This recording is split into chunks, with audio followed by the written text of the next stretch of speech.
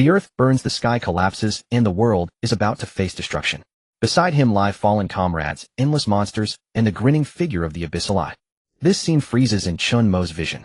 This is the 365th day since the game descended, in the final battlefield for humanity. He lies in a pool of blood, his entire body racked with pain, the world plunging into darkness. Just as his consciousness completely fades, a voice rings out. Boom. The image distorts, the world resets. Slap. L City 3 in the morning. Chen Mo wakes from his dream, his body drenched in cold sweat, the memories in his mind still vivid. That was the scene of the apocalypse a year after the descent of Divine Realm, a world on the brink of collapse. Before he could gather his thoughts, the phone on his pillow suddenly gave a series of sharp beeps, nearly startling him. Who the hell is texting at this hour? Don't they sleep? Are they cosplaying an NPC? He turned over and saw 99 unread messages. Global abnormal energy fluctuation detected, supernatural phenomenon suspected. Expert advice, citizens are advised to stay indoors and avoid going out. Relevant authorities are investigating, details will be updated at any time, stay tuned for further information. As soon as the news broke, netizens erupted in discussion. Realtor Wang, am still paying off my mortgage. If I don't stay home, do you expect me to wander the streets? Stock investor Lao Chen, do you think this energy fluctuation will affect the stock market? Will my portfolio finally stop falling today? I have a plan. Don't listen to the experts. It's just temperature changes plus electromagnetic interference. Young people, don't be superstitious. Chen Mo got up, turned off his phone, and looked around blankly. The familiar ceiling, curtains, oak furniture. Everything was so real. He was back. Was this Rebirth? Chen Mo felt the strength in his hands. The weakness of approaching death had vanished, replaced by a vivid, real vitality. A few minutes later, he confirmed that he had returned to a few hours before the game's descent. Living again, he didn't want to repeat the tragedy of his past life. Just as he was quickly organizing his thoughts, a lazy, seductive voice sounded in the room. Xiao Mo, you're finally awake. The voice was gentle and sensual with a hint of sleepy huskiness that seemed to seep into the bones. Chen Mo turned his head, and the next second a captivating figure came into view. Shinmingji. She wore a form-fitting OL uniform, the top two buttons of her white shirt undone, revealing a breathtaking cleavage, a black pencil skirt, hugging her perfect curves, her black stocking legs crossed, and red-bottomed high heels on her feet. At this moment she sat by the bed holding a glass of warm water, leaning forward slightly, offering the glass to Chen Mo. You were frowning and having a nightmare just now. She chuckled lightly, her eyes full of allure. What did you dream about? Could it be something intense? Her voice carried a seductive huskiness that made hearts race. Chen Mo. In his past life, he had always treated Shinmingji as an ordinary assistant, never even noticing her figure or temperament. But now he truly realized. Shinmingji's allure was that of a natural-born seductress. Chen Mo's mouth twitched, a ridiculous thought even crossed his mind. Could I have been frigid in my past life? WTF? Shinmingji saw Chen Mo's silence and gave a graceful smile. She slowly leaned in, bringing the glass to his lips, her fragrance wafting around his nose, making breathing difficult. Have some water. To Chen Mo's ears, her voice seemed to carry magic.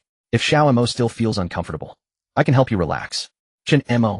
Anyway, Chen Mo thought her words were too direct with obvious implications. His body was only 18, in the prime of hormone explosion.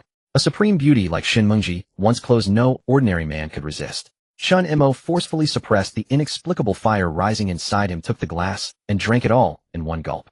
Forget the relaxation, I have more important things to do later. Chen Mo took a deep breath, forcing himself to calm down. He quickly picked up his phone, opened the bank app, ready to withdraw enough funds to stockpile supplies. But the screen displayed a cold system prompt. Account status frozen, system error, unable to withdraw. Seeing this on his phone, a surge of anger rose in Chen Mo's heart. Exactly. He suddenly recalled the memories of his past life. At this time his parents had already gone missing, no one knew, and within a few hours after the police report, the authorities even officially declared them dead. On the day the game descended, he had originally intended to use his parents' funds to stockpile equipment, but found all assets frozen. Shinmingji noticed the abnormality in Chen Mo's mood and wanted to say something, but ultimately closed her mouth. Soon enough they'll beg me to take my money back. Chen Mo stood up. Right now, more than money, I need to become stronger. His assets were frozen, meaning he couldn't use real money to stockpile resources. But he didn't care too much anymore. He immediately dialed his sister Chen Xiaoxia's number. Old Chen, a soft girlish voice answered. Xiaoxia, no matter what happens today, stay in your dorm. What's wrong? Chen Xiaoxia sounded uneasy. Just listen to me, Chen Mo said. Though confused, she obediently nodded. Okay. Ending the call, Chen Mo went up to the fourth-floor warehouse, his gaze sweeping toward a silver-white game pod in the corner, his eyes cold and determined. Divine Realm, a forcibly descending global game where all real-life identities are automatically bound to characters. According to Chen Mo, there were two ways to enter the game. 1. Wear a neural connection device, such as a game pod or helmet. 2. Fall asleep directly and be forcibly pulled into the game by the system. Chen Mo looked at the top-tier game pod in the corner. He had never used this device in his past life, but now he could take the lead. In my past life I entered the game too late and missed the strongest class. In this life no one will get ahead of me. He wasted no time, walked over, and laid down into the game pod.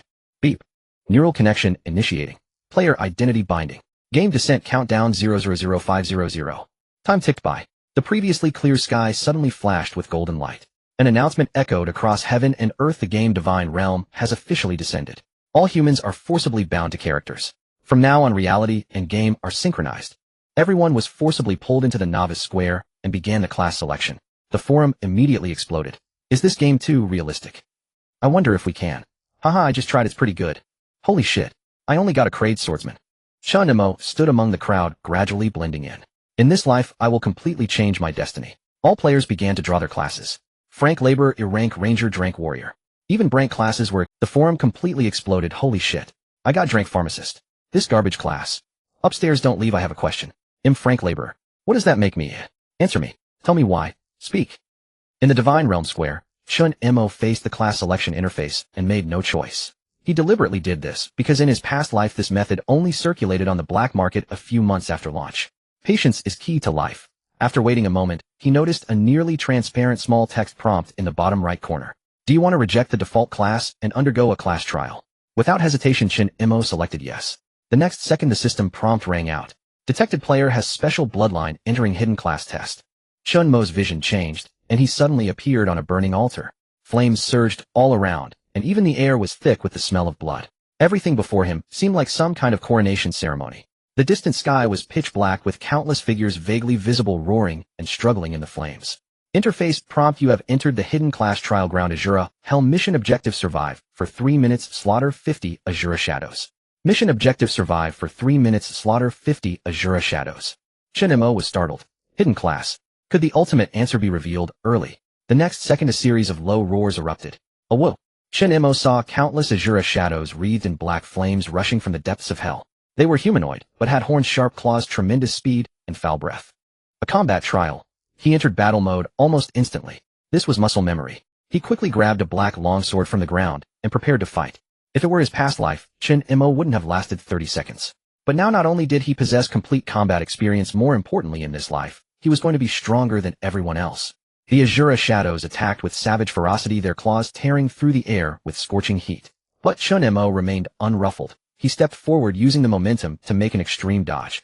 Swoosh. He agilely dodged the attack, simultaneously swinging his blade in a counterstrike. The first Azura shadow was cleaved in half, its black flames splashing into Chen Mo's body, instantly transforming into a scorching energy. Azura shadow killed attack 1. Azura shadow killed attack 1. Killing the monsters. Directly converts into his own power. Chen Mo's heart shook, and then he laughed. This trial was tailor-made for me. The next second his figure turned into an afterimage, weaving through the crowd of Azura shadows like a bloodthirsty Azura. Blood mist filled the air, black flames roiled. 3 minutes later the ground was littered with slain Azura shadows. Chen Mo stood in a pool of blood, his body wreathed in flames like a god of slaughter returning from hell. Trial complete. Azura shadows killed 30. Congratulations, you have obtained the SS-Rank hidden class. This class is unique to the entire server. Almost instantly the central screen of the Divine Realm Square flashed with a message. Global system announcement: congratulations to the anonymous player for unlocking the hidden tier class Blood Shura. A unique class. There is only one in the entire server. The very first global announcement since the game opened made the Xinyu forum erupt in an instant. What the hell? A hidden tier class? This is so unfair. Come on, why is there a unique class? Brothers, can this game let us buy classes with RMB? I'm going to charge money. The forum experienced its first true explosion as players across the entire server descended into madness, each one dreaming of obtaining a hidden class for themselves. With a flash of white light, Chen Mo appeared in a bluestone plaza. A faint scent of fresh grass permeated the air and sunlight filtered through the clouds, bathing this novice village in a warm radiance. With a casual wave of his hand, Chen Mo brought up his status panel. Blood Shura class panel. End killing with killing is slaughter itself is the only truth. LV10100 ID Chen Mo Sedan Mo class Blood Shura. Hidden unique title none. HP 150 MP. Unable to use mana. Physical attack 30, physical defense 5, magical defense 5, physical penetration 0, magic penetration 0, attack speed 0. 61. Movement speed 3. 0 luck, you guess, free attribute points 0 talents, slaughter, echo, berserker's fury. Each normal attack increases attack power by 1 and attack speed by 0. 5 up to 1000 stacks, each stack lasting 30 seconds. When his own HP falls below 50, critical strike damage is increased by 100. For every divine life form in Shinyu, he kills his attack permanently increases by 1 only effective on targets no more than 5 levels below his own. Devour killing a boss has a chance to obtain its soul. By absorbing the soul, he can gain that boss's mutated equipment. A knife lying on the ground. Quality none. Attack 5. Novice Village No. 10086 Knocktown. This was the starting point for all players. Wooden houses stood in a scattered pattern, and in the village center rose an unremarkable statue familiar to the point of making one's teeth ache. By this time, a large number of players had already gathered in the village. With the recent global announcement, the news that Chen Mo had obtained the hidden class Blood Shura had spread throughout the entire novice village. Yet the murmurs within the crowd carried a strange tone. What kind of class is Blood Shura? I heard it's a hidden class that has to be a god tier class, right? Classes of tier and above were called god tier. God tier? Heh, who knows if it's some weird half-baked class. People on the forum are already tearing it apart. Chen Mo casually opened the forum and discovered that he had already climbed onto the trending list. First hidden class Blood Shura exposed. A post analyzed the traits his class had revealed so far and came to a single conclusion. What kind of trash class is this? With no recovery ability, you basically can't grind monsters. This class is a joke. No skills early on, no sustain. Garbage among garbage. The weakest hidden class avoid at all costs. Chen Mo merely skimmed through. In his previous life, everyone underestimated hidden classes. Only when the rankings were slaughtered from top to bottom in the late game did they start singing their praises. But in this life, he had no intention of waiting until the late game to rise. Ignoring the chatter around him, Chen Mo walked straight toward the quest hall. Village Chief NPC Orton stood before the quest platform, already surrounded by a crowd of players. Warrior player, I want to take a quest. Village Chief, young adventurer, corrupted wild wolves roam outside. Your duty is to hunt 10 of them and claim your reward. Got it, let's go. Chen Mo stepped up to Orton and spoke calmly. I want to take a quest. The village chief had just been smiling as he shook hands with a tire warrior. At the sight of Chen Mo, his face turned green in an instant. Your Blood Shura? Is there a problem? The village chief's expression changed drastically. He shrank back half a step in haste. Young man, our novice village doesn't exactly welcome youngsters with such heavy killing intent. I'm afraid my quests can't handle a class like yours. Chen Mo was speechless. Hearing the commotion, the surrounding players immediately gathered around, as though watching a circus act. A hidden class, and even the village chief doesn't dare give him a quest. Hilarious. Maybe this class is so vicious it scared the village chief half to death. Someone even mimicked the village chief on the spot. Your killing intent is too strong. My quests can't take a child. Chen Mo glanced at the quest board where a line stood out clearly. Quest status locked. Reason: you are too terrifying. He fell silent for 3 seconds on the spot. I am slaughtering monsters, not your family's dog. The village chief coughed dryly and tried to regain his dignity. It's not that I refuse, it's just not very suitable for a class like yours. Why don't you go cool off at the village entrance first? Listening to the jeering around him, Chen Mo's expression remained calm. He could not be bothered to argue with them. He turned away from the village chief's residence and headed straight for the novice village entrance. Once again, Chen Mo came upon the statue, a dilapidated figure standing alone. Who knew for how many years it had remained there? In his previous life, it was only half a year after the game opened that top players discovered the truth. Hidden within this inconspicuous statue was a trial quest capable of greatly boosting one's early strength. By the time I learned this secret in my past life, it was already too late. But this time I will not wait half a year. Chen Mo stepped up to the statue and reached out to touch it. Ding. Hidden quest triggered. War Gods trial. Initial quest objective: achieve a 50 kill streak without leaving the battlefield. Quest restrictions: you may not use any potion skills or external means to restore HP. Quest rewards: War God recognition 10, 500 experience, 10 potions, War God medal, first time drop. In the early game, it was practically impossible for a single player to complete a 50 kill streak. Base stats were simply too low. Yet Chen Mo did not see it that way. His combat experience was exceptionally rich, and now his class was nowhere near as weak as it had been in his previous life. Just what I wanted. The War God statue burst into dazzling golden light, and Chen Mo was instantly transported into the trial ground. It was a desolate battlefield, shattered stone pillars looming ahead, and at the far end a tide of undead surged into view. Trial Undead LV. 2. HP 200 attack 58 skills none. There are 50 trial undead. Slaughter them all to clear the quest. Most ordinary players would probably abandon the quest the instant they saw it. The monsters were weak but numerous, killing them was slow, and they dropped almost nothing. With the restriction on HP recovery, one could only grit their teeth and fight until the very end. But Chen Mo merely smiled. He understood his class mechanics intimately, precisely because there are many enemies I can infinitely stack my passive. First strike. 26 normal damage Blood Fury, 1 second strike. 28 Blood Fury 2. In barely 3 minutes, he had already cut down 10 undead, his attack power having risen by 60, with his attack speed increasing as well.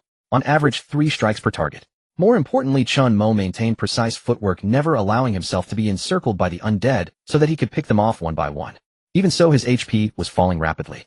HP 120150, HP 100150, HP 75150, yet he still had a final trump card. At that moment, Slaughter Echo activated.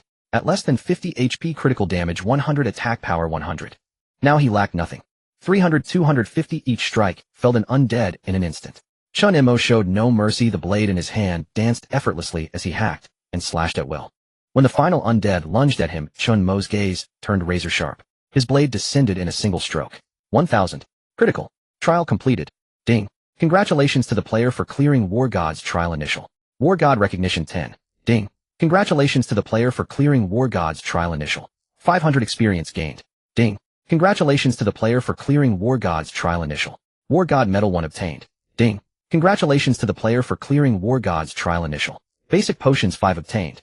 Just then, ding. Global announcement. Congratulations to the anonymous player for completing the hidden quest, War God's trial, and obtaining the War God medal. This player is the first to be recognized by the War God recognition 10. What the hell? What is War God's trial? There's a hidden quest in the novice village. Quick check the forum. See if there's any intel on this quest.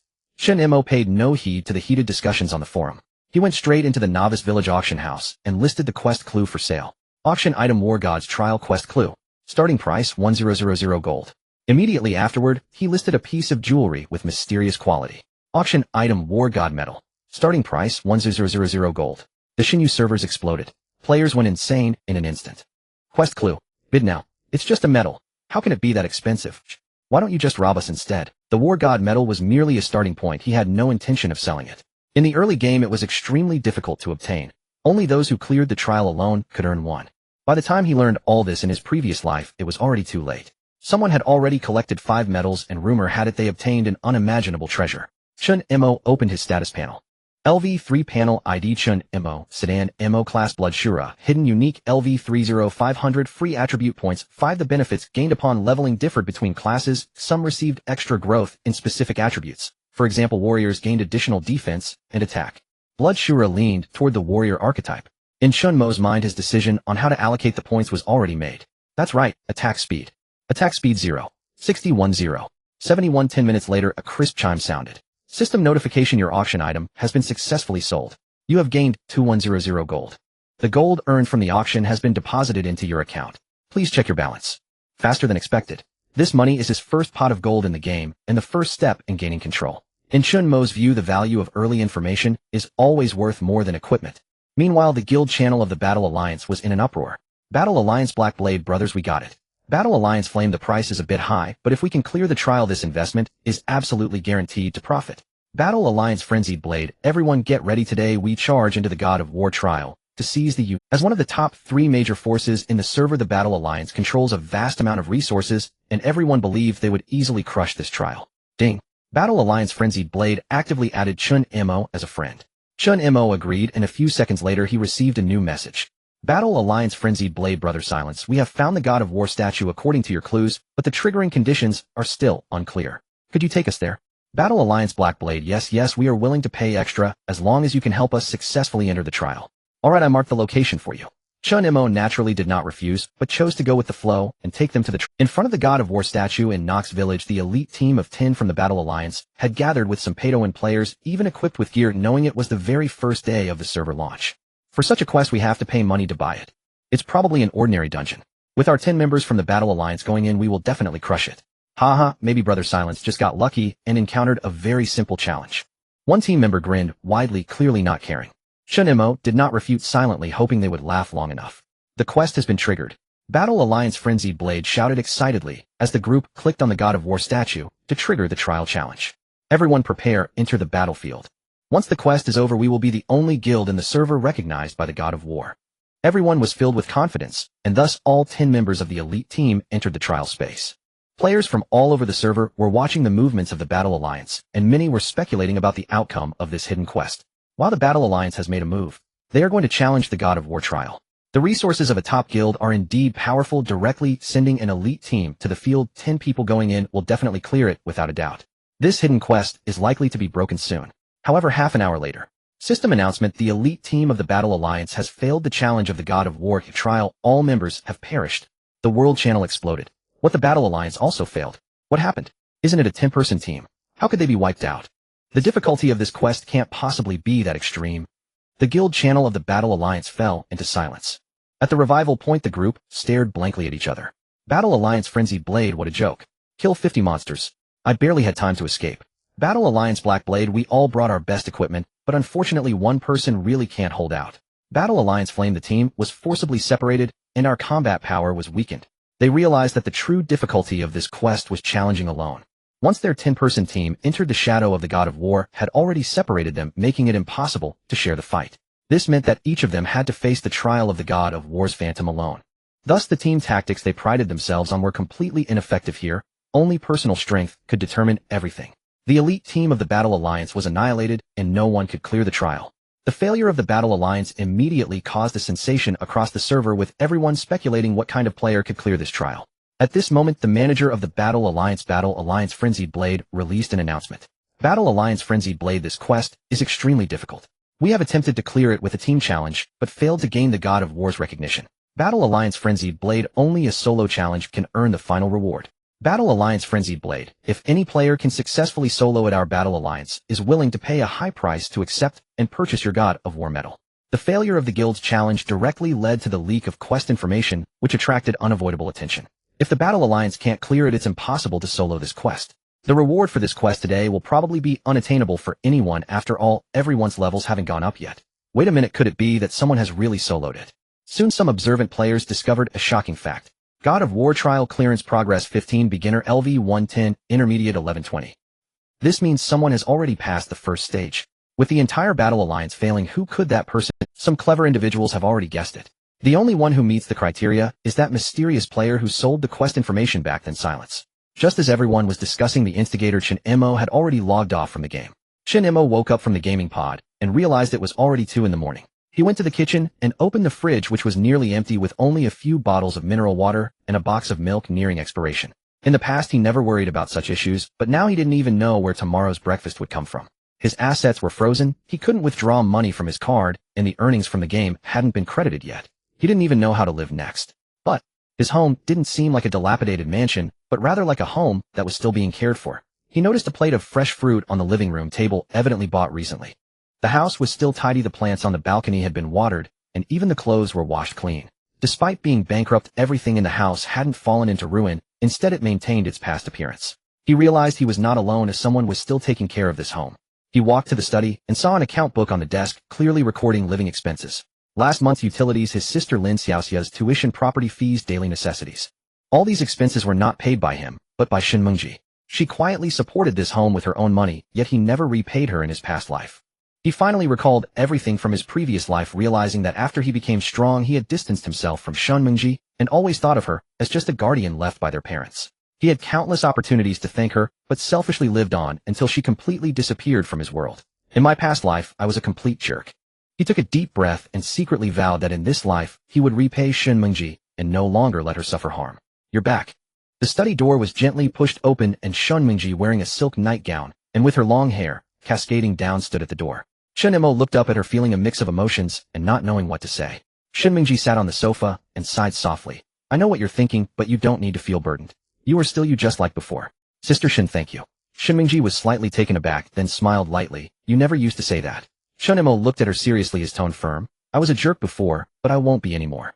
Just then, Chen Mo's phone vibrated, and a transaction notification popped up. Your account has received a transfer of 500 RMB. Chen Mo exchanged gold coins, the usual ratio being gold RMB 110. He finally breathed a sigh of relief. Oh, at least for the short term, he wouldn't have to worry about living expenses. Chen Mo called Shen Mengji, Sister Shen, this is this month's living expenses. From now on, I will take care of this. Chen Mo learned that Shen Mengji had also entered the game, and her profession was priest of class support role. Characteristics focused on healing and buffs, extremely weak in combat in the early stages, suitable for team coordination.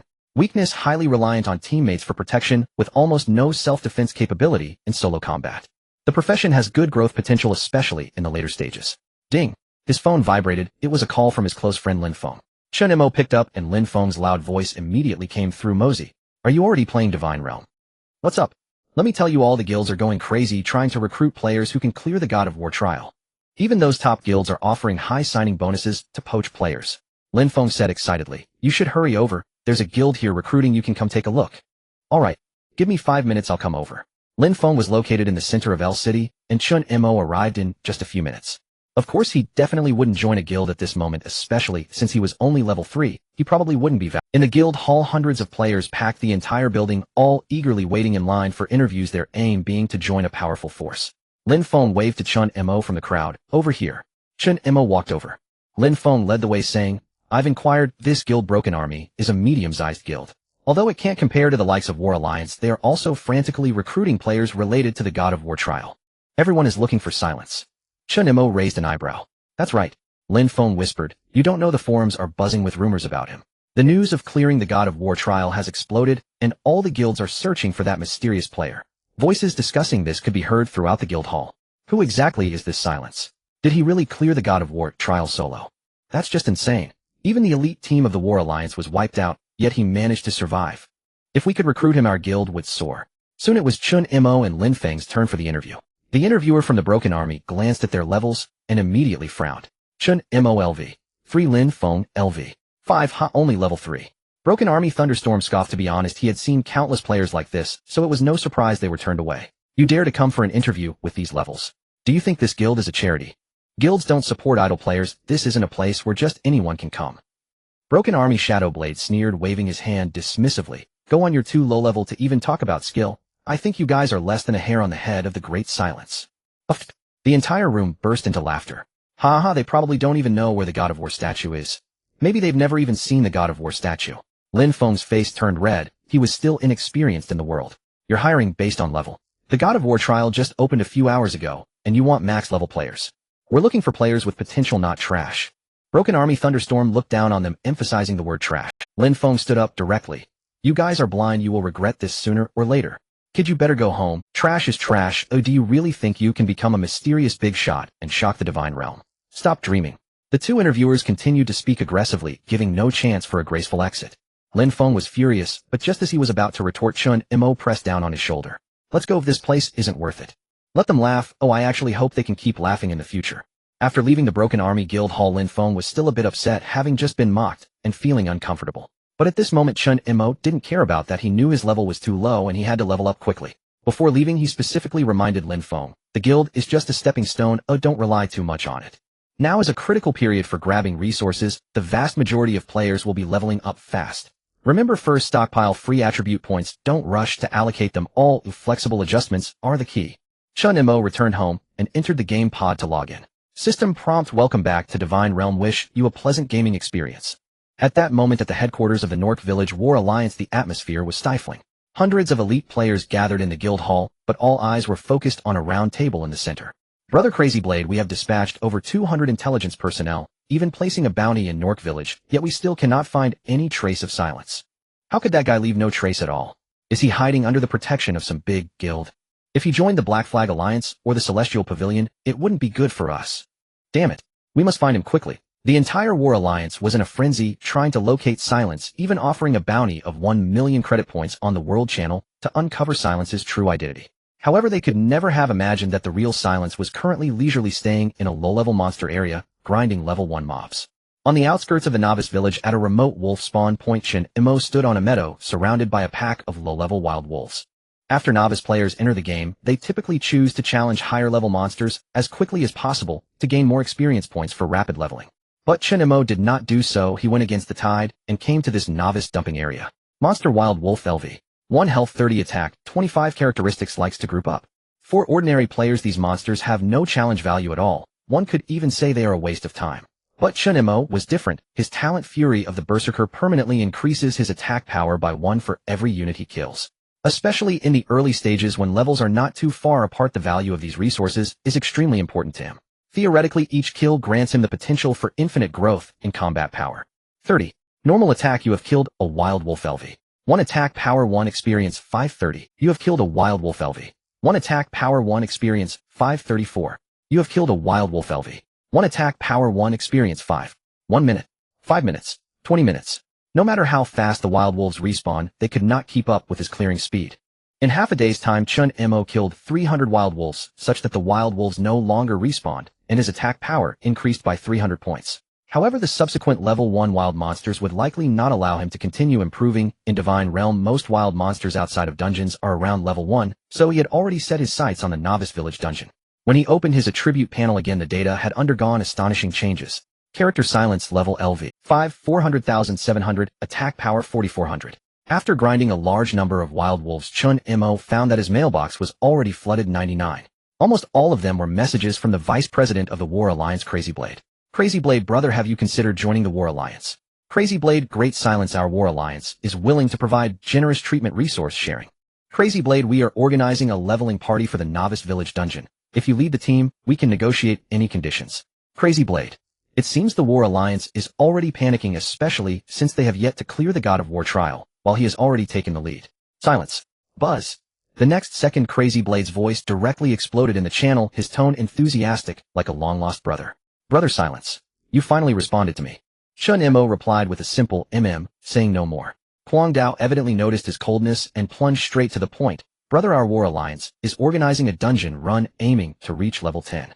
If you lead the team, conditions are on you. If possible, we will never treat you unfairly. Dungeon. Yes, the Black Rock. A place densely populated with monsters and rich in experience, it is the prime battleground for the first batch of level 10 players in the Novice Village. Kwang Dao said with certainty, all major guilds are scrambling for this dungeon. Our War Alliance must not fall behind. If you join and lead our level rush, equipment and resources will be prioritized for you. Alright, but I want to bring someone with me. Oh. Who? None of your business.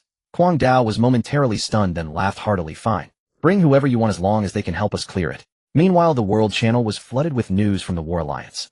The Alliance is going to clear the Novice Village dungeon, first aiming straight for level 10. At the entrance of Blackrock Cave, a group of elite players from the War Alliance had already gathered. Kwang Dao stood before the cave with dozens of members, his gaze burning as he fixed it on Chen Mo. Brother, we have booked this dungeon. I rest assured no one will snatch the boss. The team composition is the strongest, with warriors, rangers, mages, priests, and even 2 rogues handling reconnaissance. Kwang Dao patted his chest confidently. We only need you to lead the team and crush through to the boss room. Chen Mo nodded, turning his gaze towards Shen Mingji beside him. Are you ready? Shen Mingji nodded softly. Her profession was the glorious priest, a purely healing support with negligible combat power. However, as she stood at the dungeon entrance, whispers inevitably arose among the War Alliance players. Damn, the glorious priest's healing output is barely enough. Early on, her combat power is almost 0. Isn't this just dead weight? We are the first echelon rushing to level 10. Bringing a support like this is just asking us to die faster. So what are you saying?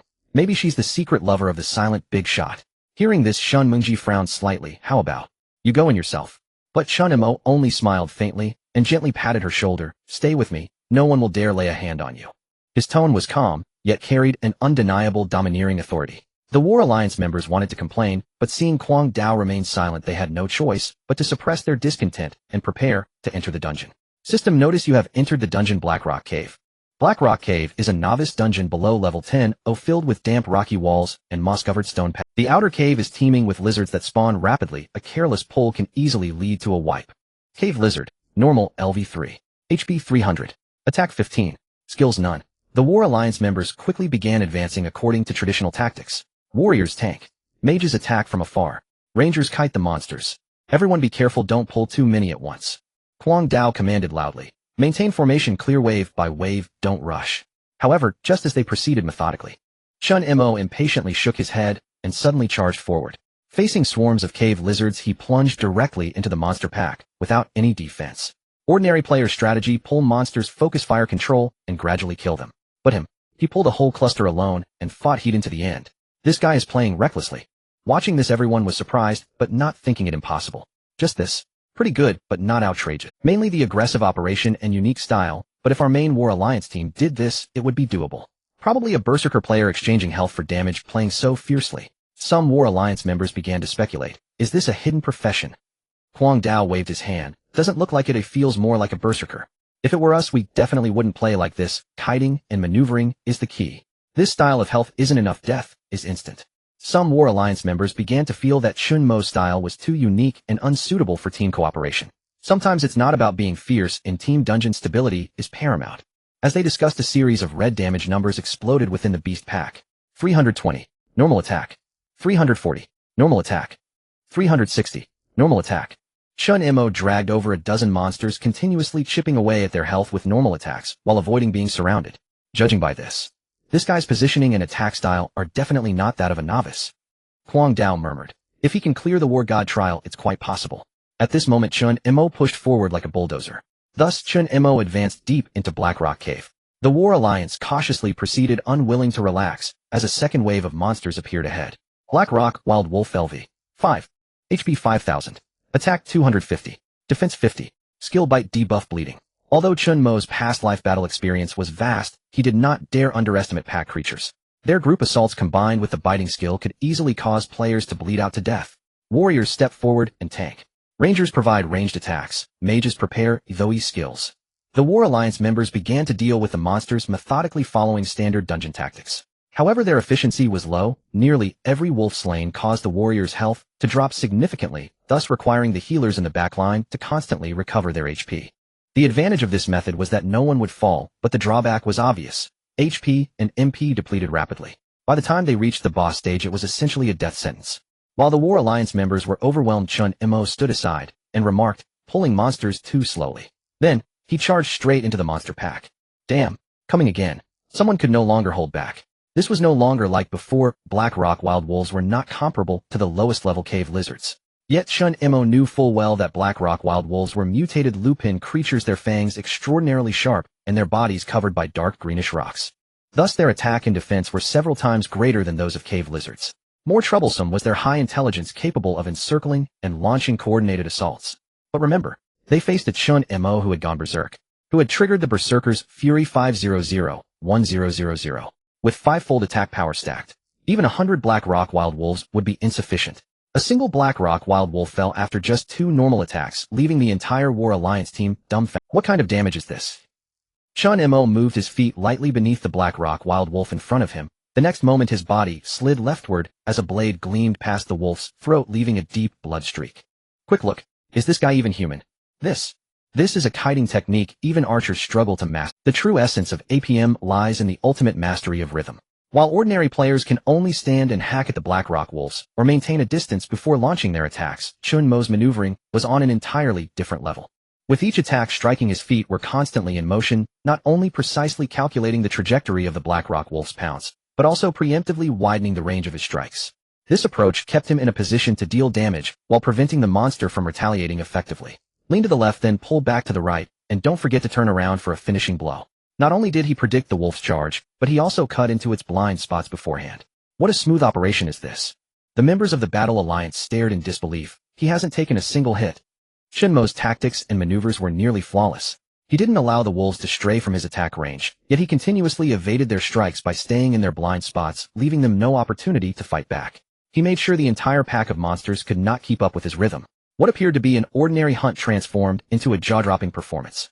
He kept moving, seeking the monster's weaknesses. Anyone who has played knows that as long as every attack lands on the wolf's weak points, it will result in precise critical hits. Moreover, Chen Mo anticipated their movements before the wolves executed their skills, causing most of their charges to miss. 2,800. Critical hit. 2050. Normal attack. 2,200. Execution. One wolf after another fell to the ground, while the game notifications flooded the screen. You have slain a Black Rock Wolf LV. 5 attack power 1 experience 50. You have slain a Black Rock Wolf LV. 5 attack power 1 experience 50. You have slain a Black Rock Wolf LV. 5 attack power 1 experience 50. This guy's attack power, is it 10 times higher than ours? Is he leveling up, or just mowing down? Huang Dao watched in shock and quietly activated the system recording, backing up the recorded video and sending it to the higher-ups of the Battle Alliance. The battle continued, and the members of the Alliance began to struggle against the wave of monsters frantically pulling them. Yet they discovered that the monsters they drew just fell for no apparent reason. The reason was simple. Chen Mo had gone berserk. He stood alone among the pack of Black Rock Wolves, much like a butcher, his eyes cold and ruthless.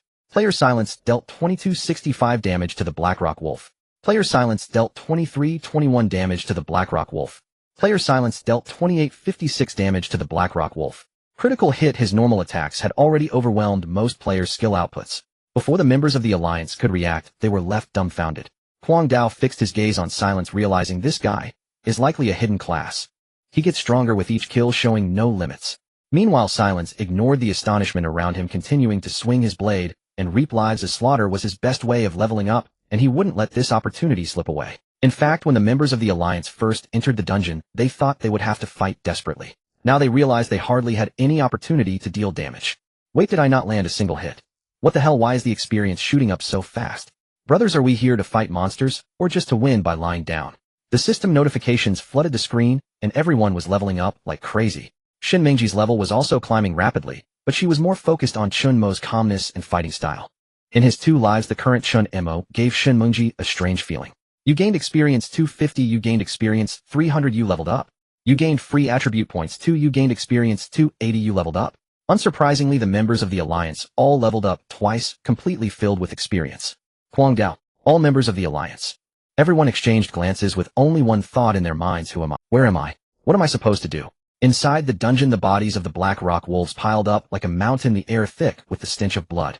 The corpses of the Black Rock Wolves lay scattered, and bright glimmers of light emerged from the bodies, clearly indicating dropped equipment. Chen Mo looked at the loot on the ground, thinking that his drop rate wasn't too bad. Ding. You have slain a Black 5 dropped equipment Black Rock short sword bronze weapon. Ding. You have slain a Black Rock Wolf LV. 5 dropped equipment Black Rock pauldron bronze armor. Ding. You have slain a Black Rock Wolf LV. 5 dropped equipment coarse wolf skin boots white armor equipment attributes Black Rock short sword fine weapon attack power 80 critical rate 5 durability 100 Black Rock pauldron fine armor defense 50 durability 100 coarse wolf skin boots white armor defense 30. The members of the Alliance looked at this scene, enviously turning reedy. That guy Silence has had way too much luck, hasn't he? Bronze equipment. We've been grinding for an hour and haven't seen a single piece of gear. If this guy sells the equipment, he could probably make quite a bit right. In the Divine Realm, a player can equip 13 pieces of game equipment, including main weapon, offhand weapon, helmet, shoulder armor, chest armor, wrist guards, gloves, belt, leg armor, boots, necklace, rings, and cape.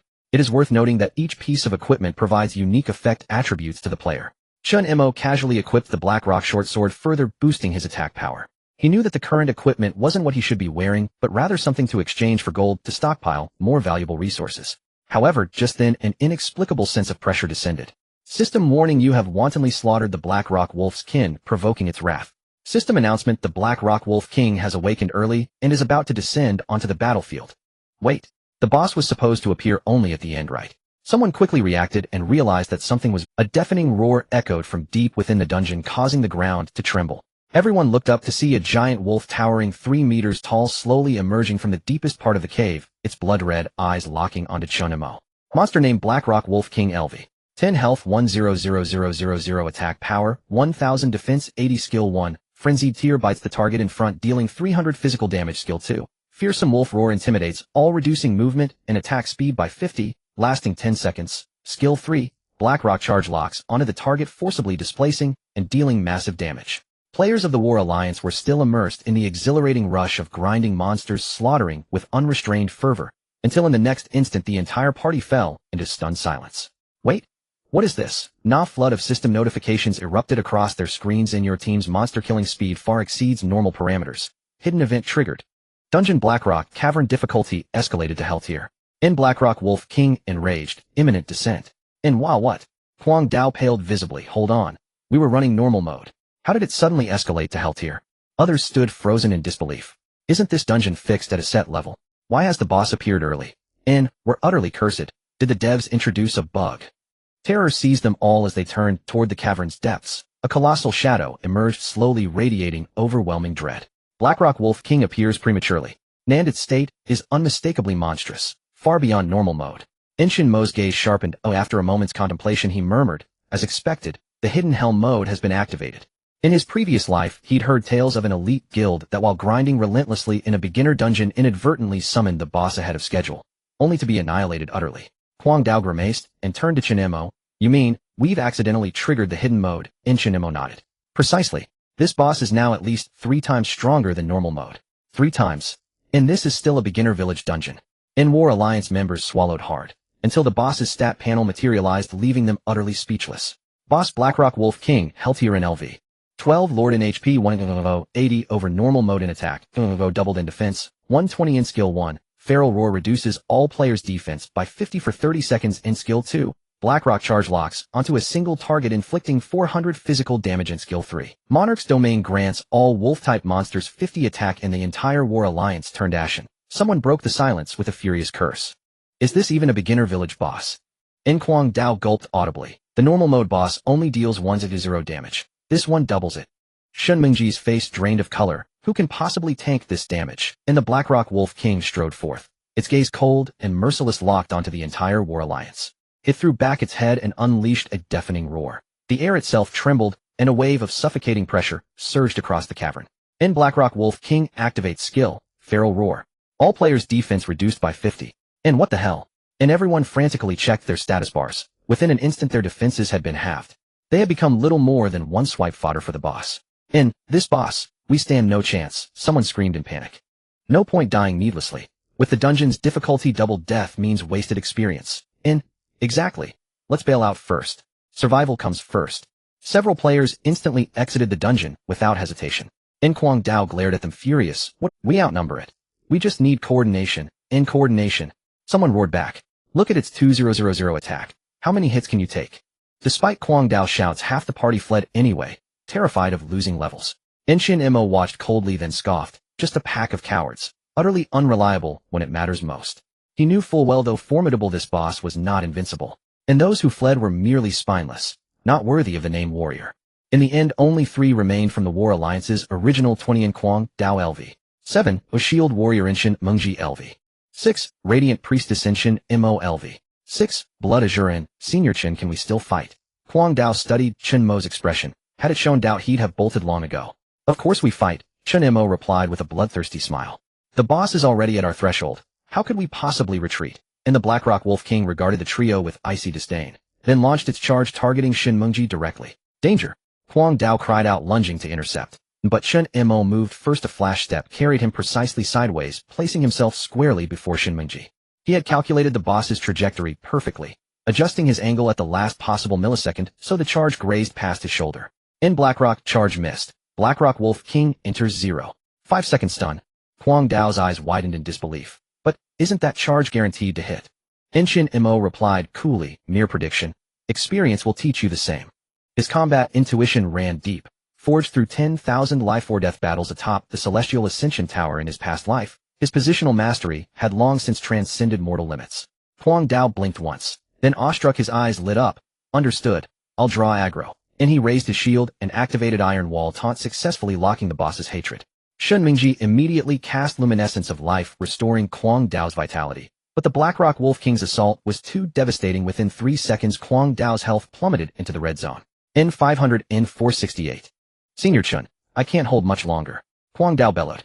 Chen Mo's gaze hardened. Steady. Just by me. Kwang Dao nodded, frantically certain he was doomed. The boss's damage was simply apocalyptic. With a guttural roar, the Blackrock Wolf King summoned a tide of wolves from the cavern walls. The battle had ignited into full-blown carnage. Hold on for 1 minute. I'll return shortly. Kwang Dao, gritting his teeth behind his shield, nearly choked on those. Are you joking? Senior Chen, where are you going? Don't abandon me. The dungeon had descended into total chaos. The Blackrock Wolf King's berserk phase fully unleashed, each bite carrying crushing, overwhelming force. Kwang Dao's health dwindled second by second, and Shun Mingji's healing couldn't keep pace. And yet, Chen Mo intended to leave. Kwang Dao nearly doubted his own ears. He felt worse than dead. Shun Mingji faltered. The boss is still at near full HP, and its damage only escalates. If you don't act now, Kwang Dao won't last long. Relax. Chen Mo didn't glance back as he sprinted toward the dungeon's edge. Just 1 minute. Kwang Dao froze. 1 minute. This boss fight. What could possibly be accomplished in 60 seconds? Yet Chen Mo was already gone. Heedless of the maelstrom behind him, he raced unflinchingly toward the dungeon's periphery. 10001000. In the distance, the pack of Blackrock Wolves summoned by the Blackrock Wolf King was still wandering around. These are the ones. Saying this, Chen Mo had already aimed the slaughtering knife at them. You have slain a Blackrock Pup Fury of the Berserker One. You have slain a Blackrock Pup Fury of the Berserker One. You have slain a Blackrock Wolf Cub Fury of the Berserker One. With each kill, his attack power surged by 1.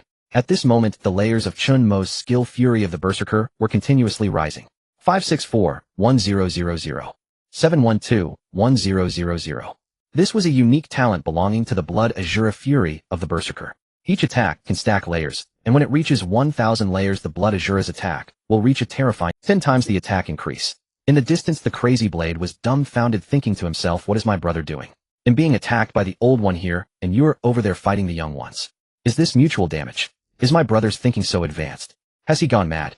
However, at the edge of the instant, Chen Mo was like the Grim Reaper, descending, his figure weaving through the wolf pack, the sword light, flickering, each strike precise beyond measure. In 0. 5 seconds, he killed one wolf. Ordinary players would need at least 2 minutes to kill a Black Rock pup, but in Chen Mo's hands these monsters didn't even have time to react before turning into data light points and disappearing. You have slain a Black Rock pup Fury of the Berserker 1. You have slain a Black Rock wolf cub Fury of the Berserker 1. The speed of slaughter was increasing and system notifications were flashing wildly. Fury of the Berserker 956-1000. Fury of the Berserker 980-1000. Fury of the Berserker 1000-1000. Chen Mo slowly stopped and took a deep breath. At this moment his attack power was already 10 times that of the normal state, and his attack speed had reached an astonishing 3.2. Although the Black Rock Wolf King had terrifying stats, its attack speed was slow with a long pre-action and post-action. Yet, even so, the Crazy Blade's health was already nearing the critical point. Hurry up. I can't hold on any longer. The Crazy Blade gritted his teeth, and just as he prayed, Chen Mo finally arrived. At that moment a shadow flashed by. Bang! The Black Rock Wolf King's claw suddenly stopped, its gaze sharply turning to a certain spot. Its hatred was completely locked onto the figure standing at the center of the battlefield. Chen Mo.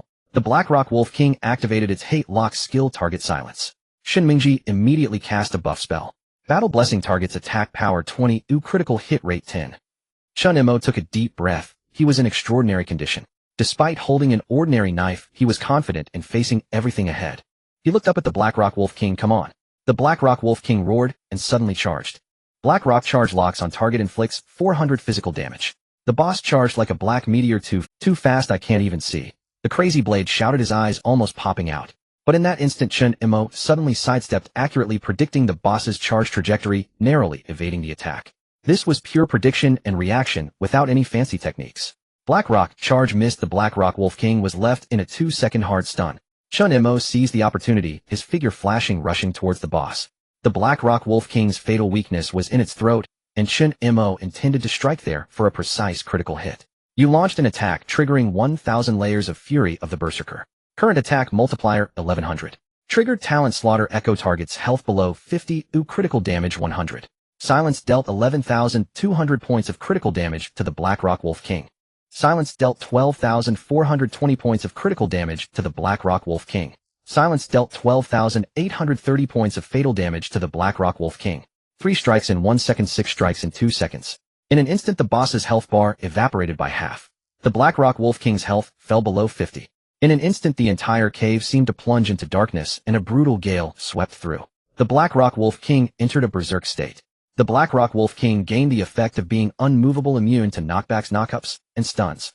The Black Rock Wolf King's attack power 50, movement speed 30. The unmovable state meant that any control skills were ineffective. Even the strongest stun could not cause the boss to pause. The Black Rock Wolf King's eyes sparkled with bloodthirsty red light as it suddenly leaped, its limbs smashing down onto the ground. Boom. The ground cracked, spreading like a spider web, a terrifying shockwave sweeping outward. In the next second the Black Rock Wolf King's gaze locked onto Chen Mo, its hind legs suddenly pushing off the ground, transforming into a black lightning bolt charging straight at him. The Black Rock Wolf King's charge speed was absurdly fast. Chen Mo's body reacted instinctively, his foot slightly stepping down, moving preemptively. You successfully dodged the Black Rock Wolf King's charge. In the next instant the black claw wind brushed past, crashing violently into the stone wall behind. Boom. The hard rock wall instantly exploded, debris flying. The scene was shocking. But Chen Mo did not pause at all, his eyes narrowed. Seizing the Black Rock Wolf King's brief skill stun, he suddenly accelerated his footwork, changing rapidly, gliding like a ghost. The Black Rock Wolf King roared in fury, its huge wolf claws striking down repeatedly. Boom, boom, boom. The triple claw attack carrying astonishing impact, if even grazed would result in instant death. It's over. Shin Mingji couldn't help but exclaim. But in the next second her expression became dazed. She saw Chen Mo perfectly evade the claw strikes at extreme distances, wasting no movement, with no extra actions whatsoever. The Crazy Blade stared in shock at this scene. Is this guy a professional player? This is simply an art. The Crazy Blade gaped, even beginning to praise. Chen Mo took a deep breath, the blade in his hand bursting with cold light, suddenly unleashing an attack. You dealt 11,200 points of critical damage to the Black Rock Wolf King. Triggered talent slaughter echo below 50 health. Current critical damage 100. Shin Mingji reacted quickly, immediately casting a buff skill. Battle Blessing targets attack power 20, critical hit rate 10. The Black Rock Wolf King was caught off guard and exposed a flaw. Chen Mo's gaze became incredibly sharp. He knew the opportunity had come. The blade in his hand glowed with blood light, suddenly piercing out. Silence dealt 21,500 points of critical damage to the Black Rock Wolf King. One strike 21,000. This terrifying damage directly reduced the Blackrock Wolf King's health to 10. The crazy blade sharply inhaled, sitting down suddenly. Can a newbie player deal such damage? The Blackrock Wolf King let out a howl. Its massive body began to sway, clearly on the brink of collapse. However, at that moment, a mocking laughter echoed from the entrance of the instance.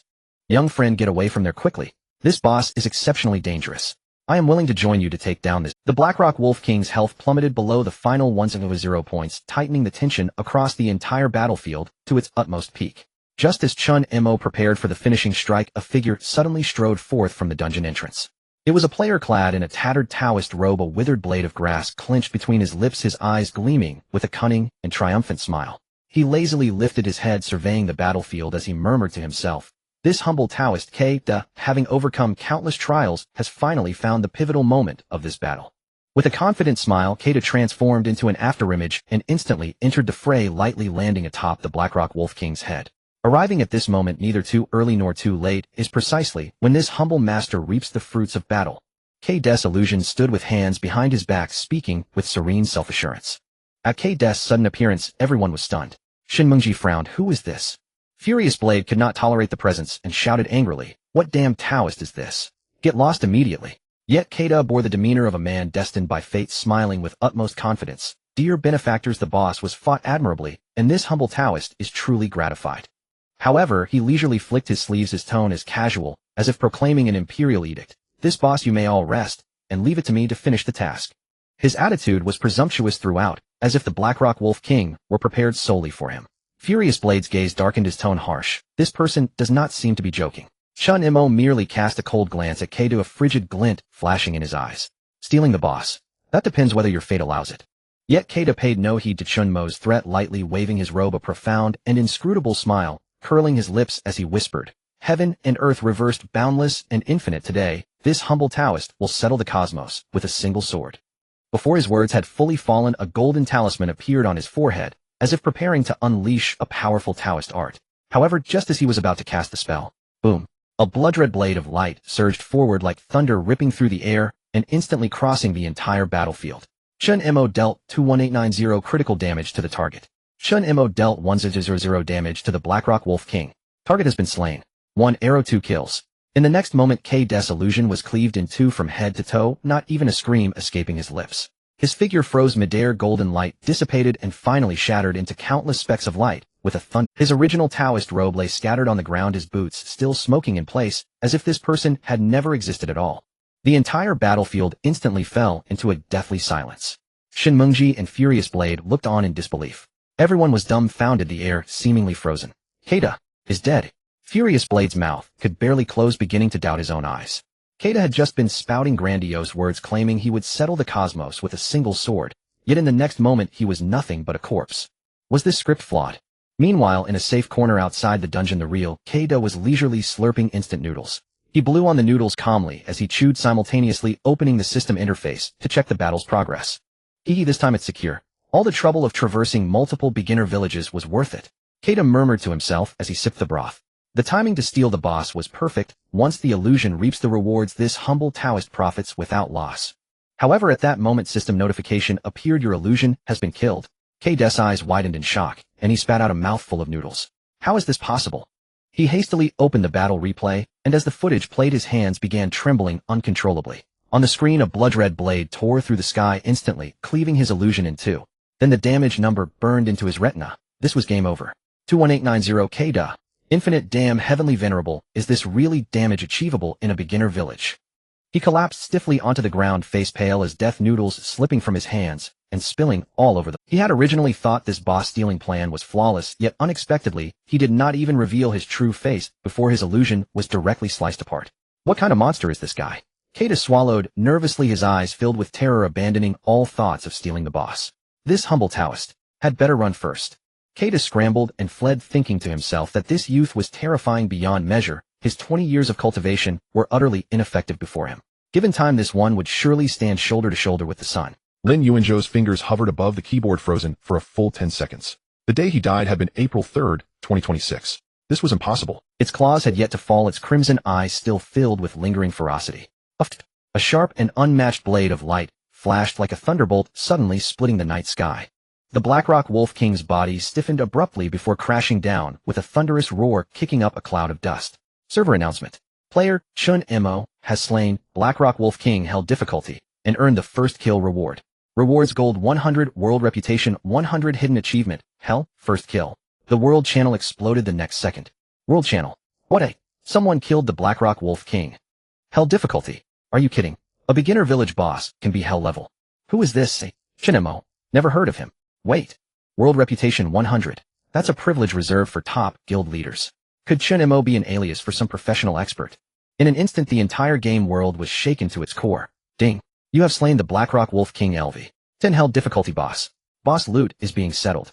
The battlefield fell silent. All players widened their eyes staring at the Blackrock Wolf King's completely decayed corpse. Everyone's lips twitched, unable to close their mouths for a long time. Is this over? Furious Blade's hand still gripped his weapon, frozen midair, his expression nearly dazed. What the hell? This was the Blackrock Wolf King they had fought for over half an hour among dozens of people, yet still could not shake. And now it was casually felled by a single strike from Chen Mo. This was no longer a matter of strong. It was sheer unmitigated terror. The only one who remained calm was Chen Mo himself. He slowly sheathed his blade, his gaze sweeping over the scattered equipment on the ground as he murmured, "Let's see what has dropped. You have gained 50 free attribute points. You have obtained the class skill book, Frenzied Blood Sacrifice. You have acquired the main weapon for your class, Bloodthirsty Battle Blade. You have obtained equipment, Blackrock Armor Bronze. You have acquired special material, Blackrock Wolf King's Soul. You have received a special reward, locked. 50 free points plus a skill book and weapon. What a steal." Chen Mo was well aware that these resources were extraordinarily rare at this stage, especially free attribute points, which directly enhanced his overall combat power. What caught his eye most was the battle blade enveloped in a black aura. Bloodthirsty Battle Blade, upgradable. Attack 200. Attack speed 0. 5. Requirements exclusive to Blood Azura class, no equipping restrictions. Effect 1, Bloodthirst restores 1 of lost health upon hitting an attack. Effect 2, absorbs 30 of the target's attack power upon hitting. Chen Mo was astonished. This was a growth-type equipment considered a treasure in Xinyu. The later the stage, the more outrageous its value. This bloodthirsty battle blade perfectly matched his combat style, especially its bloodthirst effect. Even though only one, it was a significant boost for the Blood Azura class, while for others it might be negligible. This boss was worth it. Chen Mo chuckled softly as he packed up the loot. Next he noticed the special drop in his inventory, Blackrock Wolf King's Soul. His talent, Killing Echo, possessed a special ability. Devour the core skill of monsters to trigger a talent mutation. Do you wish to devour the Blackrock Wolf King's soul? Upon devouring, you have a chance to acquire the Wolf King's skills from life. Chen Mo did not hesitate. Devour. Black energy surged instantly into his body, a wild and murderous aura boiling forth. Ding. You have successfully devoured the Blackrock Wolf King's soul, acquiring the skill Wolf King's Furious Assault. Skill adjustment in progress. Due to your class uniqueness, the skill has mutated. Wolf King's Furious Assault has evolved into Bloodthirsty Raid. Skill Bloodthirsty Raid. Effect instantly increases attack power by 35 seconds, teleports behind the target for a powerful strike, can critical hit. Cooldown 20 seconds. Cost 500 HP.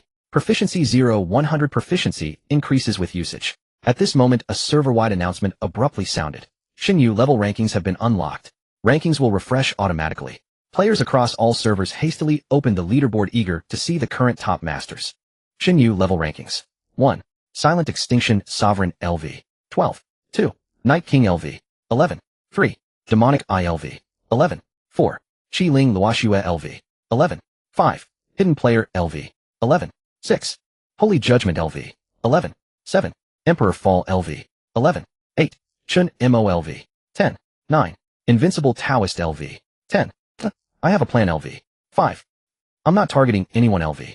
5. Everyone understood that appearing near the top of the level rankings meant standing among the global pinnacle of players.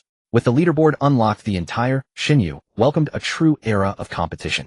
And Chen Mo's name had already become a terrifying presence no one could ignore. Chen Mo glanced around, noting, in his past life, he had an understanding of the previous few. Despite being latestage, they are still top experts in the divine domain. The first name is the Silent Sky Monarch, the president of the Battle Alliance, suspected to have S-Rank profession. The second is the Night King, president of the Night Guild, a shadow assassin profession, said to have no limits in operation. However, Chen Mo had a deep impression of the third place, the Demon Eye. This person was once the MVP of the World Championship, having swept through an entire server, a terrifying presence. Chen Mo continued to scan down, the 7th place. Invincible Priest. He frowned, feeling that this ID seemed a bit familiar. At the same time, the World channel exploded. World Berserker Blade, damn. The ranking has been unlocked. Check the rankings quickly. World Night Shadow Assassin. First place, Silent Sky Monarch. This guy is definitely a top-tier player. World Priest Gentle Blade. Wait. Who is this 6th place Silent? World Battle Alliance Berserker. World Some Priest. Damn. I'm on the list too. Chen Mo. He suddenly understood that the invincible priest on the leaderboard was the one who had just been split in half after stealing the boss's result Kata. This guy actually ranked 7th. He rubbed his chin pondering. Never mind that the important thing is to make money. The spoils of the Black Rock Wolf King lay on the ground shimmering with brilliant gold. Berserker Blade swallowed hard, unable to resist, saying, Brother Silent, what do you plan to do with the Wolf King's equipment? Chen Mo casually tossed the equipment onto the trading interface, saying indifferently, sell it. Berserker Blade was taken aback. You're selling. Sell everything? Chen Mo replied calmly. If your Battle Alliance wants it, it'll give you a package price. Berserker Blade's eyes widened. Then what will you use in the future? Money. Chen Mo smiled slightly. Money is far more important than equipment. Berserker Blade took a deep breath, calculating the value of this equipment in his mind. Black Rock Wolf King's armor bronze Black Rock short, sword bronze Black Rock shoulder pads bronze armor Black Rock, helmet bronze armor. Just these pieces of equipment, each one, is enough to elevate the Battle Alliance by a small step in the early stages. Berserker Blade licked his lips, weighing his words cautiously, saying, 1,000 gold coins. 1,000 gold coins. Chen Mo chuckled coldly, tapping a number on the trading interface. 2,000 gold coins or cash transactions starting at 100,150 Berserker Blade. Members of the Battle Alliance. World Some Battle Alliance member, Silent Boss, directly asking for 100,000. That's too ruthless. World Some Casual player, just watching in this day, an age stealing a boss is turned around. World Some Priest, TSK tisk this price. It's more ruthless than me. Berserker Blade looked constipated, staring at the trading interface, dumbfounded. But he had no choice. The Alliance is a guild, and the guild needs to develop. They must secure this batch of equipment. In the end, Berserker Blade, with a pale face, clicked confirm cash transfer of 500 with the remaining gold coins to be filled later. Transaction successful. You received 500 cash. You received 1,200 gold coins. Berserker Blade felt like his heart was being cut, twitching his lips as he said, Brother, you really know how to do business. Chen Mo collected the equipment with a calm demeanor, saying lightly, Pleasure doing business with you. Having made enough money, Chen Mo unhesitatingly chose to log off. In the real world, he opened his eyes, taking off the game helmet. It's time to cover Xiaxia's tuition. A black vehicle steadily stopped at the entrance of L City No. One high school, one of the top high schools in L City with expensive tuition. Students who can enter here are either rich or noble. However, a few months ago, Chen Mo's sister Chen Xiaxia was almost expelled from school due to overdue tuition. At that time, Chen Mo was still an ordinary person without a penny. Now, in just a few days, reality had changed. After a while, Chen Mo returned to the car, where Shen Mengji was leaning against the passenger seat, her long fair legs casually crossed, smiling slightly. Why did it take so long?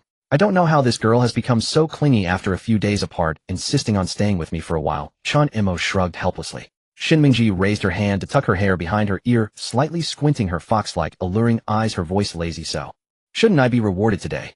Chen Mo. Reward? How did this woman come to that conclusion? Before he could speak, Shen Mengji had already pouted her red lips, lightly chuckling. After all, if I hadn't given you a ride, you'd still be squeezing the subway. Oh. Chen Mo took out his phone and opened a nearby upscale restaurant. He'll treat you to dinner, is that good enough? Shen Mengji snorted a meaningful smile, curling her lips. This isn't a reward, it's what you should do. The two arrived at a high-end Western restaurant in downtown L City, where Shen Mengji wore a light purple-fitted cheongsam, becoming the center of attention as she walked. Her figure was already extremely curvaceous, and the close-fitting cut of the cheongsam accentuated every inch of her curves, from her delicate collarbone to her slender waist, and the white long legs faintly visible from the split in her skirt. Every step exuded the charm and elegance of a mature woman. Even the restaurant staff were momentarily stunned, their eyes unconsciously landing on Shen Mengji. Shen Mengji seemed to have long been accustomed to such gazes, sitting down with a light smile, casually flipping through the menu, her tone gentle. Xiao Mo, what do you want to eat? Anything, Chen Mo casually replied, but inside, he was nearly on the verge of losing control, forcibly suppressing the evil fire within him. Then, Shen Mengji suddenly leaned closer, her voice playful. How about I feed you? As she spoke, she slowly raised a delicate finger, gently stirring the spoon, her eyes looking at Chen Mo with an ambiguous gaze, her long eyelashes fluttering. Are you a bit shy? The air fell silent for a moment. Chen Mo's knife paused slightly in his hand as he glanced at her, calmly lowering his head to continue cutting the steak. Eat your food, stop with the theatrics. Shen Mengji pressed her lips together and chuckled lightly, in a good mood as she swayed her wine glass. Little man is shy. However, the more you hold back when you explode. It must be quite intense, right? Chen Mo. He lowered his head to eat, resolutely ignoring this seductive woman's antics. While they were having dinner, a familiar voice suddenly came from beside them. Mo, go. You are here too. Chen Mo looked up to see a young man in a casual jacket walking towards him with a surprised Lin Feng. Chen Mo raised an eyebrow. What are you doing here? Lin Feng laughed heartily, boldly pulling out a chair and sitting down. Damn, I just made a profit and thought about coming to have a good meal. I didn't expect to run into you. Made a profit? Chen Mo thought for a moment. Did you sell equipment? Isn't that right? Lin Feng proudly took out his phone, opened the transaction record, and showcased a mystery wristguard bronze. Guess how much this thing sold for? He smirked mysteriously. Chen Mo glanced at it, remaining silent, thinking that this guy must have hit some lucky break. Lin Feng mysteriously shook his finger. 10,000 bucks cash transaction. Who bought it? There were several mysterious buyers heard they were vying pretty fiercely. Lin Feng lowered his voice. Chen Mo knew that among them there were surely some national official agencies, major guilds, and wealthy individuals. They were fighting to buy it, and some even offered higher prices, but I ran out of stock. Lin Feng's face was filled with uncontrollable excitement. The divine domain had descended upon the world, and countries' capital and guilds were all placing their bets. Not just the capital, major guilds were also secretly laying plans. They should have a vague understanding that behind the divine domain there might be some global competition. Some super capitalists had already formed their own professional teams to cultivate top players and seize game resources. Even more terrifying is that some national institutions are also probing into the secrets of the divine domain. Certain major countries have begun to recruit top players, secretly providing resource support. After the conversation, Chen Mo returned home and went online again. Ding! The familiar sound echoed, and Chen Mo's vision instantly cleared as his figure reappeared at the teleportation altar in Nock Village. In his ears, the world announcement kept refreshing.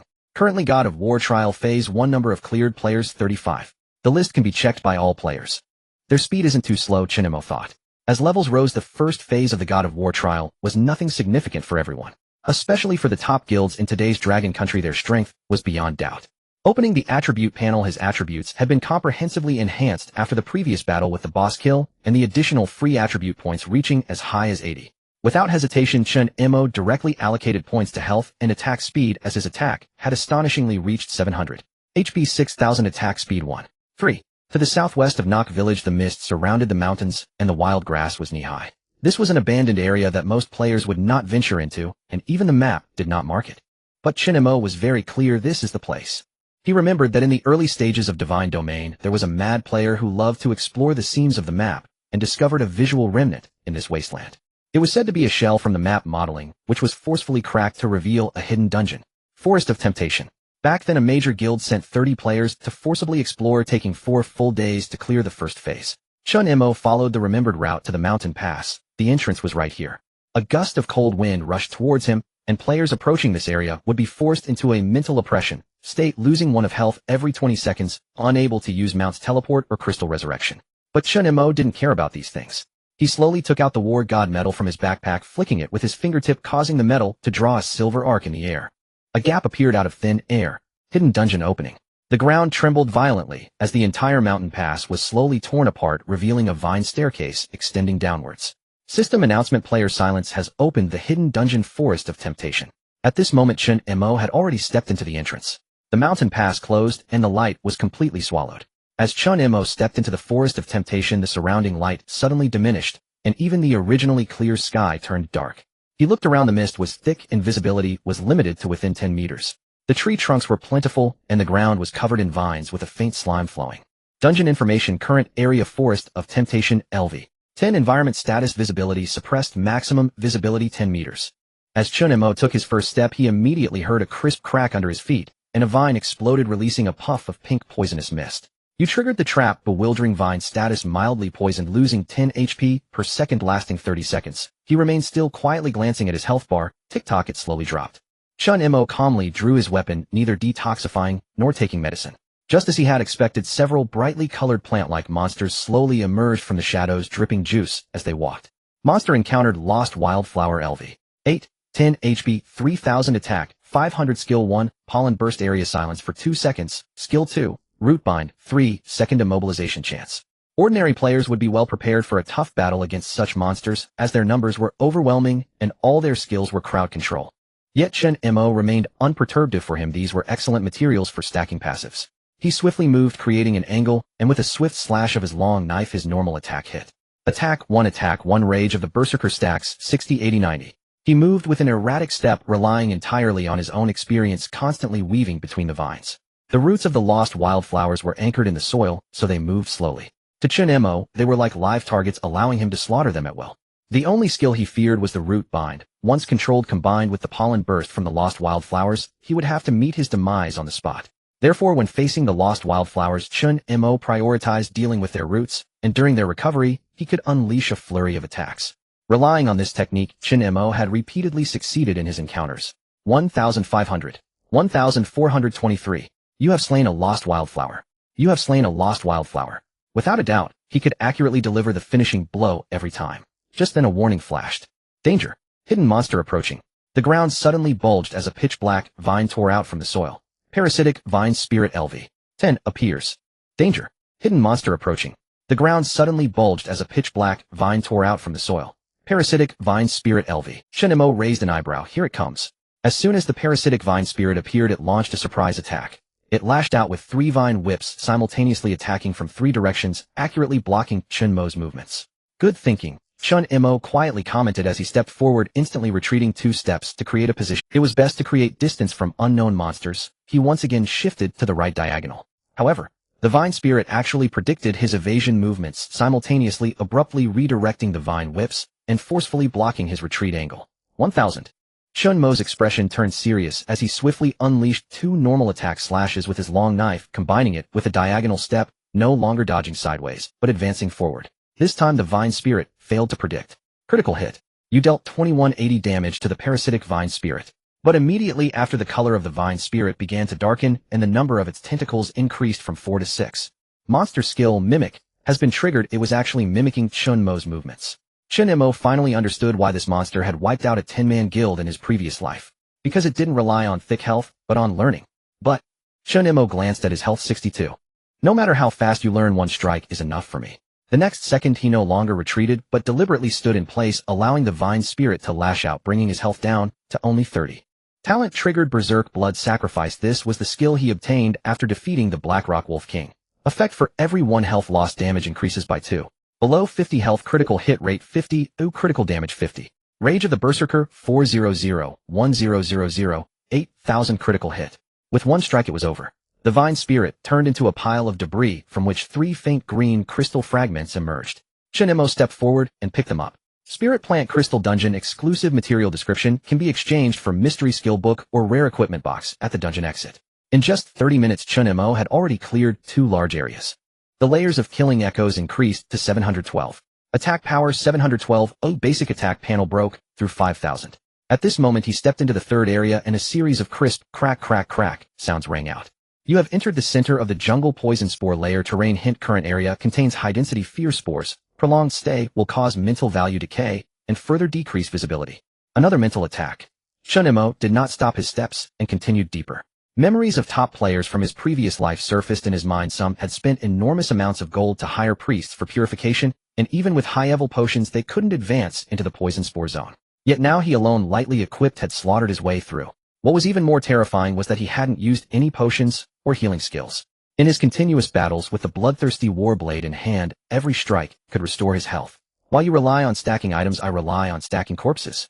Each monster he killed increased his attack power. Each area he passed through doubled his combat power. Chen Mo sheathed his knife and looked toward the deepest part of the dungeon. He knew that was where the boss would respawn. The appetizer is finished, the main course should be served now. At the headquarters of the Battle Alliance in the Azone Command Hall, a massive holographic screen illuminated the entire conference room. At this moment, over a dozen high-ranking members were seated, and the routine strategy meeting was suddenly interrupted by the manager Kwang Dao. He was adorned in gleaming golden gear, and upon closer inspection one would find it was the Blackrock set. Everyone, pardon the interruption, but I would like you to watch this video. After speaking, Kwang Dao waved his hand, and the screen switched. Video start. The scene displayed dimly lit rock crevices. A figure swiftly darted among the debris, moving like a ghost, striking like lightning. Then a flash of blade light sliced through the air. It directly aimed for the Blackrock Wolf King's vital spot. 18,231. Red crit damage exploded in the center of the screen. The conference room fell silent. 2 seconds later, the tactical group leader of the Battle Alliance sat up abruptly. This is not ordinary gameplay. This resembles a professional-level counterattack rhythm. The positioning rhythm is incredibly precise. The vice captain's voice trembled. The skill transitions are seamless like a script. Which guild is this main force from? The ID is Chen Mo. A senior member reviewed the data. Isn't this the person who sold us the War God Trial dungeon? Huang Dao's expression turned serious as he slowly said, "He is not a main force of a guild. From what I understand, he is a siren. Moreover, he is likely a hidden class. Every strike he makes carries an amplification of attack power. According to my repeatedly verified data, he might not have even used his full strength." The entire room was in an uproar. How could this be true? What? This isn't even full strength. If he joins the Battle Alliance, he would at least be a core output at the tactical group level. We must contact him quickly. Hurry and notify the recruitment department. Huang Dao sneered coldly. Contact? Do you think I haven't tried? This guy is quite proud. It seems only the president and vice president can engage with him. Moreover, you all better watch the video before jumping to conclusions. After all, these clips were captured by me personally in battle, and yet you amateurs aren't studying properly. As he spoke, he forcefully patted his chest armor and lightly tapped the screen. The scene switched once again. Deep within the enchanting forest, Chen Mo leaned against a giant tree, quietly adjusting his equipment and supplies, convinced that a tough battle was imminent. As expected, when he advanced further, the ground suddenly trembled lightly, and the vines retracted automatically. In the air, a primal roar echoed.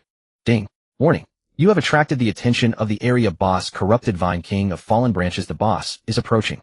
Chen Mo opened his eyes, his tone calm. It's here. Boom. The ground cracked open as a massive tree entwined with blood-red vines erupted from the earth, twisting and thrashing. Corrupted Vine King of Fallen Branches, LV. 12 HP 180000 attack, 1200 skills, Toxic Root, Area Poison Bind, and Strangle, Single Target Control, Vine Frenzy, Randomly Strike, Group, Target's Passive, Environmental Fusion, 30 Defense, and Twisted Forest. Chen Mo saw the colossal creature ahead, took a deep breath, and quietly moved his feet, swiftly entering a In the interplay of shadows, his passive skill, Echo of Slaughter, quietly stacked up. Current stacks, 8-4. Combined with the Bloodthirsty Blade, each successful hit would absorb 30 attack power. With his innate talent, Blood Sacrifice, Chen Mo was confident he could handle it. At that moment, countless blood-red vines swirled in the air like snakes, accompanied by toxic mist striking violently. When one hit the ground, it created a deep crater. A normal player would definitely evaporate on the spot from a hit. Chen Mo's gaze darkened. He did not rashly engage, but quickly withdrew. You avoided the trap Toxic Root. You successfully dodged the bind and strangle activation zone. His steps were as precise as walking a tactical coordinate, each landing avoiding the areas triggered by the vines. This monster must be tricked into using its skills. Chen Mo moved quickly, using the terrain as his only effective measure. A fallen dead tree and a broken vine post were used as cover. The boss was continuously misled, wasting its skills. After delaying for 5 minutes, Chen Mo's opportunity finally arrived. Corrupted Vine King of Fallen Branches exhausted all skills, entering a brief skill vacuum period. Now's the time. Chen Mo flipped his right hand, and the bloodthirsty blade transformed into a blood-red glow. 10,000. Critical hit. You restored 120 health. Immediately after, Chen Mo activated his core skill, Bloodthirsty Assault, gaining 30 attack power, causing him to vanish suddenly. In an instant, he flashed behind the boss. You delivered a fatal blow, 15,488. Critical hit. The King of Fallen Branches let out a painful roar, the vines thrashing wildly. However, Chen Mo had already retreated, anticipated the move, and dodged Vine Frenzy, distancing himself from the threat. Kill and evade. In this moment, he seemed not like a player, but a hunting beast. And Chen Mo was still stacking up. Current Echo of Slaughter, 966 stacks. The boss entered a frenzy. Skill activated Toxic Root, Eruption Mode. The entire ground turned into a toxic mire. 2290-2108, Chen Mo's HP plummeted, leaving only 30. No. This time he was fully prepared. Chen Mo opened his backpack, gulped down the last bottle of high-efficiency recovery potion, and simultaneously dodged to the side. You entered the range of shadows, gaining a concealment effect, toxin damage reduced by 80. The vine struck fiercely. Chen Mo swiftly dodged the blade sweeping across. Bloodthirsty Assault activated. Critical hit triggered. You dealt 20,999 damage. Red crit sword exploding across the screen like a rocket. The boss suffered a great loss in front of Chen Mo. Suddenly the ground trembled, and a blood-red vine shot up into the sky through the mist. Before Chen Mo could react, the thick vine had already lashed out at him. It moved with incredible speed, accompanied by a piercing shriek that tore through the air. It's coming. Chen Mo lightly stepped with his left foot, his steps flowing like shadows, and after a swift sideways move, he was still grazed by the vine. However, he did not sit idly by. Instead, he drew a curve with the edge of his blade, slicing diagonally down from the right side of the boss vine segment. Critical hit. You dealt 18964 points of damage to the target. A thick vine was severed by Chen Mo, oozing a viscous liquid. Roar. The King of Fallen Branches roared in anger, and several cursed vines shot up violently from the ground. Skill activated Bind and Strangle. Over a dozen red vines pierced through the ground, like chains targeting right beneath Chen Mo's feet. Chen Mo let out a faint grunt, making a horizontal cut 2 steps ahead, perfectly avoiding the binding area. In the next moment his right hand slashed down while his left hand rolled his movements as fluid as shadows. Kill Echo Layer 1. Kill Echo Layer 1. In just 30 seconds the Echo Layer reached 900 layers. The boss roared, and the venomous cursed roots exploded on the ground. Poisonous mist spread, covering a radius of 30 meters. You have entered the poisonous mist area, losing 200 HP per second. Unable to recover HP, Chen Mo decisively withdrew from the poison zone, utilizing the dungeon's characteristics, the forest vines providing cover, as he quickly created distance. HP 41 potion cooling down. I can't just go heating. I need to regain tactical rhythm. At this moment Chen Mo resembled an extreme hunter applying pressure on the boss, with the most precise rhythm constantly depleting, tugging, maneuvering, and dealing damage. Finally the King of Fallen Branches' health dropped to 59-12. Boss enters Berserk state, immune to all control. Attack increased by 30, his skill release frequency accelerated. In the next moment, the boss' massive body suddenly shook. Vines whirling. Blood-red patterns bloomed on its vine body, and a tentacle transformed into a whip, instantly striking Chen Mo. You are violently knocked back, losing HP 2022. Current HP 29. Tisk, it's coming hard. Chen Mo rolled as he fell to the ground, almost getting up next to the edge of the vine. The boss pursued closely, continuously unleashing venomous cursed roots bind and strangle, and vine whirling each attack, nearly killing the player. But Chen Mo, like a master of dodging, continuously weaved through a hellish maze of poisonous vines. System prompt: your passive Fury of the Berserker has accumulated to layers 900-1000, current attack power 1019. Enough. He uttered 2 words, his entire person gliding close to the ground. 1 step through the vines, 2 steps around the tree. A mysterious movement triggered, and in an instant he vanished from the boss' sight. Then he appeared before the boss' abdomen. Die for me. 3 consecutive slashes. 3 streaks of blood light instantly tore through the boss' core. Critical hit. 30999. Critical hit. 21230. Critical hit. 24810. The King of Cursed Branches let out a chilling howl, its entire vine body convulsing and trembling before collapsing with a thunderous crash. Fatal blow. You have slain the King of Cursed Branches. Boom. The boss' massive body crashed down, shaking the ground and dispersing the mist. Battle ended. The entire dungeon from entry to clearance had only 1 person. 1 person clearing the map. 1 person resisting poison. 1 person killed a full health elite boss. The entire twisted jungle fell silent, as if even the air let out a sigh of relief. Ding. Loot drop. Ding. You gained experience 5500. You have leveled up. Ding. You gained gold 300. You received equipment Bewitching Forest set 1 bronze. Ding. You gained skill books 10. You obtained materials Cursed Vine Core Flower 2 Soul of the King of Fallen Branches 1. Ding. You received equipment Fragment Blood Oath Chain 13. You unlocked the dungeon title Mist Pioneer Unique. Ding. Your clearing record has been uploaded to the server leaderboard. Ding. Divine Domain announcement: congratulations to player Silence for successfully defeating the hidden boss King of Fallen Branches, gaining the unique title Mist Pioneer 1. Divine Domain announcement: congratulations to player Silence for being the first to clear the hidden dungeon Bewitching Forest, rewarded with 10 free attribute points, silver weapon chest 1, and 200 gold. Divine Domain announcement: hidden profession has once again broken records, hidden dungeon strategy progress updated. In a second, 3 consecutive announcements. A pop-up appeared for the entire server, and players from all regions received the alerts simultaneously. The forum exploded. The trading channel was flooded. Major streaming groups immediately halted dungeon exploration. Even the Mad Sword, who was in a dungeon meeting, stood up in shock. Damn, it's that kid. He looked at everyone present, slamming his hands on the table. List this person as a key target. All branches prioritize contact. Once he appears, immediately invite him to join. The attitude of the Alliance's high-ranking members instantly transformed from bystander to god-level talent. At this moment in the center of the battlefield, as the boss fell, a new prompt appeared: detected your profession as Blood Azura. Would you like to devour the boss remnant soul? Chen Mo did not hesitate and clicked confirm. In the next second, the boss corpse's soul transformed into blood mist, instantly absorbed by him, condensing into a red mark that slowly branded itself on his right arm. You gain skill Environmental Fusion Mutation. The skill description popped up: Environmental Fusion during combat. As a Blood Azura, defense 30, a resistance 30. Chen Mo smiled faintly. With attack speed skills and my burst combined, I can already do a one-shot kill. Now I have basic defensive assurance as well.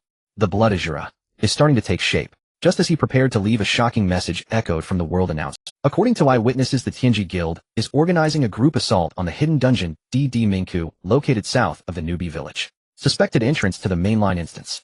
World Broadcast reports the raid appears to be led by the Tianji Guild Master and is currently in the forcible kill phase. World Channel. Player Ejian Duanyu. Who is that Summoner Guild Master? Can she really handle the hell raid? Could she be another hidden class? Player Tang Chao Li Zi. She has a troop of top-tier contracted spirits around her. It looks like cheating. Ew, I was terrified just passing by. Player Pindao Woody. No big deal. Once I finish my business he'll drop by. It's only the hell instance, I nearly killed it last time. Player Zhong Kuei Ci. This guy again seeking attention.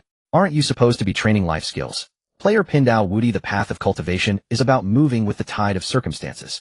This move of mine is deliberate and well-planned. A fate is on my side. Player Wangwell Yosu. I sincerely hope you are killed in an instant and still manage to have the last word. Player Pindao Woody. If it is my decoy that dies, that does not count. My true body has never failed. The Tianji Guild's Guildmaster is her. Chen Mo had been watching the World Channel. When he saw notice of the Tianji Guild, a long-buried memory surged up. Qi Ling Luoxue. Chen Mo thought of that name. The female guildmaster of the Tianji Guild. In his past life, in the later age of the divine realm atop the Rift Fortress, suspended in the sky, a woman with silver hair like snow stood. She was beautiful, clad in a summoning robe, looking down upon the host with cold composure. With a motion of her hand, 10,000 legions tore through the void, sacred formations spread across the heavens, suppressing an entire medium-sized capital. Chen Mo had once spent some time in the Tianji Guild, had crossed paths with her on a few occasions, and ultimately had even served as one of her subordinates. At that time he never imagined he could surpass her. But since unlocking the hidden class, he no longer allowed himself to be shackled by the past. He closed his status panel and turned to leave. But he did not head toward Deminku. He was going to the marketplace. The straight line is the shortest between 2 points. Chen Mo abandoned the mapped route in the divine realm and chose to carve out a more convenient shortcut. During the journey, Chen Mo assigned all available free attribute points into HP and attack speed. This time, he also allocated some points to movement speed. HP 9,000. Attack speed 2. As Chen Mo hurried on from deep within the Yuealindi on the road between Noak City and the marketplace, shouts echoed through the grove. Oh, my little demon, strike more gently. You are making my 7 apertures smoke. Nearby, a woman of beguiling posture suddenly appeared, advancing with a light, graceful gait. She stood barefoot, her sleeves, billowing petals drifting around her like a descending fairy. Yet in that moment her smile sent a chill crawling across the skin. Adorable little Taoist, didn't you say you liked watching me bathe? This time I'll give you your fill. Chen Mo had intended simply to walk on, but the voice stirred a hint of recognition. He halted, turned, and saw an unusually rotund silhouette. A plump Taoist in a tattered robe, sweating profusely, and with his flabby flesh trembling, was being chased madly through the trees by a woman in a pink petal dress exuding seductive charm. Why did this person seem so familiar? Chen Mo's mouth twitched. Who is this? Wait. His gaze landed on the player ID above the man's head, and he immediately recognized him. Pindao Woody. Bloody hell. Shameless K-Da. He had not expected to encounter this unreliable and scrupulous Taoist in such a place at such a time. A surge of pent-up irritation rose in Chen Mo at finally bumping into this fellow. Taoist, shall I help you? Chen Mo stepped forward and asked casually. K-Da was gasping, nearly spent. When someone spoke, he saw a savior. His tone brimmed with gratitude. Ah, young friend, you truly are the destined one. If you could lend a hand, this humble Taoist would be grateful to tears. But the next instant, when K-Da saw Chen Mo's ID and that oddly familiar face, he froze stone still. Hold on. You are. Chen Mo.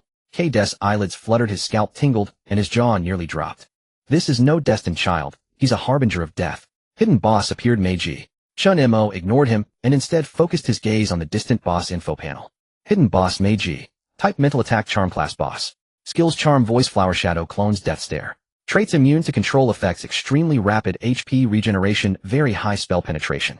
Chen Mo glanced at K-Da and said lightly, I suspect the Taoist touched something he ought not to have. K-Da shrank his neck and muttered, this humble Taoist did not mean for it to happen. While he spoke, he relied on Jinshi puppet body to draw the boss aggro, hiding behind a thick vine tree and eating sunflower seeds. I have already crippled her, Pilgrim, why not let us join forces? Chen Mo did not answer, instead lifting his hand to strike several times. 3,000. Critical. 1959. 2,000. You have slain the puppet body of player. You again. My puppet hasn't even cooled down, and you cleave it. A plaintive voice wailed as K-Da's true body leapt up from behind the tree, face full of mock despair. He put on a dead serious expression. That was a tactical retreat, you bastard. Not a real flight. At that moment, Meiji chuckled, the timbre of her laugh carrying a deadly psychic ripple. System, notice you have been affected by charm, voice entering a chaos check. Immunity succeeded. K-Da standing beside Chen Mo did not react in time. Good heavens. K-Da's eyes went vacant. He wobbled his rotund waist and charged toward Meiji, crying out, my lady, I come.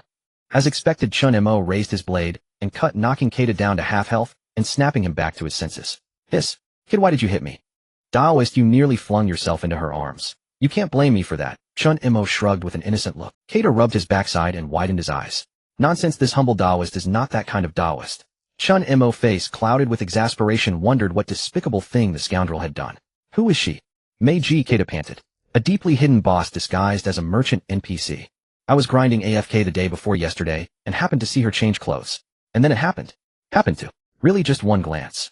You even recorded a video. How did you know? Chen Mo. System, notice you have approached the hidden boss Mei Ji, activating the humiliation memory shared state. The next moment Mei Ji's eyes fixed on Chen Mo and the corner of her mouth curved. So, you two are in league together. Keita, he really didn't look. Mei Ji smiled. It matters not whether you watched or not. Now all of you must die. The atmosphere in the Crescent Moon Forest is incredibly tense. Red flowers bloom like blood and the shadows of trees stretch long as a graceful silhouette dances through the thickets. It is the enchanting lady. Her smile is sweet, yet her voice carries an oppressive tone. Two men. One peeked at me while I bathed and the other said my protective barrier is solid. Are you both deserving of death? Keita cowers behind Chen Mo, speaking rapidly like a machine gun. I swear I did nothing. I merely picked up what she dropped, and I turned around and returned it. This lady even said thank you. Chen Mo glanced back at him and said, did you take something before returning it? Keita replied, it was just a piece of cloth. I didn't want this either.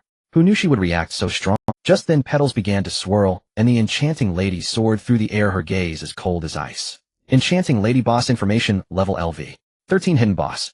HP 800 attack, 800 defense, 1500 phase mechanism, 3 phase switch anger, increases switch speed, special skills, enchanting voice area, mental control affecting targets, with insufficient willpower, flower shadow clone summons 3 phantoms, each with 50 of the main bonus attack power, very low health.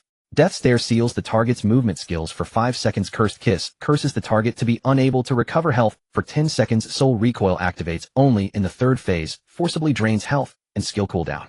Chen Mo had no intention of fleeing. At the very least he absolutely would not allow anyone to ride over him. And as for this dead Taoist, he would settle the score later. He grabbed Kato with one hand and held his knife with the other, turning around to slash horizontally. The blade was sharp yet midair. The enchanting lady twisted her body and slipped past him. A missed strike. You little rascal, ding. You are affected by enchanting voice. Chen Mo snorted coldly. In battle mode, Blood Azura was unmatched in calmness, and no matter what came at him, he would strike twice. Resistance successful. Chen Mo forcefully suppressed his impulse with willpower, closing in and slashing forward with his knife. On the other side, Kato was not so lucky. You have entered a state of intoxication, unable to operate the character for 3 seconds. Damn, don't hit my face. My face is valuable. The enchanting lady gently waved her sleeve, and with a flurry of flower shadows, Kato was directly thrown 5 meters away, face down in the mud. I should have been meditating today. In fact, the enchanting lady was undoubtedly the strongest boss Chen Mo had encountered so far, as a blood-red demonic pattern emerged from her forehead, and an invisible pressure swept over. You filthy men. All deserve to die. In the next moment the sky darkened, and the entire forest was covered by a rain of blood-colored petals. Chen Mo felt the weight of gravity around him increase. System prompt: you are in the cursed domain. All displacement skill cooldowns 2. Hate mechanism. Invalid boss selects targets autonomously. What the hell? He gritted his teeth and turned. Dead Taoist. Can you control her? Kato lifted his head from the mud, bruised, and responded, I originally didn't want to get serious. Dead Taoist, stop barking and show some real skills. Shut up, it'll help you stack the talismans. Kato raised his hand, pulling out 3 purple spirit talismans, chanting spells while throwing them at the enchanting lady. Sealing spirit talismans successfully stacked. The enchanting lattice release frequency temporarily decreased. Chen Mo seized the opportunity and activated Bloodthirsty Assault. His figure transformed into a red light, ghostly speeding to the enchanting lattice rear, and struck down fiercely with his knife. Critical hit. 4,000. 3,200. 2,900. The enchanting lady screamed and turned to retaliate. Cursed Kiss Flower Shadow Clone activated. Chen Mo's health bar was instantly sealed. Recovery ineffective. For 10 seconds, he could only rely on his skills to survive. Meanwhile, the enchanting lattice 3 avatars charged towards Chen Mo. At that moment, K-Death's figure unfolded beside him. It was the first time he showed a serious expression. The next moment, 3 golden spirit talismans of thunder flew out of nowhere. Buzz! 3 bolts of lightning struck down, targeting the enchanting lattice avatars. 3,000 effective, 3,000 effective, 3,000 effective, forced to disperse the boss's flower shadow clone. At this moment, Chen Mo moved with a sudden step. He was already rushing towards the enchanting lattice true body. One knife fell directly, piercing through her right shoulder. Ugh! The enchanting lady trembled violently. She was enraged. Her health dropped below 80, and the skill activated Flower Spirit Ring Dance. Her body soared into the air, arms spread wide, countless petals exploded outward. Are you trying to turn me into a specimen? Kato rolled on the spot, activating Spirit Armor Protection. Chen Mo retreated behind a tree, using the terrain to withstand the attack. After a moment, Chen Mo activated Bloodthirsty Assault again, instantly increasing his attack power by 30. This skill also had a considerable displacement, just enough to evade some of the enchanting lattice attacks. 4,000, 4,000, 300, 5,000. The battle had already lasted 10 minutes, yet the enchanting lattice health had only dropped by 50. K-Des' expression was grim. In order to stay alive, he had thrown all the talismans he had. Are you made of plastic flowers? So tough. He wobbled his plump body, loudly taunting. This lattice armor is really solid. Did your husband give it to you? The enchanting lattice face changed drastically upon hearing this. Her movement paused, and in the next moment petals exploded, blood spreading across the sky. Warning. Boss enchanting lady has been enraged and is about to enter the third phase. Not good, she's enraged. Chen Mo's pupils constricted, and he had already cursed K-Des' ancestors 18 generations in his heart. The enchanting lattice eyes turned blood red. A gigantic pattern appeared on her back, and her body began to become semi-transparent, possessing 50 physical immunity, 10 mental damage reflection. The enchanting lady stepped closer, a smile curling at the corner of her mouth, her tongue licking her lips. Two naughty boys, perfect, they'll break you one by one. What should we do now? Keita now seemed to be honest. He understood that the boss before them was difficult to handle, so he wanted to discuss a strategy with Chen Mo. How about you distract her while I go find help? Chen Mo looked at him disdainfully. You seem to understand this boss measurements quite well. How about you take her on instead? They'll go find help. At this moment, the enchanting lattice whole body radiated a blood-red halo. The surrounding flowers and grasses transforming into ghostly petals, and the air was filled with a corrosive aura. Welcome to my world, Chen Mo said, nothing, his entire being returned to a fighting stance, raising the bloodthirsty blade, pointing its tip at the enchanting lady, his aura solidifying. Enchanting voice. The enchanting lady raised her delicate hand, and a sound wave suddenly expanded outward. You are under mental impact. Resistance, judgment successful. Chen Mo swiftly sidestepped to avoid the sound wave, slicing through the air with a backhand strike aimed at the enchanting lady. 6,126. Ouch, that hurts. The enchanting lady shuddered, one hand clutching her wound, while the other gently waved, causing black petals to explode. Bang, bang, bang, bang. Four identical clones emerged from the air, surrounding Chen Mo completely. More? Chen Mo was terrifyingly calm. Earlier he was reluctant to entangle with the clone too deeply, as he had too few layers of fury of the berserker and feared a mishap. However, the 4 clones released by Meiji made Chen Mo lose his composure. What a joke.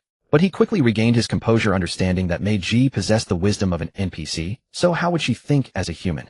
Indeed, her main body would not attack alongside the clones, as she would definitely hide at the back during the battle, right behind on the left.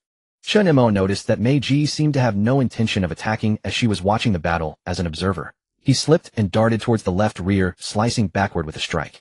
Boom. Red text crit 7,348. Oh dear, how annoying. Meiji's main body was hit, and the Flower Shadow clone was forcibly cancelled. Killing Echo is about to explode. The battle continued with every strike from Chen Mo akin to a bloodthirsty beast. Each hit accompanied the stacking fluctuations of fury of the Berserker. Current layers 962, current layers 973, current layers 987. Naturally, Chen Mo discovered during the battle that as long as he attacked, he would receive the enhancement from fury of the Berserker, so while he defended against Meiji's attacks, he too would be enhanced. Most importantly, he discovered a bug-like mechanism. MTA. It also adapted to enhance fury of the Berserker, so based on his current attack speed, he only needed 8 minutes to completely stack fury of the Berserker. At this moment, Meiji grew increasingly enraged and unleashed her ultimate skill. Fallen Flower Burial. The entire crescent forest was filled with blooming flowers, petals, floating spiritual pressure, covering blood energy, drying up. Young friend, I will lend you a hand. Queed gritted his teeth, and after waiting for a long time, he finally managed to release a skill. He took out a mysterious talisman from his body and cast it casually. 5 spirits, soul restraining talisman. It forcibly slows down the boss and creates a spiritual hidden barrier, providing short-term damage reduction and vision protection. Chen Mo, in coordination with the control cast by Queed, moved close to the edge, observing and searching for a reasonable opportunity to strike. He did not retreat. Fortune favors the bold, and he had to take this risk. At the very moment Meiji began chanting her spell, he found the opportunity. Violent charge. Bloodthirsty assault. A fatal strike. With a series of 3 strikes, seamless and fluid, rapidly executed in succession, combined with the crit 100 mechanism, the blade light ripped through the air like a crimson lightning bolt. Before Meiji could finish her chant, her chest was pierced by a blade. Blood exploded. 42,476. Ding. You have killed the hidden boss Meiji. Ding. You have obtained Soulflower Ring Tears of Mei G1 Fallen Spirit Flower Crown 1. Ding. You have obtained Career Scroll Fallen Spirit Hunter Special Summon Type Limited. Ding. You have obtained Skill Book 5 Equipment 10. Ding. You have gained 20 free attribute points. Ding. You have obtained Gold 1346, Silver Coins 2300. Ding. You have obtained Special Material Fallen Spirit Dust 2 Soul of Mei G1. Ding. You have obtained item mysterious quest scroll 1 ding. Divine Realm announcement congratulations to player Silence and pinned out undefeated for successfully killing the hidden boss, May G grade A achieving the first kill.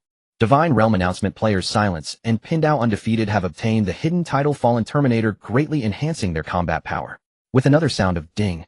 Divine Realm announcement congratulations to the Guild Sky Extreme for successfully achieving the first kill of the Dungeon Underworld Abyss, unlocking the first kill achievement. Divine Realm announcement Guild Sky Extreme President Chiling Luoshua has obtained the achievement title Underworld Conqueror. In an instant the entire world channel of Divine Realm exploded like it had been thrown into a meteor pit. World channel hidden boss Meiji. Isn't she just an NPC? How did she become a hidden boss, and even— what the heck? Doesn't he just have a Taoist with him? Even that kind of soy sauce profession can take down a great hidden boss. Did you notice? It's this ruthless player Silence again. The last announcement was also his first kill. May J's corpse had already transformed into a pile of shattered petals. Chen Mo bent down to pick up the tears of May G, feeling a slight weight in his palm. You have obtained accessory tears of May G silver attack 100 HP 1000 effect. After releasing a skill, there is a 5 chance to clear the cooldown of that skill. Cooldown time 24 hours. Clear CD. Chen Mo's eyes flashed with a glint. This was the most lacking piece in his current skill rotation. If combined with a burst skill like Bloodthirsty Assault, it might lead to unexpected miracles in the future. You have obtained Jewelry Fallen Spirit Flower Crown Silver Effect Charm Resistance 20 Elemental Resistance 15, restores 20 mana every 30 seconds. Your current level has been upgraded to LV 12. You are absorbing the remnants of the boss soul. Detecting career characteristics. The skill Flower Shadow Clone is about to mutate into a higher form. Ding. Congratulations, you have obtained the special skill of Blood Azura, Azura Clone. Azura Clone effect summons a phantom with 100 attack power and 100 health of the main body. Duration 5 minutes. Consumption 1/5 of HP. Cooldown 1 day. Chen Mo suspected he might have misread. This skill was simply a bit excessive. Not to mention the pressure brought by a Blood Azura. How would others play if there were two? Chen Mo was quite loyal. He had reaped substantial rewards this time, but did not forget to pile a bunch of skill books and equipment for Queed. Young friend, this time I owe it all to you, otherwise I would have been caught in this woman's trap. After the battle, Queed gasped for breath, thanking him, while holding a pile of skill books, his face filled with affection. If this thing goes on the trading market, it should start at least at 10,000 cash. After everything, Chen Mo found a secluded spot, logging off the original server. At this moment, Queed was doing something significant. To be precise, it was something. As soon as Chen Mo logged off, he eagerly pulled out the battle footage, editing the entire process of the fight against Mei Ji up to the 3-phase kill into a video, muttering to himself as he edited, "This blade. So cool, needs a BGM. Let's use Crimson Tide, the vibe fits." The final video title was finalized. Shocking. The great player Silence challenges the hidden boss, Mei Ji extreme counterkill in 3 phases. NPC retreats in fear. Tagging 5 times hidden boss first kill monster operation extreme positioning, Mei Ji crying red text explosive damage breaking defense. He hit the upload button and the video soared to the hot list of Divine Realm Peak forum. In less than 30 minutes, likes surpassed 10,000 and the comments exploded. Meanwhile, Chen Mo was completely unaware. Hot comments flooding in. Players are in a frenzy. Comment section. Hot comment 1. Every strike red text precise movements. Did Mei Ji get dominated even when entering the 3rd phase? You call that a normal player? Hot comment 2. Boss Mei Ji actually showed a fearful expression during that last strike. This game is too real. Hot comment 3. Seeking ID. Seeking equipment. Where did this expert come from? Hot comment 4. He's not in grade class. I will live stream eating feces and committing suicide on the spot. Niche comment. Pinned out undefeated. The Taoist is too shameless. The video is cut like an MV. I cried watching. The achievements of Silent can no longer be concealed, for he has now become the #1 figure in the divine domain. Even more astonishing, someone has uncovered another video. The video of Silent slaying the Black Rock Wolf, King of Battle recording. The 2 videos stitched together are rapidly spreading across the internet. Chiling Luoshua sat at the head of the conference table with the projection screen looping the recording of Silent's battle with Meiji. Her gaze was calm, frame by frame analysis. What do you all think? Vice President Ing Lu adjusted the screen, slowing the battle recording to 0.25 speed. First, observe how he counters Mei Ji's charming voice. On the screen, Mei Ji slightly parted her crimson lips, sending out a wave of pale pink sound waves. An ordinary player without resistance would undoubtedly be stunned on the spot. But at that moment, Silent tilted his body, slightly stepping aside at an angle, deflecting a significant amount of the sound waves. Ing Lu pressed pause, his tone somewhat astonished. Ordinary players have a reaction time of at least 0.3 seconds. Yet he avoided it almost at the very frame the skill was released. A high-level player from the guild retorted, "What's the big deal? High-end PvP professionals can do that." Ing Lu continued playing. "Next, let's watch his counterattack." Mei Ji sneered as she raised her fingers, summoning 3 Flower Shadow clones to surround Silent. In standard tactics, players would generally test the main body first, but Silent wasted no time striking directly at the leftmost clone. In the next second, a red critical hit number 8322 erupted, causing Mei Jis' true form to stagger backward. The entire room fell silent. Ying Lu slowly spoke. Mei Jis clones exhibit subtle differences in their footfalls, which belongs to an extreme micromanipulation recognition technique. Tell me, can an ordinary player achieve this? Someone whispered, but no matter how strong he is, he can't possibly be better than the president, right? All eyes turned to the woman at the head of the table, President Qi-Ling Luoxue. Qi-Ling Luoxue remained silent, her beautiful eyes still fixed on the video playing on the screen. Her gaze lingered on the last second of the battle recording, where Silent stood with his sword drawn, and Meiji dissipated beneath his blade. Red critical hit data flying everywhere. Someone nearly tumbled over. What kind of damage is this? A warrior of the same profession in the Tianji Guild looked down at his gear, muttering, "Should I delete my account?"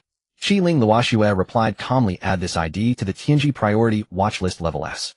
Meanwhile, the World Announcement. Heaven and Earth Guild President Bro Silent, can we have a chat? Annual salary in the millions, full battle power enhancement. World Announcement. War Alliance. Crazy Blade. Little brother, I just want to ask you one thing, do you want to join the War Alliance? The captain is waiting for you. World Announcement. Flame. Heaven Hall. Vice President Silent, as long as you nod, our entire group will follow your command. World Announcement. Star God Consortium, as long as you are willing to sign a contract.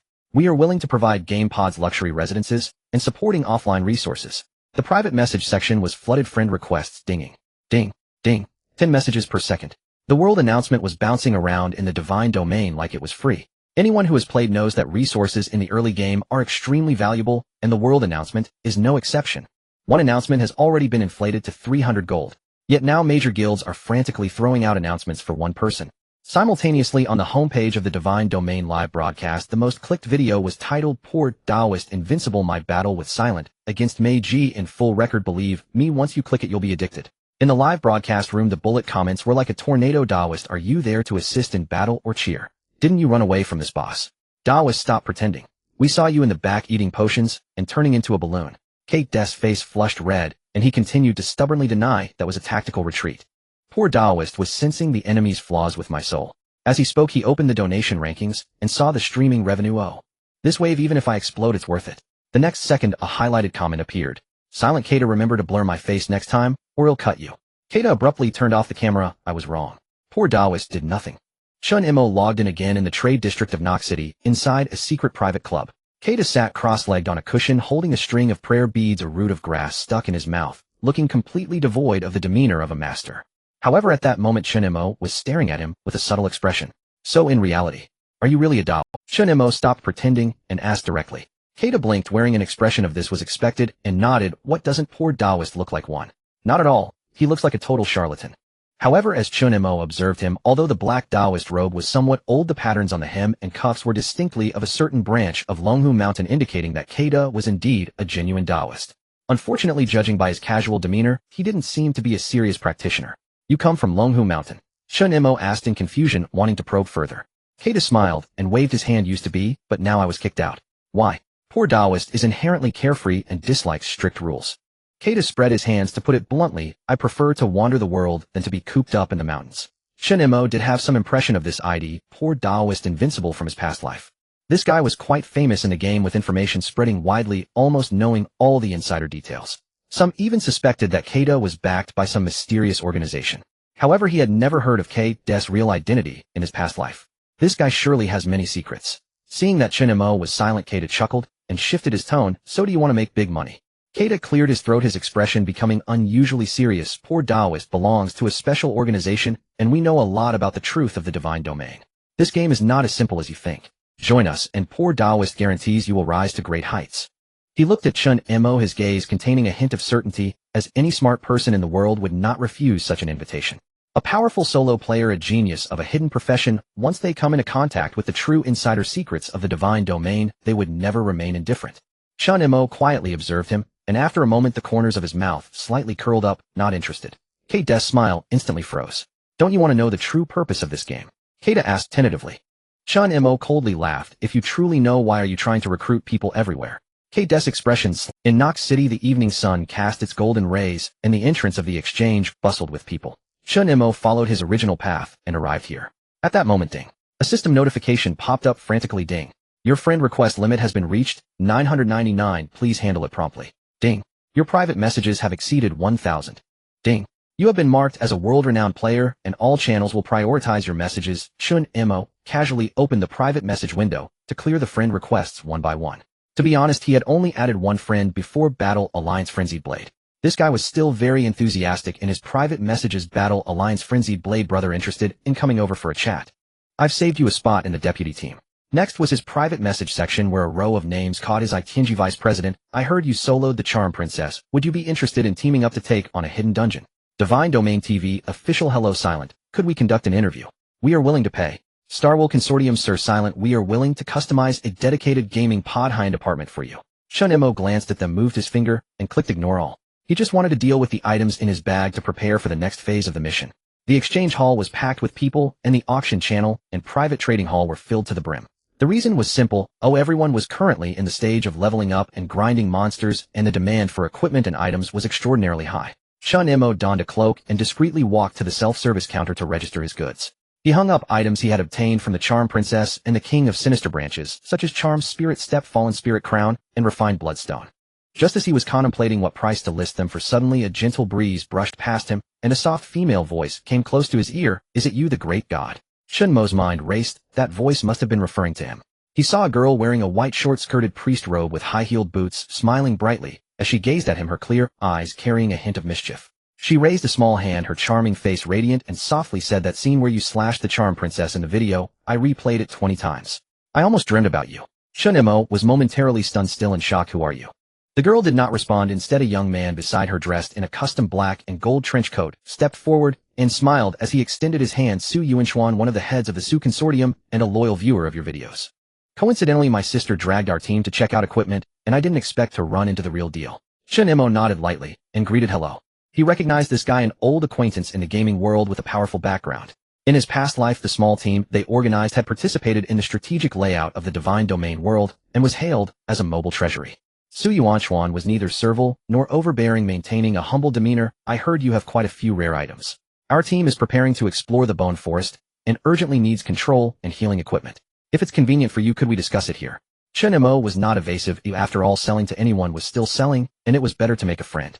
He turned around and opened his personal trading platform, saying, you pick. Chen Mo currently had over a dozen skill books and several pieces of equipment. He displayed all the valuable items on the shelves. While Su Yuanchuan selected, he casually remarked, this Fallen Spirit Crown is great, very suitable for healing professions. I can transfer the payment directly. Gold coins or cash are fine. Our consortium is not short on money. Of course, if you are willing to cooperate, we can offer long-term equipment exchanges. You provide goods, and we offer returns. Su Yuanchuan spoke in a friendly tone, his words flowing smoothly, giving a warm impression. Chen Mo silently picked out a few skill books, a set of equipment, plus a special effect necklace. These, let's go with your price. The prices Su Yuanchuan offered were all at market value, with some even exceeding it. Chen Mo understood that the other party's main goal was likely to befriend him and at least leave a good impression. Su Yuanchuan happily replied, deal. A transaction prompt appeared on the game interface. Ding. You received gold coins. 8,000. Lin Weiner stood beside him, her eyes sparkling, suddenly smiling gently as she leaned over and said, great god. Do you often operate in this area? I recently leveled a little priest. How about I become your healer in the future? As she spoke, she tugged at the loose hem of her priest's skirt, revealing a long fair leg, giving it a gentle shake, her tone carrying a hint of flirtation. I'll follow you closely without causing trouble, and before fighting monsters I can give you a shoulder massage. Chen Mo. Su Yuanchuan lightly coughed, stepping in front of his sister. Don't bother him. The great god is not like those middle school boys from your school club. Lin Weiner pouted, clearly dissatisfied. Su Yuanchuan smiled and casually handed her a black card and an invitation letter. This is an invitation from our consortium's deputy department. If one day you consider joining the organization or accessing higher-level dungeon resources, feel free to come to us. We are different from Tianji and the Battle Alliance. We do not require your loyalty, nor do we bind your character, only providing you with what you need. Chen Mo accepted the letter, nodding in acknowledgement. Su Yuanchuan smiled and clasped his hands. Then we won't disturb you any longer. We have preparations to make for the Bone Forest expedition. Lin Weiner looked at him, bit her lip, and suddenly leaned over again. Great god. Should we add each other as friends? I'm not that kind of girl who chats randomly. I just really like the way you fight monsters. Her voice was as soft as a mosquito's buzz, yet her gaze was sincere. Ding. Player Smile has sent you a friend request.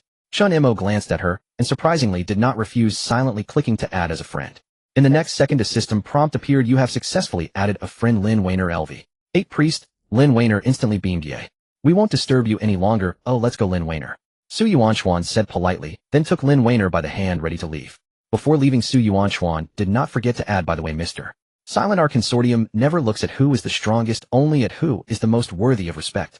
Chen Mo nodded lightly watching them leave. This Su Yuanchuan was intriguing. It was rumored that he was the eldest son of the Su consortium. In just a brief social moment, Chen Mo realized that this type of person had a profound depth. Chen Mo did not linger. He still needed to explore the treasures of the novice village. He had already reached level 15 after continuously defeating the King of Fallen Branches and Charm Princess, and there was no further room for growth. This was because the level cap of the novice village was 15, meaning any excess experience was almost useless. Including the first kill reward from the Charm Princess, he still had 50 attribute points available for distribution. Attack speed, HP movement speed. Chen Mo now focuses on these three aspects of enhancement. Currently Chen Mo is wearing the bewitching set helmet, shoulder pads, chest armor, wrist guards, gloves, belt, leg guards, battle boots. The set's passive ability restores 1 of his health per second. Coupled with his main weapon and necklace tier of the Enchantress Silver, his overall attributes are quite decent. Attack speed 2. 8. HP 11500. Attack 1500. There are about a dozen bosses in the novice village, and it has already been confirmed that approximately 10 have been defeated for the first time. Although Chen Mo has the most first kills making him stand out, others are not falling behind. Nearly every major guild has secured first kills. The remaining first kills are likely taken by some professional players. It is estimated that quite a few players have already surpassed level 10, and it won't be long before the main city opens with the PvP mode soon to be unlocked. However, Chen Mo is likely to stay in the novice village for a while longer. He has his own strategies and plans, and leaving the novice village early doesn't necessarily yield better rewards. On the contrary, anyone who leaves the novice village after reaching level 10 can hardly return. At this moment, Chen Mo notices a medal in his backpack shimmering with light. The Medal of the War God. It is a drop from the first stage of the War God's trial, and its quality is mysterious, even surprising Chen Mo. But why is it glowing on its own? Ding. Congratulations to the holder of the Medal of the War God for completing the first kill of 3 or more bosses. Ding.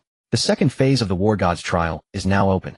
Please equip the Medal of the War God. Without hesitation, Chen Mo directly complied, but just as he completed the wearing of the medal, whoosh, Chen Mo's character slowly appeared in the teleportation array of Nock Village with the teleportation light dissipating behind him. However, his aura was strikingly different from before. The power of Blood Azura was growing stronger, and he felt like a blade yet to be unsheathed. Chen Mo has returned beneath the ruined War God statue. A prompt popped up. War God Trial, second phase open. Quest name Faith and Betrayal. War God Trial second phase. Activation condition: wear the Medal of the War God and interact actively in front of the War God statue in Nock Village. Level recommendation LV 10 and above. Quest objective: investigate the unusual movements of NPCs in Nock Village and uncover hidden traitors. Reward preview: 50 free attribute points, 1 rare skill book, 1 golden quality equipment, chest, 1 Medal of the War God. Faith is never maintained by oaths. Only the edge of a blade can discern loyalty from betrayal. Hidden traitors. Chen Mo was taken aback. In his past life, a widely circulated saying on the forum went, "Don't think of Nock Village as just a novice village, as some NPCs are not mere fodder, and sometimes you will find they are using you as a pawn." This was no joke. Nock Village seemed tranquil, yet it was rife with undercurrents. Chen Mo quickened his pace into the village, and everything appeared unchanged from when he first arrived. However, he soon discovered that many villagers now had an additional line in their dialogue boxes. Do you support the church? Do you believe in the hunters? Do you doubt the apothecary? Do you suspect the village chief? There were no prompt options, but it was entirely up to the player's discretion. Chen Mo did not rush, but chose the most intricate, yet information-rich path he remembered. He decided to approach all 5 core NPCs simultaneously. He first arrived at the apothecary's domain. "Hey little brother, you look strong. How about trying my latest potion? Just 3 gold coins, and for 3 hours the effects will make you as strong as a tiger. I guarantee you'll have a great time." Chen Mo looked at the grinning old apothecary expressionless as he accepted the quest. Quest accepted. Potion. Quest effect: for the next 3 hours, all villagers' default affinity towards you will decrease by 10. Reward: 5 free attribute points.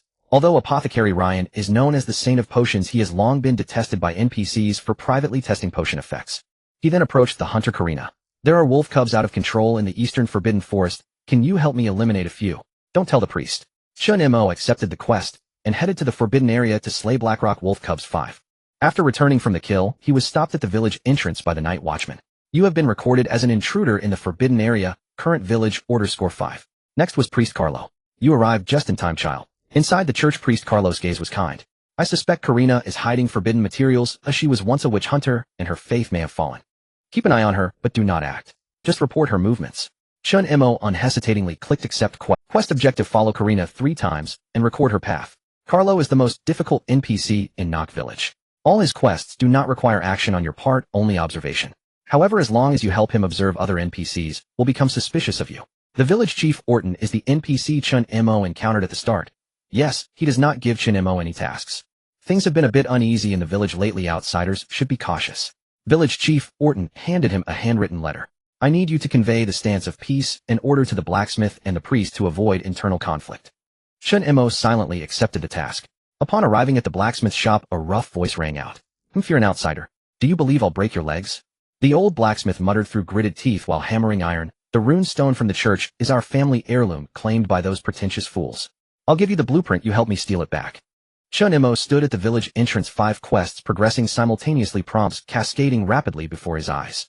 His gaze was calm, yet internally he was strategizing. 5 quests, 3 chains of contradiction. 2 would trigger increased hostility, and the last one, if not chosen timely, would enter a locked state. Ding. You have triggered the Nock Village multi-party conflict hidden judgment. He did not return the quests, but did something that other players would absolutely not dare to do. He held back all 5 quests without submitting them. Then he turned around and returned to the church, blacksmith, village chief's house, hunter's cabin, and apothecary shop, casually strolling around. Yes, without triggering any plot, he relied solely on dialogue and observation, noting each NPC's behavioral changes, movement patterns, and background lines. The apothecary Ryan did not leave the house today and exhibited repeated coughing behavior. Karina left the village for 3 minutes in the afternoon, returning with an unidentified package. Priest Carlo has been recorded as praying frequently at night, but the content of his prayers is unusual, containing words like seal, purify, redemption. It turns out that every NPC in Nock Village is not merely a prop, but a sentient being. However, Chen Mo still planned to submit a quest first. Quest completed. With the completion of the last potion task submission, his expression suddenly changed. What a joke. You have triggered the conflict event, the secret of Nock. The chamber of the penitent opens. The dusk of Nock Village remains tranquil with the smoke rising from hearths, the villagers' gazes never straying from the adventurer, Chen Mo. Since the battle against the enchantress, he has slain NPCs, and the entire divine realm is aware of it. Even every NPC harbors caution towards Chen Mo. But at this moment, Chen Mo had no time to pay attention to the stares of others. Similarly, the number of new players in the novice village was dwindling, for many players had surpassed level 10, and the main city had already opened. Compared to the novice village, the world of the main city appeared more enriched and exciting. After all, the level cap in the novice village was set at LV 15-0, and thereafter, no matter how many monsters one killed, no more experience points could be gained. All the top players and guilds had already uncovered the clues to the main city, yet Chen Mo remained indifferent. His tasks in the novice village were not completed, and he still had a journey ahead. He quietly entered the blacksmith shop at the village's entrance. You're here. Soul lifted his head, his expression grim, though a hint of anticipation gleamed in his eyes. You should know I brought you back not to forge iron. Chen Mo leaned against the forge, glanced at the unfinished long sword, and quietly asked, is it about that stuff? Soul nodded, whispering, that is our family's heritage runestone taken by that old fox from the church, claiming it was needed for a sacrificial ceremony. He gritted his teeth. Damn, I almost smashed the church's door. I truly want to crush his head with a hammer. Chen Mo replied with a calm tone, already knowing the answer in his heart. Father Carlo, that guy is too cunning. He still hasn't returned our ancestral relic. Soul's expression darkened like ash. He fished out a yellowed piece of parchment from beneath the forge and tossed it in front of Chen Mo. This is the map left by our ancestor. The dry well in the church's backyard is the entrance to the chamber of the penitent. I believe that old fox will certainly hide the treasure there. Chen Mo raised an eyebrow. You want me to sneak in? Soul huffed angrily. I can't defeat him, otherwise I would have. Chen Mo pondered for half a second and nodded. I accept. Ding. Blacksmith Soul has offered you a quest. Side quest, retrieve the runestone. Objective, infiltrate the church's chamber, retrieve the ancestral runestone at any cost. Reward, forging rights, unlocked 20 to free attributes, silver equipment, chest X2. The night descended. The backyard of Nock Church was overgrown with withered grass and trees, moonlight spilling over the old well not far away. Chen Mo stood by the well holding the dusty old map, which pointed directly to this sealed well. He took out his weapon and tried to open the well cover. Click. The stone slab rotated, revealing a spiral staircase at the bottom leading to a pitch-black cave. Dungeon has been opened. Chamber of the penitent. Current player Chen Mo LV 15. Recommended level LV 10-15. Chen Mo walked down at a steady pace. In the darkness, his footsteps echoed clearly in the empty corridor. Nock Village truly conceals hidden talents. Even a church can have a dungeon. He muttered. The first level of the cellar had rows of long benches, decayed statues collapsed, and the air was thick with the smell of wax and dust. Creak. The sound of a scythe dragging on the ground emerged. A dozen out-of-control penitents slowly walked out from the shadows, their heads wrapped in blood-stained cloth, murmuring, repent. Fallen souls. Out-of-control penitent LV 10. HP 9000. Attack 800. Skills Arcane Assault Lock-On Technique. Chen Mo had already begun to stack his passive ability before arriving. His Berserker Fury had reached 500 layers. His original attack power of 1500 was instantly quintupled. Chen Mo's gaze turned cold, and the bloodthirsty blade suddenly unsheathed, the blade gleaming with a hint of crimson cold light. In the next second, he drew his weapon and charged forward. Normal attack, basic attack combo.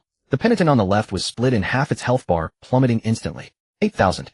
Berserker Fury 1 as 3 on the right surrounded him. He twisted his body and executed a sliding kick, landing in a crouch to counterattack with a blade. Critical hit. 8,857. Kill. Now it seemed these monsters posed no challenge to Chen Mo. He handled them with ease without any pressure. Chen Mo fought 10 against 1, utilizing Hitandran tactics to inflict successive damage. The battle rhythm explosive, the numbers continuously refreshing. Rampage. 5. Kill the penitent. Berserker Fury 10. Current stacks 535. He didn't even need to intentionally dodge the monster's skills, as he would lock onto them the moment they began their casting. 8,000, 7,900. Without a doubt, all were killed. Chen Mo braved the darkness, planning to continue exploring ahead. At the end of the corridor stood a blackened statue. Suddenly it slowly turned its head. The statue's eye sockets glowed red, and the black robe twisted and turned as if alive, revealing a statue holding a staff, its head entwined with thorns. Bleeding statue. LV. 12. HP 60,000. Attack 1,000. Skill 1, Repentance Eruption Long-Range Tracking. Skill 2, Mental Burn AoE Slow Control. Skill 3, Psychic Rebound rebounds ranged damage. Oh, a ranged monster. Chen Mo frowned, and in the next second the statue suddenly raised its staff, not giving Chen Mo a chance to react. Skill Release Repentance Eruption. A blood-red shockwave pierced through the corridor, accompanied by unparalleled lethality. Of course Chen Mo was no pushover. He instantly executed Bloodthirsty Strike, cutting in close. I don't believe you can withstand me at close range. Chen Mo was incredibly confident this move had never failed him. He drew both blades, sweeping with one, breaking armor with the second, and thrusting with the third. He cleaved the statue's head cleanly in half. Critical hit. 8,521. 8,900. 8,000. Elite monster killed. Loot bronze equipment X3, gold X50. Chen Mo brushed off his attire, adjusted the hilt of his weapon, and said indifferently, next. At the deepest part of the dungeon in a dim stone chamber, Chen Mo easily found this place based on the map. A floating runic altar slowly descended, a faint golden magic circle appearing, and a towering, terrifying figure gradually rose. Boss Seal Guardian Hemin LV. 13. Type Melee Suppression. HP 100,000. Attack 900. Skill 1, Bloodlock stuns target for 2 seconds. Skill 2, Sealing Strike, 300 physical damage. Skill 3, Holy Seal Burn attack power 15 every 30 seconds. Boom. As soon as the boss landed, its eyes ignited with a dark red glow, and its massive hammer swept across, directly shattering the floor. A tremendous shockwave surged forth. 2,500. Chen Mo's gaze sharpened, and he immediately slid back, but was still a moment too slow. A violent boss. Chen Mo was caught off guard, receiving a blow. Hemin wasted no time with opening remarks and immediately charged in with another bloodlock. Chen Mo anticipated this, executing a sidestep to evade. The first attack's hitbox is a downward slash. The skill covers a fan shape. Oh, I need to find a flaw. Chen Mo quickly analyzed the situation. Hemin the Sealkeeper stepped slowly from the stone gate, his armor blazing with searing crimson runic patterns dragging behind him, a massive stone maul dripping with scarlet glyphimbued blood. Intruder, here your blood shall freeze. Hemin's voice rumbled low and guttural. Chen Mo remained utterly unruffled. With a light stroke along his blade's edge, he retorted, come then. Let me see if you truly possess such skill. In the next instant, Hemin erupted forward. Boom. A corner of the ground collapsed. His figure surged like a thunderclap, swinging the stone maul in a horizontal arc, its blood-etched edge carving through the air. Chen Mo leapt backward, executing a swift retreat that widened the distance between them. So narrow was the margin that the maul grazed past his shoulder, sending shockwaves rippling violently through the air. Slightly faster than anticipated. In a flash, Chen Mo reversed his grip with his left hand and charged forward, unleashing a torrent of wrath. Hemin staggered, stunned as though he'd never imagined anyone daring to close in and press an assault upon him. Yet in the next breath he raised his arm, a chain burst forth from the sigil etched across his knuckles. Blood chain. Crack. Chen Mo reacted instantly, sliding sideways with a half-step evasion, but the chain's tip still clipped him, freezing his body in place for an instant. Stunned 2 seconds. Hemin sneered, hoisting the maul high overhead. Seal Burst Strike. Intruder, I'll see where you flee. Tum. The ground shattered, a concussive wave roared outward, and crimson numerals flared into view. 3758. Chen Mo was hurled backward, slamming hard against the cellar wall, losing over 1/3 of his vitality. Damn. He rolled upright, blood trickling from the corner of his mouth. So you strike without reason, is that it? Then neither shall I. He downed a vial of soul return elixir, his life force surging back, and in the same motion flipped his blade into position. With the bloodthirsty assault skill activated, he closed the gap in an instant, slashing precisely at Hemin's vulnerable flank beneath the ribs. Critical hit. 8124. Hemin roared, slamming his maul into the earth. He had been thoroughly enraged. Don't rush. From now on you won't even get a chance to counter. Chen Mo continued his relentless barrage, dancing laterally while weaving evasive cuts, all the while hurling sharp barbs. Is that maul merely ornamental? It can't even nick my skin. Hemin bellowed and activated Holy Sigil Ignition, the crimson runes across his body detonating into blazing flame, his attack speed surging instantly. Igniting are we? Chen Mo smirked coldly, his blood azura passive stacking rapidly to 600 layers. He suddenly halted, coiling his strength, then unleashed a single devastating blow, bundling every active skill into one cataclysmic strike. Fatal Strike. Bloodthirsty Assault. Crimson numerals leapt in rapid succession. 6188. Fatal Critical Hit. 10276. Hemin dropped to both knees and crumpled, his stone maul slipping from his grasp and disintegrating into dust. Ding. You have slain the hidden boss, Hemin the Sealkeeper LV. 13. Ding. You have acquired 5 skill manuals and 10 pieces of equipment. Ding. You have gained 20 free. Ding. You have earned 300 gold coins and 2300 silver coins. Ding. Divine Realm announcement: player Silence has achieved the first ever kill of the hidden boss, Hemin the Sealkeeper, earning 20 free attribute points. The crimson announcement flickered briefly, only to be swiftly buried beneath a cascade of worldwide notifications from the main city dungeon. Main city peak of Silver Moon dungeon successfully opened. The Azure Vault Guild has advanced its dungeon completion rate beyond 70. The Celestial Apex Guild has claimed the first clear of the main quest Tier B dungeon, Bloods and Colosseum. Within 3 seconds, Hemin's name vanished entirely beneath the roaring tide of announcements. The world chat channel exploded. World Stray Dog Wanderer, how did a new B Village dungeon slip in here? Who even is Hemin? These days, does anyone even bother with beginner zones? World Bronze Heart, probably just some solo player, late to the boss kill. Consider it commemorative coinage. World Crimson Pelt King, that's Silence, the legend himself. Have you forgotten? World Lunar Melody, don't say more. I just saw Silence in Nock Village moments ago. Could he possibly be an NPC? The chat stream veered wildly off topic as players flooded in with tongue-in-cheek posts. Brother Silence, my village's resident cadre. Village chief, please accept my kneeling homage. This man truly embodies silence, not even his progress bar. On the forum homepage, a thread titled Unveiled Silence is merely an early hidden monster. No real value topped the trending list. Its featured image showed Hemin's slightly weathered stone statue alongside a distant shot of Chen Mo holding a runic stone, both overlaid with a bold red X. These rewards are replaceable. The dungeon difficulty is trivial. No team coordination. Don't exaggerate personal skill. Each comment struck like a barbed water arrow raining down relentlessly upon Silence. Yet Chen Mo offered no reply, not even a glance. In Nock Village, morning mist hung cool and thin. He walked the final stretch of darkness beneath the church, where behind Hemin's fallen form a softly glowing stone caught his eye. Flickering amber candlelight danced across the hidden chamber's walls as Chen Mo placed the faintly crimson glowing runic stone into his pack. Suddenly a deep, resonant voice echoed from behind him. There is a familiar aura about you. Chen Mo froze mid-motion and turned. From the shadows emerged a figure draped in black robes. Elderly yet gentle of countenance, eyes devoid of hostility filled instead with something akin to tenderness. It was Father Carlo, the priest of Nock Village, known widely as the most compassionate man. Now he stood amid the rubble of the cellar, gazing down quietly upon the shattered penitent statue and the toppled altar. He carried a thick ancient tome, his steps featherlight, as if fearing to disturb some slumbering soul. Chen Mo remained still, yet his gaze sharpened with quiet wariness. Carlo only smiled faintly. There is no need for tension. I am not here to accuse you of desecrating the church. He approached and settled gently onto the broken pedestal of a fallen saint statue, lifting his eyes toward the swaying candle flame, as though lost in memory or perhaps in sorrow. She was slain by you. Chen Mo raised an eyebrow, uncertain of Carlo's intent. Who is she? Meiji, Carlo murmured, his tone reverent like reciting a sacred litany.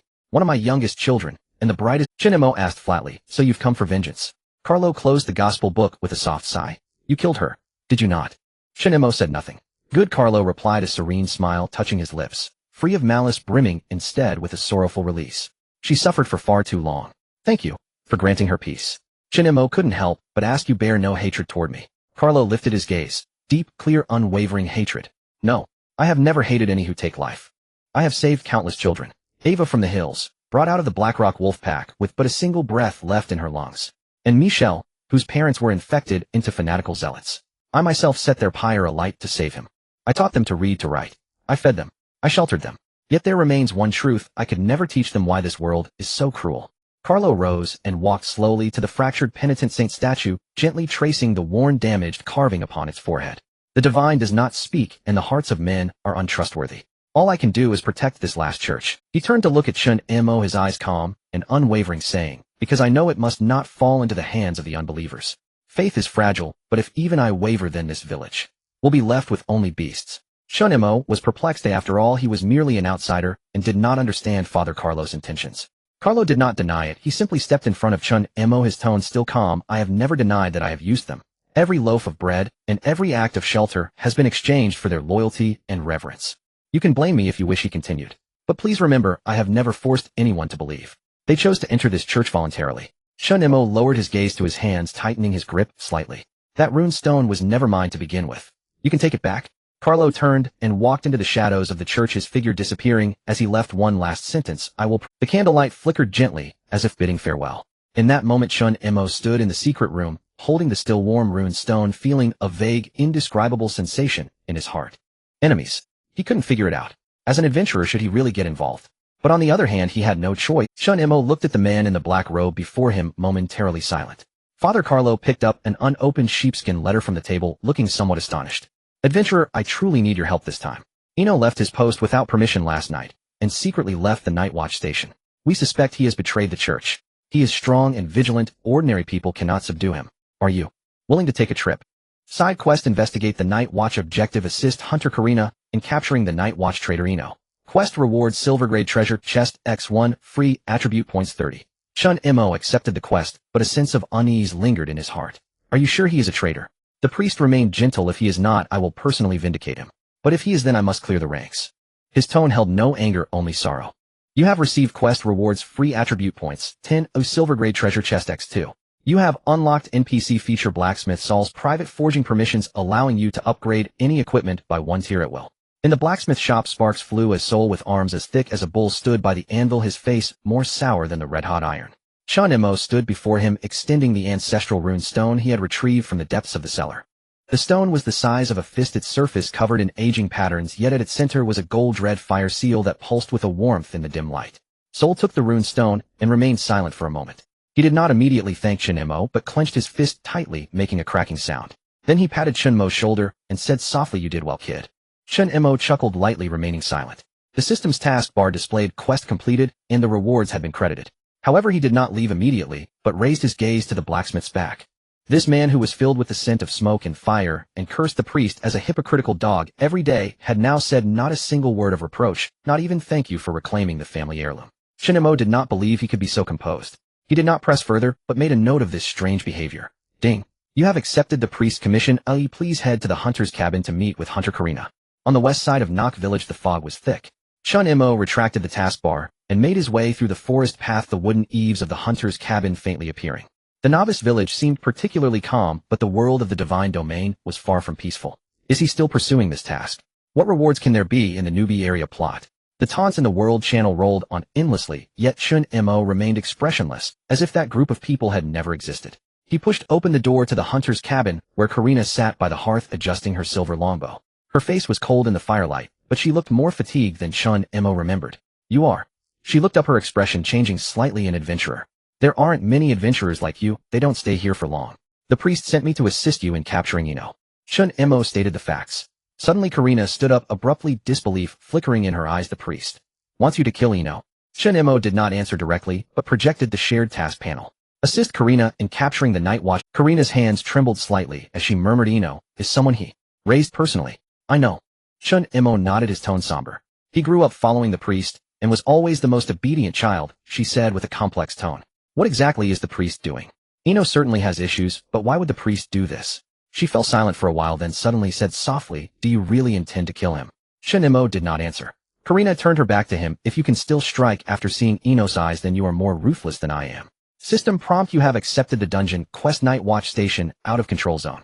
Objectives: 1. Defeat out of control sentinels, X5-2. Purify Chuch's secret hounds, X3-3. Investigate the remains of the watch station. The team prepared to set off. Outside the watch station it should have been brightly lit, but now it was lifeless. The ground was covered with withered vines and bloodstains. The arrow tower, broken, the lookout collapsed, and the air was mixed with the scent of rust and medicine. This is not right. Karina frowned warily. Although Ino left his post without permission, he couldn't possibly cause this scale of chaos. Sentinels triggered alarm. In the dense forest, 5 NPC sentinels in Night Watch uniforms suddenly jumped out, their eyes hollow and movements stiff. Out of control, Sentinel LV. 10. Chen Mo stepped lightly, sweeping his blade horizontally, fury of the Berserker level 1. These were not the movements of normal NPCs. They had no coherence, merely charging wildly. Pull back and stretch, Karina called out. Chen Mo did not retreat. Instead, he stepped forward, spinning, blocking the impact with his left arm, and drew his bloodthirsty blade close. Slash. Critical hit. 3,121. One sentinel fell instantly, but its body convulsed like a puppet before shattering into pieces. They are truly under control. His gaze turned icy. This is not defection, it is a form of control. But even so, these sentinels could not stop Chen Mo. In less than a minute, all 5 were cleared. The next moment, 3 shadows leaped out from the collapsed lookout. Chuch's secret hound LV. 13. They were long and sleek like leopards, their eyes flickering with faint blue runes, drool dripping from their fangs, moving with astonishing speed. Don't take it, Hedon. They specialize in biting before skill casting, Karina shouted. Chen Mo's eyes narrowed and his foot slipped. Bloodthirsty ambush. Ding. A flash. Critical hit. 4,980. The long blade sliced through the hound's neck, leaving a blood-red arc. The other 2 charged towards Hunter Karina, and she reflexively threw out explosive arrow, instantly detonating, retreating in the cloud of gray smoke. As expected of a hunter, Chen Mo silently praised as he swept out his blade, killing both hounds on the spot.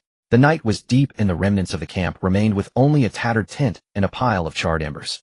Chen Mo bent down and found a damaged diary in a wooden box by the campfire. Quest item: Eno's notes, unsent letter. He opened it to find only a few lines of hastily scrawled text filled with agitation. After the charm maiden disappeared, I truly cannot believe it was him. I questioned the priest, and he merely smiled. That was a loving smile. He said, "You do not understand, I have only done what must be done. Karina will not understand, I can only investigate the truth myself." Karina looked down at the letter, remaining silent for a long time. He is not fleeing, he is investigating something. Her voice was hoarse. Chen Mo slowly stood up, his gaze calm. The word traitor should not be spoken lightly. What exactly does the priest intend to do? The camera pulled back, the 2 standing in the firelight, the camp silent, only the sound of the crackling fire.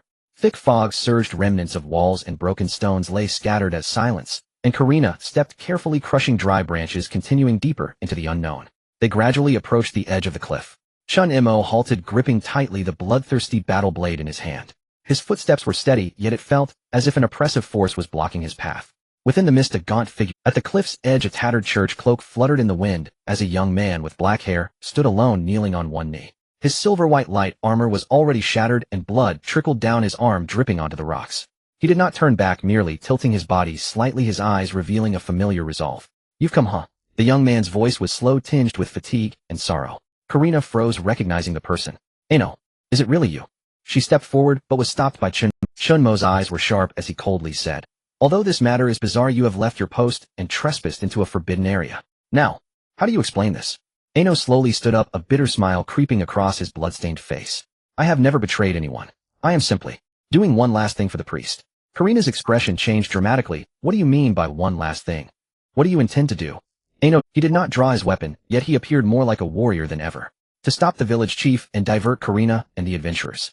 These are tasks I will undertake, only to allow the priest to complete that ritual." He took a deep breath and softly said, "The priest has never forgotten his faith, nor has he ever abandoned Nock village, only to allow the priest to complete that ritual." He took a deep breath and softly said, "The priest has never..." Chen Mo held the bloodthirsty battle blade, standing in the center of the camp, facing the shadows slowly emerging from the black mist. Eno. He wore a tattered patrol cloak, his shoulder armor stained with blood, and his silver hair glimmered with a hint of sorrow under the moonlight.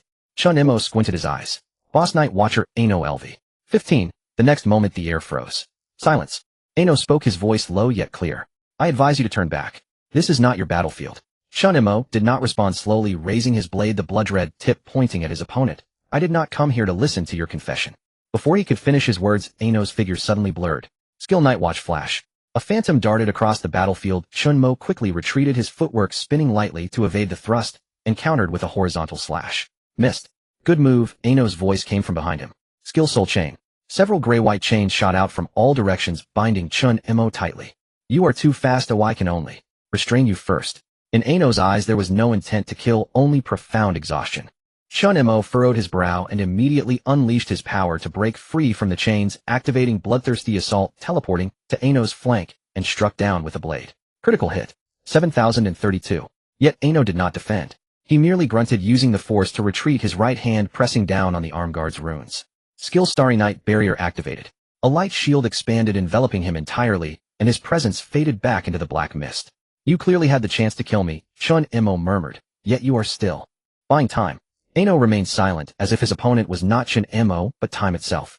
Chen Mo's eyes narrowed slightly. This was a delay tactic. While pursuing, Chen Mo quickly calculated, Ano knows I am not an ordinary player, yet he remains at the outpost. His mission was never to win, but to stall me. But why? The battle continued. Ano's every strike was precise and countering, yet he never aimed to deliver a fatal blow.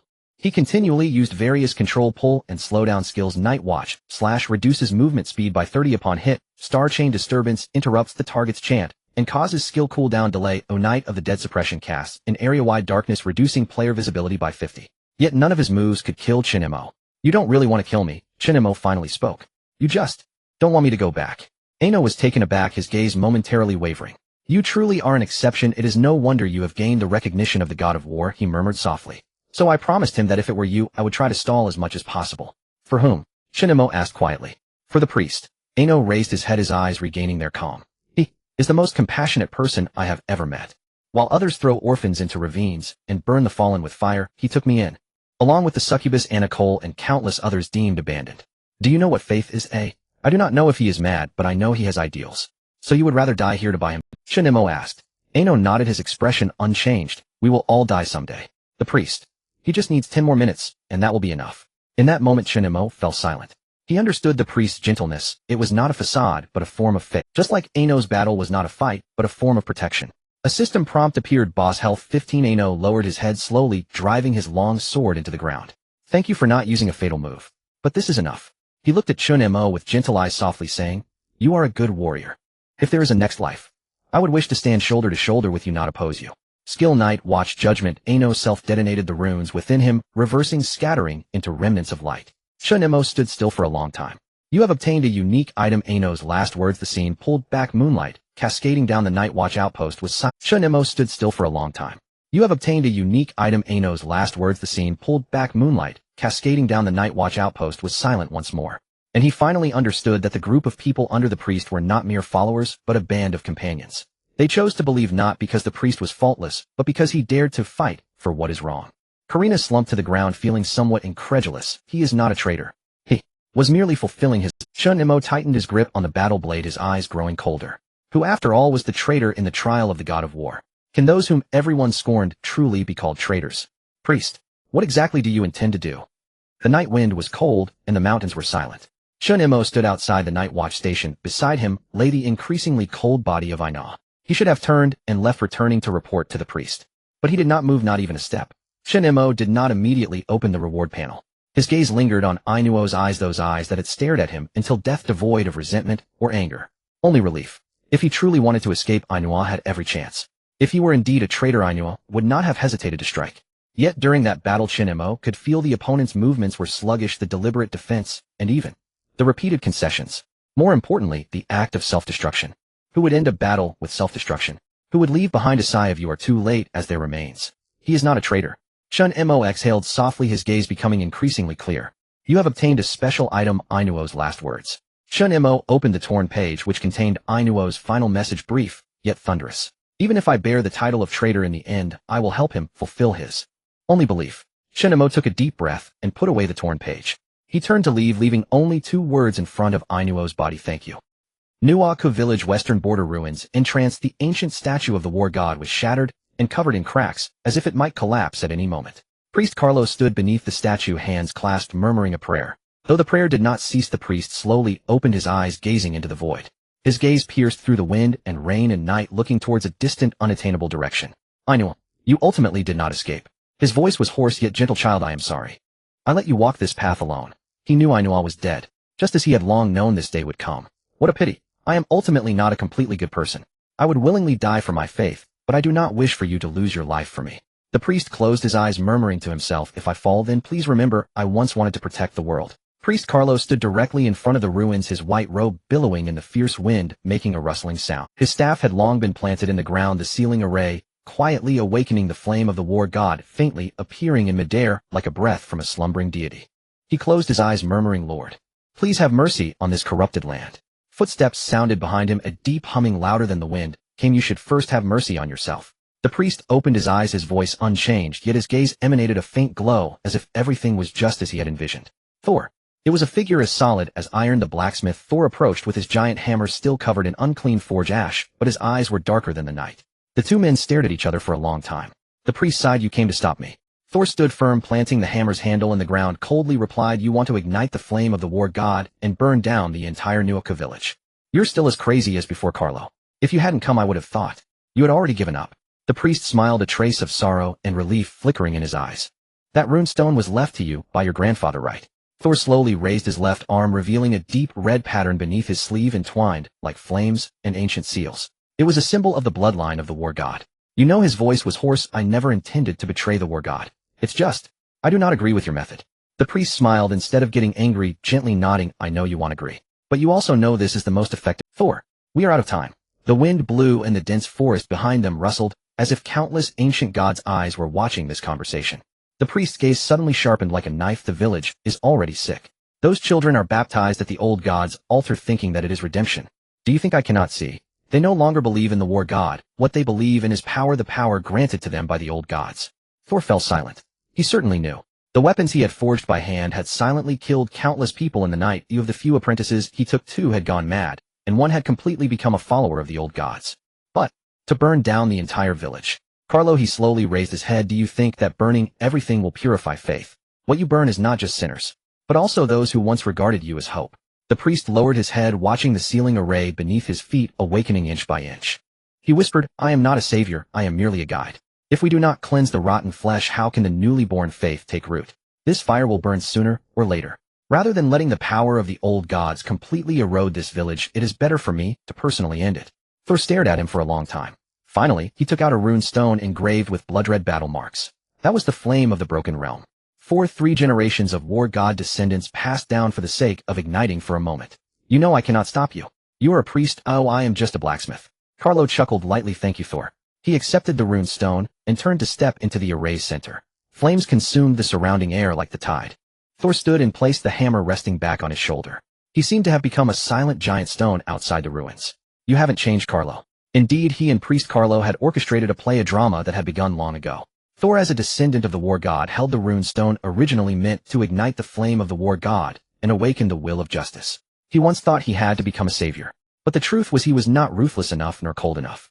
The one who could truly bear this mission was Priest Carlo. Carlo was not just a preacher. He saw more clearly than anyone that Nuaka village had rotted to the core. The whispers of the old gods had long seeped into people's hearts, and too many NPCs in the village seemed loyal, yet their hearts were decayed. To dispel their strong hostility towards Thor, they staged a play. A complete rupture, superficially severing ties, yet truly united in purpose. Carlo bore the blame, while Thor was driven out. Yet the true key, the rune stone that could ignite the war god's fire, was hidden in the hands of the one most distrusted by all. The fire could only be ignited by Thor, the blood could only be shed by Carlo. Their plan was well laid. However, they did not anticipate that the arrival of adventurers would complicate everything. Too many outsiders had intruded into this trial of gods and fire, and too many variables began to stir the previously stagnant situation. This time, would the outcome be the burning of everything or the igniting of hope? Even they themselves could no longer be certain. The ruins of the severed realm, night wind howling. Upon the stone altar, Thor knelt on both knees, slowly embedding the ancient rune stone into the central recess of the war god altar. One final step remains. A deep, smoldering flame flickered within the flame seed, as though an ancient will were stirring awake. Thor closed his eyes, pressing his forehead against the flame altar, whispering softly, War God, if you still abide, grant me your fire. In that instant, the battle runes encircling the stone altar blazed to life. Concentric rings of fiery sigils igniting one by one, as if the entire ruin had drawn breath and awakened. Yet just as the flame seed neared full ignition, suddenly, bang, footsteps pounded up the mountain path. Urgent, unmistakable. And then came that familiar, suffocating voice, Carlo. What in the world are you doing? The village elder surged forward with several guards, slamming his staff hard upon the ground, eyes blazing with fury. Father Carlo, who had stood quietly beneath the altar, stiffened, then whirled around sharply. Elder, how did you? But before he could finish, his gaze locked onto a man in gray robes approaching with a gentle smile. The apothecary. He stepped forward, calm and kind, his benevolent expression unchanged, as if greeting a neighbor at dusk. Carlo, tell me, once this fire takes hold, won't it consume the whole village? Carlo's pupils contracted sharply. You swore you'd detain him. You said you'd brew a draft to keep him bedridden for 3 days. Indeed I did. The apothecary replied with an easy shrug. But that was 3 days ago. Circumstances have shifted. The elder's gaze turned, piercing, his finger stabbing toward the altar. I demand to know, what is your intent? Do you seek to destroy Nox village? Carlo's voice dropped low and grave. I am saving it. Let us all calm down. This is for the village's sake. Sit, share a cup of herbal tea, speak gently. Carlo roared, eyes shadowed with sorrow. You call yourself a healer, but every act you commit is poison poured into the well. The apothecary sighed softly. I am a healer, not a firekeeper. That fire is too perilous. If I do not act now, what will remain of this village? Destroy this place and the village may yet endure, ignite it, and we all perish. Carlo gave a bitter laugh. So you betrayed me. The apothecary retreated slowly, a vial of emerald green elixir appearing in his hand. With quiet precision he uncorked it, and dripped several drops onto the war god altar. The flames shuddered violently in the air. Far away, Thor whirled around, sensing the rupture. What have you done? Merely diluted the flame seed's catalyst. Just slightly. The apothecary murmured, his tone as soothing as a lullaby. You may kindle it, but even if you truly are the war god's heir, what then? Tension snapped taut, blades drawn, breath held. Before the final word faded, Carlo raised his hand and swept his robe aside. The staff flared with silver-white light. Sacred word suppression. A divine seal shot forth like a spear aimed straight at the apothecary's face. You deserve death. Yet in the next heartbeat the elder roared, unsheathing his great sword to stand between them. Enough. I will not let you reduce this village to ash. Battle erupted. Fire danced wildly, wind screamed like a dying beast. The war god's flame remained unlit. But Father Carlo strode forward, his white robes billowing fiercely in the night wind, his staff angled downward as he intoned archaic incantations. The Lord watches over us. Opposite him the elder stood firm, sword drawn. A massive two-handed iron blade, rusted, yet immovable as a mountain. His eyes narrowed. You've lost your mind, Carlo. And what of the villagers, if you burn this place to cinders? Carlo remained silent. Only one solemn prayer escaped his lips. They shall be redeemed. In the next breath, Carlo struck first. Sacred word, barrier shatter. His staff cracked the air, unleashing a blinding white cross slash hurtling toward the elder. Boom. The elder raised his blade in defense. His arms jolted, numb, his boots grinding backward, half a pace, fissures spiderwebbing across the stone beneath him. You truly would strike me down. Gritting his teeth, the elder charged. Ground cracking beneath his boots as he closed the distance in an instant, swinging his heavy sword in a brutal reverse strike against Carlo's shield. Crash.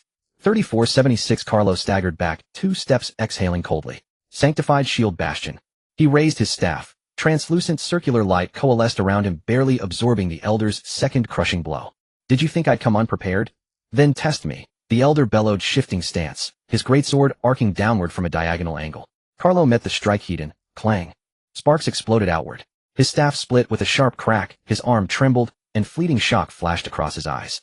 Your sword has long ceased being ceremonial, and your white robes hold no more sanctity than dust. 50 exchanges blurred, 2 figures weaving through firelight like twin shadows. Carlo moved with ethereal grace, weaving sacred spells, precise, lethal, each casting meant to disrupt the elder's rhythm. The elder fought raw and relentless, his greatsword cleaving paths, each swing weighted with the gravity of mountains.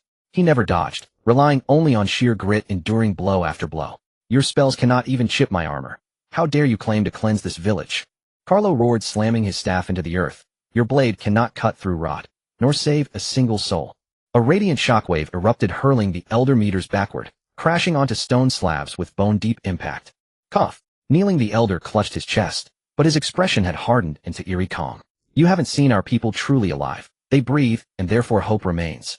Agony flickered in Carlo's eyes. They are no longer human.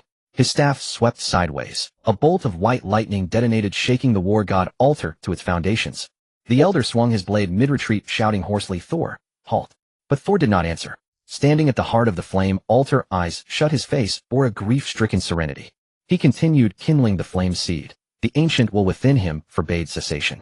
Carlo and the elder clashed before the altar spell, and steel colliding midair in thunderous harmony. The apothecary lingered in the periphery, flinging vials, energy dampener, mental inhibitor powder, all aimed squarely at Carlo. Carlo smiled faintly, his cloak unfurled like wings, deflecting every particle. Yet pallor had already crept across his cheeks. How little effort you expend. Even feigning virtue you grow weary. The apothecary's gaze narrowed. Your exhausted father. Rest now. This was no mere skirmish. It was a war of faith, the final reckoning. Carlo chanted low prayers, his aura swelling with holy fervor. Yet his limbs grew sluggish, his body stiffening under the slow poison's grip. A searing sigil struck the elder's chest. He spat blood, but rose again, jaw clenched. The altar groaned with deep, resonant tremors. Thor stood atop the dais, fists blazing with nascent flame, a crimson war mark blazing upon his brow. He could no longer intervene. This battle belonged to conviction alone. The apothecary watched from afar, still and unmoved like stone in a storm. The final clash, staff and greatsword collided midair.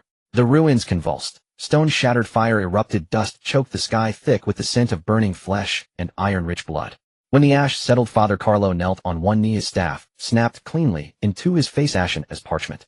The elder lay sprawled nearby, his breastplate ruptured crimson, soaking his tunic, his grip on the sword unbroken. Both broken, neither victorious.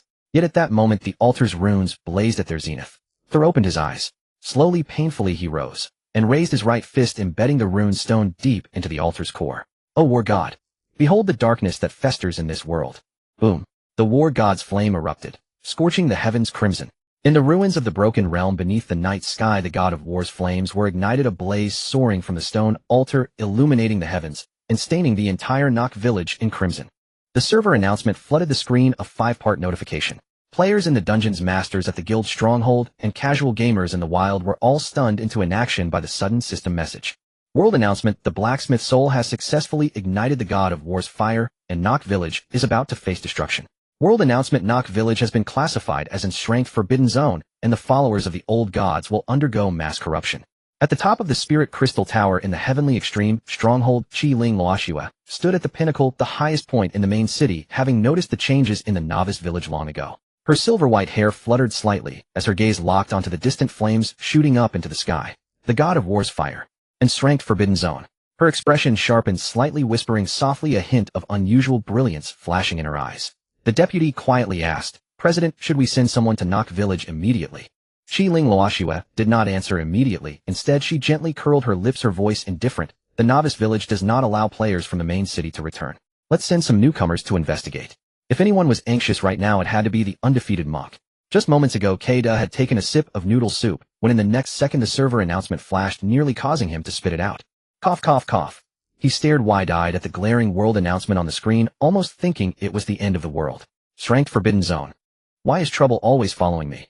His mouth twitched, disbelief filling his eyes, and then an idea struck him. Chen Mo. It must be him. This kid doesn't make a big scene for a day. Is he feeling unwell? This matter is definite. As all the players were guessing, in the ruins of the broken realm, a figure was stealthily preparing to escape.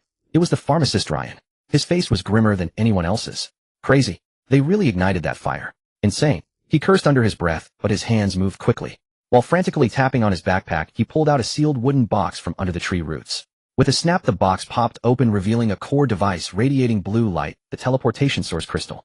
This was a forbidden teleportation device he had obtained in advance from the black market in the main city. As long as he bound the core and set the coordinates, he could instantly teleport to a safe area.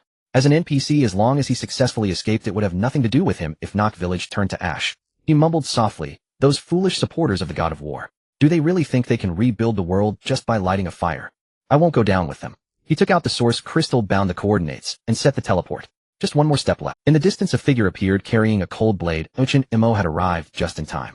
The pharmacist froze, recalling the troublesome adventurer. A strange voice, cold as ice, echoed in his ear. "You really plan to escape, pharmacist Ryan?" The pharmacist slowly turned his head, seeing the stoic figure before him, eyes icy and filled with murderous intent. At that moment, deep within the ruins of the broken realm, the god of war's fire burned fiercely, illuminating the entire dark ceiling ground. The air was thick with the scent of scorched earth, and the remnants of battle indicated that a fierce slaughter had just taken place. Chen Mo stood at the edge of the flames, his gaze coldly fixed ahead. Father Carlo knelt beside the altar, pale-faced with unwashed blood at the corner of his mouth. The village chief, Orton, lay beside him, breathing heavily, hands pressed to the ground, drenched in blood. The only one still standing was the blacksmith soul, gripping a massive axe, staring at the flames as if ready to defend them at any moment. Meanwhile, pharmacist Ryan, calculating his moves, attempted to stealthily approach the teleportation array. His movements were light, holding a strangely shaped teleportation device in his hand. He bent slightly, moving slowly, inching towards the end of the secret passage. "A little faster. A little faster," he murmured quietly, a barely noticeable smile on his face. If he took just a few more steps, he could activate the teleportation device and escape Nock village. However, Chen Mo's appearance complicated everything. Chen Mo stood behind him, eyes chillingly fixed on him. "Adventurer." The pharmacist's lips curled slightly, but his eyes held a hint of impatience. "You really are persistent. Where do you think you're going?" Chen Mo's voice was low, his gaze piercing. The pharmacist did not answer immediately, instead shaking the core of fire in his hand, lightly smiling. "Where else could I go? Of course to greater places." You all cling to this broken place guarding what god of war faith. It's just a joke. Staying here is just waiting for death. And I am just seeking a way to survive and advance. The pharmacist's words made the atmosphere at the scene instantly freeze. You? Father Carlo looked up, his gaze sharpening with disbelief and trembling. You have the aura of the old gods. Hearing this, the pharmacist laughed even more wildly. Old gods. He slowly raised his hand, a faint purple power slowly emerging on the back of his hand, faintly carrying an ominous wave. Exactly. Long ago I received the blessing of the old gods. That's enough. Chen Mo could no longer hold back. Without a doubt, the traitor of Nock Village was the pharmacist. Ordinary NPCs could not leave the novice village, but the pharmacist had a way. There must be some hidden secret in this. His eyes radiated killing intent, and with a step he vanished from his original spot. Bloodthirsty assault. Charming Step was activated, a movement skill he had obtained from the Charming Princess. A shadow flashed by the blade, glimmering like lightning. Chen Mo was confident he could strike the pharmacist, however an unbelievable scene unfolded. 3 consecutive strikes fell, yet no blood appeared. The pharmacist remained standing in place, not even triggering his shield. What? Chen Mo frowned, staring at the pharmacist's health bar. An empty health bar, not a single point lost. Fisk. The pharmacist glanced down at the hem of his clothing, untouched by the blade, without even a scratch. You really don't understand at all. You hit me, The pharmacist's lips twisted, wearing that familiar contemptuous smile. You use an ordinary blade against someone blessed by the old gods. Have you forgotten in this world? Ordinary power cannot harm me at all. Chen Mo's expression gradually turned cold. He was undeterred, exerting force once more, the blade flashing skills continuously unleashed. 0-0 miss, yet no matter how he attacked, the pharmacist's health bar remained unmoved, as if he were slapped. Why? Chen Mo gritted his teeth, his eyes filled with rage. Don't waste your energy anymore, the apothecary said increasingly, pleased, a smile seemingly etched on his face. You won't understand. And I have long since embarked on the path to a new world. At that moment, Soul's voice came from behind. He isn't wrong. Chen Mo suddenly jolted, turning to look. Blacksmith Soul stood before the god of war altar, his expression grave. He has already been protected by the old gods. The blades of this world cannot harm him. Only the wrath of the god of war can burn away the corrupted soul. Everyone gasped. If only the flames of the god of war could bring about the end of everything, then the apothecary Ryan would have run long ago. There wouldn't be time. Only fire. Chen Mo tightened his grip on the bloodthirsty blade, its edge gleaming with a cold light. So this blade cannot kill the apothecary, could it be? Father Carlo sat at the edge of the ruins of the broken boundary, bloodied, gazing at the distant, extinguished flames, murmuring, I thought Ryan was merely greedy, but I never expected he had already sacrificed his soul. The village chief lowered his head, fists clenched tightly, his voice trembling. Ryan. How many people did we save together? You actually sold the entire village just to escape. A heavy sense of regret and powerlessness filled their eyes. They wanted to protect Nock, yet had unwittingly left behind the most venomous traitor.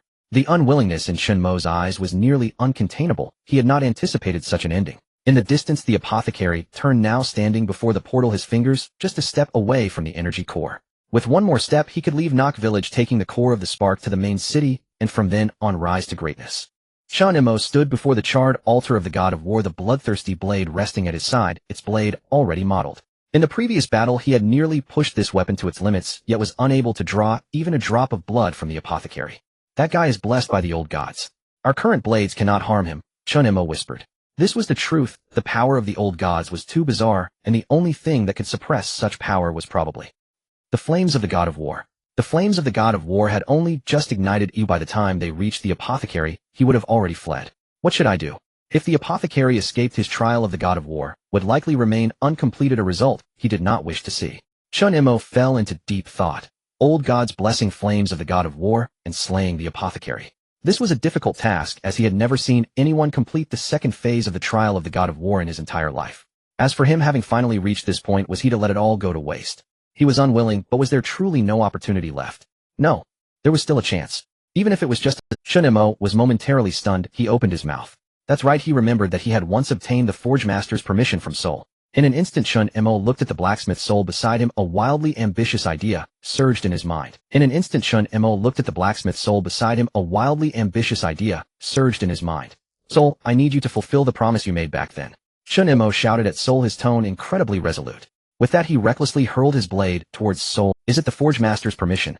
Blacksmith Soul heard Chen Mo's shout. Covered in ashes, he caught the blade with his charred arm. Adventurer, what do you want to do? Please forge me a blade that can cut through gods using the flames of the god of war. This was the last sentence left. What? To forge with the flames of the god of war. His voice was hoarse, as if the sound of forging echoed from his chest. Kid, that's truly a crazy idea. Sol was somewhat surprised. He never expected Chen Mo to be so bold. For a moment, he even admired Chen Mo's determination. But he said nothing, suddenly dropping to his knees and slamming his palm onto the altar's base. "Ha ha, I am old and cannot wield a blade anymore," he said with a laugh. "But I can still burn one last time to exchange for a blade that can cut through gods." Boom. Flames erupted and runes activated. The flames of the god of war can still ignite once more. He tore off the bindings on his charred left arm, revealing an arm that was no longer flesh and blood. The moment Sol took the bloodthirsty blade, the entire furnace seemed to explode. Boom. Flames erupted from the ground, shaking the entire ruins of the broken boundary. The flames of the god of war roared as if they had come to life. Sol raised the blade high with one hand, then thrust it fiercely into the core of the furnace. "Hammer," he roared. In the golden beam of the system, a massive forged iron hammer rose from its seal and fell into his right hand. With the left hand holding the blade and the right hand gripping the hammer, he stood firm in the fiery core. Chen Mo's eyes widened as he saw the blade wailing in the fire, the blood-red blade gradually dissolving, cracking, and shattering. In the next moment, the hammer fell. As Sol brought the hammer down, a blood shadow appeared amidst the flames, as if the very soul of the god of war was roaring. This strike shattered the old blade and infused the battle spirit. As the second hammer fell, the entire furnace trembled like thunder. The blade's bones were reshaped, its edge beginning to shimmer, a stream of crimson energy coursing through the blade's groove. Sol gritted his teeth, slamming a palm onto the blade's back, and the fire patterns on his body erupted instantly. His body aged rapidly, as if he were burning the bloodline of the god of war directly as the forging fire. Throughout this process, he remained silent, quietly forging the blade. Boom. The third hammer, the flames soared. Chen Mo saw that the previously dim, bloodthirsty blade had transformed into a long black-red blade covered in flowing runes of the god of war. Ding. Forging successful.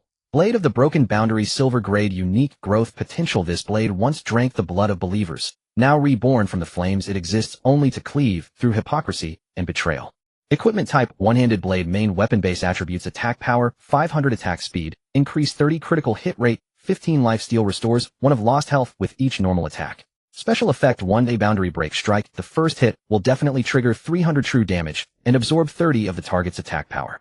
Against enemies under the effects of divine protection or old god's blessing, inflict an additional 300 true damage.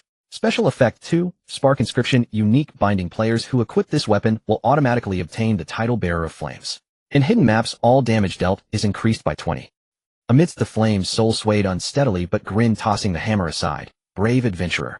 What I cannot do, you shall do it." A blade exuding a strong aura slowly descended, and Chen Mo grasped the hilt, instantly feeling a surge of fierce combat energy. In that instant, a fiery heat enveloped his arm, resonating with divine fire and battle intent. His gaze changed at that moment. Chen Mo stood in the center of the flames, slowly extending his hand to draw out the newly forged long sword from the fire. The blade of broken realms. The crimson blade shimmered with dark golden patterns, and even before the blade moved, the air cracked. Without a doubt, Chen Mo regarded the Apothecary Ryan as the strongest boss in the novice village. Name: Apothecary Ryan. Redeemed form: level LV 15. Health 100, attack power 9, 50, 12, 80, defense 180. Old God's Blessing grants immunity to a significant amount of attacks. Passive skills: brief. Old God's Protection. All non-divine attacks suffer a 90 reduction in final damage. Immune to control skills causing stun or immobilization lasting less than 1 second. Main skills: Poison, Epidemic Area skill, Spirit Vines, Poison Curse, Binding skill, Whisper of the Old God, Disruption skill. What? How does that sword possess a hint of divinity? From a distance, Ryan's voice changed, his previously calm tone now tinged with a hint of hoarseness. He instinctively took a step back, his gaze fixed on the sword. Chen Mo turned to look at him, casually swinging the blade. Flames danced along the edge, exuding a primal sense of oppression. Ryan's pupils instantly constricted. He felt an instinctive rejection from that sword. A sensation akin to the old god's blessing, as if the moment the sword approached, the protective mark on him would shatter. You actually forged that flame into a weapon." Ryan was genuinely panicking. The blessing from the old god was trembling. The only explanation was that this sword contained divine power, a radiance that even the old god would not dare. He muttered, his face as pale as paper. "This is unreasonable. This shouldn't be. How dare you? How dare you infuse the will of the war god into the sword?" Chen Mo merely rested the blade of broken realms on his shoulder, walking toward him. Without a word, he was simply completing a task, treating the apothecary as just an NPC. Ryan's expression had turned completely dark.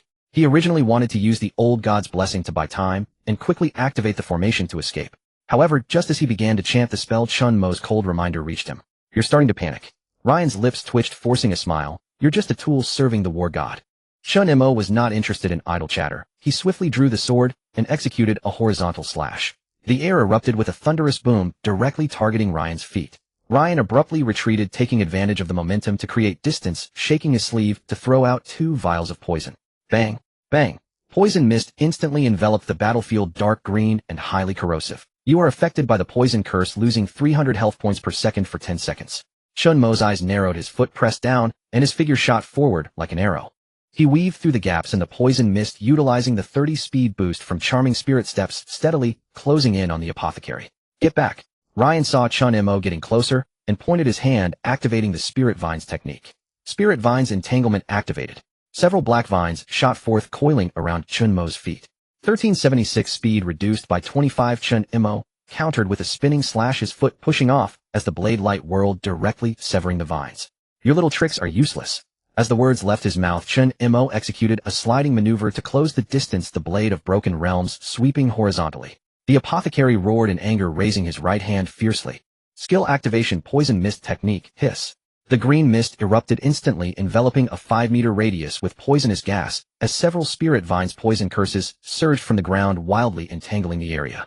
226. 226. 226. The poison status alert flashed on Chen Mo, but he did not retreat a single step, sliding his foot and rushing into the mist like a phantom. With a reverse slash of the blade of broken realms.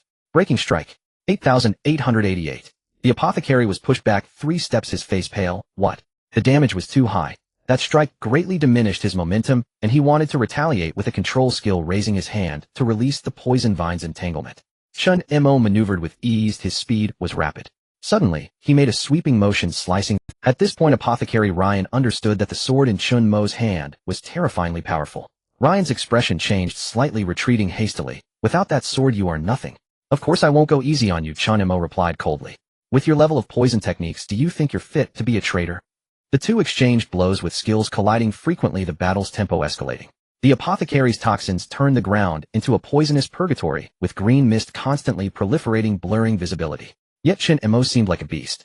He had long since familiarized himself with the diffusion frequency of the poison mist, choosing to strike during the gaps right after the apothecary's skills landed, each close encounter breaking through defenses. In 10 minutes, the two fought fiercely for over 20 rounds. Chen Mo's health dropped from 100 to 50. He quickly downed a red potion, just recovering his breath, when Ryan suddenly shouted. A mysterious wave of power was unleashed. Apothecary Ryan releases ultimate skill. Tentacles of the old god descend. The ground trembled violently. Black tentacles erupted from the earth, accompanied by eerie whispers, sealing off the corners of the battlefield. Damage increased by 30. Action range restricted. Chen Mo endured a hit, while not forgetting to consume another health potion. 4,231 cough. He was propelled 5 meters away, leaving a charred mark beneath his feet. Health 22. It's over, Ryan said coldly, the runes in his hand bursting with bloodlight. He had to escape from here. Adventurers could revive through resurrection altars, but as an NPC, he had only one life. If this continued, he would only suffer losses. Chen Mo lowered his head to wipe away the blood at the corner of his mouth and smiled. Indeed, one sword isn't enough then. How about 2? Skill activation. A Shura clone, a hazy figure, appeared beside him, wielding the same blade of broken realms. Chen Mo and the clone charged out from both sides simultaneously. Ryan was completely taken aback. What was that? Slash. 3511 3902 4041 combo count 1. A hint of panic appeared in Ryan's eyes as he swiftly used 3 escape skills. I don't believe you can kill me. I am a redeemed one. Chosen by the gods. Chen Mo remained silent, merely raising his hand, using the skill Bloodthirsty Assault. The clone and the main body attacked in unison. The entire battlefield instantly heated up. Red blade energy surged forth, radiating with fiery heat, sweeping across Ryan's front. 76, 68, 81, 30 critical, hit 112, 23 critical, hit 12669. At that moment, Chen Mo executed a sliding step, closing in sharply and diagonally leaped to slash. The blade of broken realms pierced through Ryan's chest, accompanied by a spray of blood. Ryan roared, blood energy exploding. Each strike was fiery skill interspersed with regular attacks, the sounds of slicing resonating. Ryan was completely panicking. If this continued, he would undoubtedly die. Are you insane? Chen Mo did not answer. The blood blade struck again. A blade swept forth from the ground, sending Ryan flying into the air, causing him to spit out blood 3 times while rolling. Ryan was forced into a corner, attempting to summon the old god's projection. The entire sky darkened, and the whispers of the old god echoed across the land. His health bar was only at 30, but it was also at this moment. Chen Mo's passive layers had exploded. Fury of the Berserker, stacking value 980-1000. Chen Mo stomped the ground, and the fire of the war god surged into the air. The entire ruins were dyed blood red. Blade light fell like rain sweeping across the field. Bang, bang, bang. Ryan's shadow frantically retreated, trying to activate the teleportation array to escape. Pharmacist Lane's body collapsed onto the ground, disintegrating as his divine soul shattered, utterly fallen. Ding. You have completed Trial of the War God Phase 2. Ding. You have become a pivotal catalyst altering the history of Nock Village. Reputation 100. Divine Realm announcement. Congratulations to player Silence for completing Trial of the War God Phase 2. In Divine Realm announcement, a mysterious dungeon is about to synchronize with reality. Divine Realm announcement. In 2 months, the reality synchronized dungeon will officially launch. The game descends into reality. And the entire World Channel erupted instantly. World Channel Bronze Iron Armor. What? A reality synchronized dungeon. Is this real? In World Channel Lu Nianjiu. Damn. It's that guy Silence again. What in the world did he stir up in the beginner village? The forums exploded with updates. Oh, every major faction logged in en masse. Countless players surged toward the outskirts of Nock Village, only to be met with a Crimson System warning: current zone Nock Village S-Rank, forbidden territory. And simultaneously a notification appeared in the bottom right corner of every online player's screen: calamity, countdown 59 days, 23 hours, 59 minutes. In reality, synchronization looms imminent. Meanwhile, Chen Mo stared blankly at the flood of reward notifications, just as he prepared to sheath his blade and flee, when a new alert flashed overhead. Warning. You have slain Lane Blessed, one of the old gods. Hostility from select Nock Village residents increased by 99999. In warning. Remnants of the old gods have sensed your presence. All corrupted entities have entered hunting mode. So there's that too. Chen Mo narrowed his eyes, gazing toward the village. The next instant within Nock Village, everything turned crimson. The elderly woman who'd been idly cracking sunflower seeds at her doorway now charged forward, brandishing a hoe, her name floating above her head. Corrupted one. Royce. And Hunter Oldma roared while drawing his bow. You killed Lane. He was my most reliable supplier. An apprentice rushed in, swinging a nail hammer. I haven't even redeemed all my materials from him yet. In WDF. Chen Mo froze, stunned. What on earth was happening? And most absurd of all, a child NPC sweeping the street twisted his face into a snarl. Lane is dead. Then I worked for nothing this morning. You owe me compensation. Chen Mo's lip twitched. I merely killed one person. Must the entire village pursue me for debt? The moment he took a single step, over a dozen attacks rained down. In 1800 and 2043 in 3120 critical hit, and damn. Chen Mo retaliated instantly. A horizontal slash felling 2 frail merchant NPCs, but spun around just in time to be struck across the skull by a wok wielded by a noodles-tall owner. You have been stunned for 1 second by corrupted one, Uncle Guowang. This game grows increasingly unhinged, he muttered, rolling evasively while chugging health potions. It's already 10. He'll just watch a bit more, and then go deliver. Doo-doo. Another hour passed. He'll have a cigarette first. You have been bitten by Royce's dog. Current HP reduced by 128.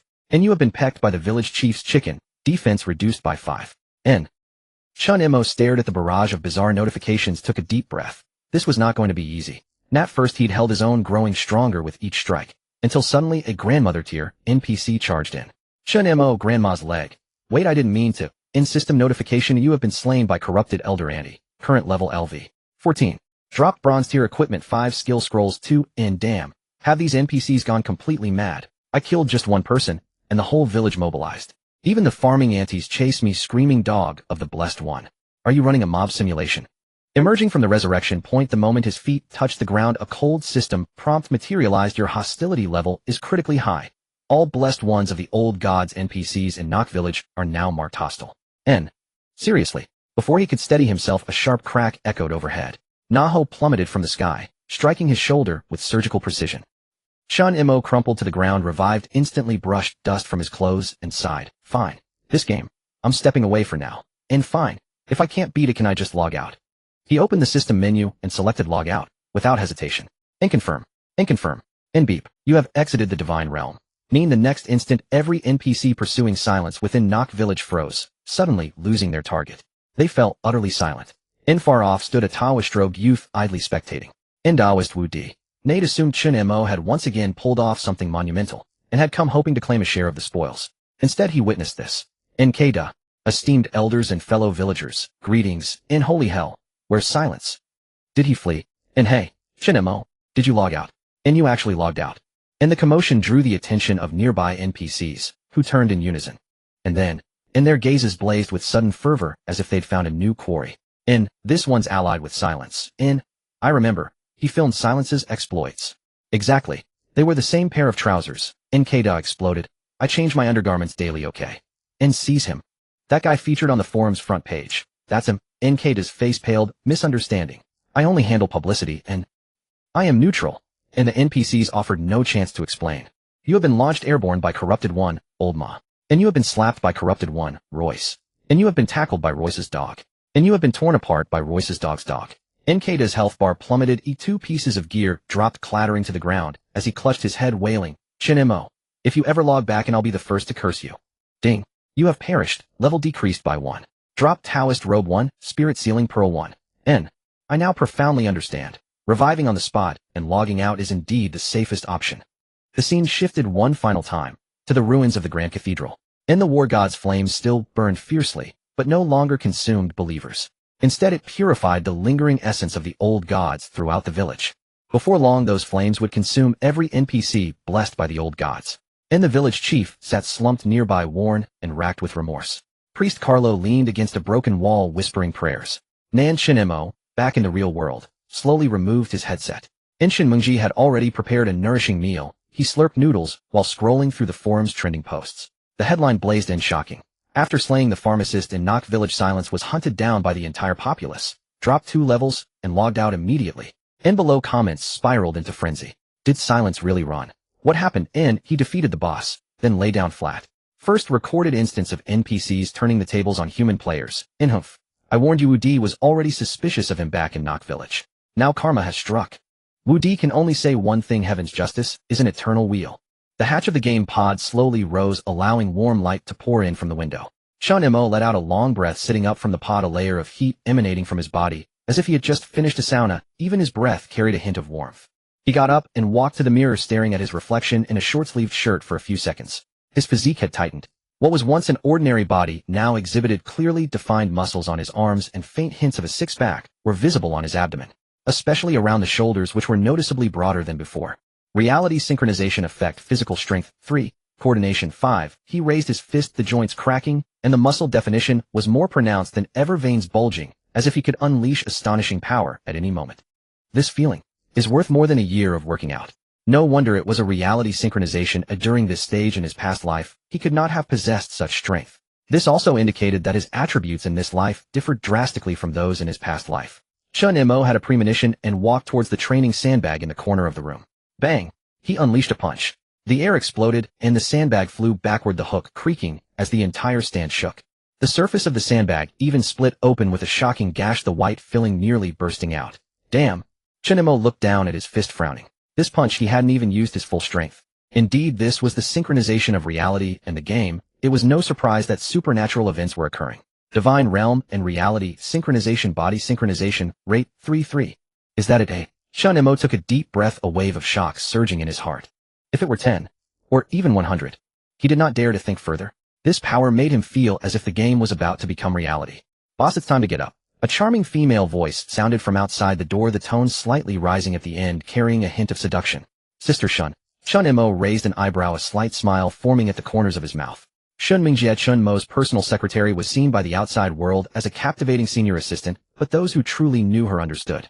This woman was a bit too provocative. The door swung open and a figure leaned against the door frame, dressed in a black professional suit, with a low-cut neckline revealing a dazzling curve. Her long legs, clad in black stockings, gently rubbed against each other, exuding a deadly allure. Oh, our big boss Chun is awake. Shun Mingjie smiled seductively, her eyes subtly glancing at Chen Mo's upper body. You look so tired. You weren't up all night gaming again, were you? She deliberately emphasized the words gaming with a suggestive tone. You guessed it right. Chen Mo casually replied, stretching his body, but noticed Shin Mingjie's gaze fixated on his noticeably enhanced muscle definition. My, the muscles have gotten firmer. Not bad, Xiao Mo.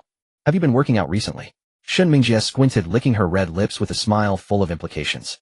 Chen Mo glanced at her, a slight smirk appearing on his lips. Working out? I guess so. TSK tisk, no wonder you feel more masculine now. Shin Mingjie took a few steps closer, bending down her low-cut neckline, nearly drawing Chen Mo's gaze in.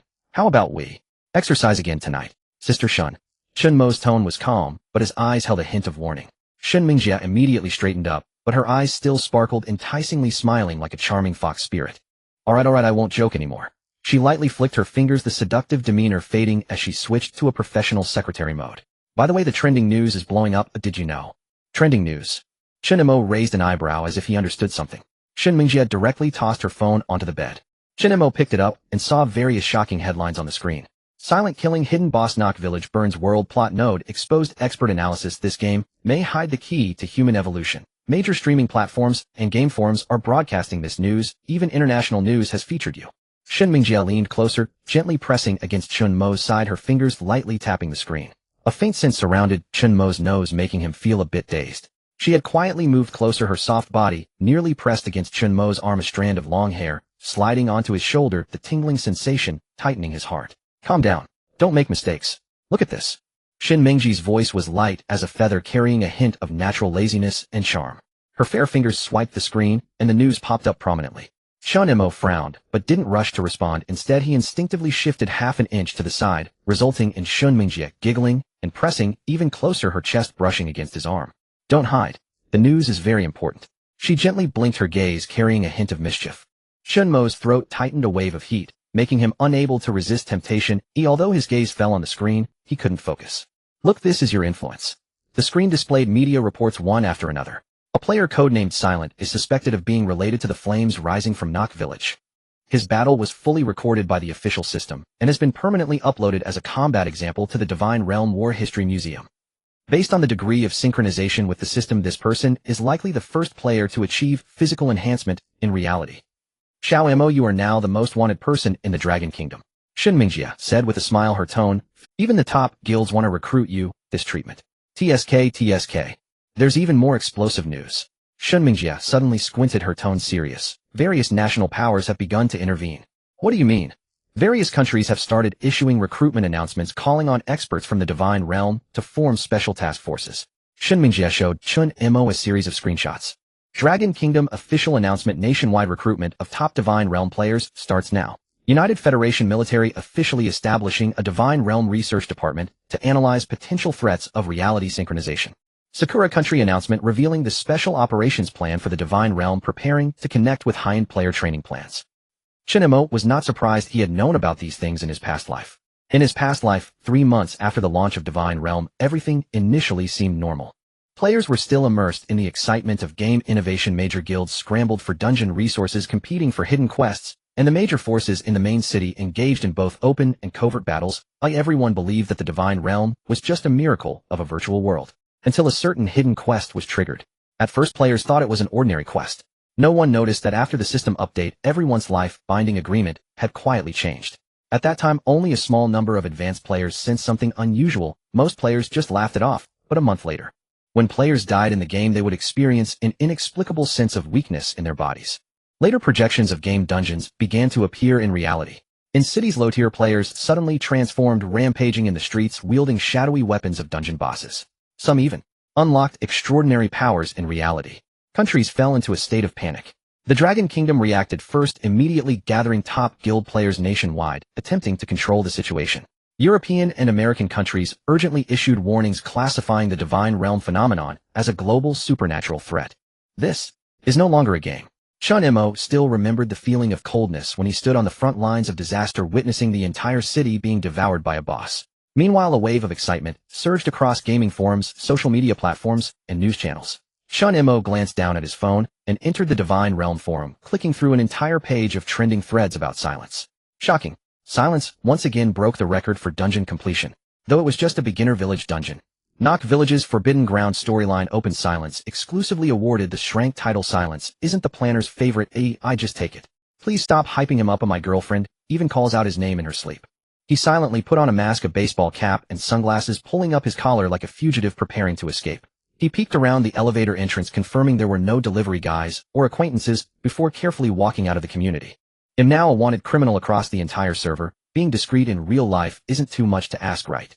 Chen Mo took a taxi, entering the address West City Wong Skewers. 10 minutes later, upon getting out of the car, he looked up and saw that the shabby eatery, whose sign was nearly falling off, had formed a long queue. The world has changed. Even skewers are starting to be competitive now. Chen Mo. As soon as he stepped inside, a familiar loud voice erupted. Lin Feng, wearing flip-flops and holding a chicken skewer, dashed over faster than anyone, wrapping his arms around him. I thought you had run away. You've been silent these days. You act like a celebrity with your hat, mask, and sunglasses. What? Afraid of being followed by paparazzi? Chen Mo pulled his hat lower. Stop talking, let's eat first.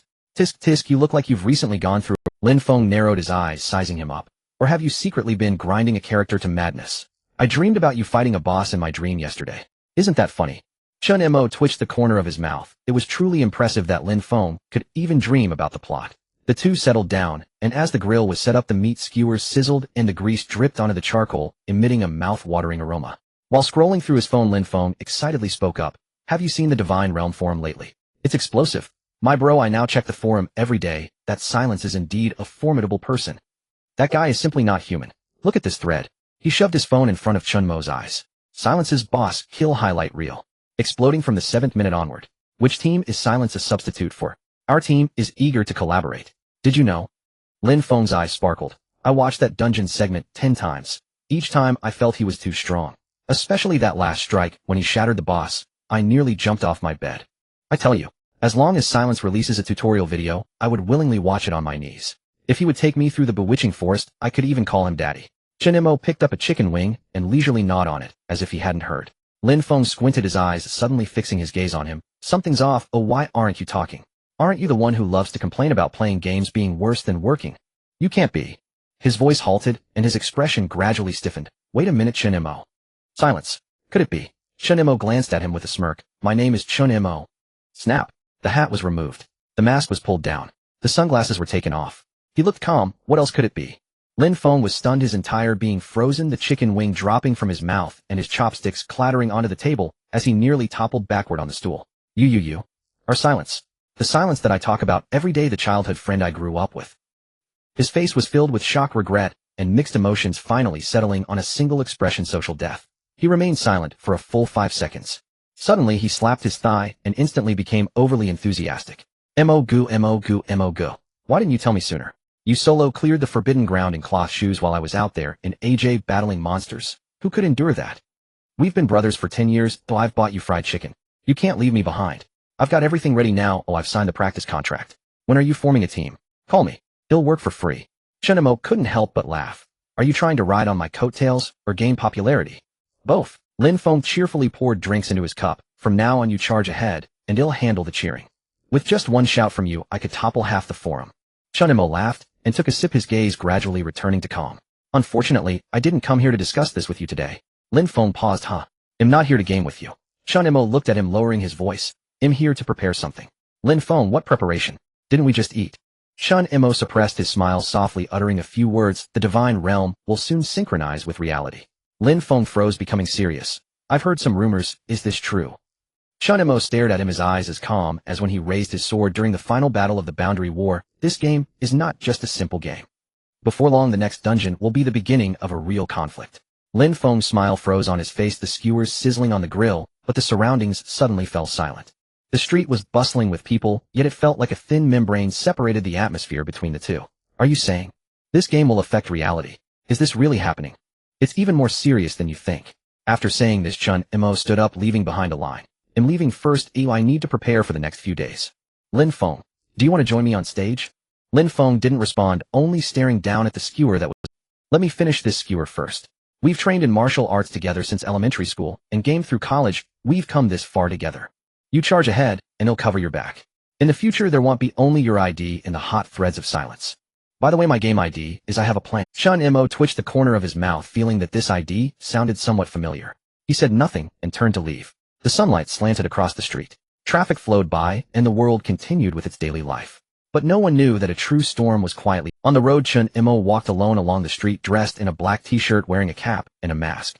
Although the battlefield of Divine Realm was intense, in reality his sister was the one he cared about the most. Sunlight spilled onto the tree-lined path in front of the teaching building, where some students were engaged in activities during the break, and the playground echoed with sporadic laughter. At that moment, the homeroom teacher walked into the classroom and glanced at the seating chart. Chen Xiaoxiao, come out for a moment, your brother is here. Some students recognized Chen Mo, and some were even quite familiar with him. The reason was that he always chatted with the classmates around his sister whenever he came, inquiring whether Chen Xiaoxiao had been diligent with her homework. Oh, is her brother that handsome guy? Why does he seem like a different person? His arms are so strong, it seems this boyfriend style is in vogue this year. That look he just had, I think I fell in love. A few girls whispered by the classroom window, their eyes almost glued to him, filled with pink bubbles of infatuation. The classroom was buzzing with discussion, and Chen Xiaoxiao stood up in confusion just as she stepped out of the classroom door and saw that familiar figure. in a black short-sleeve shirt with the cap pulled low and a mask covering half his face. But she recognized him at first glance.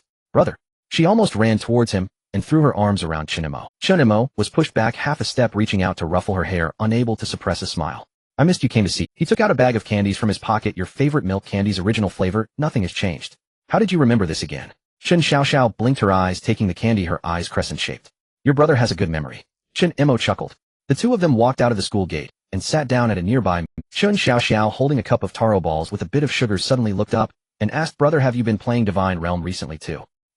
Chen Mo's heart skipped a beat, but his expression remained calm. Why the sudden question? It wasn't strange for him. After all, Divine Realm had a character binding system that applied to everyone. My deskmate keeps telling me that someone is playing Divine Realm incredibly well. Apparently, they have some hidden profession and even took down a BOSS with the system posting several announcements. Chen Mo almost choked on the pearls in his mouth, coughing twice. Your deskmate seems to have good information, huh? She's the little princess of the forum, always lurking in the world channel. She knows everything as soon as it happens.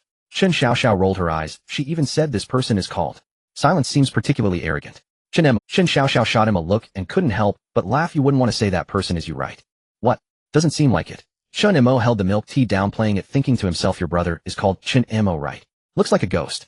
Chen Xiaoxiao showed no mercy when you played games before. All you did was die quickly. You couldn't do anything else. You even got lost running the map 5 times. Chen Mo's mouth twitched. Well, you never know. What if your brother has turned over a new leaf and his talent has awakened? Awaken my head. Chen Xiaoxiao shot him a look again, licked her milk foam. If silence were you, I could brag for a year. If there were really such a strong brother, I would have already posted it on my moments. Watching his sister comfortably enjoying her milk tea, Chen Mo suddenly felt that reality was more reassuring. Game Divine Realm, welcome back. Silence. The next moment, Chen Mo's vision shifted and most of the area in Nork Village had turned into ruins. The air was filled with the scent of ashes and the lingering warmth of the fires of war. Broken stone pillars, charred earth, and most of the original NPCs in the village had vanished, making everything seem unusually desolate. Blacksmith Soul stood before the altar holding a heavy hammer with a solemn expression. Brave adventurer, are you Soul spoke in a deep voice. Chen Mo nodded. The matters of Nork have been settled. I need to see a higher place. Implying that Chen Mo intended to head to the main city. He needed to improve and grow stronger, as the main city was a place he absolutely couldn't avoid. Soul remained silent for a few seconds before slowly saying, the main city is 10-fold or 100-fold more dangerous than here. The remnants of the old gods there are even more rampant, and the beliefs are more chaotic. Hiding one's identity is the first rule of survival, he said, pulling out a black cloak from behind the furnace. Item: faceless cloak, quality special effect. Wearing it can hide the player's ID level and profession tags. Duration 5 hours. CD 5 hours. Put it on, and you will be a nameless person. Ding. You have received a gift from Blacksmith Soul.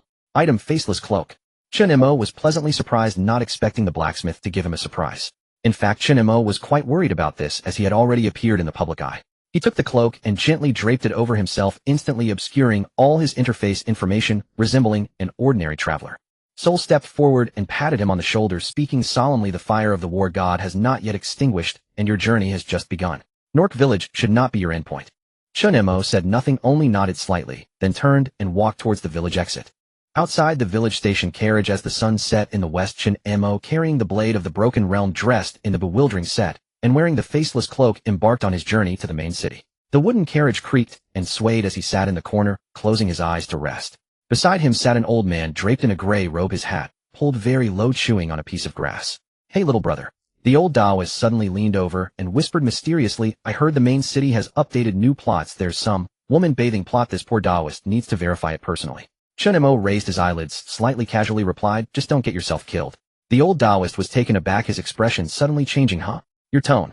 He stared at Chen Mo for 2 seconds, his eyes widening suddenly. You wouldn't be. Chen Mo didn't raise his head. Shut up. In fact, Chen Mo recognized who the old charlatan in front of him was, the damn Judah. Damn. Judah froze, unable to recover for a long time. Could it be that this poor Taoist has something unclean on him? How come there's disaster everywhere? Chen Mo cleared his throat, lightly covered himself with the cloak, and lowered his voice. Be quiet, I'm not silence right now. His ID, indeed, as the blacksmith Soul had said, was completely hidden, just like an NPC. Judah nodded repeatedly, immediately putting on a sycophantic face. Got it. Low profile, low profile. I'm very tight-lipped. Chen Mo cleared his throat, lightly covered himself with the cloak, and lowered his voice. Be quiet, I'm not silence right now. Full, how about we research it together? Chen Mo rolled his eyes. I haven't heard about that. Judah touched his bull nose, looking woeful as he sighed. You really leave this poor Taoist no room for sentiment. The carriage traversed the village road and entered a broad mountain path. Sunlight spilled onto the bluestone pavement by the roadside. A wild rabbit jumped from the grass, and the distant sky, gradually, turned a light golden hue. Nork Village gradually fading away. On the second day after the capital city's opening, chaos reigned beyond the walls of Muying City.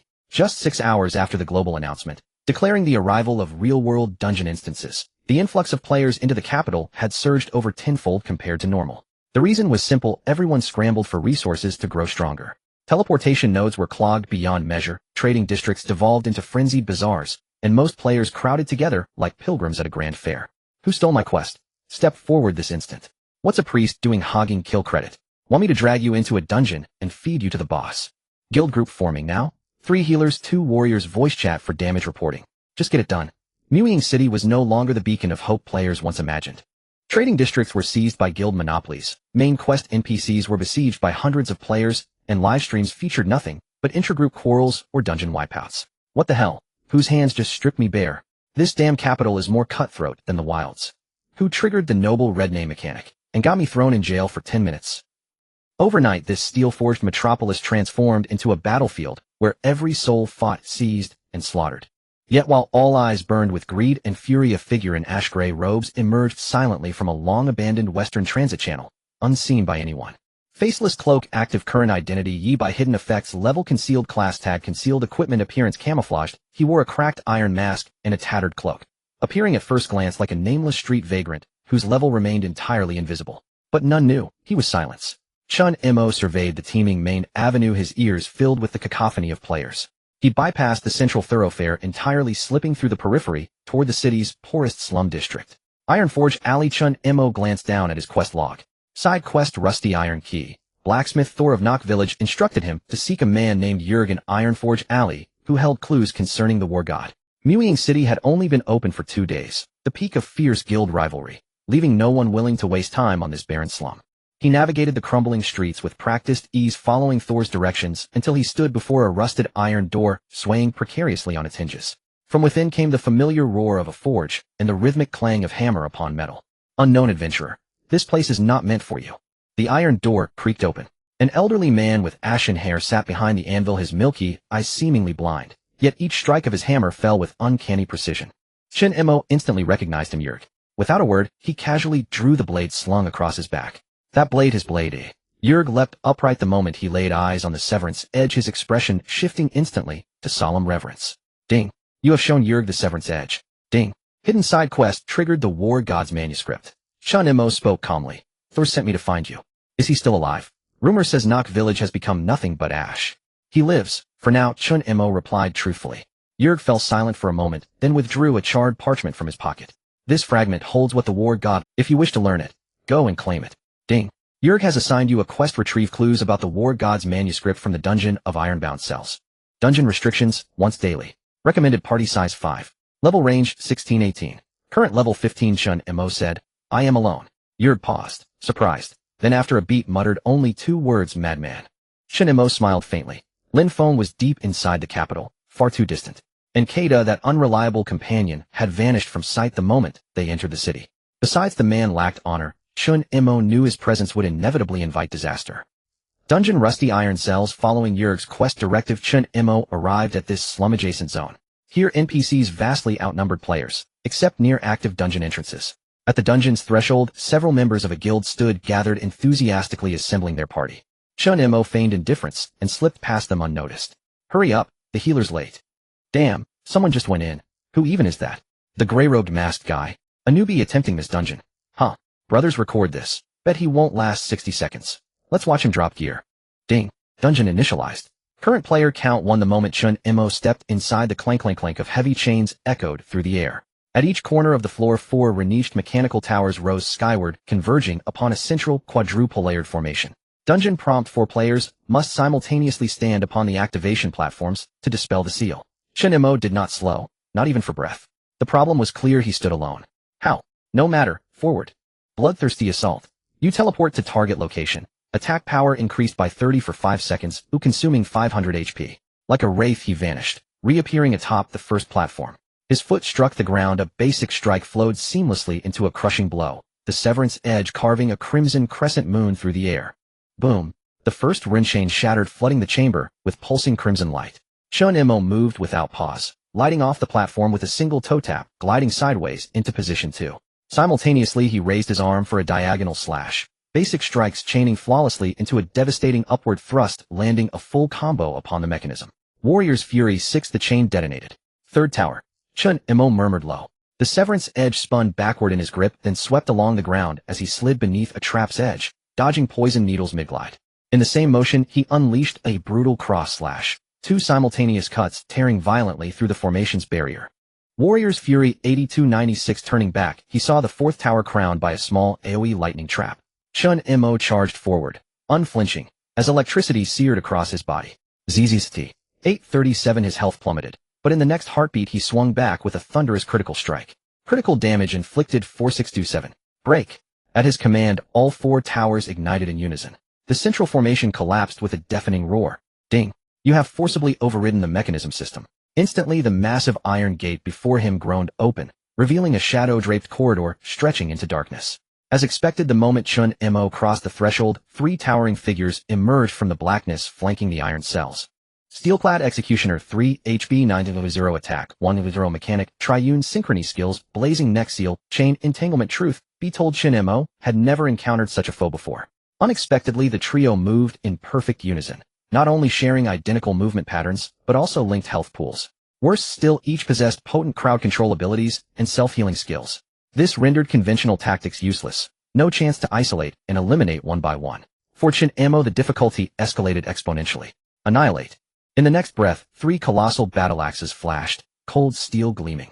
Combat began. No hesitation. Chen Mo reversed his grip and struck. Severance strike. 10000. Clang, clang, clang. Sparks erupted like molten stars. Chen Mo danced along the wall's edge, dodging 3 times in rapid succession, evading a wide area stomp, while recognizing the first executioner's attack initiation lagged slightly. Instantly he countered with a precise, devastating critical strike. Critical damage 9232. Then, without warning, the second executioner activated blazing neck seal, sweeping horizontally toward Chen Mo. Chen Mo dropped into a crouch, twisted his body backward, and triggered bloodthirsty assault, teleporting behind the enemy line while unleashing rapid auto-attacks to stack passive effects. Warrior's Fury 429 547. Another wave of assault descended. The third executioner unleashed chain entanglement. Chen Mo instantly recognized it as a radial grab, so he lunged forward, aiming a decisive slash at the chain's origin point. Crack. Blade met chain, and both shattered. The steel-clad executioners froze. Stunned, bewildered. Was that even possible? You have interrupted enemy skill activation, inducing 2-second hard stun. He wasted no time. His attack speed blazed and Warrior's Fury's damage multiplier soared. It had already reached 6-fold amplification. 5 consecutive slashes landed, monstrous health bars plummeting violently. When their shared HP dropped to 20, the trio automatically entered berserk mode. Defense 30, attack speed 40. Chen Mo activated bloodthirsty assault again, deliberately lowering his HP to 40 to trigger his innate talent doubled critical damage. Talent passive critical damage increased by 100 when HP falls below 50. His next basic strike exploded into a critical hit, followed immediately by a decapitating cleave. Armors shattered, splintering across the floor in jagged shards. Seizing the opening, Chen Mo lunged, closing the distance in a single stride, driving his blade deep into the flank of one executioner. Then, swift as thought, a final throat-severing stroke. 20000. All 3 executioners crumpled as one. You have slain Dungeon Elite Squad steel-clad executioners. Ding. You have acquired Executioner's Battle Axe 3. Ding. You have gained 900 experience points. Ding. You have leveled up. Ahead, a massive iron door thunderously swung open and a figure emerged from the darkness. Dungeon BOSS Warden Taus. Level 20 Elite Boss. HP 150,000. Attack 1,000. Defense 1,500. Size Giant. Skills Bloodlock, 4 symbols Formation Life Torment. Note this boss possesses abilities for forced control and sustained area oppression. Tahus was clad in molten lava armor, wielding a pair of crimson chains, and the fiery traces he left behind scorched the ground. Intruder. You should not be here. With a thunderous roar, his imposing presence crashed over Chen. The symbols beneath the boss glowed, igniting the area. Skill activated 4 symbols Formation. Randomly generates chain traps within a 10-meter radius, hitting targets will immobilize burn. In fact, Chen Mo had already discerned the rhythm at the start. He misstepped for a moment and initiated a 3-slide maneuver, perfectly evading the first wave of chain strikes. This pathetic control. Do you think you can seal me in? Instead of retreating, he pressed forward, successfully maneuvering to the boss's flank. Skill Bloodthirsty Strike. Teleport behind the target, attack 30, inflicting a stabbing damage.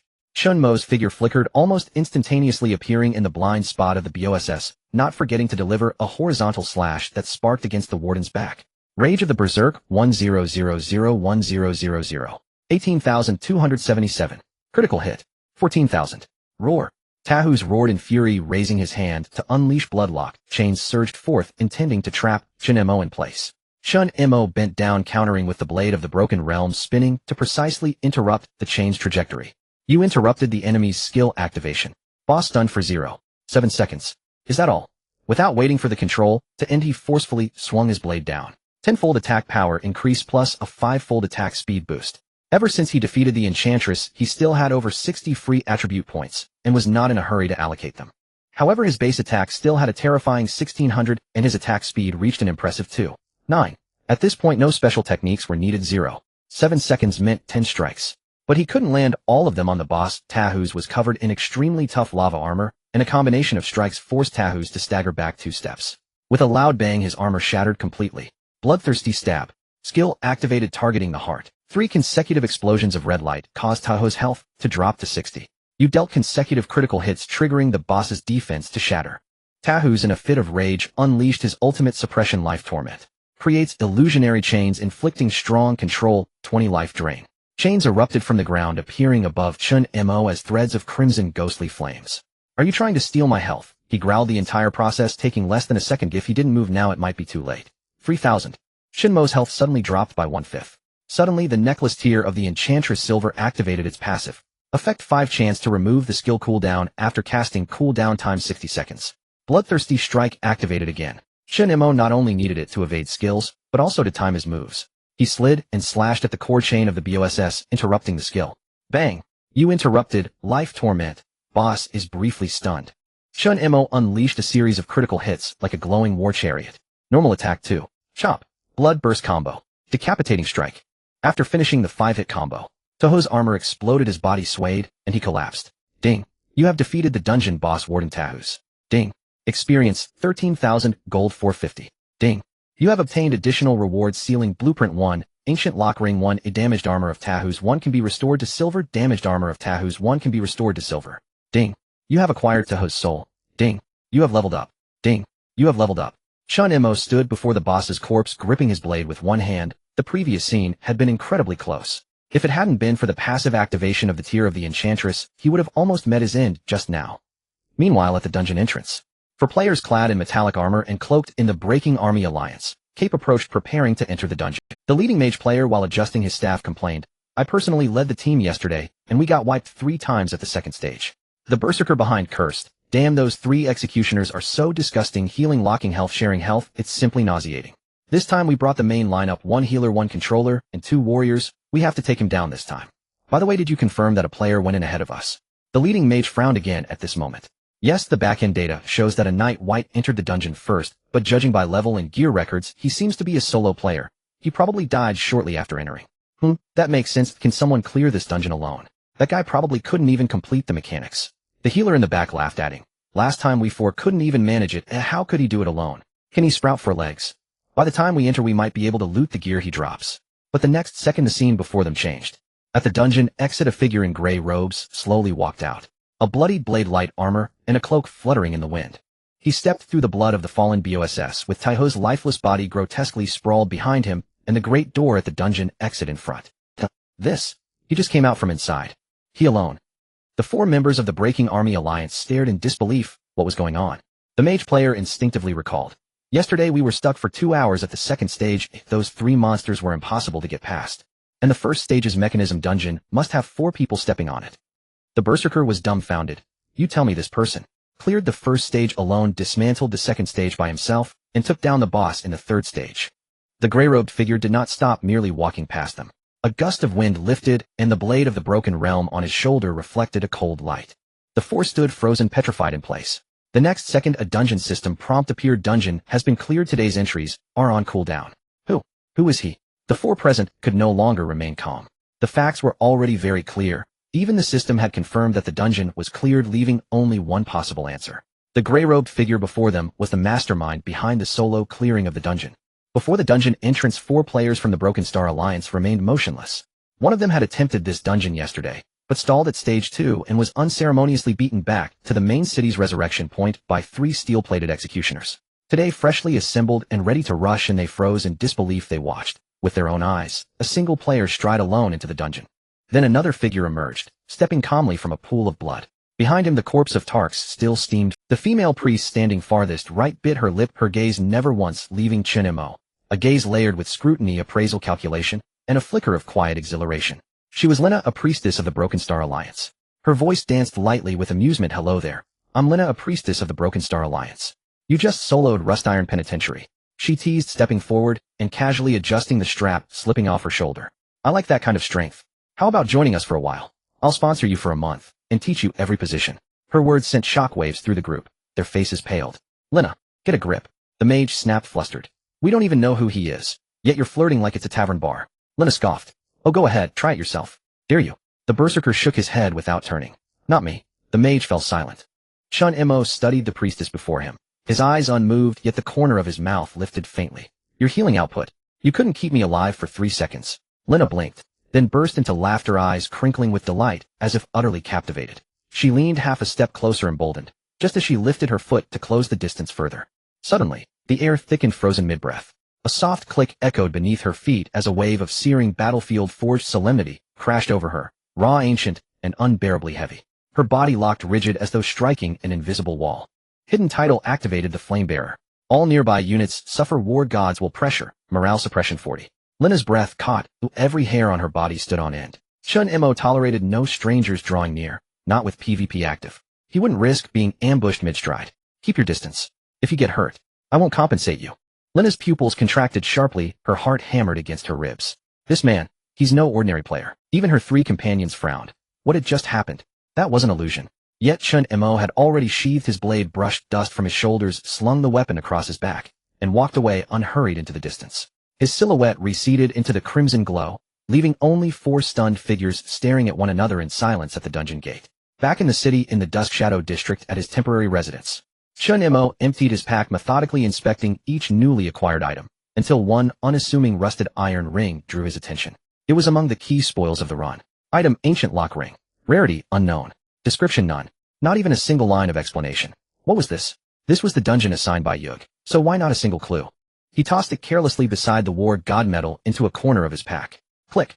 A sharp crystalline chime rang out in his ears. Alert. The ancient lock ring resonates with the war god medal. Hidden questline triggered. War god's memory fragmented scroll.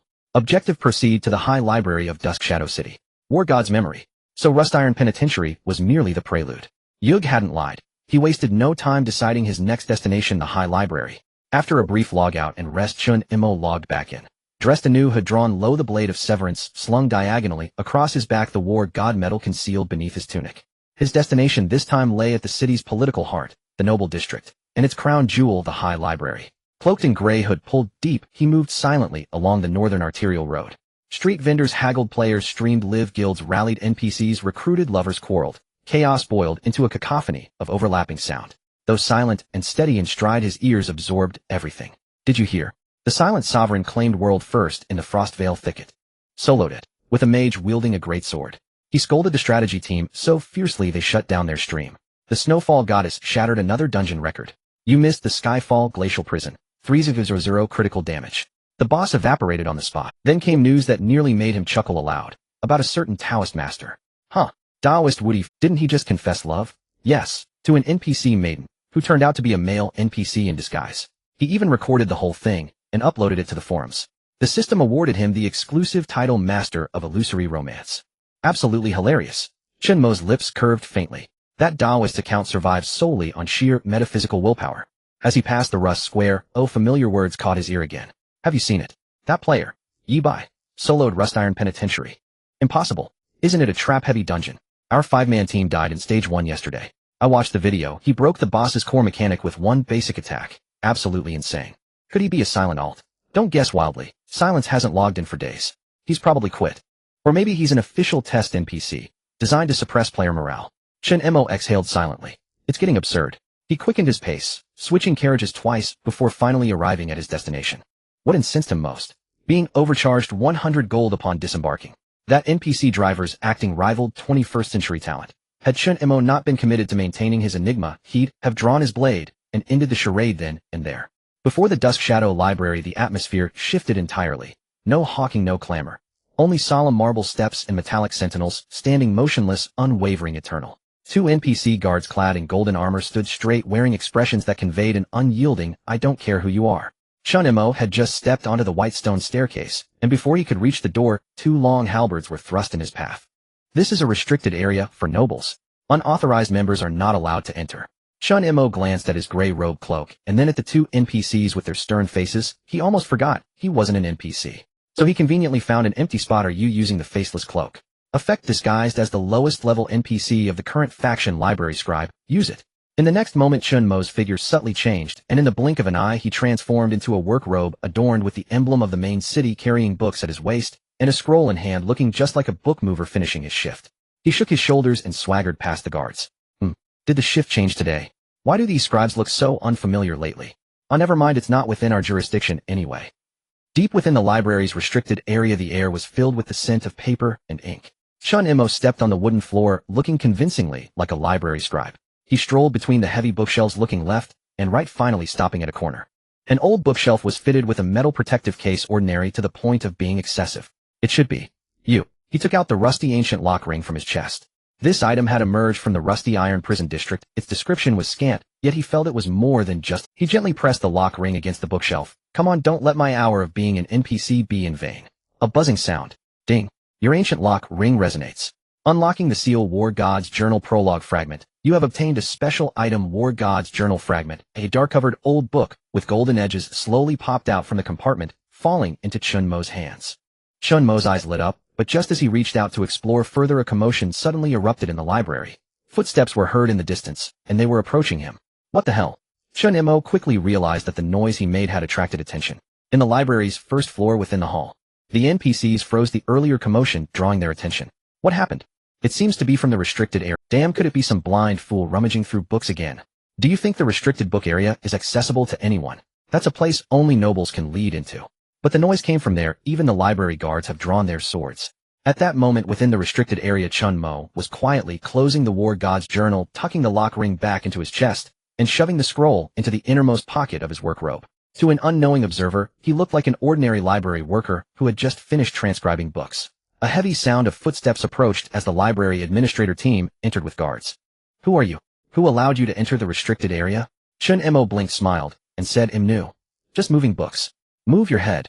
The guard thought only a fool would believe him, drawing his weapon ready to strike. Chen Mo thought to himself that he might as well charge out. Just then a crisp and calm female voice came from the end of the corridor. "Stop." A beautiful lady dressed in platinum noble attire, holding a badge emblazoned with the Vandel family crest, was walking closer. "Eileen Vandel. He is with me." Her voice was not loud, but resonated with authority. "Miss Eileen." The lead administrator was taken aback, quickly realizing something was amiss. "But you didn't register in advance." Eileen shot him a sidelong glance, her smile not reaching her eyes. "Are you challenging the Vandel family, or should I inform the director to reassign you to the stables?" "I wouldn't dare." Chen Mo was also a bit stunned, but the scene before him surprised him. The guards sheathed their weapons and reluctantly departed. Eileen walked up to Chen Mo, her gaze sweeping over his silent and dumbfounded demeanor. "What did you just take that you shouldn't have?" Chen Mo cleared his throat and shrugged. "I just touched the cabinet. Who knew a book would pop out on its own?" He is that so?" Eileen rolled her eyes in a not-so-graceful manner and turned to exit the restricted area. Chen Mo quickly followed, estimating that the person before him seemed harmless. It was worth a try to see if she could help him out. The two walked one after the other in the library corridor. The light was soft, the surroundings quiet, and NPCs occasionally passed by, all bowing to Eileen. Chen Mo and Eileen walked out of the restricted area side by side. The former still donned the NPC skin of a library scribe, while the latter was a silver-haired girl in a blue and white noble uniform, exuding a gentle demeanor. Eileen walked ahead, her pace leisurely, while her peripheral vision discreetly observed Chen Mo. It was too quiet. It shouldn't be the reaction of someone who had just stealthily entered the restricted book area and was saved by her. No explanations, no panic, not even a single excuse. Unable to restrain herself, she spoke up. "I remember that library scribes do not have the authority to enter the restricted area. How did you get in?" Chen Mo turned to look at her, his expression innocent. "Did you not say that I was brought in by you?" Eileen halted, her profile slightly tense. "I was protecting you. But I never said I believed you." "Are you really a library scribe?" "Of course I am a scribe." Chen Mo turned around with a smile, casually pulling out the borrowed old book from his waist and patting it, appearing confident. "Sister, how about a faceless mask?" Eileen stomped her foot scolding. Then you really are a disobedient scribe. Aren't you afraid I might actually be a bad person? Chen Mo flipped through the old book, suddenly asking. Eileen's fingers paused on the pages, and she looked up at him seriously, her gaze clear as a lake. She did not answer immediately, but quietly stared into Chen Mo's eyes, as if catching some subtle emotional fluctuation. After a moment, she gently shook her head. No. Her tone was not loud, but carried a strange firmness. Some things cannot be deceived. You are not the kind of person who would easily harm others. I just feel that the vibe I sense from you doesn't resemble a bad person. Moreover, she lowered her head and smiled. Even if you are, I would notice right away. In the Twilight Shadow Library, the reading room. According to Chen Mo's understanding, Lin is the second daughter of the Vander nobility with two elder sisters, one of whom is the vice captain of the main city knight regiment, a tough and silent type, a typical strong woman. As for the other sister, Lin didn't say much, seeming to suggest that their relationship isn't very good, but Chen Mo had no interest in probing further. At this moment, Lin sat at one end of the long table, seriously flipping through a stack of magical analysis literature. Meanwhile, Chen Mo sat silently in a corner, staring down at an ancient book radiating golden light, the War God's Journal. In the reading room, the atmosphere was as quiet as two university students studying in a library. Only Chen Mo knew that the book he held was not an ordinary one, but rather a note presumably left by the war god. He opened the first page, and suddenly a beam of light transmitted to his brow. Ding. You are recognized by the war god. Ding.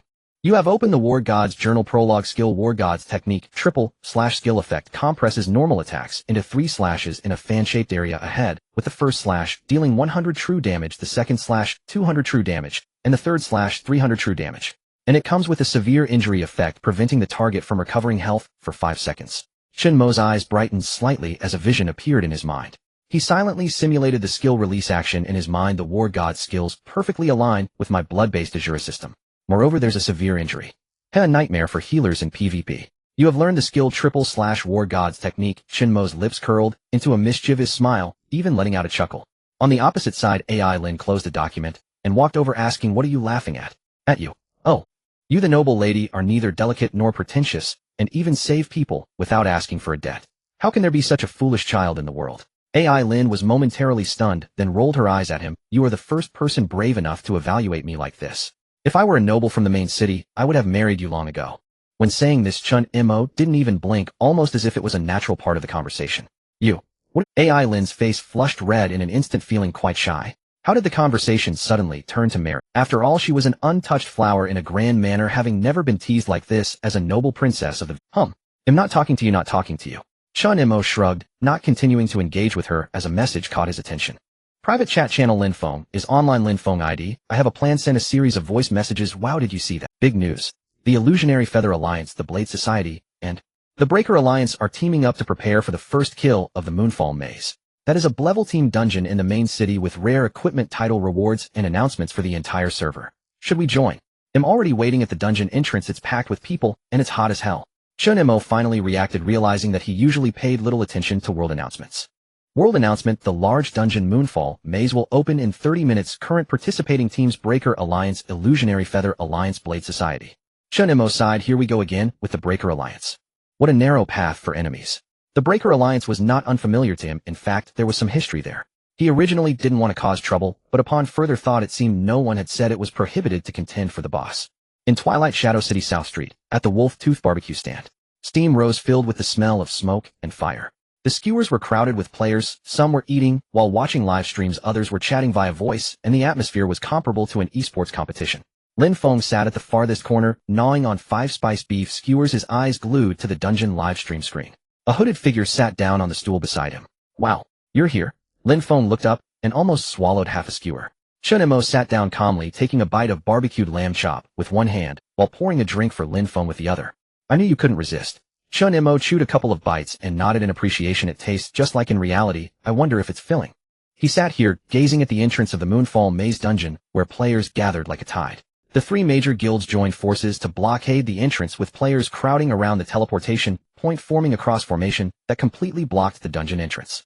The Illusionary Feather Alliance, Breaker Alliance, and Blade Society each raised their banners, exuding a domineering aura. Seeing this scene, Chen Mo frowned, noticing that the outskirts were filled with stranded casual players. What is this, a dungeon? This is a private estate. Is the dungeon yours? Are you giving us commoners a way to live? Forum hot posts, synchronized live report from the Moonfall Maze site. Over 1,000 players on site, the scene comparable to the spring festival travel season.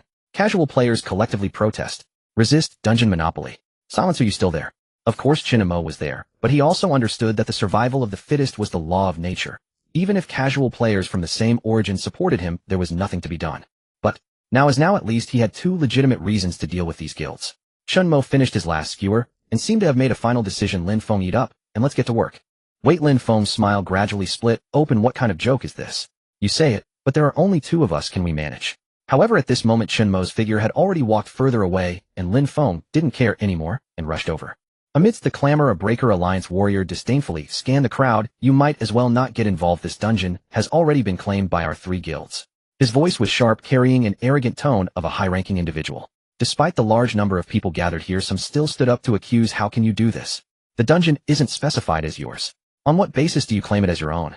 Exactly, we won't accept. More and more casual players stood up to protest, and the atmosphere grew increasingly heated. Just as it seemed about to boil over, a loud shout came. Anyone who doesn't want to die, shut up. As soon as this was said, many people indeed quieted down. A few high-level guild elites stationed at the dungeon entrance looked over. They were ordered to block this area, and one of them sneered, remember, you trash have no capital to shout. Do you think you're silence? Do you consider yourselves to be the unrivaled geniuses? Don't dream. Did you see? We have people from 3 guilds. Even if silence really comes, so what? As soon as the words fell, the air seemed to freeze for a moment. The crowd that had just protested suddenly lost their backbone, and these words were like a bucket of cold water splashed over them. Even the last flicker of hope was extinguished. Some people were already in despair. The survival of the fittest is the law of nature, and casual players are weak. That is the truth. Yes, in the divine realm world, they are merely sheep to be slaughtered. Some people felt incredibly dejected, and others even thought about leaving directly. Is that so? A calm voice came from behind the crowd. Everyone turned in unison, only to see a man in a gray cloak slowly walking out from the crowd, his steps steady, his gaze sharp as a blade. He walked to the dungeon entrance and looked up. His eyes seemed to hold a storm. The Breaker Alliance's gatekeeper immediately became alert. The dungeon entrance is closed to non-members of this guild, please. The next moment. Do you want to restore the real ID? Silence. Choice yes. Do you want to activate the title, the one who bears the flame? Choice yes. Boom. An invisible flame erupted violently, and the blood-red battle intent spread like a tangible force from beneath Chen Mo's feet. System announcement. Player silence has lifted the anonymity status. System announcement. Silence's title, the one who bears the flame, is now revealed. Current popularity exceeds 1 million. Passive effect or a suppression. At that moment, all players saw it. Flames transformed into a blurred phantom of a war god behind that mysterious player, especially those eyes, which burned with golden red glow. Chen Mo stepped forward, the ground seemingly revealing a blazing scar, the flames burning across the ground all the way to the dungeon's teleportation array. Ignoring the obstructions of the approaching figures, he boldly entered the dungeon. At this moment, the gatekeepers of the 4 major guilds simultaneously popped up. System warnings. You are currently in a high-pressure state. Please stay away. Silence. Pressure range 50 meters. Several people felt their scalps go numb, not daring to move at all. What the hell is this momentum? Has he gone mad? Is he really going solo into the dungeon? The 3 major guilds have allied. There must be at least dozens of people inside. Does he really think we are paper tigers? Chen Mo appeared to be oblivious, his steps unwavering, the flames around him spreading steadily, the blade of boundary already half unsheathed. Players were in an uproar, forum live streams exploding with activity. Brothers, screenshot and save. Silence has arrived in the main city. This is not a legend, it's really him. He's charging into the dungeon alone. At that moment, countless players raised their recording keys. Chen Mo had already stepped into the Moonfall Maze. Twilight Shadow Main City Sky Extreme Guild Command Tower. On a floating observation platform, Qi-Ling Luoxua sat quietly on a chair dressed in an ice blue gown. She was coordinating team strategies for some dungeons, when suddenly the world channel exploded. Silence has returned. The man burdened with flames. This is the true pinnacle of players. Top-tier effects at full throttle. This presence directly pressed the Breaking Army Alliance down. She was somewhat surprised, her brows slightly furrowed, and after a moment, she softly said, pause the dungeon. Someone exclaimed, President Luoxua. Stop all operations. She stood up and turned her voice cold. I'm going to the entrance of the Moonfall Maze. Meanwhile, inside the dungeon, the 3 major guilds, Illusory Feather Alliance, Blade Society, and Breaking Army Alliance, had already collaborated to advance to the boss chamber, with the last wave of gatekeeper monsters about to be cleared. The leader of the Illusory Feather Alliance wiped the sweat from his brow. All right, everyone gather, prepare to position. The vice president of the Blade Society pulled up the output positioning map. Mage group, focus fire on the right side. Warrior group, intercept the first wave of AoE. Healers, prepare to heal the warriors. In fact, from the moment Chen Mo appeared outside, they had already received the news. The president of the Breaking Army Alliance leaned against a pillar, a smile at the corner of his mouth. That guy is probably still at the dungeon starting point, isn't he? By the time he runs over here, we'll have already claimed the first kill rewards. Actually, the Moonfall Maze dungeon is quite special. Oddly enough, it has 10 entrances, and each entrance leads to the boss point, which means Chen Mo has only a 1 in 10 chance to avoid the monsters ahead. It's worth noting that the 3 major guilds sent nearly 40 people this time. They spent a full 30 minutes to overcome the obstacles in front. Moreover, Chen Mo was alone now, which reassured them that he wouldn't arrive immediately. Dungeon description: the Moonfall Maze has 10 independent passageways, each leading to the boss point. You will be randomly teleported to an unexplored passage. A flash of light, and Chen Mo appeared in Passage 7, surrounded by purple mist, the rock walls covered with cracks. You have entered the Moonfall Maze. Dead Mist Passage. Enemies in this passage have a 20 increase in critical hit rate, skill release frequency, accelerated current clearance rate 0. Chen Mo remained impassive, the Blade of Boundary drawn. While the 3 major guilds advanced quickly, he had to start anew. Thus he couldn't waste any time, he had to unleash his full firepower and push straight through. In the next second, a group of Dead Mist assassins lunged out from the fog. A Shura clone. A clone identical to Chen Mo stepped out beside him. You have activated the skill Bloodthirsty. You have killed target Dead Mist Assassin 3. Berserker's Fury 30. Amidst the swarm, Chen Mo's flames blazed like a blade. Berserk Blood Sacrifice activated as his health dropped, his damage surged. As expected, monsters fell in droves, pierced by the mist. At the end of the passage, the clone Chen Mo slashed through the obstructing stone pillar, flames spreading along the cracks. You have opened the side door to the boss chamber. Route unlocked. The main body. Chen Mo stood on a high platform, gazing towards the main path. Both blades of boundary were plunged into the ground, flames slowly rising. Along the way, Chen Mo was moving so fast that his blades were smoking. The map of the Moonfall Maze publicly shows the progress, allowing those outside to see the internal player's advancement speed. In fact, as soon as Chen Mo entered, everyone had been closely monitoring his progress. Silence's route isn't the conventional one. Is he taking the Dead Mist passage? Isn't that the one the officials advised against touching? What the hell, look at that speed, he's clearing it like a minefield. System notifications popped up again. Current monsters killed 53. Berserkers, Fury 900. 1000. The dungeon mechanics were being forcibly advanced. The whole server system began to adjust. Dungeon warning: advancement pace. Abnormal boss respawn countdown triggered ahead of schedule. Remaining time 60 seconds. Near the boss area, the leader of the Illusory Feather Alliance frowned. Who is advancing so fast? Many people present reacted, and upon witnessing this displayed expressions of disbelief. What a joke. He's going down the main path alone. Look at that speed, it's faster than the 3 major guilds combined. Wait, he didn't take a turn. He just pushed straight through. Huang Lei furrowed his brow as he forcefully slashing monsters to clear the way. Is there a path in this dungeon that allows him to be so reckless? Look at the map. He's almost at the entrance. Just as everyone was still reacting, a loud boom. In one direction behind the crowd, the heavy boss stone door was kicked open, debris, flying flames spilling in from the doorway. Amidst the flames, a figure slowly walked out. Chen Mo, the Blade of Boundary resting on his back, walked at a leisurely pace, the flames surrounding him as the man burdened with flames. Everyone from the 3 major guilds collectively turned their heads, the scene falling silent. In an instant, dozens of eyes focusing on him. The leader of the Illusory Feather Alliance's lips trembled slightly. He is coming to kill us. The vice president of the Blade Society also gasped, unable to comprehend how this man before him could be so reckless, just barging in like this. The members of the Breaking Army Alliance had even darker expressions. What a joke. However, the leaders of various factions could still hold back their anger, believing that in the end, they would simply share the boss with Chen Mo. Then smiles began to appear on their faces. The leader of the Illusory Feather Alliance was the first to speak, his smile warm, as if seeing a relative. Oh, isn't this the great god Silence? To be able to fight a dungeon side by side with you today is simply the highlight of my career in the divine domain. The leader of the Breaking Army Alliance also stepped forward. Brother Silence, I've long heard of your battle with the Charm Queen Yu. Today, I finally have the opportunity to collaborate. Chen Mo remained expressionless, his gaze sweeping across the crowd. His purpose in coming this time was not to reminisce with them. Thank you for the warm welcome. His tone was calm. However, I will take down this boss. You all can disperse. His meaning was clear. He would take the meat, while leaving not even a drop of soup. As soon as these words were spoken, the entire crowd fell silent.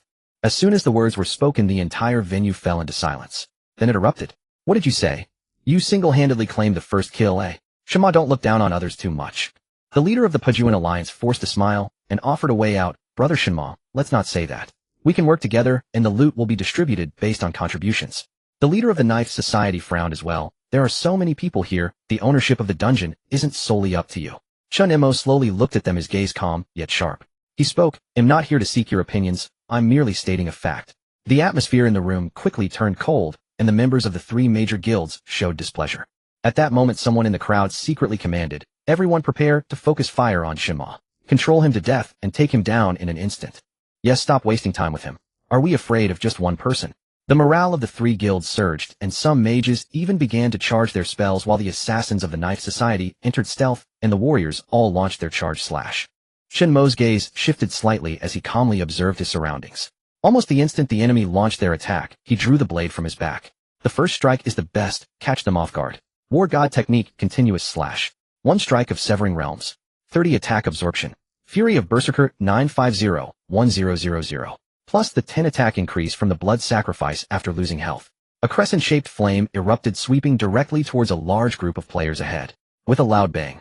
In the next second, some people didn't even have time to react as a massive amount of white damage flooded the screen. 23,000 true damage. 26,000 critical hit. True damage. 24,000. True damage. 23. True damage. Ding. You killed the player Huan Yu Ruo Shui Ding. You killed the player Knife Society Ding. You killed the player Pajuan Zhifeng Ding. You killed the player Pajuan Yinlin Ding. You killed the player. With 3 slashes, nearly half the team was instantly disintegrated into white light, their equipment scattered across the ground, while sending them back to the main city resurrection point to respawn. What just happened? This was the only thought left by those who survived.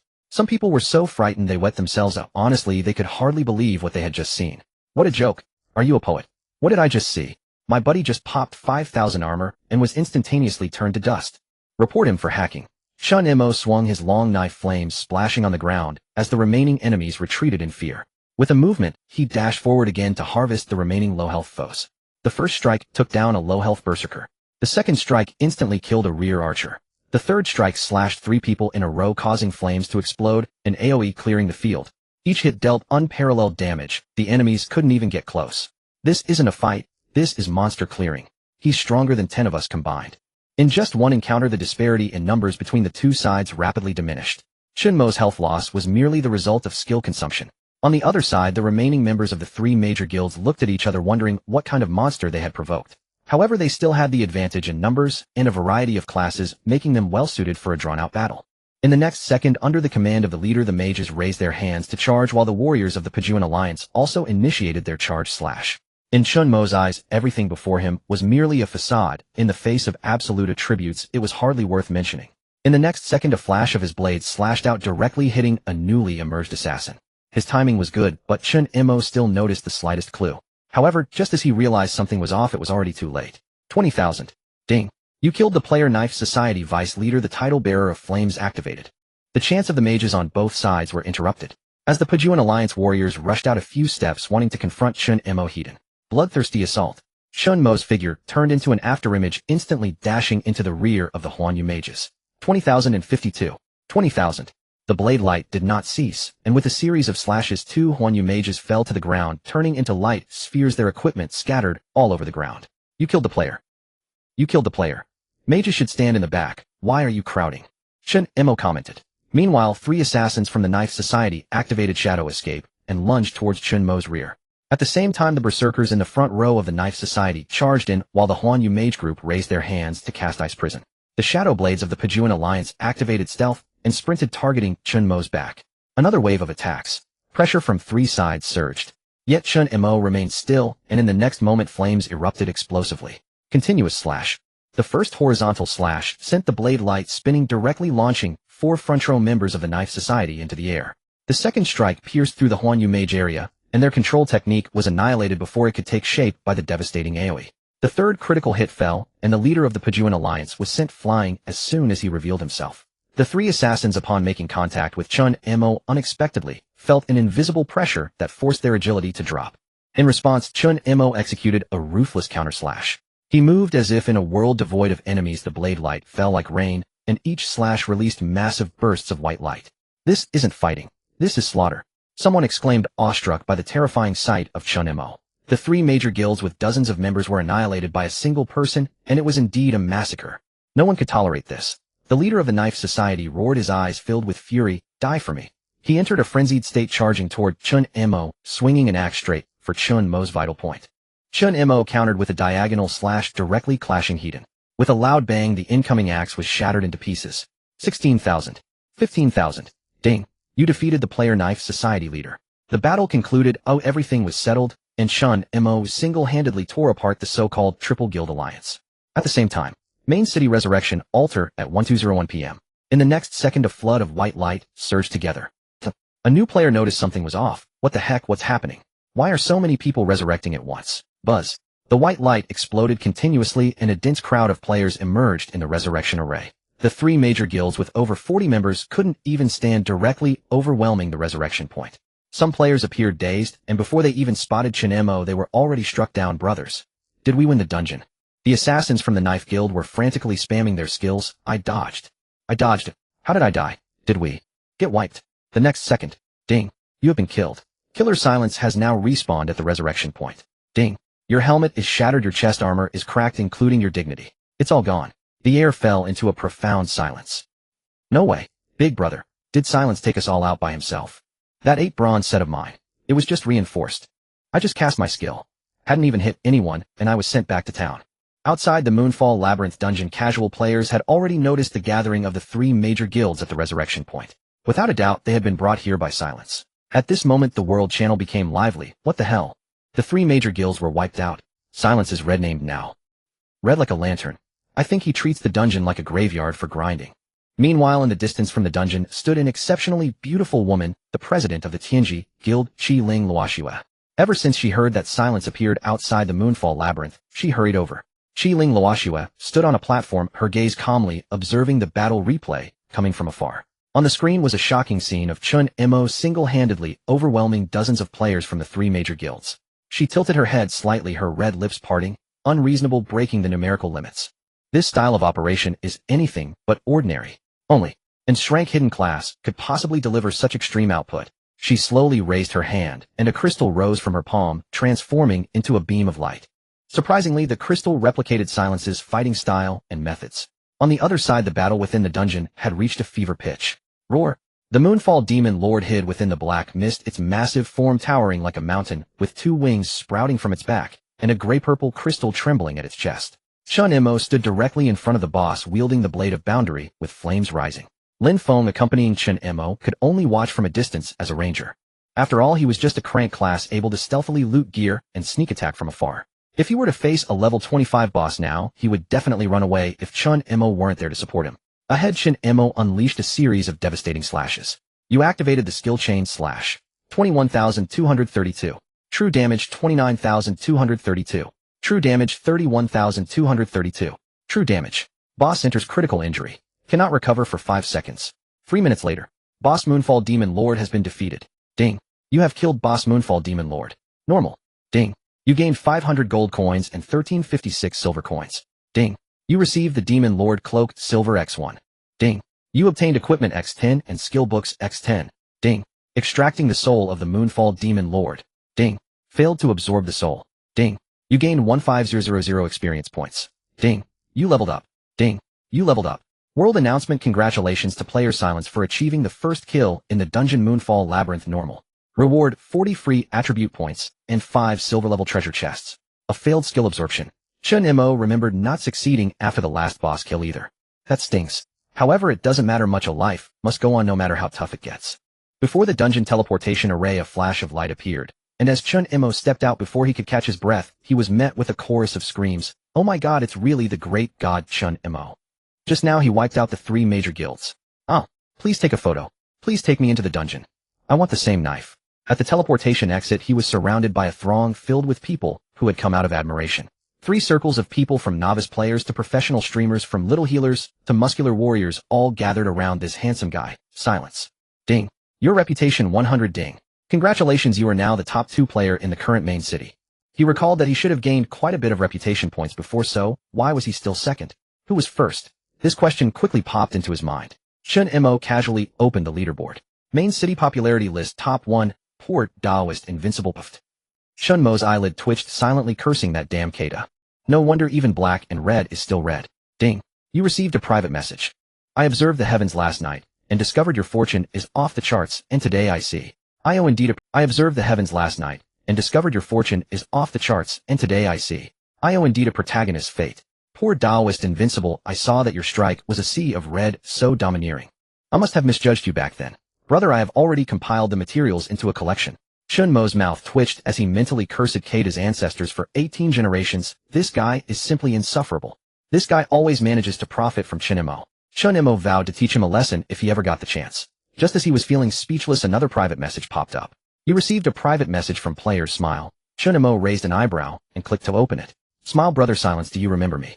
The priest from the novice village who learned the healing spell Smile. We're waiting for you over here in the woods to the right of the dungeon exit. My brother is here too. Smile, my brother said. He wants to talk to you in person. At this moment Lin Feng beside him immediately became curious, sporting a knowing expression. Is this the rich girl you told me about? And she's bringing her brother. Tsk looks like it's time for a test drive. Chen Mo rubbed his forehead in annoyance. Shut up, I didn't accept her red envelope. To the right of the dungeon exit in a small grove. The crowd was noisy in the distance, but this side was serene, as if isolating itself from the turbulence of the game world. Two figures stood quietly. The girl wore a delicate priest gown. Her softly curled long hair shone faintly golden in the sunlight, smiling gently at Chen Mo. You made it here. She was indeed Smile, also known as Lin Weiner, and Chen Mo remembered meeting her near the trading post in the novice village. Beside her stood a young man in a gray and white swordsman robe exuding a refined aura who nodded slightly. We meet again. Silence. I am Weiner's brother Su Yuanchuan. Su Yuanchuan's eyes were clean, exuding a tranquil feeling, but there was a subtle pressure about him, like someone who usually does not take action, but can command a scene when they do. I've watched your dungeon videos. You are very strong, and unlike ordinary players you remain calm. Chen Mo glanced at him and replied nonchalantly. You are no ordinary person either. How about teaming up for a high-difficulty dungeon? Su Yuanchuan smiled. You deal with the boss, it'll clear the minions, and Weiner will handle the healing. This combination isn't bad. Lin Weiner smiled gently, assuring Chen Mo, I promise not to let you down. Chen Mo remained silent, but his eyes held a hint of appreciation. This brother and sister pair were clean, capable, unpretentious, and not ostentatious. Lin Feng, unable to hold back, whispered, Old Chun. To be honest, this brother and sister duo, rich, handsome, gentle, and crucially they can heal. Aren't you tempted? If you say another word, I'll kick you back to the novice village. Lin Feng immediately shut up, solemnly changing the subject. Hey, I think I just saw a beauty up ahead. Chen Mo ignored him, shrugging helplessly. Ding. Su Yuanchuan has sent you a friend request. You have added. A breeze blew through, and the sunlight filtered through the small grove. In reality. Meet. Some things, I'm afraid, can only be clarified in person. Su Yuanchuan nodded. Chen Mo looked at his calm demeanor, and after a few seconds of silence replied, Sure you. When we part, Su Yuanchuan smiled. Let's meet in City L tomorrow evening at 7 at the Yunshan Tea House. See you there. Lin Weiner waved her hand, her smile warm. Then I'll go level up first, brother Silence. See you next time. Lin Feng. Tisk tisk, calling you brother, I'm envious. Chen Mo shut up. On the main street of Muing City, under the bright sunlight, Chen Mo strolled leisurely among the crowd. His gray cloak wrapped him tightly, making him look like a worker just out of the novice village. However, in reality, his notoriety had risen to a level that could catch the attention of NPCs on the street. Those who didn't know might think he had committed some crime. Ding. Your current notoriety 96. Nearby guards were beginning to harbor hostility towards you. Please avoid combat in the city's core area. Chen Mo lowered his head silently, pulling the cloak further over his face. In this state, if I expose my ID, the NPCs would chase me down. The world channel was buzzing as well. The chat bar was flooding with messages, many of which were related to Chen Mo, as he had indeed drawn a lot of attention this time. TSK. Chen Mo frowned slightly. Despite this, his popularity still ranked second. Top 1, the invincible Taoist. Chen Mo twitched the corners of his mouth. How many vulgar edits did Kada make to keep me pinned at second place on the popularity chart? Beside him, Lin Feng was munching on a meat skewer bot from who knows where, nearly choking at this remark. Right now you are the talk of the server, the king of notoriety, the light of freelancers, a content creator, the one who dominates the forums. In a couple of days they might even set up a statue for you in the city center. But before he could bask in the glory for a few moments, the tide of conversation in some channels suddenly shifted, turning one-sided. A large number of trolls appeared in various channels with IDs from small guild players, flooding the chat's silent actions severely disrupt game balance. He is destroying the ecosystem, stealing bosses, killing players with notoriety, and taunting them afterward. I request the officials to demote silent. Chen Mo. Lin Feng stuffed the meat skewer into his mouth. This speed is too fast. One moment, they worship you, the next they criticize you for ruining the ecosystem. Chen Mo bit into the wild boar jerky, expressionlessly speaking calmly, I never applied to be a role model. If they want to criticize me, let them, I don't care. He possessed the cloak of the faceless ones, which theoretically allowed him to change identities infinitely. As for Silent, it was merely one of his many identities. As the insults flew, suddenly a red box appeared in the world channel with a pinned message. President of Tianji Guild, Qi Ling Luoxua. Chen Mo was taken aback. Wire. After clicking on it, 2 sentences appeared. A person clearing a dungeon alone is a display of his ability, not a problem. You can't blame him for being too strong, you can only blame yourself for being too weak. Accompanied by an image of her sitting in front of a tactical screen, watching a recording of Silent's battle. Her profile was cold and imposing. The world channel erupted. World, I'm not targeting anyone, the goddess has taken sides. World brother, I was wrong. Qi Ling Luoxua. actually publicly supported silent. World Night Dance Across the Sky. Does this count as the first official interaction between two class hidden professions? She's speaking up for me. Qi Ling Luoxue actually cares about this. Chen Mo didn't quicken his pace. Instead, he stared at that ID lost in brief contemplation. Qi Ling Luoxue. If she were just an ordinary guild leader, she wouldn't have elicited this kind of reaction from him. But it was precisely because of her name. In his memories from his past life, she belonged to that kind of existence that was so strong it's unreasonable. Tianji Guild. Spirit Caller Summon. Suddenly, an old battle clip surfaced in his mind from a server-wide dungeon battle in his past life, which was fiercely contested. At that time, over a dozen top guilds from the entire Asian region besieged Class Calamity Boss, but the latter's unparalleled destructive power was suddenly countered by the summoning of multiple illusionary spirits by the opposing side. The main controller of that spirit suppression battle was none other than Qi Ling Luoxue. In that battle, she summoned 6 soul shadow battle spirits, single-handedly turning the tide into a stalemate. Each battle spirit possessed independent thought-specific skills and could manipulate aggro, independently cooperate defensively, and perform full map detection. It was rumored that even the top players present were privately left questioning their existence due to her prowess. Those who can win through skill are masters. Those who can command 6 battle spirits to revolve around you are monsters. Chen Mo still remembered how he felt facing those 6 shadows, as if a primary school student were playing against a Go instructor from a graduate prep class. It was no exaggeration, as she wasn't a player focused on operations, but a tactical commander forcing total submission through making you feel cornered. It was a terrifying ability to control the battlefield. A person standing at the pinnacle of the Dragon Kingdom. Chen Mo muttered to himself, this woman in his past life was not merely a guild leader. Chen Mo's gaze narrowed slightly as another more blurred image flashed through his mind. It was a live broadcast of a large-scale strategic meeting. In reality, the background image was fuzzy, but at one end of the conference table, there was a familiar, yet distant figure. With a clean and neat ponytail, silver earrings, and a calm tone, she could silence dozens of representatives from the Dragon Kingdom. Chen Mo didn't dwell on it any longer, slowly closing the interface. With a tap of his finger, he pulled the cloak's hood down again, and his game character reverted to the original disguise, IDE by. I have no interest in being targeted by her. Yet deep inside, the emotions stirred by her support could not settle. Why is she helping me? Chen Mo pondered this question. At that moment, Lin Feng teased, when the goddess speaks, the whole server falls silent. Your character is completely solidified now. However, he then leaned in, winking. I say, old Chen, you don't really not know, right? Qi Ling Luoxue speaking up for you isn't just support, it's a clear flirtation. He spoke exaggeratedly, a goddess-level guild leader publicly speaking for you. This isn't just picking sides, but standing by you. Chen Mo, if you keep talking, I might just send you back to the novice village to retire. However, Lin Feng's words replayed repeatedly in Chen Mo's mind. Could it be that she really has fallen for me? This thought was dismissed by Chen Mo within 0.00001 seconds. Impossible. That's just absurd. Returning to the main topic, Chen Mo opened his attribute panel, having not allocated points for a long time. The panel popped up displaying various attributes before Chen Mo, with attack speed, HP, and movement speed taking precedence, while the rest were adjusted accordingly. Below is the completed attribute allocation along with the upgraded professional panel. Blood Azura professional panel. Killing to stop killing slaughter is the truth. LV 23,39,100 ID Chen Mo profession. Blood Azura hidden unique title, the one who carries flames equipped. HP 13000 4000 MP. Unable to use mana attack. Physical 2025 200 magic resistance 1260 920 magic resistance 990 10 physical penetration 10 magic penetration 0 attack speed 300 6 movement speed 300 5 luck.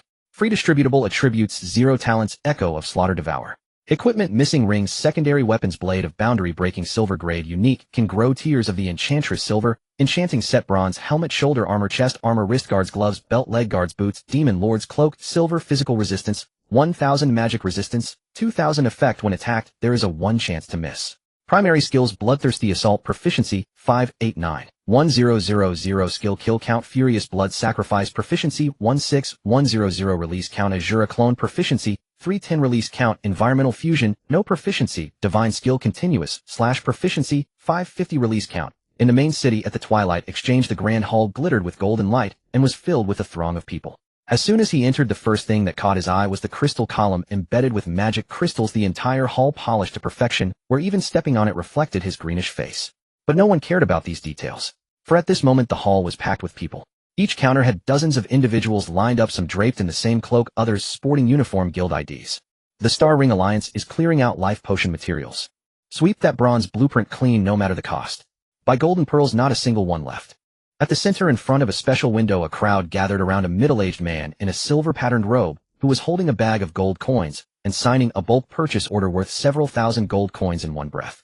The banner behind him clearly displayed the symbol of a large technological consortium. Have they all started getting involved personally now? Chen Mo stood on the outskirts watching the bustling crowd and murmuring to himself. Lin Feng clicked his tongue. In the past, gold coins were used to buy potions, now they buy lives. Chen Mo understood that since the announcement of the game's arrival in the world, the value of gold coins in the Divine Realm had become increasingly significant, something he had witnessed firsthand as a reborn individual. Therefore, he needed to focus on acquiring gold coins in the time ahead. He sat in a corner wearing a cloak, methodically clicking to sell items. Silver gear from dungeons. Sold. Including silver treasure chests dropped in dungeons. Sold. Items dropped after defeating bosses. All sold at once. Even that skill book with an extremely low drop rate, he unhesitatingly tossed it onto the trading market. He simply had no use for it. Confirm sale? Confirm sale? I confirm, I really confirm. A series of brisk confirmation actions felt less like selling treasures and more like clearing out inventory and making a run for it. In less than 10 minutes, his gold coin balance soared like inflated pork.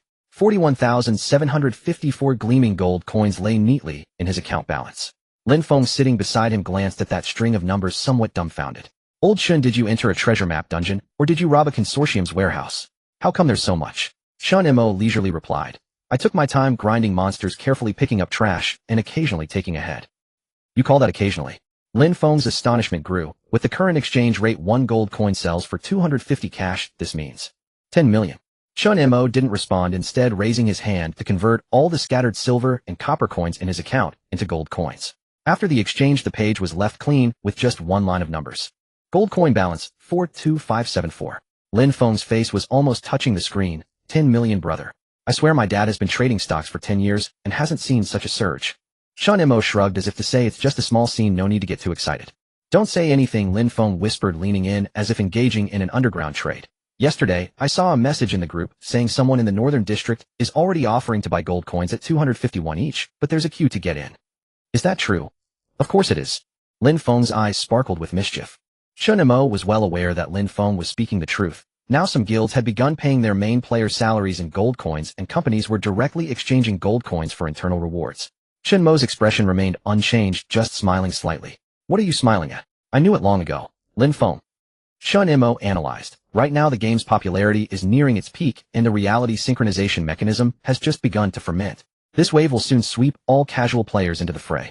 He declared confidently. In the future, grinding monsters won't be for leveling up, but for seizing resources. Seizing resources won't be for becoming stronger, but for survival.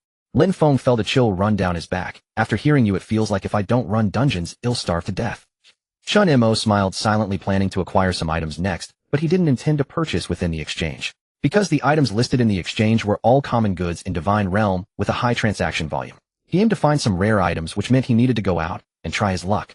If he really couldn't find anything, then he would have to check the black market. In a corner on the street, a stall owner wrapped in a tiger skin cloak sat on a snakeskin bag, looking mysterious, his voice louder than the skill sounds of nearby players. Walk by, don't miss out. A glance won't cost you anything, touching it won't lead you astray. The only limited edition in Divine Realm, emotion stabilizer. Wear it, and even when your wife scolds you, you can smile. He held up a worn whip high with a solemn and sacred expression. Don't be fooled by its rust. This is the artifact left after defeating the Saintess in the past. With it, even if you are chased by NPCs, you can maintain a smile. Bystander, is that true? The stall owner slapped his thigh. Of course it's true.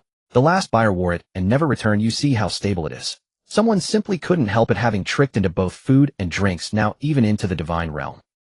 Boss, I think he doesn't even want to return to his soul. In front of a row of gray drab stalls, Chen Mo squatted there, meticulously staring at the pile of junk before him, as earnestly as if he were gazing at a World Heritage site. After pondering for a moment, he began to list this badge, this bottle of red wine. I also need a pass. Oh, and give me a pair of silver handcuffs as well. Good eye, brother. I knew there were still connoisseurs out there. Come, I'll help you pack it up. The stall owner introduced the items while tidying up, appearing to be in great spirits. Chen Mo dropped a few gold coins, collecting a bag full of junk resembling a scrap collector. Passers-by couldn't help but glance over. Brother, are you collecting a waste product catalog or a souvenir album? The #1 scrap collector in the Divine Realm at the peak right from the start. In this day and age is playing a game not about attributes, but about art. Although Chen Mo maintained a calm expression, he couldn't help but cover his forehead, cursing inwardly about these items. He had indeed heard in his past life that they could trigger quests, but that information was taken from one of the 10 unsolved mysteries of the Divine Realm. He glanced at his bag and quickly brought up several pieces of information. Broken badge suspected old noble standard cannot be worn, cannot be identified. Noble red wine year unclear, well preserved with LOC imprint. Worn pass writing unclear, cannot see clearly. Silver handcuffs interactive item, note, unclear. He indeed remembered the silver handcuffs. Clearly, someone had once said silver handcuffs worn past soldier NPC. Forget it. Chen Mo gritted his teeth and headed straight to the guard post at the east gate of the main city with the silver handcuffs. He had to take a gamble. If this can trigger, he'll make a fortune. 2 minutes later. Halt. From where did you steal the temple relics? Heretic. 3 NPC guards suddenly jumped out from behind the sentry post, their spears glinting coldly, and Chen Mo's forehead twitched 3 times. Holy crap, did it really trigger? No, this isn't triggering, this is a war. Ding. You have been identified as a temple betrayer, current red name value 80. All guards enter hostile state. Chen Mo felt a jolt and turned to run wildly. Run. In the next moment the pursuers arrived, and a spear swept past him from behind. 926. He gritted his teeth and dashed into a small alley, just letting out a breath, when suddenly a limping stray dog sprang from a pile of grass. Woof. Hey, don't bite. The dog bit into his tattered cloak, tearing it with a rip, leaving both him and the cloth hanging on the wall. 1. Ding. You have been bitten by a stray dog, movement speed reduced by 5, lasting for 10 seconds. Holy crap. Who the hell said that silver handcuffs could trigger hidden quests? They'll have to burn incense for you, and send a banner wishing you could become a god in your dreams. Chen Mo dragged the dog along, gritting his teeth in frustration. He couldn't take it anymore. 5 minutes later he finally shook off his pursuers, and had to crawl into a certain underground drainage outlet. Leaning against the wall he gasped for breath, his face dark as thunder. This trip was completely self-destructive. Searching through a pile of quest items, the only thing that lay safely in his bag was that bottle of noble red wine, its exterior intact, the label still faded. He closed his eyes, recalling snippets from the forum of his past life. This bottle of red wine. Seems like someone really mentioned it, and the location is in a secluded alley on the outskirts of the city. If this is useless too, then I might as well be paying a tax on my intelligence today. As the sky darkened, beneath the stone walls on the western outskirts of the main city, there was an abandoned alley. Chen Mo listless walked into the alley holding the red wine, and at a glance he spotted a scruffy old man huddled in a corner, drinking thin porridge, surrounded by crumpled newspapers and an empty wine bottle. Chen Mo stepped forward and said lightly, "Old man, is this wine yours?" The old man was startled, took off his reading glasses, looked up at him, and suddenly his eyes brightened. "You. What did you say?" Chen Mo remained silent, placing the red wine before him, gesturing for him to look at it. In that moment the old man's murky eyes fixated on the LOC imprint on the bottle. "This wine," he murmured. 30 years ago. He hid this bottle of wine under the fireplace, saying that one day, when he died, someone might bring it back to him. After 3 seconds of silence the old man's eyes turned red and his lips trembled. "Adventurer, are you willing to help me find something?" Ding. You have triggered the hidden quest, the last wish of my deceased brother. Quest level. Quest requirements: go to the main city library and search for an unknown testament. Quest reward: after completing the quest the old man will owe you a favor, 30 free attribute points. Chen Mo smirked, feeling a long sigh of relief in his heart. Alright. At least this time I didn't crash. He turned around to leave, planning to head to the main city's noble library. He was quite familiar with that place. After all, the War God's manuscript was stored deep within the library. At the library entrance, Chen Mo employed his old trick, using the faceless mask to swap back to his previous identity as a copyist in the library, then lowered his head and adopted a humble posture. 2 guards at the entrance were conversing quietly, and upon seeing him as a copyist, they immediately stood up respectfully. "Isn't this the gentleman recommended by Miss Eileen? Please come in." He almost forgot that he had been granted permission by Eileen Vandy, and thinking of this almost made Chen Mo chuckle. A copyist's identity can still be used a second time. He entered smoothly. Passing through the hall, he went straight to the upstairs literature section, and immediately spotted the thick yellowed volume titled Family.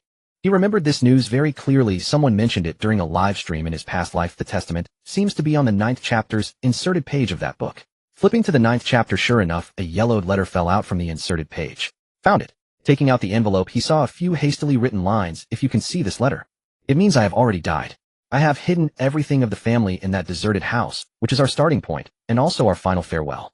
Chen Mo remained silent. The handwriting's owner should be the old man's brother, perhaps also the owner of that bottle of red wine. He did not know the intent behind it, nor could he understand the mindset of the original owner. Of course, most importantly, he had no intention of prying into other secrets. After retrieving the letter in the library hall, Chen Mo was just about to register his identity and slip away when a gentle female voice rang out behind him. "It's you, little copyist. Where have you been these past few days? I haven't seen you at all." Her tone was warm and gentle, like the kind of breeze that warms blankets in spring, making one unconsciously relax. Chen Mo was taken aback and turned to look. A girl in a noble outfit of white and gold stood not far away, cradling several thick books in her arms, smiling at him. Her name was AI Lin Feinerda. However, Chen Mo couldn't help but twitch the corner of his mouth small. Your whole family is small. Of course he couldn't say that out loud. Not much, Chen Mo replied with a modest smile, not forgetting to tease a bit. Just stumbled upon a few traps in the main city, and almost became a cripple. AI Lin couldn't help but laugh, her smile playful. So you have your unlucky moments too. It's just the first time I've crashed. Chen Mo spoke earnestly, he was an honest man. The two chatted casually, and the atmosphere was surprisingly relaxed, as if old friends were reunited after a long time. However, he knew in his heart that AI Lin was a young lady of the Feinerda family, a noble identity. Generally, ordinary nobles wouldn't even bother to say a word to a mere librarian. In divine domain, distinctions of rank still existed. The only reason she remembered him was because of her character. AI Lin was not as aloof and cold as other nobles, which created this slight connection. Just as he was about to continue the small talk and leave, a sharp, piercing voice came from a distance. Who are you? How dare you appear beside Miss AI Lin? A youth in a noble's formal attire strode over, his face filled with anger as he glared at Chen Mo. Do you know who you are talking to? This is Miss AI Lin of the Feinerda family, not someone like you dressed so poorly who can speak to her. Chen Mo raised an eyebrow and turned to examine the man. The man was young, with a haughty look in his eye, and a short sword hung from his waist. He was clearly a lackey of some noble. Chen Mo smiled and retorted, this cloak of mine is library certified. The fabric is certainly more expensive than your socks. You. The lackey's expression changed, clearly not expecting Chen Mo to talk back. Are you trying to climb up to Miss AI Lin? Trying to act like you belong? Don't even dream about it. He sneered, his voice gradually rising, as if deliberately letting those around hear. Someone like you should be hauling bricks and digging through garbage in the lower city, dreaming of standing before our beautiful lady to joke around. Do you think you deserve that? His tone grew heavier, showing no regard for Chen Mo, and many NPCs around had already begun to glance over curiously. Tisk. A hint of impatience flashed in Chen Mo's eyes. I'm just standing here talking, are you going to bite me? The man widened his eyes. What kind of joke was this? He didn't expect Chen Mo to keep retorting and was ready to fire back again. On the other hand, Chen Mo wasn't about to let him off easy. If it came to it, he could just draw his sword. Tension mounted between them, the atmosphere charged with hostility. The next second, a delicate white hand gently reached out and grabbed Chen Mo's arm. It was AI Lin. She held on to Chen Mo, her tone gentle, yet her words carried an edge. Stop the noise. Then she looked at the noble youth, her voice calm, yet firm. Who I talk to is my business. This scribe is both my guest and my friend. Now please leave and do not disturb us any further. The youth was taken aback, his face twisting in disbelief. Miss, he is just a lowly scribe, an inconsequential person whom you needn't bother with. Enough. AI Lin's voice darkened. She had had enough. Who sent you?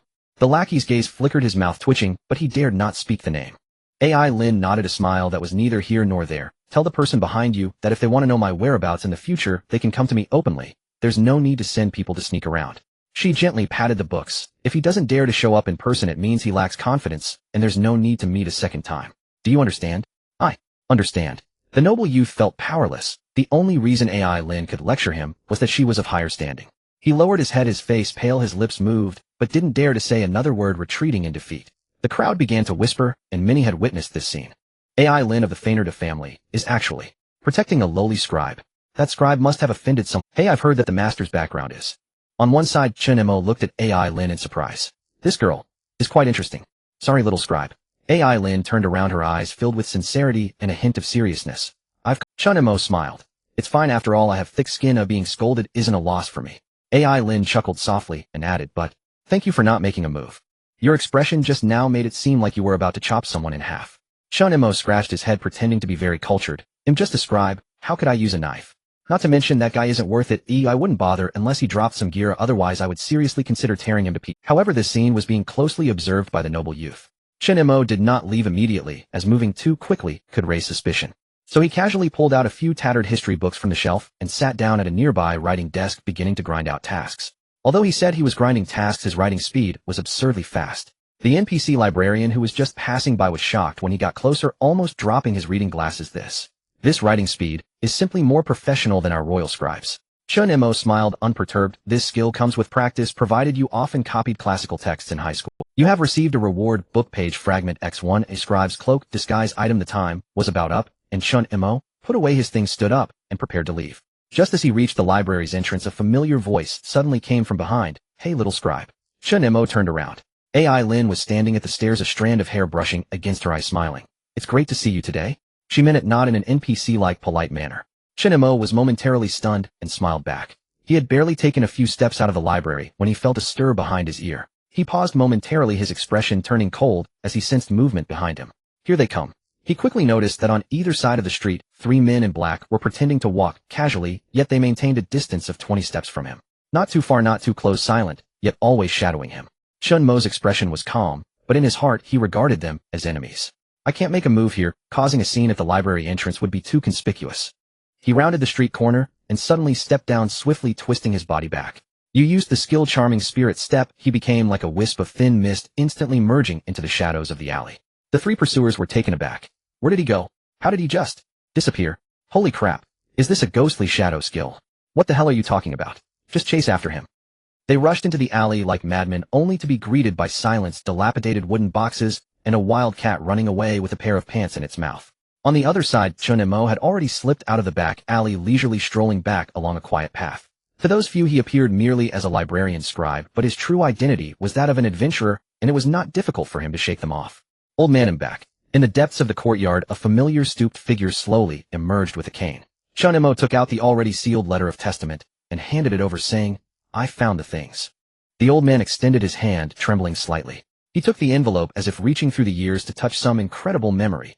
You have no idea how long I have waited for this letter. He spoke softly, slowly, sitting down, spreading the letter on his lap, and reading it word by word. As his gaze descended, his expression changed gradually. Kane, you actually left these words long ago. After a long silence, he suddenly reached into his chest and pulled out a deformed old cloth pouch, inside of which was a dark golden noble family crest. The crest depicted 2 lions back to back, its edges already worn to the point of being unrecognizable. He pressed the crest into Chen Mo's palm, his tone somber, yet dignified. This is the last thing my family can offer. You take it up, perhaps it might save your life one day. The old man sat on the stone bench, lightly resting his hand on the letter. This letter was written by my brother just before he set out to battle, but he never returned. He sighed, his voice heavy with fatigue and restraint. The last time my brother was seen was in the Northern Territory. He had been secretly dispatched by the Imperial High Command to quell a rebellion, but after that no one saw him again. Chen Mo listened, seemingly deep in thought. In his memory, the final outcome of this subplot had only one dry task: prompt. You discovered a corpse in General's armor somewhere. At the time no one cared, thinking it was merely a background prop. But Chen Mo suspected that the corpse was likely the missing elder brother of the Caronte family, the Imperial War General Cain Caronte. In his past life, by the time he reached that point, the timeline had already become too late. There was nothing more to say. The corpse had long since grown cold, and the task had thus concluded. But now he had been reborn, and the letter had just been handed over. The timeline has already been altered by me. If that corpse has not yet appeared, then he is very likely still alive. The old man, after putting away the letter, seemed to have made a great decision, slowly speaking. Adventurer, I wish to entrust you with a task. I want to know what my brother went through. He is the obsession of my life. Ding. You triggered the hidden quest. Noble missing. General goal: investigate the last whereabouts of Cain Caronte. Night had already fallen. Chen Mo nodded, accepting the task. After taking the worn family crest, he stood up. The old man looked at him with a kind of almost stubborn plea in his eyes. If you can truly bring my brother back, I, the Caronte family, shall serve you unto death. Chen Mo did not turn back, merely waved his hand lightly, saying before he left a remark that would provoke both gods and men. Don't be too quick to offer your life. If luck is on your side, your brother might not be dead yet. The Imperial archives were sealed. The historical line of the Caronte family had been nearly wiped clean from official records. Chen Mo had anticipated this long ago. To find out the true whereabouts of Cain Caronte, one could not hope to go through proper channels. One must pry information from the mouths of the nobility. Chen Mo's thoughts were clear, and the first person he thought of was Aaron. But now was not the time to expose too much. He feared raising suspicion. So what should he do? He donned the familiar attire of a library scribe, transforming back into that scribe. Then he leisurely walked into the alley that led to the library. He already had his own ideas.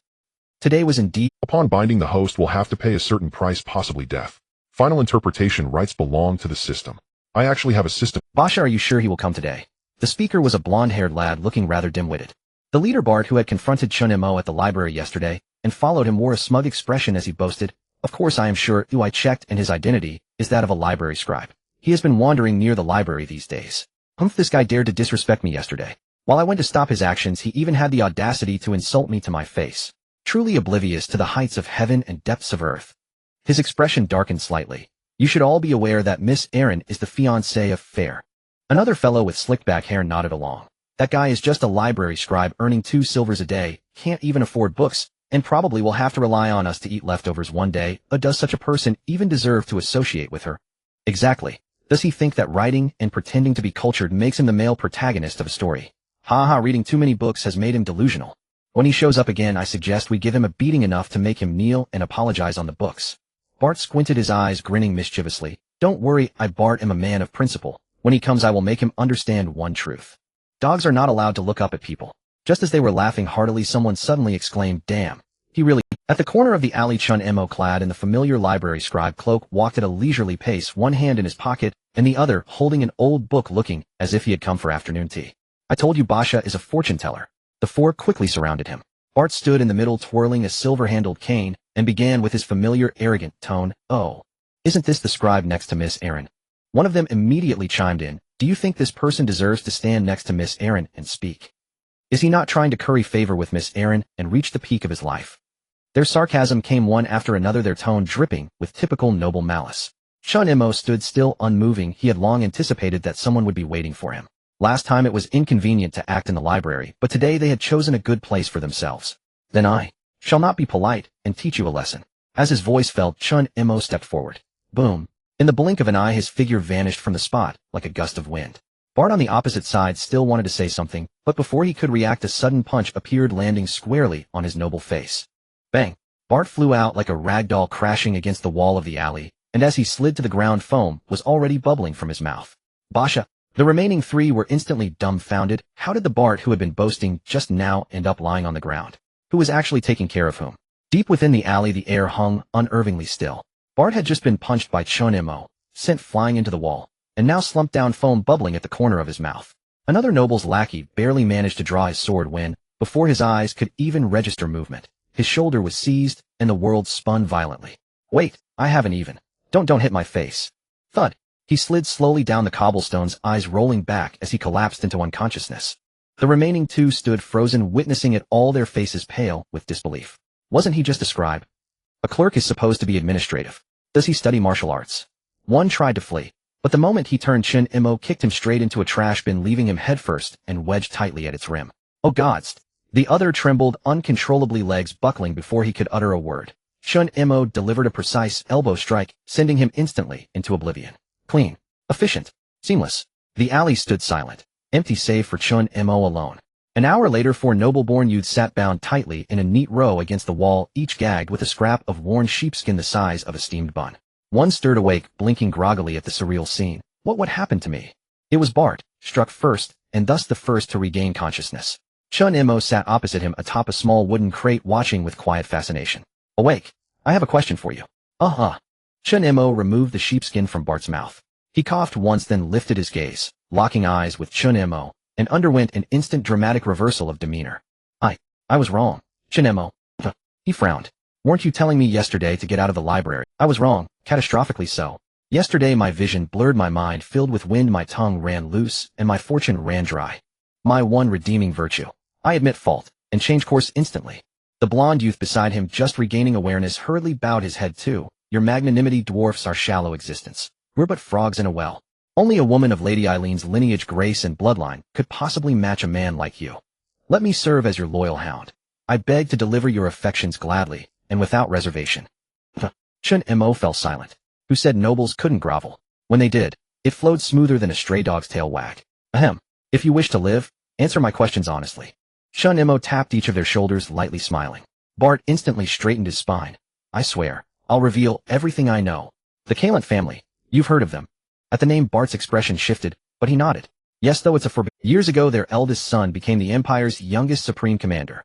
Yet somehow he was branded a god traitor, stripped from the noble registers, erased from all records, and vanished without trace. My father once told me as a child, never speak the name Cain Kalent. A flicker passed through Chen Mo's eyes. Where was he last seen? Another noble interjected eagerly, the Northlands. He led troops to quell a border rebellion, and disappeared afterward. Some claim he perished. Others whisper, madly, that he lives still, but no longer human. Chen Mo fell silent. Slowly he rose and brushed dust from his palms. Very well, thank you for your... Relief washed over the four, until Chen Mo turned to leave. Master, don't go. You've forgotten to untie us. Without glancing back, Chen Mo waved a hand, voice light and unruffled. It's not that I lack honor. It's that I fear your gratitude might overwhelm you. Besides, you behave far better when bound. Rest easy. You'll be found by patrol guards in another day or two. All four fell utterly speechless, thinking how utterly unprincipled is this man. My braces are stuck. Don't move. Bart, keep your distance. I never permitted such familiarity. Silent. Elsewhere, Chen Mo seamlessly resumed his role as a humble scribe, docile and weary like an overworked bureaucrat. He entered the library without incident. He moved with practiced ease to the third-floor archives, chose an empty corner, and stacked a pile of ancient dust-laden scrolls before him. But before he'd even opened the first page, two apprentice librarians whispered nearby. Why hasn't Lady Eileen come to? Her family's negotiating a marriage contract. She's returned home. Again, that same young lord. This is the third dispute. Chen Mo felt a pang of disappointment. He'd hoped to discreetly inquire about the Kalent family, but she was absent. A missed opportunity. So he simply opened the yellowed stack before him. The texts were disjointed, but he scanned them with surgical precision, hunting key phrases. Kane Kalent, Imperial Warlord, Northland's Siege of Sealed Peaks. Yet all he found were fragmented contradictory fragments. Some claimed he crushed a rebellion in the Northlands, earning unparalleled military distinction. Others insisted he vanished mysteriously en route to battle, on the day the Empire was blanketed in blinding snow and every pursuit force perished. And still wilder accounts alleged he'd been taken as a devotee by a goddess, and willingly renounced the Empire. Chen Mo's brow furrowed deeply. A battlefield disappearance so absolute, not even a body left behind. Yet the Empire insists he failed in duty, erasing his very name from history. No mention of death, meaning they dared not confirm it. Then, most likely, they feared to write it. Only one passage held his gaze longest.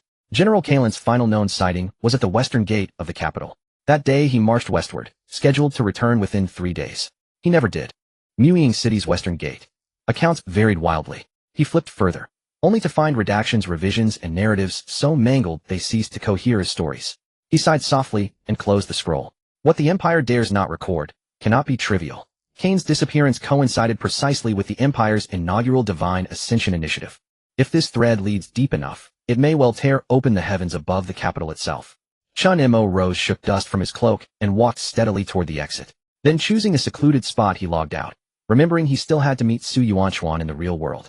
A flash of light passed by and consciousness returned. As Chen Mo opened his eyes, the entire world seemed different. He knew that every inch of perception in his body was quietly undergoing an evolution.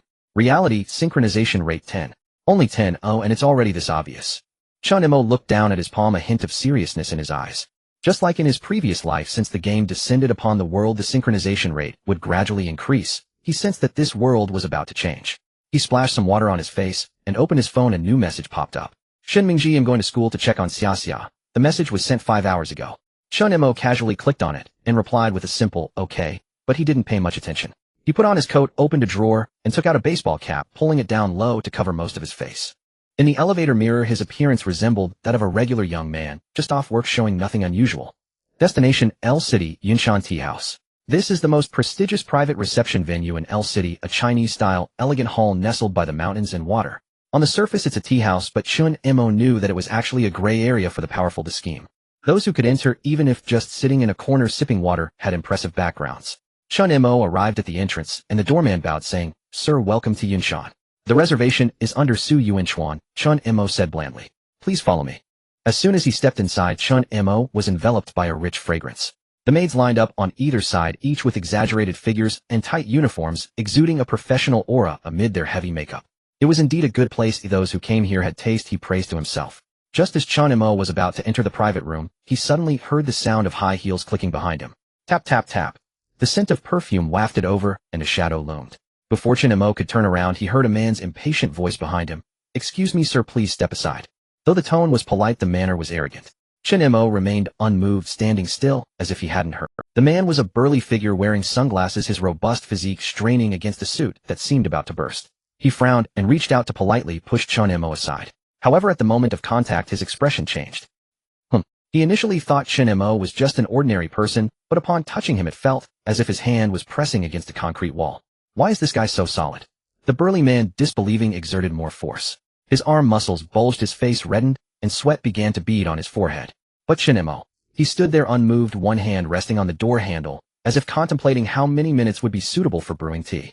What a joke. The burly man's expression grew increasingly grim. He was a player with a reality synchronization rate of 5 in the divine realm, boasting a strength attribute of 700 points in the game. Fighting two ordinary people felt like squishing clay. Yet now he couldn't even push aside a kid wearing a baseball cap. Are you kidding me? His mouth twitched, and he suddenly looked up, preparing to force his way through. Suddenly Chen Mo slowly turned his head, calmly gazing at him. Just a glance. In the next second it felt as if someone had slapped the burly man's heart violently, a wave of inexplicable pressure exploding in his chest. That gaze was like a knife, like dark clouds looming before a mountain storm, hiding murderous intent within its tranquility, and a cold warning that seemed to say, try moving me and see what happens. The burly man froze, bewildered. What kind of international joke was this? He swallowed hard, his mouth opening slightly, yet he dared not utter a sound.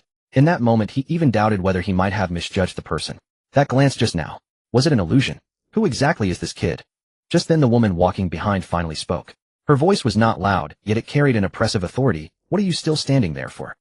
The person we are here to meet has arrived. Oh, let's go. The speaker was the woman in a black professional dress, leading the way. Her hair was tied high, her lips painted coldly, and her eyebrows and eyes held a hint of chill. She said no more, just turned around and waved her hand, and a few individuals understood and retreated. The burly man before leaving couldn't resist glancing back at Chen Mo.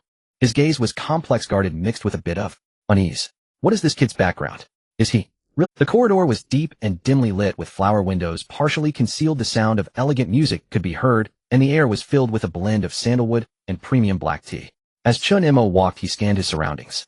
Behind every door there could be silent bigwigs. In every pot there might be secrets that could not be revealed. He understood very well that Su Yuanchuan calling him here was definitely not just for tea. As he passed a half-open tea house, he suddenly heard whispers. Have you heard? That incident exploded again. In reality, someone went berserk and directly slammed 2 people against the wall. Is that true? Absolutely true. My cousin said it's due to the synchronization of powers in the divine realm. That person is an assassin in the game and in reality killed someone. Damn. But the news hasn't spread yet. The authorities are suppressing it. Hearing this, Chen Mo paused, his expression deepening. As expected, just like in his previous life, as the synchronization rate increased, the order of the entire world was collapsing, and the influence of divine realm was gradually expanding. As soon as the door opened, the light from the private room fell upon him. Su Yuanchuan was already waiting inside, dressed in a refined suit, exuding an elegant demeanor. Upon seeing Chen Mo enter, he stood up and extended his hand. Hello, I am Su Yuanchuan. His voice was neither too loud nor too soft, and every gesture had that old-school sense of propriety accustomed to grand occasions. Chen Mo replied, shaking his hand. Beside Su Yuanchuan sat a sexy girl with a harmless smile. In a sleeveless top and short skirt with bare legs and hair tied into a playful ponytail, she presented a look of, I'm just here to cause trouble. She winked at Chen Mo and spoke in a soft tone, my brother told me not to come, but I came anyway. So are you? Your brother is afraid that after meeting me you might fall in love at first sight, worried I might take you away, right? Chen Mo. He then casually took off his cap, shook off the dust, and said half jokingly, half seriously, aren't you afraid that if I turn out too handsome, I'll leave you dizzy? Lin Weiner blinked and suddenly sat up straight. To be honest. She tilted her head and smiled sweetly. I have already fallen for you. Chen Mo paused, then sat down unconcerned, as if used to such remarks. How about this, you calm down, and I'll drink some tea to ease my shock. Lin Weiner giggled, seemingly not regarding Chen Mo as an outsider, as she scooted closer. This way, I can see. Su Yuanchuan watched this scene with little expression, but inside, he was already in turmoil. He cleared his throat, wanting to steer the atmosphere back. Let's first discuss the important matters.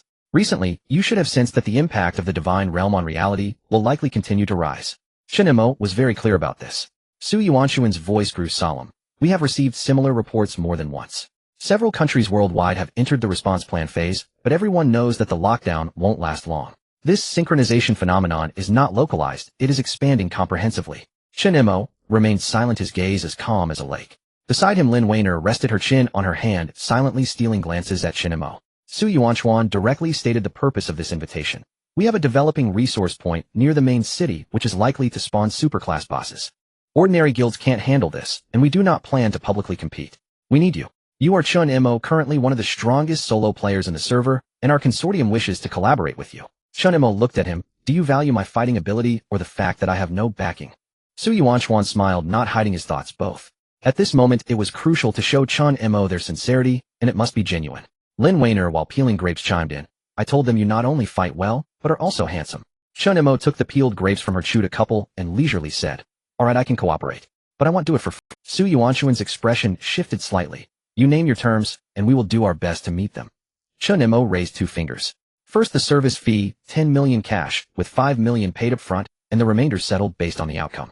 Secondly, he paused and a sharp glint appeared in his eyes. I want to utilize your consortium's connections to help me investigate one matter. The disappearance of my parents.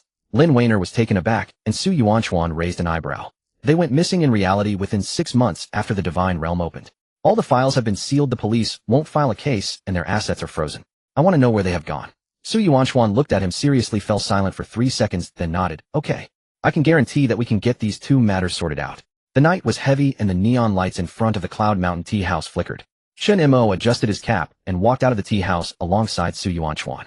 The latter had his hands in his suit pockets, speaking casually. The two conditions you proposed, I will arrange for someone to act on them tonight. Rest assured you will receive initial feedback within a week. Chen Mo nodded and casually responded. Thank you for your hard work. It's a win-win for us. Just as the two were conversing, the familiar sound of high heels approached from the entrance of the tea house.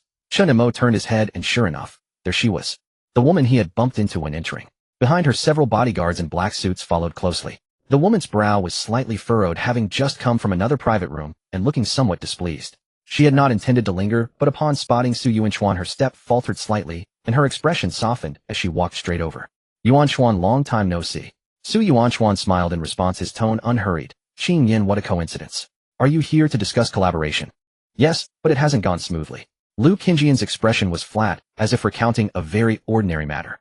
I encountered a scammer today who just boasted without delivering, wasting me a whole night. As she spoke, she glanced at Chen Mo, who stood beside Su Yuanchuan. Who is this? Well, let me introduce you. Su Yuanchuan smiled and said, Chen Mo, my friend. Lu Qingyin was taken aback, her gaze swept over Chen Mo, once more revealing a hint of interest. She understood that anyone who could be a friend of Su Yuanchuan was certainly not ordinary. Chen Mo nodded calmly, tacitly acknowledging. Quite young, she remarked. Although her words suggested otherwise, her tone carried a hint of probing. Just then the burly bodyguard behind her suddenly leaned in, whispering something in her ear. Lu Qingjian's eyes flickered, and for the first time her expression changed. Are you sure? It's him. The bodyguard's expression turned slightly unnatural. The vice president, the one I couldn't push aside. The one in the cap. Lu Qingjian's expression shifted slightly as she reevaluated Chen Mo. This person she had initially thought was merely an ordinary negotiation partner, but now realized. The immovable wall from earlier this afternoon was actually this seemingly harmless man sitting beside Su Yuanchuan, grinning. The atmosphere suddenly became somewhat delicate. Lu Qingyin did not press further. She was a smart person, and smart people know when to retreat. She smiled lightly, her tone softening. I have matters to attend to. My useless brother has caused me trouble again. Then she briskly walked away, her steps still steady, as if nothing had happened. After Lu Qingyin left, Su Yuanchuan chuckled and cast Chen Mo a sidelong glance. Do you know how arrogant this woman usually is? I didn't expect her to take the initiative to talk to you today. Before long, Chen Mo stepped out alone. It was getting late, and he lowered his head to unlock his phone, preparing to call a car to go back. Just as he opened the chat interface, the red dot at the top suddenly blinked. Contact name Sister Shin. Time. Just now, only a few words help me. Next line, I'm in the community. There was no location nor any voice message. Chen Mo froze for a moment. At that instant, even the night breeze seemed to stop. He snapped his phone shut with a loud clap, his expression suddenly turning cold, the warmth draining from his eyes, and his entire face was exceptionally frosty. He did not utter a word, merely stomped his foot in place. Bang! The shockwave from his shoes rippled through the ground, and he transformed into a fleeting shadow rushing into the night. He did not call for a car, nor did he use navigation, and he did not confirm the name of the community. He only remembered that Shen Mingji had mentioned once that she had recently moved next to the school to live with her sister, which was the back door of the community that his sister Qin Xiaoxia frequented. He remembered the route, the turns, and the location of that abandoned building. Therefore he was now running like mad. On the streets of El City, a young man who had just finished a late-night snack was burping and stuffing the takeaway bag into the trash can. Suddenly, a loud explosion sounded beside him. He had just turned his head when he saw a figure flash past him, moving so fast that even the shadow couldn't keep up, and the dust on the ground was kicked up into the air. What the hell? He immediately dropped the leftover chicken carcass to the ground, disbelief written all over his face. Across the street, the owner of the hot food stall was yawning, his eyelids nearly closing, startled to stand up by the sound of the wind. That poet. What are you joking about? The delivery guy looked dumbfounded. I thought I was fast on my bike, but you just floated past me. Who the hell can run and take off? At the street corner, Chen Mo showed no signs of slowing down. His legs propelled him like springs, muscles rippling beneath his clothes, the vibrations of his knees seemingly emitting a deep rumble. Synchronization rate 10, now completely unleashed. He could hear the frequency of every gust of wind passing his ears, sense the temperature difference in the air, and even accurately capture the flickering lights of the community at the distant street corner. But his eyes were fixed on only one target. The back door of the community. He gritted his teeth, his tone chilling. Who gave you the guts to lay a hand on her? I have said in this life she must not be harmed again. Meanwhile, at the other end of the community, Shun Mingji leaned drunkenly against the entrance of an abandoned corridor, her hands pressed firmly against the wall, breathing rapidly, her eyes filled with panic. She was wearing a light-colored camisole, her jacket having fallen off at some point, with a high heel tilted awkwardly at her feet. Her fingers were still trembling, just as she was about to send a distress message, someone snatched her phone and threw it to the ground. The man in front of her was in his early 30s with slicked back hair and a lewd expression, a foul smell of smoke emanating from his mouth. "Oh, filthy bitch, where do you think you're running? Dressed like that, aren't you just trying to seduce someone? Don't wait for your friend to come save you. Why not come with me? I guarantee he'll be more intense than he is." "Get away." Shen Mingji gritted her teeth and struggled her throat tight. Slap. The man struck the side of her face with a loud crack. "Still putting up a fight? I like it rough. Tonight, even if you scream your lungs out, no one will come to save you." Boom. The next moment, at an intersection 500 meters away, Chen Mo suddenly stomped the ground. It was like a spring launching him forward. With a crack, the entire sidewalk shattered, dust flying up as the air exploded. Even the nearby surveillance cameras instantly flickered, a strange energy wave tearing through the street like lightning. Chen Mo transformed into a shadow, rushing forward with a roar. In the depths of the alley, Shen Mingji stumbled back to the corner, her cheeks flushed, breathing heavily, her eyes dazed still with a hint of drunkenness. Her lips trembled as she raised her hand to push him away, but she had no strength. The man in front of her had already undone half of his belt, leering at her with a vulgar grin. "Be a good girl, let's have some fun." Slap. He raised his hand to pull at Shen Mingji's skirt when suddenly, the next moment, a dark shadow descended with a crash. Bang! The air shattered as a fist shot through, striking the man's cheek with a direct blow. Accompanied by a scream, he flew 5 meters like a kite with a broken string.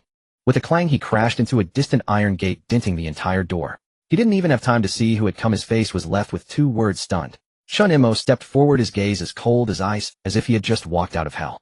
The man, struggling to prop himself up, trembled and recoiled, saying he was well aware that since playing that game, his physical abilities far exceeded those of ordinary people, his strength 3 times greater. He thought no one in reality could stop him.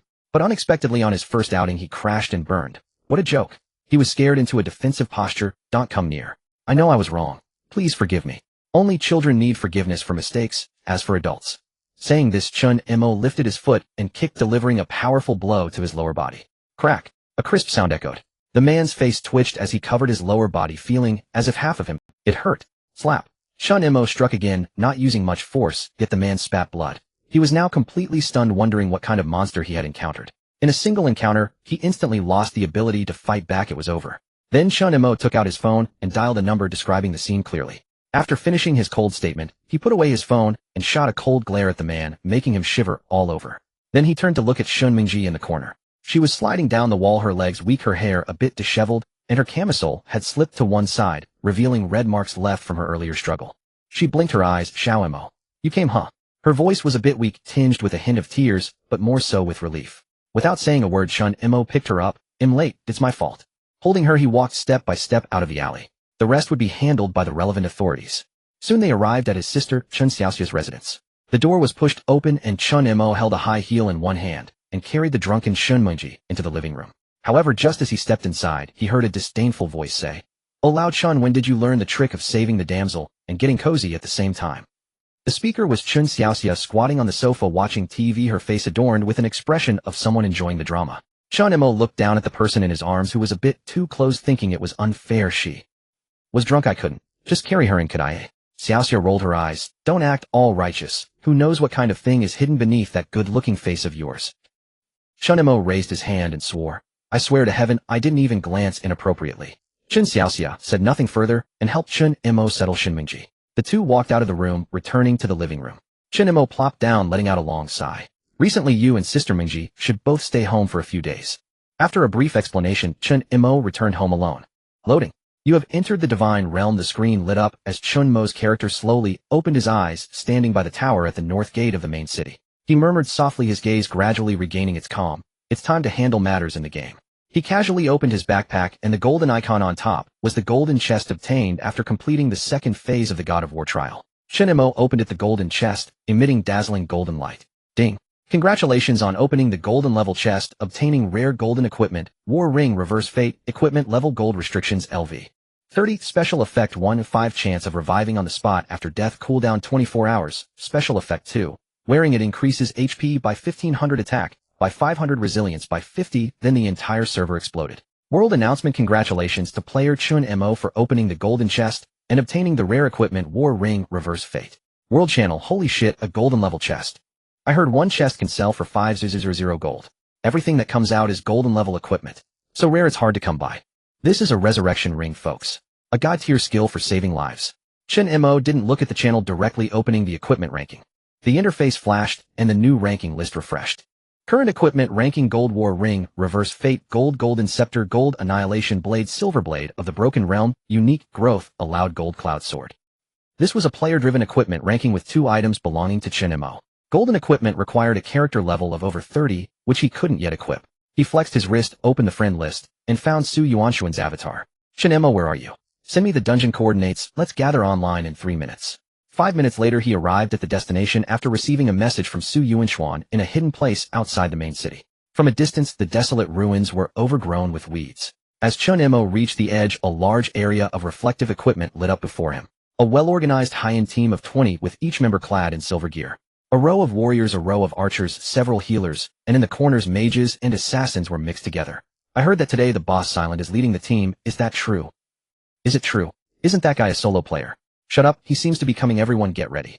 Chen Mo stood at the edge of the team, watching for 2 seconds, silently, complaining in his heart. 20 people sharing experience. Su Yuanxuan has indeed calculated well. It feels like I'm not here to fight monsters, but to tag. Lin Weiner was also present as she waved at Chen Mo and moved closer to him, grinning widely. Why did you take so long to arrive? We've been waiting for you for ages. Aren't you touched? Chen Mo glanced at her and quickly distanced himself. I'm touched, but can you stay away from me? I'm afraid your brother will misunderstand and chase me with a knife in hand. At that moment a man slowly walked to the front of the team. It was Su Yuanxuan. He elegantly surveyed the entire team, speaking clearly. Priest group, 1 silver amulet per person. Frontline warriors all switched to Heart of Iron, newly delivered and durable. Mages don't rush the damage gems, just arrived, will distribute them in batches. The entire team operated like a well-oiled machine with equipment and potions arranged uniformly. Only then did Su Yuanxuan turn his head, noticing Chen Mo smiling calmly and warmly. You're here. He approached, patting Chen Mo on the shoulder with a smile. Don't worry, I won't forget you. If you need equipment items or resources, just tell me. Even if it's a beautiful girl, I can arrange one to drop. Chen Mo barely held back his laughter, exclaiming, Sure, I want one with high magic resistance, and preferably one that has a taunt aura. The two exchanged glances, laughing as they bumped fists. In this relaxed atmosphere the team quickly formed a lineup. There was no so-called door at the entrance of the dungeon. It was a cracked black stone emanating a red glow from within. As Chen Mo approached, he was shocked to realize that he seemed not to have known this place in his past life, meaning it had never been revealed. Ding. This is a hidden realm, a mysterious altar. The first entrant will record the historical first clear. The altar has 9 levels. Clearing each level will activate a teleportation array. Currently, at the first level, Guardian of the Altar 300, Main Guardian Lathorn, level 25. Clear rewards, not announced, 9 levels. This mechanism reminded him of the Sky Tower that opened at level 30, where he had fallen on the 99th floor. In each level there was equivalent to a special dungeon, and the next level would not unlock until the boss was defeated. Of course, the most extreme part was that if all monsters were not defeated within the time limit, the dungeon would reset. That's right, reset the dungeon. Perhaps this mechanism was annoying to others, but for Silent, it could completely rely on resets to continually stack. Beside him, Su Yuanxuan seemed to notice Chen Mo's confusion and smiled as he explained, I stumbled upon this place, and it has been unopened. I planned to wait for you to clear it together. The implication being that they couldn't handle it after all the monsters in the dungeon exceeded level 20 and were incredibly numerous. Otherwise, he wouldn't have brought 20 people over. Chen Mo didn't respond. With a swift motion, the blade of the boundary was unsheathed, its blade gleaming with a cold light. Approaching 4.0 attack speed, it could potentially max out the passive in about 5 minutes, and the 1,000-layer Berserker Fury would grant a 10-fold increase in attack power. Outside the dungeon, the 20-member team adjusted their equipment, drank their buff potions, and even the mages were in position, just waiting to enter and confront the monsters. However, everyone turned to see that Chen Mo was still standing in place. He didn't speak or move, only raising the blade of the boundary, swinging it at the air, one slash after another. What is he doing? Has he gone mad? Warming up? Practicing sword techniques? No way. Silent boss. If it weren't for the fully simulated game, some might even suspect that Silent's keys were stuck. Su Yuanxuan didn't say anything. He couldn't understand what Chen Mo was doing, but he was well aware that Silent's actions were definitely purposeful. Hint, only visible to Chen Mo. Stacked to the brim. Fury of the Berserker, 10001000. Max. Alright. You can enter now. Chen Mo sheathed his sword, his expression calm. But the people in front were no longer calm. Could this really be the legendary Silent Master? Why did it feel a bit strange? The dungeon opened, and the group entered the hidden altar. As soon as the map finished loading, a total of 300 small monsters spawned instantly. Guardian of the Altar, 2300 health, 500 attack, 1000 defense, 800 status, shield barrier currently active. Just then at the other end of the map, a massive obsidian figure stepped forth clad in heavy armor, surrounded by dark energy. Main Guardian Spirit Laser LV. 25 health, 1/8 of 0 defense, 5,000 attack, 1,000 traits. Skills deal area damage and control. The boss shares hate mechanics with the small monsters. Countless monsters surged towards them. What a joke. The people had just entered and were dumbfounded. Damn, why does this dungeon start with a mob plus a boss? I feel like we can't even break the shield. Is this even a dungeon? Why does it feel like a graveyard? Lin Wayner hid behind the damage dealers watching the front line get eliminated instantly, unable to help but frown. Brother, this difficulty seems off. Su Yuanchuan furrowed his brows tightly, also puzzled by why this dungeon was so tricky. At this moment the name of the dungeon finally appeared. Altar of an Ancient God. Upon seeing these words, Chen Mo's eyelids twitched, and he fell into contemplation. In his past life he was well aware of this thing, but it shouldn't be this altar. At that time, he had never seen anyone take. This was not an ordinary dungeon, but rather an ancient trial related to the ancient gods. He murmured softly to himself, no wonder there's no door at the entrance, no wonder the first layer's level is so high. It turns out I stepped on this. At this moment, everyone had no time to think about that anymore. Everyone prepare. Inside the dungeon, the guardian of the altar had already surrounded them. 300 monsters, all lined up. Even more outrageous, the boss laser-clad in obsidian heavy armor charged forward with each step shaking the ground. Everyone felt their scalps go numb. The shield won't budge, the health bar is invisible, and the boss is thicker than a city gate. How are we supposed to fight? This was everyone's thought. At this moment Chen Mo slowly took a step forward, his expression serious. This battle required him to push his condition to the limit. 1,300, 1,700. When health drops below 50, passive triggered. Critical damage 100. Simultaneously activating Rage Blood Sacrifice. Current attack power 100. On the other side, the main force of the team had already begun to engage with the monsters. Hold the front line. Healer, quickly restore health. I can't hold on any longer. The fire mage's skills are still on cooldown. How is this monster's shield thicker than the city walls? I only dealt 2,000 damage with my critical hit.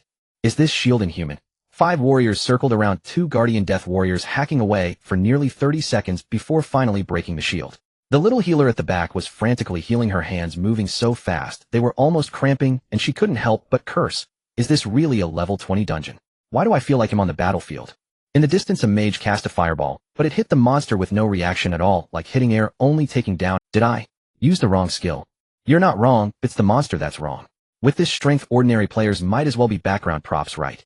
Each squad was engaged in a fierce struggle against 1 or 2 monsters. A minute passed, and the entire 20-person team had only managed to kill 6 death warriors, and that was with everyone focusing their fire. In contrast, on Chen Mo's side, a blood-red light flickered in his eyes, and a blood mist rose from the ground. A Shura clone. A shadow coalesced beside Chen Mo, identical to him, wearing the same battle robe, and carrying the same broken. The clone had 100 attack power skills released in sync, lasting for 5 minutes. If he was even a moment slower, everyone might not be able to hold on. Suddenly Chen Mo charged into the horde of monsters alongside his clone, the light of his blade exploding. Whoosh, whoosh, whoosh. Broken world strike. A sweeping blade light cut through the monster horde, creating a rain of red digits. 42,000, 47,000, 39,000, 41,000. More than a dozen guardian death warriors didn't even have time to react before they were cut down along with their shield. What the? Whose AoE hits this hard? It's Chen Mo. It's him and his clone attacking. Many murmured, their hearts stirred, turning from shock to awe, unsure of what to say. Even Su Yuanchuan, usually poised and dignified, couldn't help but lose his composure when he saw Chen Mo's violent fighting style. Lin Wayner also widened her beautiful eyes, her mouth forming an O shape, unable to close it for a long time. But Chen Mo's movements didn't stop. The boss was already closing in on him. That thick shield was incredibly obstructive for everyone. But that was only for others. After all, how could it be just a layer of shield? Let's talk about real damage. He raised the broken world blade high, and in an instant 3 layers of blade light. God of War skill chain / release first / 100 real damage second / 200 real damage final / 300 real damage current attack power approximately 1500 attack power bonus. Boom. Chain slash was forcefully transformed by Chen Mo into a fan-shaped large AoE skill. The first slash landed cracking the ground 30 meters ahead, and the whole monster horde was sent flying. 41,000, 45,000, 51,000. The second slash swept horizontally. Some death warriors were directly split in half, and the wave of the blade impacted the boss Lathorn, causing his armor to crack. 52,000, 54,000, 58,000. The third slash directly shattered the starry heavy armor on Lathorn's chest. With a bang, broken heavy armor fell everywhere. 62,000. Only one boss and a few guardian death warriors remained on the battlefield. Everyone was petrified like carved out of clay or wood. Ding. You have leveled up. Ding. You have leveled up. You have leveled up. Ding. You have leveled up. Everyone's experience points kept rising with lower-level players, even leveling up 10 levels. Meanwhile, Chen Mo, starting from level 23, leveled up 6 times, reaching level 29.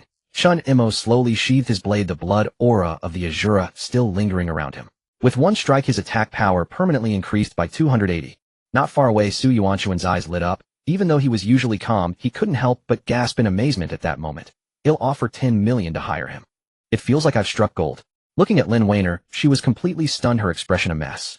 She remembered just outside the dungeon this guy was flirting with her, and now after one slash it turned into a rain of corpses.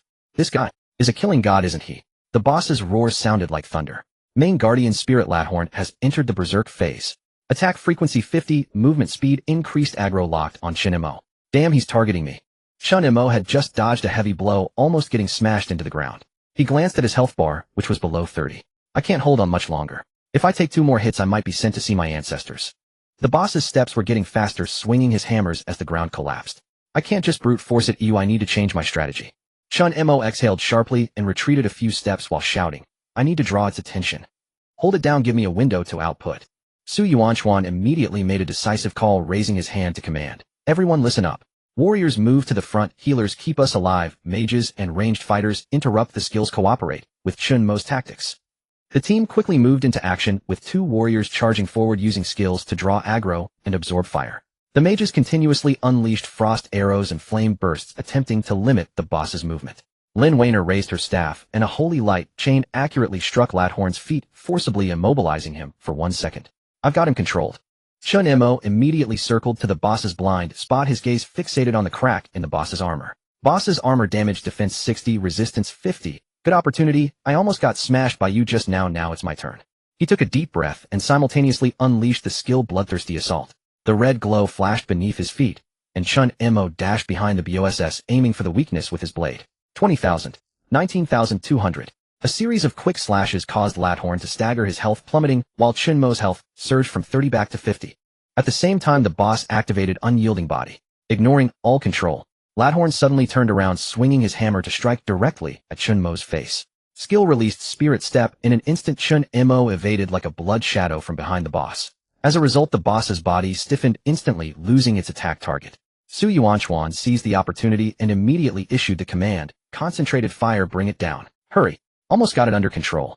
Lin Weiner's voice erupted across the channel, and every damage dealer simultaneously unleashed their full arsenal of skills. Fireballs, arrows, ice blades, and flying axes. Within an instant, the battlefield transformed into a torrent of radiant skill effects, cascading upon Boss Razorn. 7000. N3000. N10200. Razorn's health plummeted below 1000. Morale across the entire team soared. Su Yuanchuan issued a low, urgent command, finish him off. Wait for silence to land the final silencing strike. But just then, Na furious roar erupted from the depths of hell itself. Boss has activated skill Invincible Form. Razorn is now immune to crowd control effects for 15 seconds. Null attributes increased by 30. Swordstorm Slash upon activation forces aggro reset, locking onto the highest damage dealer. A cornered beast lashing out. Before Lin Weiner could even react, a maelstrom of savage energy slammed down before her eyes. Boom. The entire battlefield recoiled. A blinding wave of light exploded outward, hurling all damage dealers backward. Those in the rear line collapsed in droves. N3012. N4000. Cough. Why did I suddenly fly? A healer, Lin Weiner couldn't withstand such explosive force. She was flung headlong to the ground in an instant. Su Yuanchuan's face paled. The invincible form triggered at the worst possible moment.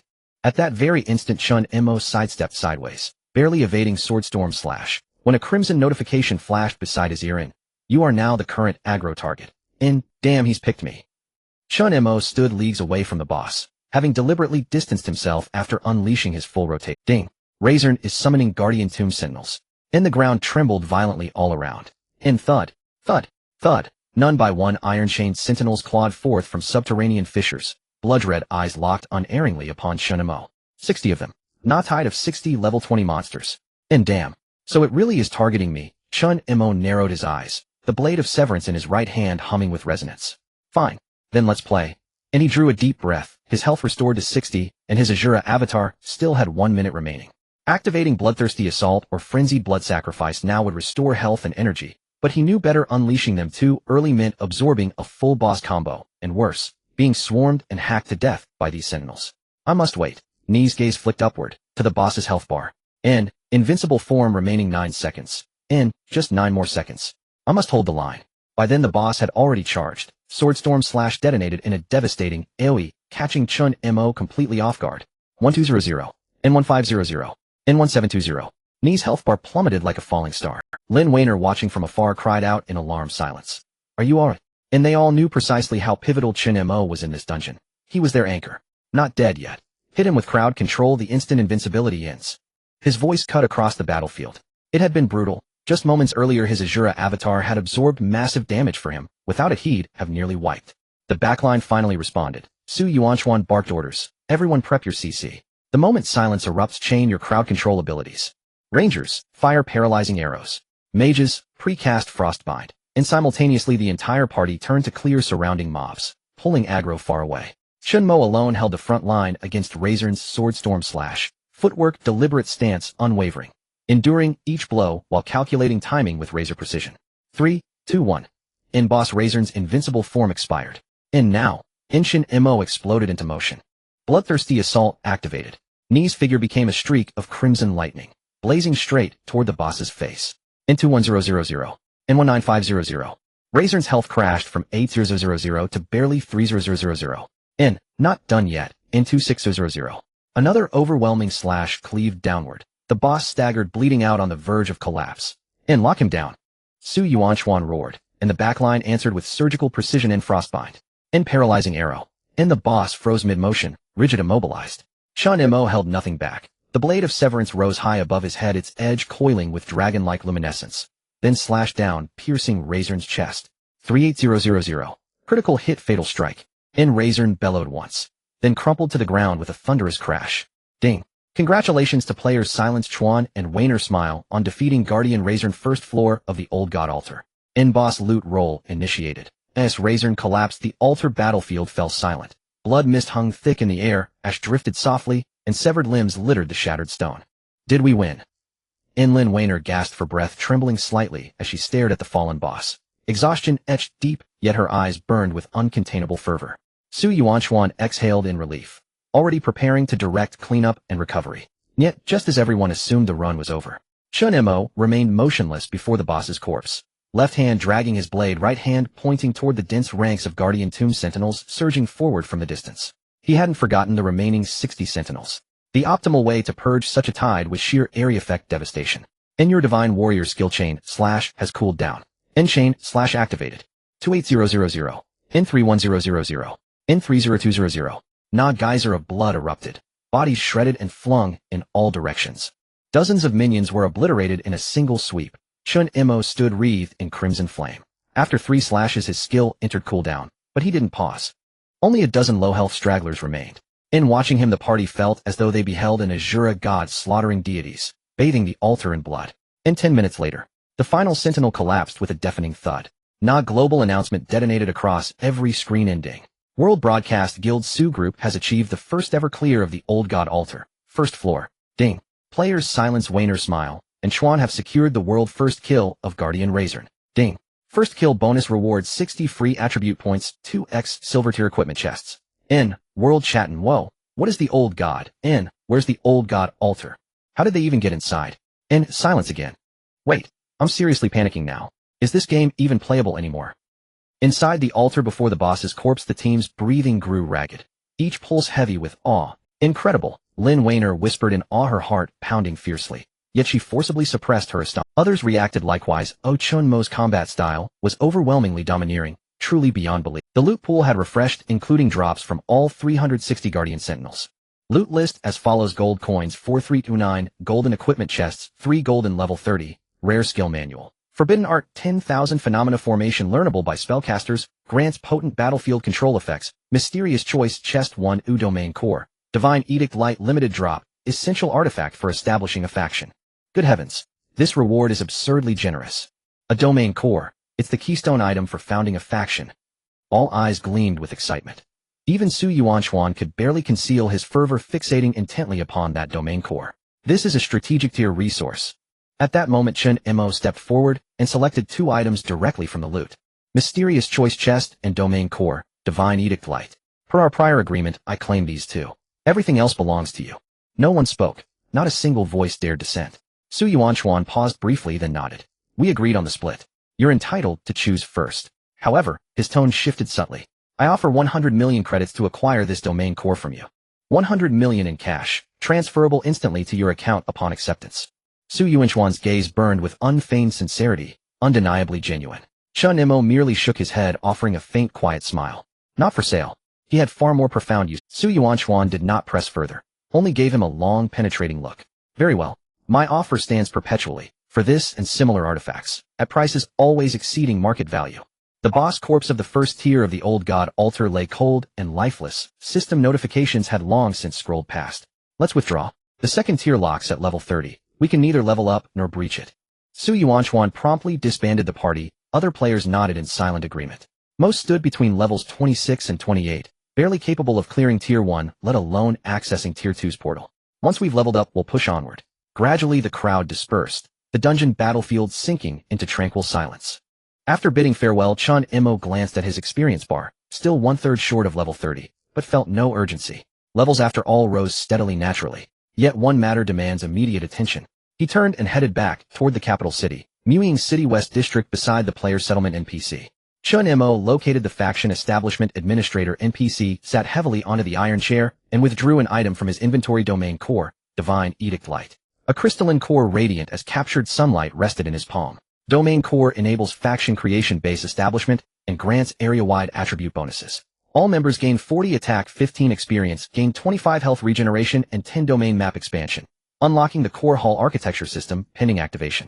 Please enter your faction's name. 3 characters shimmered into existence before him. Valhalla. Without hesitation he confirmed. Instantly, a server-wide announcement detonated like a shockwave. Global announcement: player silence has successfully founded the faction Valhalla. Founding reward: your faction receives a permanent unique insignia, 10 map expansion, and synchronized influence growth. To ordinary players, Chen Mo's faction founding caused little stir, yet within elite guilds it ignited 40 attack. That's a legion tier amplification. Investigate, immediately. Trace the exact time, location, even the footprint left by a stray dog. If it led to that domain core, find it. Deploy every available hand. Scour every inch of the map. Wherever you are now, drop everything and hunt for the domain core spawn point. At that very moment, Chen Mo's private message inbox flared violently. War Alliance Wildblade, will Valhalla be sold? We offer 10 million credits, 2 sets of golden gear, and the position of Deputy Alliance Leader. Good grief. Take everything and still call it fair. Chen Mo's lips twitched. Anyone unfamiliar might assume he was the one profiting. Other guilds sent acquisition requests, but he merely arched an eyebrow. Sell it. Not in 1,000 years. He opened the world chat channel. Silence. Valhalla exists to be built, not bought. Meanwhile, his friend Lin Feng, I have a plan, finally logged in. The moment he entered, system announcements exploded like fireworks, and his mailbox held a new invitation. You have been invited by player silence to join the faction Valhalla. Lin Feng stared dumbfounded. Did you seriously found a temple in 2 days offline, and crown yourself sovereign while you were at it? Chen Mo smiled. Didn't you say you have a plan? I'm giving you the stage. Lin Feng slammed his thigh. Effective immediately, I appoint myself chief strategist of Valhalla. Chen Mo. Meanwhile, the freelancer channel erupted like a bustling marketplace. Taoist invincible. For centuries I've roamed the martial world, witnessing countless factions rise and fall. Yet never before have I seen one reject my application. Taoist invincible. Valhalla's refusal is Valhalla's loss. The channel flooded instantly. Stealing coins is not illegal. Here he comes. He's about to unleash chaos. Barefoot Immortal recommend appointing Keita as Valhalla's gatekeeper. Chen Mo chuckled, closed the channel, and tapped open the mysterious choice chest. 3 options materialized slowly. 1. Special material, ever-burning soul essence. 2. Domain architecture blueprint, soul altar. 3. Vocation guidance. Chen Mo stroked his chin. The first was a forging material, essential for crafting high gear equipment. Undoubtedly useful, yet he lacked no gear at present. The second was an architectural blueprint for faction development. Valuable in the future, but the entire domain system had only just launched, no one could utilize it yet. The third, however, truly captivated him: vocation guidance. A chance to undergo class advancement. He narrowed his eyes. Can my hidden vocation also advance? Without hesitation, he selected the third option. You have selected vocation guidance. System notice: proceed to the capital city's vocation temple. Restricted zone to trigger vocation verification. Warning: your current vocation is hidden vocation, Blood Azura.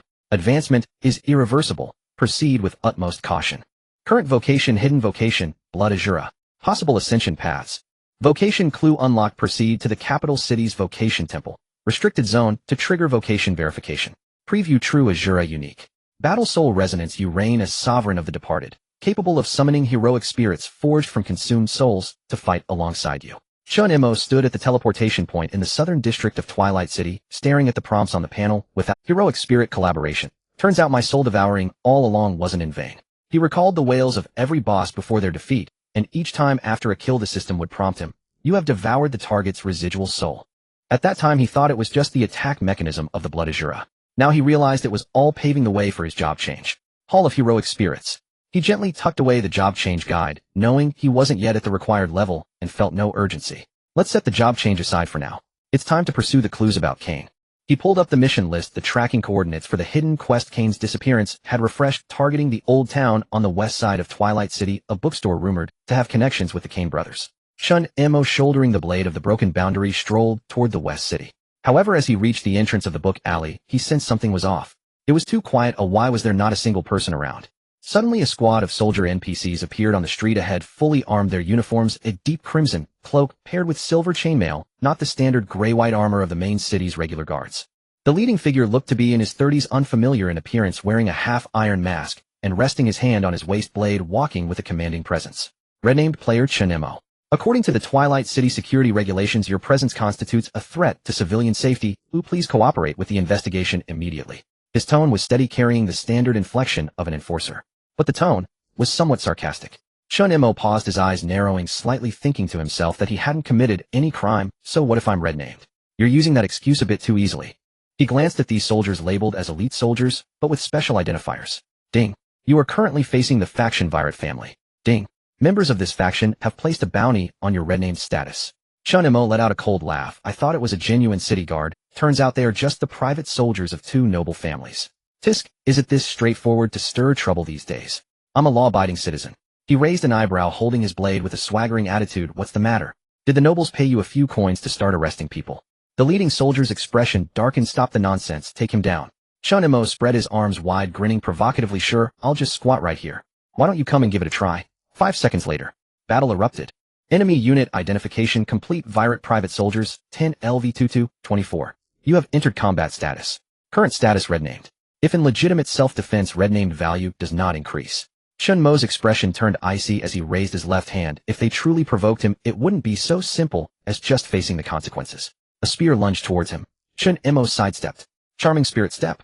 His figure instantly flashed behind a shield soldier, the blade of the broken boundary, slashing out horizontally.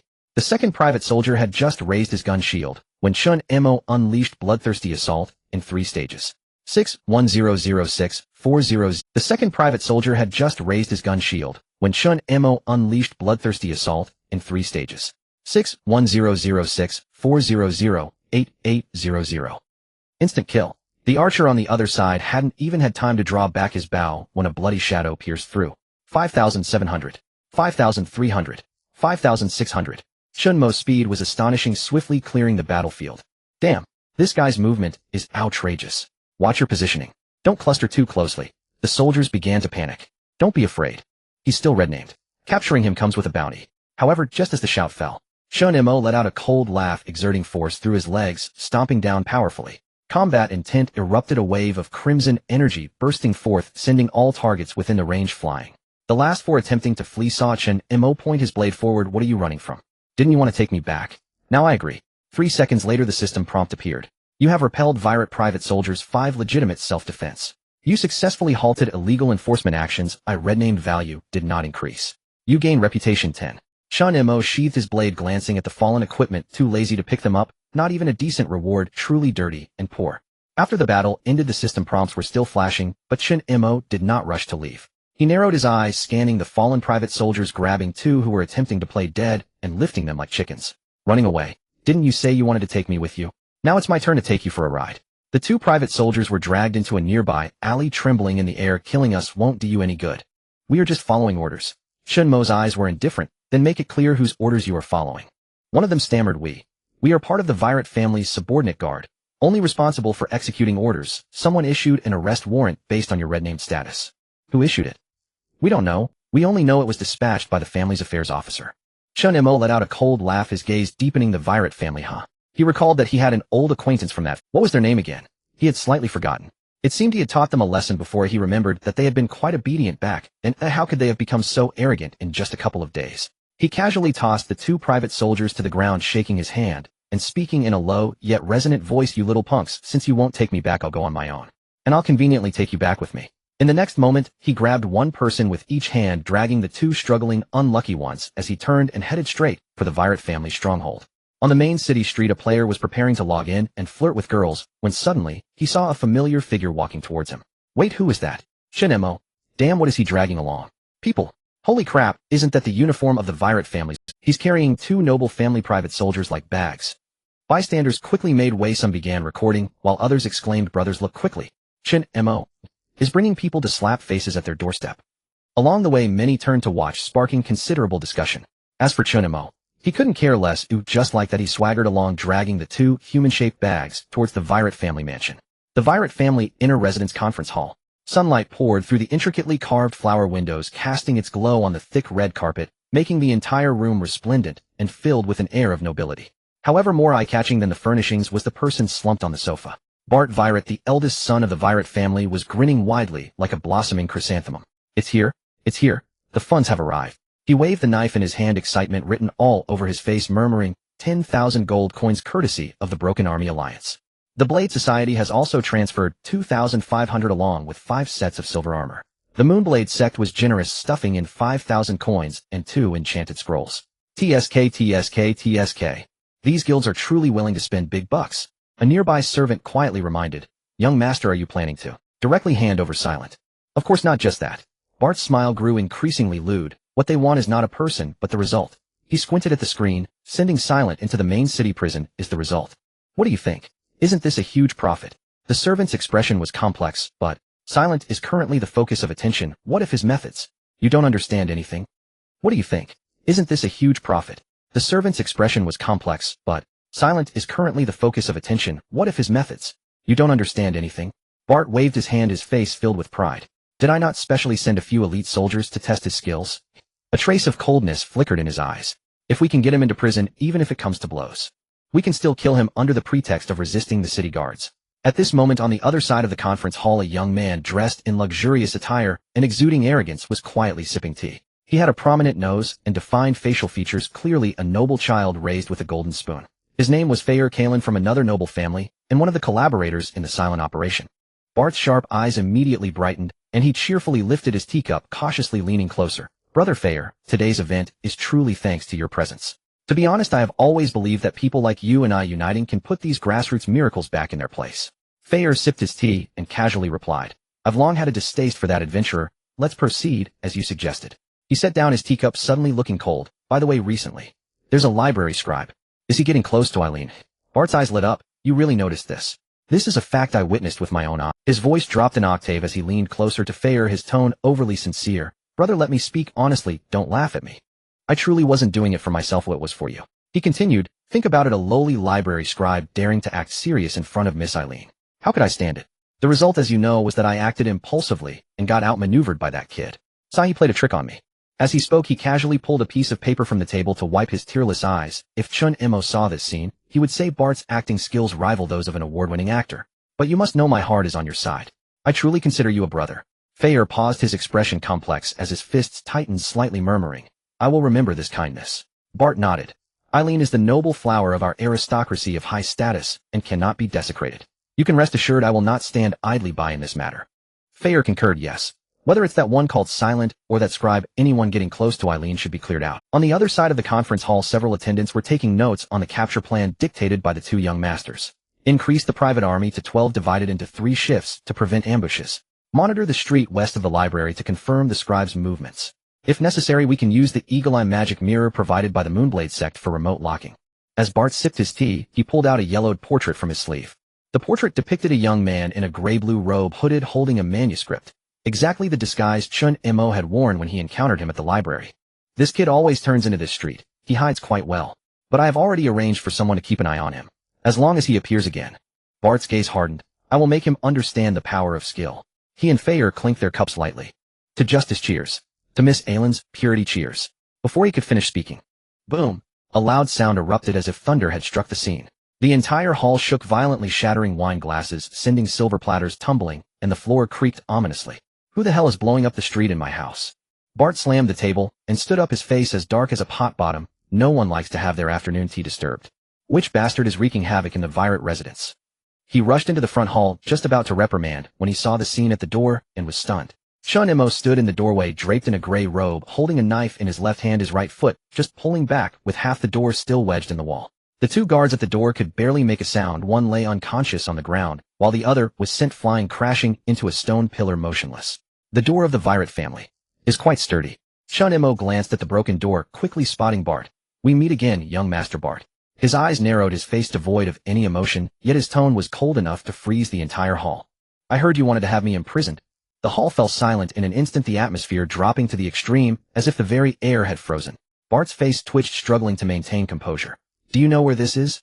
And do you know who I am? You still have time to plead guilty or otherwise. Before he could finish, he frantically retreated, wildly gesturing. Someone. Stop him.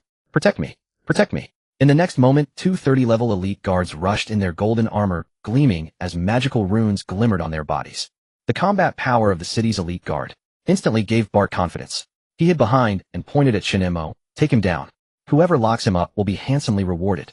Adventurer, if you want to blame someone, blame yourself for being too dazzling. Who told you to block the path of others? You should pay for this. Shut up. Chen Mo's tone turned sharp, and after a loud shout, he directly interrupted Bart. Chen Mo took a step forward, then drew the blade of the boundary with his right hand, his figure flashing. A critical hit. A shield warrior was instantly sent flying 10 meters away, crashing into a stone pillar, debris scattering everywhere. This is the charm spirit step. With another thrust, he couldn't even react before exploding on the spot. The entire venue fell silent. All the nobles in the hall were dumbfounded, their hearts racing, unable to utter a word. Just one encounter took down two people. What a joke. Even Fei Er was stunned, his wine cup clattering to the ground and shattering. Bart's face turned pale, thinking about why he got involved with this madman. But this skill, this fighting style, why does it feel so familiar? Before he could react, as he stiffly looked up at Chen Mo, he saw the latter walking towards him step by step. That gaze seemed familiar, especially when directed at himself, as if he were a lamb waiting to be slaughtered. Stop. At the moment Chen Mo continued forward, a shadow suddenly dashed out from the side, blocking between. It was an old servant dressed in a gray protective robe, his slender figure exuding a condensed aura like a blade, his gaze steady as rock. Young master, step back. This person is my responsibility. Bart immediately breathed a sigh of relief and said, Chen Mo, I advise you to leave quickly. He was specifically sent by my father to protect me. No matter how arrogant you are, you will be taken down. To be honest, he wasn't very confident either. He had witnessed Chen Mo's skills and feared the consequences if he couldn't stop. Chen Mo glanced sideways at the person blocking his path and said lightly, you want to stop me? The old servant didn't waste words, instantly charging forward, delivering a horizontal strike with his palm accompanied by a gust of wind. Chen Mo raised his hand to meet the strike, empty-handed, turning into a blade. Bang! The two palms collided, shockwaves erupting the floor tiles, cracking instantly, dust flying everywhere. The two figures intertwined, exchanging blows at lightning speed. The servant's expression changed. Every move was precisely countered, his rhythm repeatedly interrupted, and his body began to retreat uncontrollably. On the seventh move, Chen Mo delivered an elbow strike directly to the chest. The old servant crossed his arms to block, but was shaken by a tremendous force, causing his arms to go numb. This power. This rhythm. I can't suppress him at all. The old servant's gaze trembled, a sense of unprecedented defeat emerging in his heart. I am not as good as him. Just as he was lost in thought, Chen Mo had already stepped past him, his momentum unyielding. Thank you for making way. The words fell lightly, yet the old servant's expression changed drastically. Please spare the young master, who I am willing to take his place. The old servant's voice came from behind, sounding aged and filled with concern. At this moment, Chen Mo had already approached, directly threatening Bart's face. Wait.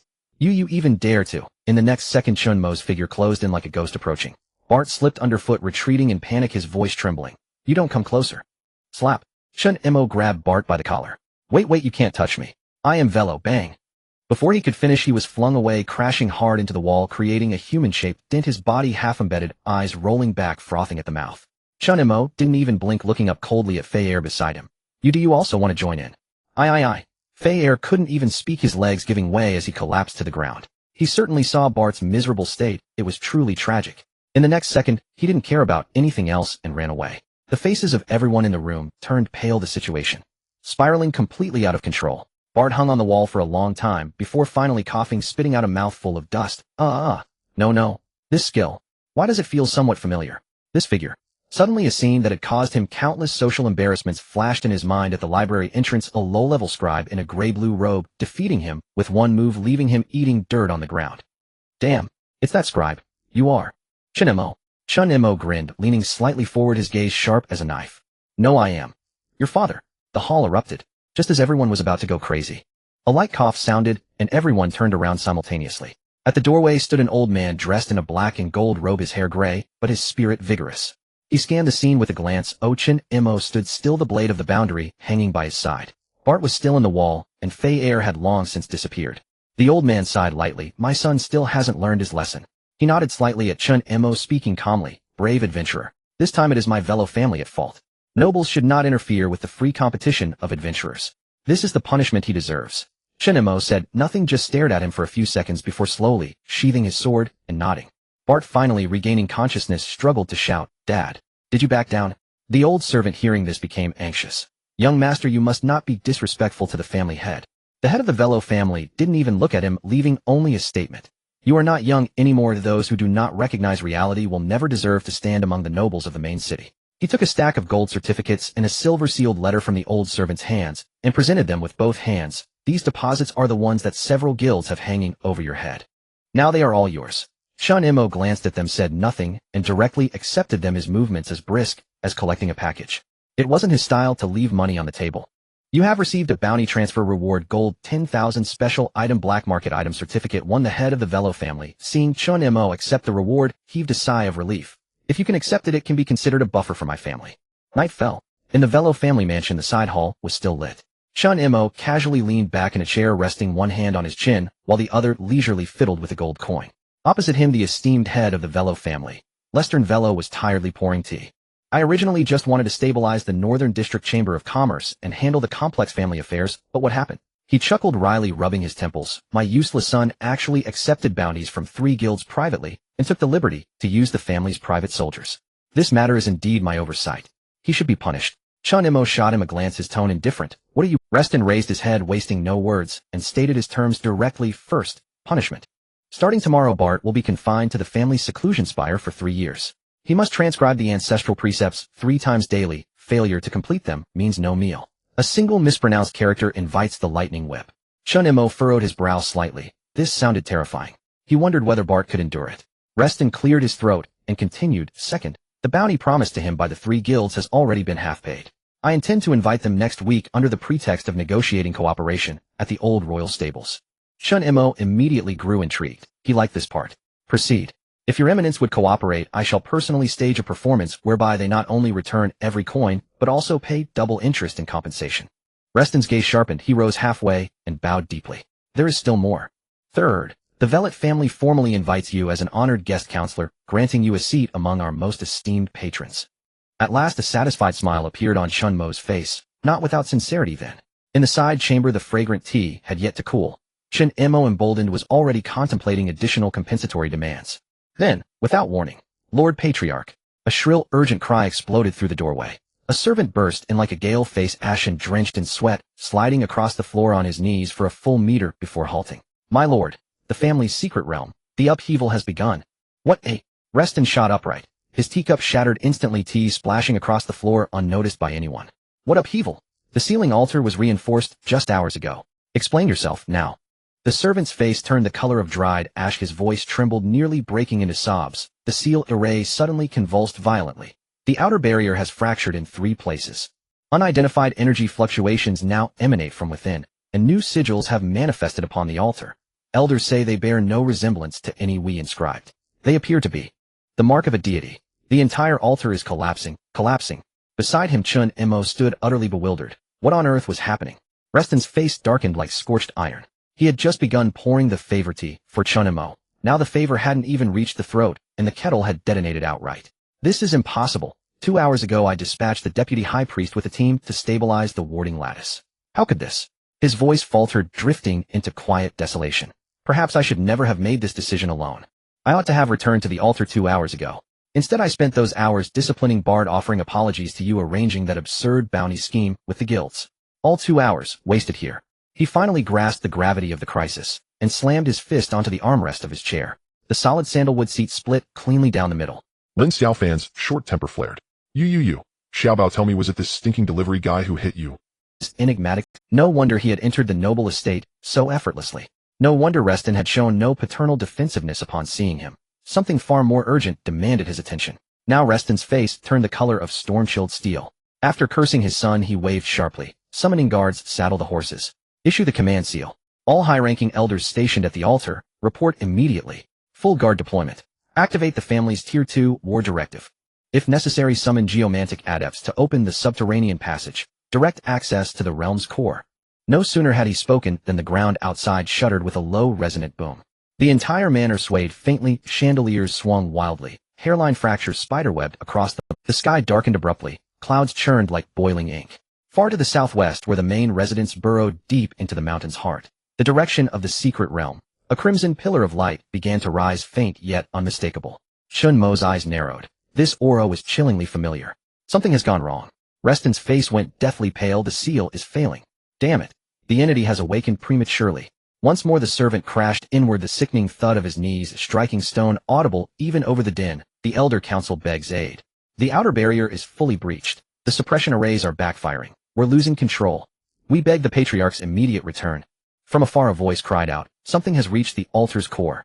An unidentified presence has been detected. It appears something is opening its eyes. Reston spoke no further. With one swift motion he tore off his cloak and bolted toward the door. Go. Now, immediately. Chen Mo calmly adjusted his own cloak, curious to witness what unfolded. But Reston, frantic, halted mid-stride and whirled around. Adventurer. This is no time for pride or pettiness. This crisis determines the Velet family's very fate. Rest assured, I shall fulfill every promise I've made to you. But only if we survive this calamity. Outside the Velet estate, wind howled. Crimson light poured down from the heavens as though the entire manor were gripped in the palm of some unseen titan. In the courtyard center, Bart knelt motionless. He'd already heard the distant thunder of the disturbance and seen the blood-red column piercing the horizon. Yet he dared not approach. Kneeling there, he was pinned to the earth like an iron nail. Pale as parchment, fingernails dug deep into his palms until blood welled and dripped between his fingers unnoticed. It's all my fault. All of it. He ground his teeth, whispering the words again and again, pleading for absolution, cursing himself in equal measure. I am truly foolish, truly damned. His eyes burned red, his frame trembling like paper caught in a gale, fragile, crumbling yet refusing to fall. At that moment heavy armored footsteps echoed swiftly from the great hall. The clank of steel rang like distant thunder. Bart lifted his head and beheld the figure he had revered, admired, feared, and longed to surpass. Reston Velet, the patriarch, stood clad in battle armor draped in a golden embroidered cloak, his gaze honed like a blade. He strode rapidly, yet paused before Bart, halting at the threshold. Father and son held each other's gaze in silence, for a long suspended breath. Then Bart's voice cracked raw and pleading. Father, has the altar fallen? Reston remained silent for 2 seconds. The reprimand poised on his tongue dissolved unspoken. He exhaled slowly, shook his head, and for once his tone softened. The upheaval has begun. You must not go near it. With that he gestured gently. An elderly servant beside him instantly stepped forward to take the young master away from here. From this moment forth he is forbidden, under penalty of death, to approach the secret realm. Bart recoiled, lifting his head in alarm. Father, you're going inside. You know full well what lies within. That place is perilous.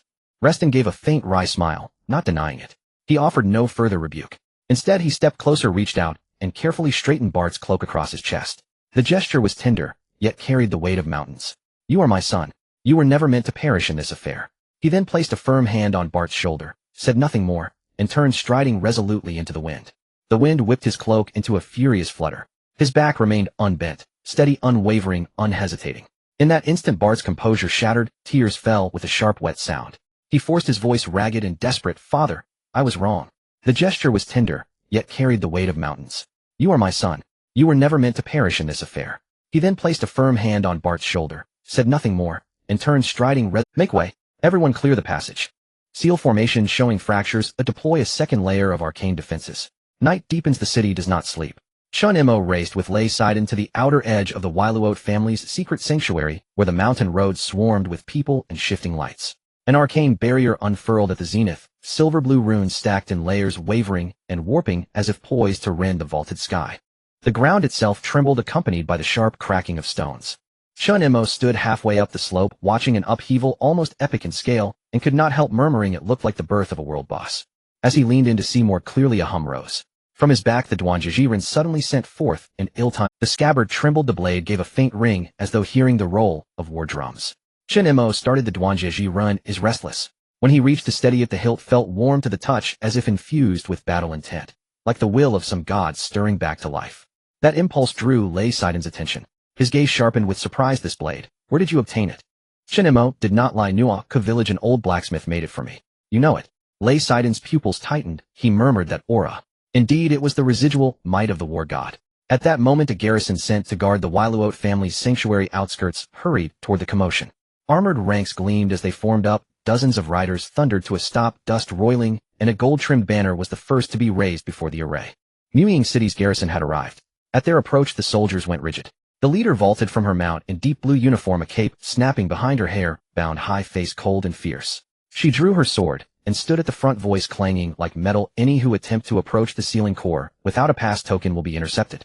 Iyer Fenerd now assumed command of the altar perimeter. She was a female general of Muying City and the elder sister of Ai Lin of the Fenerd family.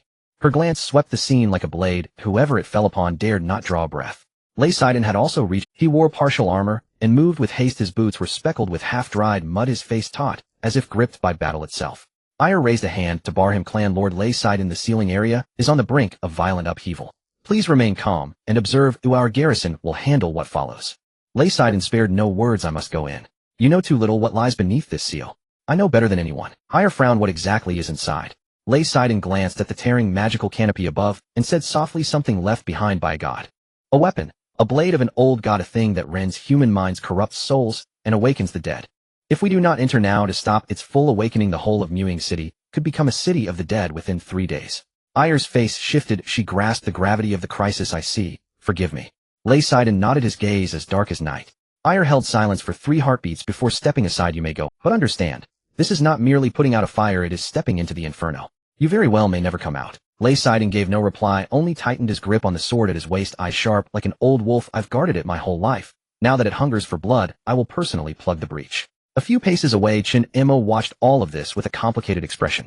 He felt the blade's agitation and the familiar yet strange pulse of battle intent from beneath the seal. This was no ordinary dungeon boss. It was likely the true remnant of a god's power. He wanted to know more. They'll go in too, he said suddenly. All eyes swung to him. Iyer frowned. Who are you? Lei Saiden understood Chen Mo's intention. He waved a hand. He's my aide. He is no ordinary man. Iyer studied Chen Mo for a few seconds as if the face was familiar, but said little, and instead asked quietly, why do you wish to enter? Chen Mo did not claim to be a player who could revive, nor did he mention sensing a link between the old god and the war god. He tugged his cloak languidly and looked up at Simple. Their old master should have entered 2 hours ago. Because of me, the time was wasted. So now I repay that time. What do I want in return? I want only not to be indebted. Lei Saiden's eyelid twitched. He said nothing, merely patted Chen Mo's shoulder in silence. Let's go. He walked ahead, eyes fixed on the blackened altar ruins at the heart of the sanctuary, and spoke in a low voice. Chen Mo, I must tell you the truth. The Wailuot family is no ordinary clan. By the first king's decree, we have guarded this place for generations. Deep within this sanctuary is sealed a fragment of an old god, the weapon of the god of the dead. It is a broken scythe. Though only a shard remained, its aura was unimaginably horrific. It should have been utterly destroyed in the Great War centuries ago, yet a part of that scythe lay dormant in the sanctuary's depths for unknown reasons. The sealing altar exists to suppress it. Chen Mo asked, did it only begin to stir recently? Lei Saiden about. Chen Mo's heart skipped. He suddenly remembered half a month ago the war god's flame was kindled. He realized at once. The war god's flame might have been the match that ignited a chain reaction. Once lit, it not only awakened the war god's power, but also blasted a hole in the old god's seal.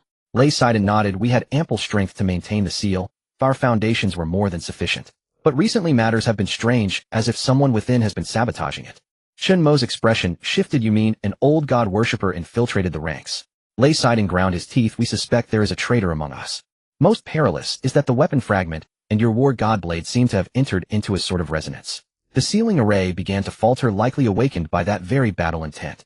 Chen Mo stared at the altar shrouded in black rolling mist, his fingertips rubbing the hilt until his resolve crystallized. He was all the more determined to venture inside. He spoke then, voice steady as though stating an immutable truth. I am an adventurer. In the truest sense, I cannot. If you go in, you'll be sending yourselves to death. If I go in, at worst, I lose 1 level. Lei Saiden regarded him, then nodded heavily after a moment. Thank you.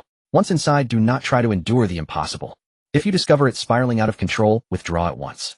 Father, you must come back. Bart had also arrived, standing at the back of the crowd, his lips tightly pressed together, his fingers nearly tearing through his sleeves.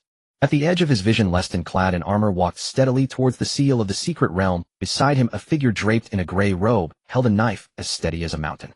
All the guards stood in neat rows, silence pervading the air, and no one dared to obstruct their path. They all knew that this was the noble lord, and that red-named madman entering to confront something no one dared to touch. Leston stopped at the edge of the barrier, scanning the entire area. His voice was not loud, yet it struck like a hammer on stone. The Velat family vows to protect the seal with our lives. If I do not return, everyone thereafter will obey the orders of Mike. Mike was his younger brother, and if he were to die unexpectedly, Mike would indeed be the appropriate heir of the Velat family. At this moment, Mike stood at the back, taking a deep breath and nodding firmly. Brother, I await your return. In the next second, Chen Mo stood shoulder to shoulder with Leston and stepped into the barrier. Ding! You have entered a special area of Velat's secret realm. The world suddenly shifted. Upon entering the barrier, the light and heat from outside seemed to be instantly drained, leaving only a chill and silence. Underfoot were gray-white stone slabs surrounded by a dense accumulation of bones, forming walls, remnants of armor, shattered blades, and severed limbs piled into hills, emitting a ghostly green glow. An indescribable scent permeated the air. As soon as Chen Mo entered, he sensed something was off. The blade of the broken realm trembled violently, almost unsheathing itself automatically. However, this was within his expectations, as he had already entered. Leston looked around with a serious expression and whispered, I remember a few years ago this place was utterly silent, not even a bug stirred. But now, it feels alive. He continued walking forward. I once saw fragments of that weapon from afar. It resembled a scythe, stuck atop a hill of bones like a grave. The secret realm could suppress it back then. Now it has begun to awake. As soon as he finished speaking, the ground beneath them suddenly cracked with a crisp sound. Crack, crack, crack. One by one, skeletons rose from the dark mud, blue flames burning in their eye sockets, wielding broken swords, iron shields, and shattered spears, forming a half-encircled formation. Undead skeleton soldier, LV. 40200 health, 86,000 attack, 2300 skill, bone blade, slash, causes 2 attacks, with a 20 armor break. Following that, shadows leaped out from the depths of the ground. They were undead cavalry clad in tattered armor, charging with spears as if the dead had been reborn. Death Knight, Ghost LV. 4140 health, 92,000 attack, 3200 skill, soul charge, ignores 50 defense forces displacement. In the center, 3 humanoid shadows slowly rose, towering figures clad in black robes, their faces hidden behind hollow masks. As they spoke, the entire space vibrated. Are you here to offer sacrifices? Demonic soul, evil spirit, elite LV. 423 health, 206000 attack, 4500 skill, hatred domain locks onto all hatred souls, self-destruction triggers at near death, causing true damage in an area. Chen Mo smirked. After all, they were supposed to be dead, so he was not afraid of these ghostly beings. No, we are here to send you on your way. Chen Mo gripped his knife with one hand, standing before the tide of the undead, taking a deep breath. As usual, he was accustomed to stacking his passive abilities before entering the dungeon. Slap, slap, slap. Each normal attack struck accurately against an utterly defenseless stone. You dealt 100 damage, you dealt 103 damage, you dealt 105 damage. Leston watched for a full 10 seconds, unable to hold back. Kid, are you scared, silly? He understood that the level of this kid was around 30, while the average level of these ghostly beings had already reached 42 and 43. He rubbed his nose. These undead are too high level, and their numbers are overwhelming. I'll clear the path, you go around. Before he could finish his sentence, Chen Mo took a step forward, interrupting Leston's words. He didn't turn back, just licked his lips, and casually said, don't move. They are mine. Meanwhile, above the Velat family estate, the sky suddenly changed. Dark clouds rolled in like a raging tide, pressing down. Thunder rumbled from the clouds, and the entire estate seemed to be targeted by something. At the center of the estate, the sealed entrance to the secret realm had now completely changed color. Boom.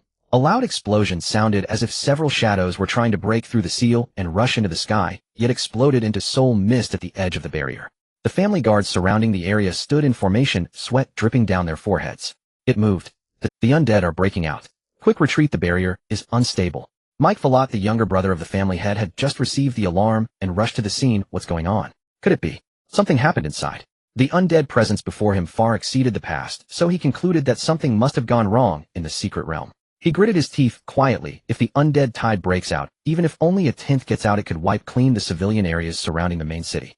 Beside him, Alice Vandal also became anxious. It hadn't been long since such events occurred.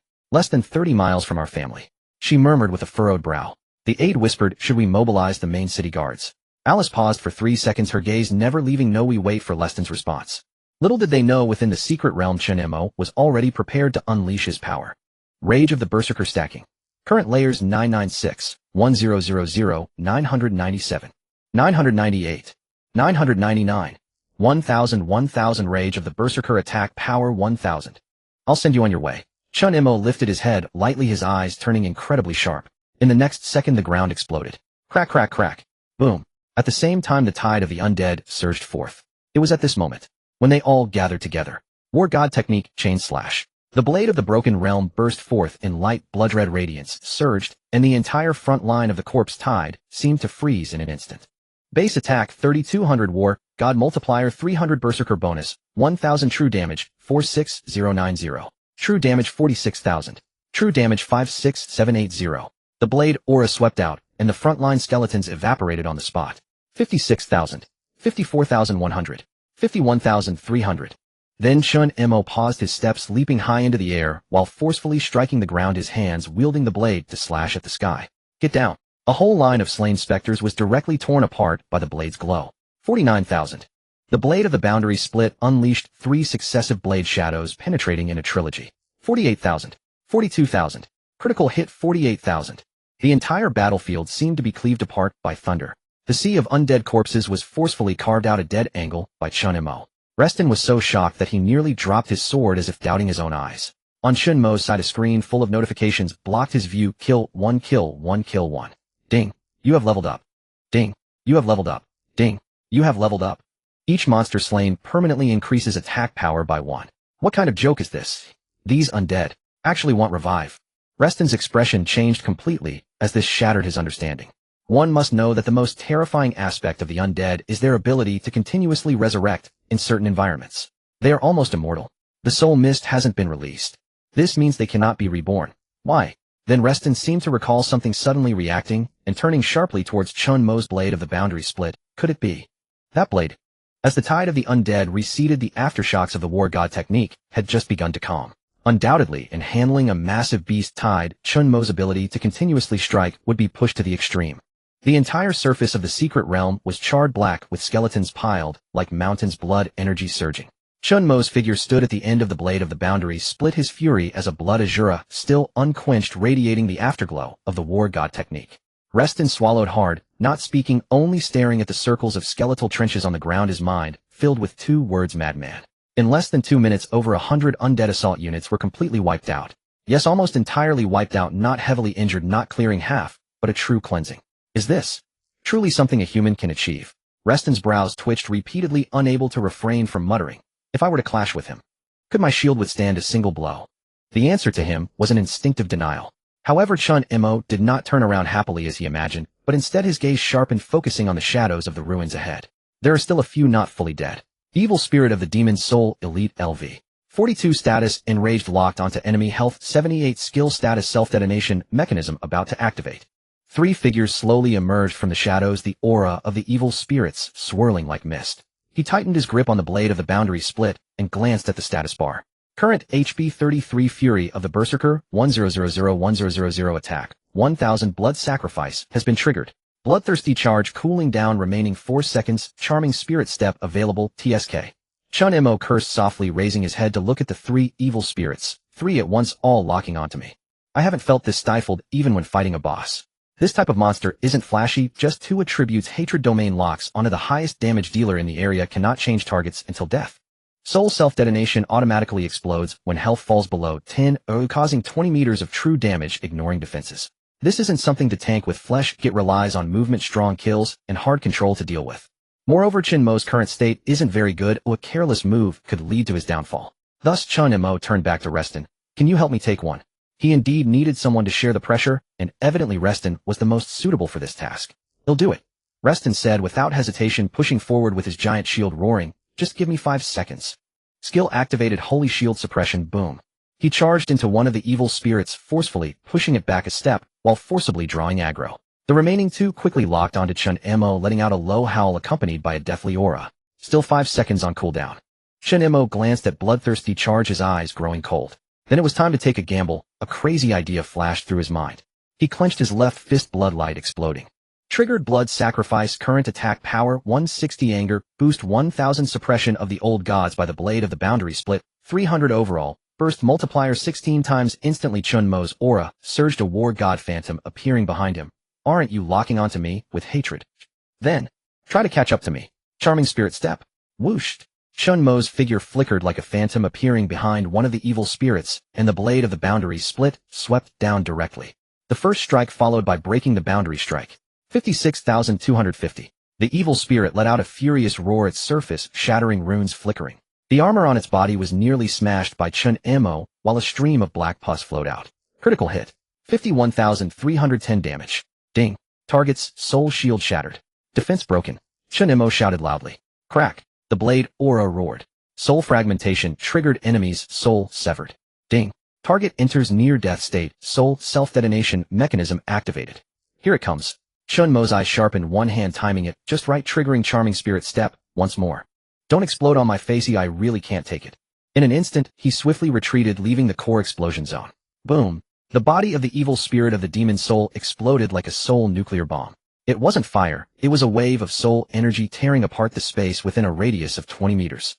The ground exploded into a circular black pit, half a meter deep, with bones and flames intertwining. The aftershock pushed Reston back a couple of steps, sparks flying from his shield.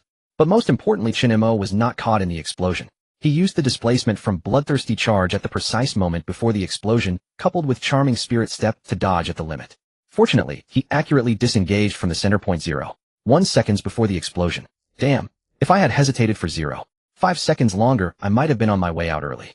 Reston had just stabilized himself when he turned back to see that after the explosive shockwave, both evil spirits had actually perished. Could it be that Chen Mo, using the explosion of one evil spirit, also severely injured the other? Can it be played this way? After a brief recovery, Chen Mo didn't give him any breathing room. He turned and looked at the last evil spirit that was confronting Reston. Though that monster was temporarily staggered by the holy shield suppression, 5 seconds had passed, and it was now crazily outputting, with Reston's giant shield gradually retreating while veins on his face throbbed. He believed he was not inferior to the evil spirit before him, but he had no immediate way to deal with it. Chen Mo shouted angrily, his fighting spirit surging once more. His figure flickered, appearing behind Reston. The blade of the boundary split lifted high. Strike of the boundary split. With this strike, Chen Mo was fully confident of hitting. Puff! A burst of blood light erupted from the evil spirit's back. Critical hit. 51,600. Target near death. Shatter for me. The final strike fell, shattering the armor on the evil spirit. Retreat. Chen Mo shouted loudly, and Reston raised his shield to protect himself, and Chen Mo. Boom. Another soul explosion rang out, but this time the explosive aftermath was fully blocked by Reston, keeping both of them safe. Everything returned to calm. The blade of the boundary split slowly returned to its sheath. Chen Mo let out a sigh of relief, raising his hand to wipe the bloodstains from his cheek. Phew. Finally done. Ding. Post-battle settlement in progress. Ding. Rewards are being calculated. Ding. Level up LV. 44, LV. 45. Ding. Permanent increase in attack power 240. Ding. Gold coins acquired 10000. Ding. Special materials acquired, Soul of the Dead 243. Ding. Free attribute points acquired 200. Acquired golden quality equipment 4. Undead Helm Knights armor, ruined leggings, skeletal boots, a set. Ding. After absorbing the magic Soul of the Dead skill, Devour activated. Soul self-detonation triggered upon near-death, true damage. In range mutation, exclusive skill Azura's Whisper. Counterattack upon near death, gains 1s of invulnerability after death, ignores everything, self-detonates after 1 second. True damage in range. His current level met the requirements for golden equipment, so Chen Mo unhesitatingly chose to equip them. Equipment bar 5 pieces of golden equipment, the above 4 pieces of armor, battle ring, reverse fate. Chen Mo firmly believed that there was still a path to tread ahead, so he unreservedly invested all his accumulated free attribute points. Status bar. HP 25000, 8000 MP. Attack 4200. Attack speed 6, 9. Movement speed 5, 9. At this moment, Reston pushed open the last stone door, engraved with ancient patterns still stained with fresh black blood, his expression unprecedentedly grave. Ahead lies the forbidden area of the Virat family. Chen Mo, wielding the blade of the broken realm, walked while teasing softly. With that expression, you make it sound like I'm going to dig up your family's grave. If there really are ancestors buried inside, I wouldn't be surprised. The two stepped into the deepest part of the secret realm. This place was drastically different from the outer undead nest. There was not a single monster, and it was eerily silent. Even the sound of their footsteps was suppressed. We're here. Boom. The ground trembled slightly, and a stone platform slowly rose from the ground, suspended in midair. In the center of the platform there lay a broken scythe blade, dimly glowing with golden light. It seemed unstable, slowly rotating as if it could shatter at any moment, yet also as if it would never fall. Chen Mo's expression changed. It was that object. His blade of the broken realm quivered slightly, as if responding to some primal resonance. Reston's voice was hoarse. It is indeed that fragment. Chen Mo slowly stepped forward, wanting to see it more clearly. Just about 30 meters ahead. Boom. The entire platform trembled, and a blinding blue light beam erupted from the scythe fragment. Chen Mo instinctively raised the blade of the broken realm to block it while Reston directly raised his shield and lowered his body. Be careful. Something's about to come out. From the light beam a phantom slowly materialized. Ka-ka-ka. The deafening sound erupted as if the entire secret realm was about to be overturned. Chen Mo swung the blade of the boundary flames mixed with his own blood. In the moment it struck the ground, he performed a side roll narrowly, avoiding a lethal divine arrow. This was the 4th time he had dodged. Chen Mo's steps were like a shadow, the blade of the boundary carving a crimson trajectory, forcing a path through the divine pressure. Yet he knew himself that he could not hold on for much longer. Just moments ago he had taken an arrow, heat in his health bar plummeting below 30, his clothes almost entirely shredded, his armor broken, and his body drenched in blood. Ahead the ethereal figure of the god of hunting Helder finally grew furious. Gods are not easily angered, but when a god does become angry it is the harbinger of divine punishment. You, a mere mortal, dare to escape my hunt multiple times. A thunderous roar filled the sky above. A voice of utmost authority resonated throughout the secret realm, as if a deity were whispering or the very space itself was roaring. He was the divine being representing the hunt. Escaping his grasp multiple times was akin to an insult. At this moment Helder gripped the bone bow behind him, his entire being radiating an invisible divine pressure. Then his body leaned forward violently, tearing with unparalleled force.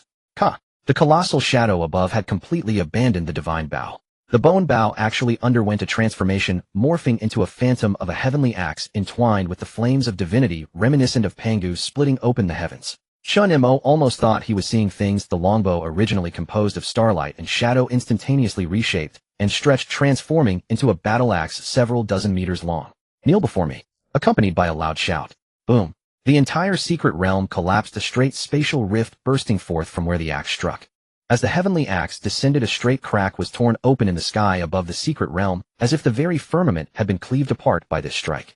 The entire secret realm shook violently while the stone walls continued to crumble, with winds of souls surging wildly, creating a scene reminiscent of Ragnarok, the end of days. And that rift leading to the heavens directly exposed everything within the secret realm to the outside world. It pierced the sky, tearing apart the celestial curtain. In the northern part of Twilight Shadow City, within the Velet family fortress, the family guards suddenly looked up at the sky, which had burst open. What happened?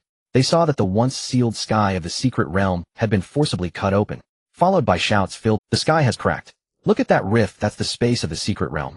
It's where the family head took people in. Inside, it seems there are terrifying things." All the elders of the family stood up, shocked into silence. In the central district of Twilight Shadow City atop the tower, a group of nobles, adventurers, and guards also witnessed this phenomenon.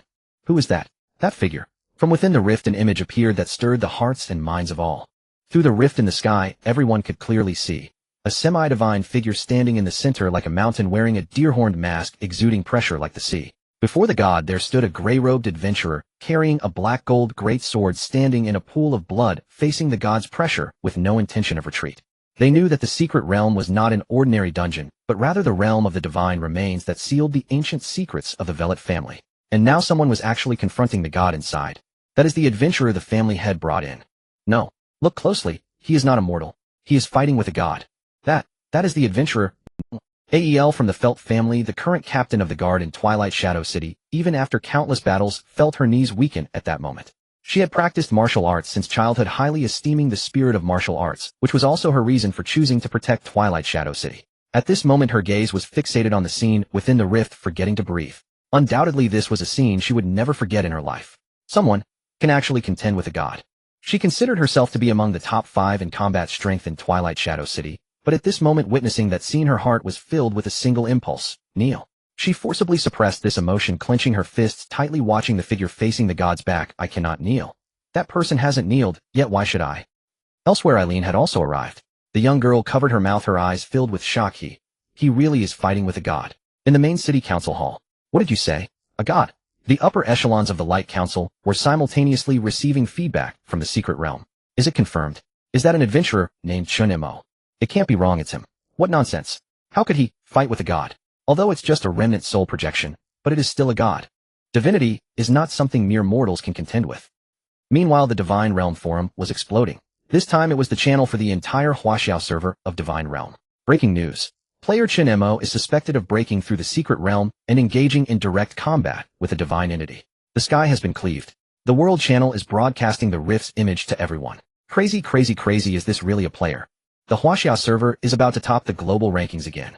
At this moment, the number of online users in the Huaxiao server surpassed 100 million. 100 million people were all staring at that rift.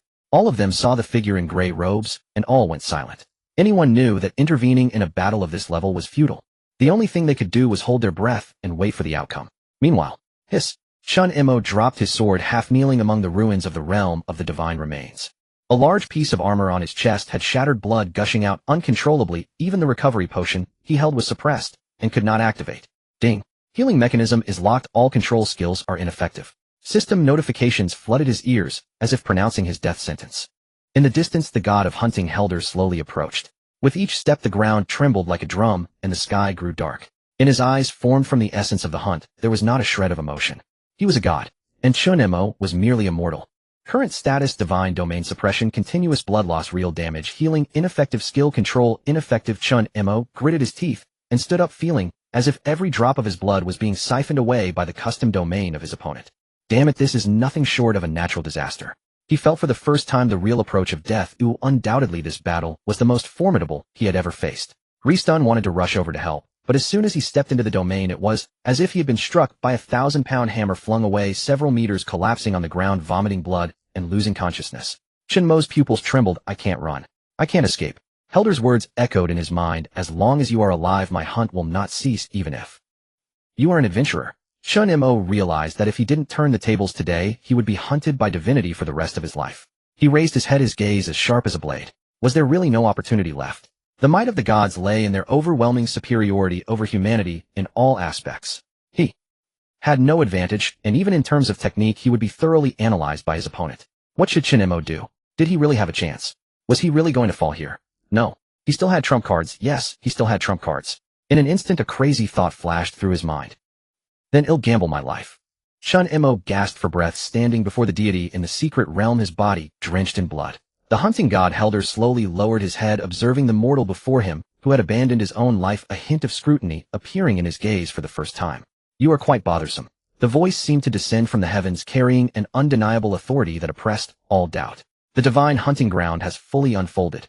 All control skills have completely failed. All healing skills are ineffective. Helder's basic attack inflicts 30 true damage, based on maximum health. Divine art, soul hunt, instant death. Upon hit, Chen Mo's pupils constricted. If I don't kill him, I will forever live under the divine's bounty. He murmured, a trace of ruthlessness appearing in his eyes. In the next moment, he struck suddenly. A Shura doppelganger. A surge of blood energy erupted, and a doppelganger identical to him burst forth. One main and one doppelganger acted in unison. They charged directly at Helder. Within a second, two blades of light struck out simultaneously. Bang! The deity's phantom casually swatted down, giving Chen Mo no time to react. Sizzle! The main body was knocked back 5 meters, armor shattered, health plummeting. The doppelganger was pierced through the chest by the divine axe, blood splattering everywhere. 15,000. 16,000. Doppelganger's remaining health, 3. Main boat's health, fell below 20. Everyone outside was astonished, confused about what Chen Mo was doing. Did he not realize these actions were futile? But in the next moment, a cruel smile appeared on Chen Mo's face. This was exactly what he wanted. Frenzied blood sacrifice. Current attack increased by 100. Ward god technique, continuous / hack for me. Helder's gaze turned cold, and a soul hunt suddenly flashed out. 1 million. Crack. The outcome was evident. With no unexpected events, the doppelganger shattered into a mist of blood. A Shura whisper. Ding. Doppelganger has been destroyed, triggering a 1-second unselectable state at the same time. The near-death Chen Mo leaped up fiercely, forcing a bloodied body to close the distance. Continuous / second and third forms. Slash. Again. 7 slashes in 1 second. The blade shadows swirled like a storm. 7 streaks of light struck down hard upon the deity's phantom. 4, 3, 8, 2, 1, 51,840, 61,270, 79,660. A total of 230,000 true damage. The phantom of the deity Helder trembled for the first time, retreating half a step before Chen Mo. He was surprised, never expecting that this mortal could possess such means. A mortal can actually wound me. Boom. The deity's fury erupted. Get out of my sight. Boom. A wave of divine shock. Chen Mo's main body took the brunt of the attack. The inevitable consequence was death. A Shura whisper. A cornered beast still fights, counterattacking as it nears death. The 1-second unselectable state was enough for him to do many things. Once, 250,000. Chen Mo's face turned as pale as paper, his armor shattered. He forcibly squeezed his health, giving himself no chance to breathe. The outcome was evident after 1 second. Both the main body and doppelganger fell to the ground. Health reached 0. You have perished. Chen Mo collapsed backward, eyes half open, blood trickling from the corners of his mouth. He did not scream or struggle. Only one hand remained still, tightly gripping the blade of breaking the boundary. He gambled everything on his output, trading it for a true clash with the deity. Silence has fallen. The rift in the sky had yet to close in the main city of Twilight Shadow. Everyone looked up, witnessing the fallen figure. That scene was too quiet, so quiet it felt oppressive. Lost. He was killed by a deity. The deity has... The players, nobles, and soldiers who had just shouted, roared, and gasped for Chen Mo, all fell silent. Even the world channel suddenly became quiet, as if the line had been cut. No one dared to speak, nor did anyone dare to believe. Atop the high tower of Twilight Shadow, AI Air's fists were clenched tightly, her expression graver than ever. After 10 years in the military, she had seen countless bosses. Even the ancient relics, those sealed monsters, had not made her heart race like this. But that arrow just now was not just about power, it carried an irresistible aura. This is merely a state of the undead, just a fragment of a divine projection. Her voice was low, yet it made all of us struggle to breathe. Upon her words, the entire tower fell silent. No one refuted her, for she spoke the truth. AI Lin stood beside AI Air, staring intently at the fading shadow within the rift. The man in the gray robe, covered in blood, lying on the ground, seemed to evoke a pang of pity in her heart. Adventurer, you clearly could have avoided entering the secret realm. Knowing full well your opponent is a deity, why did you still go? Her lips trembled as she murmured softly, her gaze unusually serious. On the other side, the atmosphere in the Virote family was gloomy. Rianodon clenched his fists, letting out a sigh. He has already done all that a human can do. Next to him, Mike's eyes widened in shock. But that is not enough. The gap between us and the deities is simply insurmountable. It's over. Mortal beings ultimately cannot stand against the divine. He has tried his best. Above Twilight Shadow, countless spectators slowly lowered their heads, sighing, shaking their heads, their expressions forlorn.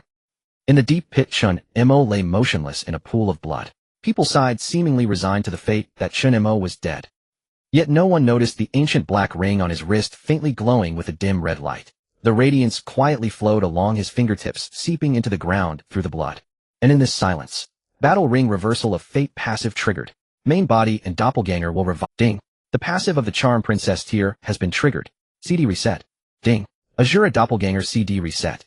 A faint breath of life was slowly rekindled from the pool of blood. It was like a dying candle stubbornly reigniting its wick. He was not dead, yet it was not over. This battle would not end here. The two Chen Mo's gazes were incredibly resolute, and before the eyes of all they stood up resolutely. Someone quickly reacted. The two Chen Mo's who should have died had silently revived. What a joke. He came back from the dead. No, this is not resurrection. He has revived. The entire sky channel, the server channel, exploded simultaneously.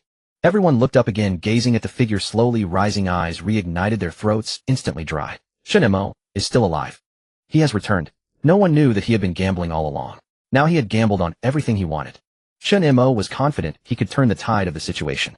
Like a fierce lion, he roared, God, come, face the wrath of a mere mortal. Now, it is my turn to strike back. Chen Mo's gaze sharpened, utterly devoid of emotion. This was no moment for sentiment, but for slaughter. His recent resurrection had awakened both his main body and his Azura clone simultaneously, not crucial, meticulously planned phase of his strategy. The main body must no longer take risks, he murmured softly as the clone surged forward without hesitation. Just as Heldar prepared to unleash another assault, the clone lunged from a blind angle, fierce, relentless like a rabid hound. Boom! And the divine axe descended, shattering the clone in a single blow. Clone perished. Azura clone passive triggered invincibility for 1 second upon death, and that single second was all he needed. Now strike. N7 blades slashed forth in unison. N250000. Each strike dealt true damage, unmitigated, absolute, and carved jagged scars across Heldar's divine spectral form. Rule War.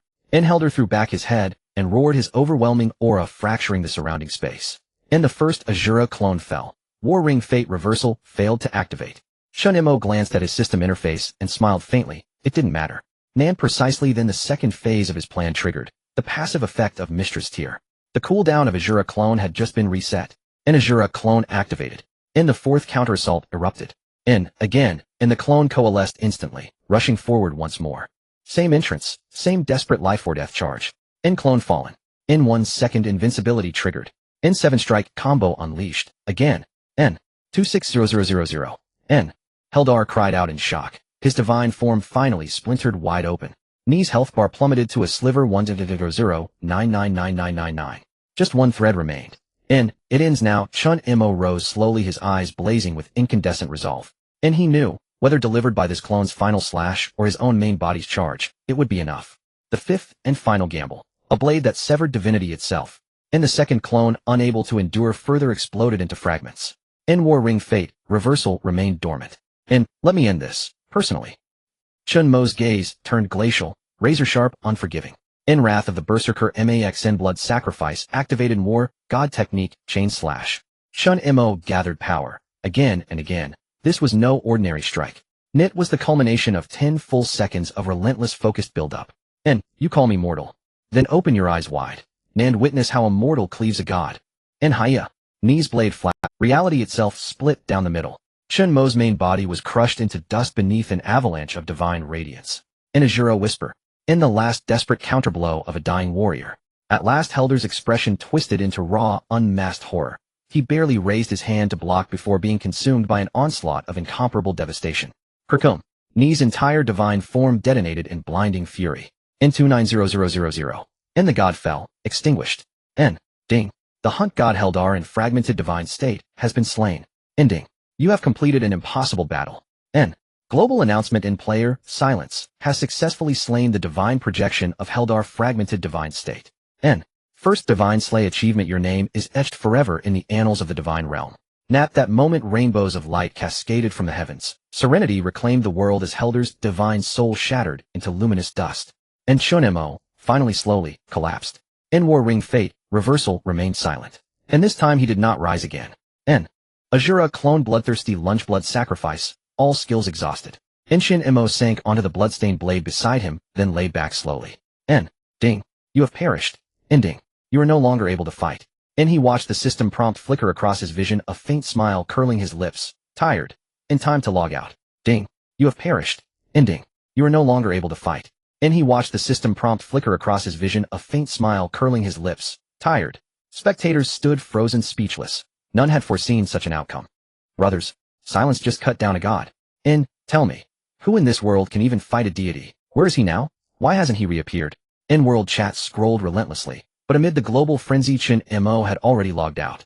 Within and beyond the game, players scrambled to locate Silence's exclusive channel. In dozens of impromptu squads formed, scouring every map, spamming private messages, flooding world chat, obsessively monitoring leaderboards for any sign of movement.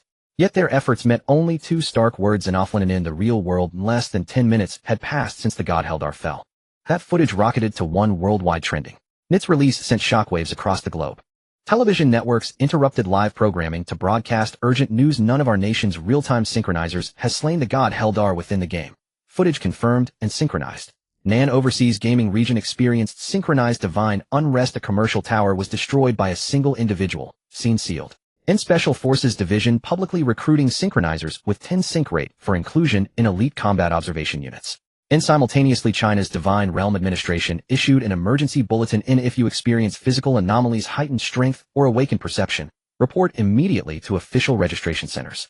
Unauthorized synchronized combat is strictly prohibited. Violation carries full legal and physical liability. And meanwhile across L City, in subways, elevators, and smart billboards, a citywide slogan began appearing in, "We stand on the threshold of a new power."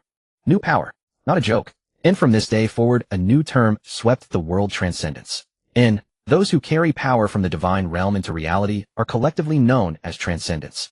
They may appear ordinary, just like you or me, but with a single thought they can shatter floor tiles, tear steel railings, or scale skyscrapers like climbing vines. They are gamers, and also the first wave of humanity's evolutionary shift. In L City, Chen Mo's apartment.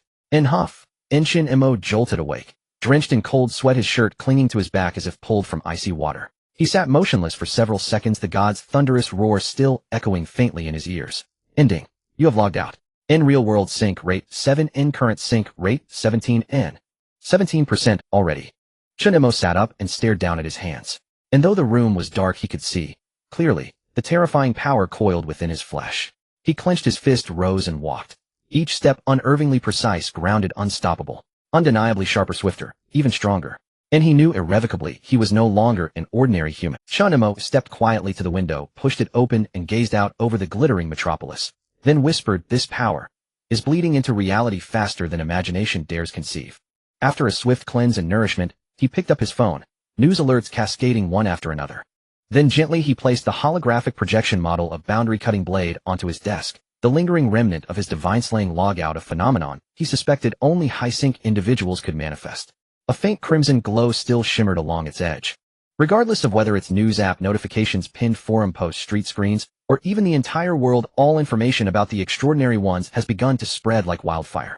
The first country has ordered players with a synchronization rate exceeding 10 are prohibited from approaching the municipal core. A certain consortium has issued a contract worth billions recruiting 50 high synchronization individuals to form a private armed force.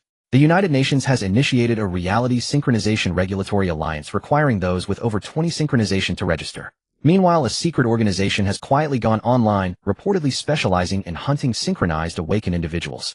At the same time, another significant news has left everyone feeling anxious. That is the event of the dungeon descending into reality over half a month ago. By rights, there should be more than a month left, but recently, there has been new progress. Have you seen it? Quick look at the news. Oh my god. On April 13th, everyone in the world simultaneously, the sky has changed. It is neither a meteor nor a solar eclipse. Rather it is a massive black shadow slowly appearing on the horizon, as if it has emerged from a rift in the universe, hovering in Earth's synchronization orbit. That object resembles a kind of floating castle entirely black with complex golden runes appearing on its surface reminiscent of strange symbols from the divine domain, slowly rotating and emanating an indescribable sense of oppression. It is as if an eye is overlooking the entire Earth. NASA has confirmed that this shadow is not an earthly object and possesses strong energy disturbance characteristics, its form akin to the dungeon areas found in virtual games.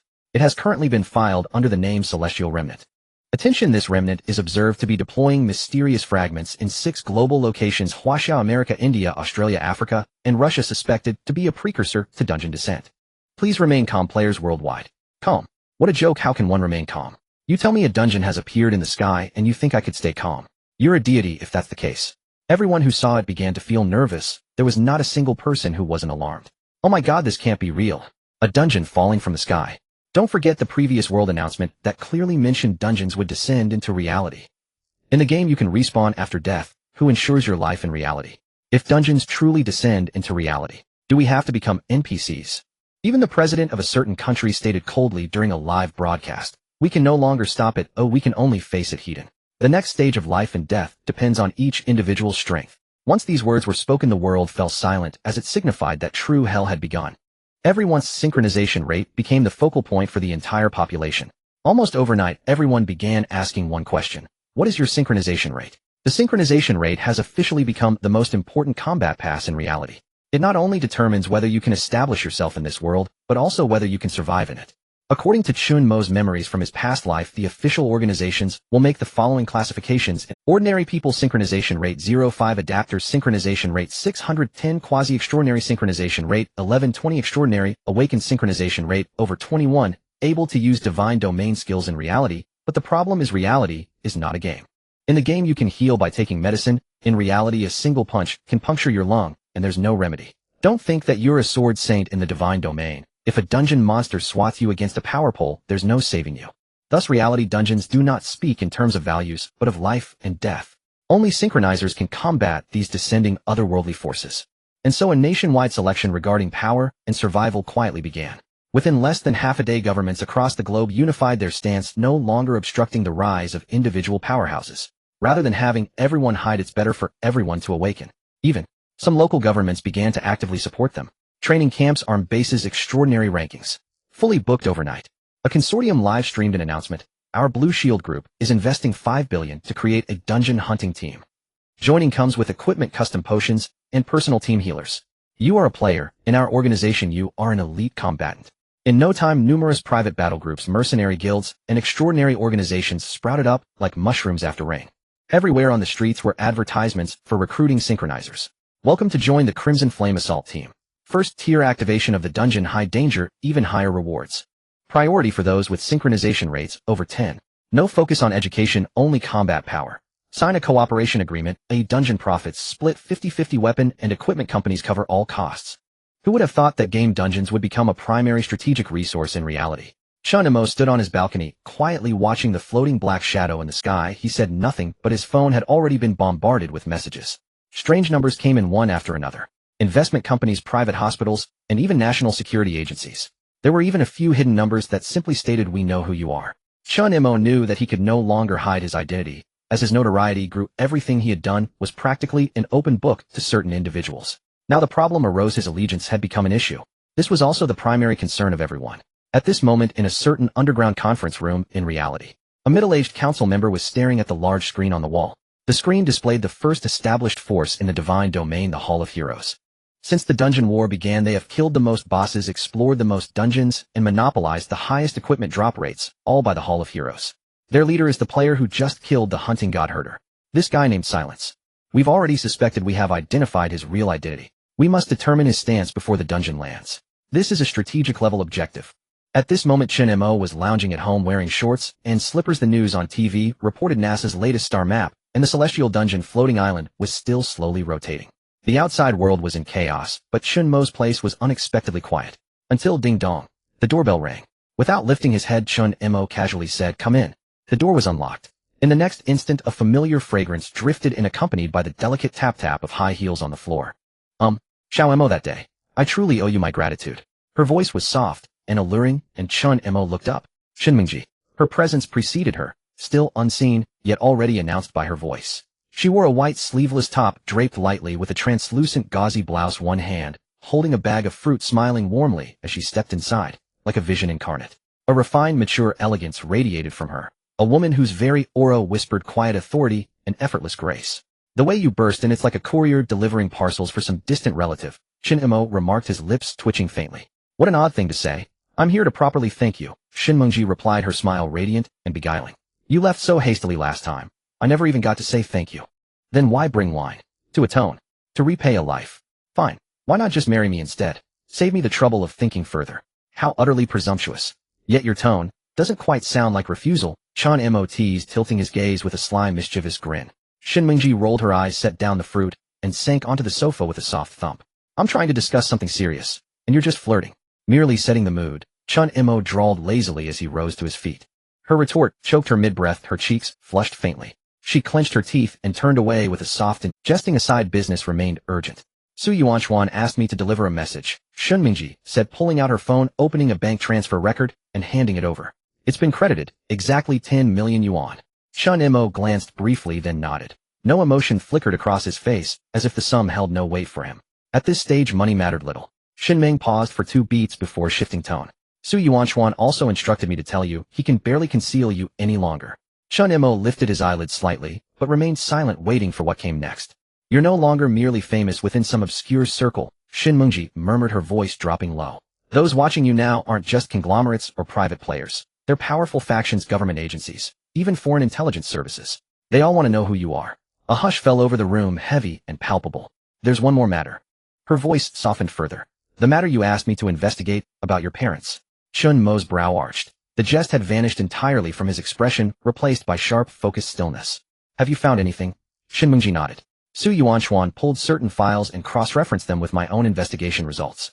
Your parents entered an underground research facility in L City several months ago. And then, they vanished without a trace. She paused, then retrieved her phone and displayed a photograph. This is the final surveillance frame. It showed the image was grainy, backlit, faces obscured, but Chen Mo recognized them instantly. There gate the subtle synchrony between their shoulders. Unfalsifiable, irreplaceable. His parents. They walked steadily toward a doorway, and then the frame cut to black. No trace remained. Chen Mo stared at the photo, motionless, silent. His gaze grew colder, deeper. Yet Shinmengji offered no interruption, simply sat beside him, waiting patiently as he absorbed the truth. What was this? He hadn't expected, even in his darkest imaginings, that his parents' final trace would be so hauntingly fragile. After a long silence, Chen Mo spoke, voice quiet but clear. Thank you. I'll need to begin preparations immediately. Her words settled into the air, thick and solemn. Chen Mo continued staring at the blurred photograph, saying nothing. He'd always known his parents' disappearance would unravel something vast. Yet confronting the first tangible sliver of truth, so hollow, so elusive, still stirred a tremor deep within him. But there's more. The chaos surrounding the Chen family wasn't mere misfortune. It was orchestrated, a coordinated strike. Chen Mo listened intently. Go on. Though Chen Group isn't among L City's elite conglomerates, your parents' high-tech enterprises were blazing stars 3 years ago, hotly coveted, fiercely competitive. Shinmengji opened her dossier, speaking with calm precision. After your parents' disappearance, the board was already, within 3 days, a faction staged an emergency takeover, citing lack of legitimate leadership to forcibly strip corporate rights. Do you know who led that faction? Chen Mo shook his head. Shinmengji slid a document forward. A photograph revealed 3 middle-aged men flanked by suited figures. Behind them, the emblem of a firm named Kang Capital. They colluded with 5 companies and 3 law firms, engineering a cascading scheme of fabricated financial deficits and falsified reports, collapsing your company's cash flow overnight. With your parents gone, they planned to swallow the Chen estate whole. Plainly put, they hoped you'd never grow up and your parents would never return. Each word landed like a blade. Chen Mo said nothing. Only a quiet heat kindled in his eyes. And now, Shin Mingji curved her lips faintly and turned the page. Su Yuanchuan has secured a complete chain of evidence, secret accounts, illicit asset transfers, manipulated board votes, and a shadow ledger diverting funds illegally to overseas shell funds. Over the past 3 months, roughly 3 billion yuan flowed out through these channels. The money laundering routes are impeccably documented. She withdrew a USB drive from her bag and slid it across the table. This contains the condensed intelligence dossier. The full version is rather graphic. I feared you might. Chen Mo took the drive and smiled faintly. Are you suggesting I'd storm out and start breaking bones after reading it? I suspect you'd be tempted, Shin Mengji retorted, rolling her eyes. Chen Mo shrugged and tossed the drive into his drawer. That depends entirely on whether their lives are worth that price. Leaning back in his chair, he narrowed his eyes. A nest of rats scrabbling over a single rice bin. Time to tap the bowl. So, what does Su Yuanchuan want from me? Simple, Shin Mengji answered without hesitation. If you consent to cooperate, he can have those individuals arrested tomorrow and freeze assets across more than a dozen affiliated companies. But afterward, you'll need to step into the light, a public media appearance formally acknowledging your identity and assuming control of your parents' holdings as heir to the Chen family. She met his gaze, serious, unwavering. This isn't a routine press release. It's laying your cards face up on the table. Once you agree, powerful hands will shield you from the storm. Chen Mo listened in silence. Then he rose and walked to the tea table covering the kettle. Then I'll close this net. And close it cleanly. Have the files been backed up? Has the audio been organized? The accounts, witnesses, and that audit report, are they all ready? Chen Mo sat in his office flipping through a stack of documents as thick as a brick, his voice calm and measured. Everything has been organized. Shin Mingji stood nearby. Each document is sequentially numbered. The content is flawlessly coherent. Even the most cunning legal counsel would find no fault. Good. Chen Mo nodded. Then it's time to cast the net. At that very moment, 3 partnership conglomerates, each complicit in the coordinated manipulation of Chen Corporation and its attempted legal asset seizure, simultaneously received official notices from the Su Group's legal department. Moreover, they each received a premium package, a damning set of criminal evidence. Settle all accounts and relinquish equity within 3 days. Otherwise, the Su Group will act, and the consequences shall be yours to weigh. Signed, the Su Group. Damn it. That Su bastard is utterly brazen. Inside one corporate tower, senior executives from all 3 conglomerates convened in secret. Their chairmen's faces were ashen, and they slammed their palms on the table in unison, roaring in fury. We merely touched the inheritance of one of his children, and now we're being purged like targets. What underhanded scheme did Chen Mo employ? How did he manage to emerge so suddenly, only to have the Su Group install him as heir? The meeting fell into a brief silence. They had assumed the 2 young Chen heirs would remain inconsequential. Instead, Chen Mo appeared, dragging a boulder heavy enough to crush their feet. Then someone murmured, "We can no longer resolve this through legal means. Then, we'll resort to other methods." Half an hour later, encrypted calls were placed, one after another, connecting blacklisted numbers to names within another far darker circle. Recruiting high synchronization operatives? No. This is a targeted elimination. Ensure Chen Mo ceases to exist, permanently. The bounty was staggering, the terms absurdly simple, just make him dead, wherever, however much it takes. Inside an abandoned high-rise, a gaunt figure sat motionless in darkness. Upon hearing the mission parameters, he laughed, a sound as cold and sharp as fractured ice. To kill a child, you sought me out. He glanced at Chen Mo's dossier, and his smile deepened. The file indicated Chen Mo possessed 0 gaming experience. In Divine Realm, he was utterly unknown. Thus in their eyes, he was negligible, effortlessly disposable. He rose, eyes glacial. Such is this world, when money buys lives, men will risk everything to collect. Meanwhile, Shen Mingji handed Chen Mo a classified briefing, her tone serene. We've confirmed the 3 conglomerates have contacted an underground synchronization syndicate, with clear intent to hire assassins. This intelligence came directly from the Su Group, intercepted the instant the order was issued. Their operational security remained impenetrable. Chen Mo's true identity remained well concealed. Clearly they could no longer sit idle. They meant to eliminate this upstart once and for all. Chen Mo remained unfazed. In his view, few in this world could truly end him. They moved swiftly. Should I prepare my obituary photo then? You're actually smiling. Shin Mengji sighed, exasperated. Yet Chen Mo radiated unshakable calm. Why shouldn't I smile? He stretched languidly. I'm fully prepared. They wish to escort me to the grave, then let them all come together. Don't panic. He stood, retrieved from a cabinet, a physical model data blade synced with Divine Realm projection. and with a gentle push a shimmering virtual blade materialized. It was the real-world, synchronized manifestation of the realm-severing blade. So long as I draw breath, they shall all perish with me. Night hung heavy and still. On the rooftop of a derelict factory in the northern industrial zone of L City, Chen Mo leaned casually against the railing, one leg crossed over the other, eyes fixed on his glowing phone screen. The screen displayed an anonymous bounty posted on a shadow market forum. Its headline blazed: Target Chen Mo bounty 100 million RMB, objective terminate target's capacity, TO, act no restrictions on method. Whoever silences him shall amass wealth, both in reality and within divine realm. Chen Mo scanned it, then offered a faint wry smile. They truly see me as a web novel protagonist. 100 million. His phone chimed softly. Shinmengji's message appeared. Are you really sitting there alone? These people won't hesitate to kill. Don't be reckless. He replied lazily. Relax. I'm in a good mood today. Perfect chance to test them. He pocketed the phone and rose, rolling his neck. The fishing platform is set. Now all that remains is for the fish to bite. Chen Mo resolved to wait until his quarry arrived. He also wished to gauge precisely how formidable his real-world combat prowess had become. Moments later the air grew unnervingly cold. Even atop the abandoned factory roof a suffocating pressure descended, a primal dread prickling the scalp. From the night wind 3 figures emerged, silent, weightless, as they encircled Chen Mo. Directly ahead a lanky man licked his dagger, eyes narrowed with predatory malice. Chen Mo? He doesn't yet know? Tonight is his funeral day. Their leader was Zhao Feng. To his left stood Lu Cheng, a hulking brute who cracked his knuckles, bones grinding like stone on stone. Simultaneously a young man wearing dark glasses slowly raised his hand. A searing flame bloomed in his palm, casting crimson light across his face. His name was Yi Qin, Lu Cheng's ally.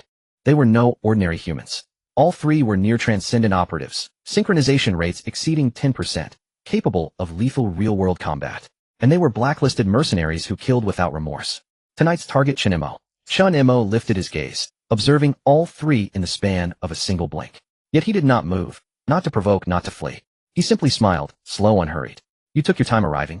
I half thought you'd already taken holiday. And why gather in a pack? Are you truly this timid? 3 against 1. A sardonic curl touched his lips. Then came words none expected. Do you even deserve the honor? You dare mock us? Zhao Feng roared, and vanished beneath his own feet.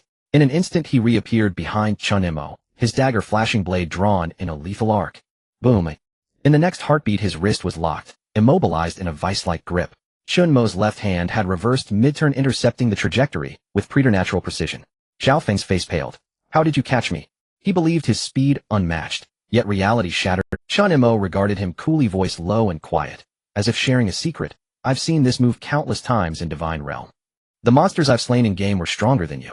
As for reality, you're not even worthy to guard my threshold. Allow me to escort you. With a brutal twist of his wrist the dagger tore free, then plunged reversed into Zhao Feng's shoulder. Arg! Zhao Feng screamed, stumbling backward.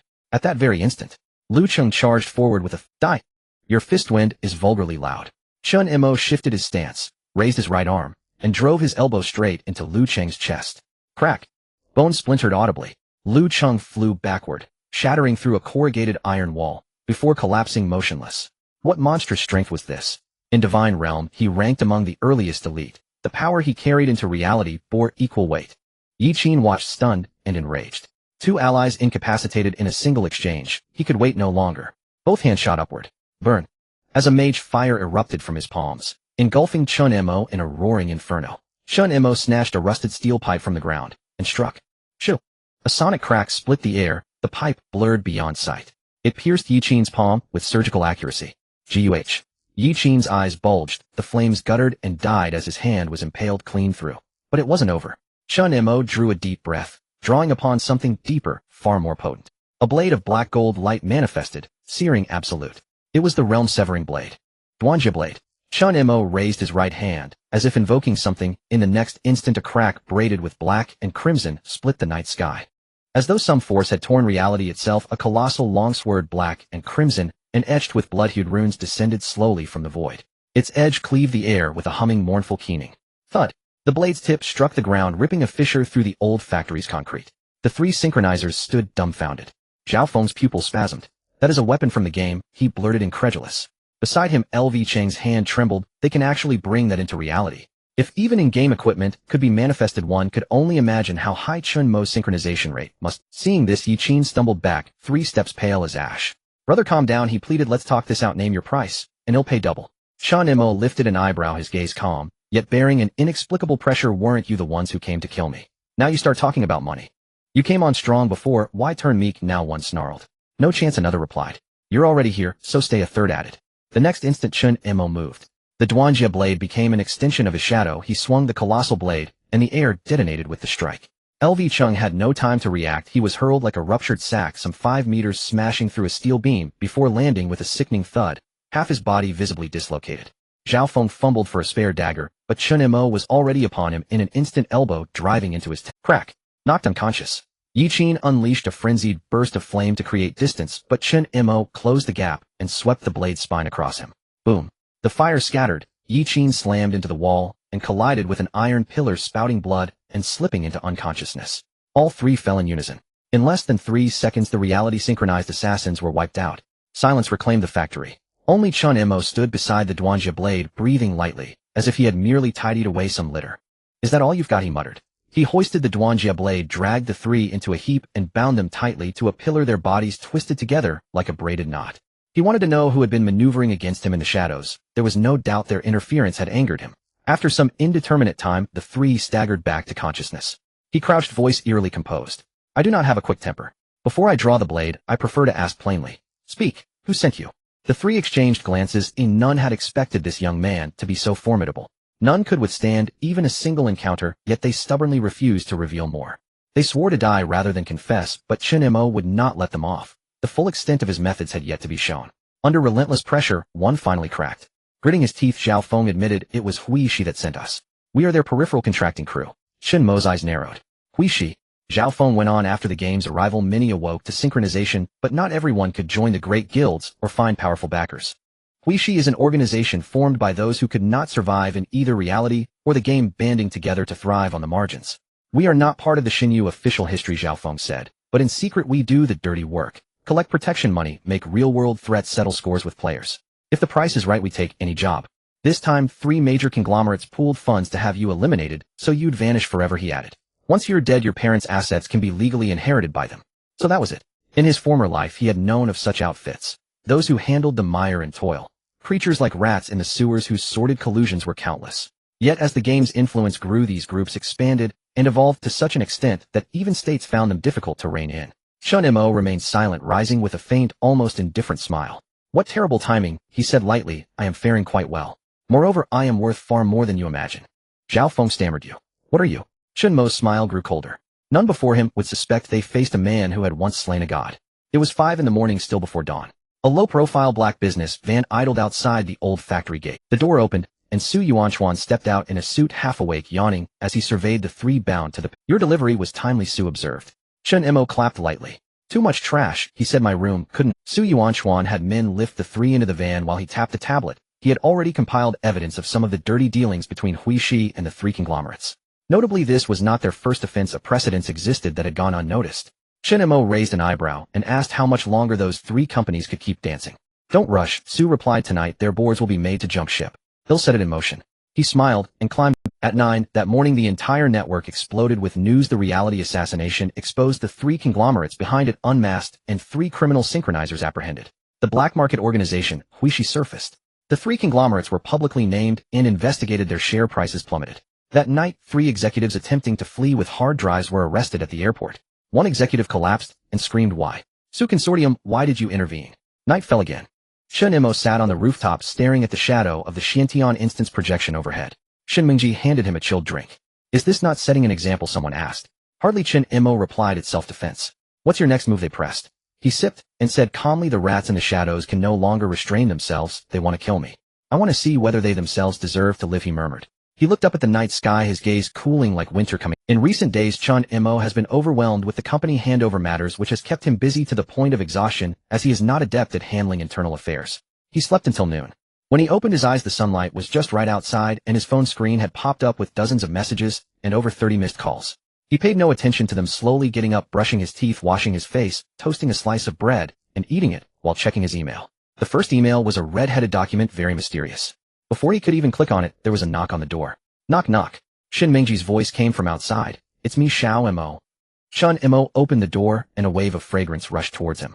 Shin Mingji was dressed very formally today in a black and white uniform paired with a trench coat exuding a strong aura. She was holding a notebook bag in one hand and a red document in the other. This is a secret letter from the Huaxia Strategic Bureau. She shook the envelope. They have sent an invitation. For you. Or for me. In fact, Chen Mo had already handed over all these game-unrelated matters to Shen Mingji to handle. It wasn't that he didn't want to manage them, but there were too many things that left him at a loss. You Chen Mo. She paused, speaking seriously. They are inviting individuals who are currently high synchronization specialists. Chen Mo squinted his eyes, and after a moment of silence said, Isn't this the rhythm of sending me to prison? You're being too cynical. Shen Mingji slapped the envelope into his hand. They should want to understand the stance of these individuals, including you. Shen Mingji's words were not without reason, especially given the current tense global situation. Even so, internal stability was more important for every country. That afternoon, the Chen Group held an emergency board meeting. In less than a week, more than half of the original board members had been purged. With the assistance of Su Yuanchuan and the strong push from the legal team, Chen Mo officially acquired ownership of the core assets of the Chen family, becoming the controlling shareholder and legal representative of the group. The equity ratio left by your parents is almost equivalent to a trump card. Su Yuanchuan did not leave this time. He had indeed helped Chen Mo a great deal. However, he felt it was worth it, as using this springboard to become friends with Chen Mo was undoubtedly a successful investment. At that moment, he was standing in the corridor, drinking coffee, speaking casually. Now you can almost control everything. But Chen Mo's first task was not to celebrate, but to immediately restart the group's financial system, transferring the frozen hundreds of millions of funds into the Divine Realm virtual trading system to establish a dedicated resource exchange chain. Gold coins are the hard currency. Real money is the ticket to the Divine Realm. Chen Mo murmured, fully aware that what he held was not just money but a ticket to enter the future order. In reality, he was called Chen Mo. In the Divine Realm, he was silent. This name had become immense. In the game, he cleaved through deities, single-handedly challenged guilds, and almost every trending battle video could find his shadow. In reality, with the assassination incident exposed, synchronized battle footage leaked, and the projection of the Blade of the Broken Realm, his identity might soon be hard to conceal. Some things are not secrets in the eyes of certain people. Before leaving, Su Yuanchuan showed him a piece of encrypted intelligence and told him to prepare well. An intelligence organization judged Silent Chen Mo. The synchronization rate of this individual is estimated to have reached about 20, with the ability to summon real weapons highly dangerous, with strategic value. Chen Mo naturally knew that this meant that from today on he was no longer just a player, but a key piece on the chessboard. Chen Mo said nothing, and simply lowered his head to take a sip of hot water. He knew that this day would come sooner or later. He also knew that this was just the beginning. Back in a top-level office of the company, Shen Mingji arrived, her expression serious, as she placed the red envelope back in front of him. This is the official invitation from the Huaxia Strategic Bureau, and you need to open it yourself. Chen Mo opened the envelope, and inside was a hard letter printed on special paper with concise content number 001, Building Conference Inviter, Chen Mo, Event Reality, Synchronizer Department, time 9 o'clock, the next morning, location Kyoto Building. Chen Mo put down the invitation letter, leaned back in his chair, and exhaled deeply. The content of the meeting was still classified. However, Chen Mo had already seen several keywords from the document. Dungeon, prototype synchronization, pollution city, anomaly dungeon, spread. These should be the topics to be discussed. Across the globe, the number of Divine Realm synchronizers has been gradually increasing, with local synchronization rates skyrocketing, leading to reality being dungeonized. If left unchecked, dungeons would become an ultimate disaster that disregards national boundaries. Chen Mo gazed at the night. He tucked the envelope away, stood up, and walked towards the depths of the night. He had to go to Kyoto this time. The next day at 12 noon, at the airport, Shen Mingji carried 2 cups of coffee, walking briskly, and shoved 1 cup into Chen Mo's hand. When you get to Kyoto, don't get involved with any girls. I heard the girls there are not as easy to deal with as I am. Don't worry, my persona in the eyes of outsiders is that of a cold and aloof god at most. It'll just get people throwing themselves at me. Chen Mo spoke without hesitation. If such good fortune were to arise, he would be more than happy. At that moment, Chen Xiaoxia rushed over, panting with a small bag on her back, clearly having dashed out from school. Xiaoxia, did you skip class? Shen Mingji was surprised. I didn't skip. I came here with a proper leave. She rushed to Chen Mo's front, hands on her hips, questioning, Are you abandoning your wife and sister to go on a date? Chen Mo nearly choked on his coffee. What wife? I'm a man who is emotionally invested, but not physically. I've been single for many years. You still have that? Shen Mingji couldn't help but laugh. I think he really needs to replenish his vitality. Thank you for your concern. Chen Mo pretended to bow, but with his current physical condition, he could easily take on a crowd. Xiaoxia grabbed his suitcase, pouting. Old Chen, you're going to Kyoto. Is it dangerous there? I'm going for a meeting, not to the battlefield. Chen Mo was taken aback. This time, it was not a life-and-death situation, just a simple meeting. Jokes aside, the atmosphere gradually relaxed. Shen Mingji gently patted Chen Mo's suitcase and said seriously, This trip is not simple. Many experts gather in Kyoto. Chen Mo stopped laughing. He understood Shen Mingji's concern, so he nodded earnestly. I know my limits. If anything happens, I'll return at the first opportunity. Xiaoxia squeezed his hand, her voice small. The news shouldn't always be about you. If you can avoid the spotlight, then do. When you come back, remember to bring back some delicious food. Local specialties are fine. Sure. Chen Mo smiled and rubbed her head. It's been a long time since we had a get-together. I'll treat you all to a big meal when I return. I want hot pot. Okay, I'll book a private room at Hadaleo for you. And you have to invite the boy sitting next to me. Who is he? Stop talking nonsense, just agree. No matter what you tell me who he is first. Shinmingji held back a laugh. You two siblings are truly a perfect match. Before boarding, Chen Mo stood at the foot of the boarding ladder, glancing back at the two. Shinmingji leaned against the car, hands in her pockets, wearing an expression of, "I'll quietly watch you board the plane." Xiaoxia straightened her back and shouted loudly, "Remember to come back early. Don't get into trouble." Got it. Chen Mo waved at her, then looked at Shinmingji. Don't be lonely while I'm away. If you miss me, just video call. The plane took off. Next stop, Kyoto. Welcome aboard, esteemed passenger. Your exclusive cabin is at A3. Please follow me. As he stepped into the cabin, Chen Mo raised an eyebrow slightly. This was no first-class cabin. It was simply an airborne club. Chen Mo followed closely behind the attendant, taking in the cabin's seamless design. The floor was covered with expensive wool carpets, the lighting a soft golden hue, and the ceiling projected a dynamic starry sky, as if one were immersed in the night sky. Champagne was displayed at the self-service bar. The seats were imported genuine leather aviation sofas. Each person enjoyed a private relaxation area, with a folding large screen, and even the air carried a hint of sweet fragrance. He sat down in a window seat. Therefore it was easy to see the scenery outside. To him, this flight was not going to be too. In front of Chen Mo was a coat hook with an operational screen on the left and an embedded charging port on the right. The details were exquisite. But the most eye-catching, of course, were the flight attendants whom Chen Mo had noticed since he first entered. Tall and alluring, dressed in modified uniforms that perfectly accentuated their curves, they walked as if strutting down a runway, offering each passenger a sweet smile. If it weren't for the identity badges they wore, one would think this was a lineup of maids from a wealthy family's private jet. Had Chen Mo not known this was a flight, he might have thought it was a casting call. However, Chen Mo merely cast a faint glance, then closed his tablet, adjusted his seat back, and closed his eyes to rest. For him, it was necessary to conserve energy for the upcoming Kyoto conference. This flight was a connection for the Synchronizer's strategic bureau, with the destination being Kyoto. The passengers were generally of one type: the strong, who had achieved a high synchronization rate in reality, along with candidates from the inner circles of various factions and special individuals under close scrutiny. In other words, none were simple and none were clean. He was well aware that if he were to do something outrageous, by the time he disembarked, even his shadow would be remembered by several pairs of eyes. So he chose to keep a low profile. However, things were not that simple. Nearby, a voluptuous flight attendant quietly approached her, demeanor gentle, as she softly asked, "Sir, would you like some fruit wine? This is a special supply from a European noble estate." "No thank you," Chen Mo replied politely with a smile as he opened his eyes. The flight attendant was momentarily taken aback. This rejection unsettled her. The tone, devoid of any fluctuation, felt as if she were offering not wine, but a roadside sample. She questioned how her looks and figure could be top-notch, and yet she faced a day where someone would refuse her advances.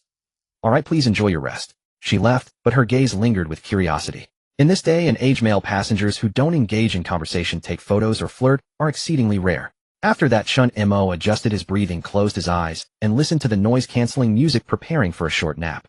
However, the tranquility lasted less than 10 minutes. Despite clear regulations against noise on the plane, some individuals seemed to completely ignore them. "Damn, that flight attendant has an amazing figure. Guys, this flight. Soaring in the sky, but the service feels like it's in bed." From the diagonal back came a few lewd and casual jeers laden with grease. Chen Mo certainly heard them, and in fact everyone on the plane did, including the flight attendants, yet they still forced smiles. They were not allowed to express their discomfort, needing to maintain a cheerful demeanor for every passenger. It was the rule. But this state would not last long. Soon those individuals settled down. The one in charge was a man with a pink buzz cut and a face full of tattoos.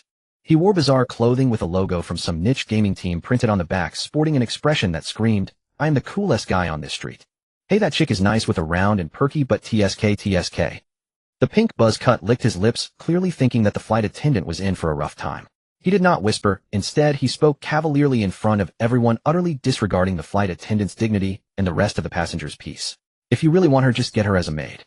Another man in ripped leather pants chimed in sarcastically, "I heard that last time a big shot from the Fire Pattern Association groped her on a flight, and she still smiled back. Is that true? I have a private recording. Do you want to see it?" The laughter grew louder as the man displayed a particularly sleazy grin, his gaze already fixated on the alluring beauties nearby. Some passengers nearby scoffed while others pretended not to hear. No one dared to speak up. Chen Mo opened his eyes, glanced at them, then lowered his head and took a sip of water. A young man in a suit sitting next to him leaned in, smiling wryly as he explained, "Don't take it too seriously, there are many like him. Once they get into first class, they think they're gods. Their brains have long flown out of orbit. I know, Chen Mo replied faintly as his eyes glimmered. Not long after, as expected under someone's encouragement, trouble soon arose. The pink buzz cut took the opportunity of ordering a drink to call over a beautiful flight attendant. And she was the same one who had just attended to Chen Mo. Miss, what's the name of this drink? As he spoke, he suddenly reached out and grabbed her wrist. Slap. The sound was not loud, but the grip was fierce. The flight attendant's face turned pale, her breath caught. She had never encountered such a situation before and was momentarily at a loss for how to respond. Oops, my hand slipped, sorry, the man chuckled lewdly, keeping his grip despite being fully aware of the situation. He found it too exhilarating to do this in front of so many people. Wasn't it even more thrilling? Sir, please respect yourself. The flight attendant realized she was being violated, yet she still forced a smile, her voice trembling, as she maintained the professionalism expected of her. Respect myself. Isn't this part of your flight service? I'm a VIP, how about showing some courtesy? After speaking with another slap, the pink buzz cut pulled her closer, pressing her against the edge of the seat. He wanted to draw the beauty in front of him into his arms, yet was surprised that she dared to resist. Nevertheless, this only excited him further. This thrill and stimulation made him unable to resist the urge to possess her. Woo-woo. The flight attendant could no longer bear such pressure. Her wrist was a crimson red, and the thought of being violated by the person before her caused her to sob uncontrollably. At that moment, the entire cabin fell silent, and an unexpected scene unfolded. Surprisingly, some looked down at their videos, others pretended to sleep as if, by not saying a word, this disgusting display had no. The plane flew steadily, yet the cabin had long ceased to be a haven of peace. The man with the crew cut and pink hair had already pressed down on the flight attendant's shoulder, his intentions clear as he sought to force her against the seat's backrest. Stop pretending to be high and mighty. I've already pointed you out, are you still trying to act innocent? He spewed alcohol-laden words, his other hand recklessly tugging at the crying flight attendant's skirt. The assaulted flight attendant was desperately struggling, her body shaking violently, her hair in disarray. Her stockings were torn at the knees, and her high heels had flown off to the side at some point. Please, I beg you, don't do this. She screamed hoarsely, but those around her remained indifferent. Some pretended to sleep, others donned headphones, and some turned down their screen brightness, appearing calm, while actually being cold as ice. Oh, this is just fate. If she didn't want to be chosen, she shouldn't have boarded this flight. Don't interfere if you can't protect yourself. Who dares to help? Even the other flight attendants kept their distance. An older female flight attendant peeked around the corner of the aisle, her eyes filled with struggle and fear, but she ultimately gritted her teeth and retreated to her original position. They were not truly indifferent, they simply knew that taking action would be futile.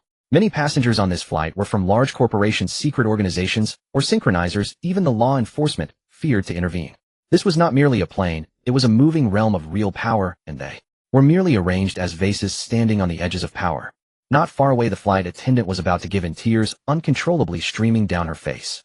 Her name was Du Qingyu, 25 years old, a graduate from a prestigious university. She had worked as an office clerk, sold luxury goods, and done customer service, but ultimately chose to become a flight attendant. She thought this would be a dignified, stable job that would allow her to see the world and support herself. She believed being assigned to a high-end flight was a sign of recognition, a true turning point. But she never imagined that this first flight would become a nightmare. It wasn't that she didn't want to scream, it was just that no one would hear. It wasn't that she didn't want to resist, it was just that resistance was futile. She simply did not want to die yet. At that moment, her rationality snapped. Get lost, she suddenly shouted, raising her hand violently, her nails digging fiercely into the pink-haired man's face. Splash. A spray of blood instantly erupted from the corner of his eye, and the pink-haired man let out a shriek like a wounded pig, retreating several steps, while clutching his face, his eyeball nearly gouged out. How dare you touch me? You're looking for death. He went mad, trying to lunge at her, his eyes unable to open from the pain, wildly swinging his fists and knocking over a row of drinks, spilling alcohol everywhere. Taking advantage of the chaos, Du Qingyu broke free, stumbling out of her seat and running barefoot on the carpet. She knocked over trays, her foot cut by the shattered glass, but dared not stop. She cried out, shouting, "Help! Someone please help me!" But the surroundings fell into a deathly silence. Still no one responded. Some even deliberately turned away, pulling down their sunshades as if she did not exist. Desperately, she scanned around again and again, each person's indifference seemingly sealing her fate, until her gaze landed in a corner. That person sat upright, motionless and silent. Yet he was the only one not recording a video, not snickering, and not averting his gaze. He sat there by the window, one hand resting on the armrest, the other holding a wine glass, his gaze calmly fixed on her. There was no sympathy in his eyes, no curiosity, merely an indescribable silence. She remembered him. When she had just boarded the plane and offered to pour him a drink, he had only nodded slightly and said, "Thank you." At that time, she thought it strange, how could there be such a person on a flight like this? She hesitated for a moment, gritted her teeth, and rushed towards his seat.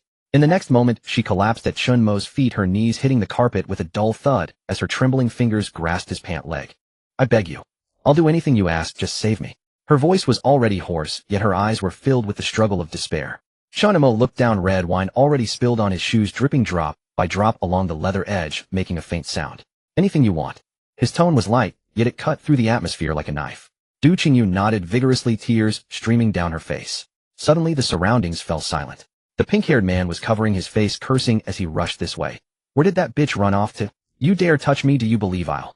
Chen Mo had no intention of getting involved. He truly did not want to stir up trouble.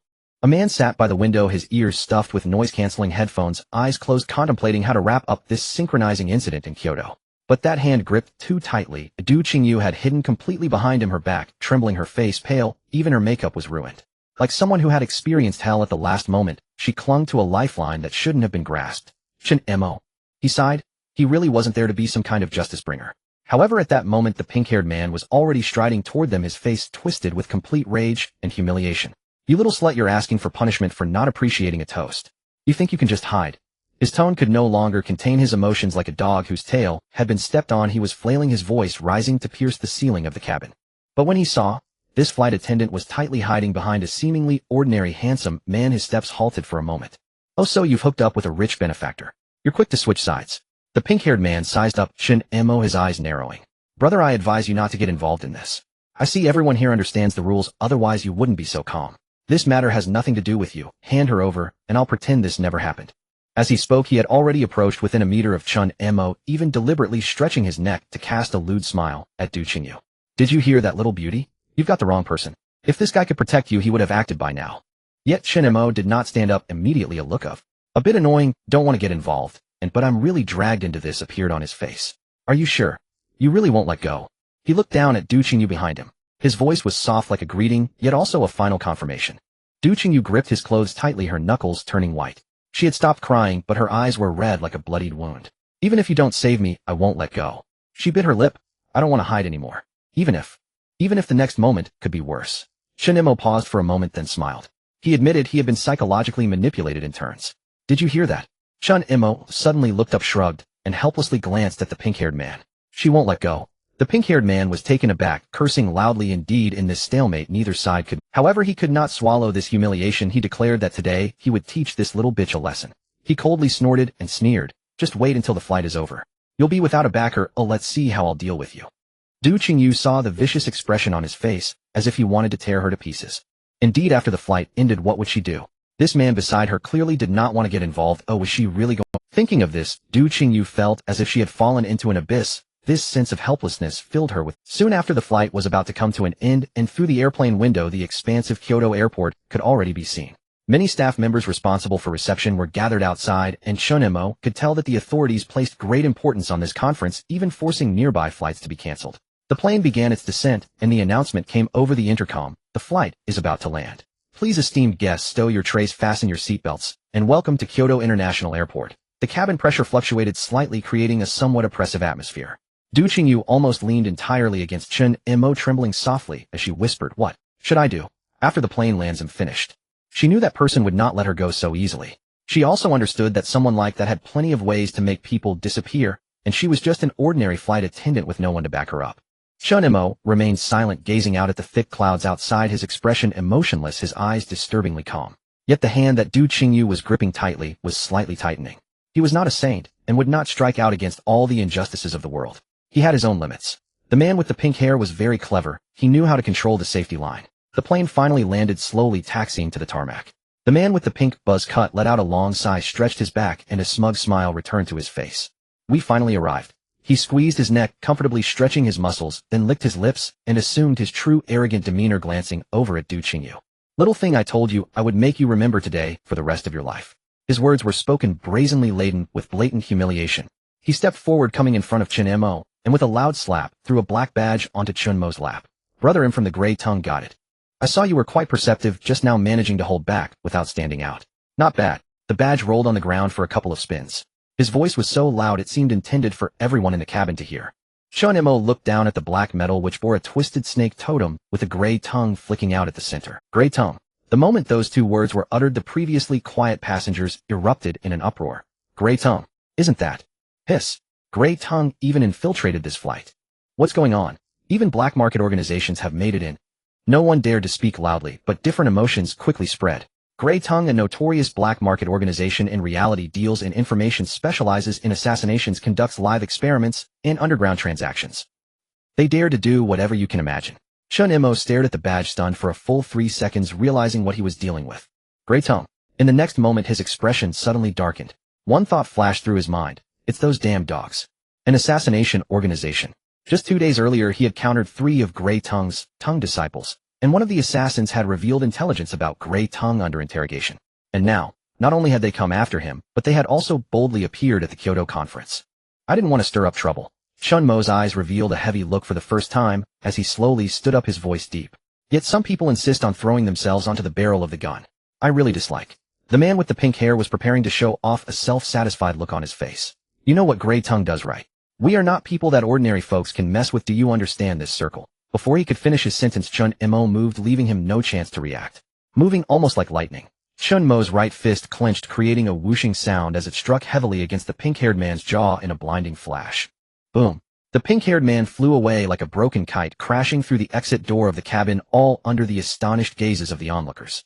The pink-haired man, with a look of astonishment, didn't even have the time to scream before he was hurled out of the airplane. He couldn't react in time. He had failed to see the speed of Chen Mo's punch. How could this be possible? Including the synchronized individuals present, none of them were nameless. They weren't just ordinary strong individuals. But did anyone present actually see that blow? How could it be so fast? It was utterly unbelievable. Everyone present, even those who had been quietly reading or watching jokes with headphones on, suddenly looked up, all their gazes fixed on Chen Mo. They all felt an unparalleled battle intent. Bang! Outside on the tarmac, dozens of luxury cars were lined up in the reception area several meters away. The reception staff, bodyguards in suits, and conference representatives were whispering to each other, scrutinizing the list of passengers on this flight. I heard that among this batch of passengers there seemed to be several strong individuals with over 8 synchronization rate. There might be a few troublemakers, but their positions have been adjusted. As long as they don't cause trouble during this period, a smooth landing would be best. Kyoto can't be chaotic anymore these days. Just as they were speaking, an unexpected scene unfolded. A shadow flew in from the distance. Boom. The figure crashed to the airport's concrete floor like a heavy iron ball, causing the ground to crack like a spider web, and all the reception staff retreated several steps.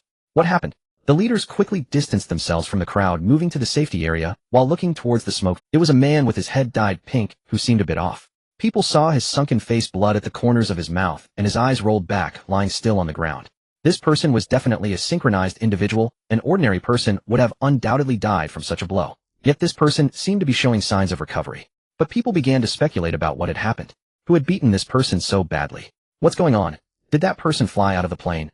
The plane is supposed to land, not launch missiles. Before the words were out, footsteps sounded from the boarding stairs, and a faint figure slowly emerged. Chen Mo lowered his head, his cap shading half of his face, dressed in an ordinary long shirt, the wind lifting the corners of his clothing. He walked down the boarding stairs step by step, his gaze fixed fiercely on the pink-haired man who was barely alive in the distance, as if his eyes could kill. It was obvious to anyone with eyes that a conflict had occurred after the flight landed, and these two seemed to be the instigators of the incident. Is he the one who just hit someone? Did he just send that person flying? What a joke. Didn't they say that conflicts were not? Everyone instinctively made way, whispering to each other, while occasionally glancing at the slowly approaching Chen Mo. Chen Mo continued forward, stopping in front of the pink-haired man's body. He glanced down at him, then turned to look at the reception crowd, coldly uttering, "People from Grey Tongue are also qualified to attend this kind of conference." A brief statement. Outside the airport it felt eerily silent, even the sound of the wind seemed to have quieted down. Behind him, Du Qingyu stumbled out, her shoes not properly worn, her face pale, but her eyes filled with awe. In that moment, she suddenly realized that the man in the cap had pulled her back from the brink of death. Who? He seemed so indifferent. How could he suddenly change like this? She mumbled, her gaze never leaving Chen Mo. Is there no discipline left? At the Kyoto International Airport, a great commotion had erupted. The situation was as follows: a young man with pink hair fell to the ground like a discarded rag doll, smashing into pieces and cracking the cement tiles beneath him.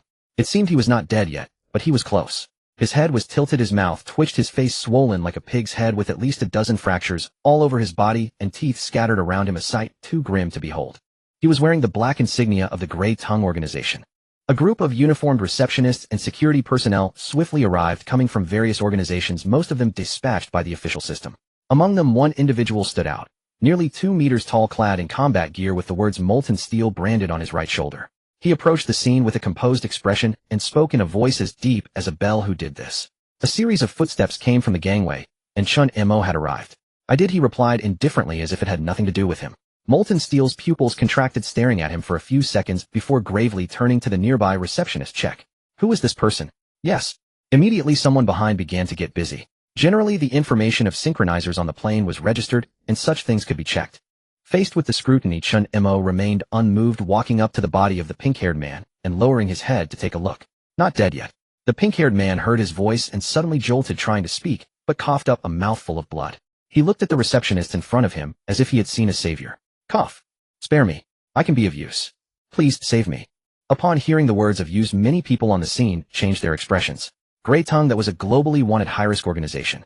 If he truly had intelligence, this guy would not be a dead man, but a recoverable strategic asset. At that moment, two receptionists finally stepped forward. These were synchronizers. The two of them exuded an extraordinary aura, one male and one female, their eyes calm and their steps steady, clearly not ordinary receptionists. The man spoke first, cupping his hands and slightly nodding. My friend, I understand your anger. However, we are on the eve of the Kyoto Synchronizer Conference, and the whole world is watching. We cannot resort to vigilante justice. The woman nodded in agreement and added, we all know that Grey Tongue is a heinous organization, but we are facing a wave of aberration and humanity's order is at a critical establishment phase. We cannot let emotions disrupt the rules.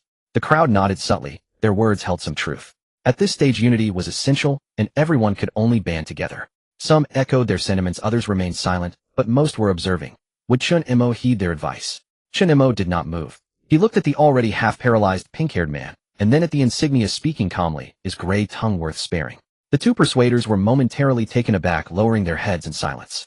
They had already taken a step back. Could it be that Chen Mo would refuse to give them face? You fear his death, fear retaliation from Grey Tongue, fear accountability from your superiors. He stepped closer to the pink-haired man, his gaze filled with killing intent. The pink-haired man, who had previously been fearless, now looked terrified at Chen Mo's murderous expression. And no, you can't kill me. I can offer. Two receptionists exchanged glances for a moment and jointly blocked Chen Mo's path, their intentions clear. They wanted to protect this individual. Chen Mo halted his steps and quietly said, if you want to stop me, feel free to try. His tone was not heavy, yet it felt like a 1,000-pound boulder pressing on everyone's chest. The two persuaders slightly shifted, suddenly feeling an inexplicable pressure.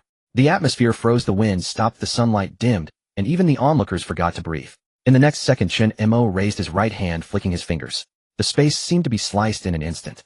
With a whoosh, a silent blade aura erupted suddenly. It was as if a line of slashing was drawn from the air, without any preliminary motion, even lacking a visual afterimage. Just one word: fast. So fast that the two receptionists barely saw it. They only heard the sound of something slicing through the air. The pink-haired man didn't even have time to utter a second plea for mercy before his neck was snapped like a deflated balloon. The entire reception area fell silent. Oh, everyone was stunned.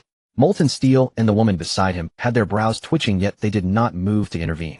Their mouths parted slightly, ultimately resigned to silence. They understood that this person was not asking, he was delivering a notification. I will kill him if you can stop me, then come and try. If you can't stop me, then be quiet. Some people were not adhering to order. They were speaking while treading on it. Chen Mo turned around, adjusted his cap, and looked down at the wrinkles in his clothing. He'll take the blame for his death. His words sounded domineering, calm, and devoid of any ripple. After speaking, he walked towards the vehicle waiting in the distance. The crowd parted to make a path, and no one dared to obstruct him. Du Qingyu looked at his receding figure, still trembling, yet suddenly felt a strange sense of reassurance. In a corner of the reception area, a man in a suit who was on the phone wore a composed expression. He was the head of this reception, currently watching Chen Mo walking away. Yes, he just publicly killed a member of Grey Tongue. No, he obliterated him. He's now getting into the special vehicle to Kyoto. He paused, his gaze tightening. He's a lunatic. Requesting orders, should we temporarily detain him? The airport reception team was on high alert. The special operations team in charge gathered in a circle. Everyone furrowed their brows. The atmosphere was taut, like a strung bow ready to snap. The special operations team leader, known as Molten Steel, wore a grave expression, waiting for feedback from his superiors. It's here. A sound rang and the message from above was received. Understood. That was all. What a joke. No accountability, no punishment, not even a single word of it. Is that it? Someone exclaimed in astonishment, unable to help but murmur, this is the assembly site before the meeting. As someone died, and they don't care. At the very least, shouldn't they take him away for investigation? Before the words fell, a loud shout erupted. Shut up. Molten Steel slammed the table, his eyes like knives fixing on the young special operations member who had spoken. Do you know how big of a trouble you almost caused just now? He took a deep breath and said in a low voice, do you think understood is a perfunctory response? It is not. He continued, the higher-ups do not intend to intervene. Do you know what that means? The scene fell silent.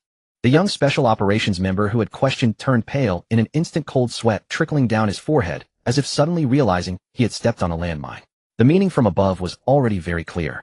Only a few could make those above turn a blind eye. Meanwhile, outside the airport, Chen Mo had already discreetly boarded a dedicated vehicle, leaning back against the rear seat and gazing at the sunset outside the window. He said nothing and did not smile, but his calmness resembled that of someone who had never worried about the consequences. Because for some people, when they truly take action, hardly anyone can stop them. Welcome to the Kyoto Star Ring Hotel. On the 20th floor of the Gaudion building, as the door swung open, Chen Mo stepped into the luxurious suite. Upon entering, Chen Mo was stunned by the opulent scene before him, with floor-to-ceiling windows revealing the heart of Kyoto aglow with the intertwining neon lights of the night. The Wangwali wood table was lavishly adorned, filled with red wine fruit platters and aromatic candles. Even the sofa was custom-made from genuine leather. This is too extravagant, he murmured in awe, but after some thought he found it quite reasonable. Yet in the next moment he sensed a different aura. Following his gaze, Chen Mo noticed at the other end of the corridor a man and a woman pushing the door open. Their synchronized presence was formidable. One wielded a silver spear from the real world, while the other wore a mask exuding an intimidating aura. As the door closed, the atmosphere instantly became subdued, as if nothing had happened. Chen Mo squinted slightly and turned to look at his room number 2025. It seems the entire floor is filled with extraordinary individuals. With dozens of rooms on the hotel's upper floors, it was likely that all the guests were persons of interest, either highly synchronized awakeners or key representatives of significant forces. Chen Mo turned back into the room, promptly locked the door, and sat down on the sofa, focusing his mind to sense the situation carefully. Indeed, the entire floor was experiencing strong, synchronized fluctuations, with at least 5 people exceeding 10 and 2 nearing 15. Overall, it was a formidable group. He poured himself a glass of water, leaned against the window, his expression solemn. The outcome was already quite clear. These people are not easy to deal with in the game. In reality, it's probably going to be troublesome too. He didn't rush to take a shower or rest. Instead, he quietly analyzed every change from this trip to Kyoto. A question arose in his mind regarding the synchronizers he had just encountered. What exactly was this elusive synchronization rate? How was it calculated? This question became a focal point after reality manifested, and even in his past life it had remained an unresolved dilemma. Though the officials did not state it explicitly, based on Chen Mo's past experiences, it was likely a comprehensive calculation based on multiple indicators such as character strength and skill proficiency in Divine Realm. In simple terms, a higher level might correlate to a higher synchronization rate, but this was not absolute. It was merely a conjecture held by most. There might even be other explanations, but no one was aware of them. He took a sip of water, and memories of his past life unconsciously surfaced. These days had been hurried. He had never felt as relaxed as he did now. He slowly recalled that in his previous life he had not been invited into the meeting venue. He had merely been in the corner grinding dungeons, gathering materials, and running errands for the guild. He hadn't even seen a glimpse of this hotel, and now he was sitting in the most central area of Kyoto, preparing to attend a conference that the whole world would be watching. Chen Mo chuckled lightly, his voice tinged with a bit of self-mockery and a hint of anticipation. He didn't enjoy standing in the spotlight, but this time was different. He knew that many events were destined to unfold on this stage. As the night deepened outside, he closed his eyes, yet memories of certain segments from the media coverage of this conference in his past life began to involuntarily flood his mind. Though he had no right to participate, he had watched various suspected conference contents on Divine Realm media, observing the entrances and exits of guild leaders and the conference's direction for future policies. He remembered it vividly. That conference undoubtedly made decisions that would be implemented. First, the formal classification of synchronizers across the nation. The term players would no longer be used. Instead, a grading system for real-world synchronizers would be employed, ranging from grade to grade and above. Second, the initiation of the synchronizer management system. All guilds would have to complete registration and undergo regular inspections. Although it was nominally for management, it was essentially control. Third, the establishment of a real-world dungeon defense plan. At that time, the officials stated real-world dungeons would soon manifest, and preparations must be made in advance. Chen Mo shook his head. That conference had far-reaching implications, but it also sowed many problems. The higher-ups at that time hoped to consolidate all extraordinary powers, but what was the outcome? The consolidation failed, and in fact it was nearly an impossible decision that severely deviated from reality. Many true powerhouses had long since broken free from state control and forged their own paths. They had their own organizations and territories, even establishing their own domains in reality, taking on missions, slaying monsters, and making money, completely forming their own systems. The guilds were among the first to go off the rails. Chen Mo's thoughts surged, and his mind automatically began compiling a list of key guilds for tomorrow's meeting. He wasn't sure how many prominent figures from the large guilds would arrive. After all, each of them possessed the capability to dominate a region, and none could be summoned at will. But Chen Mo knew one guild that would definitely be present. Tianji Guild. The president Qiling Luoxue would personally attend. Just thinking of her name made Chen Mo feel a sense of admiration. Qiling Luoxue. He had once been a member of the Tianji Guild, and at that time, she was the pillar of figure of faith always standing at the forefront during disasters. Each time there was an outbreak from another realm, she charged in the first wave. She spoke rarely, but her appearances always brought a sense of security. Chen Mo respected her greatly, and also wished to see her in person again. The room gradually quieted down. Chen Mo leaned against the window gazing at the night scene outside, and involuntarily recalled the images from the age of game manifestation in his past life. In the city's ruins, mutated monsters roamed freely. The casualties among synchronizers continuously rose. The order system completely collapsed, and the army built defenses on the outskirts of the city. It was a time of utter despair. He felt that undeniable real-world synchronization energy then, slowly raised his head, gazing towards the neon-lit distance. I need to do something. At least do a bit more than in my past life. At 2 in the morning, Chen Mo closed the curtains and lay down on the bed. Everything fell silent. The night deepened. The hotel lights remained bright, while Chen Mo had already fallen asleep. The night before the Kyoto conference was supposed to be a time for rest and recovery. But at a certain moment, a dull thud resounded from somewhere below, followed by the sound of shattering glass and a sharp Many people on the floors were awakened by the sudden noise. The disturbance was loud and restless, as if some monster had broken free from its restraints and was wreaking havoc in the hotel. Chen Mo also woke up, but he merely sighed and turned back to lie on the bed. It's not my floor, why should I care? In his mind, he had already found an excuse for himself. Kyoto now was a place of hidden dragons and crouching tigers. What strange occurrences did it not have? Who was rampaging or fighting? Why should he worry? He closed his eyes and adjusted his breathing. Then his phone rang. It wasn't a text, it was a call from an unfamiliar number. He hesitated for a moment before swiping to answer. Hello, is this Mr. Chen Mo? A young woman's voice came from the other end of the line, her tone somewhat hurried. I am the Synchronizer Liaison Officer, Yao, currently responsible for coordinating all your actions during this conference. See you at the conference tomorrow. Don't bother me now, I'm tired. I understand that it may not be convenient for you right now, but I need to inform you about the situation occurring on the floors around you. The other party continued, their tone tinged with a hint of urgency and tension. In the hotel, there has been an anomaly, with a synchronizer on a certain floor currently suspected to be in a rampage state, resulting in multiple injuries. Anomaly? Rampage? What does that have to do with him? So you are looking for me? Chen Mo sat up, a hint of impatience in his eyes. Where is your professional team? The on-site security has been activated, but the Rampager is extremely powerful, at least level synchronization standards, and the security cannot hold them back. The earliest arrival time for the professional synchronization support team is over 30 minutes. Level? What a joke. Logically speaking, with his current synchronization rate of 20, he is merely at a level. How could a level synchronizer possibly emerge at this stage? Is this how you handle things? Chen Mo's tone turned cold. Such a major incident occurs, and you, while drawing a salary and hiding, turn around and call me to take the lead. Mr. Chen, we just want you to. I came to attend the meeting, not to be a volunteer. He interrupted more bluntly. You should ask others if they are willing. I am not one of you, nor am I a tool for this organization. The other end fell silent. The air suddenly became. I understand. The girl's voice softened a bit. But if this is not handled soon, it may not just be a few injuries. That floor has regular staff service personnel and a few non-combat synchronizers. If it continues to worsen, the entire hotel might be at risk. Chen Mo remained silent. He was not a saint, and had no intention of becoming one of those hot-blooded warriors who jumped into action at every turn.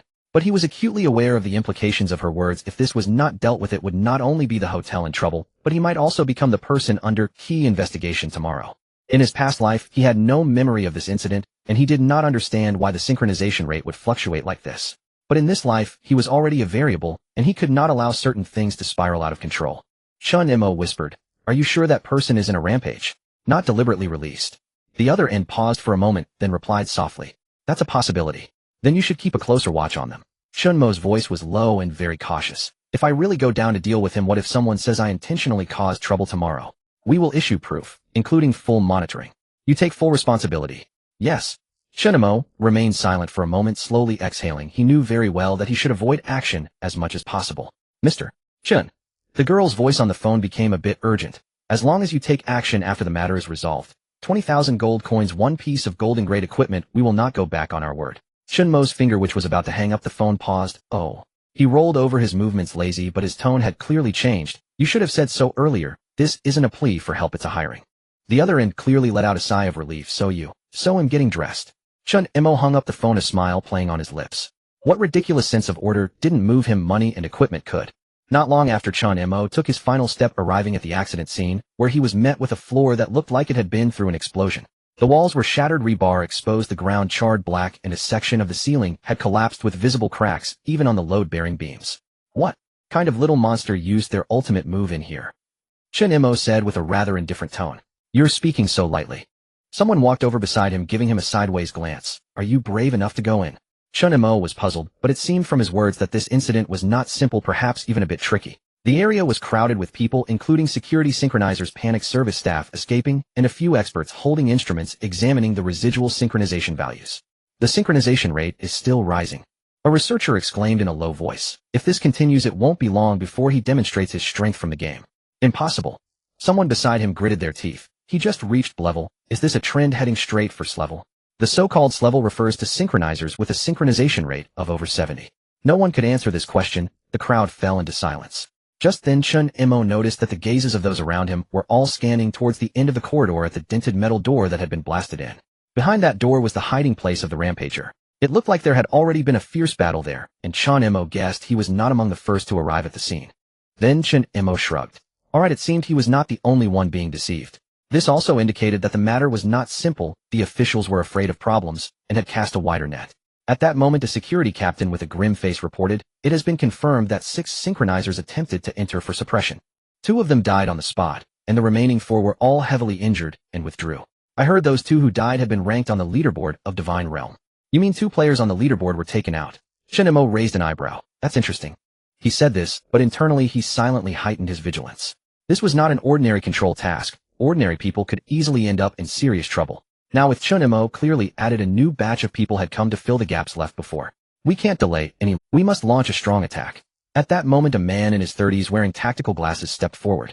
I propose a team operation. All participants will enter in groups of 5, rewards to be shared, and the risks of casualties will be borne by each. The scene erupted in an uproar. Share rewards. That sounds like a communal pot. But do you dare to try going in alone? The atmosphere fell silent for a moment, and in the end, although no one explicitly agreed, they all nodded in tacit acceptance. Chen Mo felt that there was no use in competing for the obvious opportunity. It was better to join a group and seize a chance. Let's go. The young man with the long gun also arrived, nodding at Chen Mo, and then lifted the silver gun onto his shoulder. If the target can counterkill too, then going solo is asking for death. The girl with the skull mask also coldly chimed in. That makes sense. The 2 were familiar faces, having stayed on the same floor as Chen Mo. Chen Mo shrugged. I don't mind. The commander quickly assembled the team. In the end, a 5-person group was established: the young man with the long gun, the girl with the skull mask, the commander, the strong man, and at the end of the group, wearing a baseball cap, Chen Mo. The mission has been confirmed. The skull mask girl looked towards the end of the corridor, objective to restrict its movement by time and await the arrival of the synchronization support team. Each will bear the consequences of life and death. A line of 5 individuals entered the depths of the observation site. This level of the hotel had long been evacuated with dim lighting and only a few emergency lights flickering with warning red light. Standing here, one could smell the burnt odor lingering in the air along with an indescribable stench. Chen Mo walked at the back, observing his surroundings while quietly analyzing the situation. The structure here doesn't seem like it could be caused by a simple explosion, he thought to himself. The debris on the floor and walls still bore scorch marks, and the high temperature had burned through more than one layer. This rampager seems a bit peculiar. At the front, the commanding man animatedly outlined the strategy. We will fan out in a wedge formation. The long gun guy will scout for traps ahead. The masked one will cover from the rear, and the burly man will charge with me, while the guy in the cap will take the far right for support. Chen Mo simply responded with a faint hum, thinking to himself that he would follow his own path regardless of the arrangements. He was unsure of these people's reliability, but it was best to keep a low profile and avoid conflict for now. Current intelligence shows that this rampager's synchronization rate is still rising, and he is suspected to possess skill release capabilities. Moreover, he does not appear to be mindlessly attacking. Also, according to feedback from previous victims, he can accurately release AoE-type skills, so everyone must be... Chen Mo raised an eyebrow. Skill release. It was just as he suspected. Otherwise so many people wouldn't have fallen, and 2 even died on the spot. The commanding man was analyzing accurately. In such a situation, caution was essential, especially since the enemy was hidden while they were exposed, making surprise attacks a possibility. The burly man was trying to lighten the mood, thumping his chest and shouting, "Is this it? Can't 5 of us take down one lunatic? If he comes at us, he will have no chance to resist." "Don't set a flag," the long gun youth said flatly. "The quieter it is, the more it signifies danger," the bone-masked woman reminded softly. "This isn't a problem that can be solved by who has the bigger fist." Chen Mo was too lazy to respond. It was clear to everyone that the burly man was a hothead, and he lowered his gaze to the ground. The cracks on the ground were radiating with traces of blue lightning residue among the debris. No doubt about it. It was clearly a multi-stage strike from above. Could it be? He raised an eyebrow, slowing his steps slightly, and warned the others, "Everyone be careful." As soon as this thought crossed his mind, before he could finish speaking, the commanding man ahead was about to continue when, boom, A sudden burst of power erupted, creating a powerful shockwave of air, a heat wave rushing toward them. A flame vortex descended from above, accompanied by a violent shockwave that struck the center of the five-person formation. Immediately after, 4 shadowy bolts of lightning shot out from a certain shadow, hitting the center of the team without warning. The commanding man. Chen Mo's pupils contracted sharply. He opened with a big move directly. He is gambling. Gambling that someone won't be able to withstand it. The result was obvious. Although the commanding man's analysis was sound, he overlooked a fatal flaw. The self-proclaimed calm commanding man didn't even have time to finish his words. He didn't just fail to block it, but was blown to bits without any defense against the overhead attack. Everyone clearly saw his body was instantaneously reduced to a pile of charred remains. Flames burned and thunder shattered. Only a heap of blackened bones remained. What the hell? The burly man widened his eyes, the earlier commotion jolting him awake. Where is he? Just like that, he's gone. He had just finished the previous sentence, and now only bones remained. This level of explosion was terrifying. They all wondered who could withstand it. Hard to say, but no one would try to take that hit. The long gun man instinctively drew his weapon, coldly uttering a single word: retreat. The bone-masked woman calmly scanned the surroundings. He is hiding in the shadows. The angle is 11 o'clock. Chen Mo stood at the back, without moving, merely glancing down at the ground. Lightning strikes plus flames with extreme AoE control and skill combos. At this moment, a blurred figure stepped out from the shadows. His form was twisted and trembling, his skin cracked, blood and flesh mixed together, and his eyes were hollow. The corners of his mouth twisted into a wide grin resembling laughter, yet devoid of joy. You are here to kill me. Then let's die together. There was no point in saying more. It was better to strike first. Moreover, with a numerical advantage, they were naturally fearless. The long gun youth immediately charged forward. I will hold him back. The bone-masked woman evidently could exert control abilities as ice crystals exploded in the air, freezing half the corridor. The burly man was no longer careless. He roared, "Come on, let's see if you're a paper tiger." Chen Mo stood at the back, slowly lowering his cap. With the battle about to begin, he naturally could not stand by. His gaze was calm, but his right hand quietly rested behind him, ready to draw his knife at any moment. Buzz. He sighed, his movements slow, yet carrying an undeniable aura. He had initially planned to just blend in, but it seemed that this time he would have to step up as a combatant. He chuckled softly, his tone light, yet like a blade slicing through fabric. Well, it's just the right time to stretch. Chen Mo stepped forward, his figure weaving between fire and frost, concealed, killing intent, with his knife still sheathed. Go! The long gun man shouted, angrily rushing forward first. The gun tip lunged forward like a dragon, suddenly stabbing toward the front, creating a sonic boom as it disturbed the air. The rampager showed no signs of retreat. He sidestepped, his body shifting like a wisp of smoke, and with an empty hand he struck out. Bang! The outcome was unexpected. He directly snapped the gun barrel in half. The long gun man was shocked, not even comprehending it before being kicked away by the opponent, crashing against the wall. Take this punch. The burly man felt his scalp go numb, roaring as he charged in with a flurry of punches. The air exploded with the force, terrifying strength. The rampager laughed coldly, his form flickering, instantly sidestepping behind him, delivering a kick to his waist. Bang! The burly man was sent crashing into the steel wall like a sandbag, spitting out a mouthful of blood. This hit was enough to incapacitate him for a short time. How can he be this strong? The bone-masked woman reacted quickly, immediately releasing her control, sending several ice chains toward the rampager. She was confident in her methods, believing she could control the rampager. However, the outcome was the opposite. The rampager's body suddenly shook violently, the heat wave exploded, and the ice chains instantly melted. Can't control him. The bone-masked woman gasped. How could this be? What kind of monster were they facing? The next moment, the rampager's 5 fingers came together, and a blade shot from his fingertips, seemingly carrying the ripples of spatial rifts, accurately hitting the target. Chen Mo. Chen Mo's reaction was incredibly fast. He took a step back to dodge. However, the fabric of his shoulder was brutally torn, releasing a wisp of burning smoke. Tisk, do you think you've already won? He looked down at his shoulder, gently moving his left arm. They could still move, it wasn't broken. However, the expressions of those present were far from pleasant, for they had realized that the synchrony rate of the current insurgents had undoubtedly exceeded 70. Moreover, the basic game attribute assessment was likely at the level of a LV-40 warrior template. The thought alone caused the spear-wielding man, the skeletal woman, and the burly man to change their expressions drastically. What a joke! How could a human fight against that? The disparity between their synchrony rates and that of the insurgents was simply too vast. The previous results had already made it clear that they couldn't withstand even a single strike. The most critical factor was that they could currently unleash skills, which was utterly lethal. Having or lacking skills was a completely different concept. The situation was spiraling out of control. Just moments ago, several of them had looked confident, but now only 3 remained standing. These few had evidently made up their minds to fight desperately to retreat. The skeletal woman wore a cold expression, cold sweat trickling down her forehead. Her mask had shattered, revealing half of her fair and delicate face. Her voice was low. We underestimated him. We must retreat. The spear-wielding man gritted his teeth, propping himself up from the ground, his gaze wary. If we continue fighting, we will all die. His spear had already broken, unable to support further combat. Another wave of attack would likely lead to a gruesome demise like that of the commander. The skeletal woman removed her mask. Despite her poor complexion, it couldn't conceal her beautiful features. She said nothing, but began to step back, fully aware that pressing on now would mean death. On the other side, the burly man struggled to rise from the ground, his condition dire. He began frantically applying a hemostatic agent, attempting to heal the injuries he had sustained. The spear-wielding youth was not heartless. He wanted to pull the burly man toward the exit. First create some distance, then we can discuss our next steps. However, before he could finish, a cold male voice rang in his ears. It was not loud, yet it was enough to instantly halt everyone's movements. You all go first, I'll cover the rear. The voice was calm, almost devoid of fluctuation, but to the three it sounded like thunder.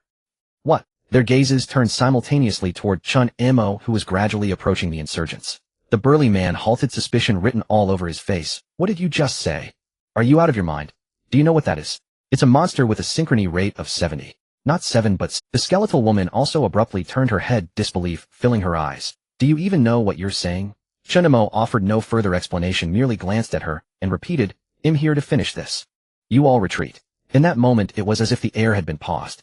The three stood frozen, even forgetting to... The spear-wielding youth furrowed his brow, and after a few seconds of silence nodded his head.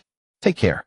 On the other side, the burly man was instantly moved to tears, as if he had found new meaning in life. Big brother, you are a true man. I declare that from now on you are my big brother. When I get out I will treat you to food, drinks, and even foot massages, all on me. I have never respected anyone like this in my life. The skeletal woman had a complex look in her eyes. She turned her head to speak, but suddenly saw Chen Mo slowly taking off his cap. At that moment she was stunned. That face, somewhat familiar, she would never mistake it. You are that. Chen Mo smiled slightly. Before she could finish he stepped forward. The knife had not yet been drawn, yet his battle intent erupted like a tsunami. In that instant the three felt as if they were standing before a volcano ready to erupt. The skeletal woman slightly parted her lips, but could not utter a word. Then the three turned without a word and retreated. At this moment only Chen Mo remained at the end of the corridor. He stood still, gently unbuttoning his outer garment, shaking off the torn cuffs. His palm landed on the knife handle that had appeared out of nowhere. Blade of the boundary. The deep red blade of the boundary glimmered with a cold light under the dim glow, and the insurgent ahead had already spotted the last remaining target, a mocking smile curling at the corners of his mouth. Aren't you going to leave? Do you want to die? Chen Mo said nothing. His footsteps began to advance, each step echoing with a bang. 1 sound, 2 sounds, 3 sounds. Each step weighed down the air further. His gaze had also completely changed, no longer the casual indifference of a slacker, but as sharp as a hawk targeting its prey. You are strong. Chen Mo whispered, just right. I have some pent-up anger with no place to release. As his voice hit the ground, the blade of the boundary was drawn. The blade energy shattered the air, and battle intent surged like a tide. Hey! The insurgent grinned widely, looking at Chen Mo as if he were a lamb awaiting slaughter. My synchrony rate has already exceeded 70, and what about you? Do you intend to stop me, Chen Mo looked at the grinning insurgent before him, unimpressed, even with a hint of amusement. I didn't hear that you were this capable before I came here. Just you. You're only slightly stronger than the prey I'm used. Upon hearing this, the insurgent's expression changed slightly, his mouth twitching. He felt insulted. Why was the person before him not afraid of him at all? Instead, he dared to mock him. After all, he had significantly increased his synchrony rate through some means. Logically, no one should be able to surpass his synchrony rate. Chen Mo ignored him, brushing off the dust from his shoulder. A high synchrony rate is indeed a good thing. It means you can bring the attributes from divine realm into reality. However, that does not mean you will become strong. After all, if you were just a weakling in the game. He paused, his voice deepening, each word sharp as a knife. Your stats are just that low. No matter how high the conversion, in my eyes you're no different from a wild boar with maxed out attributes. What? With those words, the insurgent immediately lost his composure. The high synchrony rate he pursued was so belittled. Oh, what did that make him? The expression on the insurgent's face twisted completely. You are seeking death. He roared, his body enveloped in a surge of lightning flames, charging directly at Chen Mo. Tisk! Chen Mo sighed, his right hand slowly rising. Clang! His arm trembled, and a deep red... The blade of the boundary revealed its sharpness, the air seemingly torn apart by a sudden blade pressure. Chen Mo raised his gaze calmly, uttering, Come on, let me show you what attributes should truly accompany a high synchrony rate. The night was heavy, and the atmosphere in the tavern was oppressive to the extreme. The figure of the rampaging synchronizer twisted and danced wildly in the dim yellow light, leaving trails of afterimages behind, with killing intent surging like a tide, as if the entire space was under his control. Chen Mo stood at the edge of the fractured concrete, the blade of the boundary hanging low in his hand, as the wind tousled his duck cap and trench coat. He remained still, waiting for a signal. Clearly the rampager could no longer hold back. Here they come. Die. The Rampager roared, and the shadow lunged forward with a thunderous crash. He stepped into the storm, his 3 consecutive strikes approaching like a raging thunder, skills unleashed one after another. The entire rooftop erupted in a cloud of dust. This was not the power of an ordinary warrior profession. The person before him had likely completed a job change, and his attributes were undoubtedly inclined towards lightning and fire. Fury of the Berserker, stacking 1E, current layers 84. Chen Mo's figure emerged from the dust, standing straight. The fierce attack moments ago had been intense. He continuously dodged attacks with the Blade of the Boundary while building up passive effects. Are you done? Now it's my turn. Chen Mo suddenly stepped forward, and the floor cracked violently. Buzz, swift as the wind, the Blade of the Boundary was suddenly raised, and a fierce gale erupted from the blade, splitting the air as if it were cut in half. It wasn't bloodthirsty assault, but Chen Mo had already managed to capture its essence. In almost an instant, the blade light exploded, directly targeting the Rampager's face. Oomph. The Rampager reacted quickly, retreating in an instant, executing a mysterious maneuver, his figure flickering oddly. But unexpectedly, Chen Mo did not pursue. Instead, he slashed fiercely into the air. Slash. Boom. The entire rooftop space felt as if it were slashed by a sharp blade, a blood-red cut tearing through the void, accurately striking the Rampager's recently revealed form. Cough. The Rampager's chest exploded open, blood splattering 3 meters away. You. The Rampager's face changed drastically. He had realized something was amiss. What the hell? Why is he getting stronger with every hit? He had unleashed all his skills, yet they posed no absolute threat to the person before him. It was simply unbelievable. Moreover, how could he grow fiercer in battle, possessing such astonishing combat experience? It was truly hard to imagine that all of this came from the same person. At this moment, Chen Mo wiped the splattered blood from his hand. He looked at the high synchronizer across from him, who was still questioning his strength, with eyes devoid of anger, only indifference, even too lazy to express disdain. Surprised, are you? He spoke lightly, his tone as if stating the weather. There are people beyond people, and skies beyond skies. It doesn't matter if you refuse to accept it. Chen Mo stepped forward, his gaze suddenly sharp, as if the entire space was crushed under his oppressive aura. I can crush you, there's no other reason. It's simply because I am stronger than you. As this sentence dropped, the entire building felt as if it had been nailed down.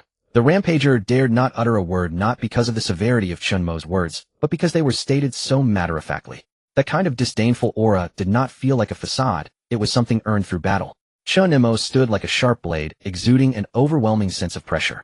In the next moment, his figure transformed into a blood-red flash, closing in on the Rampager in the blink of an eye. It's time for you to catch your breath. The blade light descended like a dragon, accompanied by a thunderous roar. Meanwhile, outside the hotel on the street, 3 people stumbled out, the gunman, pale, his hair, disheveled, eyes still filled with terror. Of course they saw it. The commanding man had just been obliterated by the Rampager in a single explosive attack, leaving no trace. At this moment, a large crowd had gathered outside the hotel, and upon seeing only 3 people emerge, the crowd felt that the situation was dire. Why are only 3 people coming out? Wasn't it a 5-man group that entered? What about the one wearing a duck cap? What was his name? This isn't good. How did this battle turn out like this? It would have been better not to have gone in. The woman with the skeletal face had a pale expression, her eyes complicated. Someone turned to ask her what happened. The gunman who followed up added, we failed. That guy is simply not someone we can deal with. The burly man sat down heavily on the ground, panting heavily. Brothers, did you see that? That opening attack, was that even something a human could do? He blew that person to bits.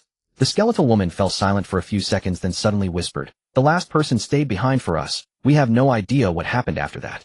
Stay behind. Was that person insane? The crowd was stunned, wanting to ask further questions, but before they could speak, boom. On the rooftop, a tremendous sound erupted. That sound was like a boulder crashing through steel, causing the entire building to tremble slightly. Immediately after, a figure plummeted straight down from the high sky. Everyone suddenly turned around, only to see a severely mangled body dropping straight from the rooftop, crashing heavily onto the ground. Blood and flesh, a mess, bones shattered, the person resembling a pile of broken meat. Bang! The corpse landed in the center of the street, almost attracting everyone's attention. What the hell? Whose corpse is this? Could it be? Realizing the Rampagers, someone speculated that the one who fell was Chen Mo. However, there were still sharp-eyed individuals who saw through it. No way. Someone's pupils contracted. I've seen this figure before, and it's very familiar.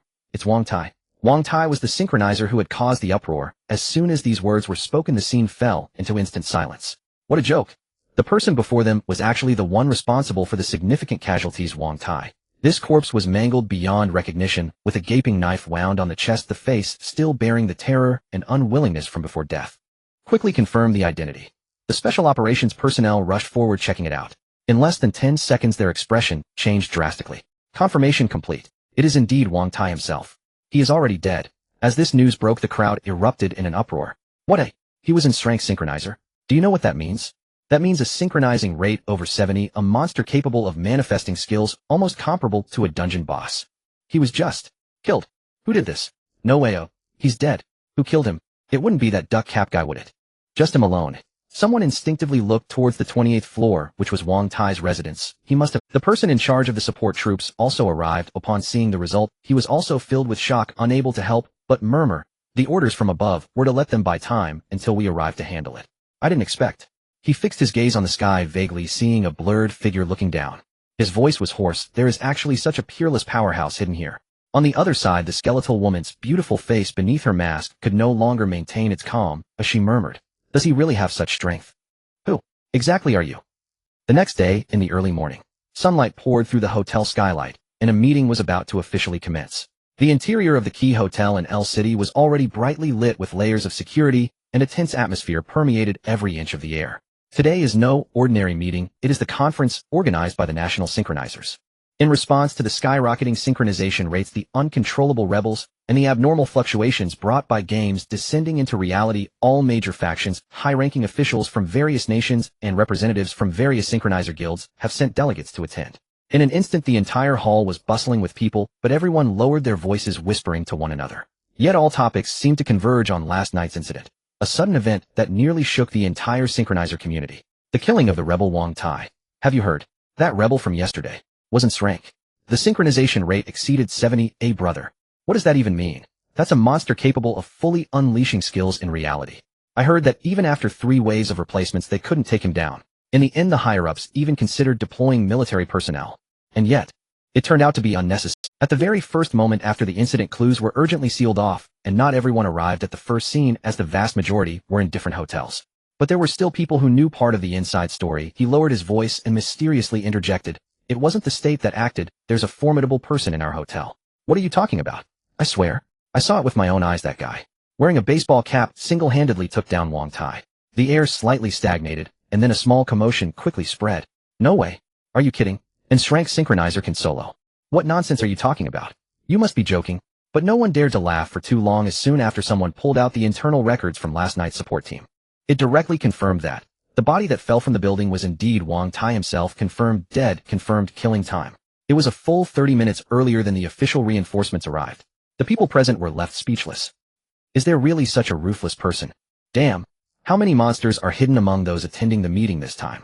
Everyone exchanged glances. In front of so many strangers, everyone became cautious, as it was truly possible that the person standing in front of you was a mysterious powerhouse. Everyone exchanged glances. In front of so many strangers, everyone became cautious, as it was truly possible that the person standing in front of you was a mysterious powerhouse. The venue was divided into 3 main areas. Central area, national high-ranking officials, leaders of major guilds, and special guests. Invited area, representatives from mid-sized factions, and some notable synchronizers. General observation area, ordinary synchronizers, observers from smaller factions, and accompanying personnel. The entire hall was grand and majestic, with projection screens hovering in midair displaying various synchronization data, flowing endlessly. Among the crowd, Chen Mo was dressed plainly, wearing an unremarkable baseball cap, and under the guidance of the staff, he walked towards the central area. However, his actions instantly attracted the attention of others. The reason was simple. He passed through the ordinary observation area without any obstruction, and even directly swept past the invited area, heading straight for the central area. Hey, who is that? I've never seen him before. Isn't the central area only for those directly invited by the organizer? Who does he think he is? A new power? A hidden faction? That can't be right. The crowd whispered among themselves, especially as they watched Chen Mo get closer to the central seats. Some representatives of major guilds began to look a bit odd, because central seats are basically reserved for top players, national military officials, and core representatives of global guilds. Ordinary people shouldn't even think about it. Look, he's walking towards Lu Qing inside, and beside the gray-tongue leader. Damn, this is not just one. This is forcibly sitting in the core. Are you crazy? Many people frowned, secretly speculating. At the same time, figures from the central area began to appear one after another. The aura of these individuals was undeniable, even standing out in the crowd. The representative of the organizers, a gray-haired, middle-aged man dressed in a dark suit, exuded an air of authority, his military aura seemingly capable of compressing the air itself. Vice President of the Battle Alliance Lu Qingyan wore a black dress and high heels, her presence formidable, with silver-gray short hair, strikingly beautiful. Even a casual glance from her would compel people to lower their heads and step aside. The vice president of the Black Knight was a bald, muscular man with a thick silver chain around his neck, constantly playing with a knuckle duster in his hand, looking lazy, like a hyena ready to bite. And there was the gray-tongued leader, a man in a black trench coat with a sinister expression and an aura as cold and venomous as a snake, occasionally licking his lips, making one feel nauseated. The entire central seating area suddenly froze in the air. After all, they were all high-ranking leaders, perhaps having had some minor frictions in private before, but ultimately none of them would yield to the other. Just then Chen Mo stepped forward, his expression calm, casually handing over an invitation with a special code. The gray-haired middle-aged man from the organizers glanced at it, his gaze slightly tightening, and immediately stood up to return the gesture. Please. With that one word, please, everyone who was watching was utterly shocked. Chen Mo took his seat. The position was perfectly nestled between Lu Qingyan and the gray-tongued leader. The atmosphere became oppressive in an instant. The entire venue erupted in an uproar. The reason was simple. This was a mysterious figure whom no one had ever seen before. Who was that? How could this be possible? The central seat. The central seat. The baseball cap. Could it be that person from last night? No way could he be the one who took down the rebel. The crowd quickly erupted. Some had already boldly guessed. Many synchronizers exchanged glances, their minds racing to recall the various fragmented pieces of information they heard in the support channel last night. Wearing a baseball cap. Took down and SSS-Rank rebel alone. An unregistered special synchronizer. All the information perfectly matched. In the central area, everyone who could sit here was intelligent. Upon hearing about yesterday's incident, they almost instantly deduced it. Lu Qingyan slightly raised her eyebrows and turned to glance at Chen Mo. That gaze was not one of scrutiny, but of interest. She had seen this man at Yinshan Tea House back then. He was merely an inconspicuous loose cultivator appearing alongside Su Yuanchuan. She had thought Chen Mo was just a minor player. Unexpectedly now, he boldly sat in the national level central. It seems I still underestimated you. Lu Qingyan smiled lightly and whispered, "We meet again, baseball cap." Chen Mo casually tilted his head and returned an enigmatic smile. The gray-tongued leader snorted coldly, his sinister gaze fixated on Chen Mo. There had been significant friction between them, as just days ago Chen Mo had the audacity to publicly kill someone from their organization, and in the end the matter was left unresolved. At this moment his fingers unconsciously tightened around the cup, and with a crack the glass shattered. In theory, only well-known organizations can participate in this central area, yet I have never heard of you. The leader of the gray tongue finally spoke, his voice soft, slithering into the ears like a serpent's tongue, enough to send chills down one's spine. So it's you. The leader of the gray tongue turned his face, his gaze as cold as poison, the one who killed our core members on the flight. Do you know his name? He sneered, answering himself. Ghostblade, a combatant we spent 2 years cultivating. Do you think that killing someone allows you to act recklessly here? Attention gripped the hearts of those around, and they instinctively looked towards Chen Mo. Some held their breath, while others frantically searched their minds for information. To kill a core member of the gray tongue on a flight.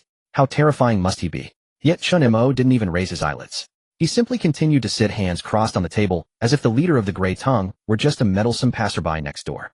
So, his voice wasn't loud, but it was clear enough for everyone around to hear. Are you looking to take revenge for Ghostblade? Go ahead, I'm right here. But it's best not to act here. Otherwise you won't be here for a meeting, but to collect corpses. The air instantly froze. The leader of the gray tongue's facial muscles twitched, his eyes narrowing like a snake, knuckles turning white. Chen Mo was unafraid. With such means he had nothing to fear. Even if a fight broke out, he wouldn't take a step back. In the next moment, creak. The heavy door of the conference hall slowly opened, and a figure stepped in. Silver hair, long boots, and a cold gaze. As soon as she appeared, it felt as if the temperature in the entire venue dropped by 10 degrees. It was Qiling Luoxue, the president of the Tianji Association, making her entrance. The hall instantly fell silent, all seated representatives rising, either bowing or showing expressions of respect. Even the formidable vice president of the Battle Alliance, Lu Qingyan, merely nodded slightly. Meanwhile, the leader of the gray tongue's face went completely stiff. Qiling Luoxue stood in the center of the conference hall, her gaze sharp as a sword, directly landing on the leader of the gray tongue. This isn't a place for such talk. If you're willing, you can try challenging him again. She raised her chin, surveying the entire room. But you've already seen the result from last night's corpse, so think carefully. The whole place fell silent as death. Chen Mo hadn't expected this woman to speak up for him directly, and in such a manner that left people speechless.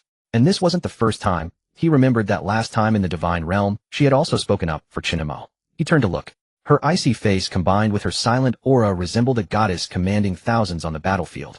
She was as fresh as flowers covered in snow, as light as a spring breeze brushing past blossoms. Chen Mo felt a stir in his heart. In this life, he indeed saw Qiling Luoxue. The vice president of the Battle Alliance, Lu Qingyan, also spoke softly at this moment. Without him, the outcome of the rebel incident would have been completely different. His abilities deserve our respect. She didn't raise her voice, but her words reverberated throughout the entire conference room. The meaning was clear. He stood by Chen Mo and was strongly supporting him. Many representatives from different factions exchanged glances retracting their previous doubts and disdain, with the vice president and the president both speaking. The status of this man in the cap was no longer to be questioned. The meeting finally officially began. The organizer's representative spoke and the projection screen changed, unfolding the meeting agenda. Currently, among synchronizers nationwide, over 40 have surpassed the 10 critical synchronization rate. The rate of increase is a full 4 months ahead of expectations. 5 cases of class synchronizers have appeared, with 3 known to have gone out of control. The phenomenon of instance manifestation has shown traces in reality. Anomalies have been observed in the old district of a certain area, the Eastern Suburban Cemetery, and the subway system. We must establish a unified management system between reality and the divine realm. The information during the entire meeting was overwhelming. Various parties began to argue, with some believing that synchronizers must be restricted, while others felt that permissions should be loosened to utilize synchronizers to arm reality. Chen Mo sat in the corner, quietly listening to these topics that were being spoken for the first time, his gaze slightly shifting. The arrival of instances in reality, synchronizers going berserk, power out of control. Isn't this the beginning I experienced in my past life? His heart gradually sank. In his previous life, he had only begun to grow in the midst of these chaotic eruptions, but now, everything was still in its infancy. In this life, things had already changed. His growth had accelerated far beyond that of his previous life. Time passed quickly, and Chen Mo heard too many messages that he had not encountered in his previous life, which greatly aided his understanding of the divine realm. However, the most important thing was that he had currently obtained an identity recognized by the state, that of the leader of a mysterious organization. After the meeting concluded, the crowd dispersed. Just as Chen Mo was preparing to leave, a familiar silver figure blocked his path. Qiling Luoxue stood before him, her tone calm. Can we talk? Chen Mo was momentarily taken aback. He nodded, and the two went to an independent room at the back of the conference hall. Qiling Luoxue smiled, her silver hair slightly swaying, her expression cool, but no longer oppressive. I know you are. Silence. Her tone was calm, neither questioning nor probing. The one who has been most discussed in the divine realm across the... Chen Mo did not deny it, merely gazing at her quietly. Qiling Luoxue continued. You are the pride of Huaxia. Your strength and influence have already proven your extraordinary nature. Moreover, abroad, they have already set their sights on you. In the future, I hope you can help the country to the best of your abilities. Perhaps your stance and mine may not align, but at least you can contribute. Chen Mo nodded. I understand. His voice was steady and calm, but for now I don't want to get involved too much. When it's time for me to stand up, I naturally won't be absent. Qiling Luoxue, upon hearing this, showed a fraction more seriousness in her eyes. Thank you. She smiled, revealing a warmer side for the first time. What's your name? Chen Mo. Luoxue nodded. I'll remember this name. She turned to leave, and just before stepping out the door, she softly added, I'm called Luoxue. The door slowly closed. The air still lingered with her faint, cool fragrance. Chen Mo sat in his chair, gazing at the direction of the door. In this life, perhaps we can fight side by side. Upon returning to the hotel, Chen Mo immediately called to arrange for a top-tier gaming pod. What standard? It was definitely to have the higher-ups contact the vendors to arrange the best equipment for him, and it would also automatically supplement nutrition, allowing him to spend an exceedingly long time in the game. In short, the most expensive batch in the entire server. The other party's voice trembled when quoting the price. Mr. Chen, this pod is currently in limited supply. You'll have to wait half a month. Increase the payment and deliver it within 3 hours. Chen Mo only uttered 6 words. Money. Was that a problem? Su Yuanchuan had just transferred 10 million to him a few days ago untouched, and now was the perfect time to spend it. I still have to thank him. This money will be worth it. 3 hours later, the gaming pod arrived. Chen Mo changed into his clothes, lay down in the pod, closed his eyes, and lightly pressed the start button. The synchronization rate skyrocketed in an instant. Synchronization rate 466371. A system prompt sounded. Detected return of main storyline character Blood Azure. Silence. Welcome back. Silence. Chen Mo chuckled softly. I have returned. You have resurrected at Twilight Shadow City. Main city resurrection point. A beam of white light appeared, and Chen Mo's figure slowly emerged from the light column. In the next moment, the surrounding air seemed to freeze. Holy crap, it's Silence. Damn, the one everyone in the guilds has been searching for. Silence has actually returned to the main city. Chen Mo did not make an announcement, but he was surrounded by 2 exceptionally eye-catching visual effects. Golden light like divine protection and red mist like a Shura's descent. That was the residual echo of divinity. Power resonating from the killer after the god's death. Damn, is that the divine light of Helder? And the aura of the undead? Did he kill 2 gods? No, he had only slain the hunting god Helder and subsequently acquired a fragment of a weapon from the undead god, the instigator of the Virat's secret realm's upheaval. In the next moment, system prompts popped up one after another. Ding. You have slain the divine remnant Helder, gaining 400 free attribute points. Ding. You have obtained fragment of the hunting god's shattered soul. 1. Ding. You have obtained fragment of the undead god's broken weapon. 1. Ding. You have obtained Platinum Grade Equipment Box 1 ding. You have obtained Golden Grade Growth Divine Bauhell Hunting Breath. Chen Mo looked at the system inventory and casually clicked on Shattered Soul. A red warning appeared. Ding. Do you wish to merge with the Divine Soul? Ding. Note this action is a high-risk, high-reward operation potentially leading to skill mutations, evolution, or loss of control. Chen Mo did not hesitate. Since I'm here, let's do it. With a flick of his fingertip, he initiated the fusion, and in the next second the scene shook dramatically. In an instant a sea of blood surged around him, and the sky turned red. Subsequently a Shura shadow rose behind Chen Mo, roaring fiercely. Three forces intertwined, flames, the undead, and battle intent. The divine soul behind him began to tear, twist, and reassemble. The system prompts popped up, wildly fusing. You are enduring divine soul erosion, resisting with will. You have successfully suppressed the divine soul's will. Divine soul fusion successful. You have obtained a mutated divine skill. Shura Hell quality divine skill mutated effect centering on oneself. Enter a hellish state summoning the undead catastrophe. Shura Hell arena in a certain area lasting for 5 minutes. All skill cooldowns reduced by 90. All damage increased by 150 for every enemy. Hit recover 5 health. Enemy attributes suppressed to 50. Chen Mo stood at the resurrection point, slowly opening his eyes, a hint of red light igniting in his gaze. Chen Mo opened his inventory. The Hell Hunting Breath was a weapon for archers, and he couldn't equip it yet. It was a longbow with ancient lines, the bowstring made from the divine threads left by the hunting god, and with each pull it stirred the divinity in the air. Additionally, Chen Mo's level had now reached LV 56. After distributing all his free attribute points, his main attribute panel showed HP 3900 attack, 4986 attack speed 10. 1. Moreover, the proficiency of skills such as Bloodthirsty Assault and Shura Clone had also reached 2 stars. As a result, not only was the damage increased, but the cooldowns were also reduced. Chen Mo gently raised his hand and opened the Platinum Grade Equipment Box.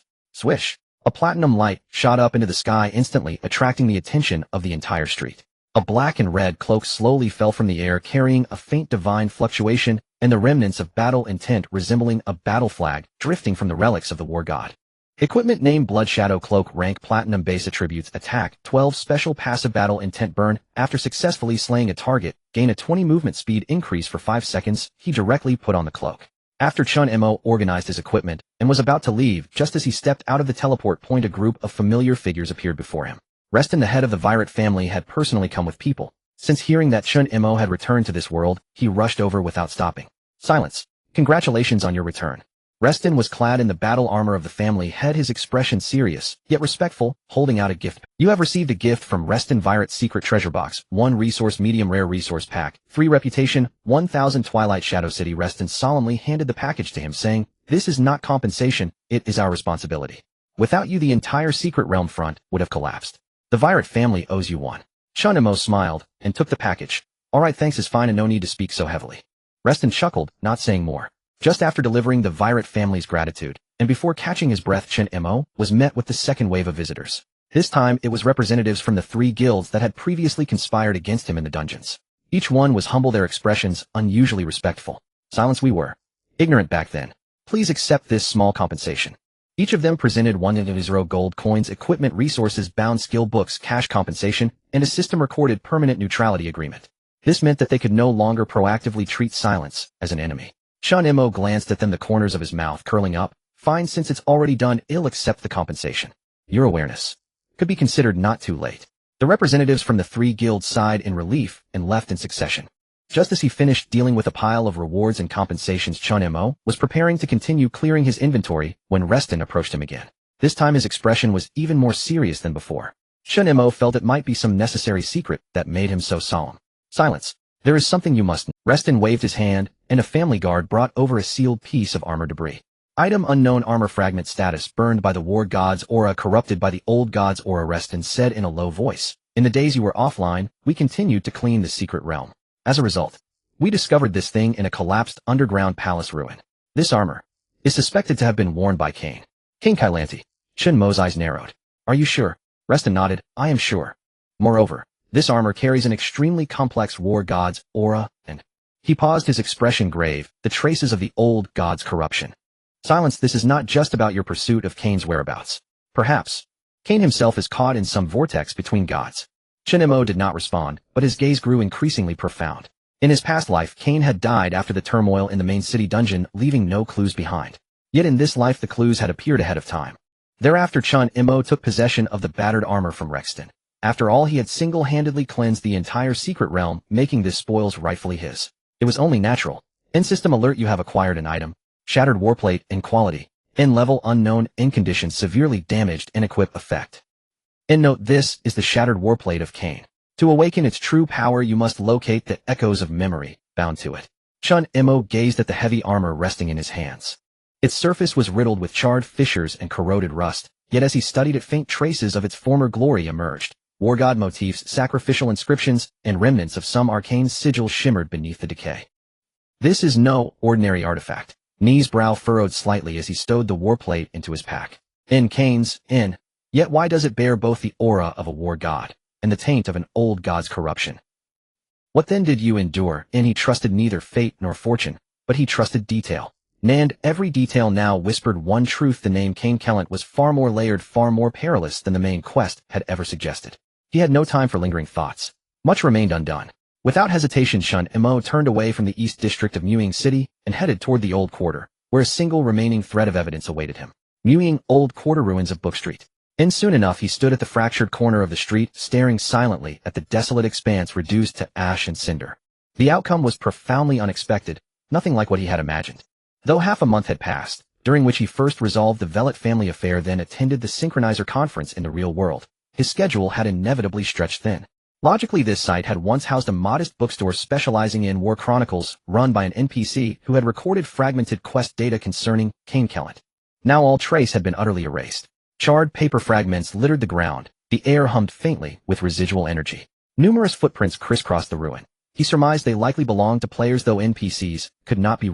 System alert, you sense a divine force that forcibly scrubbed history clean. Chen Mo knelt, retrieving a sliver of ash-blackened parchment from the embers. His fingertips trembled ever so slightly. The script had faded beyond legibility, yet 3 words remained faintly discernible: Cain, God Traitor, Forbidden Zone, I arrived too late. Someone does not wish me to dig deeper. Ni's gaze hardened. And this suggests others already know far more than I assumed. Everything proved far more intricate than Chen Mo had anticipated. At least for now, he stood before a complete void of leads. Chen Mo drew a slow, deep breath and lifted his eyes westward.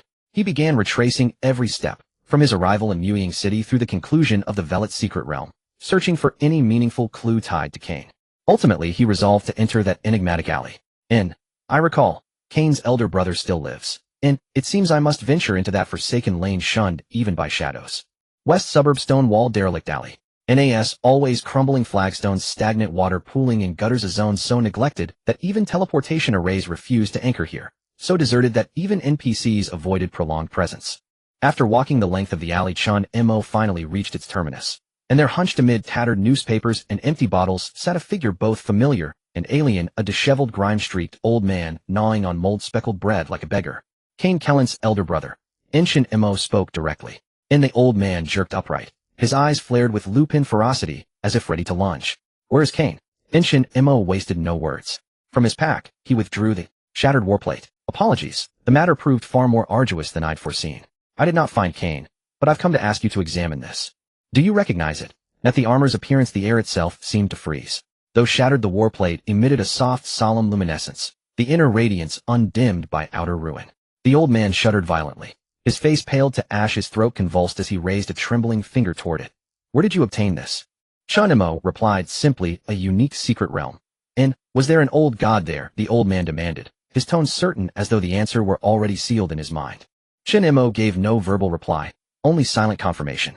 The old man closed his eyes, fell silent for several long seconds, then sighed deeply. I know it, but I must verify certain memories. Wait 2 days, return then. I will tell you his secret. Chen Mo nodded. Good. I'll use these 2 days to strengthen myself. Ni's resolve was grounded in reality. He had already reached level 56, well beyond the threshold required for class advancement. Most players had long since completed their class transitions, a pivotal metamorphosis marking not merely a shift in role, but a quantum leap in combat prowess. This step 2 he would claim. Muying City Temple of Vocations, main hall. Not place every player must have 3-tiered architecture, dozens of class transition altars crowded with aspirants, swordsmen, mages, clerics, rogues, newcomers brimming with anticipation as they queued for their first sacred vocation. Announcements scrolled ceaselessly. In player, Rain on Verdant Mountains, has successfully advanced to LV 30 Berserker. Player, Ashied Fire Mage, has acquired skill Inferno Tempest. End player, Black Mist Lazyfish, has received support talent Undying Benediction. End system alerts detonated like firecrackers across the hall, making the temple feel less like a sacred sanctuary and more like a bustling bazaar. Yet amid this clamor, one figure stood apart, Chen Mo. Centered in the crowd, hands tucked into his coat pockets, clad in travel-worn black, he resembled nothing so much as a weary office worker who'd wandered into a trade fair by accident. His gaze rested quietly on the vocation guidance scroll, glowing with muted gold light in his palm. End system alert, your vocation guidance has activated a hidden path. Follow the guiding light. Instantly, a visible golden filament sprang from his palm, like a celestial compass, pointing unerringly into the temple's depths. And not toward any altar, not toward any known vocation platform. Rather toward a secluded corridor leading to the temple's side chamber, a place so obscure few even knew it existed, let alone lingered near it. Chen Mo stepped forward, following the light without pause. Hey, buddy, you're going the wrong way, and haha, I get it. This temple's the #1 spot where newbies lose their bearings. Remember that guy 2 days ago? The chubby one who went down that same path. Ended up circling back, and got stuck in a restroom for 8 hours. LMAO, he claimed he was an awakened hidden class vocationist, yet couldn't even locate the hidden door. And bro, there's literally nothing ahead. And the map doesn't even chart it. We're not kidding, no one's ever gone in. My guild leader swore there were earth-shattering secrets inside, but got booted out the second he crossed the threshold. Mocking voices swelled, spectators delighted by the spectacle, eager to watch this lone wanderer blunder into oblivion. Chen Mo ignored them all, and he walked on, calm, unwavering, as if returning home along a road etched deep into memory. The temple's side chamber grew quieter, emptier.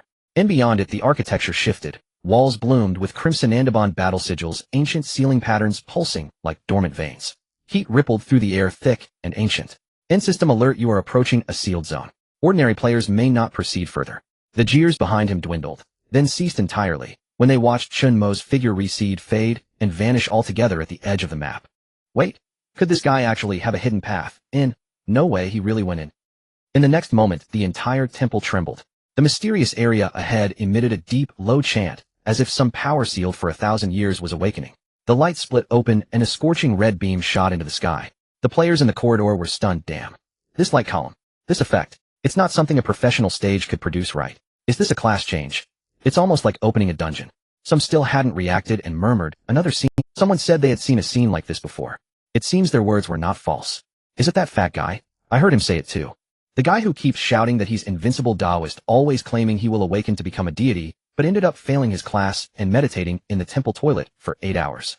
Chen Mo paused slightly, hearing that remark. A faint smile curved at the corner of his mouth.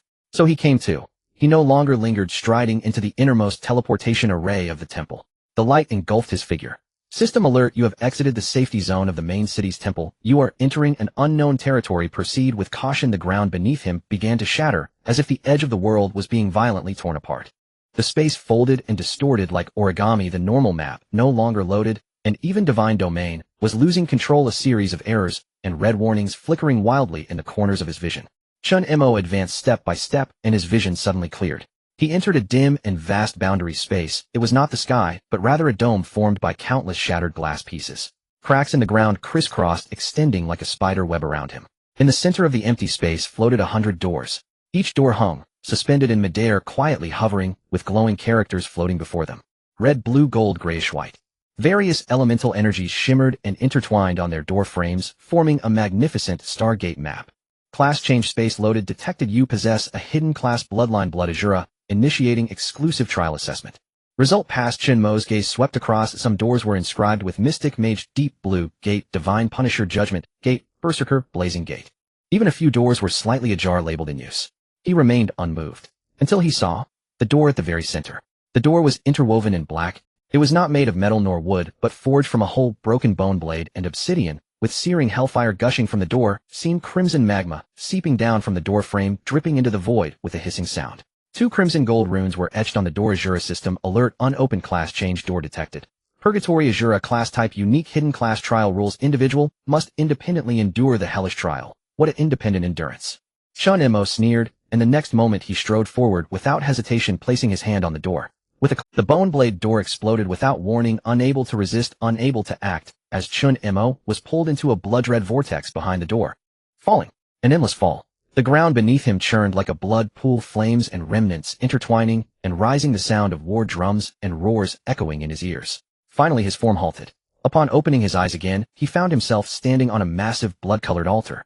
In the sky there was no sun, only an inverted blood moon. On the ground, battlefields made of broken bones stretched endlessly. System alert: hidden class trial purgatory Azura initiated description. You will face all the boss souls that you have personally slain. Objective: survive until the end to obtain the Azura seal. Failure penalty: soul burning for 72 hours. Blood Azura class locked for 7 days. Chen Mo licked his lips. Goodness, isn't this a bit too harsh? Before he could complain, boom. The ground around him exploded. Twisted phantoms rose from the blood pool. Black Rock Wolf King, reforged form. Charming Lady, echo of the undead. Ryan, fallen god's remnant soul. These are the bosses he personally ended. Now they revived with their obsessions. Mysterious powers allowed them to stand again. Looking at Chen Mo. This is truly not a road for the living. Chen Mo murmured. He naturally understood that those who fell to his hands were not simple opponents, and if he had to deal with them all at once it would indeed be quite challenging. But in the next moment flames ignited in his eyes. I have no choice but to fight. He drew the blade of severance, his toes pressed down, charging towards the foremost wolf shadow. Skill activated: bloodthirsty assault. The skill obtained from it was now being used against it. With a whoosh the blade slash. Berserk Fury 1. Berserk Fury 1. He aimed to treat these monsters as moving buff packs, stacking up his fury. However, what Chen Mo never expected was that the undead bosses could inflict no damage at all. Each attack merely pushed the opponents back. No wonder they said to endure. After all, he saw that he truly had no way to deal with them. Bloodthirsty slashes. Spirit steps. Phantom assault. He charged forward like a predator on the battlefield, trying to push them back as much as possible. But the enemies were not pushovers either. The charming lady wielded her long whip, capable of interrupting his skill casts. Ryan's remnant soul unleashed blood plague erosion, forcibly reducing his life recovery rate.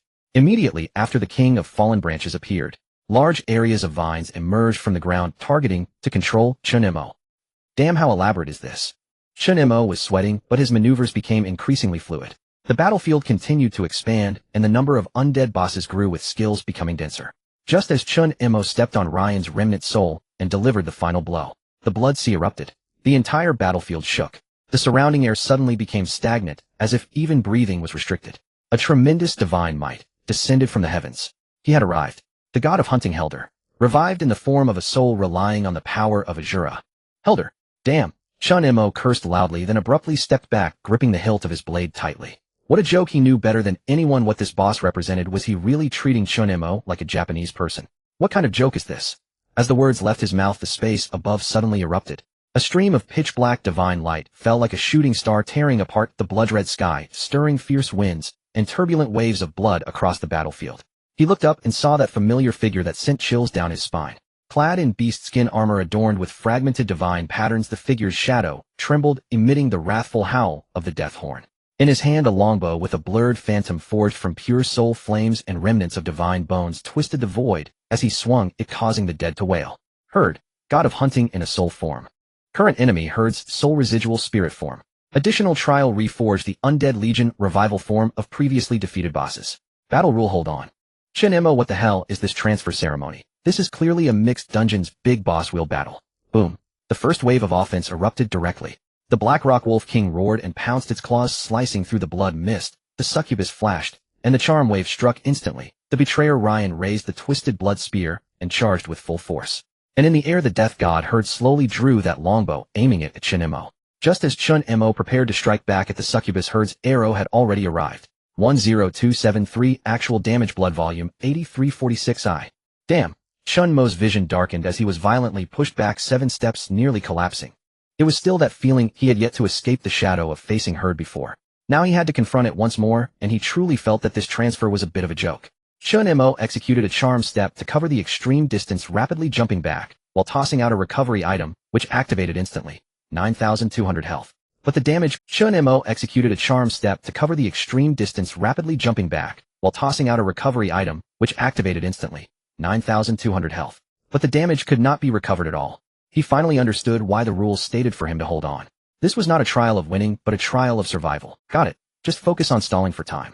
He began to adjust his rhythm. The main attack remained unchanged, but the core strategy shifted to evasion along with harassment to drive back the boss. Using the charm step to reposition bloodthirsty assaults for escape, finishing the remaining skills, and running not greedy for a single hit. Every time he pushed back the boss, the system would notify him. You have pushed back succubus undead form. Hidden rewards obtained to be revealed after completing the trial. Chen Mo, so this is the reward mechanism. Very well. Then bring it on. For the second wave, Herd personally stepped in. He raised the longbow in his hand and unleashed a skill. A soul flame chain instantly broke through the air, moving so fast that the naked eye could barely react. Just as Chen Mo dodged the succubus, he turned around to be hooked by the chain, dragged 10 meters, and overturned 3 undead remnants. 10033 actual penetrating damage, health dropped to 29. Attached BUFF fear defense reduction, continuous burn. Chen Mo fell to the ground rolling as his health bar turned pale. Damn, it also adds fear. Do you even understand this is a trial, not a punishment? He gritted his teeth and forced himself to stand up. Activating active skill blood sacrifice. Using his own blood as an explosive source, suppressing his life limit in exchange for extreme damage increase. You want me to fall? First ask if my blade agrees. He roared and charged out. The higher his own damage, the more terrifying the repulsion effect. Boundary break double slash pushed back the succubus, then the bloodthirsty assault penetrated the Blackrock Wolf King. A rhythm filled to the brim, instantly turning the battlefield, creating many advantageous conditions for Chen Mo. Although he couldn't kill the boss, he continuously forced it back, pushing it to the edge. But the real challenge was Herd. This guy's attack frequency was low, but every arrow was not something a human should endure. For the third skill, he charged for 3 seconds, raising the arrow high. Chen Mo's pupils constricted. He seemed to remember something. I remember this move. I died once in the last dungeon. He did not retreat, but charged directly. The blade of Boundary Break slashed out in retaliation. Here it comes, dog god. Boundary Break exploding blade. The blade, light like raging flames tearing the heavens, actually forcefully mitigated a large portion of that skill falling of the hunter in the frontal collision. 2400 damage reduction. He was pushed back 5 meters, but managed to stabilize himself. His tactical rhythm was fully ramped up. Every time Herd prepared to attack, he would create distance. Every time the succubus approached, he would retaliate with slashes. If the Blackrock Wolf King didn't move, he would directly use the charm step clone to draw aggro, then sneak around to ambush Ryan. Every time Herd shot an arrow, he would preemptively reposition to block the angle, not allowing all hits to land. And so time advanced little by little. Herd only hit him once while Chen Mo was still nimble, even countering to strike the succubus's rear. He did not know how long it had been. During this time, Chen Mo had emptied all the potions in his backpack, which had cost him quite a bit of gold. He had originally planned to use them in the dungeon, but unexpectedly consumed them all here. Just as the final system notification rang out, Chen Mo nearly collapsed. System notification: trial time has ended. Evaluating. Determination passed. The next moment, the Undead Legion simultaneously halted their movements, as if the Grim Reaper had pressed the pause button. Even Herd's bow hovered motionless in midair, the cracked death mask revealing a brief moment of dazedness, and Chen Mo stood in a pool of blood, his body tattered. The blade of Boundary Break was covered in cracks, blood dripping from his hand onto the ground. His damaged armor had already deformed, and even several strands of his hair had been scorched. He was still standing, gasping for breath, yet already in a disheveled state. Damn, this is not a transfer. His voice was hoarse, but his gaze remained frighteningly bright. This is tribulation. System notification: transfer trial passed. Awakening phase of the Azura class unlocked. You have unlocked the hidden evolution class Infernal Azura King form. Title unlocked: Lord of the Undead unique. You have become the dominator of the undead realm, able to command spirits and battle the living. A surge of energy far exceeding any previous transfer notifications poured into his body like a torrent. He felt as if an entire legion was pouring memories into him. Those monsters that died by his blade, the souls of those bosses, now all quietly stood in the depths of his consciousness, bowing their heads, waiting for orders. New panel popped up: class Infernal Azura King form. Mechanism: core HPMP. Skill update: Soul Pact summon spirits that have been devoured to fight. HP continuously consumed. Dominion of souls for every enemy killed. Maximum HP permanently 10, no upper limit. Azura throne: upon entering the battlefield, summon the throne of the undead, increasing all attributes of spirits within the area by 20, having spirit skill cooldown. Fury of the Berserker limit increased by 1000, 2000. Chen Mo looked at the explanation of HPMP, his expression subtle. So casting skills costs my life. System narration prompt: the king does not rely on the mana bar to fight. Who wrote this? He chuckled, but the next moment his vision went dark. Soul Pact activated. Succubus residual spirit. Rare spirit succubus appears. Accompanied by the emergence of soul patterns, a faint purple figure walked out of the void, unmistakably the succubus he had defeated in the trial. But at this moment the succubus bore no hostility. Instead, she quietly stood behind him, slightly bowing in greeting. She was now his spirit. So summoning spirits, huh? Fine, you consume my life, I'll consume your souls. Let's see who can last longer. Chen Mo grinned, smiling fiercely. The next moment his equipment shattered completely, black armor reconstructing. A brand new soul fire black armor automatically covered his body, shoulder pads shimmering with spiritual flames. The cloak turned into rolling black mist, and dark golden undead marks materialized beneath his feet. He slowly raised his head. Behind him appearing several phantoms: Blackrock Wolf King, Apothecary Ryan, Succubus Lathorn, Taz King of Fallen Branch. All bowed their heads awaiting orders. Bang! The gate of hell deep within the Temple of Professions suddenly exploded, and a figure clad in a blood-stained robe charred all over staggered out from the flames. Chen Mo's steps were unsteady, his long knife shattered, leaving behind shocking cracks. His black armor was half destroyed, and the soul fire continued to burn beneath his feet, resembling a demon that had fought its way out of hell. Chen Mo patted off the still smoldering ash from his body and lowered his head to spit out a mouthful of blood. Why had he become like this? Ever since his job change, he realized he had no idea where he had ended up, and after searching for a long time, he finally understood that he might be lost. Moreover, the world inside the gate was collapsing, forcing him to flee desperately, and it took him a long time to find the exit. Damn it. Changing jobs is like fighting who designed this process. Could he please have a gentler experience next time? Chen Mo cursed as he walked while outside people were already gathering. In the Temple of Professions Square, players surrounded it, not allowing a drop of water to pass through. No one had ever seen such a job change phenomenon. For a full half-hour, black mist rolled and space trembled. Even the system repeatedly prompted unknown energy fluctuations and dimensional rift warning. Even the Temple Guardian had been forcibly removed from the system's position, trembling outside the barrier. In the square, someone whispered in astonishment, "What just happened?" Everyone must have heard it right. "Look, someone is walking out." Damn, it seems he went in and then came out. Isn't that too flashy? Everyone's gaze was fixed on the figure slowly emerging from the black mist. Chen Mo said nothing, simply brushing the ash off his shoulder and twisting his neck. His gaze swept across the crowd in the square. Everyone tacitly made way for him. "Disperse," he said lazily. After saying that, he left without looking back, the black robe burning like a soul shadow pressing down the air for a few seconds. The crowd did not dare to breathe, as such incidents had occurred more than once. Some individuals had awakened to very special professions, so the places of their job changes were often peculiar. It was said that someone had once caused a stir during a job change here, and others said that person was likely a hidden profession. Now it was highly probable that the person in front of them was also one of those. On the road. Ding! Incoming call. Su Yuanchuan. Chen Mo had just stepped out of the barrier when the communicator lit up. "Missed calls 10, he answered, his tone calm. "Speak." "Finally got you." Su Yuanchuan's voice came through, speaking rapidly. "I can't imagine what you've been up to. By the way, the Old God Altar dungeon is ready on my end. The personnel are all set, and the levels are adequate." The Old God Altar was the first layer that Chen Mo had cleared with Su Yuanchuan and his group last time. However, due to being underleveled, they didn't challenge the subsequent layers. After pondering for a moment, Chen Mo said, "We should move." Chen Mo replied leisurely, "However, this time, I won't be going myself." Su Yuanchuan was taken aback. "You're sending someone? Do you have anyone under you who can handle such a dungeon?" Su Yuanchuan on the other end was also frustrated. The Old God Altar dungeon was no simple matter, and Chen Mo should know that even the first layer had taken them a lot of effort. If Chen Mo himself wasn't present, it would be difficult for the Su Corporation's configuration to pass the first layer, not to mention the subsequent layers. Yet Chen Mo planned to send someone. Was this for real? For a moment, Su Yuanchuan was dumbfounded. Yes. Chen Mo looked at the silent figure standing on the soul contract panel, a slight smile on his lips. Him. Although he can't defeat me, but almost caused my downfall. The next second, Chen Mo hung up the phone. Soul contract, heroic spirit summoning activated, summoning target Helder, god of the Hunt Soul Remnant. Boom. The ground erupted and dark red spiritual flames swept across the sky. Helder slowly manifested. The phantom of his beast skin armor opened, and the aura of the death god felt almost tangible, weighing down the air. He held a phantom longbow standing behind Chen Mo, silent, yet the entire space seemed to yield to him. "You know where to go," Chen Mo said simply. He only needed to move his thoughts for Helder to act according to his wishes. Helder nodded, and the next second transformed into a crimson shadow, instantly flying through the air. Destination: Old God Altar dungeon. To meet up with Su Yuanchuan. Not long after, Su Corporation was preparing to assemble the team for the Old God Altar dungeon. The entire team was poised, waiting for something. Su Yuanchuan stood outside the dungeon, staring at the ominous entrance, his brow furrowed, as if he could crush a toothpick. "This dungeon almost wiped us out in the first layer last time, and now we're going to tackle the second layer. The key is," Chen Mo said, "he's not coming, and that he would send someone." "Send who?"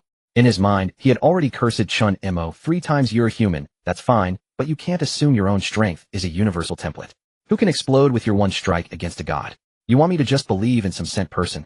Brother, do you have a misunderstanding about people?" The dungeon team also whispered, "Chen Mo isn't coming.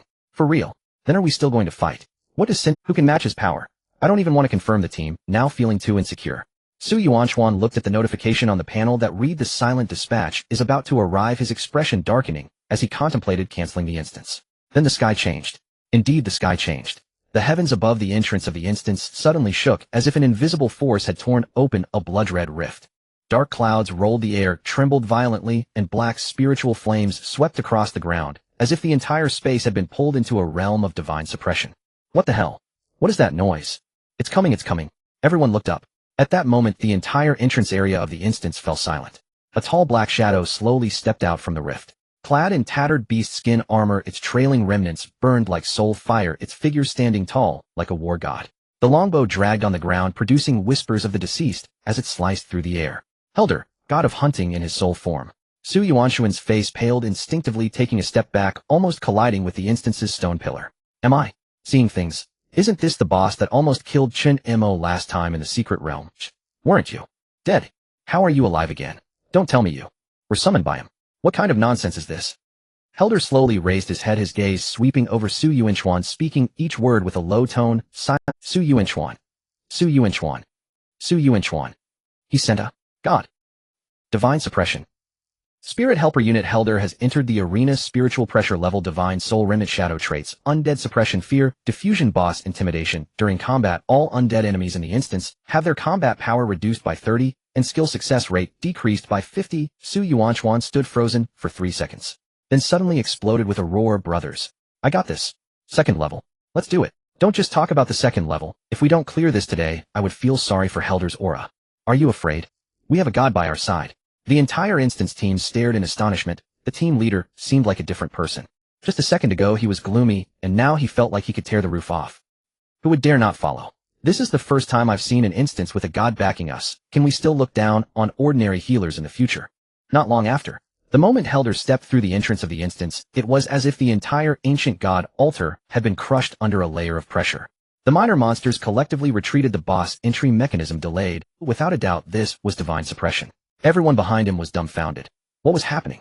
As the second level commenced, the enemy boss had just begun to cast a spell when Helder's skill interrupted it, reducing its health by 30. Su Yuanshuan was already going crazy with joy in the back. Look, teammates. Meanwhile, Chen Mo was sitting in a corner of Twilight City, surrounded by a pile of scrolls, holding a cup of light tea, leisurely flipping through a book.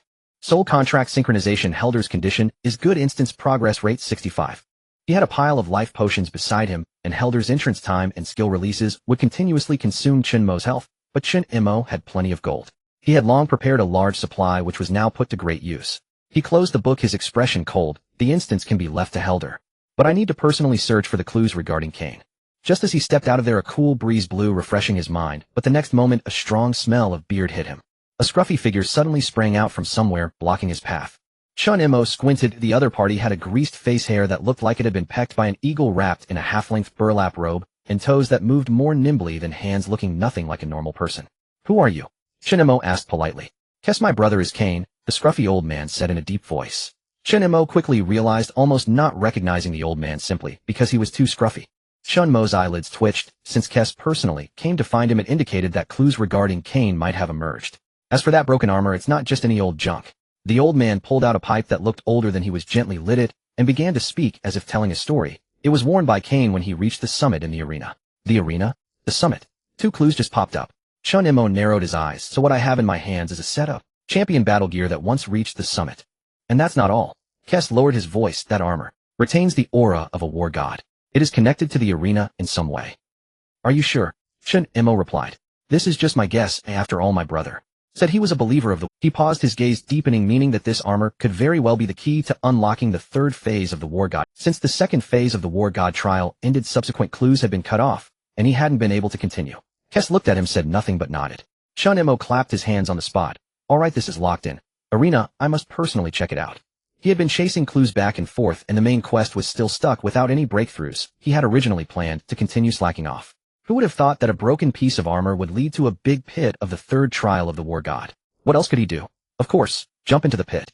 Without further ado, Chen Mo immediately turned back to the library. Before that, he needed to gather clues about the library. In the early morning of Twilight City, the sun lazily poured down from the library's high dome. The noble library was especially quiet. Even walking had to be done carefully, afraid of disturbing any ancient book filled with prophecies. Chen Mo changed into the standard night white scribe uniform, wearing a low-key gray robe with a feather pen pouch at his waist, focused and writing quickly. But what was he actually doing? Was he copying?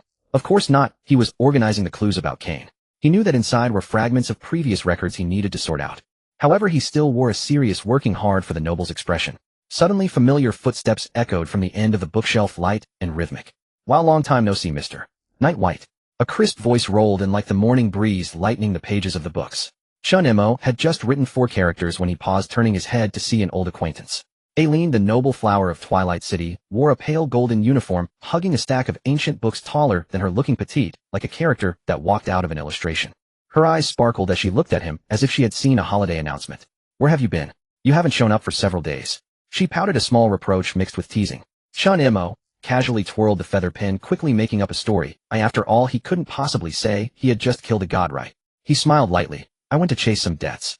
Huh. Someone owes me a favor, but hasn't paid it back, so I had to go collect it in person. I accidentally chased them outside the city for 500 miles. Almost got surrounded as an intruder.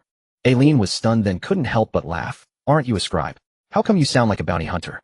Copying words is just a side job. Fighting monsters and collecting debts is my main job. Chen Mo said, half-jokingly, pushing the books on the table, casually flipping over the pages he had written, as if he were genuinely a diligent copyist. Aileen stood beside him, gently holding the stack of books, suddenly lowering her voice. By the way, have you heard recently that adventurer? Silence. Silence. Chen Mo pretended to be clueless. Who is that? That's an interesting name. You haven't heard. She was a bit surprised he actually dared to face a deity alone. One person, confronting a deity. Do you know how outrageous that is? Is it for real? Chen Mo looked shocked. Is this person a war god? Is he handsome? Can he actually defeat a deity? Aileen tilted her head and looked at him. How do you know he defeated a deity? I guessed. Chen Mo nodded seriously, casually saying, after all, a serious person like me would never accomplish such a Haha. Aileen was amused by his deadpan expression, but he is indeed quite interesting, and she whispered, from the heights of Valder, the silhouette I saw is something I feel I will never forget in my life. Oh. Chen Mo's eyes lit up. The tone you just had, did you fall for him? No way. Aileen quickly retorted, her cheeks tinged with a hint of pink. I just think he is remarkable. What about me? Chen Mo sat down, pushing the scroll in his hand forward. Although I can't fight gods, I can copy. Am shockingly efficient with neat handwriting, well-structured grammar, focusing on speed. Aileen chuckled. Are you showing off your skills? Not showing off, Chen Mo replied with a serious tone, sitting upright. I am demonstrating the dignity of a scribe adventurer. Aileen blinked at him. Are you trying to slack off again? She said, don't forget that as a scribe you are required to transcribe designated content on time, every day. You've been gone for so long, who knows if you've been slacking off. Generally, every noble has a designated scribe, but Chen Mo does not belong to any noble house, so he naturally does not need to adhere to any rules. Chen Mo said confidently, I am here to document history, not to exhaust myself. What the upper nobility thinks is unimportant. I am only responsible for recording the silent legend into a chronicle for future generations to admire. Aileen rolled her eyes and smiled softly, placing the stack of books down and leaning over to help him organize the papers. Her tone suddenly turned serious. My sister said, if silence continues to develop like this, he might change the fate of the entire world. Chen Mo paused slightly. He did not answer immediately, but slowly lowered his head, picking up the quill once again and dipping it into the ink. Since it is in the tone of Captain Ire, I will naturally highlight it. But changing the fate of the world, he murmured, that really isn't an exaggeration. Aileen tilted her head slightly. Chen Mo smirked, but a fleeting sharpness flashed in his eyes, though it was only for an instant. He said softly, I think it should be written this way. This person is not here to venture, but has taken on the responsibility of a savior. He is the chosen one, and also the only one. Aileen was taken aback, unsure if she didn't understand, or if she understood too well. Then she shook her head with a smile. Your words are slicker than the characters you transcribe. Chen Mo nodded secretly. Of course. He stood up and stretched. As the saying goes, if you use your mouth, well, you need. That was exactly the reasoning. Returning to the main topic, Chen Mo wanted to inquire about the arena. He had moved around her to sit opposite, striking a pose of I have gossip. By the way, I heard the arena is quite thrilling. Can I go in to experience the true art of combat? Aileen frowned. You a library scribe? Want to go to the arena? Are you trying to get yourself killed? No, I'm going to understand life, comprehend the philosophy of the war god, learn the ways of friend and foe, and reshape the heart of a warrior. Aileen looked at him as if he were crazy. If he died in there, not only would Chen Mo's soul be unable to be reshaped, but even his ashes would need to be pieced back together by someone else. Didn't you say no fighting? Chen Mo waved his hand. I'm a person who values peaceful resolutions. Wherever I go, I am a master of verbal dueling. Then why do you still want to go to the arena? With literature to convey martial arts and martial arts to communicate with the divine, do you understand? Chen Mo said with righteous indignation, completely unfazed. Aileen was speechless. She couldn't argue against this little scribe, yet he continued to ask persistently. Cain. Aileen's expression changed slightly. She recalled that this little scribe had previously asked her some questions, including clues about Cain. Cain. Aileen's expression changed slightly. She recalled that this little scribe had previously asked her. There was once a madman named Cain in the arena who fought 17 matches alone, defeating an entire noble beast fighting team, and then disappeared. No one knows where he went.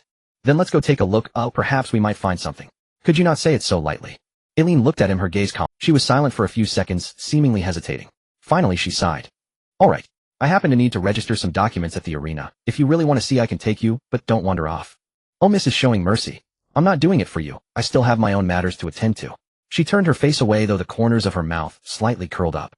Chen Mo raised an eyebrow, whispering, on the way. You must have specially arranged for a carriage.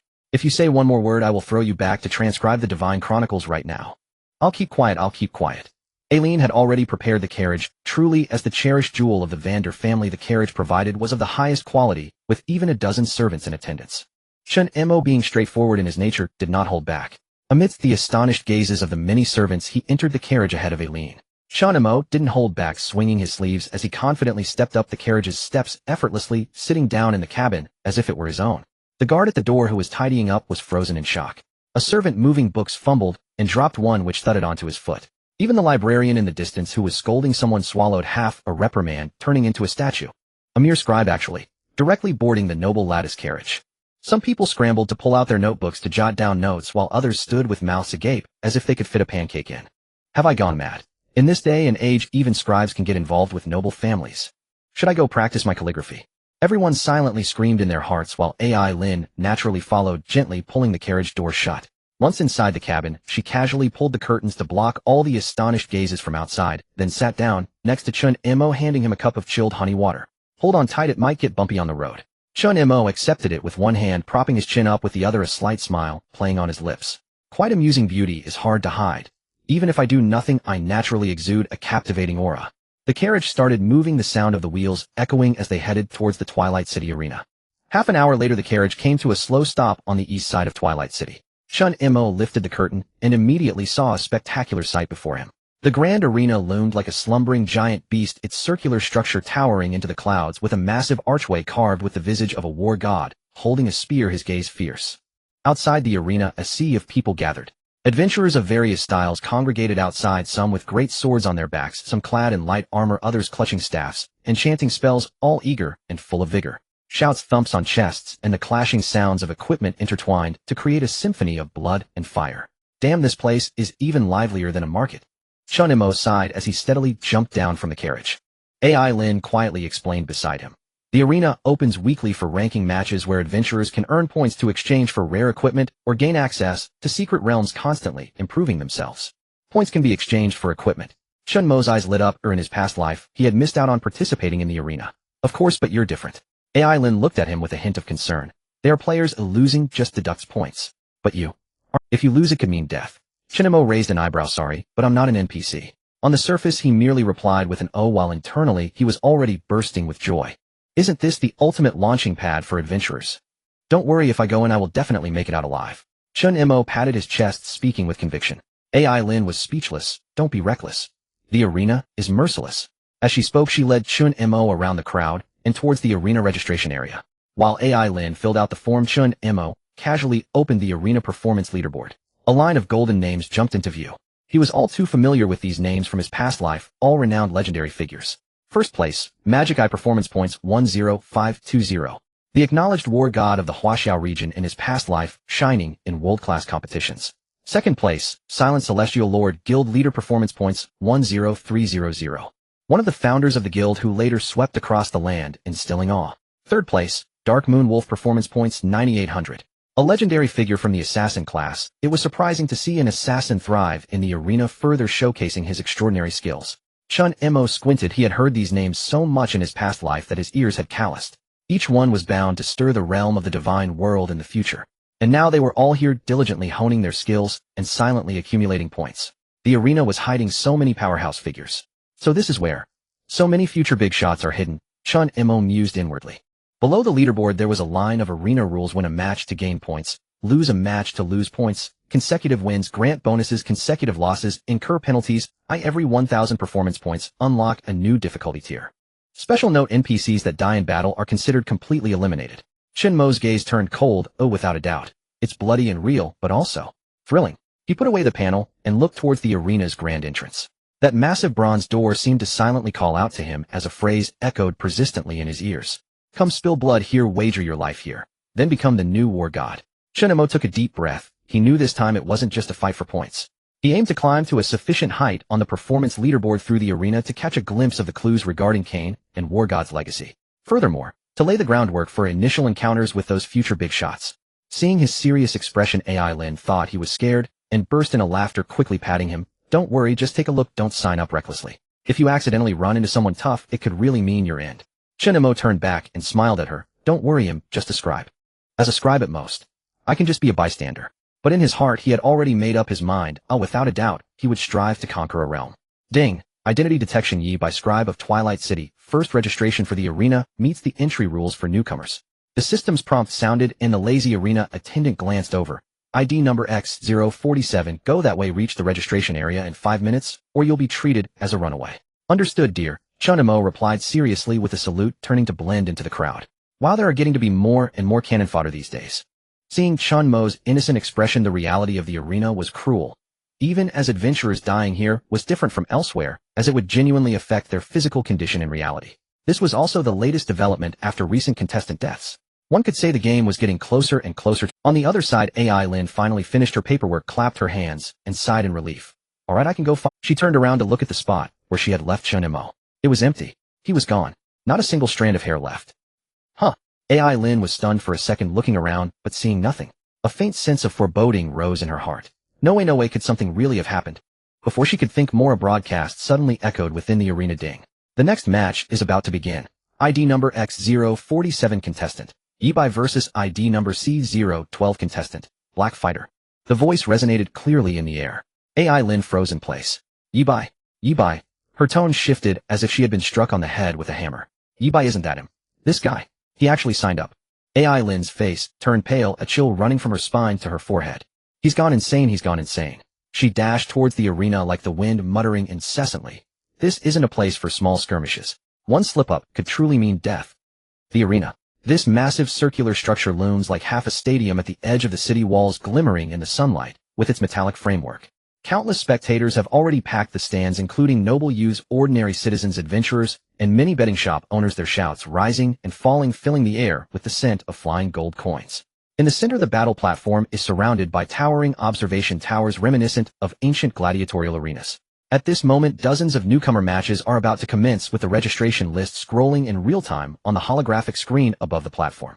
In one of the newcomer matches, contestant X047 Yibai versus contestant C012 Black Fighter. As soon as these words appeared, the venue erupted in excitement, and the audience began to analyze the matchup. Yibai? Who is that? I've never heard of him. Black Fighter. Damn, he was a fierce competitor with over 3,000 battle points. Tisk, I heard he lost points because he offended a guild, otherwise he would have advanced to the higher tiers already. So this match. Is it without suspense? It'll be a quick knockout. Many betting vendors have already sensed the opportunity, shouting, bet on Black Fighter. Guaranteed win. 1-to-1 odds. Those betting on Yibai, hurry up and place your bets. It's a free gift today. Watch closely, this will be resolved in 5 minutes. The atmosphere is boisterous, reaching a climax. This is why the arena is so lively. Not only can one enjoy exhilarating battles, but there are also gold coins to be won. Why not indulge? In the center of the battle platform, spotlights illuminate the stage as bright as day. On the other side of the audience, AI Lin finally rushed to the registration area, and as she looked up, she saw the massive screen. X047 Yibai. Her face instantly turned pale. Yibai, that guy is actually going on stage. She almost fainted on the spot. She knew all too well the cruelty of this place. This is the Black Fighter. AI Lin lamented internally, extremely worried. A professional bully of newcomer matches, the kind that kills rookies without a second thought. Moreover, the arena is no child's play. If you lose here, it truly means death. It's over, he's doomed. AI Lin disregarded her image and ran quickly toward the staff, hoping to stop the match. Unfortunately, it was all too late. There are rules in matches, and even local nobles have no right to interfere. Ever since adventurers arrived in the Divine Realm, the situation has almost completely tilted, and without a doubt this is the age of adventurers. Meanwhile, at the back of the crowd, a young man wearing a baseball cap and a casual jacket leaned leisurely against a pillar, a mischievous smile on his face. He is Lin Feng, a close friend of Chen Mo, who has been managing finances by relying on his position as the vice president of his guild, and has helped Chen Mo handle some equipment sales, earning a good amount of gold. At this moment, he watched the betting board frantically turning red, feeling happier than springtime. Because in his hand, he held a hefty betting slip. Bet Yibai wins, odds 15 times. Bet amount a whopping 8,000 gold coins. How could Chen Mo not want to seize this opportunity? He is not someone who is indifferent to wealth. And this was precisely what Chen Mo had urged him to place in advance. Come on, brother, shock them all. Lin Feng's confidence in his brother's strength reached a peak. Anyone could doubt it, but Lin Feng could not. There was no other reason. Because his name is Chen Mo. But the next second his eyes suddenly lit up. Chen Mo is about to make his entrance. On the battle platform, a tall muscular man had already taken his place at the center. Clad in pitch-black heavy armor with a fierce mask on his face, his musculature bulged like an iron tower. The Black Fighter. He crossed his arms, his disdainful gaze sweeping the surroundings like a hungry black bear. At the opposite entrance, Chen Mo, wearing a large hood, made a low-key entrance. His pace was neither hurried nor slow, his expression calm, as if he were out for a stroll. Once a well-known Iron Man in the intermediate arena, now he had come to the beginner arena. Most people felt fortunate to witness someone from the intermediate arena. After all, those who could enter the intermediate arena, let alone the advanced arena, were either rich or powerful, requiring significant strength. Hey kid, the Black Fighter stepped forward, his voice hoarse and provocative. The arena is not a kindergarten. Go home and drink your milk. Chen Mo arrived, his physique strong, but only in comparison to ordinary people. However, when compared to the Black Fighter, there was still a significant gap. The Black Fighter approached boldly, his dark heavy armor glinting ominously in the light. He raised his battle axe, sneering as he surveyed the crowd, arrogant as a butcher about to reap his spoils. You think you're worthy to fight me, eh? The Black Fighter grinned, his voice intentionally amplified, his mockery unrestrained. Laughter erupted from the audience, clearly from those betting on the Black Fighter's victory. Yibai? What the hell? Even the scribes can get on stage now. The Black Fighter is level 42. Who in the newcomer arena can withstand that? What's the point? Better to collect the corpses and eat dinner early. Hey ha, I didn't expect someone to bet on him to win. Ew, I think their brain is malfunctioning. In the distance, AI Lin stood at the edge of the stands, holding her skirt tightly, her heart racing, as if it would leap out of her throat. This isn't good. Yibai is completely no match. Further away, some people have already begun to shake their heads, and sigh, even packing their things to leave. There's no suspense. This will be a quick knockout, a waste of a look. The Black Fighter on stage continued to approach Chen Mo, a mocking smile on his lips. Kiddo, refrain from smacking your face, so you don't go home crying too ugly. Chen Mo remained unfazed. He had always been engaged in battles with BOSSs, rarely facing adventurers. However, it seemed adventurers were considerably weaker than BOSSs, but he had already said too much. Is that so? He chuckled softly. In the next second, he waved his hand lightly. Summon undead. With booming sounds, the ground trembled slightly. Two massive dark figures burst forth from the earth, descending onto the battle platform. Indeed, it was simple. He was too lazy to make a move. A black armored fanged demon wolf, its aura akin to a hellhound. Black Rock Wolf King, level 56, undead form. A gigantic withered tree king clad in vine armor, wielding a decayed staff, exuding a chilling and terrifying aura. King of Fallen Branches, level 56, undead form. They roared down. Their imposing aura was overwhelming. Almost in an instant, the venue fell into a dead silence. Even the betting vendors trembled, coins scattering everywhere. Everyone in the audience was utterly dumbfounded. What the hell? What the hell? What the hell? That's BOS level undead. I must be seeing things. Or is it level 56? Are you kidding me? How can bosses be allowed in the newcomer arena? Am I seeing things? Even the betting shop owner who bet on the Black Fighters turned pale. Hey, this isn't allowed. Someone's fixing the match. The entire arena erupted. The Black Fighter's expression grew extremely serious as he beheld the two imposing, domineering undead towering before him. What kind of joke is this? What kind of existence is he facing? This seemingly unremarkable kid can summon two heavyweight undead with a wave of his hand. Most importantly, he is only level 42. Meanwhile, the two level 56 BOS level undead are staring at him as if they see a free dinner coming their way. And behind the undead, he saw a pair of cold, glowing eyes, the gaze so frigid it seemed to pierce the air, now fixated on him. In the center of the battle arena, Chen Mo stood quietly, his recorder's uniform fluttering gently in the wind. With his left hand behind his back and his right hand poised to draw the blade of the boundary, at any moment his expression remained calm. On either side of him, the Black Rock Wolf King and the King of Fallen Branches moved like two mobile fortresses of death, slowly taking heavy steps as the cold black mist swirled in the air. Black Rock Wolf King, level 56, undead form. King of Fallen Branches, level 56, undead form. Health form of 0, each attack power. There were no official statistics, but a single claw strike could typically decapitate players of the same level. This scene turned the entire arena into a vacuum. The audience fell silent. Everyone who had bet on the Black Warrior was completely stunned. What the hell? How can this even be a fight? Two level 56 undead. This is more absurd than a group of hacks. Does the Black Warrior's health bar hold up against their claws? Some turned pale, their lips trembling. They recalled having just bet 500 gold coins, a wave of immense regret washing over them, their hearts bleeding. Damn it, did I lose my mind? One wished they could slap themselves. Those who had bet on the Black Warrior had already started to cry. Naturally, Lin Feng was relishing the misfortune of others, this scene unfolding just as he had anticipated, and he was already overjoyed. On stage the Black Warrior's face turned ashen, yet he gritted his teeth and held on. It's just a summoning tactic. He glared at Chen Mo. As long as I take down the main body, everything will end. He roared, and in an instant he unleashed the speed of a level 42 professional, charging at Chen Mo like a... If one was to gamble, they would go all in, piercing the undead and directly eliminating the summoner's main body. This was the standard tactic for seasoned competitors. However, Chen Mo couldn't even be bothered to blink. He casually extended 2 fingers and waved lightly. In the next second, the Black Rock Wolf King let out a furious roar, shaking the ground as its massive body charged forward like a tank. The King of Fallen Branches then released a piercing howl, dozens of vines bursting from the ground, intertwining and entangling like a death forest, surging towards the Black Warrior. A complete onslaught. The 2 undead radiated murderous intent. The Black Warrior's face instantly paled. What kind of joke was this? They didn't want him to survive from the get-go. What the hell? He exerted all his strength, delivering a heavy punch to the chest of the oncoming Black Rock Wolf King. Boom. Damage values popped up. 6234, a meager value, barely scratched the thick health bar of the Black Rock Wolf King. Naughty Black Warrior, unwilling to accept it. He gritted his teeth and turned, unleashing his ultimate skill, Wrath of... The axe blade struck towards the King of Fallen Branches. With a tremendous sound, the King of Fallen Branches was knocked back half a step. Yet his health bar dropped by less than 20, and he even regenerated some health. 2-1-3-4-5 King of Fallen Branches, automatic recovery, healing 1-0 Black Warrior. Meanwhile, the 2 undead retaliated. The Black Rock Wolf King struck with a claw. 17,000. The King of Fallen Branches swept with a claw. 15,000. The Black Warrior's health bar plummeted like a slide. This scene was witnessed by all in attendance, the audience erupting in screams. What the hell, what the hell, what the hell? The Black Warrior is losing health too quickly. Half his health gone in 5 seconds. Those who bet on the Black Warrior should prepare to cry. Someone was already pounding their chest, lamenting, did I really just lose 500 gold coins like this? Someone else cursed loudly, who said that Yi Bai was a newbie. Are you kidding me? Others were dumbfounded. What on earth is this kid's background? AI Lin stood in the crowd, covering her mouth, her eyes wide as grapes. Who exactly is he? Her voice trembled, and she wasn't even aware of it herself. Meanwhile, Lin Feng had already calmly taken out his notebook, beginning to calculate his winnings that were about to multiply 15-fold. Starting with 5,000 gold coins multiplied by 15. That's 7,500 in hand. Tisk, I'll be able to treat myself to a luxurious dinner tonight. On the battle platform, the Black Warrior could no longer hold it together. With a pounce from the Black Rock Wolf King, his health bar plummeted. 13,000. The King of Fallen Branches lashed out with vines, and his health bar dropped further. 17,000.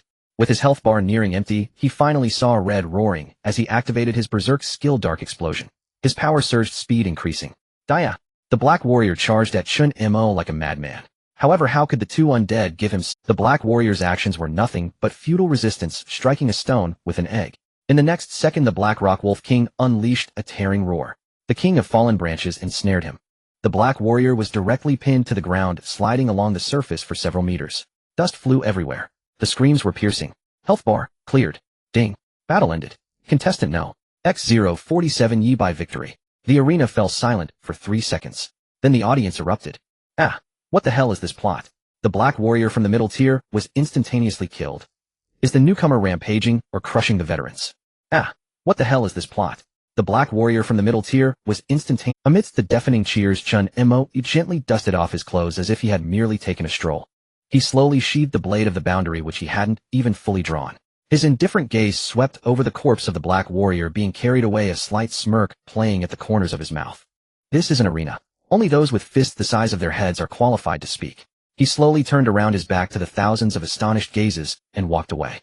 Without looking back, he left behind a crowd in a frenzy. The name Yi Bai echoed throughout the arena from that moment onward. In the backstage of the arena in Muing City, the lights were dim, and the air was still tinged with a faint metallic scent. Chen Mo, who had just decisively defeated the Black Fighter, leisurely plopped down in the rest area, casually unbuckling the straps of his light armor and stretching his stiff neck. Meanwhile, Ding. Your spirit hero Helder is hunting monsters in the instance Old God Altar. Experience points 10, 24 experience points, 20, 36 experience points, 4,068. The system notifications flooded in as if they were free, and the experience bar surged upward, nearing the threshold for level 60. Chen Mo knew that Helder was rampaging through the instance, and he could naturally reap the benefits from afar. He glanced at the interface, a smirk playing on his lips. Tisk, while others are grinding for gear and durability in instances, I just sit back and level up. He leaned back against the bench, tapping his fingers lightly on his knee, feeling quite delightful. Making good use of resources is the hallmark of a modern adventurer. However, he soon frowned again. But That brat Helder is too fierce, his health must be hitting rock bottom by now, right? One could imagine the combat feedback from the instance shaking violently as Helder like a rabid dog chased after the monsters in the old god altar creating chaos. Meanwhile Chen Mo's health was plummeting, he had to drink a healing potion almost every 10 minutes. Chen Mo shook his head thinking, as long as we can win it's worth the price of the healing potions, even if I have to use them a bit extravagantly. Just as he was idly taking it easy, a small figure darted over like the wind, bringing a light fragrance with her. "You buy?" Aaron angrily rushed in front of him, grabbing his sleeve. Her small face was flushed and her eyes were slightly red, clearly having just been frightened. "What on earth were you thinking? Why did you suddenly go off to fight in a life-and-death match without saying a word? If something happened to you, how would I explain it to the library?" A barrage of questions bombarded him. Chen Mo lazily squinted his eyes, wearing an expression of indifference as he shrugged. "Didn't you say that recorders need to learn to be independent?" Aaron, fuming, jumped in place. "I meant being independent, not independently going to your death." Though she said that she ultimately recognized Chen Mo's exceptional strength, being able to summon two mysterious and extraordinarily powerful monsters. Chen Mo blinked innocently. "Besides, wouldn't it be a pity for someone as handsome as me to die?" Aaron's small fists were clenched tightly. She wanted to hit him, but couldn't bring herself to do it. In the end, she could only stomp her foot angrily and glare at him. Chen Mo grinned, as if coaxing a feisty little kitten. "Don't worry, my life is worth quite a bit. If something really happens, you have to come save me." Aaron, furious, turned to walk away, but her ears were secretly flushed. At that moment, a flamboyant voice echoed from not far away, full of joy. "Oh my god of fortune." Lin Feng was dragging a heavy bag with one hand, its opening bulging and glowing with gold, seemingly stuffed with coins. He was smiling broadly yet scolding as he said, "Damn, Chen Mo, you're inhuman. You're so ruthless, tricking those arena veterans and doing it so openly." Chen Mo raised an eyebrow. Lin Feng leaned closer, grinning. "Look at you. Entering as a newbie and immediately summoning two undead bosses. The black fighter didn't even get a chance to land a hit before he was down. The people who bet against you are crying like a tsunami. You have no idea. At the moment of settlement, the whole place was filled with whales. The scene was comparable to a natural disaster." Chen Mo sneered. "Don't think I don't know you're as happy as a foolish son from a wealthy family. Come on, let's go collect the bonus." Lin Feng's expression changed on the spot, his eyebrows shooting up with excitement. "Long live Mo Go. Mo Go is brilliant." Next to them, Aaron looked utterly confused, staring blankly at the two, exchanging compliments. "What kind of riddle are you two playing?" Chen Mo patted his chest and smiled back. "Nothing, just a little secret between adults." "Aaron, why did it feel like she wanted to hit someone even more?" Just as the atmosphere grew subtle among the three, the system notification chimed in. "Ding, notice this round of arena matches has ended. Points have been distributed, and the next round will open in 20. Notice, please match with opponents of higher tiers based on your personal points." Chen Mo put away his smile and opened the panel to check his performance.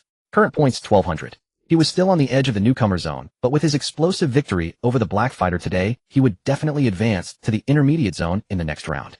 It was actually thanks to the fact that Chen Mo's opponent today was the black fighter, a well-known figure in the intermediate zone, so defeating him naturally earned Chen Mo a large amount of points. Aren't the matches continuous? There's a break in between." Chen Mo raised an eyebrow and thought, during this break, he could take care of some matters. It could be said to be a guaranteed profit. With that thought, a subtle smile appeared at the corner of Chen Mo's mouth. In the backstage of the arena, the metal door slowly closed, isolating the clamor outside, leaving only the dim yellow light spilling onto the empty corridor. Chen Mo brushed off the dust from his clothes, walking, while casually dismissing the system notification panel, feeling quite pleased. He had no regrets about today. With gold coins coming in, points rising, and Yebai's fame skyrocketing, even the experience in Helder's instance, if someone else were in his place, they would probably be laughing in their dreams. But Chen Mo stroked his chin, his gaze deepening slightly. "The time is almost up. According to the timeline from my past life, the black market in Muing City should refresh a particularly important item tonight." Thinking of that rumored treasure, a faint smile unconsciously tugged at the corners of Chen Mo's mouth. That item had once triggered a chaotic scramble across the entire server in the divine domain, comparable to the black market in Muing City should refresh a particularly important item tonight. Thinking of that rumored treasure, a faint smile unconsciously as he stepped out of the arena. The night was deep. The streets of Muing City were lively with night markets, crowds surged, and magical lights illuminated the entire southern street, creating a dreamlike scene. Aaron was jogging behind Chen Mo, her small face puffed up like a bun, clearly still not having calmed down from her earlier anger. As she followed, she couldn't help but mutter quietly, trying to pry into Chen Mo's secrets. Chen Mo merely shrugged, appearing indifferent. "Don't guess randomly, it's a secret." Aaron, furious, clenched her small fist, yet couldn't do anything to him, and could only angrily escort him to the southern gate. All right. You're impressive, is that okay?" She still tried to extract something from Chen Mo.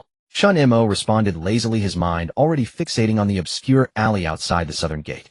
Waving her off, he soon dismissed Aaron like one would a child, lowering his hat brim as his figure quickly vanished. Near the southern gate, Chen Mo stealthily navigated through the sparsely populated alley, following the route from memory. The area was lolling off in accumulating rainwater, and the brick walls were covered in dark green moss, an overwhelming damp and moldy smell wafting towards him.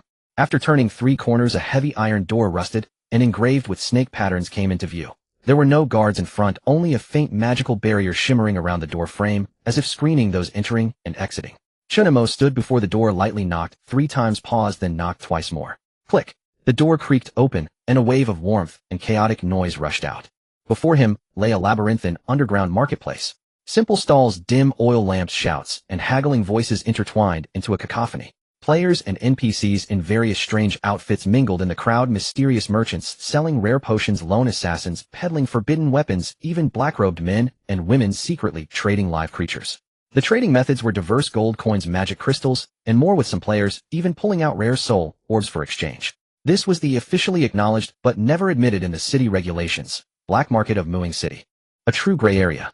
As long as no trouble was caused here, the city guards would turn a blind eye. It was a paradise for adventurers, a haven for gangsters, and a secret backdoor for nobles. Chen Mo lowered his hat brim, weaving through the crowd, while casually scanning his surroundings. In reality, his eyes quickly darted over each stall.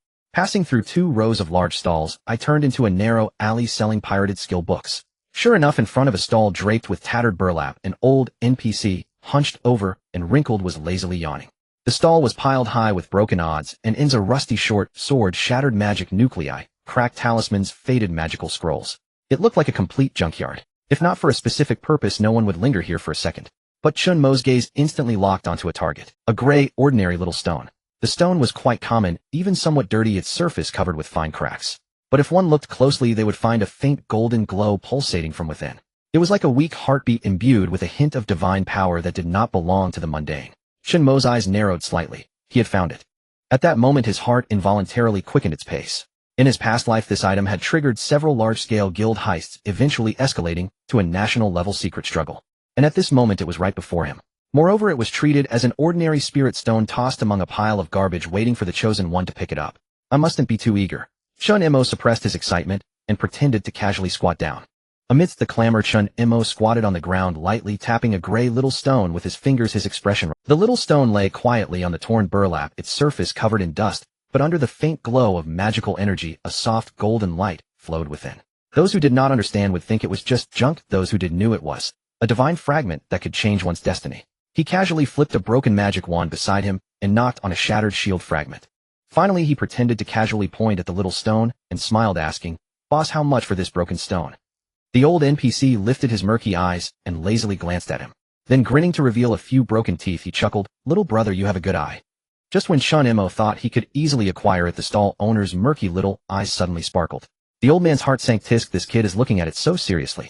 Does he know its worth? Driven by professional instinct, the old NPC instantly began to calculate. Regardless of whether it was a treasure or not, I'll squeeze out a profit first. Thus he feigned seriousness, twirling his sparse beard, and wore an enigmatic smile. "Little brother," the stall owner began earnestly, his voice lowered as if afraid others would overhear and seize it. "Your eye for value is remarkable. Let me tell you, this stone is a treasure I've kept hidden." He coughed and extended 5 fingers. 5,000 gold coins, friendship price, a bargain for you. Chen Mo's expression remained unchanged after hearing this. His lips merely twitched. Indeed, it was the old trick. The next moment he slowly spoke, his tone laced with lazy sarcasm. "Hidden treasure. The layer of dust on your stall couldn't possibly have accumulated for 3 generations, right? Besides a piece of junk stone for 5,000. He chuckled lightly, extending 2 fingers. 200 gold coins, take it or leave it. The stall owner was so furious he nearly jumped up, his beard bristling as he shouted, 200. Little brother, are you trying to insult me? This is a rare treasure. Do you think I'm a fool? Chen Mo couldn't be bothered to argue and simply stood up to leave, saying, "Then forget it, let someone else have it." Tisk, these days selling junk is worse than murder and arson. Watching his prospective prey about to escape, the stall owner's eyes turned, and he gritted his teeth, calling out, all right. 200 it is. If I'd known, I should have burned 2 more incense sticks this morning." Chen Mo raised an eyebrow, turning back to casually toss out 200 gold coins, and swiftly pocketed the divine fragment. Every action was smooth as practiced as a professional. Ding. Successfully obtained item, divine infusion fragment, extremely rare. A system notification popped up, and the familiar light effect flickered faintly in the backpack. A slight smile crept onto Chen Mo's lips, feeling elated. However, just as he was about to turn and leave the airs, a powerful sense of pressure silently enveloped the area around the stall. Chen Mo raised his eyes warily. He saw the crowd ahead rapidly parting like a receding tide as a group walked out from the depths of the black market. The leader wore a gray robe, the hood pulled down so low that his face was completely obscured, exuding an extremely cold aura. Behind him followed 4 attendants dressed in black and wearing white masks, their steps synchronized. With each step the ground seemed to tremble slightly. Chen Mo narrowed his eyes, knowing that judging by their imposing aura the newcomers were likely not simple characters. The gray-robed figure stopped in front of the stall, his gaze landing directly on the fragment in Chen Mo's hand. The surrounding vendors and players felt the pressure from this group and retreated, fearing trouble. The gray-robed figure spoke in a deep, cold voice. "Friend, may I ask if you would part with the stone in your hand? I won't ask for much of a loss. I offer 1,000 gold coins for purchase." Chen Mo looked at the other's confident demeanor, chuckling lightly. It seemed they were eyeing what he had. "Sorry." He slowly put away the fragment, a hint of mischief in his smile. "I'm someone who is quite stubborn. I can't bear to part with it." A glint of coldness flashed in the gray-robed man's eyes, but he quickly calmed down, seemingly unwilling to escalate the matter. He waved his hand slightly. One of the attendants handed over a black pouch heavy and clearly filled to the brim with gold coins. The gray-robed figure raised the offer, 2,000 gold coins. "Friend, you must know this item is useless to you." Chen Mo raised an eyebrow, looking at him with interest. "I've seen people kill pigs, but I've never seen anyone so blatant in their demands." He refused to budge, his tone calm, yet extremely firm. "There are some things that simply can't be sold." The atmosphere instantly froze. The gray-robed man stared at Chen Mo for several seconds, a hint of dangerous aura flickering in his eyes. It felt as if the air had solidified. Yet the anticipated conflict did not erupt. In the end, the gray-robed man suppressed his anger and coldly spat out a single phrase, "You're tough." Turning around with his subordinates, he left. However, the departing figure clearly carried a hint of killing intent and reluctance. The gray-robed man and his group exited the black market. Beneath the mask, a handsome face briefly revealed itself with eyes sharp as knives. Chen Mo watched them disappear into the distance, feeling slightly alert. Who exactly were these people? They didn't seem like locals from Muyu City. On the other side of the black market, Chen Mo leaned against a dilapidated stone pillar, taking out the divine fragment and examining it closely. A faint golden glow slowly flowed within the stone like the beating of a heart. Ding. Notification: you have obtained divine infusion fragment, extremely rare. It can be used for divine weapon forging, artifact awakening, bloodline enhancement, and various other purposes. Chen Mo's eyes flickered. The blade of boundary was his main weapon, and the divine infusion fragment was precisely the key awakening material. Though it was already quite powerful, it was still of silver quality. Once it was upgraded to a higher tier, its attributes would undergo a qualitative leap. Thinking of this, he smiled gently, his eyes revealing a hint of sharpness. Next step: find a trustworthy master to upgrade my sword to a new level. After speaking, he flicked his robe and vanished into the bustling crowd of the black market. In the city of Twilight Shadows, within the bustling street of the Southern District's blacksmith shop, the air was filled with the sounds of hammers striking metal and the glow of flames lighting up the sky. Adventurers queued up, either crafting equipment or repairing weapons, creating a scene of vibrant activity.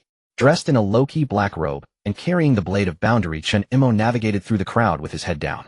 Soon he stopped in front of a shop at the very end of the street. The shop was small, but the flames of the furnace burned so intensely that it felt as if the air itself was igniting. The weapons hanging on the walls shimmered with various hues, each exuding an extraordinary sense of oppression. Seated before the blazing furnace was a figure that stood out from the rest. His hair and beard were white, his skin dark, and his eyes shone with an intense light sharp as that of a hawk. The top blacksmith of Twilight Shadows, Suan. A smile flickered in Chen Mo's eyes as he stepped inside. Suan lazily looked up and glanced at him. Initially indifferent, his expression changed abruptly when his gaze fell upon the blade of boundary on Chen Mo's back. Silver quality. Suan squinted, catching a faint divine aura in the air. What a pity. There is a remnant of divinity, yet it's only silver quality. His tone carried a hint of regret, yet he still admired the weapon. Chen Mo, uninterested in small talk, got straight to the point. Upgrade its quality. Money is not an issue. Can it be done? After Chen Mo spoke, Suan slowly stood up, stretching his joints with a series of crackings. He stared at Chen Mo for quite a while before finally nodding slowly. It can be done. However, the cost will be significant. Ordinary ores and materials cannot support such power. To truly unleash this divinity, serious measures must be taken. Suan's words were diplomatic. To upgrade a divine item, divine materials were necessary. But where could one find divine materials at this stage? Even on the black market, it would be like searching for a needle in a haystack, as people simply lack the knowledge. However, Chen Mo remained calm, a slight smile playing at the corners of his mouth. In the next moment, he waved his hand. Divine fragment, or remnants of the god of the undead's weapon. Both items radiating with a rich golden light and divine power appeared dramatically in the flames. The atmosphere in the entire blacksmith shop instantly froze. What the hell? What is that light? It's so dazzling I can't open my eyes. The players waiting in line were all drawn to the sudden commotion, exclaiming in shock. Sua in himself trembled, nearly dropping the tongs into the furnace. His breath caught as he fixated on the two divine items, his eyes wide with astonishment. Divine substance. 2 pieces. Which god's grave did you rob? Sua-in's shout nearly ignited the atmosphere of the blacksmith shop. The surrounding crowd gaped in astonishment, mouths agape, their expressions reflecting disbelief. They couldn't comprehend what could so shock Sit in knowing that this indifferent blacksmith was only ever motivated by money, devoid of any excess emotion. Chen Mo lazily raised his eyelids, casually tossing out, "Rob. No, I defeated it myself." Sua-in took a deep breath, suppressing his inner shock, his gaze becoming exceptionally serious as he looked deeply at Chen Mo. "Good. Since you brought such materials, then I will take care of this personally." With that he swung his hand fiercely. Prepare. Boom. At the back of the blacksmith shop, a massive mithril furnace roared to life, flames shooting up into the sky, as if even the space around it trembled. The forging began. But forging a divine weapon was no simple task. Sua-in raised a finger, speaking with gravity. "In addition to the divine materials, we also need hundreds of bronze items for the foundation, as well as several gold items as catalysts." Chen Mo nodded, already prepared. He certainly had no shortage of these items. In fact, they were gathering dust in his territory. In the next moment, he directly opened his warehouse panel. In a flash of light, countless bronze items piled up like mountains. Even several extra gold items appeared. Clank, clank. In a flash of light, countless bronze items piled up like mountains. Even several extra gold items appeared. Clank, clank. Gold items used as fuel. Whose rich kid is this? Even so, In couldn't help but twitch at the corner of his eye. "Did you bring half a main city warehouse with you?" Chen Mo shrugged, looking perfectly nonchalant. Money was abundant, and he was carefree. As the divine materials and massive quantities of items were tossed into the mithril furnace one by one, boom. The entire furnace erupted with blinding divine light, as if tearing apart the sky. The divine essence melted completely, merging with the remnants of the god of the undead's weapon, forming a bizarre, yet sacred golden molten flow. The forging officially entered its final stage. The atmosphere became tense to the extreme. The onlooking players dared not even breathe, and the recording crystal was on the verge of breaking. Finally, with a deafening roar, a golden beam of light pierced through the top of the furnace, shooting straight into the sky. Ding! The Blade of Boundary ranked first on the weapon leaderboard of Twilight Shadows. Citywide announcement: a platinum weapon has been born in Twilight Shadows, the Blade of Boundary. The Blade of Boundary floated quietly above the furnace, glowing with golden light, its edge sharp and pronounced. New attributes appeared on the panel: Blade of Boundary Platinum. This blade has quenched its thirst with the blood of believers reborn from the flames solely to cut through hypocrisy and betrayal. Equipment type: one-handed blade. Main weapon basic attributes: attack power 6000, attack speed, increase 120, critical hit rate 50, life steal, recover 6 of lost health with each normal attack. Special effect 1, Boundary Break Strike. The first hit must trigger 600 true damage and absorb 100 of the target's attack power. Against enemies under the blessing of the deity or old god's favor, status: deal an additional 600 true damage. Attacks have a low probability of tearing through enemy defenses, causing true damage. Special effect 2, Ember Inscription. Unique binding: players equipped with this weapon will automatically gain the title Bearer of Flames. In hidden maps, all damage increases by 100. Special effect 3, Divine Amplification. Exclusive damage to enemies with divine energy aura increases by 200. Special effect 4, Undead Suppression. Exclusive damage to undead enemies increases by 1000. Seeing these attributes, Chen Mo couldn't help but draw a sharp breath. Outside the entire blacksmith shop, players were in a heated discussion. Chen Mo held his sword in one hand and gave it a gentle flick. The blade of Broken Realm emitted a sound akin to a tiger's roar or a dragon's cry, with golden lights swirling, exuding an overwhelming aura. In the central arena of Twilight Shadow City, the qualification melee for 100 players in Twilight Shadow City is about to begin. Chen Mo, known as Night White, dominated the lower-level scene, becoming the hottest presence. In the central arena of Twilight Shadow City, the qualification melee for 100 players in Twilight Shadow City is about to begin. Chen Mo. The value and influence of this event: major nobles placed bets. The city hall sent observers. Tickets for the arena were hard to come by. The victor would directly receive a pass to enter a higher-level main city to participate in international events. At the moment the shouts erupted, the channels of the entire main city exploded. "They're coming. It's the 100-player battle of this session. I heard there are tough opponents this time. The odds are already 1 to 100. I heard there's a madman called Night White who can summon 2 undead bosses by himself. Is that true? Can he even register for this?" The organizers weren't very clear either. The audience seats were packed with noble boxes crowded, and a single ticket was being sold for 100 gold. In the waiting area backstage, participant number 099 sat quietly in a corner, carefully polishing his weapon. No one noticed him. And no one knew that just yesterday, he had single-handedly defeated an entire level of the old god altar in it. Chen Mo looked down at the countdown board. Countdown 10 minutes. He raised his head, a slight smile appearing at the corner of his mouth. 100-player melee. With only 10 spots for advancement. Then I'll just be the first to charge in. Meanwhile, in the noble council chamber of Twilight Shadow City. Who are you? Knight White, a summoner-type contestant with a record of 10 matches and 10 victories. I heard he can summon 2 boss-level undead simultaneously. What a joke. Summoning a boss directly in a low-level arena is cheating, right? Do you know what he summons? They're real bosses and their levels are absurdly high. The air suddenly fell silent. No one spoke. A few old nobles twitched their lips, almost choking on their red wine. Does he really have the qualifications to compete? Of course his achievements speak for themselves. Then what are we waiting for? Let's place our bets. Hurry up.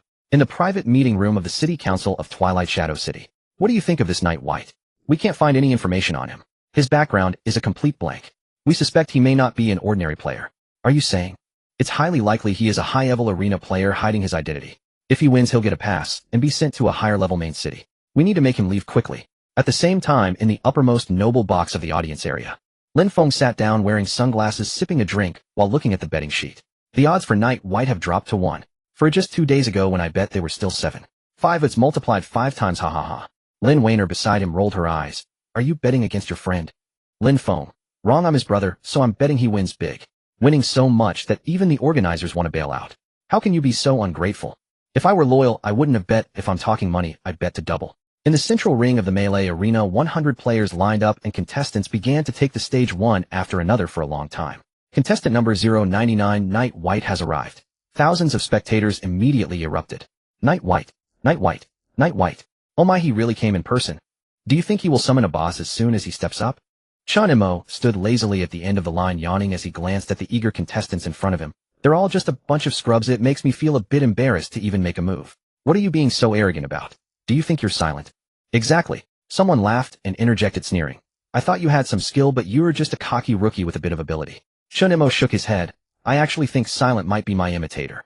You're looking for a fight, aren't you? The sky over Twilight Shadow City had not yet fully brightened, but the audience area of the arena had already— an hour before the melee started, the entrance channel had already formed a long queue. On the left were ordinary players eagerly preparing to place bets, and on the right were the robe-clad nobles from various families, their badges shining brighter than their equipment. In the middle were a group of experts whose levels were hard to discern, dressed modestly, but wearing expressions that screamed, I'm here to scout talent. Given this scene, let alone tickets being hard to find, scalper tickets were already selling for thousands of gold each, yet still hard to come by. They're coming, they're coming. The 100-player melee is officially starting. At the commentary table, an NPC host with blue hair was shouting into the microphone with a torn voice, working in tandem with the broadcasting screen beside him to heighten the atmosphere. In this session, there's a tough guy you've definitely heard of, summoning double bosses, sweeping the preliminaries with a record of 10 wins in 10 battles. He is contestant number 099, Knight White. The audience erupted in excitement. Knight White. Oh my, can he really summon 2 bosses? Isn't that just a joke? I bet he'll crush everyone. On the city's trending search list, Knight White 100-player melee and boss summoning technique surged to the top 3, with the heat continuing to rise. And at the most lively moment of this scene, a sudden silence fell from the VIP passage. A figure walked slowly, draped in a gray cloak with a hood pulled low, revealing only a cold white jawline. Behind the gray-cloaked figure followed 3 individuals, all wearing identical black masks, silent and close. Strangely, though there weren't many people wherever they passed, they carried an aura of oppression, causing a group of nobles who had intended to approach to promptly shut their mouths and retreat 3 steps. Who is that? I've seen that cloak before. Isn't it the protective battle robe of the Imperial City? Oh my, are you saying a member of the royal family has arrived? The commentary table immediately buzzed with whispers. Even the originally noisy host forcibly switched to a low voice mode. Ahem. We welcome a distinguished guest to take their seat. Identity cannot be disclosed. Please do not disturb.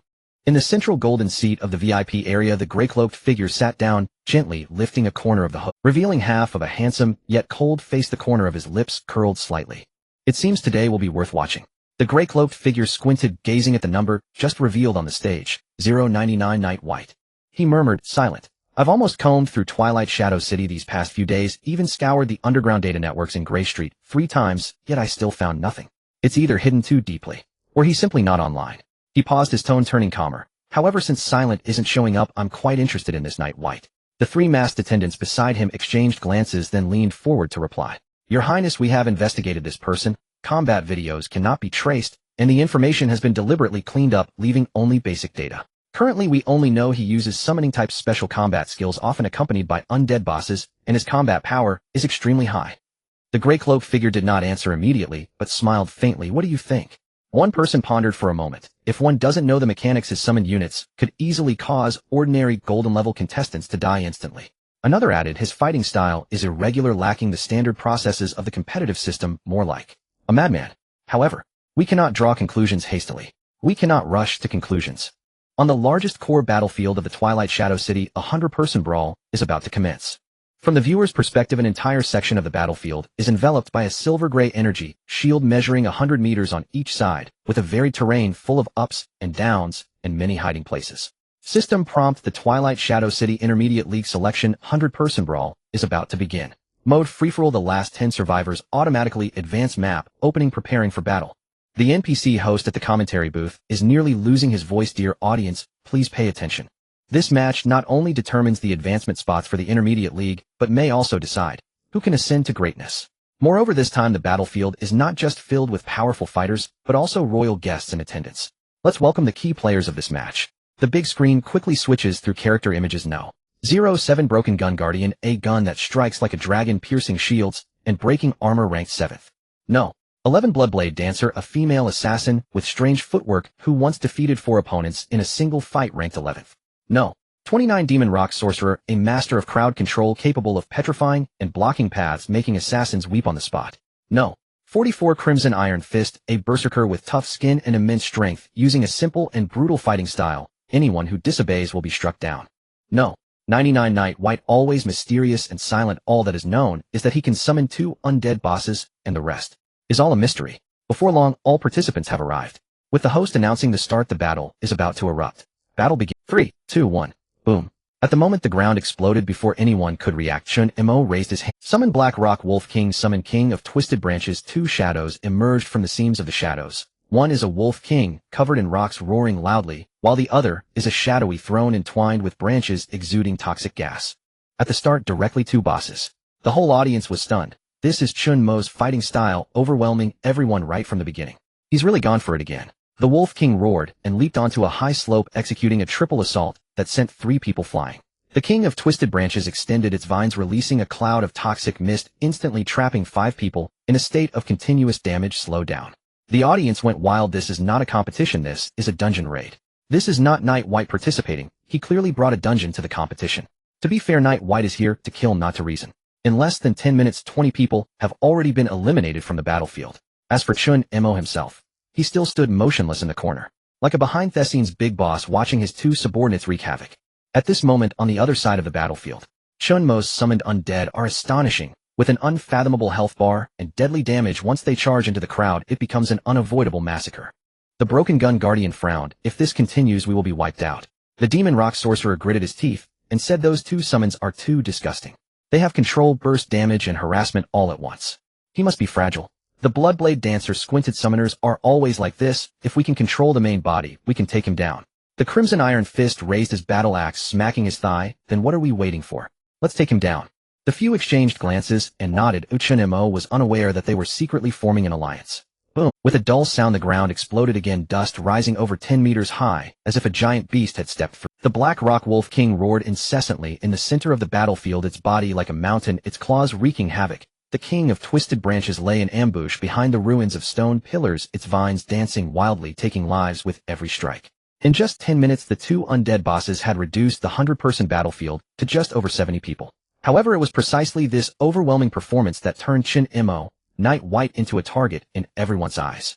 In the next second, the participants all shouted in unison, "Don't let him summon again, take him down. Forget the boss. The summoner's constitution must be fragile. He hardly runs. Let's take him down in one wave." Thus an absurd situation became reality. 60 people surrounded 1 person. Chen Mo stood still, dressed in black with a calm gaze. He did not move, not even bothering to change his expression.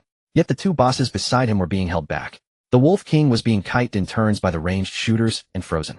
The King of Twisted Branches was being suppressed by 5 melee fighters, simultaneously unable to move. Meanwhile, a full 20 people were closing in on Chen Mo. Night White is about to fall. There's no way out. His aggro is... What a pity. I thought he could make it into the top 10. This style is too eye-catching. He is bound to be targeted.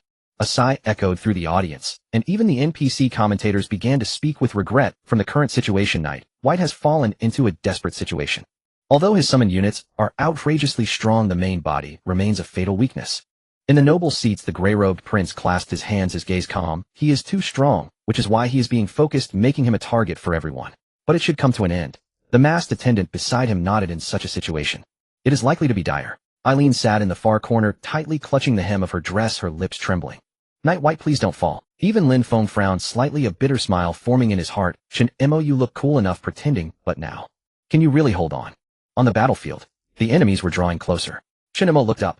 Less than 20 meters in front of him, 7 or 8 melee fighters had appeared, all adorned with blood-red buffs, their anger levels maxed out.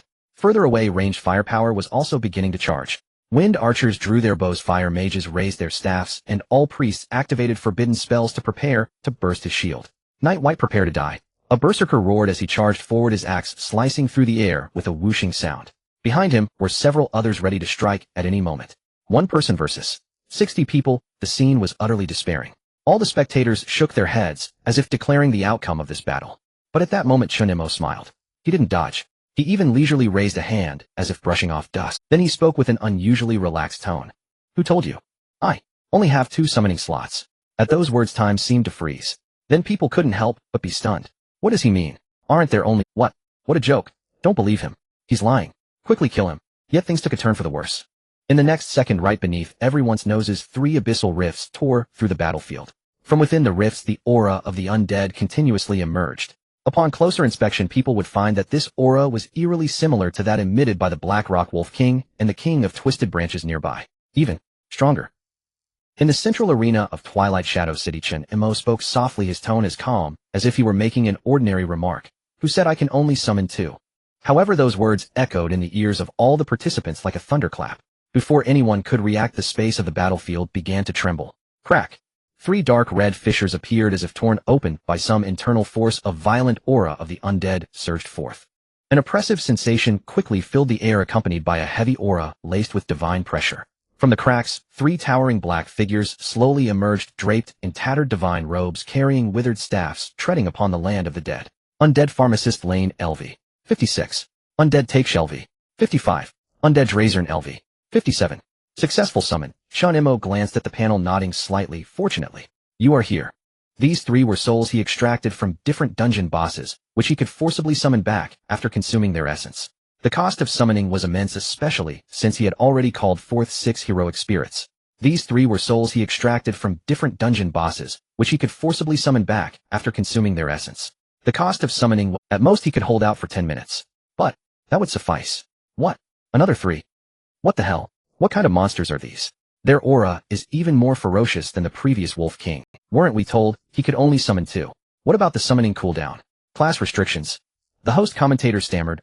I announced that this is no longer a normal competition. This is a damn undead conference. In the noble seats, the figure in the gray robe furrowed his brow. Who exactly is this person? His 3 masked attendants were also stunned. What about the summoning limit? Why are each of these undead so strong? Is it a hidden class? No, it's some kind of undead binding summon. At this moment, the battlefield situation shifted. Seeing the emergence of the new 3 undead, the previously organized encirclement collapsed in an instant. No one had expected a summoner could call forth a full 5 boss-level undead. The Wolf King broke free from control, roaring as it lunged into the crowd. The King of Withered Branches emerged from the thicket, activating Domain Undead Marsh, reducing movement speed by 50 and dealing continuous damage.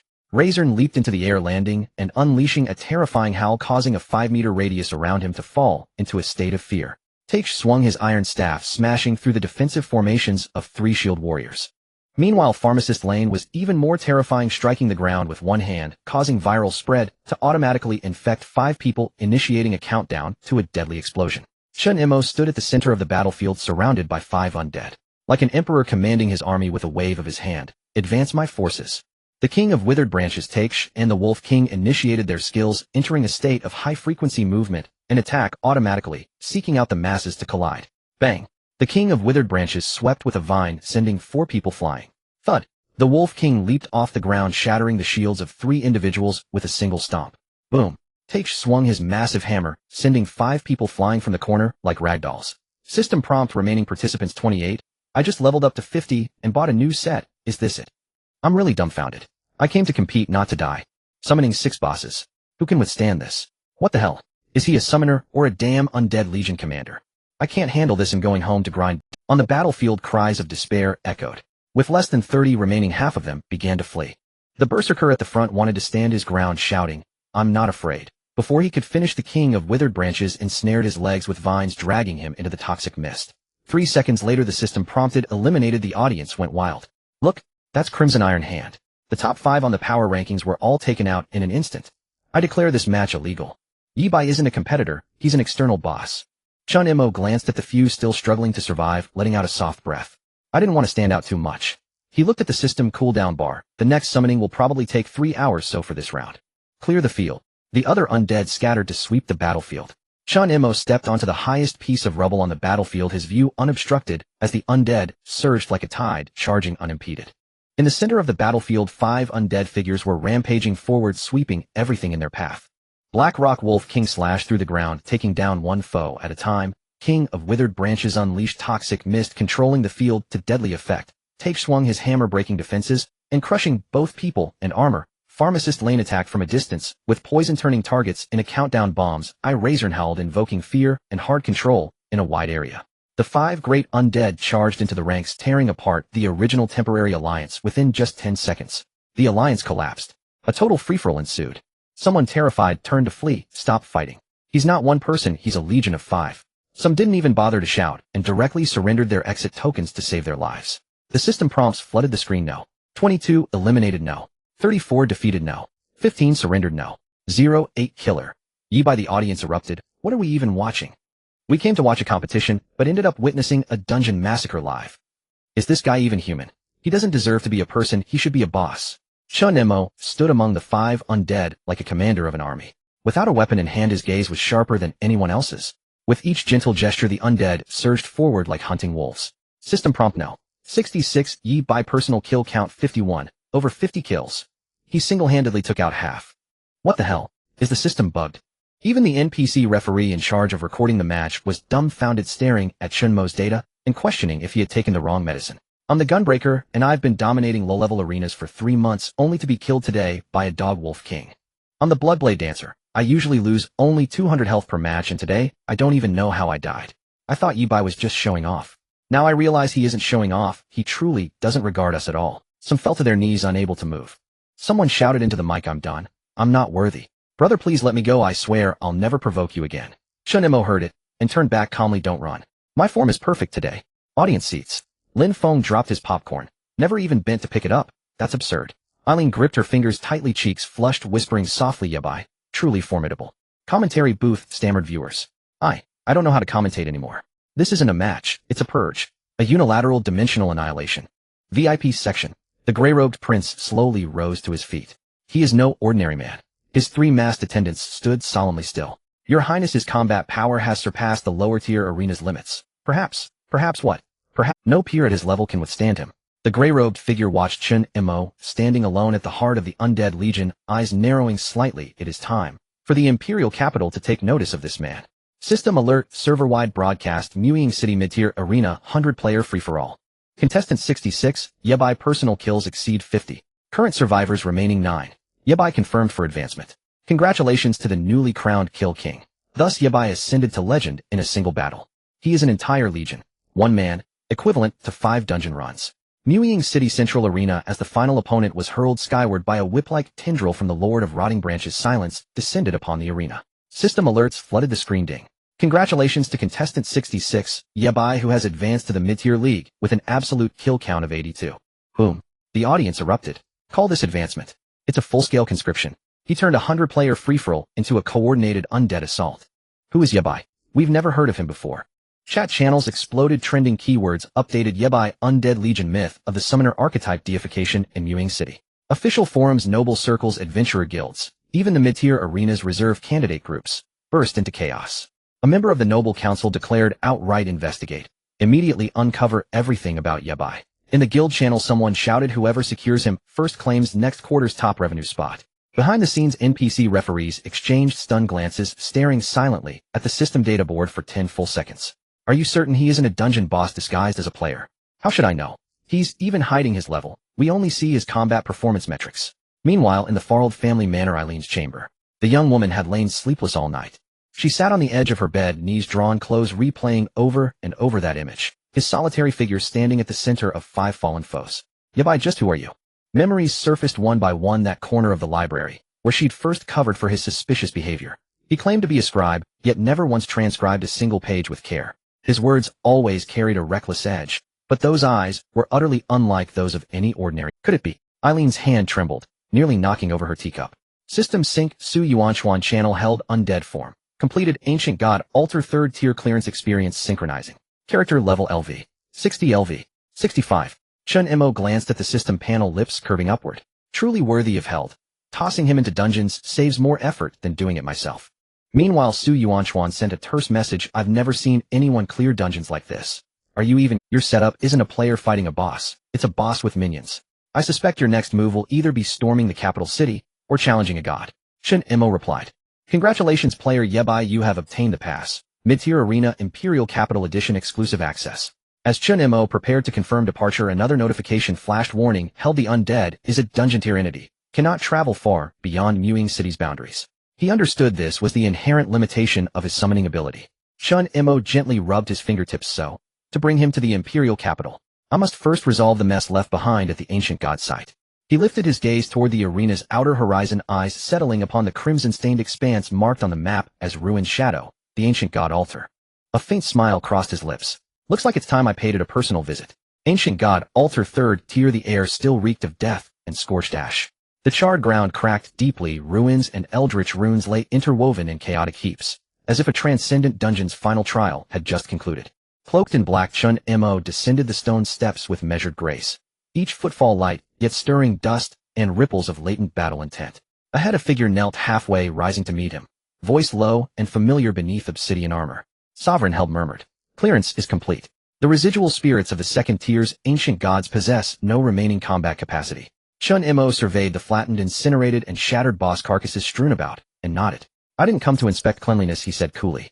I came to collect corpses. The corpses of vanquished spirits. The system interface unfolded. Next objective highlighted. Target Abyssal Cursebearer Kelrin. Current action, initiating exclusive absorption.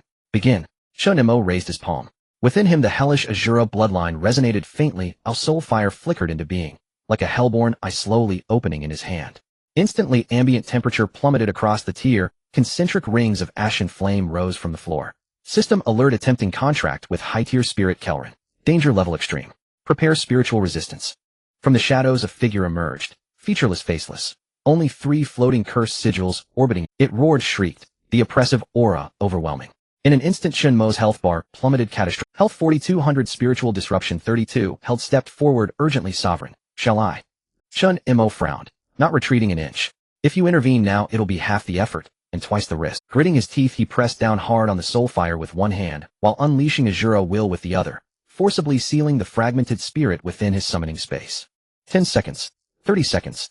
After a full minute, the system finally chimed. Congratulations. You have successfully contracted the spirit Abyssal Cursebearer Kelrin. You have acquired spirit summoning authority. Chen Mo exhaled, sharply massaging his temples. Another elite edition. Almost a full squad now. As he turned, his gaze swept across the map. Deep within the 3rd tier, the zone marked Echoing Abyss began pulsing red. One remained. Target, Soul Refining, Envoy Vemer. Skill type, Area of Effect, Spell Curse, Spell Silencing. Chen Mo narrowed his eyes. I've long lacked crowd control. How could I call myself a Legion commander without a ranged spellcaster on my roster? Without hesitation, he strode deeper into the darkness. The soul suppression has been completed. As the system notification faded, another spirit under Chen Mo's command gradually took shape amidst the black mist. Necromancy, Soul Refiner Vimer LV. 56. Clad in a robe of gray bones with a bone staff leaning at an angle, Vimer's hollow eye sockets resembling blindness remained fixed on the edge of the battlefield. Lord, King. Vimer's hoarse voice seemed to emanate from the underworld, carrying an intense aura. Chen Mo glanced at the panel data, nodding in satisfaction. The offensive capabilities of his subordinates were quite rich, with almost no flaws. Not bad. Then we should continue moving down. Meanwhile, Su Yuanchuan led his team to the endpoint of the 3rd layer, preparing to explore the 4th layer. Are you ready? He asked. In fact, they had been prepared to push forward the moment Chen Mo arrived. After all, who wouldn't want to take advantage of having someone like Chen Mo? Everyone nodded. But as he stepped into the passage, first touching the thin spatial ripple, bang. A backlash propelled him out with considerable force. Su Yuanchuan's face stiffened as he tried again. System notification, insufficient permission level to enter the 4th layer. What the hell?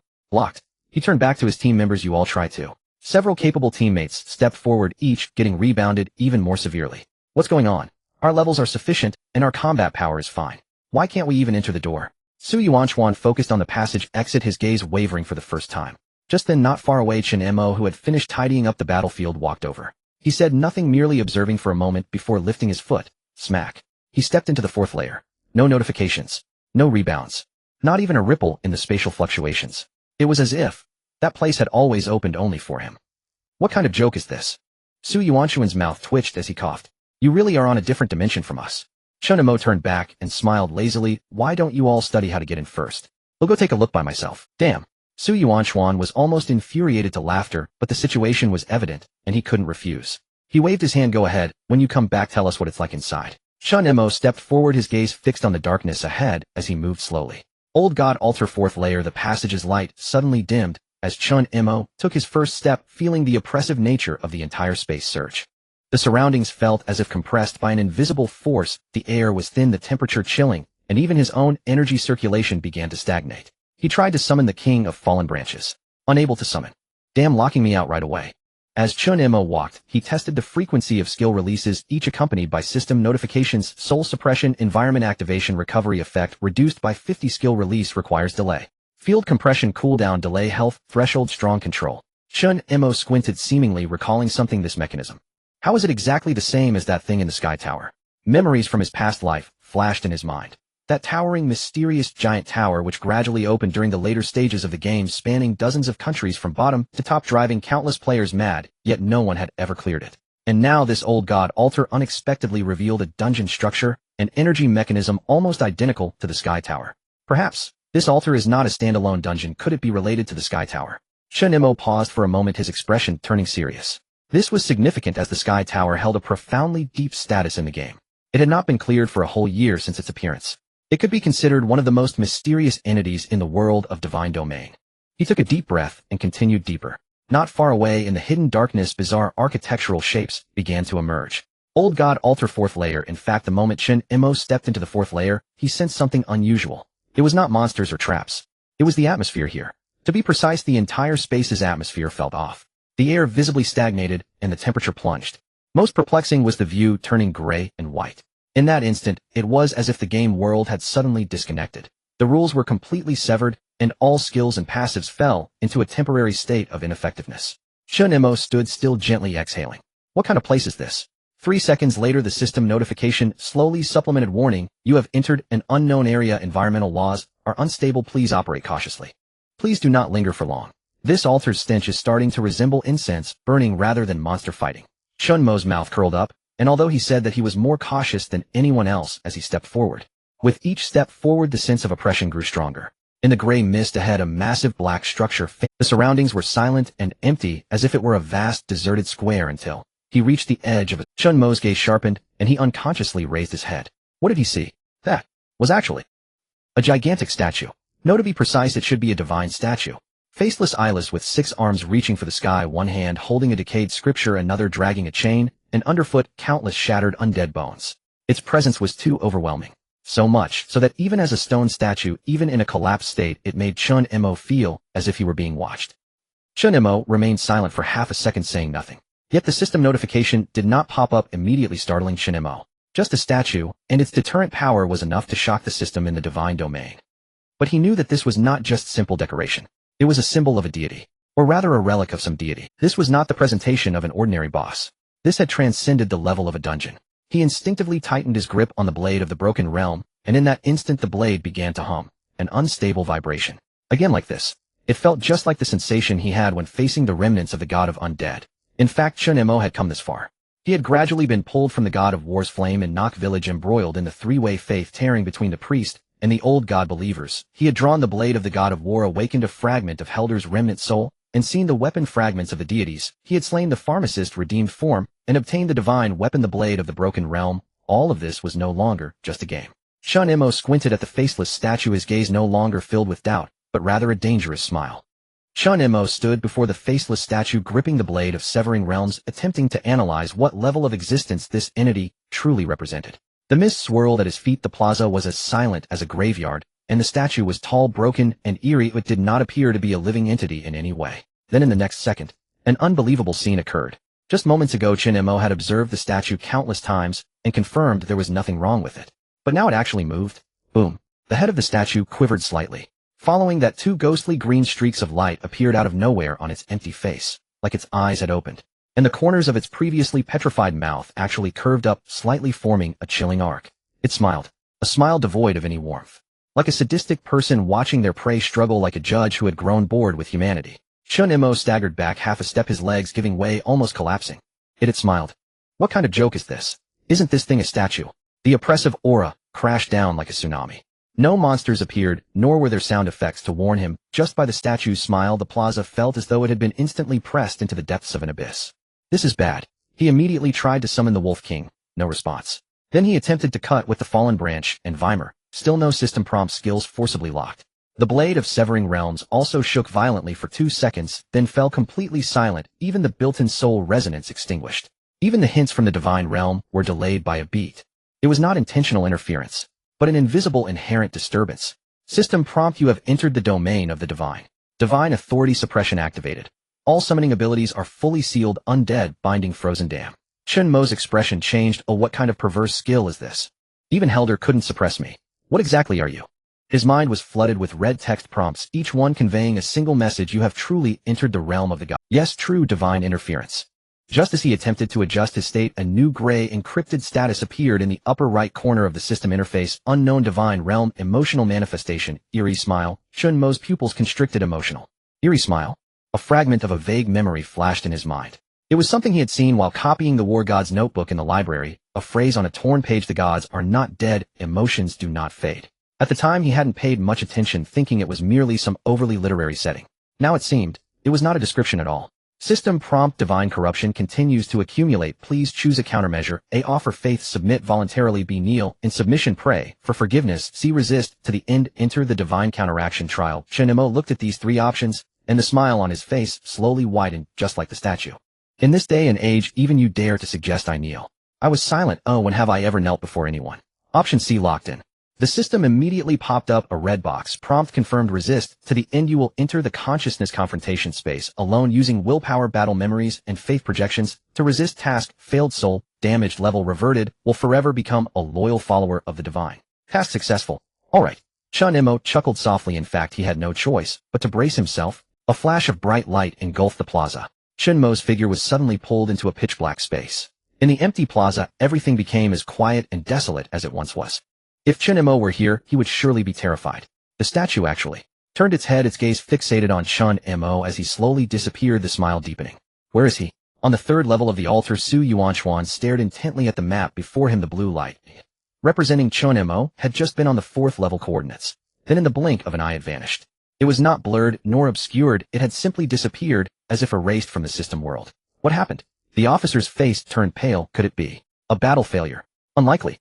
Su Yuanchuan immediately denied it, his voice cold. He just entered the 4th level, not even receiving a battle prompt. Could something truly have gone wrong?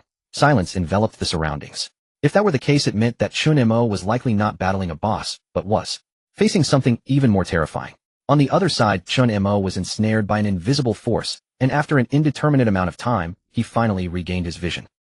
Space consciousness confrontation space. System prompt: you have been pulled into the consciousness confrontation space. The next second, the reality before him seemed to be torn apart by some transparent hand. It collapsed directly. Everything in front of Chen Mo, the sounds in his ears, the passage behind him, the ground beneath his feet, all shattered into countless pixelated dust, disintegrating into primal consciousness particles pulled in by a terrifying force. Damn it. Chen Mo had just cursed halfway when his body trembled. A cold, bone-chilling divine power pinned his consciousness like a marionette in a strange space. Boom. There was no sky, no ground. Surrounding him were distorted fragments of statues floating in a dim gray space.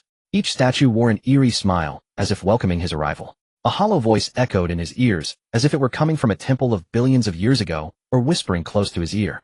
Those who believe in me may attain eternal life. Resistors, your souls shall return to silence. Chen Mo. Go to hell. System prompt: you have entered the divine consciousness domain. This space is the will suppression domain, sealing all summoned skills and bloodline powers. Failures will be eroded by the divine and transformed into followers of the divine. Under these rules, all resistors are enemies. Chen Mo sneered, refusing to show fear. At worst, it would be a fight to the death. The next second the statue fragments suddenly coalesced into a humanoid divine, being its face vague, with only a grin stretching from ear to ear. Chen Mo knew the first round had begun as a voice filled with divinity slowly echoed. Why resist faith? Because of your ignorance. Or, because you once believed but were disappointed. The voice thundered in his mind, making him feel as though it could tear everything apart. The whispers of the divine wormed their way into Chen Mo's mind like insects. Stop struggling. As long as you trust me, I shall protect all my followers. With the last word the entire space shattered like glass with a crisp crack. Chen Mo didn't even have time to curse. He felt as if his will had been drained, pulled into a massive vortex. The system provided no prompts and his health showed no fluctuations. But he knew. This was the divine's mental invasion. It was probably not just attacking his health bar, but rather tearing at his soul. The world faded to black and then brightened again. Chen Mo found himself standing before the door of a familiar, yet strange apartment. His phone vibrated in his hand, displaying a few words: parents missing, return home immediately. That was the day before the public beta of Divine Realm, a day he most wished to forget. There's no way my parents could suddenly go missing. I should call the police. The accounts have all been frozen and the bank won't provide a reason. Even as our intercom recording disappeared, he searched through all the surveillance footage, ran to 8 police stations, and in the end with no options left he sat at the police station's entrance waiting for dawn. That night the city experienced a light rain. He sat there propping his head up, his shoes thoroughly soaked. He fell asleep, still clutching the family savings card his father had given him, only to find it had now become an empty shell labeled "This account is under suspicion of freezing." The voice of the divine echoed once more, gentle as a dream, "If you believe me, they will be safe." Chen Mo fell silent for a moment, thinking, if only someone could have helped me back then. But then he suddenly sneered, "Where were you all this time?" With a thunderous sound the scene shattered. Chen Mo, along with everything he saw, collapsed with a crash. Only a mysterious figure remained in the space. The scene shifted. Chen Mo stood in the opening hall of Divine Realm, watching the card-drawing interface shine with golden light. "Congratulations, you have drawn the profession C-Rank Swordsman." The words on the screen felt like a large label marking him. The world channel was flooded with messages: "C-Rank Swordsman. You're already doomed from the start, brother. Just quit, uninstall the game, it's not for you." Some displayed a grade Dragon Knight, grade Hellfire Mage, and even one guy directly awakened the hidden profession Blood Moon Sovereign. And Chen Mo could only quietly stand outside the crowd carrying a novice iron sword. At that time he laughed too, believing he would carve out a piece of heaven for himself and never stop moving forward. But no one heard his words, because no one believed what a useless person said. The third fragment of memory felt like a sharp blade piercing his heart. Chen Mo stood before a dilapidated wilderness fortress with dirt beneath his feet, and behind him was the player camp he had built. "Brothers, we don't rely on guilds, nor do we flatter the nobles. By ourselves we can create our own world." He had once gathered 10,000 people at this border, helping each other, sharing resources, grinding dungeons, and making real money, transforming a bunch of unwanted players into a small force that could contend with the 3 major guilds. But that day a calamity warlock came. One of the strongest ranks from the main city, shining with golden light, his skills radiating with effects. The warlock glanced at Chen Mo's territory and simply said, "Just a wild dog blocking my path." He didn't even look at Chen Mo's face. Then with a single move, Abyss Devourer. The entire camp turned to scorched earth. 10,000 people wiped out. In an instant the system channel unable to react in time. At that moment his brothers died. Even the old 6 who had teamed up with him from the start fell before him, still clutching the 10-person dungeon profit-sharing table. That day Chen Mo was covered in blood, standing amidst the corpses, gazing at the warlock's departing figure. He could only utter one phrase: "So in this divine realm, the strong don't need a reason." The last fragment of memory was like the last straw that broke the camel's back. Tower of Heaven, 99th floor. That was his last battle in his past life during the late stages of the game's descent into the world. Game reality. He charged to the top of the tower with the remaining 6, facing the deity boss. At first it was fine. They managed to reduce the boss health to 5, but when the boss entered its final phase and activated authority suppression, the entire team began to bleed profusely. "Retreat, quickly retreat. Chen Mo, you go first. Captain, you go. Someone needs to bring out the news." One after another people stood in front of him, using their bodies to tank the boss AoE. In the end he alone crawled to the corpse of the boss, with only half a broken blade left in his hand. The divine remains floated silently in the air, one eye cracking open as if smiling. Hey, this divine realm." As soon as he uttered this phrase his life value hit 0. The light of reality reappeared. The voice of the divine laced with mockery and tenderness, "You are merely a little worm battered by fate. This time trust me, and I will help you seize everything. Fight for me, and there will be no pain, no loss. I can bring your parents back. I can grant you the strongest profession. Let you rule the divine realm. As long as you kneel." Chen Mo shut his eyes, feeling as if he were bound in ice, his limbs numb, only the whispers remaining in his ears. "Didn't you want to live and return to the past? Didn't you want to rewrite your fate? You are in so much pain, so tired, so unwilling. Then come. Kneel, sign your will, and I the divine will grant you omniscience, omnipotence, and victory. Silence. Then something broke through the illusion. You say faith can save people, but my God has never saved me. Chen Mo opened his eyes, flames burning. It was not anger but a clarity after seeing everything, awareness. I believed in heaven, believed in gods, believed in fairness. Only to become the greatest joke. I knelt once, but now I only believe in one thing. He suddenly stood up, his body erupting against the void, grasping the phantom blade of the boundary. I have a blade. The blade has blood. The blood is me. At that moment the boundary blade in Chen Mo's hands ignited with an uncontrollable flame. Through layers of blades a cluster of deep red flames blazed brighter and brighter. This is the fire of the war god. In truth, at the moment Chen Mo solidified his belief, the blade representing the war god's will had already begun to tremble. Until the flames engulfed the blade. In the dim space the suffocating feeling seemed to collapse, gradually being torn apart. On Chen Mo several war god medals continued to glow, shining brightly. Then, the divine illusion trembled, the space crumbling inch by inch, the boundary blade ignited with the war god's flames soaring towards the heavens. Yet the whispers of the deity lingered in his ears, seemingly intent on forcibly interfering with Chen Mo. Accept me, and you shall gain eternal power. Give up your resistance, and I shall bestow upon you true glory. You are but a trifling failure. The space remained the same, though it appeared on the verge of collapse. But the black mist surged, pressure mounting like a mountain as the domain cast by the deity gradually devoured Chen Mo's will. Chen Mo gritted his teeth, one hand on the ground, the other reaching for his weapon. The blade of boundary breaking was still embedded beneath the core of the domain, yet each time he attempted to pull it out he was repelled by an invisible divine force, his body feeling as though it was being torn apart, blood gushing forth. Though the fire of the war god began to burn fiercely, it was evident that this was not the war god's territory. Damn it. Chen Mo coughed up a mouthful of blood, his face pale as paper, the situation before him extremely unfavorable. He had thought about giving up, but at the moment he closed his eyes, what surfaced in his mind was not eternity, glory, or divinity, but the smile of his mother as she handed him chicken soup and the proud voice of his father saying, "You will be our hero in the future." It was the gaze of countless wandering souls at the camp saying, "We can still have it tomorrow." It was the moment he shouted at the corpse in the last second of the heavenly tower, "I hate this divine realm." The black mist pressed closer, and the deity's voice grew increasingly piercing. "Kneel, Chen Mo. Kneel, and you shall know no pain." His hand trembled, but ultimately he did not kneel. At that moment, the war god's metal, which continuously emitted a mysterious radiance, finally stirred.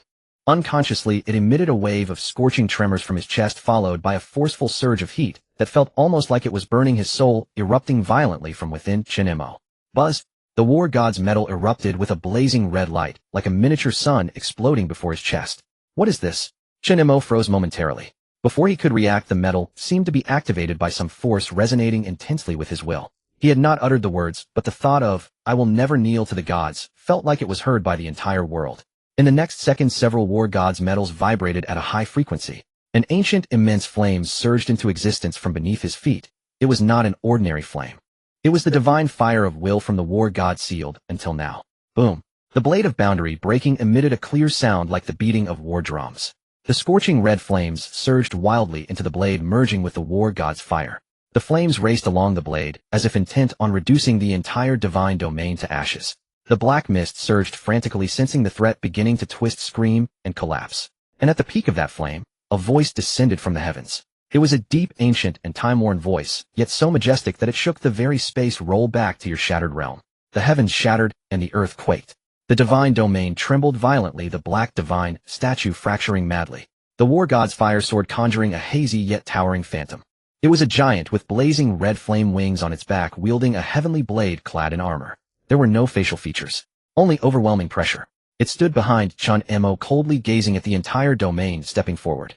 "Fools, how dare you claim to be gods?" Boom. The entire spiritual world was torn apart. The black mist retreated rapidly, as if it were a receding tide. The cage built by the gods was crushed little by little as the false smile of the laughing deity finally cracked, then exploded into countless fragments, returning to dust. The phantom of the war god seemed to not even glance at it, merely extending a hand to press against Chen Mo's back, and in the next second the will of the war god forcefully intervened against the divine invasion, successfully breaking the mental domain of the trickster deity. Chen Mo opened his eyes. In his eyes there was no confusion, no shock, only fire. The flames of the war god still danced upon him, and the blade of boundary breaking emitted a soft chime, as if confirming whether its masters will still burned. The phantom of the war god slowly descended.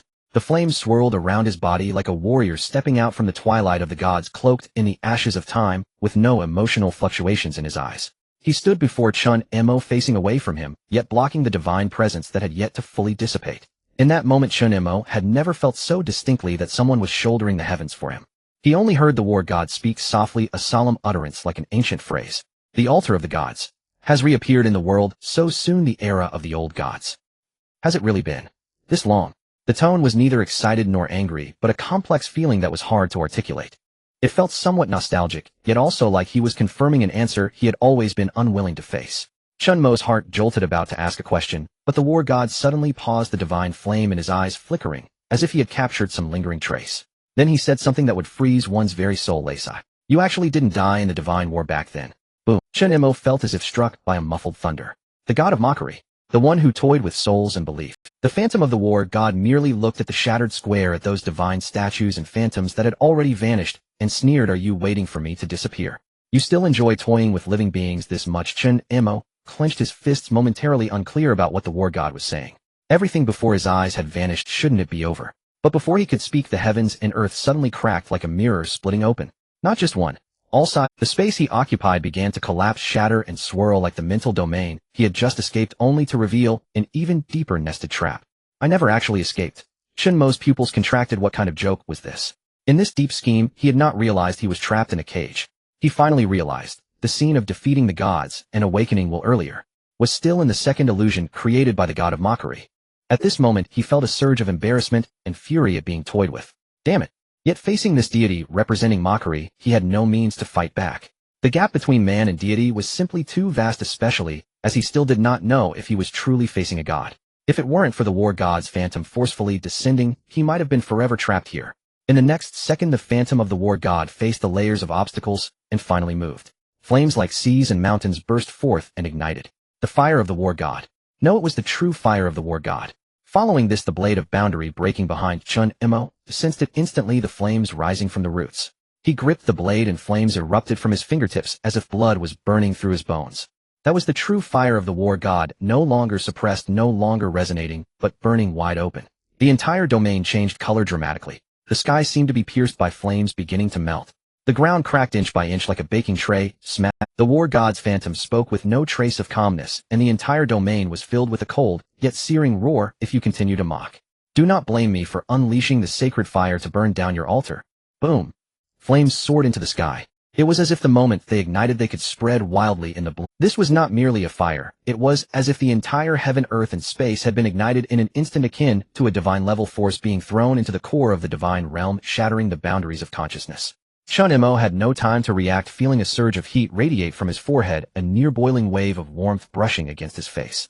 He instinctively raised a hand to shield his face, peering through his fingers to see that familiar, yet unfamiliar figure. The war god. The fiery shadow of the war god advanced like a king judging a battlefield, stepping forward amidst the flames as the river of fire rolled back, fragments of the divine statue, falling like snowflakes, merging into the crimson blaze. Beneath his feet, the so-called divine prison was melting away. It was as if a block of ice sealed for hundreds of years was being directly ignited at its core, completely obliterated. This is just the flame of a projection summon. Chen Mo felt his scalp go numb, his voice hoarse, as if he were smoking, unable to believe what was unfolding before his eyes. What level of hell must the true flames of the war god be? At that moment he finally understood what he had previously thought was his experience of the war god's fire was at best just a matchstick. What lay before him now was the sun erupting from the earth's core. The space was ablaze. The divine body was also distorting. In the sea of flames, the figure that had once disguised itself as the god-inducer, the trickster god statue, was being sealed within the center of the realm by the flames. It was collapsing with a thunderous roar. From the burning light one could vaguely see it. It howled, struggled, changing into countless faces, adopting numerous disguises, attempting to confuse the war god's judgment of the flames.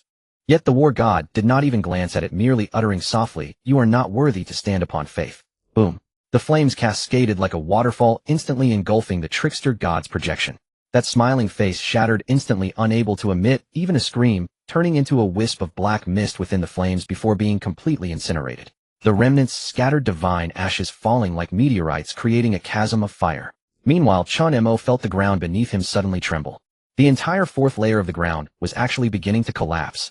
Holy crap! He stumbled, nearly losing his balance. This isn't just the divine fire burning a realm.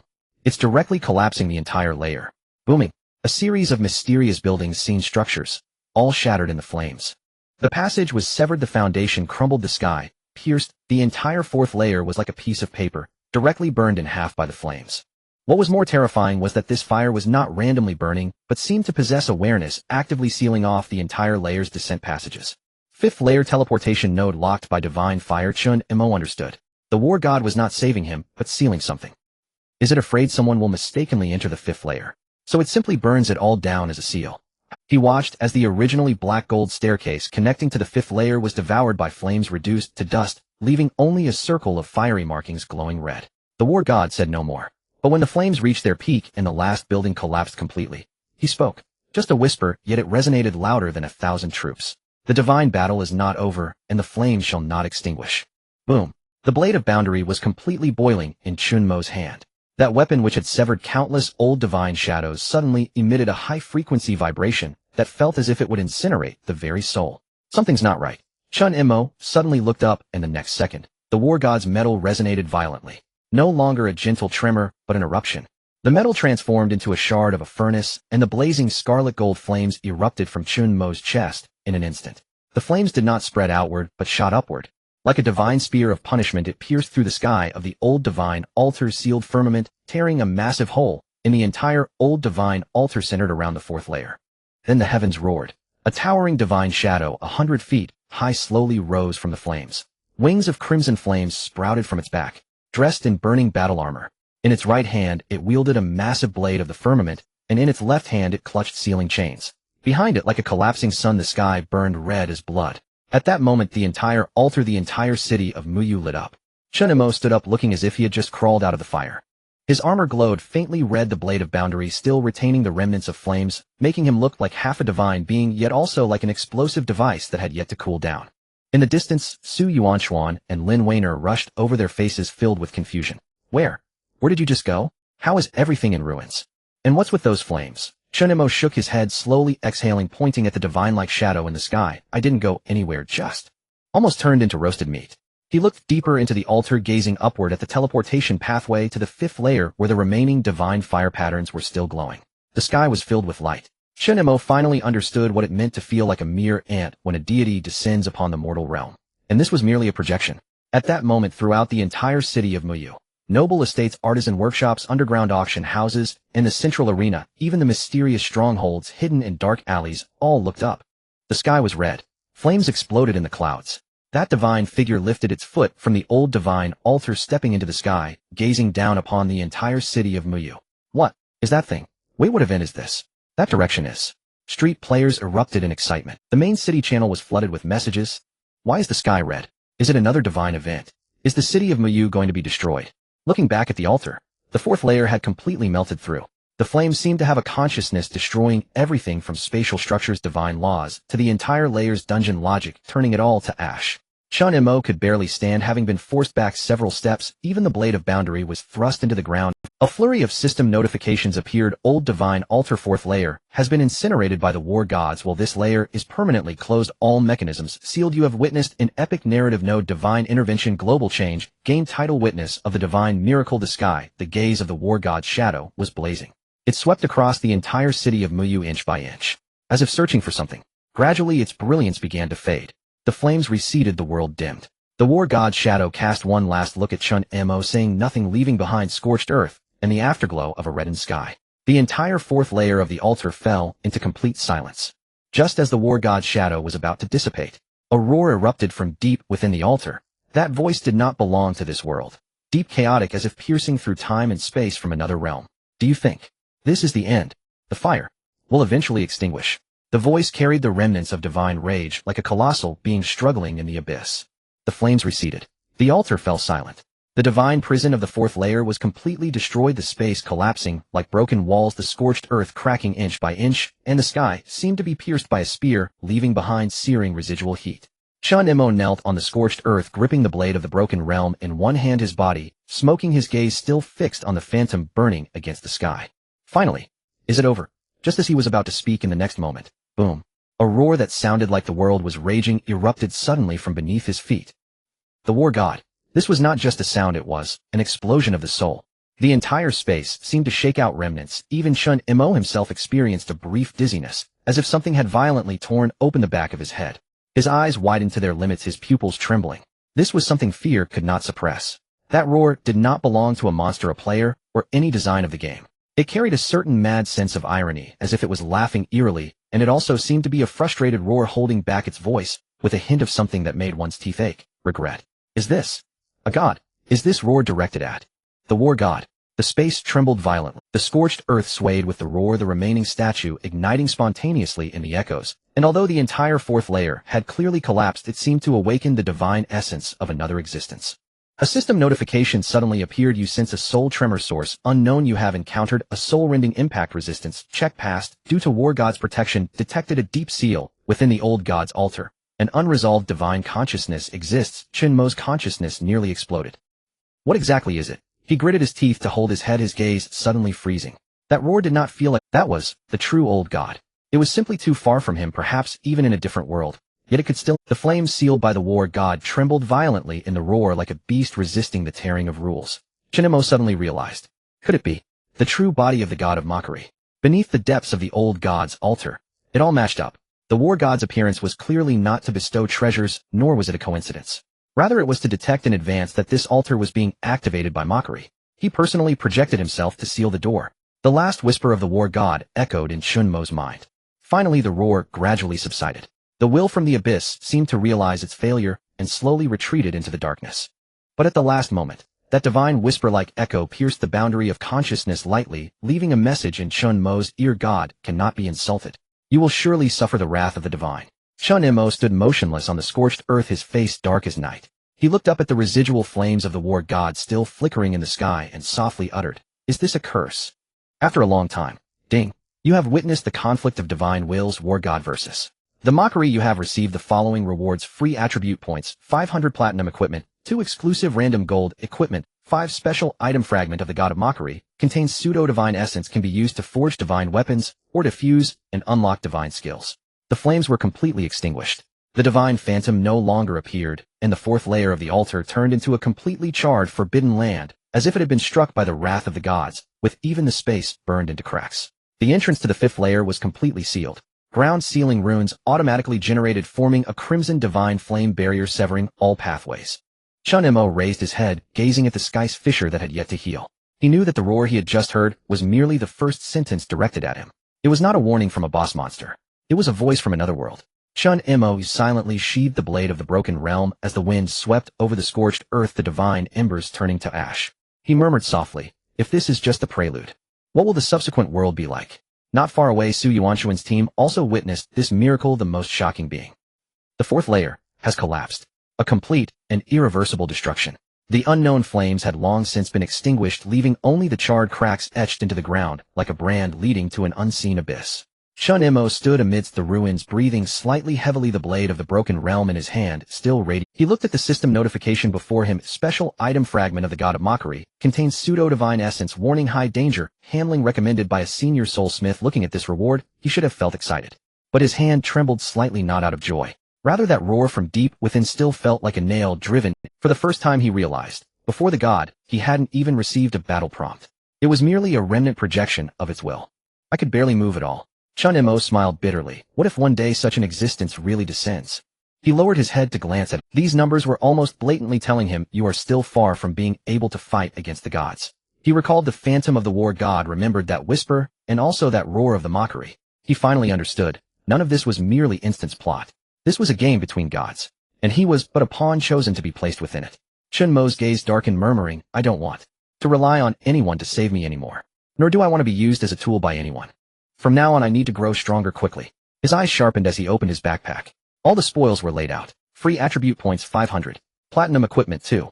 Gold equipment 5. Fragment of the god of mockery. What needs to be spent will be spent, what needs to be done will be done. Chen Mo decisively poured nearly 1,200 free attribute points into his attributes, especially in resistance and defense. At the very least, if there's another roar like that, I won't just collapse immediately. He kept one piece of platinum equipment as an amulet, while he disassembled the other one, ready to inject it into the soul-forging slot of the blade of the broken realm back in the main city. Upgrading platinum-level equipment requires platinum equipment as material. Of the 5 pieces of gold equipment, he decided to sell 3 on the market for high-level core materials. As for the fragment of the god of mockery, he would use it to find a blacksmith preparing to forge the core of the next stage divine weapon. He let out a breath as if all the suppressed emotions from that clash of gods were released. The night in Muying City was much quieter than usual. Chen Mo stood atop the tall tower in the west of the city, gazing at the remnants of the old divine altar completely burned by the god of war's fire. The intertwining black ash and burn marks seemed to remind him that this chapter had finally come to a close. He withdrew his gaze and took out his pass, inscribed with a line of golden text: Intermediate Arena Qualification, Noble Recommendation Letter from the Imperial City, Vanderding. You have obtained the right to enter the Imperial City. Would you like to set off immediately? He did not click confirm immediately, but softly said the next step is a larger game board. As night deepened, the skewer's stall still shone with greasy lights. Chen Mo and Lin Feng each held a bottle of wine sitting in front of the stall. They said nothing, silently skewering and drinking. Finally, Lin Feng smacked his lips and hummed lightly. With you gone, the gold market in Muying City will lose half its value. I'm planning to raise the prices. If you become popular, don't say you don't know me. Chen Mo smiled, clinking his cup with Lin Feng's. Whether I become famous or not is uncertain, but you are my brother, and that won't change. Humph. Lin Feng's nose turned red as he turned away to drink. Take care, that place in the Imperial City is fraught with danger. Don't forget the days we helped each other in the newbie village. I remember, Chen Mo said softly. I remember. The next morning, Chen Mo arrived at Su Yuanchuan's villa. Lin Weiner was standing at the door, her eyes red. Seeing him arrive, she rolled her eyes. You came quite early. What's up? Afraid I'd cry if you left without saying goodbye. Afraid you'd go on a drinking spree, Chen Mo laughed. Su Yuanchuan's expression was calm as he handed him a golden engraved letter. This is the greatest support I can offer you. I have some connections in the Imperial City. If you need backup, feel free to contact me. Chen Mo solemnly accepted it. Thank you. Lin Weiner suddenly rushed over. Aren't you going to say something before you leave? Not even a hug. You want to hug me? Chen Mo raised an eyebrow. I want to hug you. She mumbled. You jerk, leaving. Wait until I make a name for myself in the Imperial City, Chen Mo said with a smile as he turned. Then I'll treat you all to a meal. Su Yuanchuan watched him leave and quietly said to Lin Weiner, this kid, he's destined to be extraordinary. You just noticed that? Lin Weiner squinted. In the afternoon, in front of Van Der's residence, Chen Mo arrived as promised. Eileen had been waiting at the door wearing a simple, yet elegant dress, looking like the moonlight before the castle, radiating a reluctant softness. You finally came. She approached, her eyes filled with uncontainable joy. I'm leaving, so how could I not come say goodbye to an old friend? Chen Mo smiled faintly. Upon entering the reception room, the atmosphere was far more formal than expected. The head of the Van Der family personally greeted him, dressed elegantly and with a gentle demeanor. He had long heard of the rising star Knight White in the arena, and now facing Chen Mo, he expressed much praise. Young man, Muying City is too small. Only the Imperial City is worthy of you. Thank you for your recognition, head of the family. Chen Mo cupped his hands slightly, his manners appropriate. To the left of the hall, a woman approached slowly. She was older than Eileen, with a cold and elegant demeanor, a silver gray cloak draped quietly over her shoulders. Hello, I've often heard Eileen talk about you. Narrowed her eyes as she studied him, her tone leaving no room for doubt. I've seen you face the arena's challengers. Back then your blood burned like fire. Chen Mo did not respond, but merely nodded slightly. At that moment, a strange and powerful aura entered the hall. Is he the Knight White you all speak of? Alice, the second sister whom Eileen had never met, finally appeared. She wore a fitted black and gold dress, tall and slender, her eyes sharp as blades as she scrutinized him. This woman exuded an aura even stronger than Air's. It was as if her presence alone represented the Imperial City itself. Nice to meet you, Miss Alice. Chen Mo greeted her actively. This was indeed his first time meeting Alice. To be honest, he had seen Air in silence, but this cold and elegant Alice was a first. Alice stared at him for a full 3 seconds before slowly smiling. The Knight White of the arena. You are indeed quite interesting. This remark instantly added a layer of meaning to the atmosphere. Aileen quietly intertwined her arm with Chen Mo's sleeve, whispering, my sister usually doesn't talk much. You dare to be proud, huh? Aileen pouted. The family banquet continued until evening with exquisite dishes, yet the atmosphere retained its sense of ceremony. As they prepared to part, Air and the head of the family left first. Only Chen Mo, Aileen, and Alice remained. When do you plan to set off? Alice suddenly asked. Tonight. She nodded. The Imperial City is not Muying City. Many things are unreasonable. Fortunately, even less reasonable. Chen Mo smiled. Nearby, Alice's lips curled slightly, saying nothing. At the door, Aileen escorted him to the entrance, still advising, you're unfamiliar with the Imperial City. Be careful. If you encounter something, don't be reckless. Try to keep a low profile. I really. Her gaze wavered, ultimately lowering her head. I just want to say, we all want to see you again. Chen Mo stopped in his tracks and nodded. Ding. Muying City departure. The carriage slowly drove out of the city gate. Chen Mo sat alone in the carriage, the blade of broken boundaries resting across his knees. He did not look back, merely whispering to himself, goodbye, Muying City. At the city gate, Lin Feng stood on the city wall, waving and shouting, don't act all cool. You'll have to come back and work for me sooner or later. Su Yuanchuan crossed his arms. If the Imperial City can trap you for a day, you'll twist my head off and use it as an. Lin Weiner kicked the wall with a displeased expression. Damn guy, leaving without a word. If I catch you again next time. Vander and Aileen stood under the flower corridor remaining silent, only waving their hands vigorously, their eyes glistening with moisture. On the rooftop of the Vander mansion, Air looked at her sister's state, somewhat melancholic. This was the first time in her life that her sister had shown such a loss of composure. She gazed into the distance and softly uttered a sentence no one heard. If you are truly the person I suspect, then the Imperial City will not be peaceful. Before dawn, the horse-drawn carriage station at the eastern gate of Muying City was already lit with a dim yellow glow. Chen Mo, wearing a hood, discreetly walked into the waiting area for the carriage holding an intermediate arena pass and a noble recommendation letter which he handed to the old coachman at the gate. Heading to the Imperial City. The old coachman squinted, chewing on a piece of hay, without lifting his head. All right, get in. This carriage only has 2 spots, consider yourself lucky. Chen Mo nodded, climbed into the carriage, and sat down by the window. He thought he was the first one, but as soon as he sat down he realized there was already someone in the compartment. No, to be precise, it was a plump man who was nearly squeezing the chair into a different shape. This fat man was wrapped in a thick cloak, his head lowered, looking like a smuggled cargo. The two exchanged glances. The atmosphere froze for 3 seconds. Chen Mo frowned. The fat man visibly shuddered, then lowered his head, even further resembling a student who didn't want to be called on by the teacher. Yet inside he was panicking. Ding. System prompt: you are entering an unknown threat zone. Detected that the aura intensity of the units nearby exceeds the safety threshold by 300. Do you choose to jump out of the carriage? This person's aura is so oppressive. It's over, it's over, it's over. Could it be that notorious Yi Bai? I heard he just wiped out a group in the arena, and even NPCs don't dare to provoke him. The fat man's head was nearly falling onto his thigh, drenched in sweat. Meanwhile, Chen Mo was silently observing. This carriage has a limit of 2 spots, which means those who can get in are either rich or noble. But this fat man looks like he has no fight in him. Is he perhaps a useless relative sent in by some noble in the Imperial? It should be noted that Chen Mo had not encountered any fat people among the 10 slots in the arena. Both harbored their own suspicions. The air grew increasingly oppressive. Outside, the old coachman had already taken up the reins and the carriage began to sway as it set off. The sound of hooves echoed as the carriage embarked on the long road to the Imperial City. Inside the carriage, however, it was dead silent. 5 minutes passed. 10 minutes passed. Chen Mo could no longer endure it. He felt that this atmosphere was somewhat familiar. Where had he seen this before? You. Bro, haven't we met before? The two unexpectedly spoke at the same time, startling each other. The air instantly exploded. Chen Mo's brow twitched. You recognize me? The fat man was taken aback, stammering. No, not formally. But you look incredibly familiar, like a long-lost cousin of mine. Not only that, but I also feel that your tone is somewhat familiar. Could it really be my cousin? Chen Mo's mouth twitched. Are you here to claim kinship? No. The fat man wiped his sweat nervously, tremblingly removing his cloak hood. In the next second, a familiar chubby face emerged. Chen Mo's pupils quaked, nearly drawing his sword on the spot.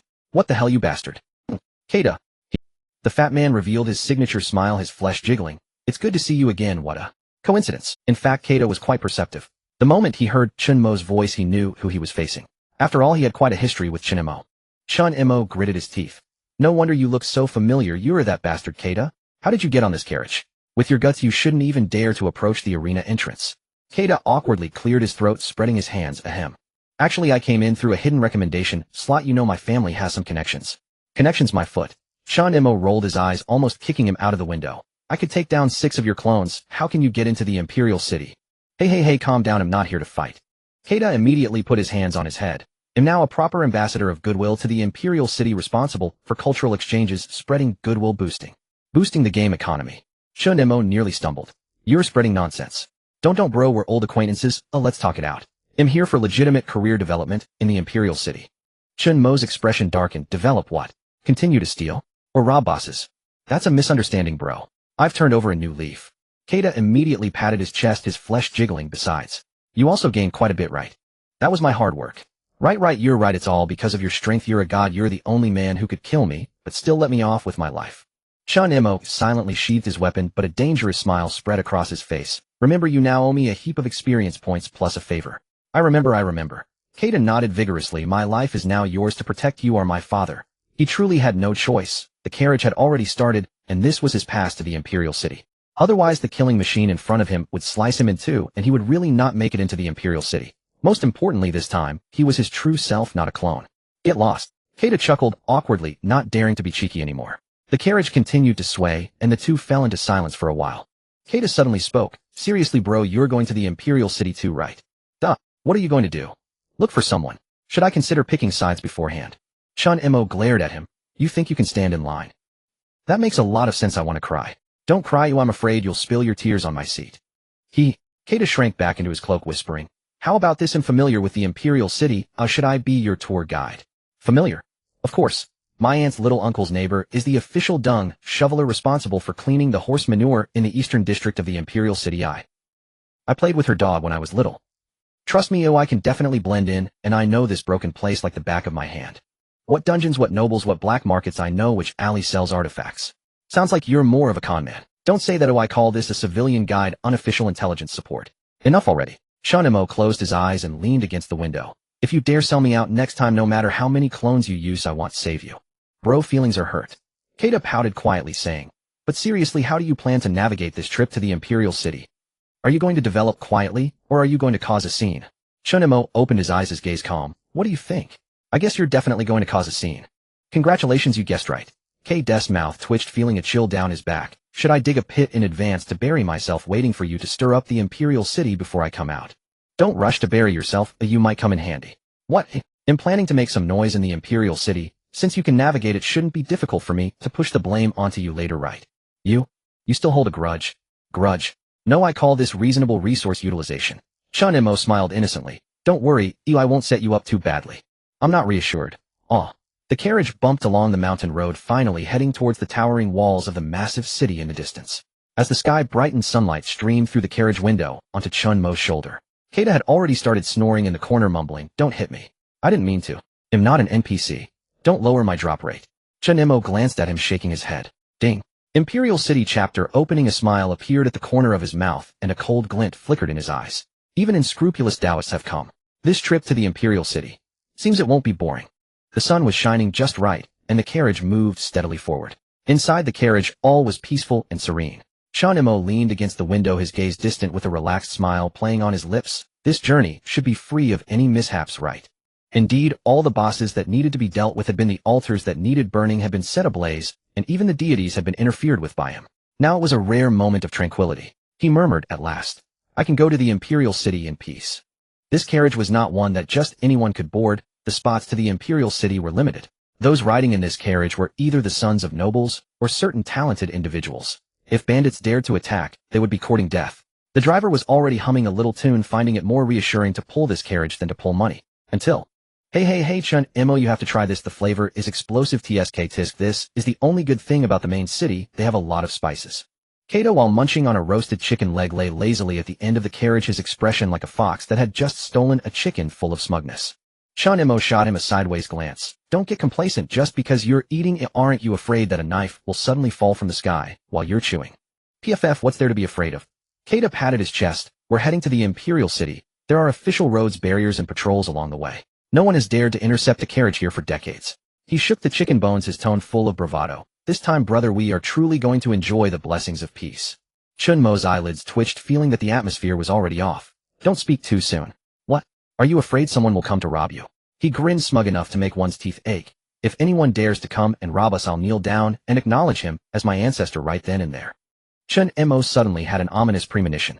This fat guy had an unstoppable mouth and was likely to attract misfortune. Chen Mo. Keita, why have you suddenly fallen silent? What are you looking at me for? I'm waiting for that robber to appear so I can help you find an ancestor. Just as the two were laughing, Chen Mo's expression suddenly changed. Stop. Keita was taken aback. Huh?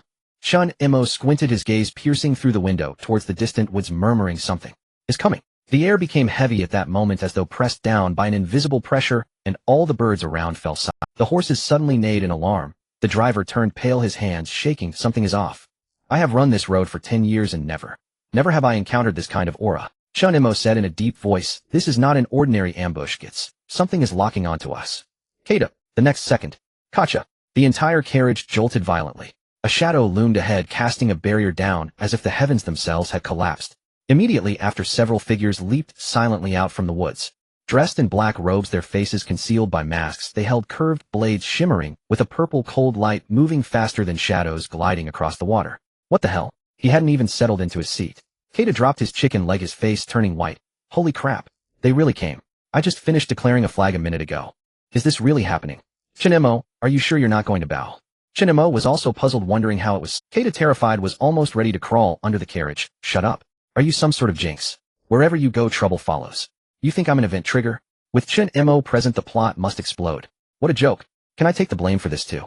Chen Mo did not turn around. He drew the blade of Broken Realm with a calm expression, casually uttering, "It might also be your big mouth." The approaching shadows were already closing in, their aura extremely strong, clearly not here to rob for money. Chen Mo's gaze darkened as he looked at the figures in black robes. It's very likely that they are truly coming for me. These people know I would take this road, lying in ambush ahead of time. They might be the Great Tongue after all. I have a dispute with them, but how do they know I am Yi Bai? Or rather, was it the disaster that I caused while posing as Yi Bai? Kata, shrinking into a quail, trembled as he asked, "You say this so calmly, but why do I see the veins on the back of your hand are all popping out?" "Chen Mo, I'm just warming up. By the way, let's assess the situation. Is this road to the Imperial City welcoming or ready for a fight?" The carriage had been completely surrounded. Several hunters slowly approached the leader, wearing a gray cloak, his icy gaze fixed on Chen Mo, as though he were some kind of experimental specimen. He spoke, his voice hoarse as if a stone were scraping across iron. "Target confirmed. Capture him alive or..." Chen Mo sighed. He had certainly heard that. Finally standing up, he said, "You guys with your opening line about target numbers, honestly, it's very unoriginal." The last person who spoke like this is now turning to ash at the entrance of the instance. Kata trembled, pointing at him. "You don't be too arrogant. Let's negotiate and see if we can come to terms." "They're coming." Chen Mo murmured softly, his gaze sharpening. He had long sensed that something was wrong around him. The wind direction was off, the shadows of the trees were still, even the bird calls seemed to have been choked.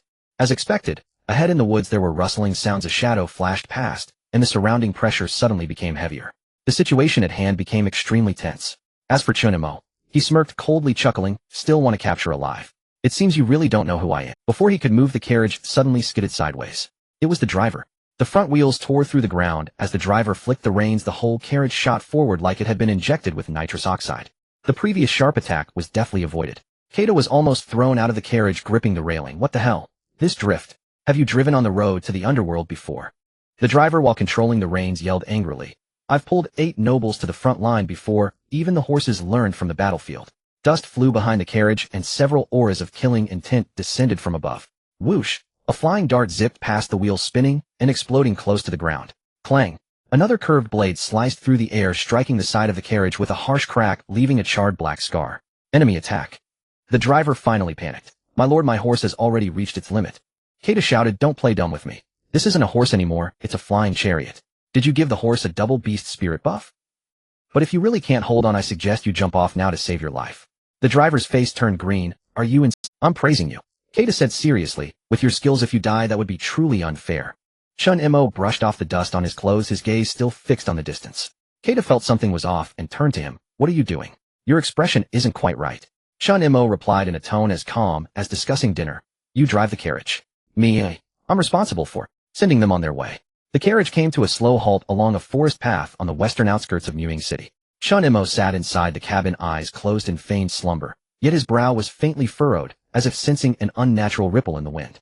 5 presences converged from all directions, closing in with alarming speed. None were weak, even the weakest radiated spiritual energy fluctuations exceeding level 50, and their movements were silent, precise, veterans forged in countless battles. Chen Mo opened his eyes and exhaled softly. So they've arrived. ID hoped at least for a quiet reprieve. No system alert sounded, no quest notification flashed. Yet he knew, these were not here to complete a task. They had come to kill him. Warning: intense murderous intent detected. Current status: identity concealed as Yi Bai, undetected. His gaze sharpened, a faint sardonic smile curled at the corner of his lips. "It seems I flared up again, though this time it's not a server-wide announcement. It's an assassination bounty." Outside the carriage, 5 figures landed simultaneously. At their head stood a cold-faced warrior draped in a cobalt-silver cloak, gripping a massive broadsword, his expression bearing the trademark disdain of a seasoned mercenary. "Yi Bai, it must be you. Prepare to die." Chen Mo lifted his gaze. Not a muscle stirred. His second-in-command, a gaunt tall mage, scoffed quietly. "A few undead summons, and not even basic defenses. You, worthy of our intervention." Their strategy was clear: prevent Chen Mo from summoning any undead entity. 5 of us. 10 seconds is more than enough. The remaining 3 were a dual-wielding female assassin, a shield-wielding warrior, and an eerily composed archer, his mouth idly holding a dried blade of grass. A textbook 5-man execution squad, balanced, disciplined, lethal. Kata had already curled into a trembling ball inside the carriage. Damn it. I knew it. Wherever Chen Mo goes, chaos follows. Can't someone else take the blade for once, brother? Chen Mo ignored him, adjusting his hood with calm deliberation, his expression serene. Yet in the next breath, he murmured, low voice like tempered steel. Initiate, Azura Hellfire. Summon skill activated. Azura Hellfire Soul Hunt enhanced form. Summoned entity Herder Fragmented Soul Hunting Deity Fallen Aspect. Additional effects: divine penetration, domain compression, undetectable activation. The forest air turned frigid instantly, not from falling temperature, but from a soul-deep pressure radiating outward like frozen dread. An invisible rift tore open behind Chen Mo, silent and absolute. Ugh! The female assassin stepped forward, then froze mid-stride, spine rigid as if pinned by an unseen predatory gaze from behind. There's something here. In the next heartbeat, Virarmum. From the void's abyss, a semi-corporeal divine hand emerged. Herder rose slowly from the depths of hellfire, drawing his hunting bow to its fullest arc. No war, no flashy effects, no warning glyphs. Only one arrow, golden blazing with infernal flame, cleaving air and night alike. Skill executed hellfire arrow, divine penetration. What the A? The archer finally sensed danger, but before he could evade, darkness swallowed his vision. Boom. Critical strike. Target, Moshi eliminated. Target level 60. Defense shattered, divine penetration triggered. Then came the second arrow. Herder didn't even lift his hand.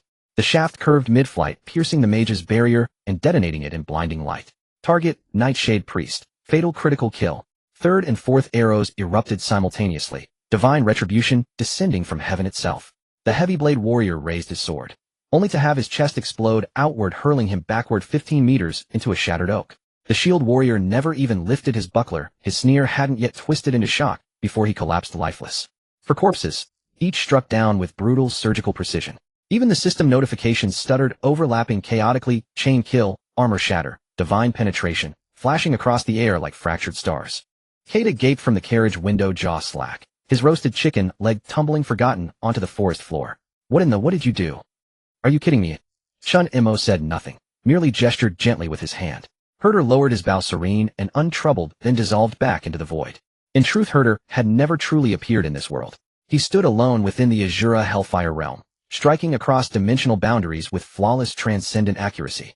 Their plan had been simple. Their assassin possessed unmatched agility, yet Chen Mo's spirit-summoning speed was notoriously slow.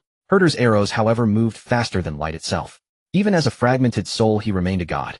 For bodies vanished, leaving only 4 smoldering skeletal craters. One remained. The female assassin collapsed to her knees, trembling violently. What are you?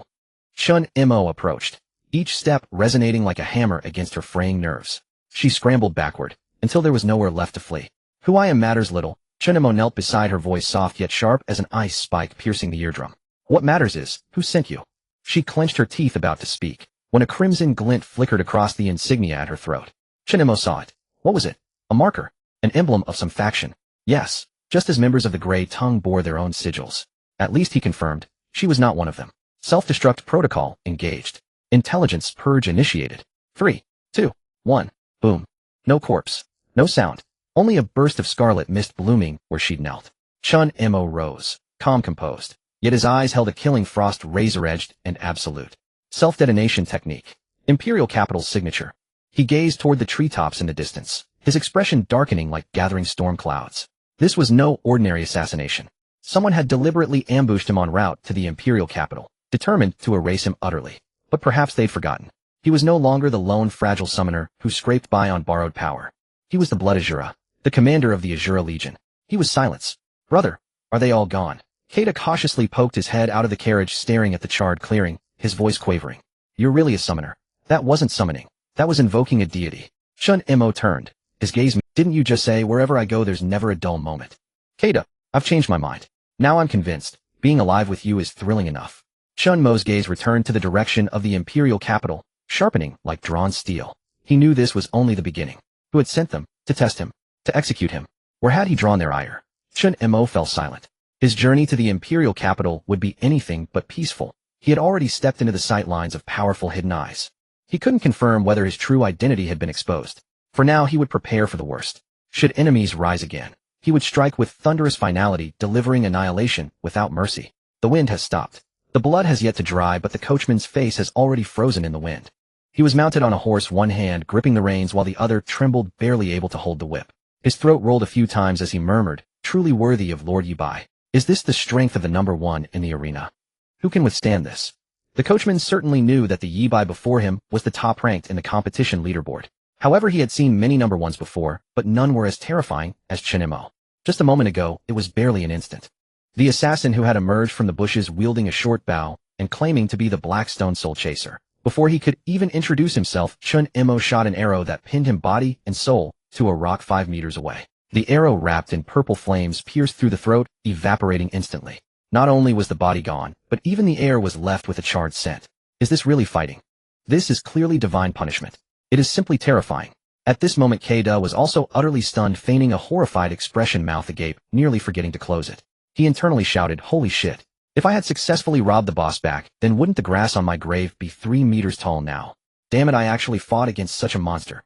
I actually didn't die. Is my life so tough that I should buy a lottery ticket?" He glanced at Chen Mo. That guy merely brushed off the dust from his hands, revealing not a hint of emotion. On the surface he appeared as calm as if he had just crushed a bug. But only K-Da knew what level of being this was. He is definitely not human. Chen Mo said nothing, only gazed at the remnants of ash in the distance, his brow slightly furrowed. Inside his mind was slicing and reassembling the events rapidly like a knife. The target level was approximately around level 50, moving fluidly, ambush position precise, arrows coated in poison methods professional. It felt less like a player and more like the work of an NPC faction. To act on the main road of the Imperial City while accurately grasping my carriage's route. His gaze darkened. This is a test. Or rather a debut of some organization. Before he could finish his thoughts, the sound of hooves approached from afar. Following it was the sound of noble guards' horns. There's movement. Come quickly. Someone just used a high-level divine skill here. Be careful. In less than 2 minutes at least 5 or 6 high-end carriages rushed over in unison. Each carriage bore noble insignia adorned with gold and silver, even the horseshoes were engraved with magical patterns. One of the carriages even displayed the Imperial Black Eagle flag, the emblem of the Imperial City. These people, even when startled by the commotion from afar, did not stop while passing by. But when the aura of the divine level arrow burst forth, their expressions changed, and they turned back. Quick. That fluctuation is a remnant of divine arts, at least a high-level class above level 60. Who is attacking? Is it an assassination? Or a demon race disturbance? Yet when they arrived, all they saw were bloodstains on the ground and a few charred pieces of cloth. The ground was deathly silent. There were no corpses, no enemies, just a regular carriage, and a person. Chen Mo stood there, back to the sunlight, his robe half flowing. He stood with his hands behind his back like a statue. That aura seemed as if nothing had happened, yet no one dared to. A younger noble stepped down, just about to speak, but in the next second was grabbed by his companion. "Don't say anything reckless. Do you know who this is?" "Who?" "The newcomer king of the arena, Yi Bai. Haven't you always wanted to challenge the intermediate arena? It's the one who has achieved 10 consecutive victories in half a month, rubbing a bunch of seasoned powerhouses into the ground." Is he the one who kills with full health from the start?" "Yes, that's him." As soon as the words fell, the surroundings instantly fell silent. The nobles' expressions changed slightly, and upon looking at Chen Mo, it was as if they were gazing at a high-risk creature. The arrow, just now, did he shoot it? No one dared to confirm, but no one dared to question it either. After all, he was the only one standing there. That arrow pierced the heavens, and also pierced through their bottom line. Chen Mo did not respond to the gazes of the onlookers, merely casting a faint sweep around. His eyes were calm and steady like a blade soaked in icy water. Several guards instinctively lowered their heads, not daring to make eye contact. Some even felt as though they were standing in the hate zone of a high-level boss liable to be called out for a headshot at any moment. The residual pressure had yet to dissipate. The wind was still blowing, but it could not disperse the suffocating sensation clinging to everyone's skin. It was neither a heat wave nor a magical energy leak, nor was it the residuals of an ordinary battle. It was a breath of space torn asunder. Like an invisible hand that had just ripped this entire area apart, and then clapped it back together. The residual imprint was like a slap from a high-level world, striking these people squarely in the face. In front of the carriage, the broken stones rolled, and the ground cracked with web-like patterns as if it had just experienced a divine level fall. Several trees that had been lush and green were now charred, with leaves turned to ash and trunks smoking. Even though the battle had ended 10 minutes ago, the scene remained oddly quiet. No one spoke. No one dared to move. An adventurer clad in a demon-hunting cloak swallowed hard, his voice low like a mosquito's. "That residual attack. It isn't something a normal adventurer can produce, right? Isn't he a summoner?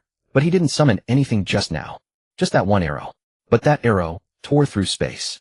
Before he could finish, the sound of hooves came rushing from afar. Following that, several fine horses and a few light carriages sped over, bearing the emblem of the Twilight City Arena. The arena's people had arrived. "Make way. The 7th has arrived and the 9th is here too. Damn, the top 10 of the arena are mobilized." The crowd was already tense, and the arrival of these masters only heightened the oppressive atmosphere. The leader among them was the 7th-ranked ice sharpshooter Wayne. He scanned the scene with a glance, then fell silent. "Wayne, didn't you say that he was just a sharp operator in the arena with slightly stronger combat talent? Look at this residual wave. Is this what slightly stronger looks like?" Wayne said nothing, merely furrowing his brows as he stared at the charred cracks on the ground. He had personally engaged with Yi Bai before, and that encounter had deeply shocked him, stopping just short of full engagement. But now this residual fluctuation was clearly more terrifying than before. This aura is at least 50% stronger than our match. A woman behind could not help but exclaim, "Are you saying that when he was in the arena, he didn't use his full strength?" No one dared to answer, but everyone had the same word in their hearts, bottomless. Originally, many speculated that Yi Bai was merely lucky, relying on summoning to execute surprise attacks and tricks. They said he wasn't strong himself, just propped up by a necromantic boss. But now in this sudden assassination it was evident. Yi Bai didn't even use summoning. He didn't even lift his hand much. With just one arrow he created that terrifying image of "I saw the embodiment of death." Can he summon other unknown existences? Someone whispered. Could it be? That arrow was a manifestation of some sealing technique. If we really encounter someone like this, what do you think? Is he a hidden class? Or? Before he could finish, Chen Mo had already moved. He walked back from his previous position, taking slow steps, each footfall crunching on the cracked ruts and charred ground, making a light creaking sound. That sound in the silent crowd was especially loud. But what truly made people's scalps tingle was not the footfalls. It was the aura radiating from him. Clearly he had done nothing. Clearly he had released no skills. Yet wherever he went, people instinctively stepped aside, made way, bowed their heads, and did not dare to look at him. Holy shit. Is this an aura that a human can give off? It feels like we are all level 2 monsters at the village entrance while he is the world boss from the back map. Yes, it's that kind of boss who, even if you lock your hate onto him, he couldn't care less. In the crowd, a young warrior just breaking through level 40, preparing to head to the Imperial City for trials, suddenly looked deflated like a punctured ball. I'm not going anymore. I won't fight in that intermediate arena of the Imperial City. What the hell am I going for? Yi Bai is over there. Am I here to be a background character? With my output, I'm afraid I can't even scratch him while he's standing still. At that moment, Kata poked his head out from the side, cheekily and sloppily saying, "If you really win at most, you just warm a seat for Yi Bai." The warrior almost exploded on the spot. Who are you calling a warm seat? Kata shrugged. I warm my hands, he warms his sword. You warm the corpses. A few players nearby couldn't hold back anymore and burst into laughter. Only then did the tension in the air slightly dissipate. But many others still couldn't manage a smile. Because they knew deep down, after tonight the name Yi Bai would no longer just be the label of new star or new. From now on he is a being worthy of awe. Not admiration, not appreciation, but a deep-seated fear. Chen Mo returned to the side of the carriage and the coachman was already rolling and crawling to pull open the carriage curtain, his expression nearly frozen. Lord Yi Bai, please get in the carriage. Chen Mo said nothing, only nodded and climbed in. The carriage creaked and set off again. Yet everyone's gaze remained fixated on that figure, even as he had already sat inside. Only after the carriage had completely departed a few breaths later did someone whisper, "He's gone." But I feel like him. Inside the carriage, Chen Mo leaned against the window, his gaze calm. The scenery outside receded, the sound of the wheels faded. But he was very clear in his heart. That arrow just now was indeed not his full strength. To be precise, it was less than 50%. It was the real killing intent and power still lay hidden behind the cards. He murmured to himself, I haven't even played. Just as the atmosphere was thickening, a sudden voice broke through, enlivening the entire air. I declare. Kata raised his hand, looking serious. From today onwards, anyone who dares to say I'm a friend of Chen Mo is disrespecting me to the highest degree. Right now I just want to quietly hug the thigh and don't want to talk. He murmured to himself, silence is golden. Yi Bai is a god, I am but a dog. Even the coachman began to understand and finally reacted. Lord Yi Bai, please get in. We will take you to the Imperial City right away. Chen Mo said nothing, only lifted his foot to enter the carriage. The wheels creaked and rolled away from this desolate land. But he did not immediately close the curtain. Instead, he sat in the carriage and turned back to glance at the pool of residual blood in the distance which had yet to dry. In the sunlight, a faint red glow flickered on the charred ground, as if someone had laid some form of tracking technique.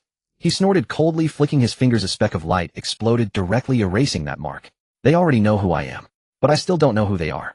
This game has just begun. The carriage slowly drove toward the main road of the convoy set off again, and the nobles hurriedly cleared the road. Meanwhile, the crowd that had just watched was all privately messaging, quick look. Yi Bai just made a move. I saw the mysterious arrow shot. The scene was even more outrageous than a boss battle. Damn, who exactly is this person? The Imperial City was still far away, but the rumors belonging to Yi Bai had already begun to spread wildly among the people. Perhaps next time it wouldn't be someone else seeking him out, but rather he would take the initiative to confront them. The carriage rattled along. The sunlight filtered through the clouds, casting long shadows on the dirt road. Chen Mo sat in the carriage, eyes slightly closed, appearing relaxed, yet his nerves were taut. During this journey, he did not choose to log off. Not for any other reason, but for fear that someone might attempt a sneak attack on the way. Yet strangely, since the earlier assassination attempt by the Soul Chaser had failed, the road had been unusually quiet.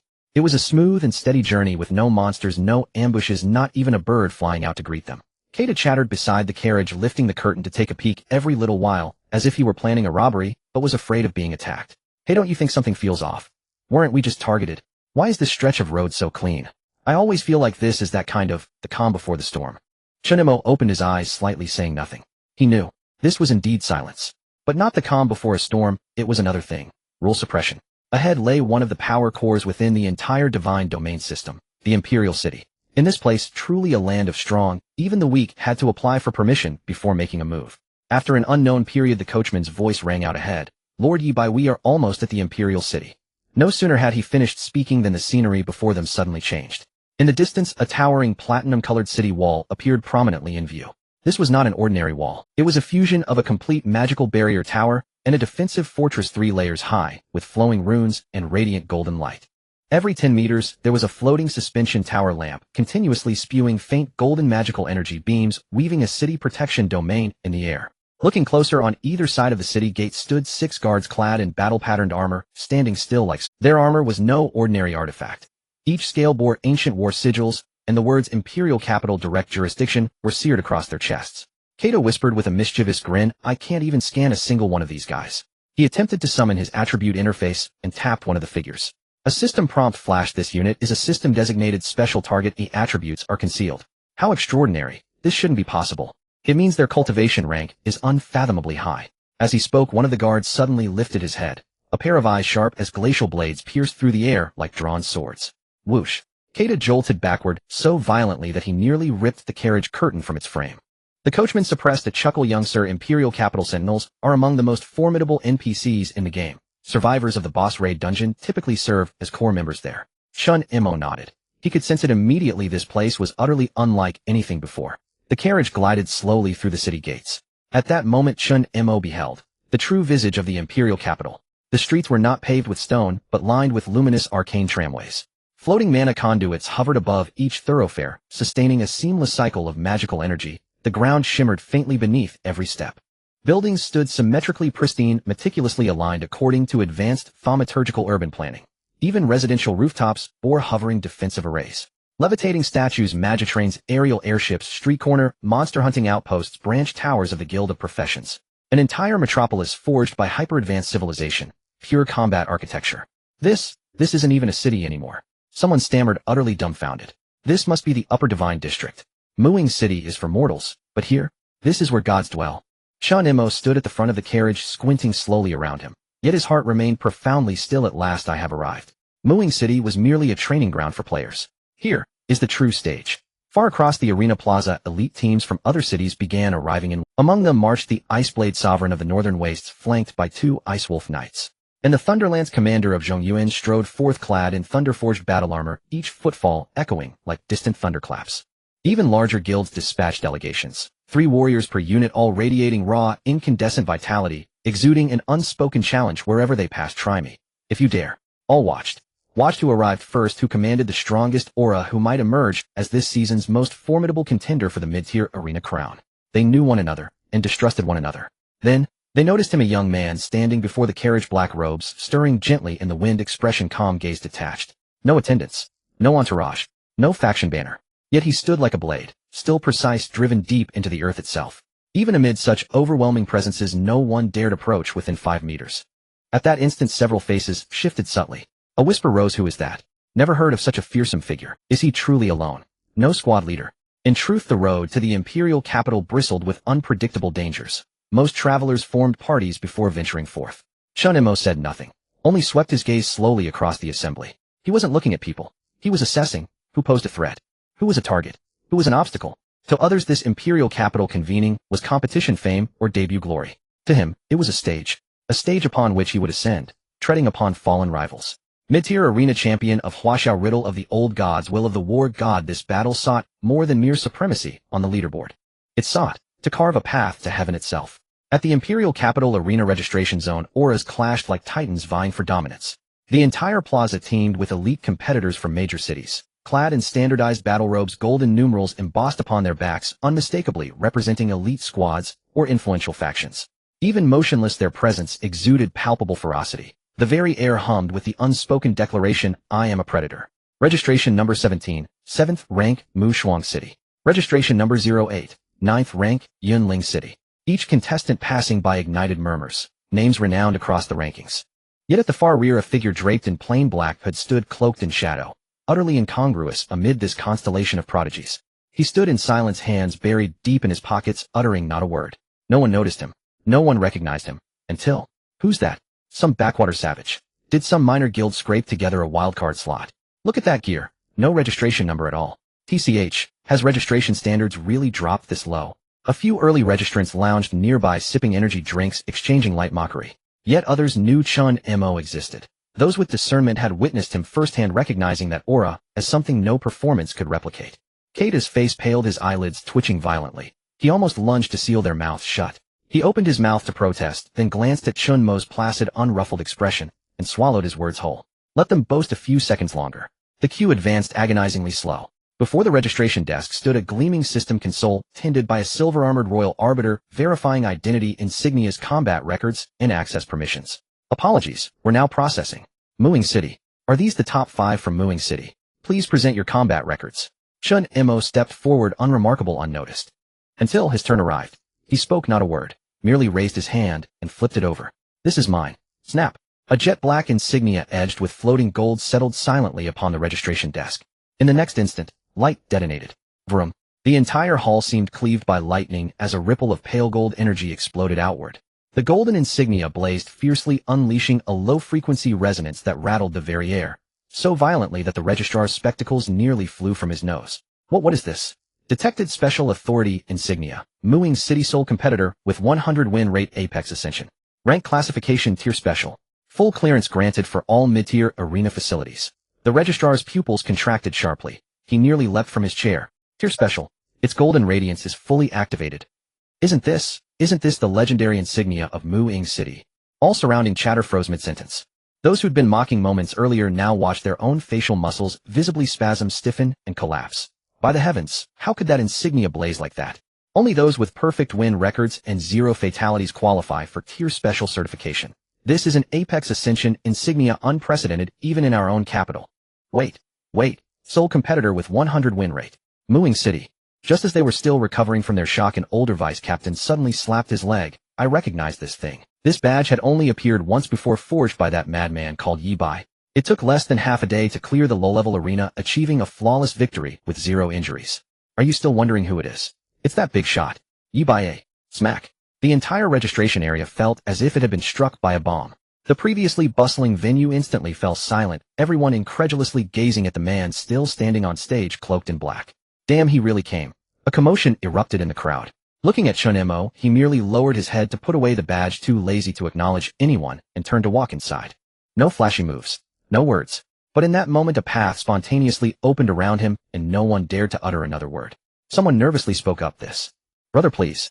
Kata had been holding back for a long time, unable to resist anymore, his lips curling into a grin, almost going mad with laughter.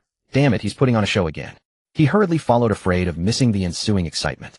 Just as Chen Mo's figure was about to disappear into the depths of the hall, a contestant couldn't help but grit his teeth and say, "This is impossible. How could such an obscure person achieve a full victory in the low-level arena? This isn't scientific." You can check the main city forum. The words Yi Bai have been trending for 3 days. Everything he did was any of it scientific. Chen Mo walked ahead, his expression indifferent. He didn't turn back. But upon hearing these discussions, a glimmer of coldness flashed in his eyes. These people's attention was still too short-sighted. The arena was merely the starting point for revealing strength. The real storm was brewing in deeper places. Kata was still pondering how soft the bed in the royal city and was how many layers of blackout curtains there were when he turned around the next second and the person was gone. Where did he go? Chen Mo. The only response to him was the half-closed door outside. Royal City Central area, the Hall of the Tower. Here it is, the most unique place in the entire Divine Realm. When adventurers gather, it is also when the Tower of Hell. There were no calls, no noise, and no merchants setting up stalls to attract customers. A towering black iron tower stood silently, piercing through the clouds, as if it wanted to penetrate the entire world. Adventurers arriving in the Royal City were stunned by the towering structure before them. It was a place they had to visit after coming to the Royal City. They were almost drawn to it upon arrival. The tower was covered in strange patterns, each one like scars washed with countless blood, chilling enough to cut through the air. Chen Mo looked up and smiled slightly. "We meet again, old friend." He was very familiar with this place. In his past life, he had perished on the 99th floor of the Tower of Heaven, mistakenly killed during a confrontation with that so-called super boss. It was only before his death that he realized this tower was not an ordinary dungeon, but one of the true, mainline secrets of the Divine Realm. This time he did not intend to repeat the same mistakes. System prompt synchronizer Yi by detected initiating Tower of Heaven authority verification. Verification in progress. A passing player was taken aback. Wait, is this guy about to open the tower? Open what tower? The Tower of Heaven. Only then did the surrounding people notice. At the center of the square, a ring of ghostly blue energy began to glow around the base of the tower, slowly rotating. Standing at the center was the inconspicuous guy in black. Yi-bai? Silence. The faces of the quick-reacting players changed instantly. Dungeon system prompt starting introduction to Tower of Heaven privileges. An NPC in a holographic projection suddenly appeared above the square, solemnly saying, "The Tower of Heaven is the only adaptive challenge dungeon in the Divine Realm, centered on infinite progression. Within the dungeon, the system will generate corresponding strength groups of monsters based on the challenger's current attributes and achievements. Note, this dungeon prohibits team play, prohibits equipment sharing, and prohibits all external interference. Who you are and how strong you are will be revealed within the tower." The crowd erupted completely. Holy crap, holy crap, holy crap. The Tower of Heaven. Isn't it supposed to be only accessible to top-tier battle groups? Chen Mo stood before the tower door, his expression calm. His mind raced back to the information from his past life. The Tower of Heaven has two modes, team and solo. The team mode is suitable for group survival, but progress is shared and rewards are divided. The solo mode is a path only for madmen. Of course he chose the latter. Because of his class mechanism in here, he was like a cheat. System prompt: your talent blood demon killing intent stacking has been recognized as a combat growth type. Dungeon adjustment explanation: the attributes of dungeon enemies fluctuate based on your current battle power, but kill stacking buffs will not be weakened or capped. Ha ha ha. Chen Mo couldn't help but laugh. Other people's challenges involve hard fighting against monsters. My challenge is to finish a wave and double my attack power. One layer I defeat, I become stronger one layer. This place is simply made for me. A glimmer of excitement flashed in his eyes as his fingertips lightly rested on the blade of the boundary, the blade trembling slightly, as if sensing the familiar aura of battle. At that moment, the gate of the Tower of Heaven finally moved. Ka, ka ka, ka ka. The ancient metal structure began to rotate, producing an extremely heavy mechanical sound, as if some ancient mechanism was rebooting. All players in the square halted their actions, looking up at the center. The Tumter-high black iron door slowly opened, and a faint golden beam of light shone through the crack, like a divine revelation. The system prompt echoed through the heavens like a bell. You have opened Tower of Heaven solo, trial mode, first floor Shadow Remnants LV. 69 is loading. Challenge time unlimited. Objective: eliminate all hostile units for every enemy killed. Demon of blood killing, intent stacking 1. Here it comes. Chen Mo murmured. The marble tiles beneath his feet began to glow, lighting up inch by inch along his path, like a guiding path of light. He slowly stepped into the tower door, his figure gradually enveloped in that golden light. The players outside watching all dared not make a sound, as if afraid of disturbing the man walking into the abyss. The announcement echoed throughout the channel: the Imperial City, the Twilight Tower, has officially unlocked, and the Trials level conquerors will receive a unique title reward. At that moment, as the three system announcements flooded the screen, the entire Twilight City erupted. Countless players gazed up at the ancient tower piercing the clouds at the center of the city, their expressions a mix of fervor, confusion, and eagerness. It's here, it's really here. The Tower of Heaven. I've heard of such a miracle before. I didn't expect it to actually appear. It said that the top 10 can earn a divine level title alongside a unique reward for the entire server. Brothers, let's not sleep. Really, I haven't even cleared the main quest of the Imperial City yet. On the high platform in Twilight City Square, thousands of players formed a long queue waiting for the system to check permissions. Meanwhile, Chen Mo, or rather, Yi-bai, donned in a gray robe, stood quietly at the front of the testing platform with one hand in his pocket. He was not waiting for a test, but for the shock. Detecting player Yi-bai, hidden profession blood, Azura King form. Sync rating in progress. Challenge rating S. Rating complete. Hell level trial process initiated. In an instant it felt as if the air in the entire square had frozen for a second. What the hell is rating is S? I was already told that A is a rare potential, and he's S. What kind of monster is that? Could it be someone from a top-tier divine guild? Where have I seen that cloaked figure before? Even a noble girl put away her folding fan and gazed at Chen Mo with sparkling eyes. I don't recall hearing about this guy before. Could he be a newly risen king? Yet Chen Mo remained expressionless. In my past life, my first time entering the tower was at C difficulty. He chuckled softly, a sound only he could hear now at S. Let me see where my potential truly lies. He stepped forward, the light of the teleportation array shimmering, and in the moment his foot landed, he vanished into the blinding beam. Entered instance, Twilight Tower, first floor. Difficulty level S. Hell mode. Instance features sync lock, skill weakening, continuous trials, no healing allowed. Objective: defeat the Chain Guardian and reach the core passage. The world before him had completely transformed. The sky was gray, the earth cracked, and a nauseating corrosive aura filled the air, resembling a land of apocalypse. System notification: due to S difficulty rating, please take the assessment seriously. Cheating is strictly prohibited. I might as well get rid of all my weapons. Chen Mo exhaled, looking at his skill bar, half of which was gray and the other half on force cooldown. It even restricts some of my skills, not even allowing healing. Are you afraid I'll take too long? Ahead, heavy metallic vibrations echoed from the ground. Twilight Tower first floor extreme, trial, S mechanism activated. Objective survive for 3 minutes under infinite monster respawn. Specialized mechanism permanent attack power 10 for every monster killed.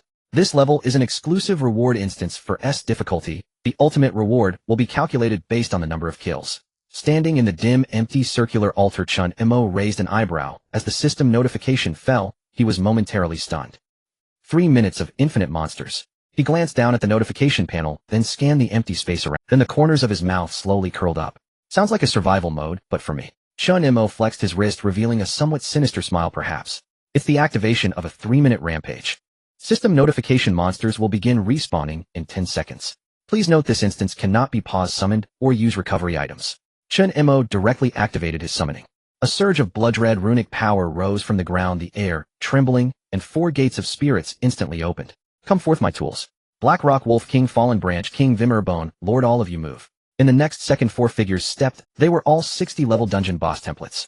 They stood around Chen Mo like ancient warriors guarding a throne, exuding murderous intent. Listen up, Chen Mo's gaze sharpened. Attack. Whatever you see, don't leave any survivors. I want to turn these 3 minutes into a slaughterhouse. The spirits nodded silently. Respawn begins. First wave of monsters, swarm of demonic ants, X50 boom. The ground shattered as dozens of dark-shelled demonic ants surged out, bearing their fangs and rushing towards Chen Mo.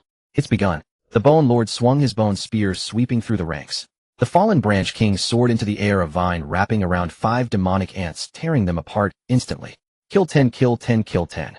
Attack power 304,050. In just 5 seconds, 50 demonic ants were wiped out. This efficiency, acceptable. Chen Mo watched as the attribute bar rapidly jumped with attack 100, feeling an unprecedented sense of exhilaration. Then second wave of monsters, frenzied gnars, X80, third wave of monsters, plague corpse rats, X120, fourth wave of monsters, molten beasts, X150, more and more monsters poured out like a tide, as if a hellish rift had opened. The spirits attacked frantically, every strike clearing vast areas. 10, 10, 10, 10. Behind the spirits, Chen Mo's eyes grew colder. That's enough, but it's my turn now. He raised his hand, summoning the blade of the broken boundary, pitch black like the night, its blade deep red like blood. His figure flashed, and with a horizontal slash. Slash a Shura break. Boom. Dozens of molten beasts were obliterated in an instant, splattering blood and flesh. Kill 10, kill 10. In just 5 seconds, Chen Mo executed 7 slashes. Only 3 minutes. Do you believe I can do 7 slashes in a second? He moved like a meat grinder, rapidly darting across the battlefield. He coordinated with the spirits, alternating aggro, and even worked with the Bone Lord's bone prison to gather monsters, while the Wolf King's bite charge controlled the field, compressing the monsters into the range of the spirits' ultimate skills. Don't stand in front of me. Chen Mo shouted as he swung his blade. I'll take this wave. Clang, clang, clang, the blades fell like cutting chives. The killing spree fueled his growing strength. Each kill increased his movement and attack speed, becoming more frenzied. Current kills, 873, current total attack, 873. This was no 3-minute survival battle. It was clearly a 3-minute infinite withdrawal. Objective of the dungeon task: survive for 3 minutes under infinite monster respawns. Current remaining time, 2 minutes, 56 seconds. 2 minutes, 55 seconds. For every monster killed, permanent attack power 1. Chen Mo stood quietly in place, his gaze sharp as he focused on the floating system interface. He glanced at the battle situation around him. The spirits were fighting fiercely, waves of monsters crashing one after another in a chaotic scene, yet the overall pace remained manageable. But not a hint of relaxation appeared on his brow. Instead, he narrowed his eyes calmly. This is not a survival task. His voice was low, as if murmuring, yet also like a judgment being pronounced. This is an enhancement task. Only challenges one can reliably withstand deserve to be called enhancements. 3 minutes for others is a torment, a countdown to death. But for him, this is a property ATM personally offered by the system. He quickly identified several key points. 1. Monster levels range between 56 and 60, posing a real threat, but not lethal. 2. The respawn rate gradually increased, yet under the spirit's cooperative suppression, a crushing situation had not yet formed. 3. Key point 1. Attack power per kill, with no upper limit. In other words, Chen Mo's eyes burned with intensity as he lightly raised the blade of the boundary breaker, its tip pointing towards the distant tide of monsters. It's not me enduring for 3 minutes, it's you. Hold on. No. Hold on for 3 minutes. System prompt: new wave of monsters respawning. Fleshbones beast 50, time to eat. Chen Mo smirked slightly and tossed a red talisman. Let's do it again. All spirits activated. The earlier spirits had been too exhausted, so Chen Mo would wait a while for his health to recover before summoning them again. In an instant, several blood-red summoning circles exploded in the air. All were top-tier spirit beings appearing in unison. Blackrock Wolf King, the Rabid Beast King tearing through the front lines. Fallen Branch King, the Ancestral Entangler controlling the scene. Wimmel, the Soul Devourer's Shadow Hunt. The great spirits surrounded Chen Mo, their aura overwhelming. The battle intent of the undead roared, capes billowing. The air suddenly tightened, as if the very fabric of space was being torn apart. Leave no monsters alive, ooh, kill them all. Chen Mo's gaze was calm. Clear them all, ooh, I want this tower wall. Splattered with blood. In the next second, the spirits attacked simultaneously. 111, 010, 1010. The system prompts surged. The enemies were like being crushed by a bulldozer, unable to even get close. Before the first minute had even passed, the attack power prompt had already exceeded 3 digits. Current attack power increased 1260, then an unexpected scene unfolded. Monster respawn rate increased, so there really is a punishment mechanism. Chen Mo chuckled lightly. This was not a punishment for him. Instead, it was a perfectly timed reward. The faster I kill, the faster they respawn. Good, just what I needed. His gaze turned cold. Am I afraid you'll respawn too slowly? System prompt detected overwhelming combat power. Monsters will respawn to release the 5th wave early. 3 types of mixed monsters descended simultaneously, their roars shaking the heavens. Now this is interesting. Chen Mo raised his hand, his figure transforming into a crimson shadow, instantly diving into the battlefield. Azura Hell Mode, activate. This represented the full domain of the Azura unfolding, signifying a massive enhancement of all attributes for the spirits under Chen Mo. He was the Azura, he was the Butcher. Wherever the blade fell, no monster could remain standing alive. 101010. With each strike, the system rang with prompt tones. With each strike, the spirits automatically made way, giving him room to strike. Deathwing, take the right rear corner. Fallen Branch King, control the left flank. Don't let any fish slip through the net and disrupt the rhythm. Chen Mo directed while slashing like a war commander, everything flowing smoothly and accurately. Soul Hunter, hold the front line, ooh, I'll strike from behind. Boundary break slash, void style. The blade light was like a dragon slicing through the front ranks. The tide of corpse worms was completely cleared. The system prompts flew across the screen. 2 minutes and 30 seconds passed. Current total kills 1314. Current attack power increased 1314. Movement speed 90. Attack speed 70. He was not a gatekeeper. He was a harvest machine from hell. At this moment, outside the Celestial Tower Plaza, chaos erupted.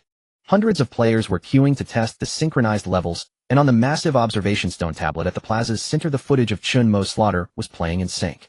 Who was that? Yi Bai. This is the first time I've heard of him. A well-known figure from the royal city stood at the VIP observation platform, his expression fluctuating. Investigate his affiliated forces' historical achievements and whether he's participated in the Legion rankings. He looked down at the battle record. Over 1,000 kills. He's changing the rules. In the dungeon, the battle entered its last 10 seconds. Chen Mo's blood surged, his entire body ablaze with crimson battle intent. The boundary breaker turning into a blur, slashing 7 times per second. The spirits surrounded the corners, clearing monsters, gathering them, controlling the scene. The spirits were speechless. The system was at a loss. The monsters were helpless. This battle was never about defending the gate. It was Chen Mo alone who led the rules and rewrote the ending. In the next moment, his figure flashed and stepped into the darkness. System prompt clearance successful. Dungeon Twilight, Celestial Tower, first layer ultimate survival clearance evaluation. SSS exceeded expectations. Total kills of hostile units 1753. Total attack power increased 1753. Chen Mo let out a long breath, staring at the system interface for a full 3 seconds. 3 minutes, killing over 1,300. His voice was hoarse, devoid of emotion, yet it carried a sense of I've lost my mind. Is this something a human can do? He knew what he had just done. It was not a dungeon battle, it was a gamble. Using spirits to forcibly crush the battlefield, while simultaneously fighting to snatch kills himself. Success in clearing the dungeon relied not on stability, but on risking it. Desperately. At this moment, the spirits had already been recalled, and the battlefield returned to silence. Chen Mo stood alone amidst a sea of corpses, his complexion pale, forehead dripping with cold sweat, his figure swaying slightly. Current health 14. That was close. He raised his hand to wipe his face, his palm wet. Blood and sweat mixed together. He sat by the stone wall, legs bent, leaning against the cold wall of the Celestial Tower, gasping for breath. He couldn't help but breathe. In that battle, he was bleeding every second. True bleeding. Not a metaphor, but a mechanism. Azura soul summoning. When summoning spirits using current health as a resource, each spirit deducts 0.5 of current HP per second. Sounds small. That's for one spirit. But he summoned several at once. Chen Mo smirked, unable to find humor. I really am trading my life for damage output. During the later stages of the battle, as monsters became more numerous and respawned faster, he dared not cease summoning, fearing the rhythm would be disrupted, and could only rely on his blood-sucking skills, equipment, lifesteal, and the lifesteal from the boundary breaker to barely hold on.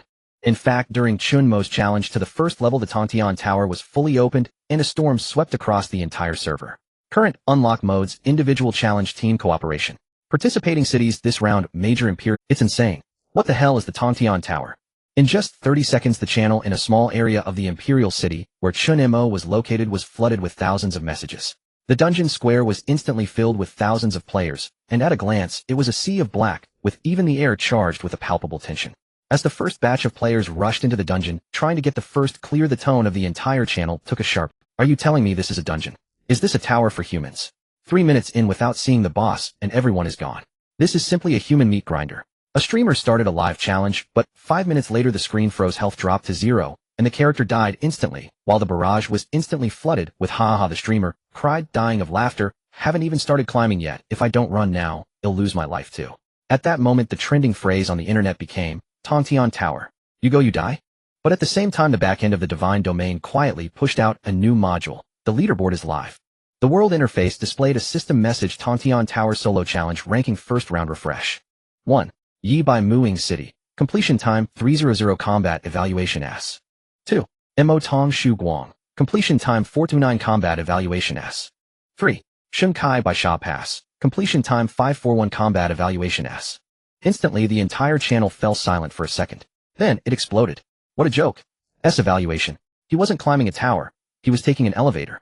Detected Challenger Yi Bai killed a total of 1353 enemy units. Combat stability, extremely high. Completion evaluation upgraded to S. Congratulations to player Yi Bai for claiming the top spot on the Tontian Tower solo leaderboard. In an instant, all City World channels, forums, and official announcements were flooded with this name. At the entrance of the Tontian Tower in the Imperial City, a crowd was watching the towering structure. A figure had already emerged from the challenge teleportation array. He stood straight, his aura slightly heavy, yet his expression remained calm and indifferent. Yi Bai Chen Mo. The Imperial City trembled, and discussions exploded across the internet. Who is this person? Which major guild is he from? Wait. He's from Muing City. Hold on, I remember. There was someone called Yi Bai who instantly killed people in the Muing City arena. It really is. Someone reacted, what the hell, Yi Bai? Is he the one who took on 100 in the arena of Muing City? Various channels began to erupt with screenshots, videos, and trending posts, especially local players from Muing City, who started frantically digging up records of their encounters with Yi Bai in the arena. I said it. I bet on him to win, and got 100 gold coins. When he swung that sword, the game lagged for everyone next to me. Now you know how fierce he is, right? I remember that guy nearly wiped out the whole arena in Muing City, and he seems to have caused a huge mess. Thinking back. What the hell? Even more outrageous, several veteran powerhouses from the intermediate arenas in the Imperial City couldn't sit. Some immediately organized video analyses, others went to check dungeon passage data, and some began to attempt to replicate the Yi Bai route. Dungeon analysis: Yi Bai is suspected of using a high-frequency displacement flow combined with a rapid stacking passive mechanism paired with area skills to clear the field, achieving extremely high efficiency. It is speculated that his killing rhythm does not rely on brute force, but rather on rhythm and prediction. Various adventure teams and streaming studios have started projects to investigate Yi Bai's combat model. Even the top battle group, Shu Guang Tuan in the Imperial City, jumped out with a pinned announcement: please pay attention to Yi Bai's combat data. He may have fully integrated into the Divine Domain. At this moment, Chen Mo was not surprised by the leaderboard. His memories from his past life told him the tower had only... At this moment, Chen Mo looked at the leaderboard that had just appeared before him, his expression as calm as water. His lips even curled slightly, carrying a trace of mockery. Is this the climax already, just at the first? He turned around and glanced at those players who had just rushed out of the tower, their faces pale and steps unsteady, some even sitting on the ground gasping for breath, as if they had just gone through a life and death struggle. As for him, his health had indeed dropped, but not because he couldn't hold on, or rather he deliberately dragged out time to trigger passives, which brought about a different layer of difficulty. The first level of the Tontian Tower. No one cared in my past life. The real difficulty lies in the dozens of levels that follow. A flash of memory from his past life appeared in his mind. Solo challenges in the Tontian Tower far exceed team, but in his past life he had not yet reached the level of solo challenges. Back then he had followed a second-tier team to clear 27 levels, yet he had also witnessed a top guild player triggering a mysterious plot after the 50th level. Chen Mo stepped out of the first level of the Tontian Tower. The battle was over, yet it was not the true end. Challenge successful on the first level of the Tontian Tower. A flash of light passed, and Chen Mo's figure slowly emerged from the teleportation array at the tower's entrance. The surroundings fell silent for 3 seconds, then erupted into a flurry of whispers. But he didn't glance at them. Ding! Calculating challenge results. Current level 63-68, heroic spirits, synchronizing growth. In the next second, several lines of notifications flashed across the system panel.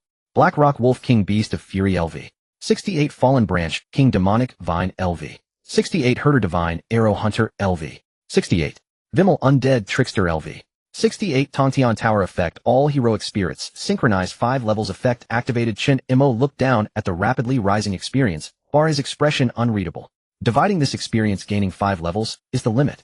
He murmured to himself while opening the summoning panel. These guys are gluttonous, even more so than himself.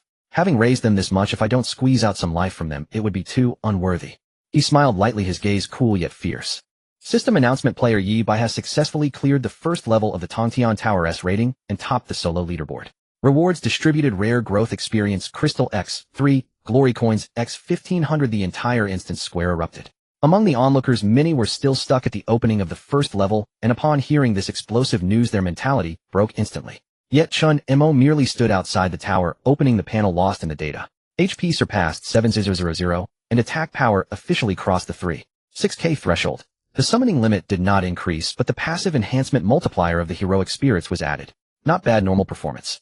Gained 5 levels, but I need to accumulate my own passives. Still worth it. The strong have grown stronger. Those who are limited are also ready to break through. Saying this, he turned off the system panel, and his gaze inadvertently met the camera of a dungeon streamer in the distance. The other party was preparing to rush over to interview him. Yi Bai, great God. May I ask? Chen Mo didn't think twice, and simply said, rank doesn't matter. The person was stunned then. What does matter? Chen Mo remained silent. For him, only the improvement gained from battles was truly important. Were these ephemeral titles really that significant? Chen Mo casually opened the heroic spirit panel. Herder's avatar lit up, and a line of golden text appeared. New skill: Awakened Divine Arrow of the Hunter. Divine damage penetration, true damage. Chen Mo glanced at the values, muttering softly. Armor penetration multiplier 120, divine enhancement 40. The Black Rock Wolf King's health surged to 1.05 million. The Fallen Branch King gained natural magic resistance enhancement with a doubled healing speed. Vimmel also successfully advanced with the undead control skill enhanced to evil spirit rhythm, allowing him to control 6 undead units simultaneously. The overall average combat power of the heroic spirits had more than doubled compared to before. This is just the first level, and it's already made my team over twice as strong. He nodded slightly, his gaze sweeping over the list of heroic spirits, eventually landing on his own avatar. Everyone who needed to level up has leveled up. Not enough, I'm still not strong enough. No rest, no pause. His goals have never been limited to just being number 1.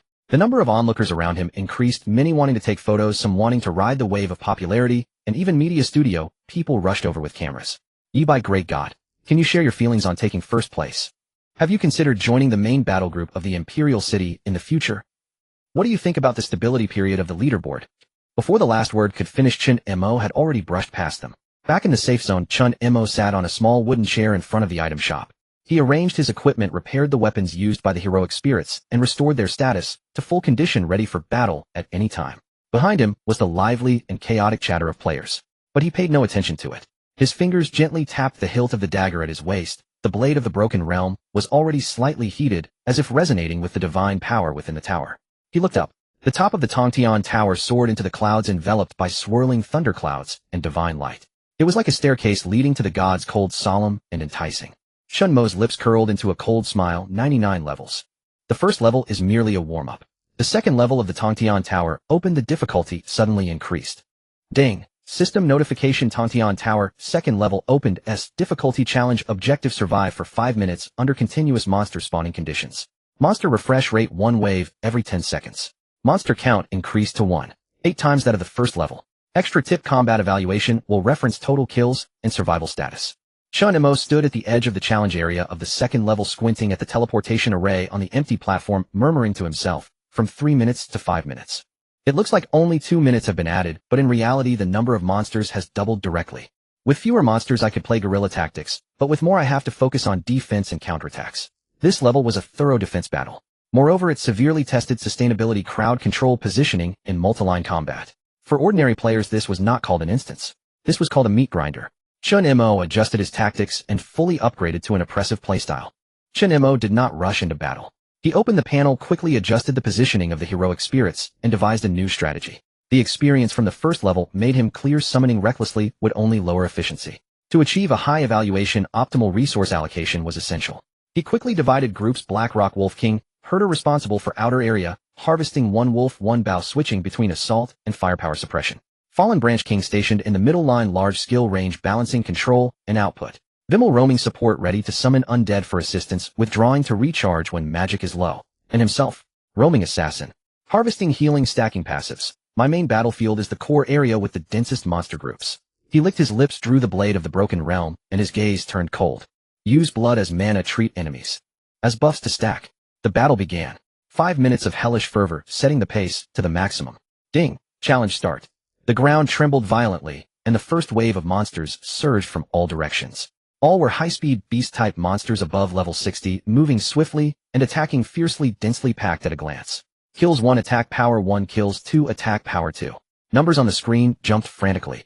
1 minute passed, and Chen Mo's kill count had already surpassed 500. Moreover, his health bar not only remained intact, but was maintained above 80.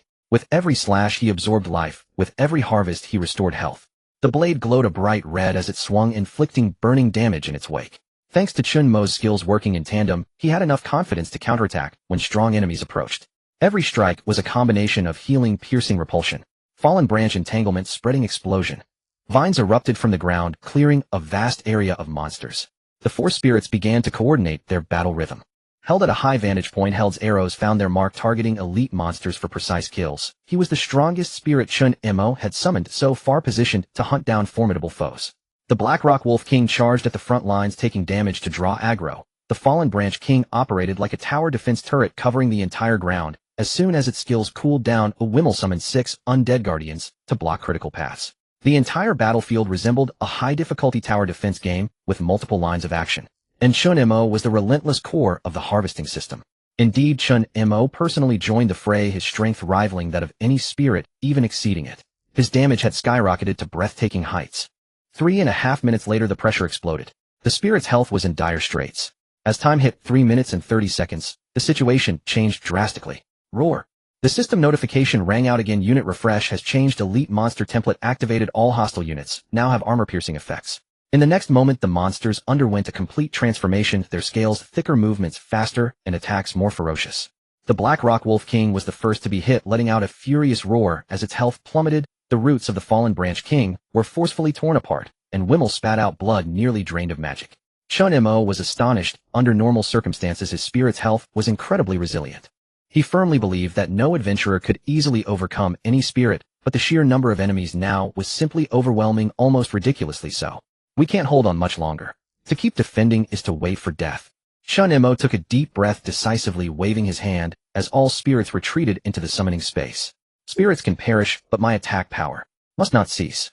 His eyes turned blood red as he charged into the enemy crowd, forcibly switching combat modes. Raging Blood Sacrifice, Azura, Clone War God Skill Chain, / Boundary Break Strike. With every monster he killed, his pressure would greatly reduce, simultaneously gaining 1 point of attack power. The Boundary Break Blade erupted with crimson light. Chen Mo became like a sea of blood, sweeping through, dealing critical hits, with every slash piercing through hearts. In almost an instant, Chen Mo decided to unleash all his skills, which meant his own health would drastically decline. His health bar plummeted, but the healing was even more vigorous. His attack power soared wildly, killing elite monsters with a single strike. The entire challenge area transformed into an extreme harvesting performance. Ultimately, Chen Mo managed to endure all thanks to his excellent sustainability and devastating damage value. Combined with his lifesteal, he fought with complete ease. As 5 minutes neared its end, the system's settlement notifications were about to flood the screen. In the final 10 seconds, steam rose from Chen Mo, his breath ragged, surrounded by the corpses of monsters. 10 seconds, 5 seconds, 3, 2, 1, ding. Challenge successful. Completion. Second layer of the Celestial Tower. Total kills 2411. Total attack power increased 2411. Chen Mo collapsed onto the ground, panting heavily, looking as if he had crawled out of the battlefield covered in blood, but his eyes clear. That was nearly dehydrating, but worth it. He stood up, brushed off the dust, and looked up towards the sky of the Celestial Tower.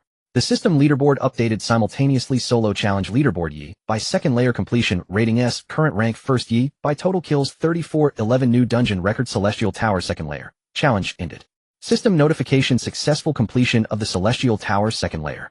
Rewards have been distributed. As the completion sound rang out, a familiar golden light surged into Chen Mo's panel, and his nearly bursting health bar finally stabilized. Not bad. Chen Mo looked at the ashes scattered around, and the already cooled skill bar, taking a deep breath. The mechanism of the second layer is more complex than the first, with monster density nearly doubling. Every 10 seconds, a wave attacks with encirclement and defense, leaving no breathing room. He lightly tapped the hilt of his sword with his knuckles, his gaze falling on the entrance to the next layer. If I'm not mistaken, the third layer will test extreme operations. Not everyone can ascend. He opened his panel frowning. High-level recovery potion 0 temporary defense talisman broken state. Darn, after completing one layer of the dungeon my gear didn't drop, but I ended up bankrupt buying potions. In the Royal City, trading hub high-grade procurement area, he changed into a set of inconspicuous gray-blue long coat, donned a hood, and entered the core commercial area of the Royal City, the Twilight Shadow trading hub. Here the Celestial Tower was just a rumor. The real transaction involved surging gold coins and ambition. He leaned against the counter replenishing stock in the system store, while casually adding spirit energy supplement to his favorites. An astute NPC merchant suddenly approached with a flattering smile. "My lord, may I ask if you are the esteemed that fierce individual who topped both the arena and the Celestial Tower?" The NPCs here had their eyes peeled, having long heard of Chen Mo's identity. Chen Mo didn't even lift his eyelids. "Don't shout so loudly, I'm just a casual player who lost money in the dungeon. But your achievements have already spread throughout the Royal City. I've heard that your strength could even rank among the top 3 in this competition.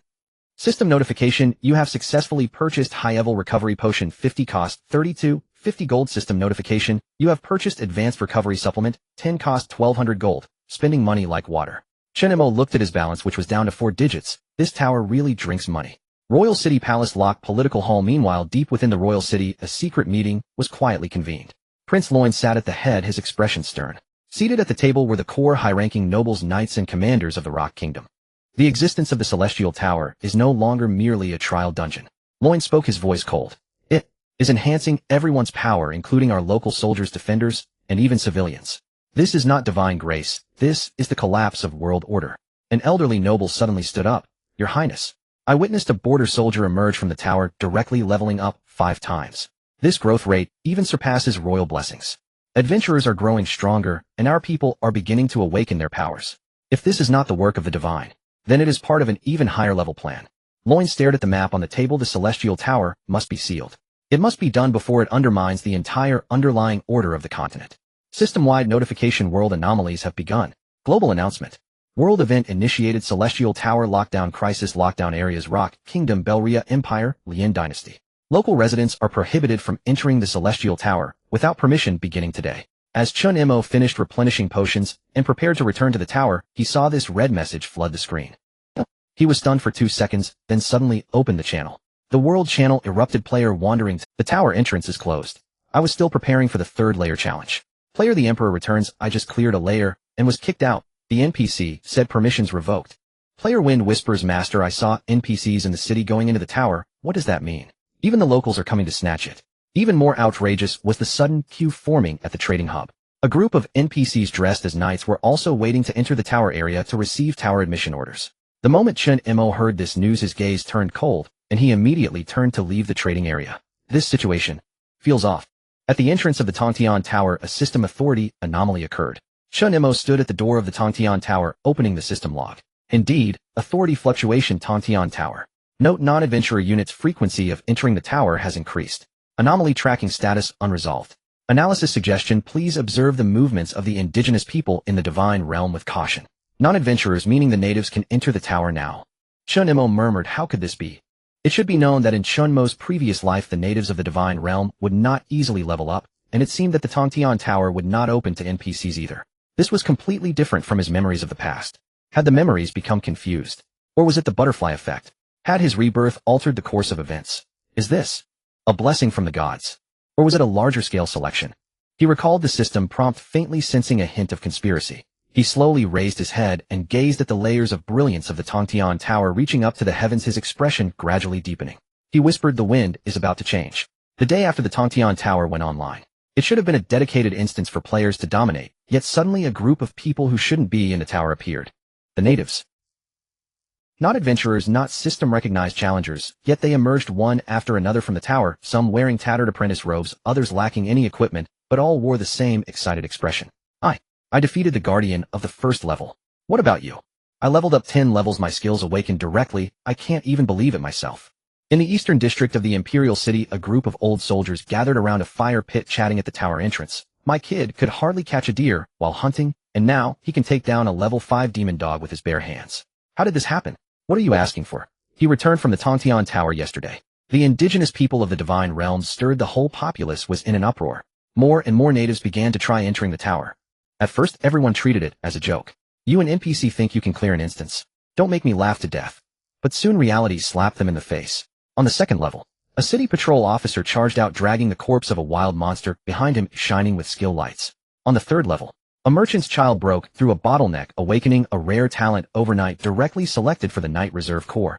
The streets erupted with discussions. In the past we struggled to reach level 20, now someone leveled up to 35 in 2 days. My brother said he saw a statue in the tower claiming it was a blessing from the gods, and now he can control fire. But beneath this fervor deeper emotions were brewing. The oppressed and discontented natives began to roar. Why can adventurers draw class professions as soon as they log in, while we train hard for 10 years just to reach class? They come to this world to level up by slaying monsters while we live in this world just to survive. They treat the divine realm as a game, while we treat the divine realm as our life. The royal family quickly set restrictions in collaboration with the nobles. Deep within the royal city, the atmosphere in the conference hall was tense. Crown Prince Luo Yin slammed the table. We cannot let the Tongtian Tower spread any further. If this continues, not just the adventurers, our citizens, will also break free from our control. Another noble minister echoed. They are starting to worship the tower, and some even say that the Tongtian Tower is the true god. This is unacceptable. Shortly after, a royal decree was swiftly issued. Royal order of the Locked Kingdom. From this day forward, the Tongtian Tower is officially under royal control. Anyone wishing to enter must apply for a tower entry permit. Following that, the official store updated synchronously. Item name: tower entry permit price 100 gold coins. The entire player channel collapsed instantly. Player Ironhead Kid: I just saved up 100 gold coins to buy equipment, and now the tower ticket is more expensive than my entire set. Player Even Dogs don't pay 10000. Why don't you just rob a bank? Player Street Bomber: is my life not worth anything? Is the tower your family's property? Even the commoners channel exploded. We locals can't even afford to enter the tower. Why do they control the entrance? The Tongtian Tower wasn't built by them. In an instant, the words tower entry permit became the most cursed phrase in the divine realm. A polarization erupted, and the adventurers were thoroughly enraged. With the tower ban decree issued, the royal city fell into turmoil. Just as Chen Mo emerged from the potion shop, he saw the trading post in the western city, surrounded by 3 layers of people. Players roared at the official ticket seller. Are you selling tower tickets, or scamming us? If I can't enhance my strength without spending 100 gold coins, then just don't let me play. Faced with such a situation, Chen Mo did not respond directly, but instead looked up at the still towering Tongtian Tower. Meanwhile, the arena channel exploded with shocking news. Player Cold Maple Swordmaster 9th in the Locked Kingdom solo arena. If the tower entry permit is not revoked, I will officially withdraw from the Kingdom Challenge rankings. Player Night Wind Shadow 3rd in the Locked Kingdom solo arena. Don't think it's just the commoners who are angry. We top players can't stand it either. The tower is not an opportunity for one person, but hope for everyone. This resonated with all adventurers, and was the outcome all players wished to see. The kingdom sealed the entrance of the Tongtian Tower, effectively cutting off a major path for players. Secret organizations have emerged, and the underground market is trading entrance qualifications to the tower. As the official high-priced tickets go on sale, the underground market has also sensed an opportunity. In a small alley of the royal city, a group of people dressed in black cloaks whisper in transaction. Low-priced entrance tokens, 80,000, each guaranteed authentic. If you're late, there won't be any left. We are secretly forming teams to clear dungeons, bypassing inspections. Those who wish to join hurry and enter the group. However, at the same time, counterfeit tickets are rampant, sparking chaotic battles. Players who bought counterfeit tickets are ejected from the tower entrance by the system, accompanied by a warning system warning: using illegal entrance tokens will result in a temporary ban of 12 hours. At the western gate of the royal city, battle flags are flying high. The announcement of the sealing of the Tongtian Tower had barely finished before the entire royal city erupted like hot oil splashing into water. Countless adventurers flocked to forums and the streets speculating who issued the lockdown order. Some cursed the higher-ups of the royal city for being cowardly, while others directly questioned whether there was a bug. But among the crowd, there was one person who remained silent. Chen Mo stood in front of the trading post of the Twilight Shadow Merchants Association, looking up at the red system notification light rising from the direction of the palace, his fingers quietly gripping the token. Tongtian Tower sealing permission unlock requires a noble high-level token from the royal city, or a divine envoy's recommendation letter. This implies that an entrance token is necessary. Sealing the tower is no small matter, especially since it has blocked the paths of all adventurers. This is not something a minor noble can orchestrate. It's either a member of the royal family or an intervention from the temple. He pondered aloud. Then I need to find the right person to inquire. With that, he turned and prepared to head towards the main road outside the Twilight Shadow Merchants Association. As soon as he stepped outside, Chen Mo's pace slightly halted. He caught sight of a figure, dressed in gray robes, standing across the crowd, as if the surrounding people automatically gave him 3 feet of space others dared not approach. Even in the bustling streets of the royal city, he stood out like a crane among chickens. Chen Mo's gaze turned cold. It was that person. The one in the gray robe who tried to intercept him in the black market of Twilight City, the audience who had silently appeared in the arena stands. Now he unexpectedly appeared at the fork in the main road of the royal city. What perfect timing, Chen Mo smirked, walking over slowly. The gray-robed man seemed to have sensed him long ago, never turning his head, but when Chen Mo took that final step across the street, the gray-robed man finally spoke lightly. Have you finally decided to greet me? His voice wasn't loud, but it silenced those around them for half a second. Chen Mo smirked. Otherwise, you didn't leave me any face back at the black market. The gray-robed man chuckled. At that time I truly didn't know there was a powerhouse named Yi Bai. And now, of course. The gray-robed man nodded calmly. Like you, identity is meant to be hidden, not to be flaunted. The two gazed at each other for a moment, and neither spoke. Somber. You are indeed very... The people around them didn't react, but Chen Mo felt a jolt in his heart. He wasn't just casually probing, he was confirming. Chen Mo didn't respond, but took a step closer, looking him in the eye. You are not an ordinary person. Of course. The gray-robed man nodded calmly. Like you, identity is meant to be hidden, not to be flaunted. The two gazed at each other for a moment, and neither spoke. The atmosphere became tense, the air seemingly solidifying. Suddenly the gray-robed man chuckled. Care for a cup of tea? I know a nice tea house on the western street of the royal city. No thank you. Chen Mo outright refused. Let's get to the point. If there's nothing important, there's no need for small talk. The gray-robed man nodded, unfazed by his coldness. All right, then I'll be straightforward. He shifted his tone, speaking in a low voice. Are you not entering the tower today because you're afraid of it collapsing, or because someone is waiting for you? Chen Mo remained expressionless. What do you think? The gray-robed man smiled, even more, speaking softly. A tower can be rebuilt if it collapses, but if a person collapses, they won't come back. This statement. Chen Mo looked up. Are you looking out for me, or warning me? The gray-robed man's gaze deepened. What do you think? Chen Mo stared at him in silence. At that moment, he suddenly understood. This guy not only knew some hidden truths, but was highly likely a member of the royal family. Otherwise, he wouldn't have appeared at this timing, nor would he know who was behind the Tontian Tower lockdown. The gray-robed man shifted the conversation. You really want to enter the Tontian Tower, don't you? Unfortunately, that path has been sealed off in advance by us. Indeed, after all, that tower is incredibly important to everyone. Chen Mo smiled instead of getting angry. What are you afraid of? It's not fear. The gray-robed man looked at him seriously. It's respect. Respect for the unknown. Chen Mo replied. The ones sitting in the high tower aren't afraid of the tower collapsing. They are afraid of power being reshaped. And you? The gray-robed man suddenly countered. Are you entering the tower to surpass someone? Chen Mo answered slowly but firmly. I enter the tower solely to become stronger, strong enough to overturn this world. As soon as the words fell, the gray-robed man's eyes slightly trembled. The next second he unexpectedly laughed. You think further than I imagined. The gray-robed man did not say anything more. He pulled out a black and gold note from his sleeve and handed it to Chen Mo. In the days you cannot enter the tower, you can take a look here first. Chen Mo didn't move. Rest assured, the gray-robed man said lightly, it's not a trap. Just, if you truly want to find someone to overturn the table, you first need to know who is at the table. After speaking, the gray-robed man turned and left without looking back, his steps light, yet seemingly in rhythm with the pulse of the surroundings. As he reached the end, he left behind a remark. We will meet again very soon. The street returned to tranquility. Chen Mo looked down at the note, which only contained one sentence: Noble Tea Party Night, Old Port Dock. There was no signature, but he memorized the handwriting. Chen Mo clenched the note tightly, his gaze sinking. In the next second, the note spontaneously ignited in his hand, turning into light and merging into the badge. In the distance, a golden light ceiling line slowly rose from the main tower of the royal city. A new challenge had begun. Chen Mo stood at the street corner, his figure straight, his gaze icy. The gray-robed man gradually walked away, his back merging with the crowd, yet always appearing out of place. The two seemed to step into two separate worlds, yet both knew they would meet again. On East Street of the Old Port, outside the Royal City Tea House. The night was not yet deep, but the magic crystal lamps along the street had already begun to glow. The light reflected off Chen Mo's profile, revealing a calmness tinged with a hint of oppression. He lowered his head, staring at the unusually heavy invitation letter in his hand, the thick paper, exuding an ancient metallic sheen. The embossed crest on it bore the emblem of the Takrian family, a former noble house of the Kingdom of Locke. This family had been officially exterminated 5 years ago during the royal turmoil, yet now someone was using its name to send him this invitation. Moreover, the content was quite simple: Noble Tea Party Night, Old Port Dock, seat reserved, invitee, by Chen Mo. He furrowed his brow tightly, remaining motionless for a long time. He knew that although the name Yi Bai had gradually gained some reputation after the brawl in Twilight City, it was far from enough to qualify in front of true royalty. Yet it was precisely this level of tea party that they had invited him to. Or rather, the gray-robed man had invited him. It's not to show respect for me, nor to welcome me. Perhaps it's an exploration. He murmured softly. This was a trap, a chess game cloaked in the guise of noble glamour. But who was playing this game? The gray-robed man. What exactly is his identity? Chen Mo recalled the scene of their confrontation that day. His opponent did not exert deliberate pressure, yet carried an aura of nobility that commanded no doubt something that could not be feigned. Then he looked at the letter's paper. It was royal standard, only appearing at the funerals of direct royal family members during coronations or secret meetings. This was not something an ordinary noble could manipulate. A chill flickered in Chen Mo's eyes.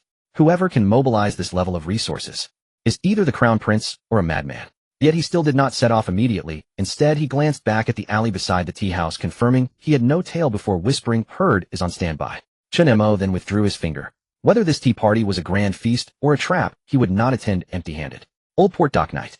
Moonlight fell, and a gentle breeze brushed against the canvas and iron chains by the port. The old port had been abandoned for many years, yet today it had been quietly transformed into a brightly lit private estate. The tea party venue was set on an open-air platform beside the ruins of an ancient castle. Crystal chandeliers, silver cutlery, noble men and women whispering softly, and an endless supply of champagne and pastries. All of it was dazzlingly ostentatious. The moment Chen Mo stepped into the scene, he did not disturb anyone. He was not wearing his battle attire, but instead disguised himself with the gray feather attire exchanged from the marketplace, looking like a small manager from a merchant guild or a distant relative of a noble family. No one noticed him, yet he observed everything clearly. That group of people was different from the monsters or players in instances. They spoke softly, but every word was a probe with daggers hidden in their speech. "I heard that in Twilight City a newcomer named Yi Bai has emerged. Isn't that the one who challenged the record for the third floor of the tower? Huh. I'm afraid he can't even get in now." The entry permit for the tower still had many spots available, but royalty may not favor such disobedience. Chen Mo listened, gently swirling the champagne in his hand. So this was the crux. It seemed that without this entry permit no one could enter. This was not a privilege ordinary people could access. Those nobles are not afraid of adventurers clearing the tower. They fear the tower falling into hands beyond their control. Chen Mo's gaze sharpened.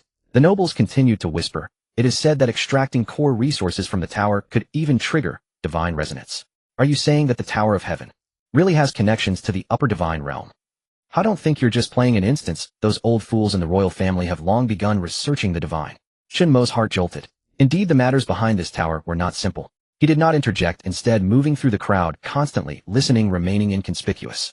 Until he passed by the main table and noticed an empty seat. A carved high-back chair draped with a gray robe sat. On the back of the chair hung a small card reserved for Yi Bai. Chen Mo paused for half a second, but did not approach. Instead, he sneered inwardly. "You don't show up, yet you leave this little act behind." There was no doubt that this had been prepared for him by the gray-robed man. He turned and continued to wander at the edge of the crowd, casually overhearing a noble whispering. "The trial of the Tower Master's decree has also been set in motion. Who will execute it? The military, the royal family, and the temple will each send people simultaneously.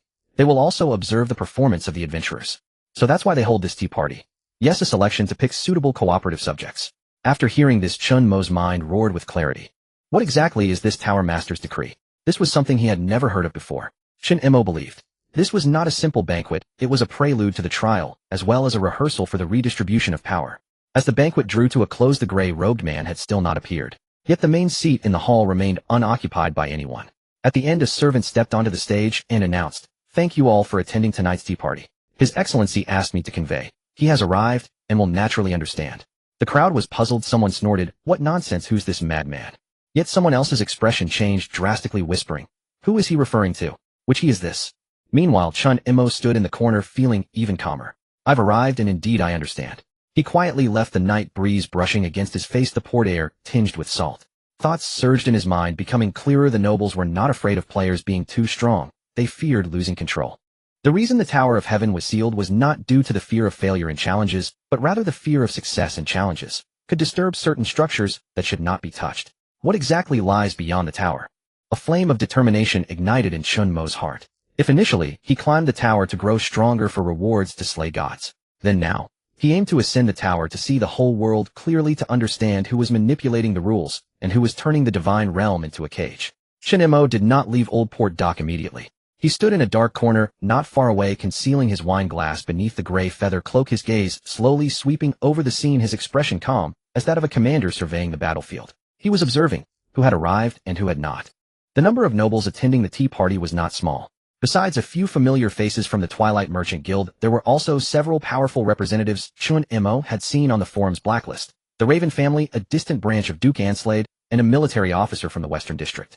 These individuals usually despised participating in adventurer matters, yet now, they were gathered in one place, which could only mean one thing: the Tower of Heaven was not just an instance, it had already touched the core of the kingdom's resource distribution. Yet what Chen Mo was more concerned about was not just these nobles.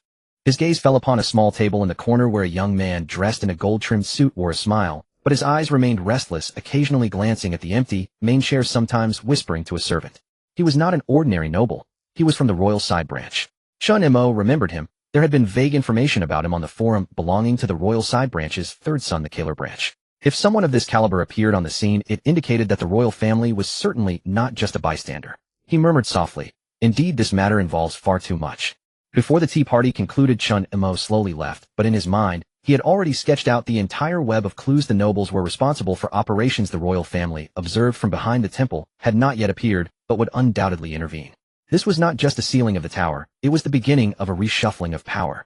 Outside the arena, the twilight light spilled through the city walls onto the pavement, where a slightly weary figure crouched by the wall, eyes vigilantly fixed on a figure in a golden-trimmed robe ahead. Chen Mo wore a grayish cloak, hiding at the edge of the crowd, appearing to be just an ordinary passerby. He is the third son of the royal family, the heir of the Kaler branch. Chen Mo murmured softly, his gaze locked tightly on the boy's back. No doubt one of the highest-ranking individuals. Extracting some palace intrigue from him would be absolutely worthwhile. This boy was one of the most noteworthy figures at today's royalty gathering. In his golden-trimmed robe and pale blue insignia, a symbol of royal blood, Chen Mo had never intended to directly engage with someone of such status, but now that the gray-cloaked person's connection has been severed, and I can't even find a trace of him at the meeting, I have to take matters into my own hands.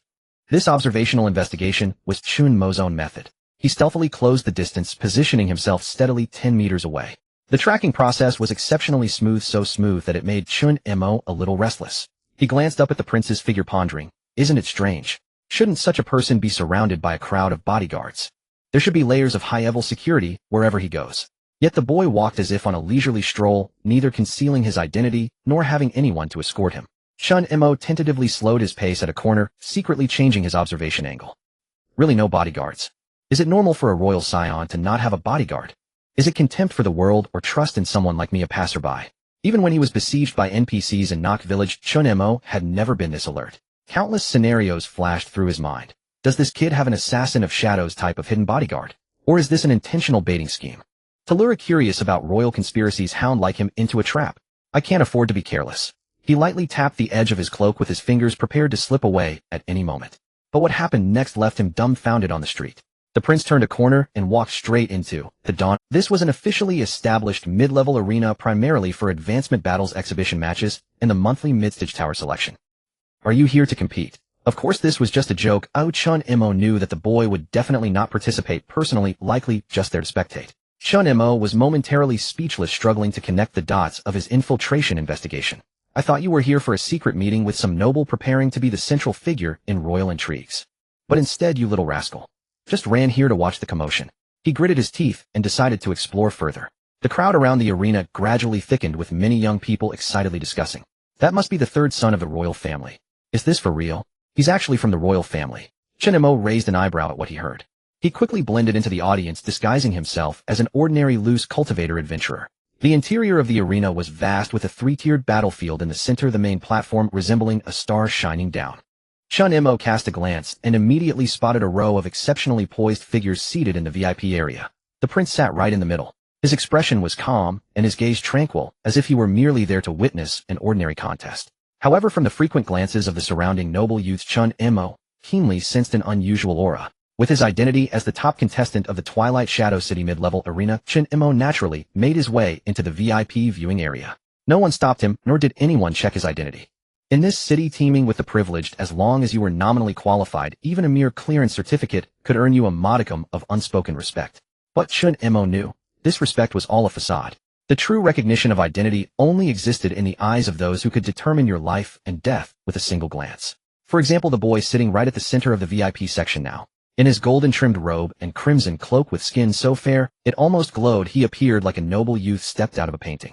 But what Chen Mo noticed was not his face, but the emptiness beside him. It was eerily vacant. Aside from a nearly silent male attendant with his head bowed, there were surprisingly no bodyguards around the boy, the third son of the Kaler family.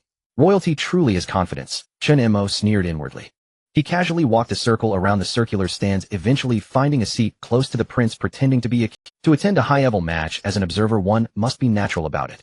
Just as he settled in, a gaze swept over. The boy glanced at him briefly, not speaking, only slightly furrowing his brow, like a mix of curiosity, disdain, and a hint of interest in this uninvited stranger. Chen Mo did not return the gaze. Instead, he leaned forward slightly, focusing on the two combatants below. Wind Blade Flow Assassin versus Heavy Armor Defender.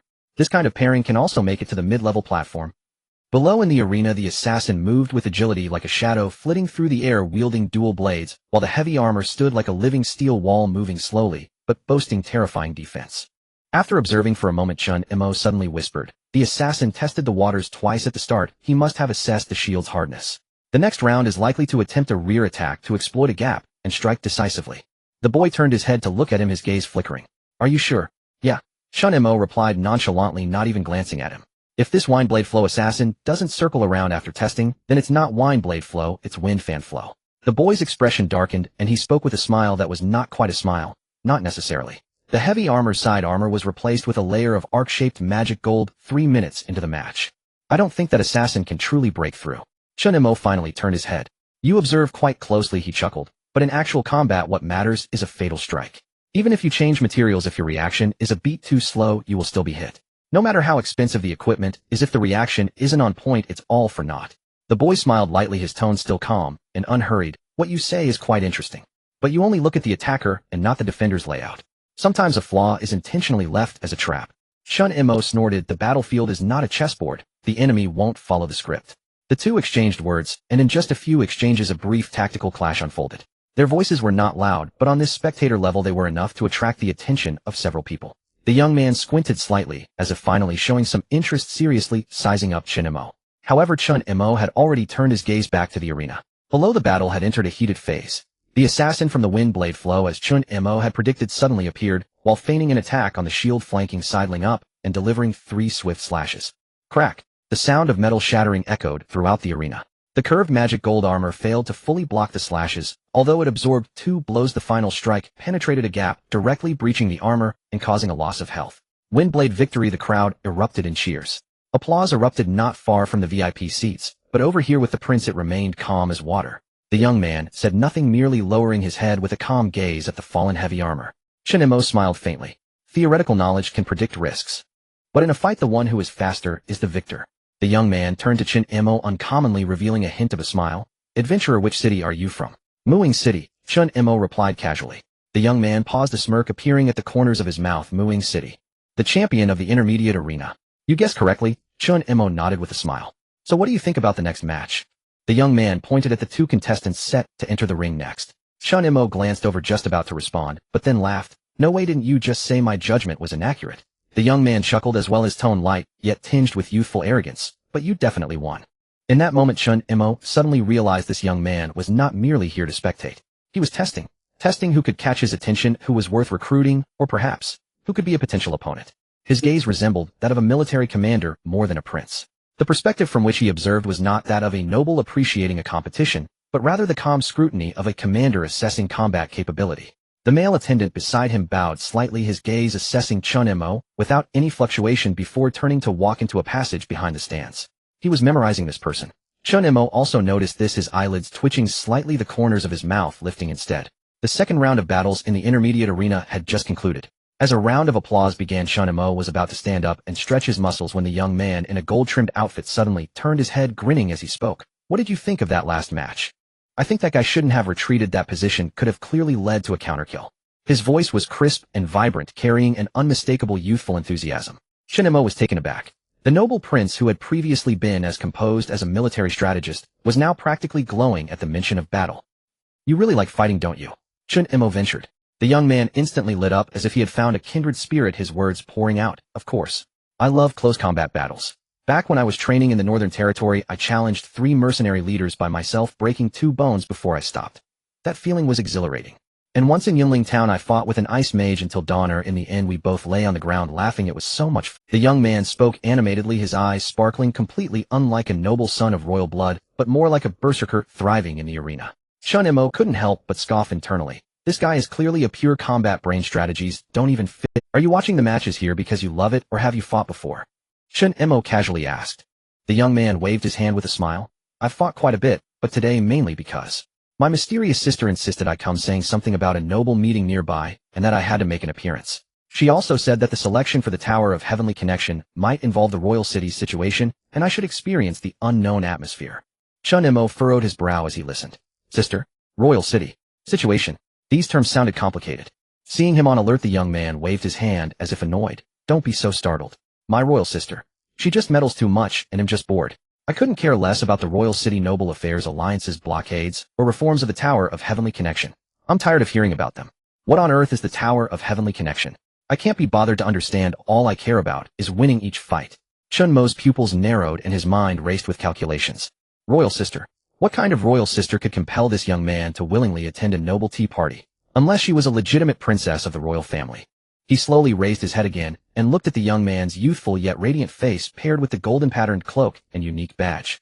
No doubt about it. This kid's status is certainly not low. In the end, I still prefer real combat, the young man said as he took out a letter. It was a finely gilded scroll embossed with a red-gold royal emblem. Under the sunlight, the royal seal reflected a faint glow. My sister gave me this, saying it was to show me the current development level of adventurers. I just thought as long as they can't beat me, that's good enough. Chen Mo glanced down, recognizing the royal seal as the insignia of the royal Third Order Kaler family, identical to the materials previously seen in the library. Confirmation of accuracy. This guy truly has royal blood, a genuine third son. Chen Mo felt a wave of emotions within, but maintained his composure, merely nodding lightly, as if casually saying, Your sister has quite the foresight. Yeah, the young man sighed, but unfortunately, I'm completely uninterested. I don't know what she's thinking. In any case, all I know is if I find someone pleasing, I want to fight. If I find someone displeasing, I want to fight as well. Chen Mo, are you sure you're meant to be a prince? The atmosphere eased, and the young man suddenly turned and asked, By the way, I think I remember the name you by. Chen Mo looked up and met his gaze. That's right. The young man suddenly slapped his thigh, shaking the VIP seats. I knew your aura felt familiar. You're that madman. Chen Mo smiled wryly and nodded. I do have a bit of a reputation. The young man clenched his fist in admiration. You're indeed quite impressive. One day, let's have a proper match, and whoever loses will treat the other to 3 drinks. Chen Mo. Is that something a prince would say? I'm a warrior, the young man beamed brightly. Prince is just a surname. As the two were chatting enthusiastically, a young female attendant in a silver-blue uniform hurried over, whispering into the young man's ear. Your Highness, the Noble Council is about to begin, and the lady is already waiting for you. The young man suddenly slumped back in his chair, visibly displeased. Another council. Another alliance agreement. Discussing which family is going to support which knight to the Tower of Heavenly Connection. Can I take a sick leave? Like battle desire disorder. The attendant remained silent, simply waiting patiently. With no choice, the young man stood up, adjusted his cloak, and turned to Chen Mo, winking. When I return, we'll make up for that match we didn't get to have. After saying that, he left the VIP seats, but suddenly stopped halfway, turning back. By the way, today's topics might relate to you adventurers as well. If you can sneak in, it's best to listen so you don't end up in a bloody fight without knowing how you got involved. Which side is he truly on? Chen Mo's brows twitched. What do you mean? I am Luovine Kairauer. The boy's voice was not loud, yet it resonated in Chen Mo's mind like an explosion. Kairauer. This surname felt both familiar and strange. Strange because he rarely encountered matters of the noble circle in real life, familiar because this surname had been mentioned repeatedly in the library of Twilight Shadow City, belonging to a royal branch once in command of border defense forces and still holding the title of Count. Chen Mo's heart tightened. This seemingly carefree and brawling boy was indeed not an ordinary person. I know what you want to ask me, and I also know you've been following me, but I don't mind. All of this is under the attention of the crown princess. Luovine looked at him with a somewhat sly smile, boasting as if sharing his victories. And there it was, the crown princess again. The princess of the Rock Kingdom. A vague figure appeared in Chen Mo's mind. The legendary princess who truly held the power of the imperial capital and suppressed the rebellion on the western front of the kingdom at a young age. If this tea party was indeed organized by her, then the so-called gray-robed person's invitation was not merely a private interest of some noble, but rather a prelude to choosing sides within the royal family. By the way, it would be quite interesting for you to attend the noble meeting. Luowine's eyes were bright with a childlike, crazed enthusiasm. I really want to see if someone like you would turn the tables in the noble circle. Chen Mo smiled faintly without responding, instead saying, You seem to be quite the handful. I can tell you need a bit of discipline. A strong person should have their own style. After finishing his words, the boy swung his sword scabbard onto his back and turned to leave. See you at the tea party. Or maybe not. He walked away gracefully as if he had just completed a task. But Chen Mo knew that the significance of this conversation was far heavier than a mere competitive match. After returning to the back row of the audience seats, he took out the system terminal and rapidly reviewed everything that had transpired over the past 2 days. Every appearance of the gray robe person occurred at critical junctures. The sudden issuance of a blockade ordered the mobilization of dozens of high-ranking officials from the Rock Kingdom for a single mission, and the boy's casual mention of the Crown Princess hosting a banquet made him realize that he was entangled in matters far beyond what a newcomer in the arena should be involved in. Shouldn't my role be that of a casual player focused solely on monster hunting and leveling up? Chen Mo looked at the system prompt in his hand and muttered, how did it end up feeling like him the protagonist in a chaotic faction battle among NPCs? He quickly brainstormed in his mind. Why did the gray robe person invite me? Since the dock meeting was hosted by the royal family pointing towards the kingdom's princess, could it be that the gray robe person's identity is also royal? The Tower of Heaven. Perhaps they regarded it as the key to power struggles. They want to divide the territory while I. Chen Mo exhaled lightly, his gaze calm. Only wish to grow stronger. Intermediate arena battle application confirmed. Please proceed to the battle entrance within 10 minutes. The match is about to begin. The system prompt sound broke him out of his contemplation. A smile appeared at the corner of Chen Mo's mouth. He knew what he should do next. Royal family, gray robe, princess, you all can fight among yourselves. I'll handle my own business. Royal City, intermediate arena. Chen Mo stood at the entrance, his steps pausing slightly. The first feeling was that something was amiss. It wasn't the air nor the temperature, but rather the atmosphere. This place was clearly much more restless and chaotic than Twilight Shadow City. Just as he stepped across the threshold, a sound, not belonging to battle rang out. System prompt detected new regulation adjustment. Intermediate arena ranking affects Royal City Tower of Heaven permissions. Chen Mo narrowed his eyes, immediately understanding. Here it comes indeed. Starting from this point, he followed the flow of people into the audience area, glancing casually, but suddenly froze. The entire audience did not resemble what he was familiar with. Players clustering, equipment, glinting, noise reaching. The spectators here were mostly dressed in traditional Divine Realm attire, their expressions stern and postures upright. They were clearly not adventurer players, but rather natives. Why are these people here? He instinctively scanned the area and found that the familiar sound of player chatter had diminished considerably. Instead, there were noble-looking figures adorned with family crests and cloaked, nodding and exchanging glances, and even a few priests in clerical garb were seated in the front row, their gazes sharp as blades. Chen Mo furrowed his brow. Welcome to today's Royal City Intermediate Arena. The host's voice was filled with enthusiasm. In the opening 5 battles, we welcome 3 new challengers, 2 of whom are selected from the Royal City's natives. Native Sorcerer Lorne Wind Whisper, Native Warrior Corel Shield Fist. The audience erupted in an instant. Not only did the players lose their composure, but whispers also arose among the audience. How can natives participate? Are they allowed in the arena? They can, but they must adhere to the rules. They must be selected from the lower-level arena. Isn't the arena supposed to belong exclusively to adventurers? Aren't they afraid of dying? Chen Mo's eyes twitched, and he looked up at the stage. He saw a young native sorcerer slowly stepping onto the arena, holding a peculiar magical artifact. Floating seals and elemental glows swirling around. Chen Mo's eyes widened. That equipment isn't something a player can use. The system prompt appeared. Battle begins. Native Wind Whisper Sorcerer versus Adventurer Shadow Hunter Scout, LV63. The battle quickly commenced. As the former raised his hand, the magical artifact emitted a soft glow, wind-sealing breath. A swirling wave of air sent the Shadow Hunter Scout flying back 5 meters. In the next moment, the sorcerer stepped onto a 3-tier wind circle, and a bolt of lightning instantly struck. Lightning strike, chain link. Boom. Match ended. Winner Wind Whisper Sorcerer Lorne. The audience erupted in chaos. This isn't right. This is not an ordinary Divine Realm native. These stats are not something randomly assigned by the system. Did he use NPC combat skills? Chen Mo's gaze darkened as he realized perhaps this was a chain reaction after the Tower of Heaven was opened to the natives. Natives already possessed a character identity recognized by the system, and now combined with the cultivation mechanism within the tower, their combat power had inflated tremendously in a short time. It seems we can now fairly battle against the adventurers as well. A native elder sitting in the audience spoke calmly, his voice not loud, yet the system amplified it clear for all to hear. This day has been long awaited. Can this arena still be played? Beside him, an impatient player couldn't sit still. Do you think the system intentionally let these natives in to stir trouble? It's not stirring trouble, it's blatant bias. Another player gritted his teeth. Do you know what the Tower of Heaven is? What's wrong? When we players ascend the tower, even the top 20 must pay resources and draw lots to queue. What about the natives? They are prioritized without any fees. Damn, are they pushing us to quit the game? Quit. They are local royalty, you are just an outsider adventurer. Can't you see the difference in treatment? Despite the curses, no one dared to truly leave. Chen Mo stood at the entrance of the passage, listening to the low murmurs of discontent, his expression calm. He had long since noticed the signs. Ever since the mutation of the War God Seed in Twilight Shadow City, the entire Divine Realm world had entered a turning point. The royal family was clearly trying to establish balance, possibly even supporting and favoring the native system. The natives have grown stronger while the player's status has diminished. But this isn't a bad thing. Chen Mo's eyes flickered, his heart as sharp as a knife. This is the beginning of a new round of selection. Only those who can adapt will remain. Imperial City Intermediate Arena 6 stand. What did you say? On the arena, a native warrior clad in purple patterned battle armor looked down at the adventure player who was battered and bruised, a cold smile playing on his lips. The Tower of Heaven is a blessing bestowed upon us natives of the divine realm. Adventurers are nothing but parasites thriving off our world, yet they wish to ride atop us. I advise you all, get out of the arena while you still can or suffer the humiliation. As the words left his mouth, the audience erupted in chaos.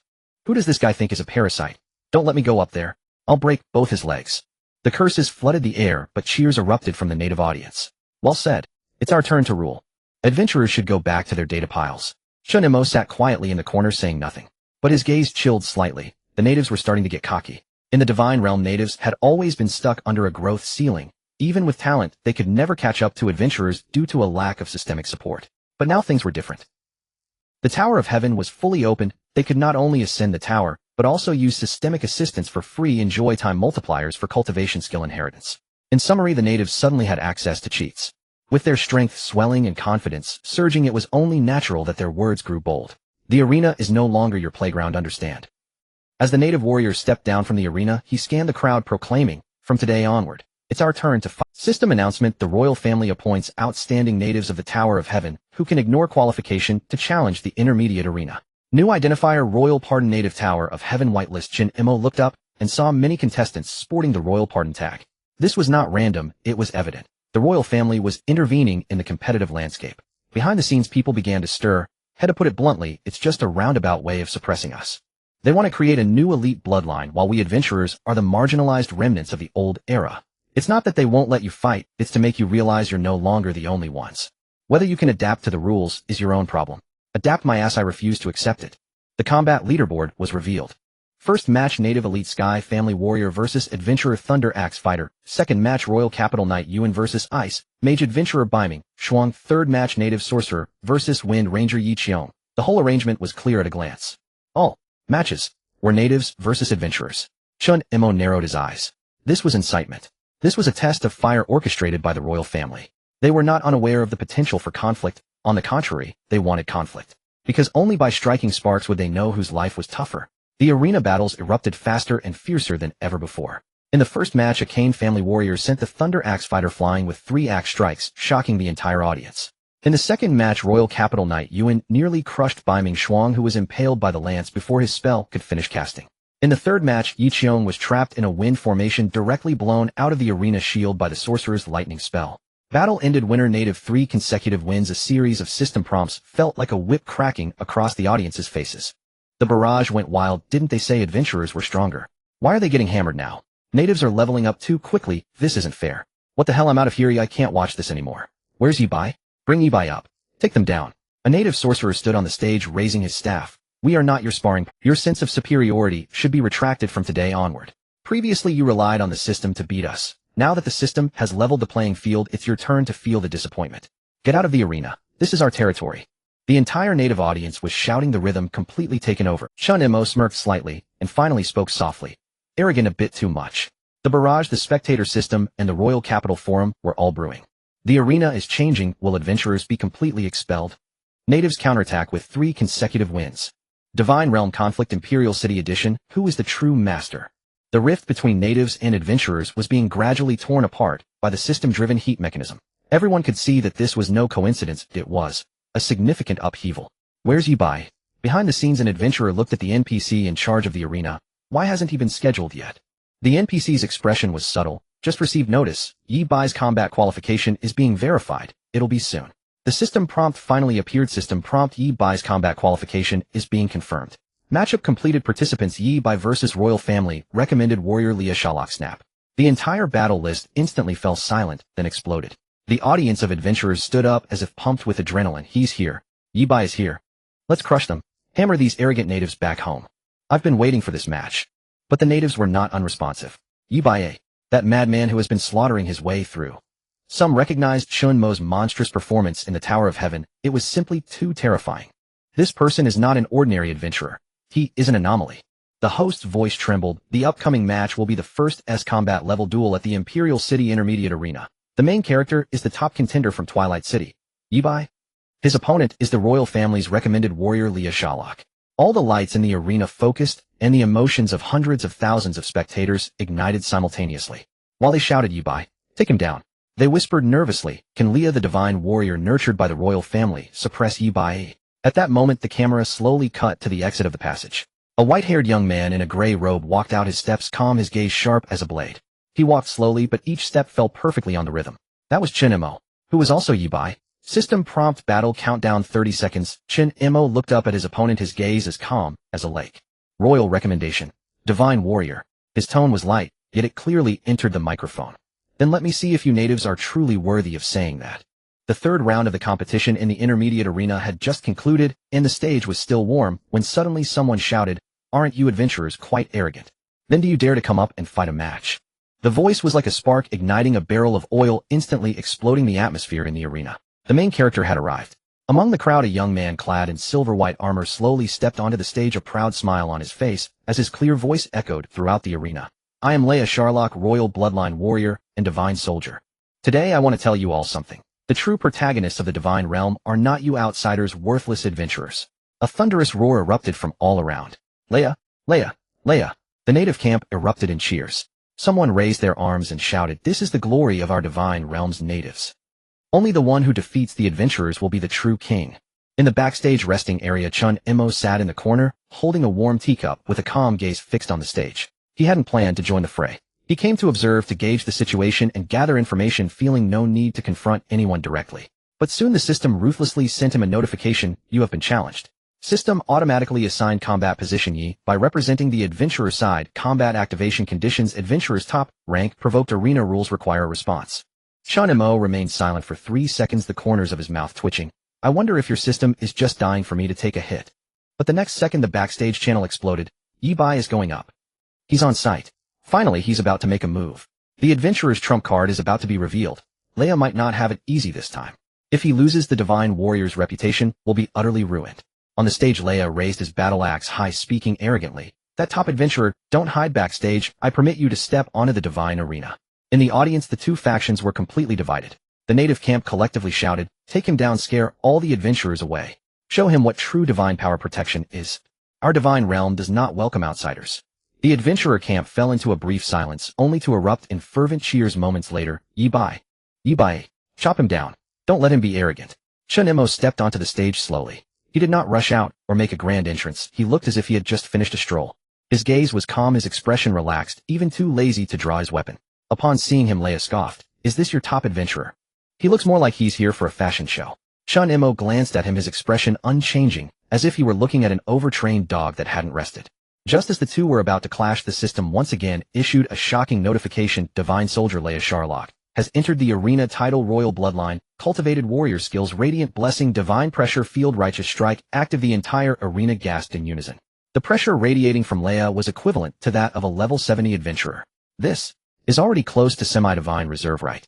With this combat power, reaching the 5th level of the Celestial Tower would be no problem. Meanwhile, the adventurer camp remained silent. No one was cheering or shouting. They all stared at Leia with intense gazes, as if they were waiting for something, as if holding back something. On the other side of the stage, Chen Mo stood still, glanced around, then looked down at his empty right hand. The next second, he slightly raised the corners of his mouth. Not bad. Leia snorted coldly, his gaze looking down from above. I heard you were quite arrogant in low-tier matches. Now you stand before me. And I have received the blessing of the divine. What about you, ignorant adventurer? Leia had received divine blessings, a privilege of the locals in the divine realm who believed in the divine and thus received such blessings and became divine soldiers. Chen Mo slowly raised his head, his gaze indifferent, as he casually replied, if the divine is your master, then I truly have no good impression of the divine. The audience erupted. Is he mocking the divine? The adventurer has gone mad.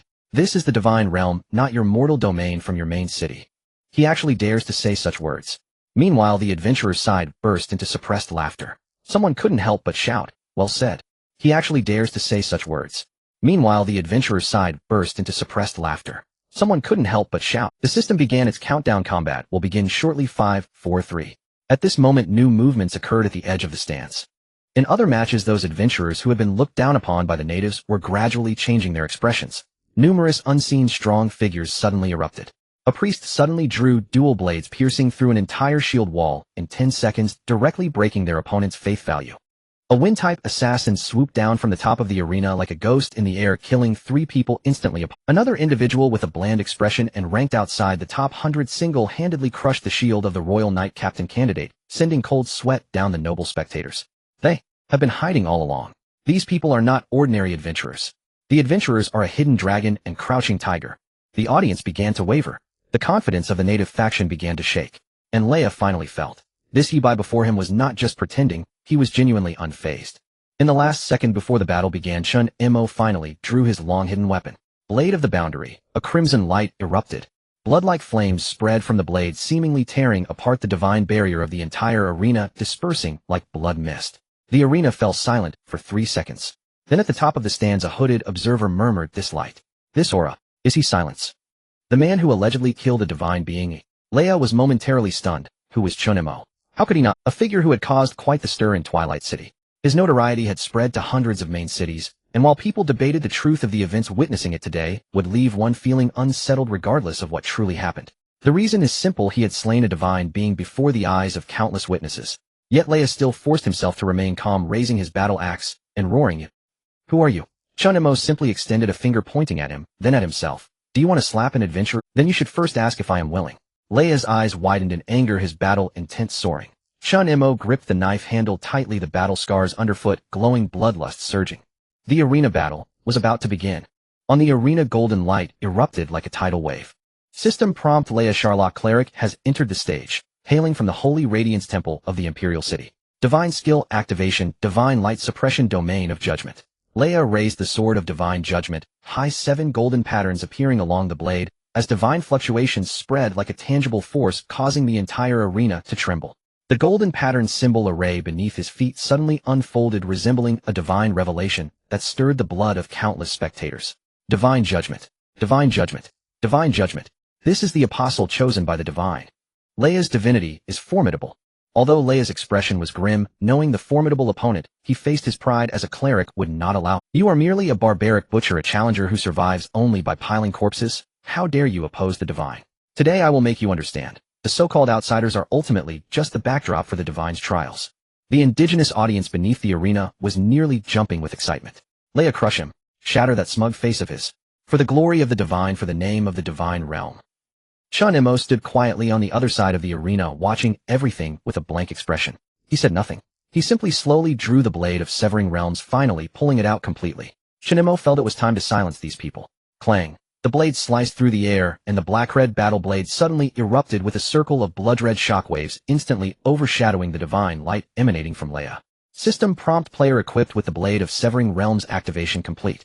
Title: The One Who Bears the Flames activated. Special note: this weapon has recorded acts of godslaying possessing suppressive attributes against divine domains. The audience fell into a momentary silence, then erupted. Finally, there were those who had seen the world and understood. That blade is the Blade of Severing Realms. Wait, isn't that the legendary artifact that slayed the projection of the god of hunting? I remember. The user is Chen Mo. System hidden prompt appeared. Player Knight White's name has partially linked to silence records. Cognitive obfuscation interrupted. Leia's expression twisted. The revelry on the faces of the locals began to vanish, replaced by a profound silence. Knight White is silence. Chen Mo shrugged. Is it too late to realize now? The audience what the hell? He is that god-slaying maniac. No wonder he dares to be so arrogant in front of Leia. This isn't a mid-level adventurer, this is a mad boss-level player. Leia's lips twitched, his eyes trembled violently, as if he had just received a loud slap. But he quickly forced himself to regain composure, roaring, "I don't care who you are. The divine is our salvation, the meaning of our existence. You strike against the divine, you are a sinner." Chen Mo, however, merely spoke softly, his voice calm as a still lake. "As adventurers, our beliefs do not signify anything between us. You only need to know that our positions differ, and that is all. And do you really think that the divine protects you? Does your piety truly earn you the rewards you deserve? At least it has never protected me." This was a fact. Chen Mo completely failed to comprehend the divine's actions, from the trial of the god of war to the projection of the god of war descending into the world. He knew nothing at all. It was not protection, but rather to fulfill some sort of mission. As this statement settled, it was as if even the air fell silent. Leia's entire figure swayed slightly, his face shifting from fury to suspicion, then finally collapsing into complete confusion. Meanwhile, many adventurers who had been rejected by the divine also fell into contemplation.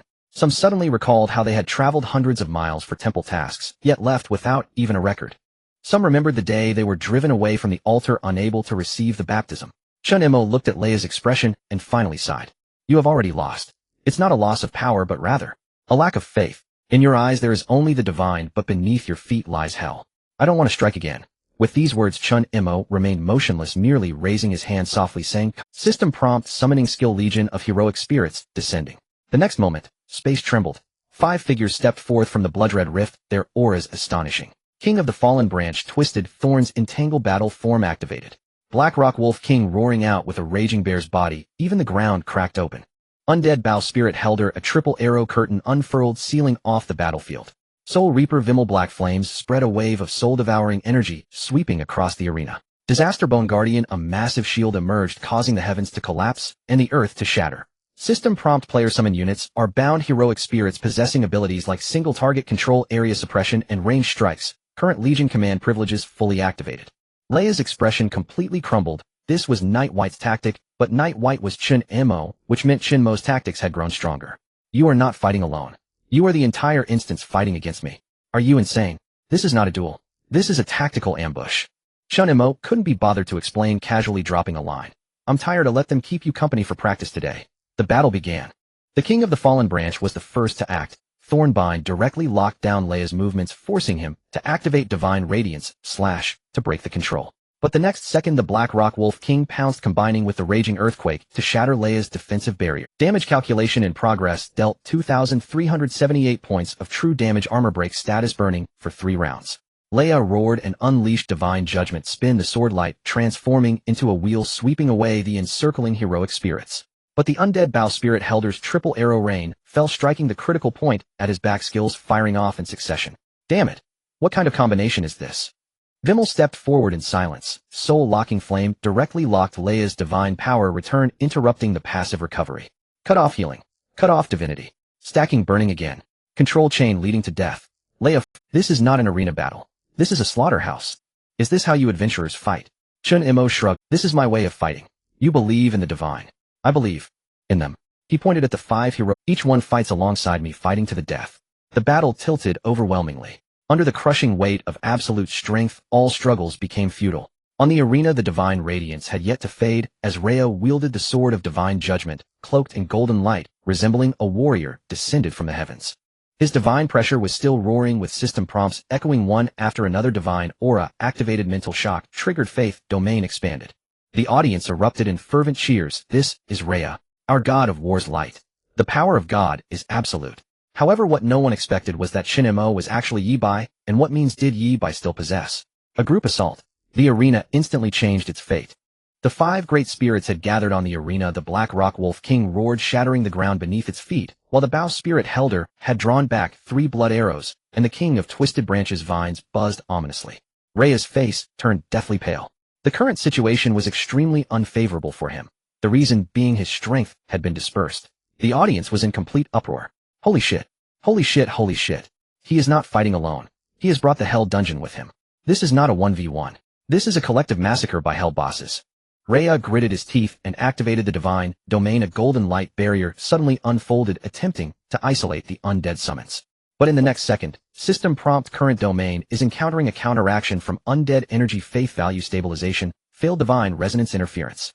Effect decreased by 80, skill release speed slowed, cooldown extended by 1.5 seconds. Rhea's pupils constricted. This group of summons carries a debuff that weakens my divinity.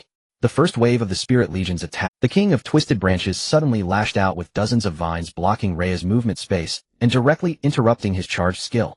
Vine binding successful, skill guidance interrupted. The Black Rock Wolf King lunged forward, biting into the gap in Rhea's left arm. Defense breached, burning effect applied, causing true damage. Ongoing burn. Rhea roared in anger, trying to create distance, but his back was already locked down. Whoosh! Rhea's body jolted, his forward momentum disrupted, and he collided head-on with the giant shield raised by the Disaster Bone Guardian. Blunt damage determination successful, stun for 0.5 seconds, skill delay. What kind of battle is this? This is tactical gang up. Chen Mo stood at the edge of the arena, arms crossed, as he observed the whole scene, a smirk creeping onto his lips. He was all too familiar with this kind of strategic combat. Rhea's rage erupted as he forcibly activated the Divine Awakening burning skill, attempting to break free from the encirclement.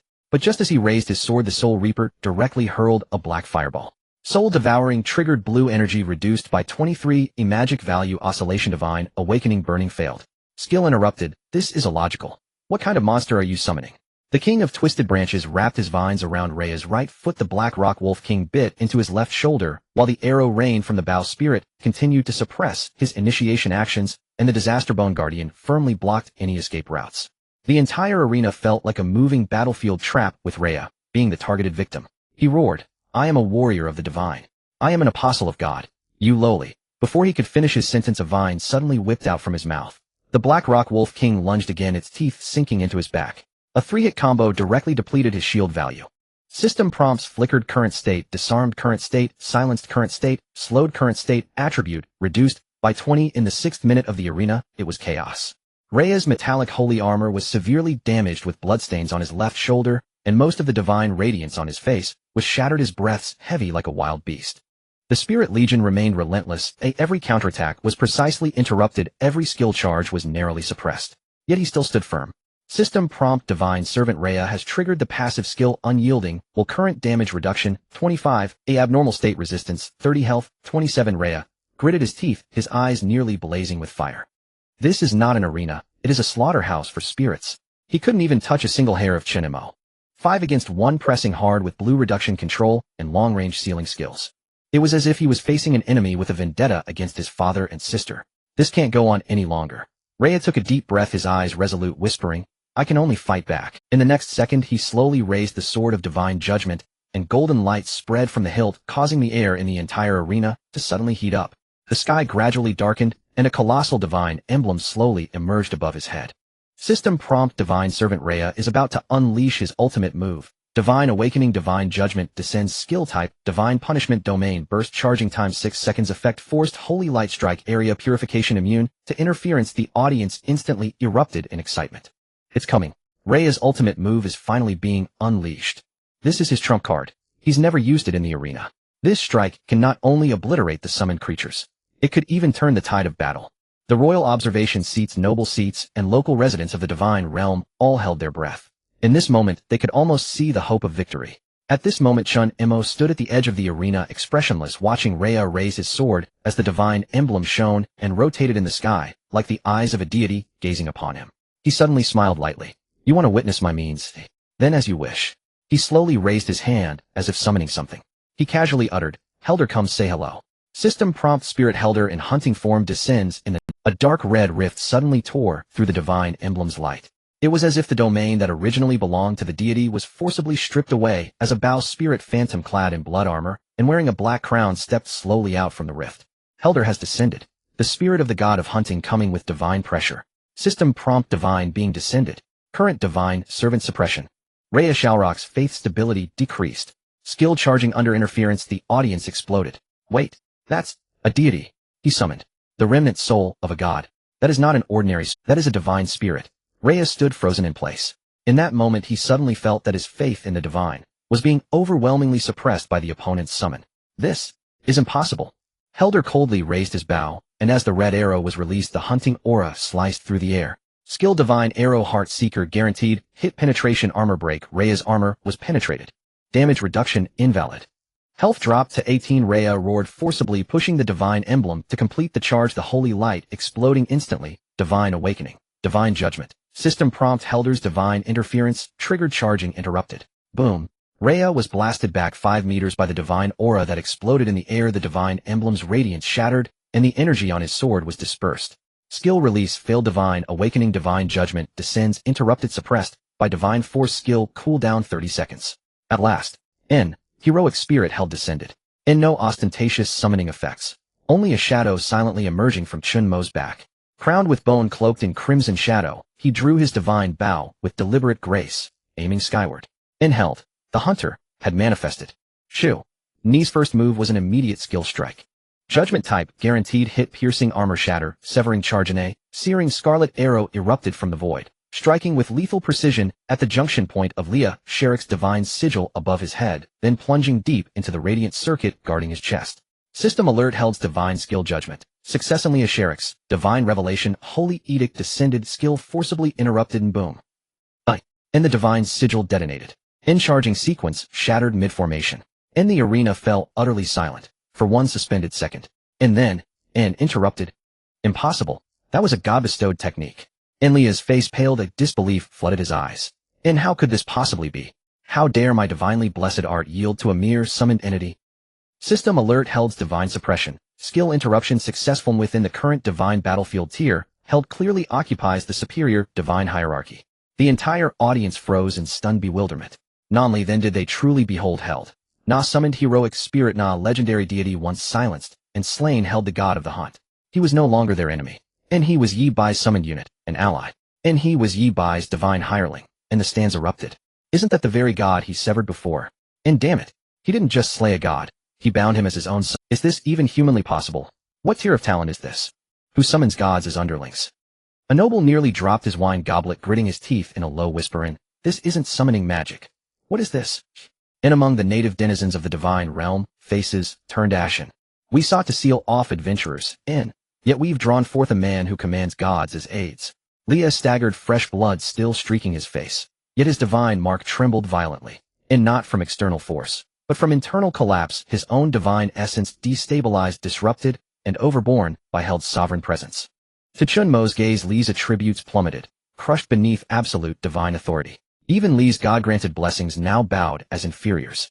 System alert, current divine office stability, degrading, in-skill judgment failure probability. Rising, Leah knelt on the arena floor, hands braced upon his sword, eyes locked on Chen Mo, voice trembling in, "What are you? Why must even gods obey you? In, the deity we've worshipped for decades. How has it come to this?" And Chen Mo finally spoke, calm, measured, in, "You worship the blessing, not the god." Held remained silent, merely drawing his bow once more, wholly obedient to Chen Mo's will. And Leah knelt motionless upon the dais, blood pooling beneath him. He dared not raise his head. In Held, the heroic spirit forged from blood, mist, and divine essence, stood behind Chen Mo, gazing down upon him with quiet, unblinking dominion. No gesture, no word, only those hunter's eyes, cold, ancient, and different, piercing through every vestige of Li's faith and pride. In Leah's body locked rigid, even eye contact felt like sacrilege. He knew with chilling certainty this was no illusion, and no phantom. Nit was a true god, a being whose existence embodied his deepest dread, his most incomprehensible terror, once divine, now his adversary. Within him a tempest raged, his very soul pressed downward by an invisible crushing weight. And Chen Mo has already defeated a god, and not rumor, not hyperbole. In reality, unfolding before his eyes. Held was no mirage, no phantasm. His was the residual soul of a deity, radiating authentic divine suppression. In Leah's throat constricted, breathing itself became agony. In that moment he could no longer fathom the true depth of Silence's power. He only knew one truth: he was a divine office holder, while the other stood beyond divinity itself. This was not combat. Nit was fate's proclamation, and faith shattered. Divinity recoiled. A mortal before whom gods themselves knelt, known only as Silence. Held's arrow reappeared, restraint incarnate. In absolute supremacy, once more. In divine arrow, heart hunt, final shaft, and this time no charge required. Armor, shield, and will alike were sundered. System alert, Leah Sherrick struck. Combat status terminated, victory confirmed. Leah collapsed entirely, his divine mark extinguished. That arrow pierced not flesh, but the sacred imprint of his divine office and the celestial blessing bestowed. His gaze went hollow. In his final breath he stared at Chen Mo, lips faintly stirring as if whispering in, "Was my defeat truly undeserved?" Nan Chen Mo never raised a hand. System alert, mid-tier arena. Victory, achievement rating, absolute suppression, summon, intervention, divine essence, collision, unprecedented classification. The arena held its breath for 5 seconds. Then, and boom. And Yi Bai has won. And no. This isn't victory, it's dominion. He summoned a god, and the god obeys him. This isn't a player anymore. This is a divine chosen. And someone shrieked, voice cracking, the divine realm is about to change forever. From this day forward, the name, Yi Bai, or Silence, must be engraved in memory. And the noble seats fell silent, royal envoys wore conflicted expressions, hidden powers, elders revealed for the first time profound wariness.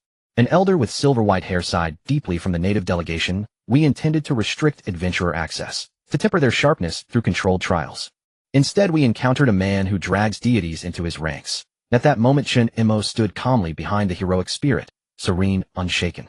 Now standing at the arena's edge, his gaze swept the crowd. Calm, yet each word struck like a nail driven deep in. "You rush too eagerly. In mere days natives seek to reshape heaven and earth, purging the arenas, redrawing permissions in the Tower of Ascension. Yet do you truly believe adventurers lack strength?" He raised a finger toward fallen Leah, voice quiet yet drowning out all clamor. And indeed the crowd saw fervor in the front rows, but missed the hidden trump cards in the rear. True elite power has always remained silent, until forced to act. And natives are not weak. but haste has turned them against themselves. Undeniably, Chen Mo's decisive strike was not self-initiated, it was demanded by circumstance. On the arena, the brilliance faded as the heroic spirits departed. Rhea knelt on the ground, his face pale, blood flowing from the corner of his mouth, his armor shattered like scrap metal, and the divine emblem that once shone on his back had dimmed, as if the very foundation of his faith had been forcibly uprooted. He remained motionless, as if his entire being was frozen at the moment of defeat. Meanwhile, Chen Mo, standing behind the heroic spirit, had not made any special gestures throughout the battle, not even a single attacking move. Yet in this battle, no one dared to question his victory. The audience was engulfed in silence. Even the most fervent supporters of the natives did not dare to breathe loudly at that moment. This was not a battle, this was a dimensional suppression. He didn't even move his hand. A summoned creature turned a divine warrior into a cripple. Who can believe that? I just want to ask, if Chen Mo were to engage directly, would Rhea simply perish on the spot? A few seconds later, an explosive discussion erupted. He really didn't make a move. Knight White is just too Meanwhile, far in the high seats of the audience, the native nobility felt as if they had fallen into an ice cave. He really didn't make a move. Our divine warriors are being overwhelmed by a summoned creature. Rhea represents the pride of our native divine rights. Now that pride is gone and our faces are trampled in, a voice was low and calm. If he steps into the Tower of Ascension, the era of the local people in the divine realm will come to an end. Meanwhile, the channels of the arena were already buzzing with activity. Arena channel, world channel, regional channel, all were frantically refreshing. One name: Knight White. Silence. That ruthless Knight White has won again. I heard he fought with 5 heroic spirits, and now he can even summon gods.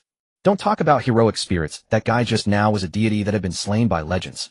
Now he has become a summoned unit. Brothers, did we choose the wrong side? The natives even claim they want to seal the Tower of Ascension.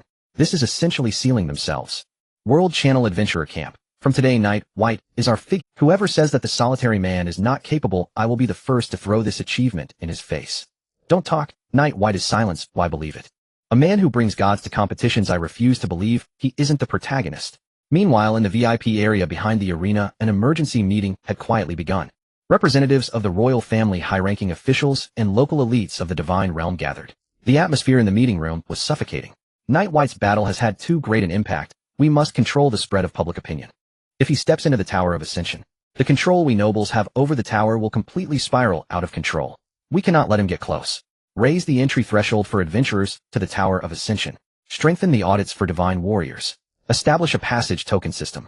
This is not just a matter of individual strength. Whoever controls the Tower of Ascension controls the future of the divine realm. At this moment, the local people of the divine realm quickly reached a consensus. Regardless of any dissatisfaction with previous distributions of interest, they all stood united at this moment. Meanwhile, Chen Mo had quietly left the arena. He walked through the backstage corridor, recalling the heroic spirits while deep in thought. He did not relish the cheers, nor did he speak in the channels.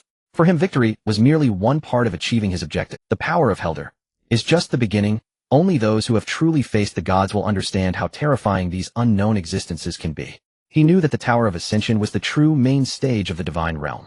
Today's battle was destined to make the entire world begin to heed him, to stop him, to impose limits upon him. He exhaled gently, a calm expression on his face. They will fear me. His speculation was correct. In the future, Chen Mo's path in the divine realm would be fraught with difficulty. His existence would become a thorn in the side of many, not for any other reason, but because he was simply too dazzling. In the Imperial City at the dock on the west bank of Twilight Shadow Harbor, with the updates to the permissions of the main city of the divine realm, the system simultaneously released a server-wide announcement, which most players could see. System announcement: Tower of Ascension access permission adjustment. On the surface, these are the ways to obtain: 1. Acquire qualification tokens through gold auctions. 2. Accumulate merit points by exterminating monsters to exchange for entry qualifications. 3. Obtain special approval tokens through noble royal recommendations. Chen Mo stared at the system announcement, his gaze quickly turning solemn. Without a doubt, once the tower tokens appeared in the eyes of the majority, it would signify a significant increase in their price. This indicated that someone was controlling things behind the scenes, manipulating the adventurer faction. As soon as the information was released, the main city channel began to flood with messages. Did the Golden List auction house just open a bidding section for tower tokens? Starting bid of 100,000 gold. Is anyone really bidding? I see someone directly bidding 500,000. Clearing monsters for qualifications is also an option. Oh, I've heard it involves killing 3,000 level 70 elite monsters. Brothers, let's go. Right now the main quest isn't even as important as clearing the tower. If the tower isn't open, you're not even a person. I've heard the royal family has exclusive channels for issuing tokens. The dog royal family is stirring things up again. The channel was boiling like water in a pot, excited players rushing towards the tower, some cursing as they began to grind. However, Chen Mo was not anxious. He began to analyze each method. Method 1: Gold Auction. Right now, all the funds in the Imperial City are flowing into the tower tokens. Selling a token for 500,000 gold is simply exorbitant. It's a loss, a typical foolish action. Method 2: Killing elite monsters to accumulate merit. Directly blacklisted. 3,000 level 70 elite monsters with a squad of 3 people. Even with full effort, it would take a week. And do you know what the biggest problem is? Chen Mo looked at the bustling street with an emotionless gaze. It's not you grinding monsters, it's you working for the royal family. You toil and strain to grind monsters and save the day, yet the tower tokens may end up in someone else's hands. You complete the task and the royals and nobles sit in the back extending a hand. Thank you for your contribution. Chen Mo smirked. I refuse to be an employee. So what is truly feasible? Method 3. Noble recommendation channel. Chen Mo's gaze landed on the words special approval token. His eyes brightened. Though he had not made anything clear on the surface, only he knew that the feasibility of this method far exceeded the previous two. If you are from the royal family, and take everything for yourself, the nobles will certainly rebel. Therefore they must allocate tower orders to the noble factions. Every move of the royal family is crucial, and they have too many considerations. The surplus tower orders will either be internally transferred or exchanged for resources. He smiled and clapped his hands. What kind of monsters should we hunt? What should we sell? No matter what it is, there will always be surpluses. He won't reveal it, but will keep it concealed in the shadows like a pearl covered in dust. Chen Mo pondered while scrolling through terminal messages. The qualification auction for the Tongtian Tower had already seen the first tower order auctioned off for an astronomical price of 570 gold coins, which was simply outrageous. Looking at the task list, kill 300 elite monsters, complete 15 conquest missions, accumulate 100 merit points. In other words, free labor, long-term hard work, purely serving as labor. Chen Mo paused, recalling the advice from the royal family member Luween Kaler. The nobles had a private meeting in the past few days. He was not attracted by the night banquet, but rather, when important figures gather, it means valuable resources will inevitably be transferred. The meeting below undoubtedly involved a dirty deal. Of course, this was just Chen Mo's private speculation. The tower order is currently the most scarce item in the entire royal city. Those nobles have either already received tower orders or are planning to privately exchange them. Where are they hidden? They are definitely better concealed than their mistresses. Chen Mo licked his lips, his eyes gradually clearing. Perhaps the nobles had an excess of tower orders, so if he walked a little closer. Wouldn't that be too much to ask? Chen Mo swiftly entered a planning state. First, the target must be precise. This matter must be carefully strategized. The royal city at night. The wind rises at the pier. The noble villa by the port was brightly lit. This night's gathering was only open to a select few. Royal nobles, major resource tycoons from various regions, and the core figures controlling Tongtian Tower resources. In a corner unseen by others, a young man clad in a robe with coronation patterns stood in the shadows, quietly raising his glass, silent and still. Chen Mo wore the mask of the faceless one, posing as a low-key noble fully disguised with bloodline certification. Even his breathing was precisely replicated. System prompt: disguise complete, current identity recognition rate 94. In fact, he originally did not intend to get involved in this murky water. He had already obtained a tower entry qualification in advance, allowing him to bypass these people and seize resources from behind. Nearby, someone had already arrived early. Undoubtedly, these were all nobles. He heard a few rumors. I heard that Night White, that is Chen Mo's strength, has shocked people in the royal family. Someone in the royal family is worried that once he ascends the tower, the entire divine domain ecosystem will be disrupted. The plan is simple: completely block his path to the tower, preventing him from having a chance to ascend the Tongtian Tower. After listening, Chen Mo remained silent for a long time. As he expected, he had indeed attracted attention. However, he was already psychologically prepared. The flickering lights cast shadows, the banquet hall was lavish yet empty, and the servers continuously offered sweet wine and stewed soup, while the corners were adorned with royal crests and the family emblems of various noble families. He stood by the window, casting a sweeping glance, quietly listening to the conversations at the banquet. As expected, everyone was whispering incessantly within their own groups. A noble woman dressed in a golden-trimmed cloak gently swirled her wine glass, her red lips parting slightly. That Night White is uncontrollable. He can even defeat the priest Leia. Once such a person enters the Tongtian Tower, how many of our noble faction will survive? Another voice coldly replied, so we must restrict him. To put it bluntly, tower order permissions are double-locked. If he wants to enter the tower, he must submit merits and have a royal noble guarantee. No guarantee, no tower order. He does not obey the royal family. Can he still enter? Someone chuckled softly, unless the sky falls. When the time came, the meeting officially began. As Chen Mo thought, the true purpose of this meeting was the secret transaction among the nobles. Soon he spotted. During the banquet, an old noble referred to as Count Iceberg remained unhurried, yet frequently mentioned terms like surplus tower orders.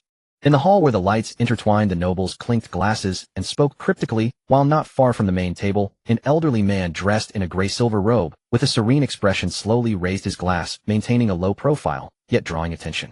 He was indeed Count Iceberg. Hailing from an old aristocracy known for his caution, yet today, he was surprisingly talkative. Those tower orders. Count Iceberg gently swirled his wine glass and whispered to a noble adorned with golden epaulets, "I still have a few, the kind that came in an enforcement agreement advance batch." He said little, but every word seemed to convey, "I have goods in hand."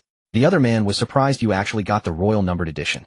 Count Iceberg squinted and smiled. "I have someone running errands in the ministry, and since I this old bone don't enter the tower, those tower orders would just gather dust. It's better to." He scanned the surroundings, lowering his voice, "Exchange them for a good price, and send them out." "So, what's the asking price?" "Those who can enter the tower won't lack money. What do you think?" The two exchanged knowing smiles, their meaning profound. But they did not notice that not far away, standing at the edge of the crowd, Chen Mo, draped in the guise of a baron, was coldly observing their every move. "Interesting." Chen Mo smiled. At this moment he had already made a judgment. Target confirmed: Count Iceberg holding surplus tower orders and preparing for private circulation. Since you don't enter the tower, keeping the tower orders in your hands is merely a waste. Let me use them, it's only right. Chen Mo stood in the shadows, quietly watching the two finish their conversation, and part ways, his eyes gradually sharpening. Transactions of this level of tower orders cannot possibly be conducted in broad daylight. They will most likely find a secluded spot nearby after the crowd disperses to conduct the private handover. He glanced at Count Iceberg's figure. His pace was slow, but there were always two accompanying guards by his side, with one hidden in the shadows, clearly not empty-handed at the meeting. The tower order is highly likely on him. This old fellow is walking steadily today, smiling a lot. It seems he is ready to make a move on the spot. Chen Mo smirked slightly and whispered, "All right then, let me see how you will pass that tower order out." He slowly turned around, his figure quietly blending into the shadows, while in his mind the next infiltration plan was silently taking shape. He quietly memorized the family crest and convoy insignia of that person, confirming the location. The banquet concluded. The nobles departed one after another, laughter, footsteps, and the sounds of carriages intermingling. Chen Mo quietly left, passing through the side door into the dark alley, entering a completely dark street. He removed his mask and looked up at the moon. The night shrouded the royal city dock, where an upper-class banquet had just concluded, leaving a lingering warmth while the lights grew sparse. The wind brushed over his shoulders, yet he stood motionless. In his line of sight, the old noble, Count Iceberg, was speaking in hushed tones with another unfamiliar noble. The two appeared relaxed, the atmosphere light, with no hint of guilt for wrongdoing. Inside a secluded pavilion of the garden, the dim yellow light illuminated a stone table where Count Iceberg held a wine cup, a faint smile on his lips as he spoke in a low voice. "This tower token in my hand was secretly released by the royal family, complete with its number, maintaining its authority without being tracked by the auction system." He pulled a thin gold token from his sleeve, lightly slapping it on the table, producing a clear sound. The representative from the Lacos family sitting across was short and stout, his face shiny with greed as he stared at the token, feigning calmness. "Lord Iceberg, how much do you want for this kind of item?" "The normal auction price is 500,000, Iceberg replied indifferently, "but I am not short on money. What I lack is position. With a position at the tower, the resources below can start moving. Your family holds a 20% stake in the Alchemy Guild. Oh, I want you to allocate me 30% of next month's Magic Stone quota." Lacos frowned. 30%. Iceberg sneered. "You should know what the Celestial Tower represents. Oh, opportunities like this are few and far between, especially for you and me." Lacos fell silent for a few seconds before nodding. "Fine. But you must guarantee that this tower token is genuine." Iceberg pushed the token forward. "Check it. It bears the Royal Internal Affairs seal and has its number recorded. Would I claim it's fake if you believe me?" Lacos took it, his divine sense sweeping over it, and his expression gradually brightened. Iceberg sipped his wine and said calmly, "You lot enter the tower to hunt for treasures, but I have different intentions. Behind the Celestial Tower will become a stage controlled by the royal family. Only those who seize the chance to enter now will have the right to speak in the future. This is not a competition, it's about choosing sides." Lacos nodded. "So why don't you go yourself?" Iceberg, "With this old body of mine, if I don't reach the second level of the tower, I might lose my life." He slowly stood up, gazing at the distant lights. This tower is not for ordinary people. But it is also not left for those who do not understand the situation. Until that moment, Iceberg slowly retrieved a palm-sized metal token from a hidden pocket in his robe, the tower emblem shimmering coldly in the candlelight. That was not an ordinary noble metal. That was the Celestial Tower's entrance token. In its pre-binding state, the number was complete, and the golden pattern remained intact. In the distance, Chen Mo's gaze turned icy in an instant. He did not want to do this. Yet the gates of the Celestial Tower had already been locked down by the nobles and the royal family, turning the entire adventurer community into resource dogs. A lone wolf like him had to act first, or he would be forever considered a variable and removed from the roster. Thus, he had to take action. He had to overturn this table of sordid interests. He did not blame himself for being ruthless, for he had no choice. It was they who had first blocked his path. Therefore he could only step on their faces in return. Chen Mo quietly approached the low wall's outer side, his footsteps silent. He did not summon any spirits, nor did he use any special skills. Everything relied solely on his own actions, experience, and mastery of the environment. Chen Mo had over 100 real combat experiences at this level of action. What he sought was not to win. What he desired was a swift kill. Target distance, 12 meters. Number of guards. One guard held a knife on the right, his state relaxed, while the other stood with his back to Esberg, pouring wine from a kettle, his nerves nearly at their utmost ease. System prompt: environmental noise coverage, 82. Current area perception, level low. Concealment success rate extremely high, perfect. Chen Mo leaped lightly, his figure like a shadow, blending into the night, darting forward like lightning. Before the first guard could perceive the change in air, his throat had already been sliced by the cold light. His eyes widened, wanting to make a sound, but he had no chance even to breathe. The other guard just turned his head, unable to shout who. Before a precise elbow strike hit the nerve point under his jaw. Unconscious. Both fell, and only 2.5 seconds had passed. Esberg sensed something was amiss and abruptly turned around, his eyes widening in shock. Before he could react, Chen Mo was already standing beside him, gripping his jaw. Shoo! A flying needle shot out, sealing his vocal cords. Old man, don't scare yourself. Chen Mo's other hand steadily pulled out the entrance token, checking its number and royal certification seal, confirming it was correct before stowing it back in his sleeve. The entire process took less than 10 seconds. It felt like the wind had swept through a night of undetectable movements. Chen Mo withdrew his sleeve and retraced his steps, his footsteps steady. Every path had been tread before, and he had memorized the traps, the routes, barriers, patrol gaps, and street lamp blind spots were all etched in his mind. System prompt: you have obtained the rare item Celestial Tower entrance token, current binding status unbound. Would you like to bind it immediately? Chen Mo: yes. Entrance qualification activated. You have gained the qualification to enter the main level of the Royal City Celestial Tower. He glanced at the mission panel. No fluctuations. No one discovered anything. No one was tracking him. Perfect. Half an hour later, screams erupted from the Esberg residence, alarms blared, and dozens of guards rushed toward the garden pavilion. The two fallen guards were silent while the old noble leaned against a pillar, the needle hole in his throat still unhealed, his lips trembling, but unable to utter a word. The tower token. The tower token is gone. Immediately seal off the area.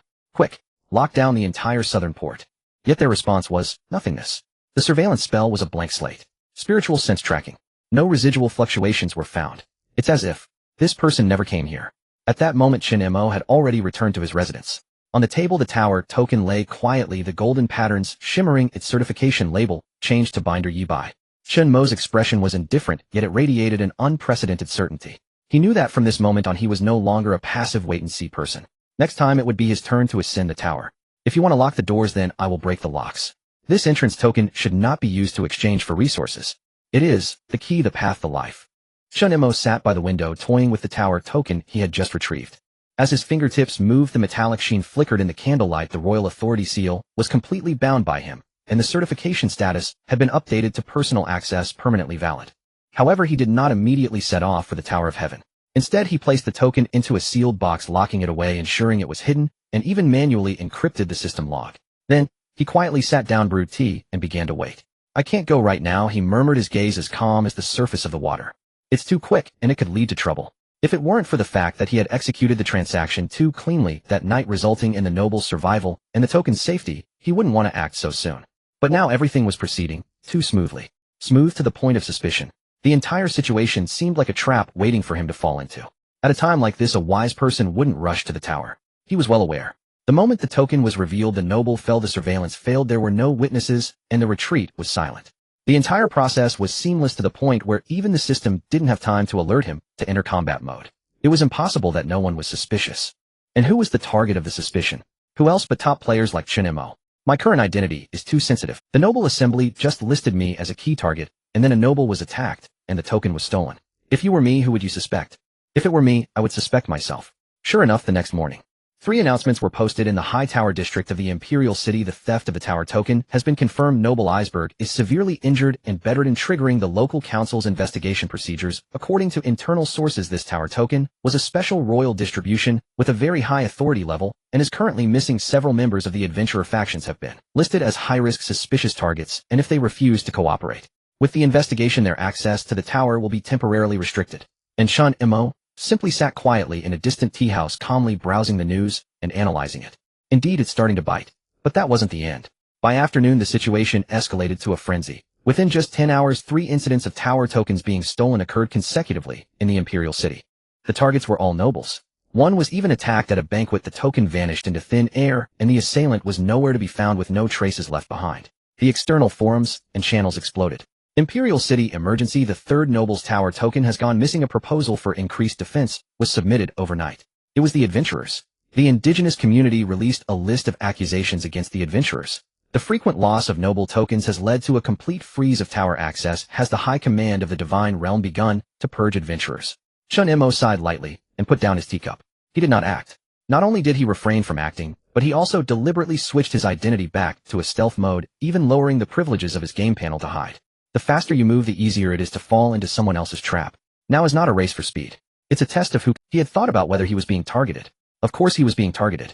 But in such times he knew one thing clearly. The moment you go to the tower, they'll say, "See, it really is you." Then I won't let them have their way. Do they want to block me? I want to enter first. Meanwhile, the external situation was already on the verge of breaking down. The noble resources were roaring to clear the adventurers while secretly searching for people to sell non-bound tower tokens. The adventurer faction was directly exploding with anger. Many small and medium forces were secretly forming alliances, proposing shared dungeon resources and countermeasures against token control. The most outrageous thing was that some even started publicly calling out in the World Channel, "You local folks want to seal our tower? Then we'll all stop going to the tower and turn around to raid your territory's resource points. Let's see who cracks first." Some even posted screenshots of their recent victories in collapsing the noble's resource chain with the caption, "You seal my tower, it'll seal your minds. If the token has no rules, then neither will we." The high command of the Divine Realm finally couldn't sit still. That night, several royal elders held a secret meeting deciding to forcefully temporarily freeze certain privileges of adventurers, triggering an even greater public outcry. Chen Mo knew that everything was just beginning. The tower token is just the prelude. What follows will be the real battle. He looked towards the distant towers, peak his gaze as cold as frost. That was the area where the Tower of Heaven was located. The lights were dim and the patrols were strict. Any ordinary player who approached would be advised by the system to retreat. There was the most core symbol of power in the Divine Realm. It was also the dirtiest place for power transactions. And Chen Mo's goal had never been just to ascend the tower, but rather to seize the tower. But now is not the time. I need to make them forget me, ignore me, and misjudge me. Then I will act. He lowered his head, a faint smile crossing his face as he softly said, "The tower token is on me. But I will lay low for now. Once I make my move, there will be no stopping you." The atmosphere in the Imperial City had already changed noticeably. From the initial whispers of dispute to the current open conflict, it only took 2 short days. The adventurers' revolt was continually expanding. What had originally started as sporadic provocations, like dismantling a few local teleportation arrays or attacking dungeon entrance guards, had now evolved into large-scale resource looting operations. "If you don't give us the tower tokens, then don't blame us for not playing by the rules. You guard the tower, and well, guard your minds. Let's see who starts first." A lone adventurer shouted this slogan in the channel, and within one night, 3 local resource points in the western suburbs of the Imperial City were breached in succession, with dozens of indigenous force members injured and forcibly logged out. On the other side, the locals were no longer patient. Patrol teams began appearing in the streets and alleys, specifically searching adventurers for suspicious tower tokens, and some areas even posted red notices restricting non-local players from entering. The conflict was escalating. The atmosphere was tearing apart. Everyone knew what the source of this storm was. It was those tower tokens, akin to a passport of fate. What should have been a fair qualification for all strong individuals was quietly held in the hands of the royalty and nobility, sold at high prices, secretly negotiated, and monopolized by privilege, igniting the powder keg buried beneath the facade of coexistence in the Divine Realm. Harmony. That was in the past. Now, standing outside the tower gates were 2 groups of people, one wanting to rush in to prove themselves, the other desperately blocking the entrance to keep them out. This was not peace, it was the silence before war. And the only detonator for all of this had but one name: the Tower of Heaven. On the other side, to the west of the Imperial City, between the adventurer market and the local law enforcement area, was only a stone street apart. The atmosphere had long since solidified on both sides of the street.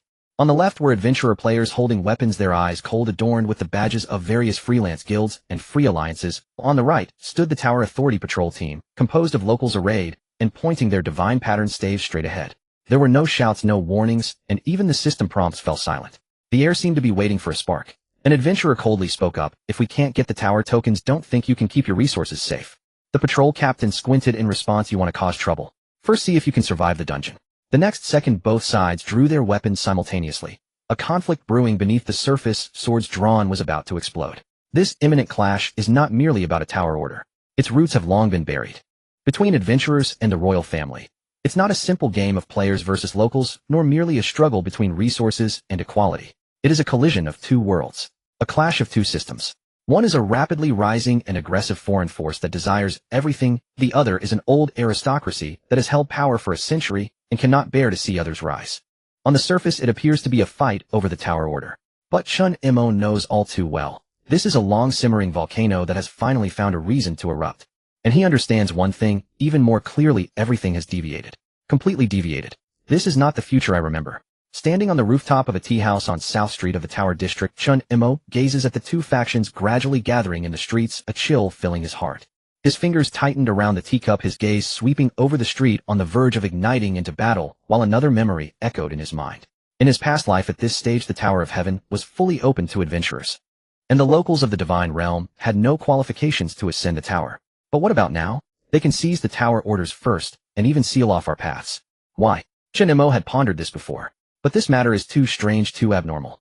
In the entire historical setting of the Divine Realm, the Tower of Heaven is marked as a foreign medium originating from the collapse of the Sky Rift, unable to stabilize and adapt to the local divine structure. This is why players can ascend the tower, while locals from the very beginning cannot even enter. But what about now? The royal family can not only ascend the tower, but also eagerly seize the first wave of benefits from the Tower Orders. Has someone tampered with the tower's authority system? Or is it that my rebirth itself is a variable? Thinking of this, a term flashed through Chen Mo's mind. The butterfly effect. Yes, he has changed many things. Kata failed to secure the boss first kill. The Black Rock Wolf King did not fall into his hands. The War God dungeon in Twilight City was prematurely breached. The Blade of the Broken Realm was taken by him, and even the name Silence surged onto the hot list 30 versions ahead of time. These seemingly were his attempts to defy destiny. But after one link leads to another, he finally realized. When the butterfly flaps its wings, the storm becomes uncontrollable. Now even the rules governing the Tower of Heaven have changed. This is just the beginning. At this critical moment that could tear the two factions apart, a third force emerged, the temple. Chen Mo witnessed from the tea house as several figures clad in gray golden robes, the apostles of the temple, slowly traversed the streets towards the center of the tower's authority dispute. They bore no weapons, yet no one dared to obstruct them. The temple holds an extraordinarily unique status within the royal city. On the surface, it belongs to the royal educational system and is a channel of belief for the deities. But in reality, the royal family must concede some space to it. Adventurers have a more direct understanding of the temple. Want to change class? Go to the temple. Want to awaken a second talent? Go to the temple. Want to unlock hidden skill slots? You must also go to the temple. From the perspective of the game system, the temple is the career management office. But Chen Mo knows that from the true player perspective, the temple is merely a tool. And for the locals, the temple, it is the faith they have worshipped since childhood. The bearer of the worlds will they recognize. So the temple has come forward. Chen Mo's eyes shifted slightly, murmuring to himself. If the dispute over the Tower Orders continues to escalate, the royal family and adventurers will inevitably clash. At that time, the balance of the divine realm will completely collapse. And the temple stepping in is precisely to catch the storm. In the main square of the royal city, the voice of the temple's envoy slowly rose amidst the night, steady, yet overshadowing all discussions and noise. The emergence of the Tower of Heaven is not a result of the struggle for power, but the will of the deities. This is a trial of divine intent meant to give everyone, regardless of origin or race, the opportunity to step onto a higher ladder. This statement, spoken with impartiality, sounded like mediation and more like an olive branch extended to both factions. But standing in the crowd, Chen Mo frowned slightly, keenly sensing the most critical part of the statement. Yet the deities have not denied the existence of the Tower Order. This is the key point. He did not say to abolish the Tower Order. He did not say to redistribute it either. He didn't even mention the nobles' secret hoarding of Tower Orders. The temple verbally advocates peace, equality for all beings, and states that now is not the time for internal strife. But in reality, the Tower Order system continues, and the qualifications remain opaque. The local aristocracy still holds the power of life and death over the primary entrances, while those excluded adventurers can only scrape together resources and build reputation through merit points, passage qualifications, and recommendation letters, desperately seeking the Tower Order. This peace is one that favors one side. This mediation continues to suppress adventurers in their original place. Is the deity truly aiming to strengthen everyone? Your words sound beautiful, but is the outcome truly like this? Or are you really doing this? Chen Mo scoffed quietly, but are you here to balance or merely to endorse? He understands that the temple appears neutral, yet fundamentally leans towards the locals. The reason is simple. The temple itself was established by the believers of the divine realm. Its system of divine office, its inheritance framework, and its judgment mechanism are all built upon divine faith, something only locals can easily acquire. If you say the temple must be fair, then you should first ask what basis they have to be fair to players. So after listening to this speech, what Chen Mo hears is not the hope of adventurers. but rather, stop your quarrels and let the locals ascend the tower first. This is not a solution at all. Rather, it is a form of stability wrapped in divine authority. It's a sugar-coated preservation of power and interests. Is this ultimately a trial for adventurers, or simply a barrier they deliberately constructed? Or perhaps, the temple also fears that one day adventurers will become so powerful that they will no longer need the deities. Chen Mo raised his head, gazing at the faintly floating temple mark atop the distant tower, his gaze icy. It seems fair, yet in reality, it once again pulls entering the tower back into the realm of local divine control. And players can only respond. Indeed, the tower order is merely the first stage. The next stage involves the temple's forces forcibly intervening, and although the hidden dangers of both sides are forcibly suppressed, the root cause still exists. Chen Mo slowly stood up, glancing at the tower order authority imprint on the back of his hand. He knew he still held the initiative. But the current situation is no longer as simple as rushing into the tower to win. The temple's move is a true force that alters the landscape. It does not follow the system. It only represents one thing: the will of the gods. Chen Mo chuckled lightly and turned to descend the tea house. Soon after the divine temple's formal intervention, a roundtable conference, bearing its emblem, commenced. 8 divine statues stood motionless beneath the vaulted ceiling, their features deliberately obscured by sacred energy, faces indistinct, postures enigmatic. Only the inscriptions above each statue shimmered softly, as if whispering, watching, judging. Around the circular table sat 8 divine envoys clad in robes embroidered with sacred sigils, solemn and still. This was the innermost sanctum of the divine realm, the inner chamber council hall, where only envoys of 8th tier or higher were permitted to convene the divine will interpretation assembly. A special closed-door session was now underway. Its sole agenda: how to interpret the conflict at the Tower of Ascension, and what the true direction of divine will truly signifies. The first to speak was Arelina, the silver-haired divine envoy seated on the eastern side, second seat of the temple's inner cabinet. Her voice calm, yet unassailable. The recent conflict has entered a period of temporary calm, yet the Tower Edict remains unresolved. I propose we re-examine the divine mandate itself, whether the Tower Edict ought to be abolished and full access to the Tower of Ascension genuinely opened. The divine is merciful. The tower was bestowed upon us, not to divide races nor erect barriers. Otherwise, the promise that all shall grow stronger is mere hollow rhetoric. Her words had barely faded when the bronze-skinned envoy from the western side spoke coldly, his tone uncompromising. Arelina, you persist in interpreting divine, well, literally. But we all know, the tower first descended in response to the expanding rifts in the spirit realm. And who sensed its presence first? Adventurers. At the outset, the tower granted no access to us, the natives. It chose instead those four. You cannot deny that, can you? Yet later the divine did extend access, Arelina countered. Why? Did the divine repent? Or did it recognize our innate worthiness? You insist the tower was never meant for us, but now it permits our entry. Then by what right do you claim we lack the right to contend for it? Tension thickened in the chamber. A third envoy rose, a man named Kalen, robed in gold-trimmed vestments, his gaze piercing. You have all overlooked one essential truth. Our very capacity to interpret divine will rests upon a premise: we are not gods. We misread, we distort, and sometimes, we interpret through the lens of desire. Is it not now the case that every faction believes the divine favors its own interpretation? Adventurers claim the divine commands them to ascend. Natives declare the tower was always theirs. Yet the divine has spoken no word, only watched, only remained silent. So tell me whose claim holds truth. The fourth envoy, who had remained silent until now, tapped lightly upon the table. The issue is not the Tower Edict itself. It is that we have turned the edict into a bargaining chip. Adventurers and natives have already hardened into opposing camps. Not the divine's vision of elevation, but of internecine strife. Every action we take now deepens the fissure. The edict is the spark. So what do we do? The seventh envoy frowned. If the edict continues, so will the conflict. If revoked, the royal house will object immediately. Meanwhile, adventurers stir in secret, forming alliances across borders. Whom does the divine favor? We no longer know. Their final decision was thus born of necessity. The Tower Edict lay beyond their jurisdiction. Their mandate was solely to preserve stability within the divine realm. Some matters therefore had to be tolerated with deliberate ambiguity. The discussion shifted to broader concerns. The fifth envoy unfurled a scroll and delivered the latest intelligence. Instability now surges across the kingdom. Resource conflicts centered on the Tower of Ascension have intensified latent friction among the nobility. Adventurers from various nations are converging, forging transnational organizations. Moreover, dungeon spawn rates along the divine realm's borders have risen sharply. Zombie hordes in the Black Mist Zone surge with unnatural frequency. Fissures in the southern strata widen every 3 days. Monster strength fluctuates erratically, suggesting possible side effects of the tower's emergence. Adventurer activity relentlessly propels the divine realm forward. Could they themselves be intrinsically linked to this world? Are they truly the root cause? We cannot confirm it yet, but one hypothesis gains mounting credence. The divine realm is being propelled forward by some unseen force, and the Tower of Ascension may merely herald the beginning of something far greater. Silence fell upon the assembly. The temple gleamed in eternal splendor, the statues stood immutable.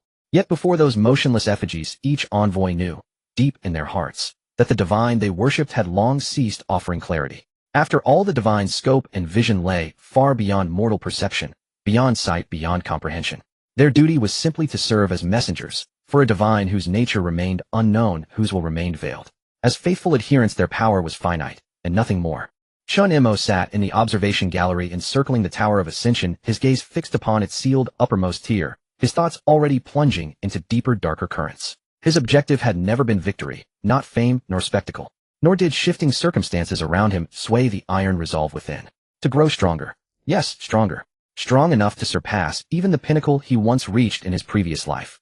And Chen Mo's central quest had never wavered. To continue walking the path of the war god's legacy, to fulfill a near mythical, seemingly impossible, divine miracle. As for Cain, his name echoed like legend among adventurers in the Imperial City. Rumors held that he began as an ordinary native of the divine realm, until during an expedition in the city of Muying, he quietly revealed a mysterious resonance with the war god. From there he ascended without pause, drawing simultaneous recruitment offers from both the divine temple and the royal house. His ultimate achievement remains shrouded in mystery. All that is certain is that year, when celestial anomalies blazed over the imperial city for 3 full days and nights, searing one name into collective memory: Cain. Chen Mo believed in no god, revered no idol, yet he had witnessed miracles enough to know their reality. He understood if he sought the truth behind Cain, the arena was the only true gateway. They say Cain's challenge records remain archived in the core database of the mid-tier arena. Win enough matches, I will reach that threshold. In the imperial city, in the intermediate arena, the 12th match, Chen Mo stood in the center of the stage with one hand behind his back, not even drawing his weapon. His opponent lay on the ground with a look of disbelief, face pressed against the stage bricks covered in burn marks from skills, and his aura barely revealing a coherent rhythm. How did I lose? I clearly hadn't even made a move yet. No one answered him. Chen Mo remained silent, not drawing his blade, and didn't even bother to trigger the system prompt. He merely shot a cold glance at his opponent. And then, his opponent lost. The arena fell silent for 3 full seconds before erupting into an uproar. Yibai? He won again. He still hasn't drawn his blade. This is already the 13th match, right?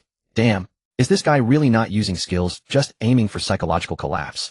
Chen Mo slowly walked down the platform, and the system prompts filled the screen. Victory: Intermediate Arena Match 13. Achievement unlocked: Crushing Style, consecutive victories over 10 opponents, rating S-Class, absolute domination. He revealed no emotional fluctuations, merely casting a faint glance at the elevated area above. In that viewing area, he saw the familiar figure again. Luo Wayne Kailur. That battle madman, clad in a golden-trimmed robe of royal blood, had returned for the 3rd day in the same spot. He remained silent, and did not make a fuss, only coldly observing each battle, and after Chen Mo's victory, he nodded slightly, as if confirming something. In the 14th match and the 15th match, it was still a crushing victory. Local warriors from the divine realm arrived wielding divine weapons and adorned with holy emblems, full of confidence, yet they fell before Chen Mo before they even grasped his movement pattern. Adventurers, the specialists in climbing the competitive rankings, charged in with the mindset of vying for the tower token qualification, fully armed, but they couldn't last even a minute. In the most absurd match, Chen Mo merely stood still, summoned the Disaster Bone Guardian to block the first round of skills, and then remained motionless. The enemy self-destructed, not from skills, but from a collapse in mentality. I can't fight. Damn it, I can't fight this person at all. As soon as this was said, the entire channel nearly erupted in laughter. And Chen Mo's only comment was, freak. By the 17th match, the system even began broadcasting exclusive announcements for Chen Mo. Intermediate Arena current ruler Yi by total consecutive victories 17, current win rate 100, victory method battle crushing, no opponent forced him to unleash his full power. This person is not here to compete. He is here to undermine the competition itself. This statement was repeatedly mentioned in the audience. This was the most talked about phrase in the arena recently. Because everyone was watching. This man named Yi Bai, who had won 17 matches, hadn't even stood firm, nor had he drawn his blade, or even clenched his fists. He merely stood there coldly observing, occasionally taking a couple of steps, or summoning a spirit. Just like that one opponent after another fell. It was as effortless as clearing a dungeon. But precisely because it was too easy, everyone began to doubt. Did he really ever fight? Until someone brought up the rumors from Twilight City. Did you know before arriving at the main city, he did something in Twilight City? What did he do? He single-handedly challenged the remnant soul of an ancient deity. One sentence. It changed the expressions of many locals. A deity's remnant soul is not an ordinary boss, it is a concept-level existence in this world. Even just a shadow projection or uncontrolled entity would be enough to make a dozen A-class warriors flee. But it is said that Chen Mo did not form a party at that time. Just him alone, accompanied by a few spirits. And then, he truly won. You think he has spirits just to show off?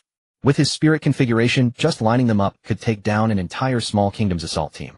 The key is, that day he stood at the front and tanked it all himself.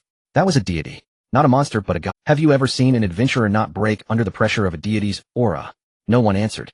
Because indeed no one had seen it. But Chen Mo did. It is said that when that deity's remnant soul projection descended, it pressured the players so severely that system alarms blared everywhere, while Chen Mo simply stood silently at the center of the battlefield, not uttering a word for the first 2 minutes. With a single slash the battle spirit roared. After that day the top combat power list in Twilight City bore only one name, Silence. No one knew where his limits lay. They only knew that after that day even NPCs would instinctively hesitate half a second before speaking to him. And the arena was originally a place for fair duels. Yet with a few spirits by his side, he still stood firm. Not because it was against the rules. It was because no one dared to intervene. Because when he stood there no one could even approach within 3 meters. You say he's tactical? No, he's tactical, hard-hitting, summoning psychological warfare terrain, control, humiliation, not even drawing his blade. This isn't a style. This is crushing. This is the result of someone capable of slaying gods, employing dimensional suppression. And just after the 17th match, Chen Mo finally saw someone he expected in the waiting area. Luo Wei, dressed in a golden-trimmed robe, wielding a war emblem staff, his gaze fierce. Without any preamble, he walked straight up to Chen Mo, his eyes filled with unabashed battle intent. Yi Bai, or should I call you Chen Mo? Your strength is clearly not being taken seriously. Chen Mo glanced at him. You've never seen me take it seriously. Exactly because you haven't seen it, I need to confirm. Do you really have a limit? The moment you make a move. Luo Wei eyes lit up, his tone tinged with uncontrollable excitement. My spine tingled, I'm serious. Chen Mo shot him a glance. What you're afraid of isn't the battle, it's the boredom. Luo Wei directly sat beside him, uninvited, grabbing a bottle of cold water, chatting enthusiastically while drinking. That slash you made was too perfect to force the angle, the pull, you calculated it all right. I can tell you're not just playing around, even the timing for the spirits to strike was accounted for. I understand battle aesthetics, so tell me how you judge the opponent's first move. Chen Mo glanced at him, his tone indifferent. Experience. The more you fight, the more you see. Naturally, you'll know how much strength the opponent's next move will have. The rest is left to the muscles. Luo Wei opened his mouth, nodding earnestly. I'll remember that. By the way, I'm talking about serious matters. Luo Wei swirled his wine glass, sitting on the stone railing, casually uttering a phrase, as if sharing gossip. Actually, I just recently came out of confinement. Chen Mo turned to glance at him, raising an eyebrow. Your royal family cares for its own. Of course. Luo Wei shrugged, wearing an expression of I've gotten used to it. During that time I heard about unusual movements in the ancient battlefield in the southern domain of the Divine Palace, so I slipped out to take a look and casually dealt with a couple of sealed puppets. As a result, I was confined by my royal sister for 3 days and nights when I returned. They said I recklessly deployed royal-level combat power, disrupting the dignity of the royal family. He said this with a proud expression on his face. Chen Mo chuckled. With your personality, why didn't you deal with your royal sister as well? I wouldn't dare. Luo Wei immediately raised his hand. That woman is no ordinary person. If she truly gets angry, I wouldn't even dream of touching the palace walls. This time my release was specially approved by her. She said this royal combat trial was too dull and needed some unstable factors. He paused and glanced at Chen Mo. Like you. Chen Mo remained silent, taking a sip of his tea. I admit I am a person who doesn't adhere to rules. Luo Wei continued, but you might not know I find rules even more bothersome than you do. Those competitive seeds raised by the royal family all claim to represent their families, but in reality, they are just a facade built on piled resources. How many of them are truly capable? They're all just fighting for inheritance rights, establishing themselves, forming alliances, and getting in good with the Divine Palace. I don't hate the royal family. I hate those who hide behind the name of the royal family and don't even dare to show their own blades. So when I see you, it's particularly satisfying. You kill without explanation. You step onto the stage without explanation. You instill without explanation. You can't even be bothered to scold them, just directly knocking them down. He took a deep breath, lowering his voice slightly. I want to ask you, not for show. I want to ask you to help me slap them hard in the face. Let those royal relatives who constantly say traditional bloodlines must take the stage see what a true stage looks like. Chen Mo set down his teacup, looking at him with calm eyes. Are you sure you're not using me as a tool for your own ends? Of course I am, Luo Wei said with confidence, even laughing. So later I will approve your qualification to enter the Sky Tower, personally approved by me. Chen Mo was taken aback. Why did that sound so strange? Did he know that he had obtained an entry token for the tower? Yes, this kid was indeed well prepared. Although it couldn't be called a threat, it was somewhat polite. However, the conversation was indeed a bit tricky, and Chen Mo was very interested in the conditions he proposed. Because without a special permit the entry token wouldn't last long and could easily lead others to discover issues with you. Just stand there regardless of winning or losing, they will have to yield. If you win they won't just lose face, they'll have to bury it at the bottom of the tower. Lo Weiyan continued speaking as if he had already made reservations. Chen Mo leaned back in his chair, fell silent for a moment, and suddenly smiled lightly. You're quite direct, but I like it. His voice paused, and he withdrew his smile, his expression becoming slightly. Chen Mo raised an eyebrow. But I want to know more specifically about this internal game of the royal family. Lo Weiyan smiled slightly, quickly understanding Chen Mo's intentions. It's not entirely a game. It's called the Royal Combat Trial, part of the annual bloodline ceremony. To put it simply, it's an opportunity for those secretly cultivated warriors of the royal family to show off their muscles in front of the nobles and the divine palace. You know, the nobles talk about marriage, inheritance, and glory, but what they actually value most is combat power. If you win a battle you gain resources, if you can't win you can only wait for the others to share the leftovers. Chen Mo nodded, not surprised. You invited me, do you want me to watch the show? Chen Mo raised his eyebrows, seeing the other side of the matter, a royal competition inviting an unpopular adventurer. Aren't you afraid this might not be acceptable? Lo Weiyan sighed lazily, leaning against the back of his chair. Indeed, you hit the nail on the head. Chen Mo Yi by silence. These names have already been placed on the key observation list within the noble circle. You know the nobles are not afraid of your weakness. They fear your lack of control. Someone like you with unclear combat power, unknown origins, and even able to summon a legion of spirits has directly taken down a divine agent. Even if I don't say who you are, the folks below would guess 100 different theories. So, your spot won't appear in the rules distribution. Chen Mo laughed. Then why do you speak so lightly? Lo Weiyan turned his head, looking directly at him. Because I'm going to slot you in for a spot. I personally requested it from the Elder Council. My direct recommendation as Lo Weiyan Kaler Royal Bloodline Priority Application. If you refuse it would be my disgrace, but if you agree, then help me stage a fight that the entire royal city will never forget. Chen Mo fell silent for a few seconds, staring at him. Are you sure you're not playing with fire? Lo Weiyan smiled, his eyes revealing a natural combat spirit and madness. I've always been playing with fire. But you are one of the few I've seen who can speak to fire itself. How does this competition work? 1v1. No spirits, no summons, pure individual combat power. Each match will be broadcasted with nobles in the viewing seats, personnel sent by the Divine Palace, and the royal family recording the results. There is protection against death, but they won't intervene even if you are heavily injured. What? Are you silent because you're afraid of fighting? Chen Mo scoffed. What a joke. I'm afraid they won't win. Lo Weiyan laughed heartily, giving him a solid pat. I knew you would agree. Don't worry, I will personally stand behind you at that time. Anyone who dares to oppose will have to first ask me whether I acknowledge this person. Ye buy or silence this time, don't hide it. With real swords and guns, let the royal family see what it means to shine as an outsider. Chen Mo did not respond, feeling that this kid was not like a normal person. Would a normal person shout for others to fight their own? Isn't that a bit crazy? However, silence couldn't care less. This kid might be crazy, but he was sharp. Yet deep in his eyes a long-lost sharpness and restlessness began to surface. However, Chen Mo felt that everything was quite strange. He continuously analyzed the gaps in the situation and finally noticed a hint of suspicion. From Lo Weiyan's confinement to his release, it also involved that mysterious royal sister of Lo Weiyan. It was not difficult to see from Lo Weiyan's tone and body language that he was quite afraid of his royal sister. Chen Mo's level finally broke through to level 70 after achieving his 19th consecutive victory. All attributes have been comprehensively enhanced. This was a threshold he had long anticipated. Yet the moment the system notification appeared, a sharp glint flashed across Chen Mo's eyes. Level 70. That means from now on, I can truly be considered a mature adventurer. This level was not granted by a quest, nor was it bestowed by the system. It was earned through each strike, every battle, and countless dungeon runs. The arena brought prestige, resources, but the essence of an adventurer has never been about fighting in the arena. It is encapsulated in 4 words: defeating monsters to level up. Chen Mo understood that he was an anomaly. However, regardless of the type of anomaly, one must rely on combat to grow. Even if the entire royal city is spreading the word that Yi Bai is invincible, even if Lovin personally invites him into the royal battleground, and even if he has become the target to avoid for all intermediate warriors, he knew this was not enough. What he needed now was not more accolades, but stronger heroic spirits. A pure and a true combat foundation capable of stepping upon the authority of the Divine Temple. His summoning slots were already full. Current heroic spirit list: position 1, King of Fallen Branches, control; position 2, Blackrock Wolf King, assassination; position 3, Soul Refiner Vimmer, debuff; position 4, Bow Spirit Helder Divinity; position 5, Calamity Bone Guardian, frontline. Heroic spirit seat limit 77, currently full. Normally continuing to fight would not allow for a new, but Chen Mo was not a normal player. He possessed a talent known only to himself: soul devouring. Current soul reserve 010. Special effect can devour and store a boss soul once without being in a summoning position, and upon unlocking a new summoning seat in the future, it can be activated directly. In other words, he could now start collecting corpses. Find monsters. Targets elite monster clusters above level 70 or dungeon level wild bosses. Not for gear drops nor for experience, but for souls. Chen Mo waved his hand, lightly spreading out the northern wilderness, Shattered Bone Canyon, Old King's Domain, Sunken Rock Forest, and to the east of the royal city, the Shattered Moon Tomb Field, where it is said that an unnamed spiritual war ghost has recently appeared. He casually clicked on a teleport point, and his whole being vanished into the teleportation light circle.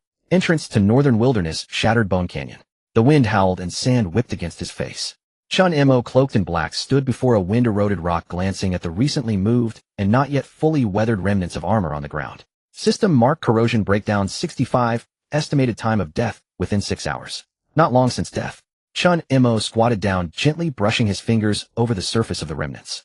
The metallic break was not a typical cut, but was clearly twisted and torn, accompanied by large areas of burned black, indicating it was not a normal physical attack.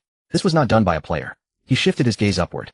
At that moment, several gray-robed adventurers passed by, their expressions slightly alarmed. Yesterday, 3 teams went down again. This broken canyon is now completely uninhabitable. Just a couple of days ago, the elite monsters only had higher damage, but today, even the weak monsters can penetrate shields and bite away half your health in one hit. My captain said, "We've fought these monsters before," and was shot in the head and killed before he could even react. It feels like they are not just stronger, but have gone insane. This phrase, "gone insane," clearly reached Chen. He stood up, his expression unchanged, yet he glanced deeper into the canyon. Higher damage, erratic behavior, chaotic state. This is not a normal value update. Unless it is demonic corrosion. Suddenly, a wave pattern he had seen in the divine temple flashed in his mind, and the central energy frequency nearly matched the coordinates of the canyon. The deeper monsters in Shattered Bone Canyon have mutated. System notification currently entering the LV. 72 LV. 75 combat zone, team challenge recommended. Chen Mo completely ignored it. He walked in alone, gripping the blade of boundary, break his gaze as calm as water. Not far in, he encountered a lizard warrior. But unlike the ones he had seen before, this lizard's eyes were filled with bloodshot, its limbs twitching and movements erratic. Upon seeing Chen Mo, it let out a furious roar. A claw slashed out, its movement bizarre and unceasing, completely disregarding attack trajectories, as if it sought to exchange its life for damage. Chen Mo did not retreat, merely flipping his wrist. 19013. The health bar was instantly reduced to a third. Yet this creature did not retreat, but instead lunged at him, roaring as if it were invigorated. Indeed, in a state of losing control. Chen Mo's heart stirred. He took a step back and swept his blade. 21330/armor break. The monster collapsed with a thud, thrashing a few times before finally lying still. System notification: the monster has died. Unstable demonic fluctuations detected. Did the soul system notification just pop up? Chen Mo's gaze darkened. In the past, such monsters would leave no soul behind upon death, yet now they can be cleaved apart. This indicates that the individual consciousness within it has strengthened. It also suggests someone behind the scenes is accelerating the independent evolution of monsters. He hesitated no longer and chose no. This monster was not worth a storage slot. What he sought were Lord-level mutations. The further into the canyon he went, the more outrageous the state of the monsters became. From the initial increase in attack frequency to later extreme mechanisms, such as self-igniting explosions and even self-harm healing. ALV 74. Poison Blade Hound King even swallowed its own 3 bone spikes before dying, causing its toxins to erupt in reverse, creating a massive toxic shockwave around it. Chen Mo was forced to retreat 7 meters to avoid it. These monsters do not seem like dungeon monsters. It feels as if they are being forcibly driven to evolve by some will, completely disregarding structural stability. This is not normal growth, it is overexertion. And the more one overexerts, the more likely they are to mutate. Chen Mo's attention has recently been almost entirely focused on the intermediate arena. Since stepping into the threshold of level 70 and officially entering the sequence of consecutive victories in the arena, his name has become a frequently mentioned term in the adventurer circle of the royal city. However, this does not mean that he is oblivious to the whispers of the outside world. On the contrary, he is much more. This is because those he trusts are quietly conveying certain matters that they believe Chen Mo must know in their own. Among these, the one that left the deepest impression on Chen Mo was always that incident regarding the changes in the secret realm. Initially, it was the message sent by Keita.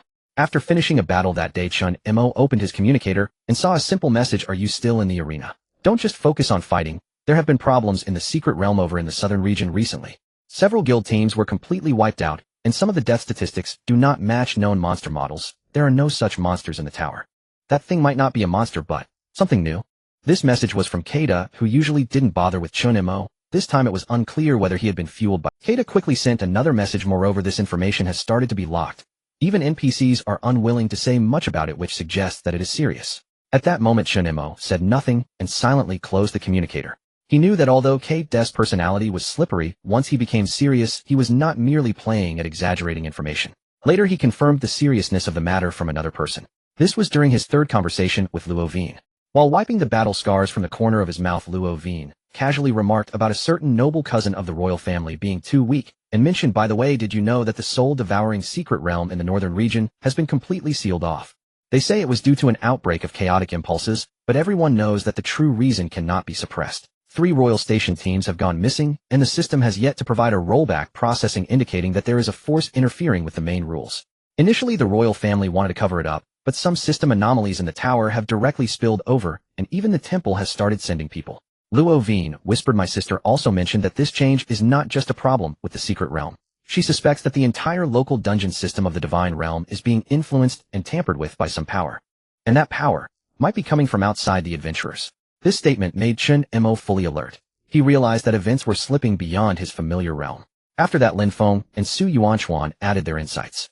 Lin Feng stated directly, I just went to the library area of the Twilight City to pick up a hidden quest, and I discovered that the previously dormant secret vault has recently been reclassified as a danger level of C.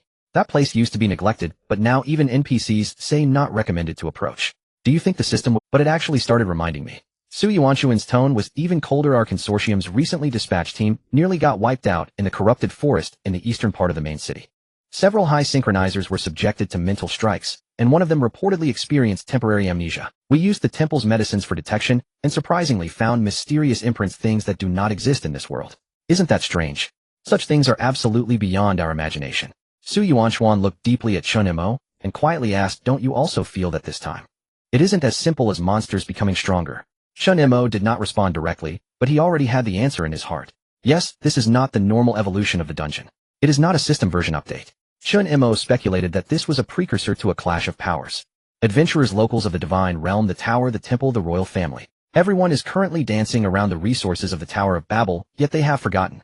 This world itself is buried with things.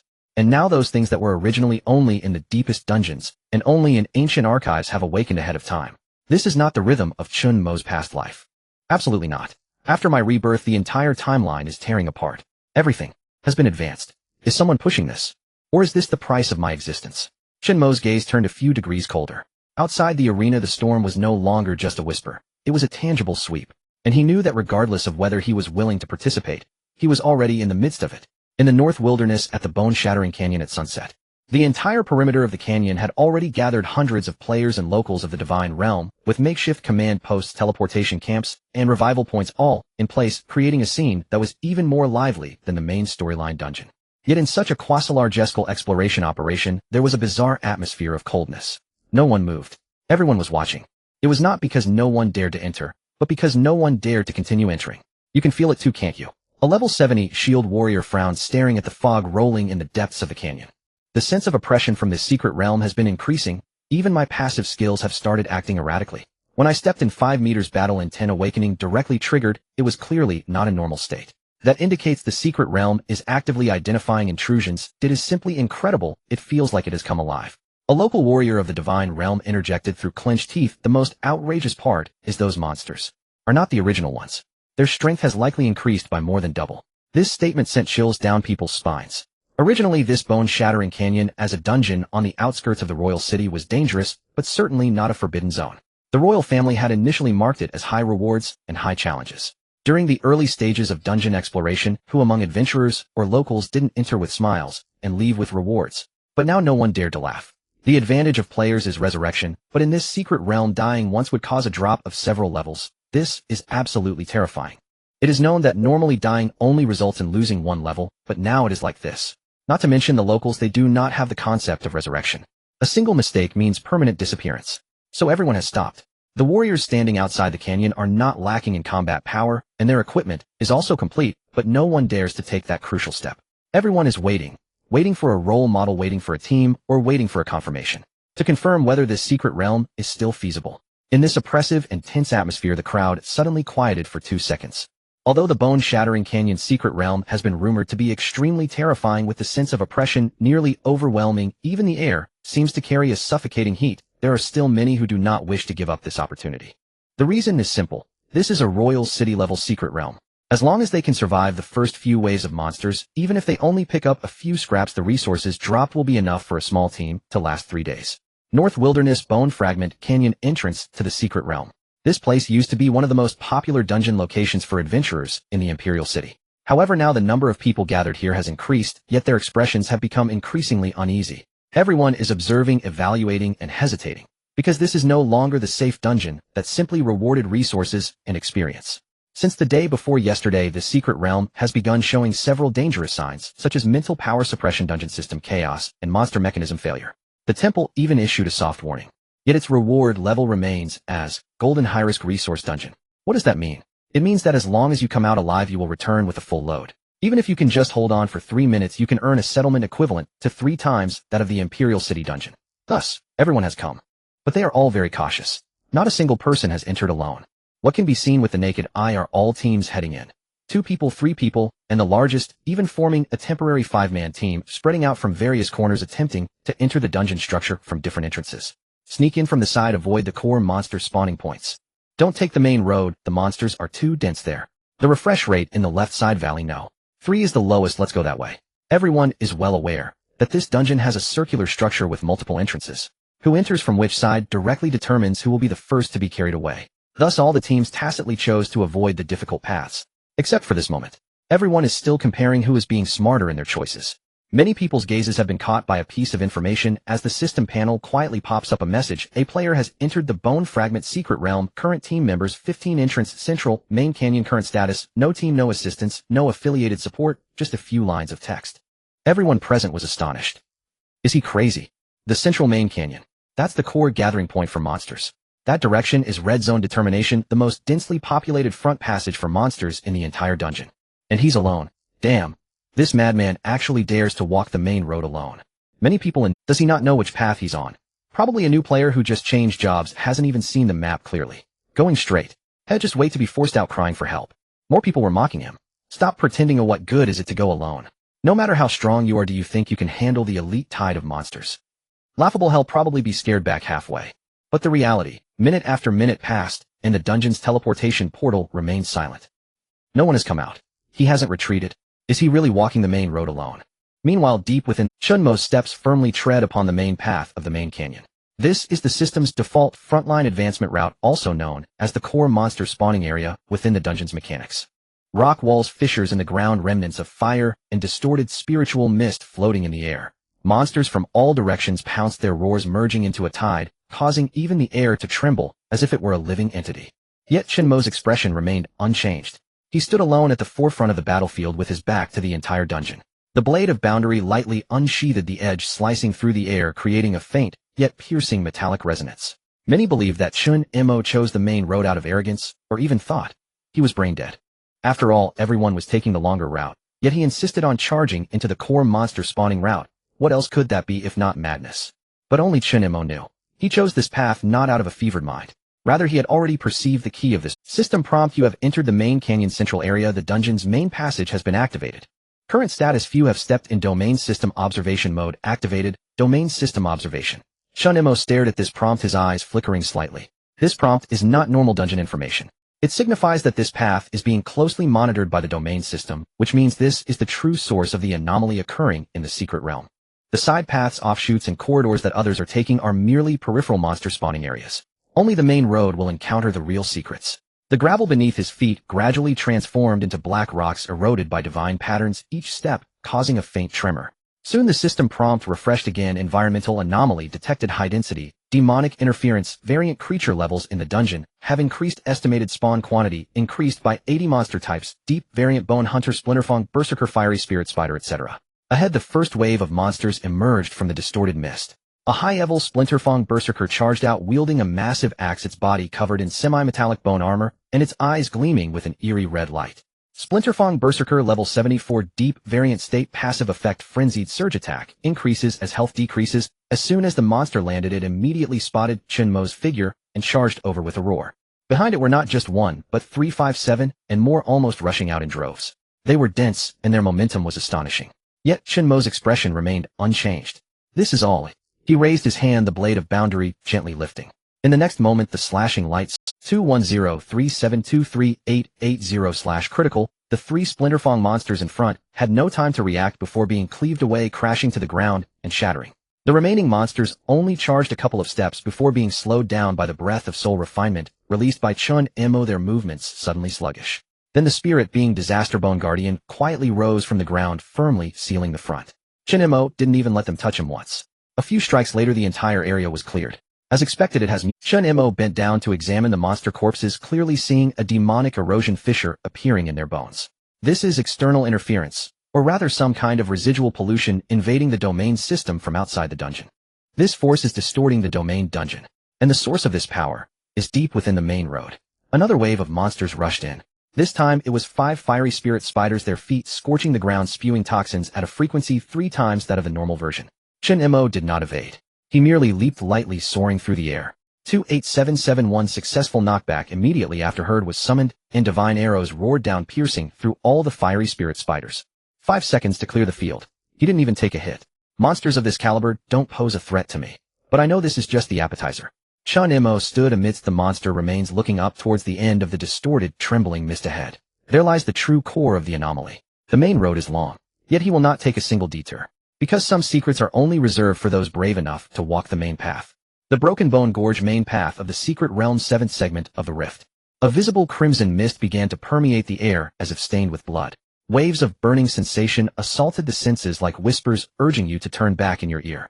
System notification: you have entered the spiritual contamination zone. Special mechanism activated. Mental points decrease continuously every minute. Prolonged stay will lead to skill delays, operational errors, and increased chances of spirit loss. This is the most troublesome part of the entire secret realm.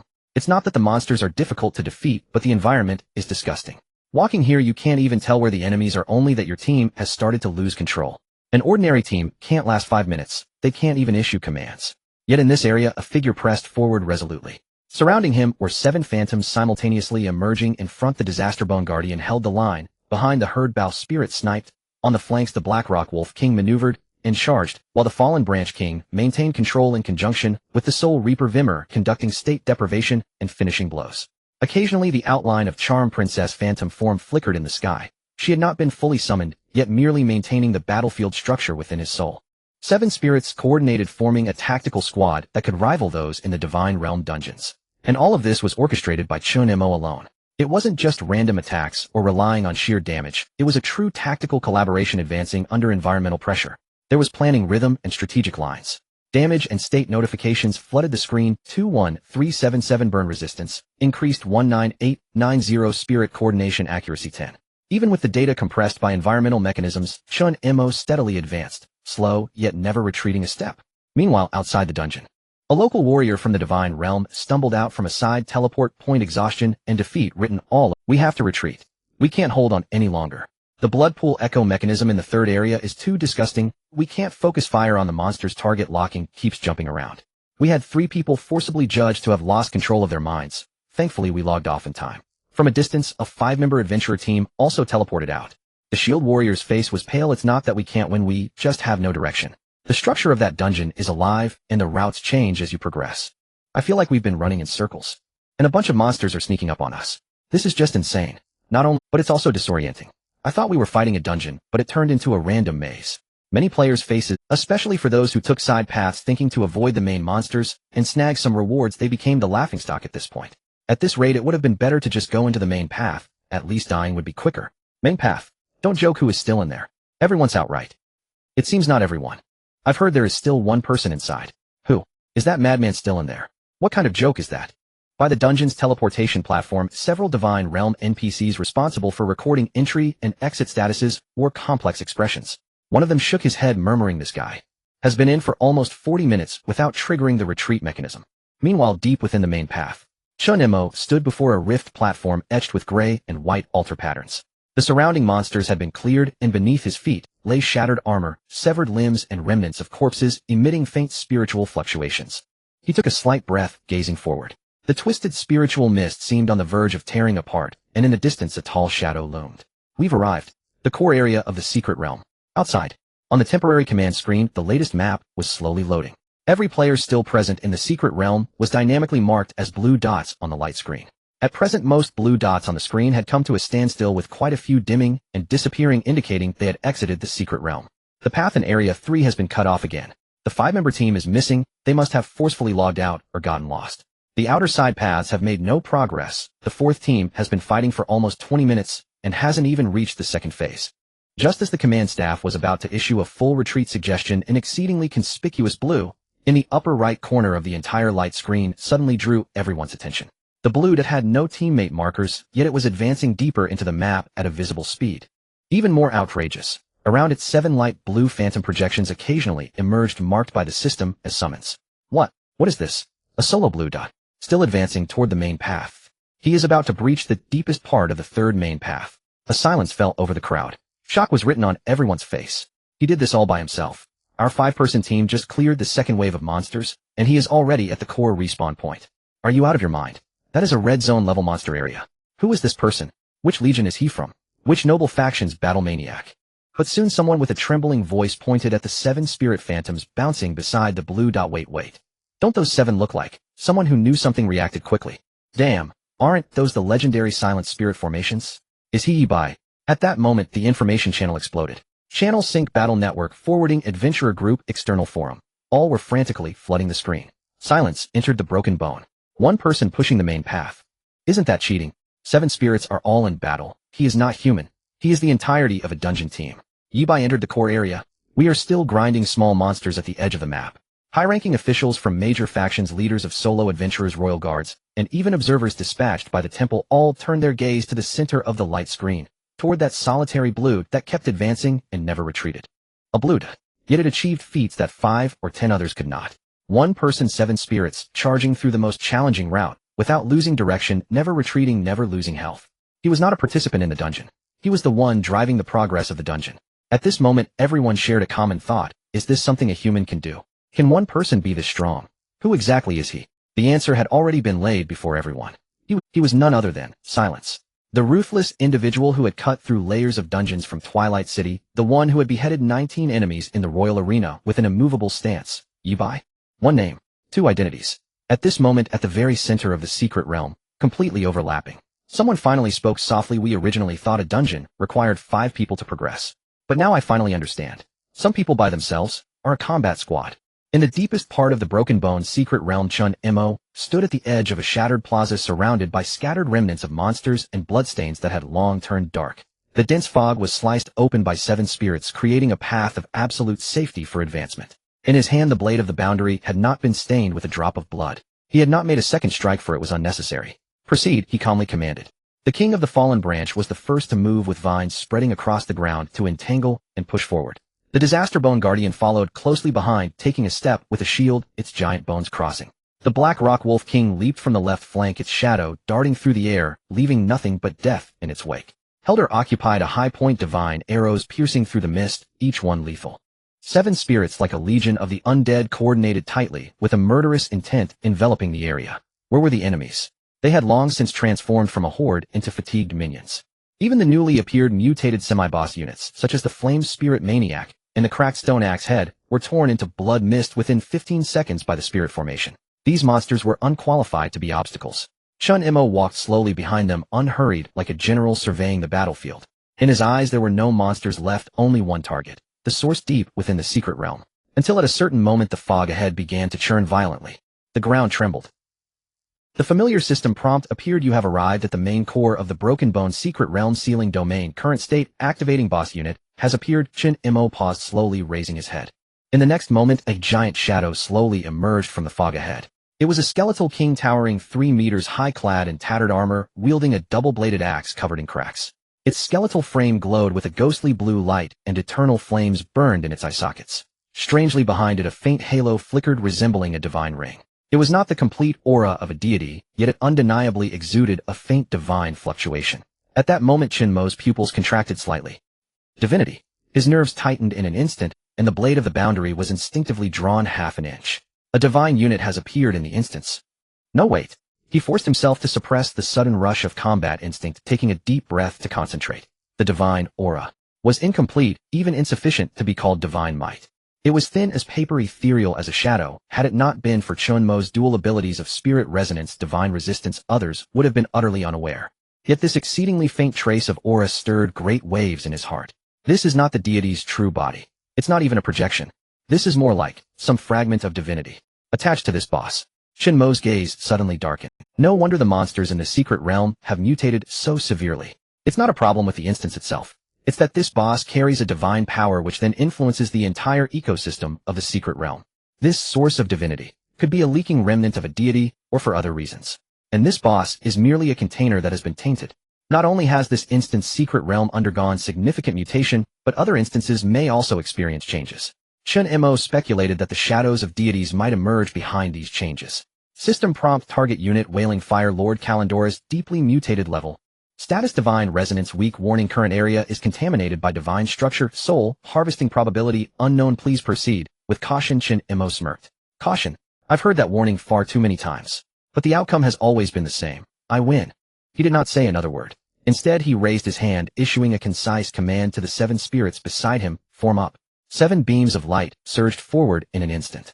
Chen Mo then slowly drew the blade of the boundary, his gaze calm, his tone flat. The divinity on you is too fragile. But I can take it away. As the fog completely cleared, the Wailing Fire Lord let out a soul-rending roar. The Wailing Fire Lord Kalandora's stepped forward, its black iron double blades dragging along the ground, causing the surface to emit a series of corrosive sounds. What flowed through its skeletal frame was not ordinary battle energy, nor was it necromantic energy, but a higher form of fluctuation, divine fragments. This was deadly for the vast majority of players. Not because the boss was of a high level, but because monsters with divine presence would directly ignore attacks from ordinary weapons. This was not high resistance, it was that you couldn't even touch its health bar. Standing before the BOSS, Chen Mo felt the faint pressure, yet remained unwavering. The divine pressure was thin, even to the point of being merely a remnant thought leaking out. Yet even so, ordinary attacks felt like mere tickles to this boss. Had it not been for those with specific divine-resistant weapons and abilities, entering would be tantamount to suicide. Too bad you didn't encounter anyone else, Chen Mo murmured. System prompt: you have equipped Blade of the Boundary. Divine Barrier specialized, can ignore divine resistance. He raised his left hand, and Helder's phantom appeared beside him, the divine longbow taking shape. In that moment, the divine fluctuations in the entire space were suppressed by Helder's power. A true deity. The so-called divine resistance was utterly meaningless. Chen Mo's partnership with Helder had never let him down. Do you think you're an apostle of the gods? I'm sorry, but the one in my hands was once a god himself. He murmured softly as the blade of the boundary sliced through the air with a dull hum. This blade was not a divine artifact, yet it was the enemy of the gods. Even though the boss was cloaked in divine radiance, it could not escape the inevitable. Especially at the moment Helder's bowstring was pulled taut. Chen Mo calmly uttered, that bit of divinity of yours before us is not enough.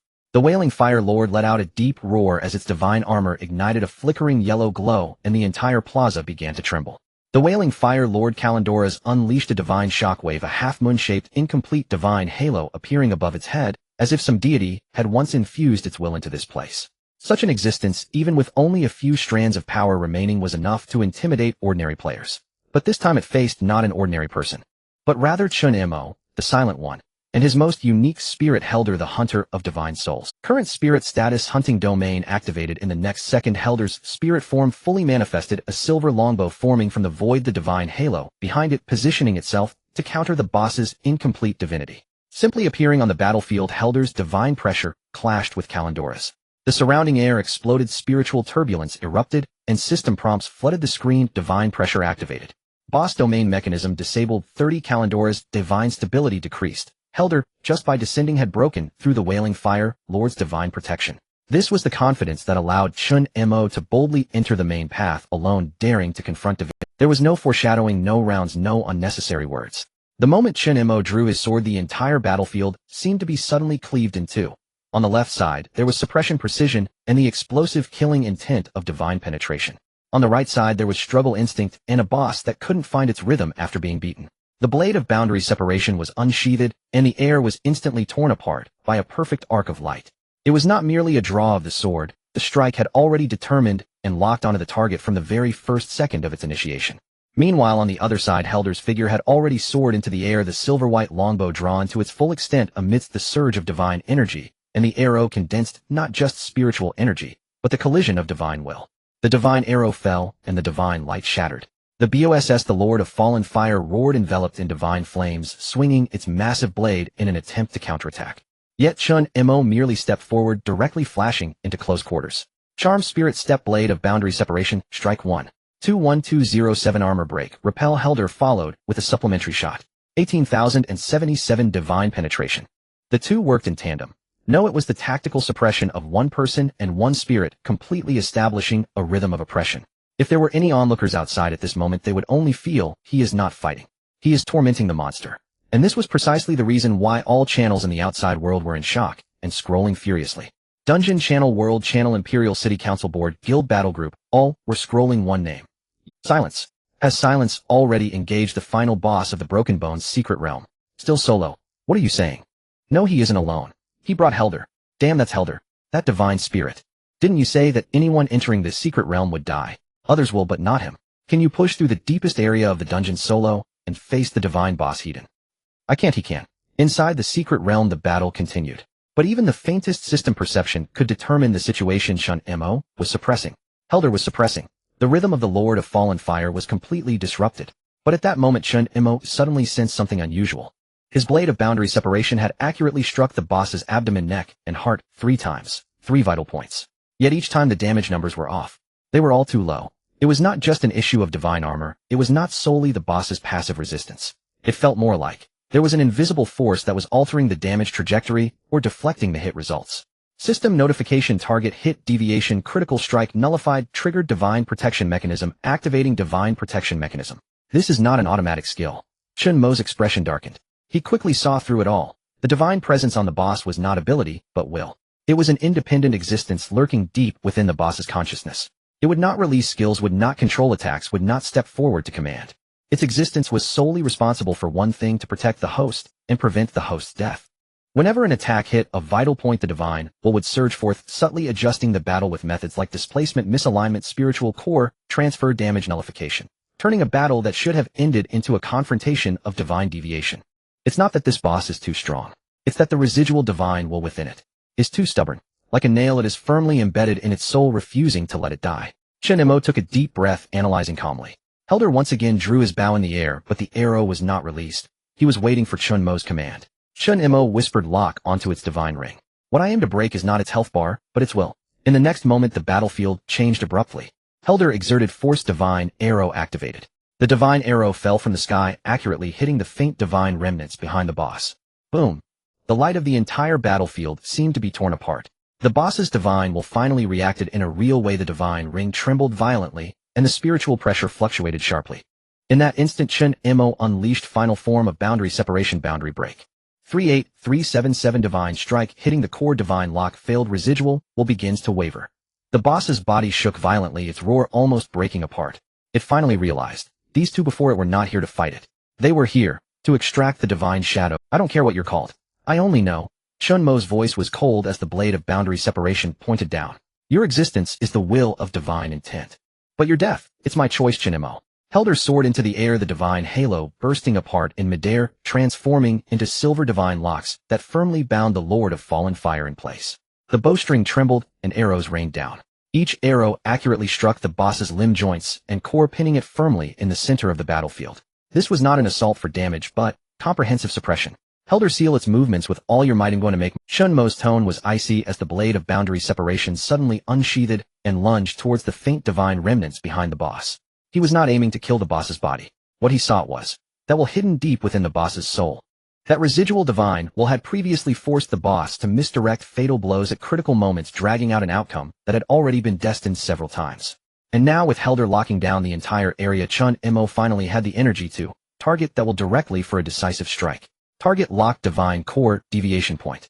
The blade light transformed into a blood-red thread, slicing through the air, precisely penetrating the boss's shattered armor at the chest, heading straight for the flickering golden remnant ring. The Lord of Fallen Fire let out a distorted howl, its will instinctively struggling. But at that moment, Helder suddenly dove from the air, drawing the divine bow to its limit, shooting an arrow with explosive force. Divine arrow seal. The arrow struck the remnant ring directly, causing a halo to explode.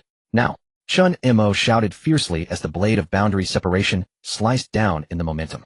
40122 divine will hit penetration successful. The system trembled.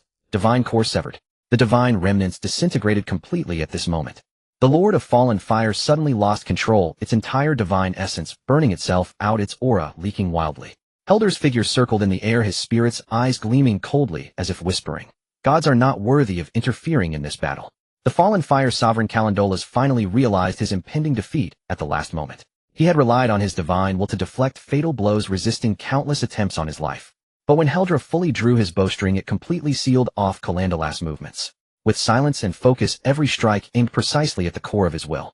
He knew, this time he was not merely defeated. Instead, he was dismantled, with each slash following another, each arrow pressing down harder.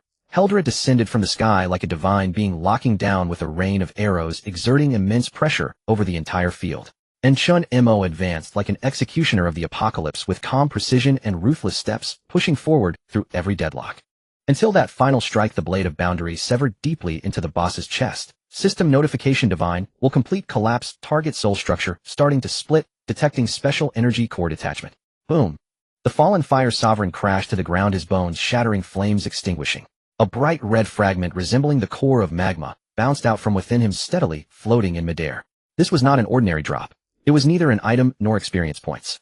Rather, it was a red divine. It burned with patterns akin to soul flames, as if some high-level consciousness had been compressed and condensed within it. The fragment was not large, only the size of a fingernail, yet when floating in the air, it exuded an undeniable presence. Like a blazing heart, it pulsed in midair, releasing pulses of power outward. Chen Mo approached step by step, the heroic spirits automatically parting ways, while Heldra transformed into a phantom returning to the soul space.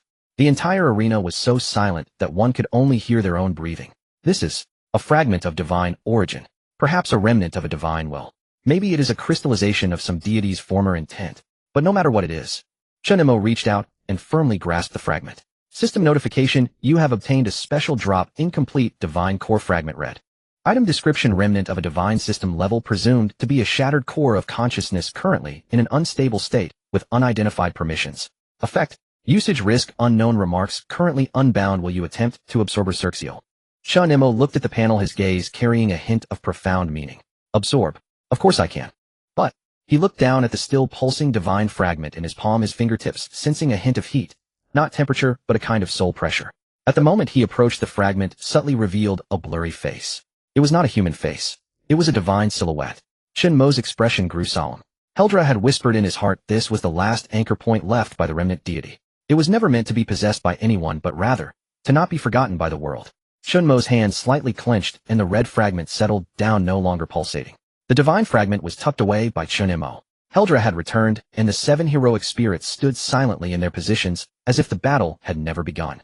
And the Fallen Fire Sovereign Calandolas, that final boss once cloaked in divinity and dominating the main path of the secret realm, now lay like a skinned beast, trembling even while standing. Without the support of divine remnants, even its consciousness was rapidly disintegrating. Its breath was chaotic, movement sluggish, and skills crumbling. Once a source of terror throughout the entire Imperial City dungeon, the divine, mutated boss was now merely a hollow shell. Chen Mo's gaze had lost any emotional fluctuations. System notification: boss is in a dying state. Will you execute the termination command? Execute. As his voice fell, the blade of boundary was drawn again, gently slicing through. There was no grandeur, no special effects. Yet the boss' 3-meter-tall skeletal king body collapsed like a marionette, with severed strings sinking into ashes and dust. The battle was over. System notification: you have successfully slain the ultimate boss of the Shattered Bone Secret Realm, Fallen Fire Sovereign Calandolas. Secret Realm completion status: complete. Completion method: special completion, mainline kill, divine core extraction. Calculating. As the notification sound faded, the entire Shattered Bone Secret Realm seemed to begin collapsing. The red mist in the sky began to fade, the twisted spiritual fog rapidly receding, and the pollution layer dissipated like a breached dam.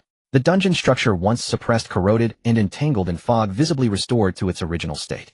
All teams that had not cleared the dungeon were automatically teleported to a safe area, and the dungeon map was completely cleared.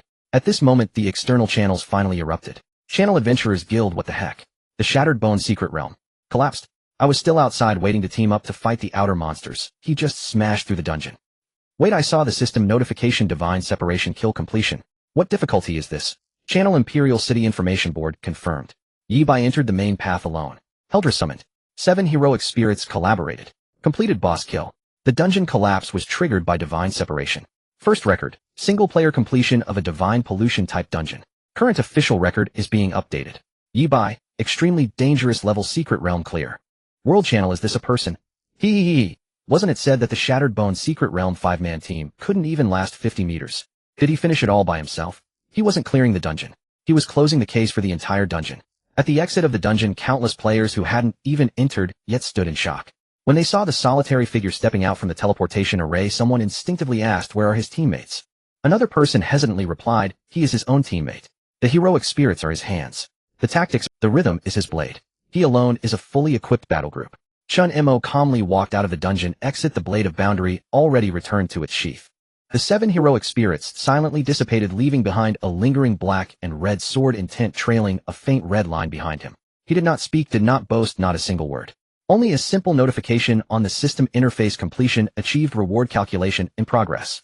Your name has been inscribed in the honor roll of the secret realm. Chen Mo Yi Bai, the sole passerby. In fact, at the moment when Chen Mo's blade fell, a searing crack erupted from the chest of the Lord of Deathfire, accompanied by a barely audible divine lament. The sky of the Bone Fragment secret realm collapsed. No one expected that the so-called boss death could trigger such upheaval. It was not the usual kill notification teleport reward system calculation of a normal dungeon, but rather something much deeper, a world-level mechanism collapse. The entire dungeon began to disintegrate.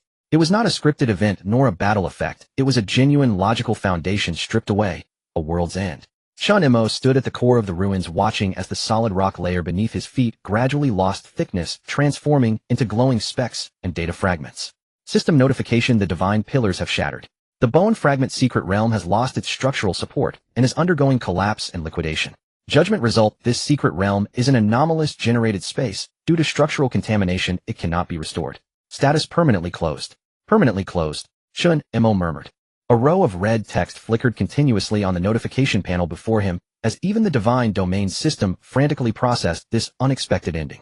This was not even something the top players could achieve, a first clear of a dungeon. Rather, it was a final clearance.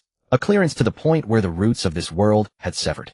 Around the secret realm, the floating shattered islands that once imprisoned souls began to sink as the floating rings of flame, chi conduits, blood pools, and ritual pillars broke and collapsed one after another. The red mist dissipated, divine patterns shattered, and the sound of cracking bones and the low rumble of the world's layers breaking echoed through the heavens and the earth. Like a complete, yet fragile hollow glass ball, it was finally cleaved open, shattering into not a single fragment. Chen Mo did not linger in this destruction. He turned and stepped onto the last teleportation light bridge constructed by the system, his figure merging into the beam, carrying silence and the fruits of battle away. But he knew, he had not slain just a boss. He had severed the core factor on which this secret realm existed. That factor was divinity. As he left the dungeon, he glanced back at the utterly obliterated gray-white cross-section that could not even be restored by a map reset. This was a significant hidden danger in the divine domain. Now that he had peeled back a corner, what about the future? He seemed to be able to see more anomalous secret realms waiting, awakening, and stirring. Because this world was no longer the divine domain he had experienced in his past life. From the moment he was reborn, hidden plots, remnants of divine, will structures of divinity, echoes of heroes, and the system of world severance. All of this had completely deviated. After his rebirth, the butterfly wings he had flapped had already stirred up a tempest. System notification: you have cleared the first source of divine pollution. You are the first adventurer to come into contact with the divine fragment core. The results you caused will be recorded by the system. Warning: similar situations may exist in other secret realms. Please monitor divine fluctuations. Chen Mo's gaze turned slightly cold.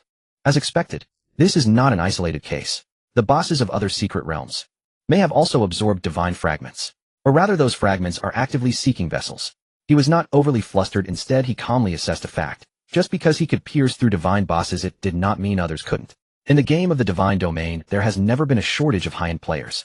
Especially those top teams standing behind the official backing royal storyline and divine temple protection. They possess stronger resources, better cooperation, and superior support than Chen Mo. They would eventually encounter these anomalous bosses and sooner or later discover the existence of divinity. Once they did, many things could no longer be concealed. Secrets cannot be hidden for too long, because this is not merely a matter of a quest line. This is a deviation in the very structure of the world. Chen Mo clenched his fist, the lingering heat of the sealed red divine fragment remaining in his palm. That power still pulsed like an ember that had not yet died, waiting for a certain resonance. He was clear that this thing would eventually bring trouble. It might also be a key that could unlock the true essence of the divine domain. Behind him, the bone fragment secret realm collapsed with a thunderous roar, returning completely to nothingness.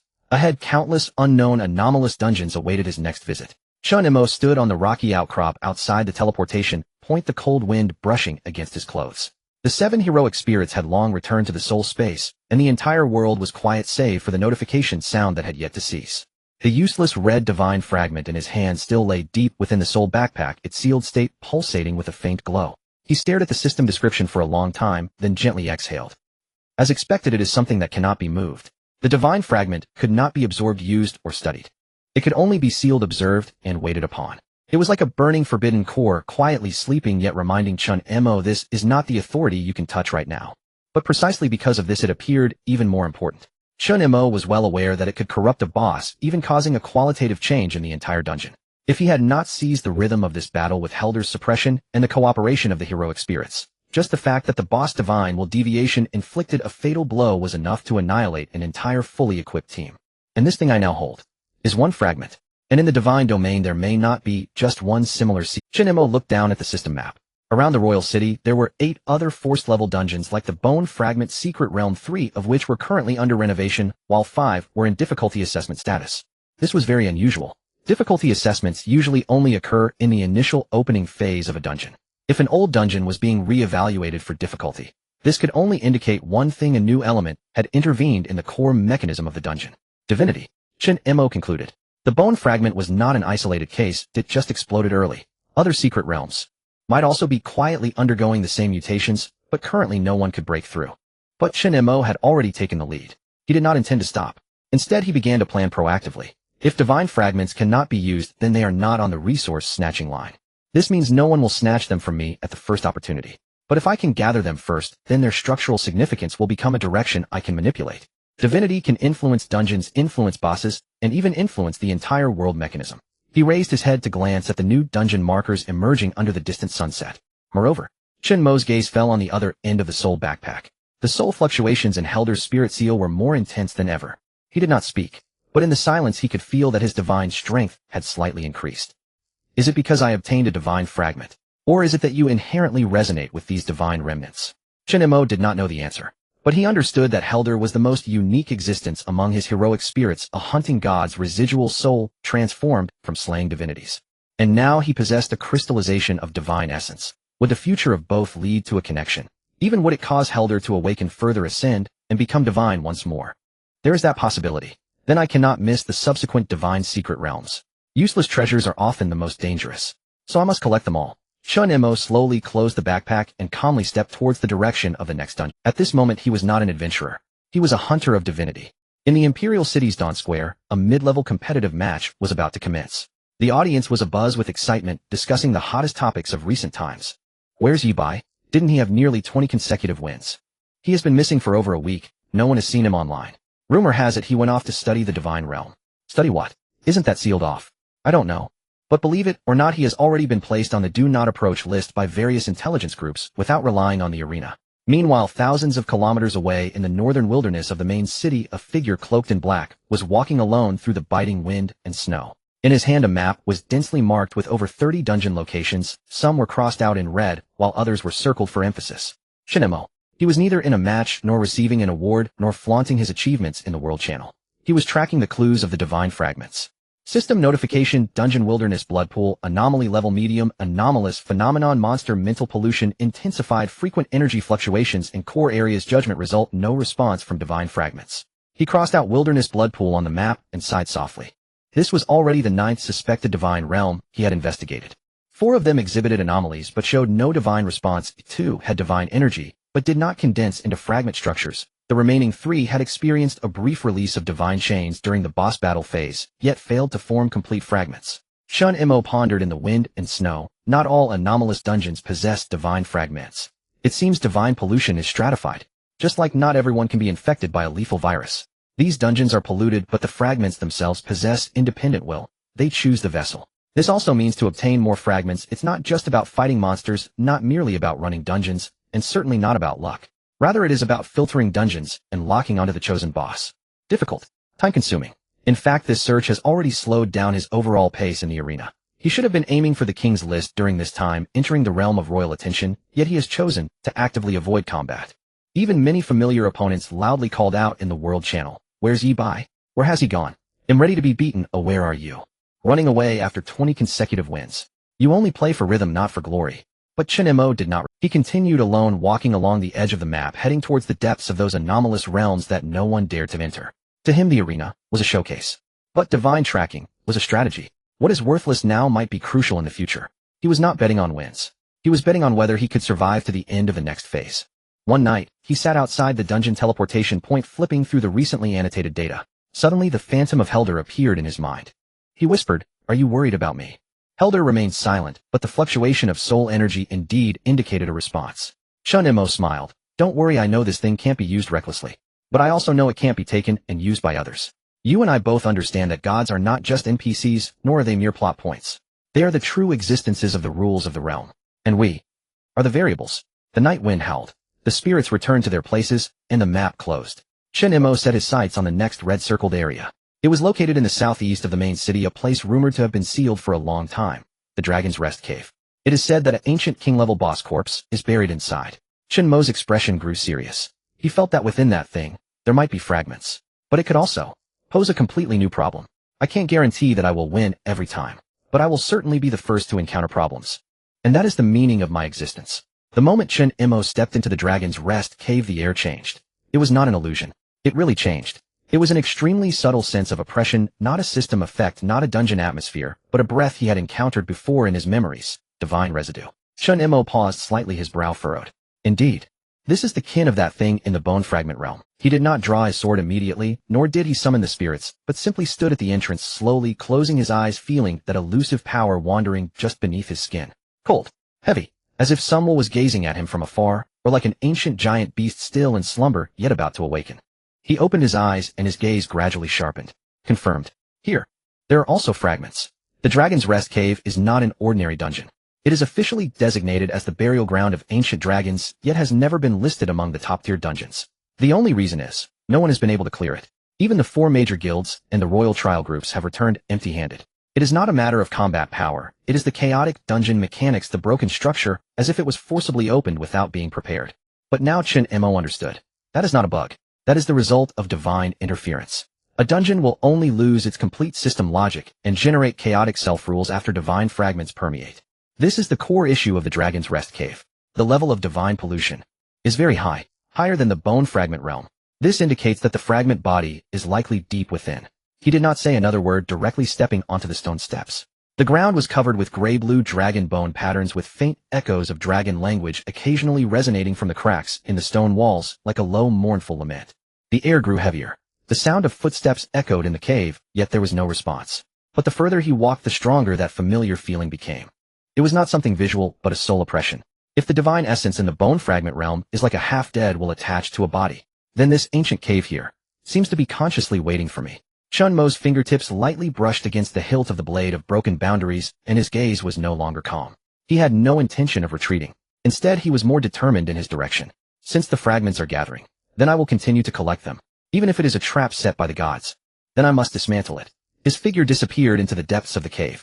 The true divine anomalies were only, as Chen Mo's figure vanished into the Longyan ancient cave, the entire surface seemed to be pulled by an almost invisible string vibrating silently. It was not an earthquake, nor was it a special effect. It was a divine aura silently seeping out from the secret realm like a drop of ink falling into water, creating ripples in the unseen. This subtle ripple caught the attention of many, especially in the outer ring of the imperial city. Unlike the core area, which was filled with powerful nobles and protected by barriers, the outer adventure zone surrounding the imperial city was a region inhabited by countless lone adventurers, marginal adventurers, and small guilds. They lacked qualifications for the Sky Tower royal recognition and resource guarantees. But what they possessed were keen. Those were the instincts of professionals focused on clearing dungeons, boss drops, and secret realm fluctuations. So when the divine tremor from the Longyan ancient cave spread, they immediately reacted. Did someone enter? This aura feels off. The Longyan ancient cave had long been deemed too dangerous for anyone to approach. Who is so reckless this time? The news spread rapidly. Someone lurking near the teleportation point confirmed that a person had entered the cave alone, without a team or attendants. Soon another name surfaced. Yi Bai. What? It's me. The one who broke through the Shattered Bone's secret realm. Wasn't he already marked by the intelligence agency of the Imperial City? Does he dare to come to a place like this? It's not that he doesn't dare, it's that he simply doesn't fear you knowing he has arrived. Even more astonishingly, it wasn't just the player community that was in an uproar. Several intelligence points stationed around the Imperial City began reporting, Yi Bai's whereabouts have been confirmed. Target has entered the Lomian Ancient Cave, currently no teammates detected. Divine fluctuations are evident, suspected fragment reaction. In the Royal Internal Affairs Office, a knight in a red cloak set down the intelligence report. Another divine secret realm. It's him again. Is this madman intentionally tracking the divine core? The intelligence was escalated through layers. Soon those royal representatives and guild leaders who were busy preparing for the noble competition trials received the news. Yibai, Chen Mo, that lone adventurer who refuses to be registered. The one who dared to break through the shattered bone alone. Is he now targeting the Lomian Ancient Cave? What is he up to? But behind all this commotion, Chen Mo remained. He merely walked deeper into the cave, surrounded by flickering firelight, reflecting off the rock walls and skeletons. The spirits stood in silence, the blade of the broken realm, yet to be drawn, but its intent was already gently surging behind him. Little did he know the moment he entered this secret realm, a sense of tension surged in the imperial city. Not because he brought danger, but because no one knew what he might bring out. In front of a corridor made of rocky bones, a small guild leader from the outer city whispered to his subordinates, "Keep an eye on that secret realm. Yibai entering is definitely not as simple as just hunting monsters. We need to know at the first moment." One person walked into the secret realm. Yet the footprints left a massive vortex outside the imperial city. The wind at the entrance of the Lomian Ancient Cave suddenly changed. From a cool breeze to a heavy oppressive atmosphere, for a moment even the wandering adventurers stationed at the perimeter felt an inexplicable weight. Soon after, a special guard team clad in silver-white heavy armor and royal golden cloaks quietly arrived. They did not take the main route, did not disturb the outer guilds, nor did they trigger any system alerts. Everything was silent. The leader was a tall young commander dressed in black and blue armor with a thin scar on his brow and a stern expression. He stopped at the entrance of the secret realm and looked deep into the cave. After a moment he spoke. "He has entered." The adjutant nodded and replied in a low voice. "Yes, he has been inside for over 20 minutes and has not exited." The commander let out a soft sigh. As expected, he came. The Lomian Ancient Cave. The official definition of this secret realm is merely a high-risk ancient relic dungeon on the kingdom's frontier. But only a select few in the royal corps truly know the truth of this place. It is not just a dungeon. It is the resting place of the first King Arthur.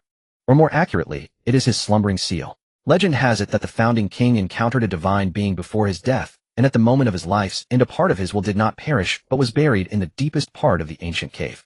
This is not glory. It is a curse.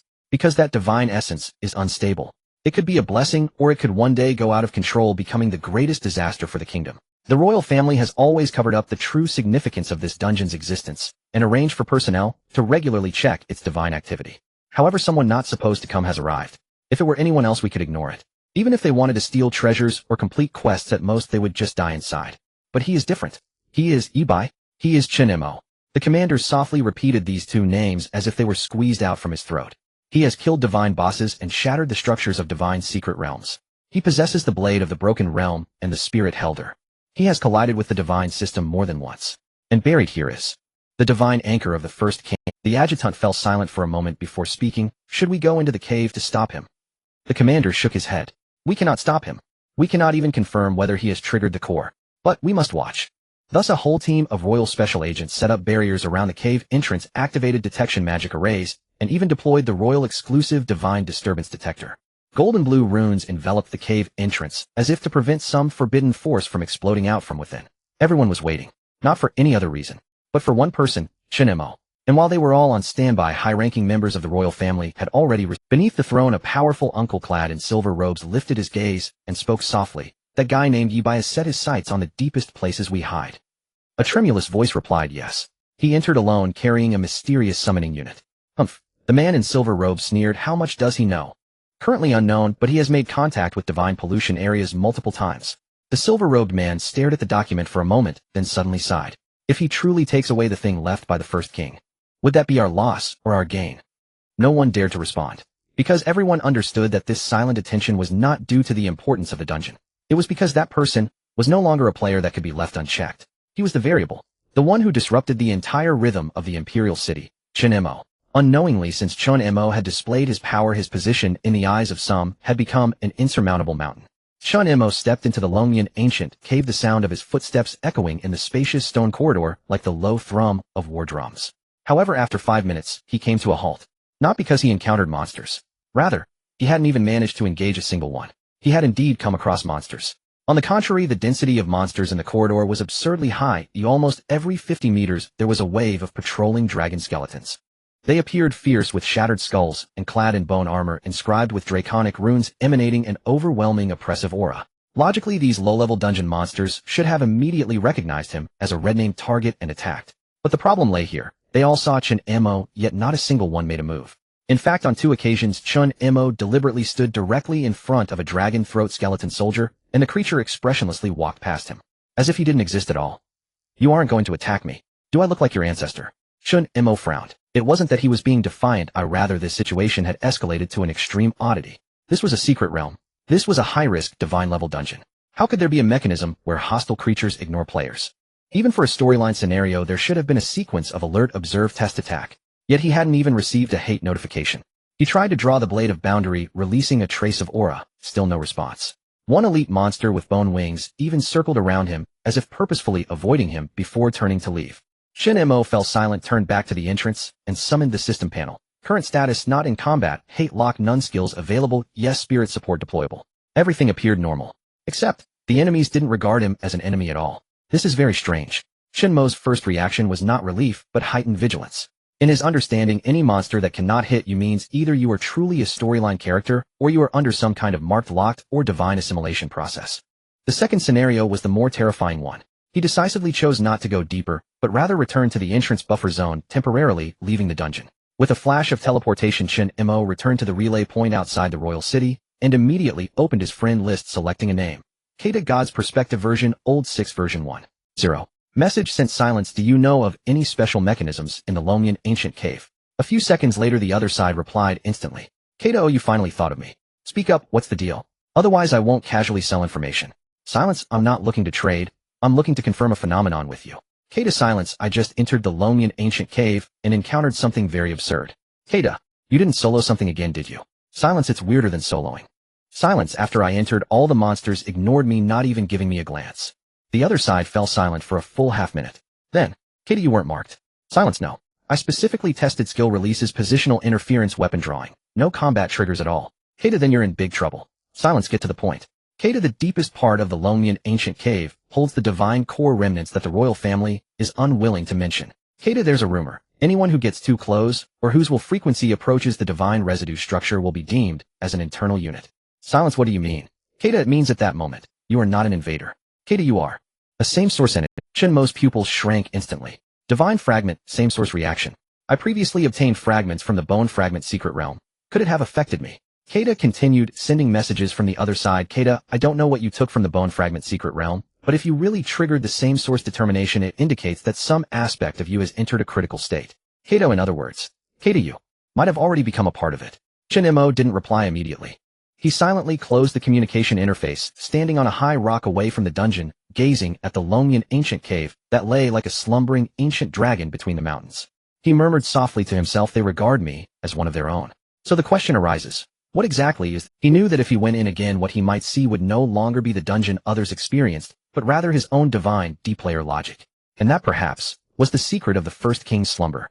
Chen Mo stood on the high rock outside the secret realm, holding his breath as he waited for K-Des' response.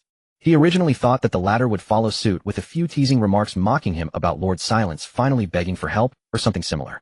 But this time there was none. The dialogue box on the other side was silent for a few seconds, then only one sentence popped up.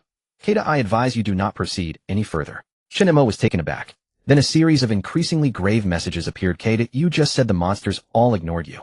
Kata, that means you have already touched the oldest mark of this secret realm. Kata, this is not an ordinary dungeon.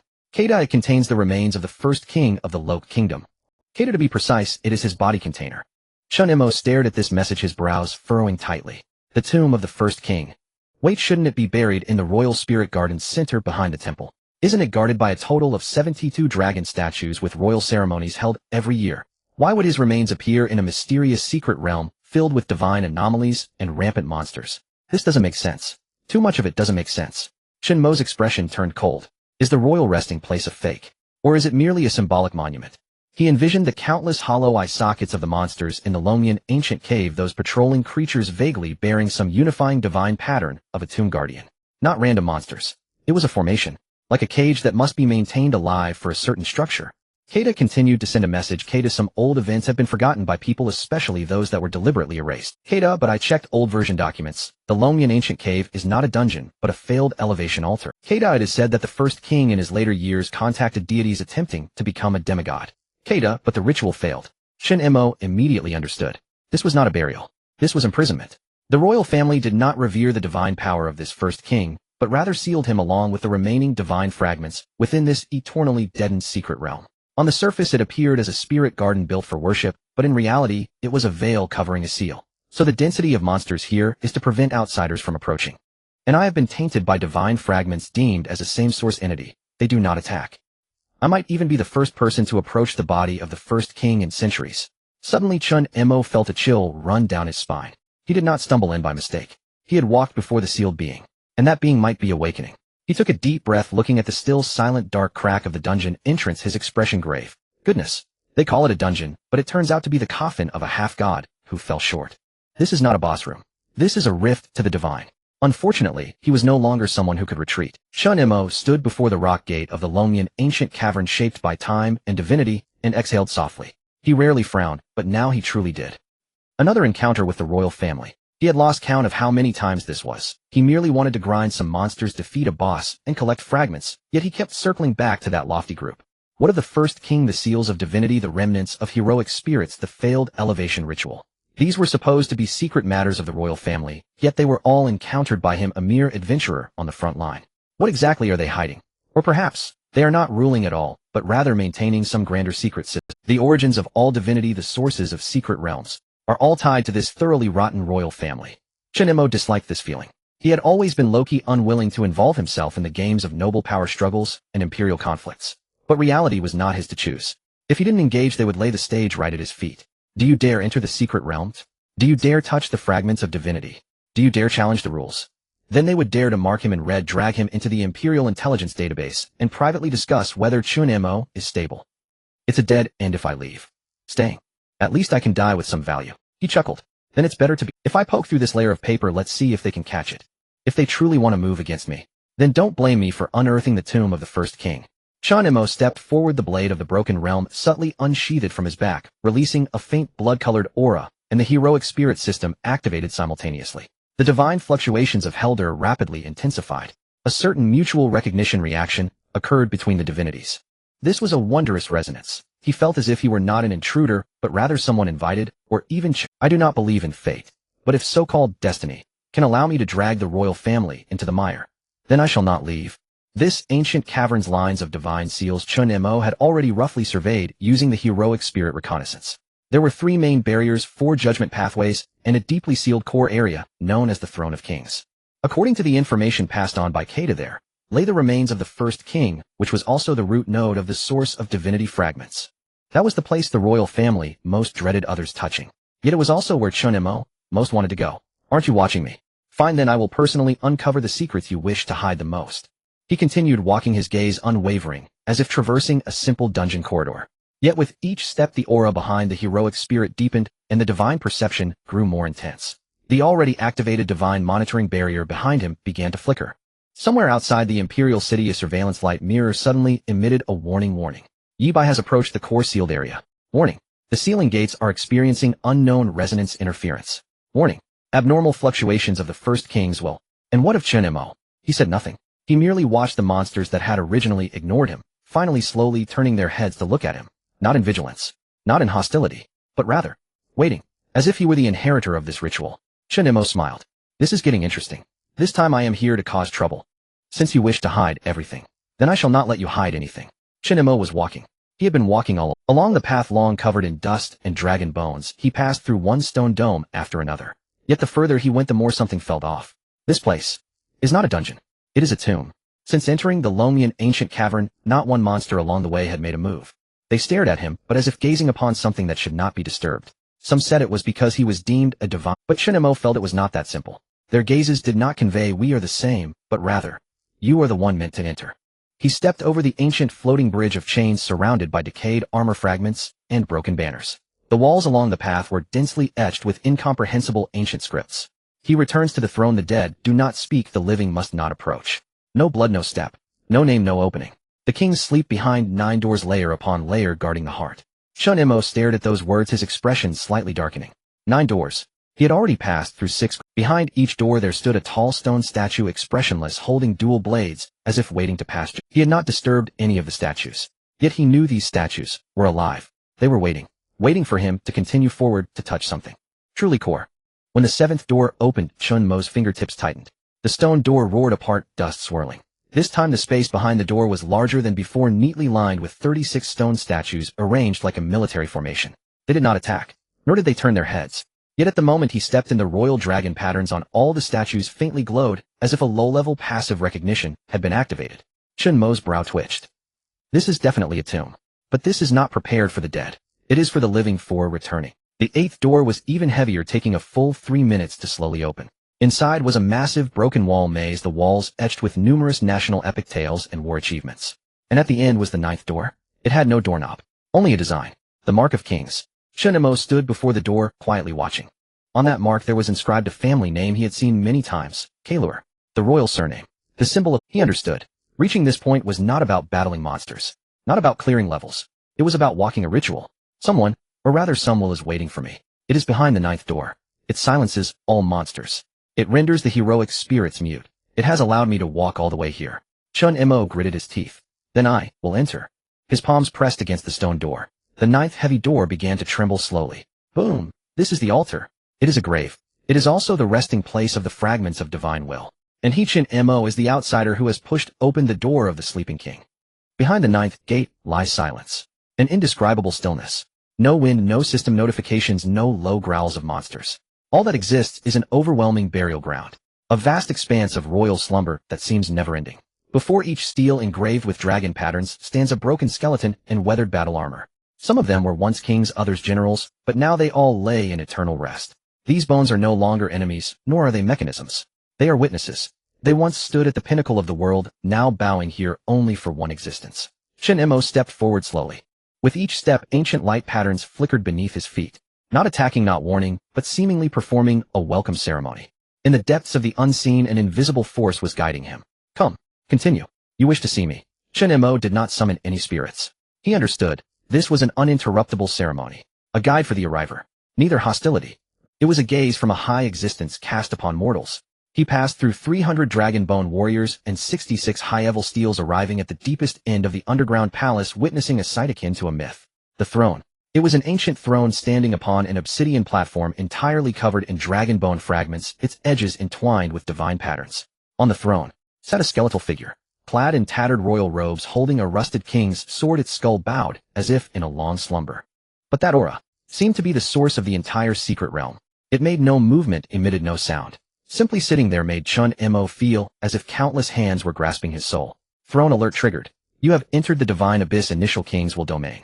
Chen Mo did not halt his steps. He ascended the 9 steps leading to the throne. The closer he got, the stronger the aura of the skeleton grew. As if the very time and the space slowed, the particles in the air thickening. He stood before the throne, slowly raising his head. The skeletal king opened its eyes. 2 spheres of crimson flame burning like an abyss emerged from its eye sockets. It looked down at Chen Mo, saying nothing. Yet with a mere shift of its gaze, an invisible momentum like mountains and seas surged towards him. Chen Mo felt a weight pressing down on his back. The stone steps beneath him emitted a soft crack. But he did not kneel. He merely looked up, coldly staring at the remains of the former initial king. You wanted me to come. Now that I am here. What then? The skeleton on the throne remained silent. Yet its fiery crimson eyes moved slightly, as if scrutinizing. As if judging whether this mortal was worthy to continue onward. Do you think you are a god? Chen Mo's expression remained calm. I have killed gods. The atmosphere suddenly thickened. The previously still steel dragon patterns illuminated simultaneously, plunging the entire space into a realm of royal judgment. Chen Mo did not retreat a single step. His gaze burned fiercely. He did not come to venerate. He was here to question the end of divine authority. As Chen Mo gazed up at the throne, at the moment the skeletal king opened its eyes, it felt as if the entire secret realm had fallen into a state of high-dimensional stasis. It was not merely the oppression of a strong being, but more like a god looking at mortals. And the mortals stood beneath it. Chen Mo did not speak. Yet that king full of bones, after a brief gaze, surprisingly began to speak human words. Its voice was hoarse and deep, as if from another era, carrying a pressure that made souls tremble, even passing through the divine fluctuation system. It said, "You have finally come." Carrying that aura, Chen Mo narrowed his eyes. He knew this was not it was confirmation. The other party recognized the aura of the divine fragment on him, further saying, this person sitting on the throne knew what the fragment was. Perhaps the fragment once belonged to him. You are. Chen Mo's words were cut short as the skeleton slowly raised its hand, revealing a circle of royal marks in its palm. Crimson Dragon Pattern's imperial gold signet, the ancient royal seal of the Carroll family. 3 layers of radiance surrounded. It uttered in a low and ruthless tone. I am Arthur Lal, the first king of the Rock Kingdom. In that moment Chen Mo finally understood. He was not standing at the depths of he was not facing some remnants of a boss. He was facing the will of the initial king not yet dead. Arthur's skeleton slowly straightened.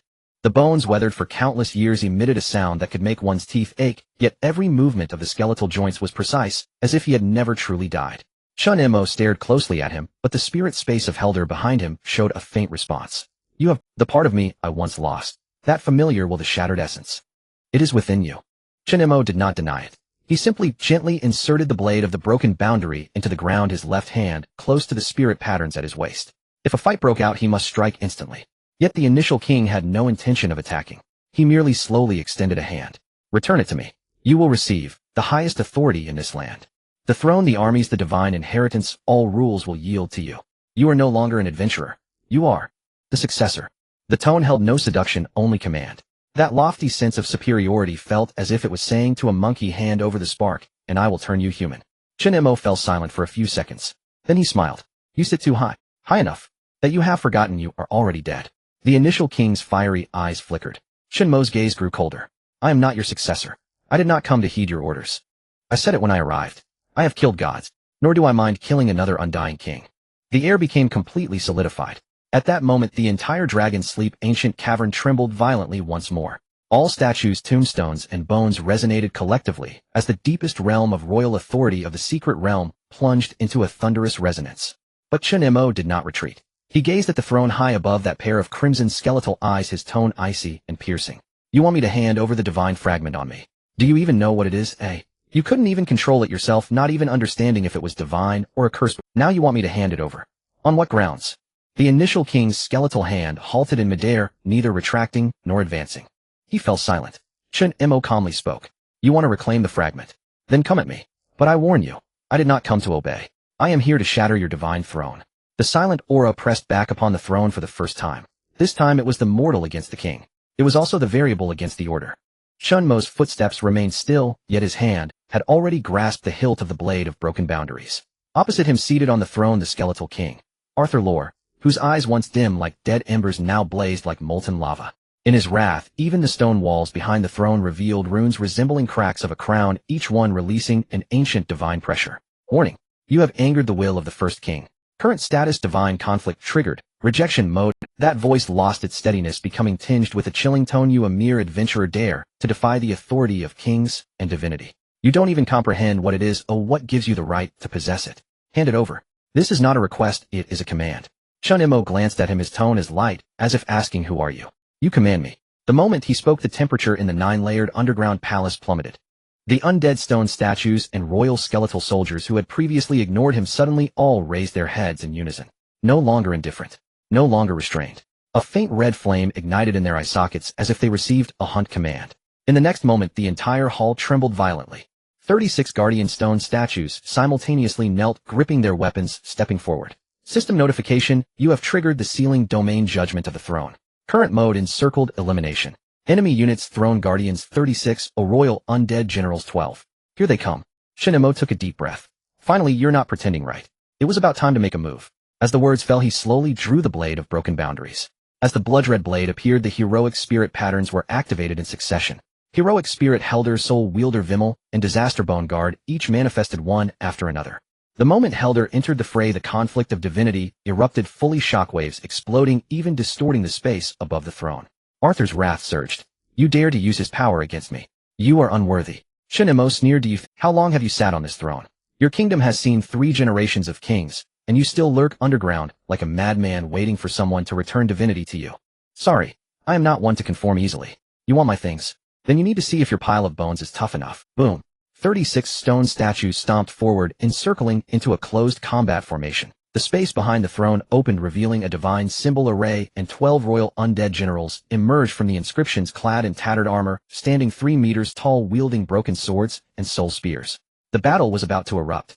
Chen Mo raised his blade with one hand, extending the other, giving a soft command: heroic spirits, assemble. System notification: heroic spirits are gathering. Summoning units: heroic spirit Helder, King of Fallen Branches, Disasterbone Guard, Blackrock Wolf King, Soul Wielder Vimmel, and Charm Princess. 7 heroic spirits appeared together. The ground of the throne was instantly turned upside down. Give me a reason. Chen Mo squinted, gazing at King Arthur's throne. Prove you aren't just a corpse that can't even control its own remains. Otherwise, today I will truly chop you off from this throne. The battle intent surged. Heroic spirits gathered. The fluctuations of divinity crazily surged. In the next second, the great battle erupted. Chen Mo was not the type to charge headlong into battle. He knew very well that this was not an onion duel. This was a hunt. The target was the skeletal King Arthur on the throne, while the surrounding undead army and guardian stone statues were merely distractions, delays, and nuisances tearing at the formations. If they were not dealt with, the main battlefield would never be clean. But he was not alone. He had 7 heroic spirits. He had Helder. He had a set of tactics specifically prepared for divine units. Current strategy set: command system activated, main target. Core of the first will heroic spirit grouping completed. Chen Mo took a deep breath and softly spoke: Helder, follow me. As he spoke, the blade of broken boundaries pointed forward lightly. With the other hand, he simultaneously directed towards the outer combat circle, issuing a second command: the rest, spread out, and maintain the perimeter.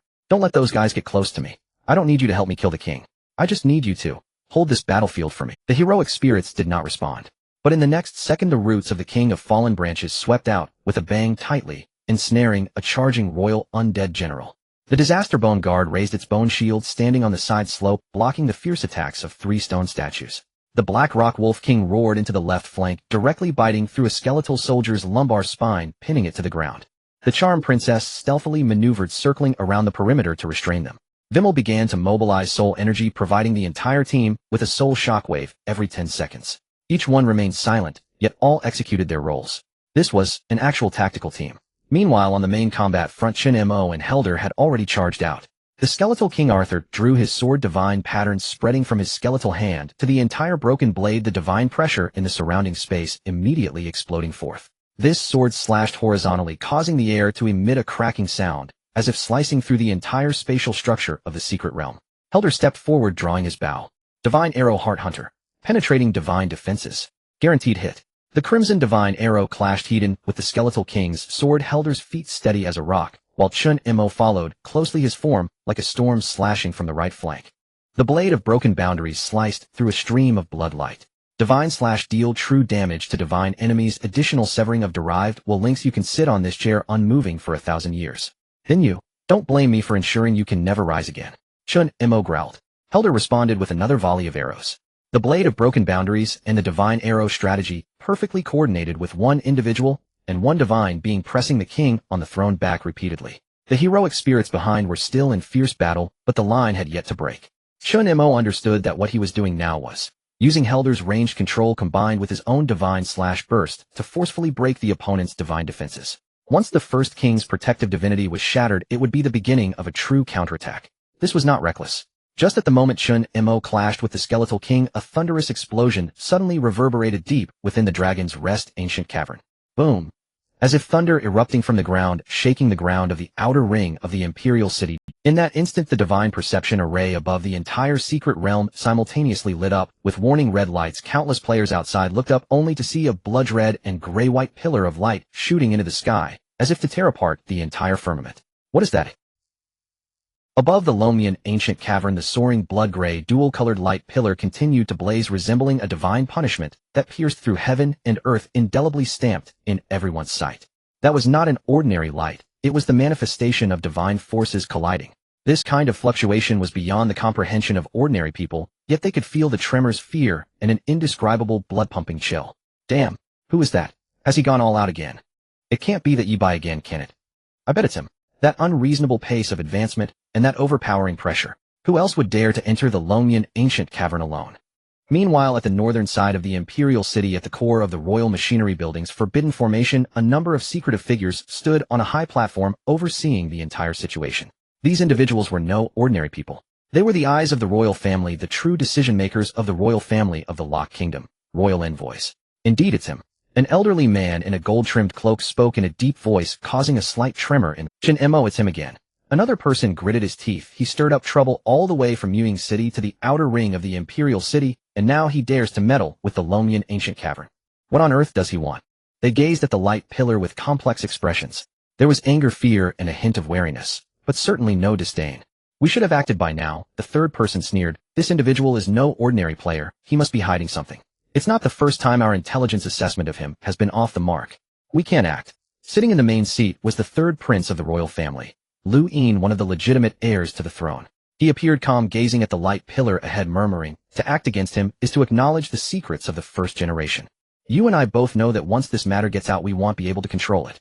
But, no buts. Lu Yin raised his hand, his voice icy. All surveillance teams continue monitoring. No interference, and no one is allowed within 100 meters of the Lomian ancient cavern. If Chen Mo wants to fight, let him fight. If he dies, that's his own doing. If he wins. A deep glimmer flashed in Lu Yin's eyes. Then we'll see what exactly he aims to achieve. The people in the room fell silent for a moment, eventually bowing, "As you command." Meanwhile, as this group controlled the direction of the kingdom, the players outside the Imperial City were already in an uproar. What the hell? Look at that message. There's a large-scale battle breaking out in the Lomian ancient cavern with signs of divine forces. What divine forces? Is this for real, eh? My livestream data shot up nearly 5-fold. I just took a photo from a nearby tower. I saw the light pillar. This is incredible. What level of boss could this be? I have pictures. I have the truth. Damn. The monsters near the Lomian ancient cavern have all gone crazy, but there's still a blue dot inside. He's not dead. Who is it? Who's inside? Guess. Damn, it's Yi by A. World Channel. System notification. Player Yi by has triggered the hidden area, Lomian ancient cavern throne battle. The system will activate synchronized observation function. World Channel exploded instantly. Wait a minute, I feel like I've seen that name countless times. Isn't that the crazy guy we defeated before? Hasn't he always been slaying bosses? Why is he even tackling the royal secret realm? Everyone wants to challenge it, but we simply can't get in all right. So he went in all by himself. At that moment, all the live streaming platforms, various data observation stations, intelligence, guilds, intelligence, alliances, adventurer unions, and even the university research institutes sponsored by the royal family began to monitor the movements of the Lomian ancient cavern synchronously. This guy is too restless. Compared to an ordinary player, he seems more like a disruptor. What's frustrating is, he wins every time. Meanwhile, while everyone was discussing and the royal family was secretly shaken, Chen Mo's battle continued. He and Herder resisted the divine impact from the Skeleton King wielding the blade of the boundary. The sword light transformed into a crescent moon, slashing down at the throne. In that moment, no one knew that this battle had already surpassed the realm of a typical boss fight. He was not merely fighting monsters, he was unearthing an ancient secret of a kingdom. A secret concerning the first king, a massive secret long buried in the abyss of time, was being unveiled piece by piece. And he was all alone. Within the secret realm, the battle erupted in full scale. The 9th level of the Lomian ancient cavern. The place of the throne trembled violently. In that instant, all the statues opened their eyes as if witnessing a judgment that spanned a millennium. And at the center, the Skeleton King, who had been sitting in the throne, finally began to move slowly. His eye sockets ignited with crimson soul flames, and then a bony hand pressed against the armrest of the throne, producing a low sound like armor scraping together. In the next moment, he rose. Without a hint of hesitation. Without the laziness of a king. It was as if he had waited for this moment for far too long. Chen Mo stood at the foot of the stone steps, gripping the blade of the boundary, while Herder half bowed behind him, silent, like a war god. The other heroic spirits around began to form a formation, blocking the restless statues and skeletal soldiers.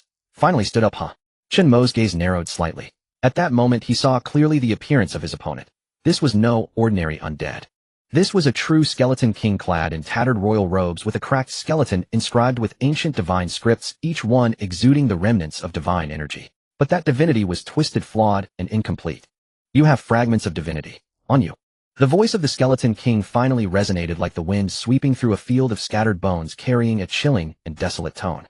Hand it over and I can grant you glory and immortality. Chen Mo smiled, his smile cold. You still don't understand the situation. You are merely a skeleton that died hundreds of years ago. He raised his hand, pointing at the Skeleton King. And I am here to awaken you from your long slumber. The Skeleton King's eyes burned with soul fire, and in the next instant a terrifying divine pressure surged towards Chen Mo like a tsunami. Divine Remnant Flame Suppression Domain activated. The space-distorted souls trembled, and the surrounding undead knelt in unison. Is this divinity? Chen Mo showed no fear in his eyes, instead growing increasingly calm. But your divinity is so lacking that it can't even withstand a strike from Herder. Heard her go. On the battlefield, dust filled the air.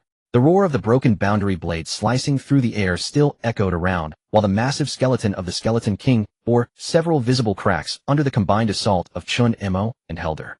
He staggered back 2 steps, the stone steps of the throne beneath his feet shattered, sending debris flying. The soul fire in his eye sockets flickered violently, as if it could be extinguished at any moment. Chen Mo stood directly in front holding the broken boundary blade, his posture upright, and his aura as steady as a rock. He did not continue the attack. Instead he chuckled softly. Is this the power you claim to possess as a demigod? The tone of Chen Mo was laden with unabashed sarcasm. How dare you speak of becoming a god? The Skeleton King fell silent for half a second. His shattered skull slowly lifted, gazing at Chen Mo, the voice that emerged from his mouth still deep and hollow. I once touched the divine gate. I saw the reflection of the divine. I burned the lifeblood of my kingdom, expending all of Locke's fortune, and thus gained the power I possess today. What do you know about it? Chen Mo shook his head disdainfully. What you call seeing the reflection of the divine is like a frog at the bottom of a well glimpsing clouds at the horizon. You cannot see their essence, only imitate the form of the divine, forcing a facade of a false god. You are not a god. You do not even understand divinity. His voice grew colder and more resolute.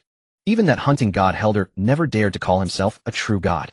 And you are but a failure tainted by fragments of divinity. You have trapped yourself in this secret realm, sitting in desolation for 1,000 years, and in the end you have even lost your dignity, willingly lowering your head to beg for fragments from me. Chen Mo stepped forward slowly. With each step, power gathered beneath his feet, the power of heroic spirits, the aura of the Azura, and the will to slay gods from the broken boundary blade converged into a sharpness poised to strike. Yet the Skeleton King fell silent. For some reason his hollow eye sockets, burning with soul fire, seemed to droop slightly at that moment. As if, shame. Or perhaps he realized his own absurdity. He raised his hand, looking at his broken skeletal claws, and after a long pause murmured, I once was a king. I thought that as long as I possessed divinity, I could achieve eternity. But I was wrong. That power does not belong. That night I failed. The divine gate closed, my royal city collapsed, my people were devoured by the rebounding divinity, and I could only linger here, barely surviving. In this tomb, waiting for someone who can utterly shatter me to end this folly for me. Speaking thus, he slowly knelt down. He knelt on his bony knees, still maintaining his dignity beneath the shadow of his throne. You are mistaken, adventurer. At that moment, just as the broken boundary blade struck the Skeleton King into the deep pit, and the second fragment of divinity gradually peeled away, that cracked skeleton emitted a hoarse, deep voice once more. The soul fire flickered uncertainly, yet it still burned stubbornly. I admit. You are right, I am indeed not worthy to speak of gods now. But to say I have never been powerful would be the true joke. Chen Mo did not respond, merely keeping the broken boundary blade hanging by his side, remaining vigilant. Do you know what my peak state looked like? Above the entire Locke kingdom, 9 beams of light soared into the sky, a sign of the divine's descent. Those 9 beams of light were the explosive reaction of my fusion of 9 fragments of divinity. 9 fragments of divinity. Do you know what that signifies? He suddenly roared as if unable to contain himself. That was not imitation, not disguise, not a counterfeit reflection. That was the true demigod form. Chen Mo squinted slightly. 9 fragments. You say you once gathered 9 fragments of divinity. Are you sure you are not insane? Insane? Huh. It is not I who is mad, but the entire continent. The Skeleton King sneered. That year the divine relics suddenly opened. Divine signs descended from the heavens, and the 9 fragments seemed to be guided by some power directly choosing me. With my own strength I suppressed the chaotic forces of the northern frontier, defeated the myriad demons of the mountain range, and even pierced through the sealed domains left by the ancient divine race. Those who died under my sword, those low-tier divine puppets and the royalty of that time, who dared not kneel. Chen Mo remained silent. Because he knew, even though the Skeleton King had now reached the end of his life, his words were not exaggerated. 9 fragments of divinity. One's own strength breaking the divine seals. Such achievements, even the most powerful world boss within the divine realm game system, have never been described thus. But why did you fall so low? Chen Mo asked coldly. If you were once so strong, how did you end up looking like a corpse? Hearing this, the Skeleton King fell silent for a moment. After a long pause he murmured, because I saw the true god. Chen Mo raised an eyebrow. The Skeleton King's cracked skull slowly lifted, his gaze piercing through the soul fire, locking on at Chen Mo. Do you think I am insane? But I have indeed seen the source of the divine miracle. Not a relic, not a projection, but a true vortex of divinity, of force that, just one glance, would warp. He paused, his tone low. Do you know what I saw at that time? I saw the 9 fragments of divinity weak as dust in the divine light. I saw my body being peeled away, reconstructed, and trampled beneath that true divine intent. I even saw myself rotting step by step in that light, my consciousness swept away by the indifferent gaze of the divine. Then I woke up. When I awoke, the fragments were out of control, my kingdom collapsed, and I was forever. At that moment, I finally understood. What is called divinity is merely the refuse that they disdain to take away. I was abandoned by the divine. I became a corpse tainted by divinity. When he reached this point, there was no longer the initial pride and roar in his voice, but rather a kind of indescribable sorrow and self-mockery. Silence, do you know why I desperately wanted those fragments? It was not to rebuild my kingdom, nor for revenge. It was to piece together the last complete part of myself, which was already broken. To see once again, even if just for a moment, that invincible self with all 9 fragments gathered before I am utterly obliterated. Even if just for an instant. The air remained quiet for a few seconds. Chen Mo did not speak. He slowly approached, picking up the second fragment of divinity that had been knocked down. It still emitted a faint red glow. You have lost, but you are not a complete failure. 9 shards of divine essence. Chen Mo stood rooted and placed the blade of severed realms trembling faintly in his hand. Even he, the one who had personally severed that shard, felt his heart lurch violently upon hearing the number 9. It was beyond exaggeration. A single shard of divine essence could warp an entire secret realm. 2 shards might well give rise to a being of unimaginable terror, akin to a quasi-divine monstrosity. Yet this one, this ragged skeletal sovereign, its bones fissured and crumbling, spoke those words with disarming nonchalance. I once possessed 9. In that instant Chen Mo realized, truly realized, that he had gravely underestimated it. Indeed, he had underestimated the very ceiling of this world. He had never imagined a single entity could gather 9 divine shards within itself, nor had he conceived that such a being would ultimately sink into silence beneath a throne. Why did you fall? Chen Mo asked, his gaze heavy with layered complexity. With 9 shards at your command, even a divine projection descending from the heavens might not have bested you. What then? Did you behold? I beheld everything, the skeletal sovereign intoned slowly. Beyond the realms you have yet to tread, there lies true divinity. My divinity was bestowed. Their divinity is primordial. That power, I resisted it. I failed, and so I died. But before death I left behind myself. At these words it slowly raised its head, its soul flame flickered like a fragile ember poised to vanish at any breath. Chen Mo, I sense you too shall walk that path. You seek to gather the shards. You yearn to ascend higher. I will not urge you to turn back. I have seen it, for you are as I once was, unyielding to fate. Divinity is not what you imagine, a distant aloof sovereign. They are not benevolent blind fathers, but precise calculating sovereigns of cosmic order. If you wish to claim divinity, first prepare yourself to be torn asunder by the gods. As the final syllable faded, the skeletal sovereign settled silently back onto its throne. It made no further move, not to strike nor to resist, not even a gesture of defense. It simply as though it had always belonged dead in this very place. Perhaps you died long ago, Chen Mo murmured softly, lifting the blade of severed realms in a gentle arc. The strike fell, like the final line closing a chapter. Silent, absolute. The sovereign's lingering consciousness shattered entirely. There it sat upon the throne, dissolving into wind-scoured sand and bleached bone. Yet that tiny soul flame did not extinguish. Instead it transmuted into a soft golden light, drifting gently toward Chen Mo. Special soul acquired, first sovereign's remnant. Quality. A system prompt chimed faintly in his ear. Chen Mo reached out and closed his palm. The luminous soul flowed into his flesh, igniting a sudden searing heat that surged through his entire being. As if a sovereign stirred from some forgotten corner deep within him, rising slowly, gazing into the distance. So you never truly perished. You merely waited for one worthy to carry you forward. Chen Mo spoke low, then turned away, leaving the now empty throne behind. Beneath his feet the 90-year tomb that had sealed the first king trembled faintly.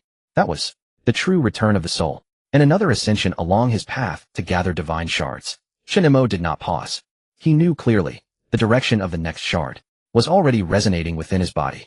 Long before this moment, the skeletal sovereign himself had already grasped the truth. He was no longer the monarch who once stood triumphant atop the divine altar.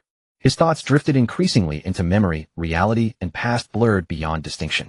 Often when Chen Mo remained unseen, he would speak at length before the vacant throne, as if still surrounded by tributary kingdoms and kneeling multitudes.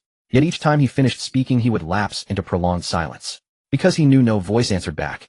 He was but a remnant, a resonance anchored to a divine shard, a stubborn, unrelenting echo of will. Precisely because of this, he grew ever less able to control himself. The divine shards granted no eternity, only a cruel persistence to linger, fully aware of one. From the moment Chen Mo entered the secret realm, the skeletal sovereign had sensed, dimly, that this might be his end, and he offered no resistance. He merely wished in the end to struggle once more. Yet ultimately he made a choice: surrender. When the blade of severed realms sliced through air and struck his final soul core, the sovereign neither evaded nor resisted. He closed his eyes, as if finally awaiting one who could comprehend his anguish. In that moment the sovereign was no longer a malevolent echo, but a serene elder peacefully stepping down from his stage. And as the skeletal sovereign dissolved completely, a vast cataclysmic transformation erupted from the heart of the secret realm. Roar! Deep beneath the 9 tiers, buried in Earth's depths, thousands upon thousands of creatures emitted their final lament. Not fury, not hatred, only sorrow, and unfulfilled longing. Yet none rushed toward Chen Mo. They merely bowed their heads, as if bidding farewell. Then, one by one they crumbled into dust, vanishing on the wind. They were never natural beings. They were vessels, forcibly shaped by divine shards. So long as that sliver of divinity endured, they would resurrect generation after generation, guarding all that the sovereign's remnant had sworn to protect. But now, the skeletal sovereign was gone. Truly gone. And the divine shards sustaining their existence shattered. The tens of thousands of aberrant warriors that had once suffocated the secret realm in oppressive silence now dispersed like fallen leaves, quiet, inevitable final. Chen Mo stood motionless, gazing at the ground strewn with ephemeral ash, and for a long while said nothing. For the first time he felt genuine awe toward a single divine shard. For its sheer magnitude, one shard sustained a sovereign's lingering soul, an entire subterranean necropolis, and the perpetual rebirth of 10,000 monstrous puppets. Even in the divine realm's primary world, such a shard would trigger a calamity-tier dungeon event. Yet now stillness reigned. He exhaled deeply, releasing not just breath but a weight long held within his chest.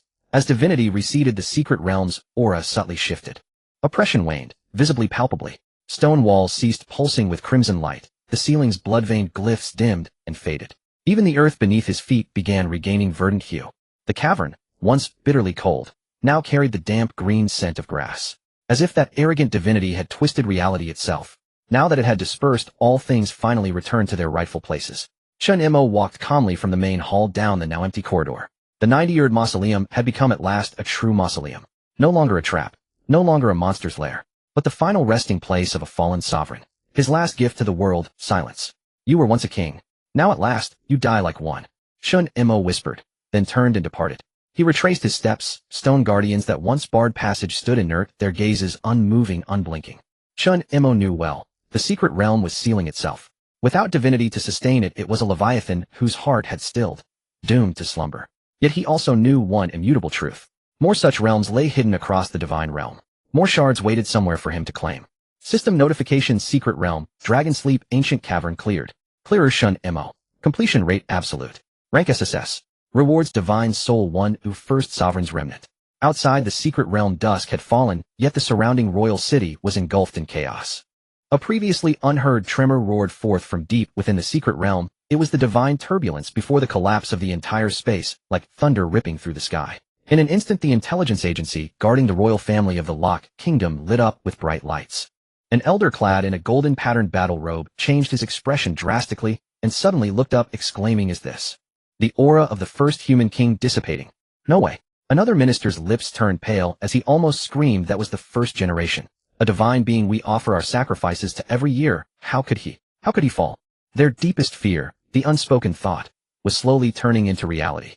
The secret realm felt, indeed, a complete absolute silence. Gone were the calls of mysterious fluctuations that occurred every year and the suffocating divine pressure.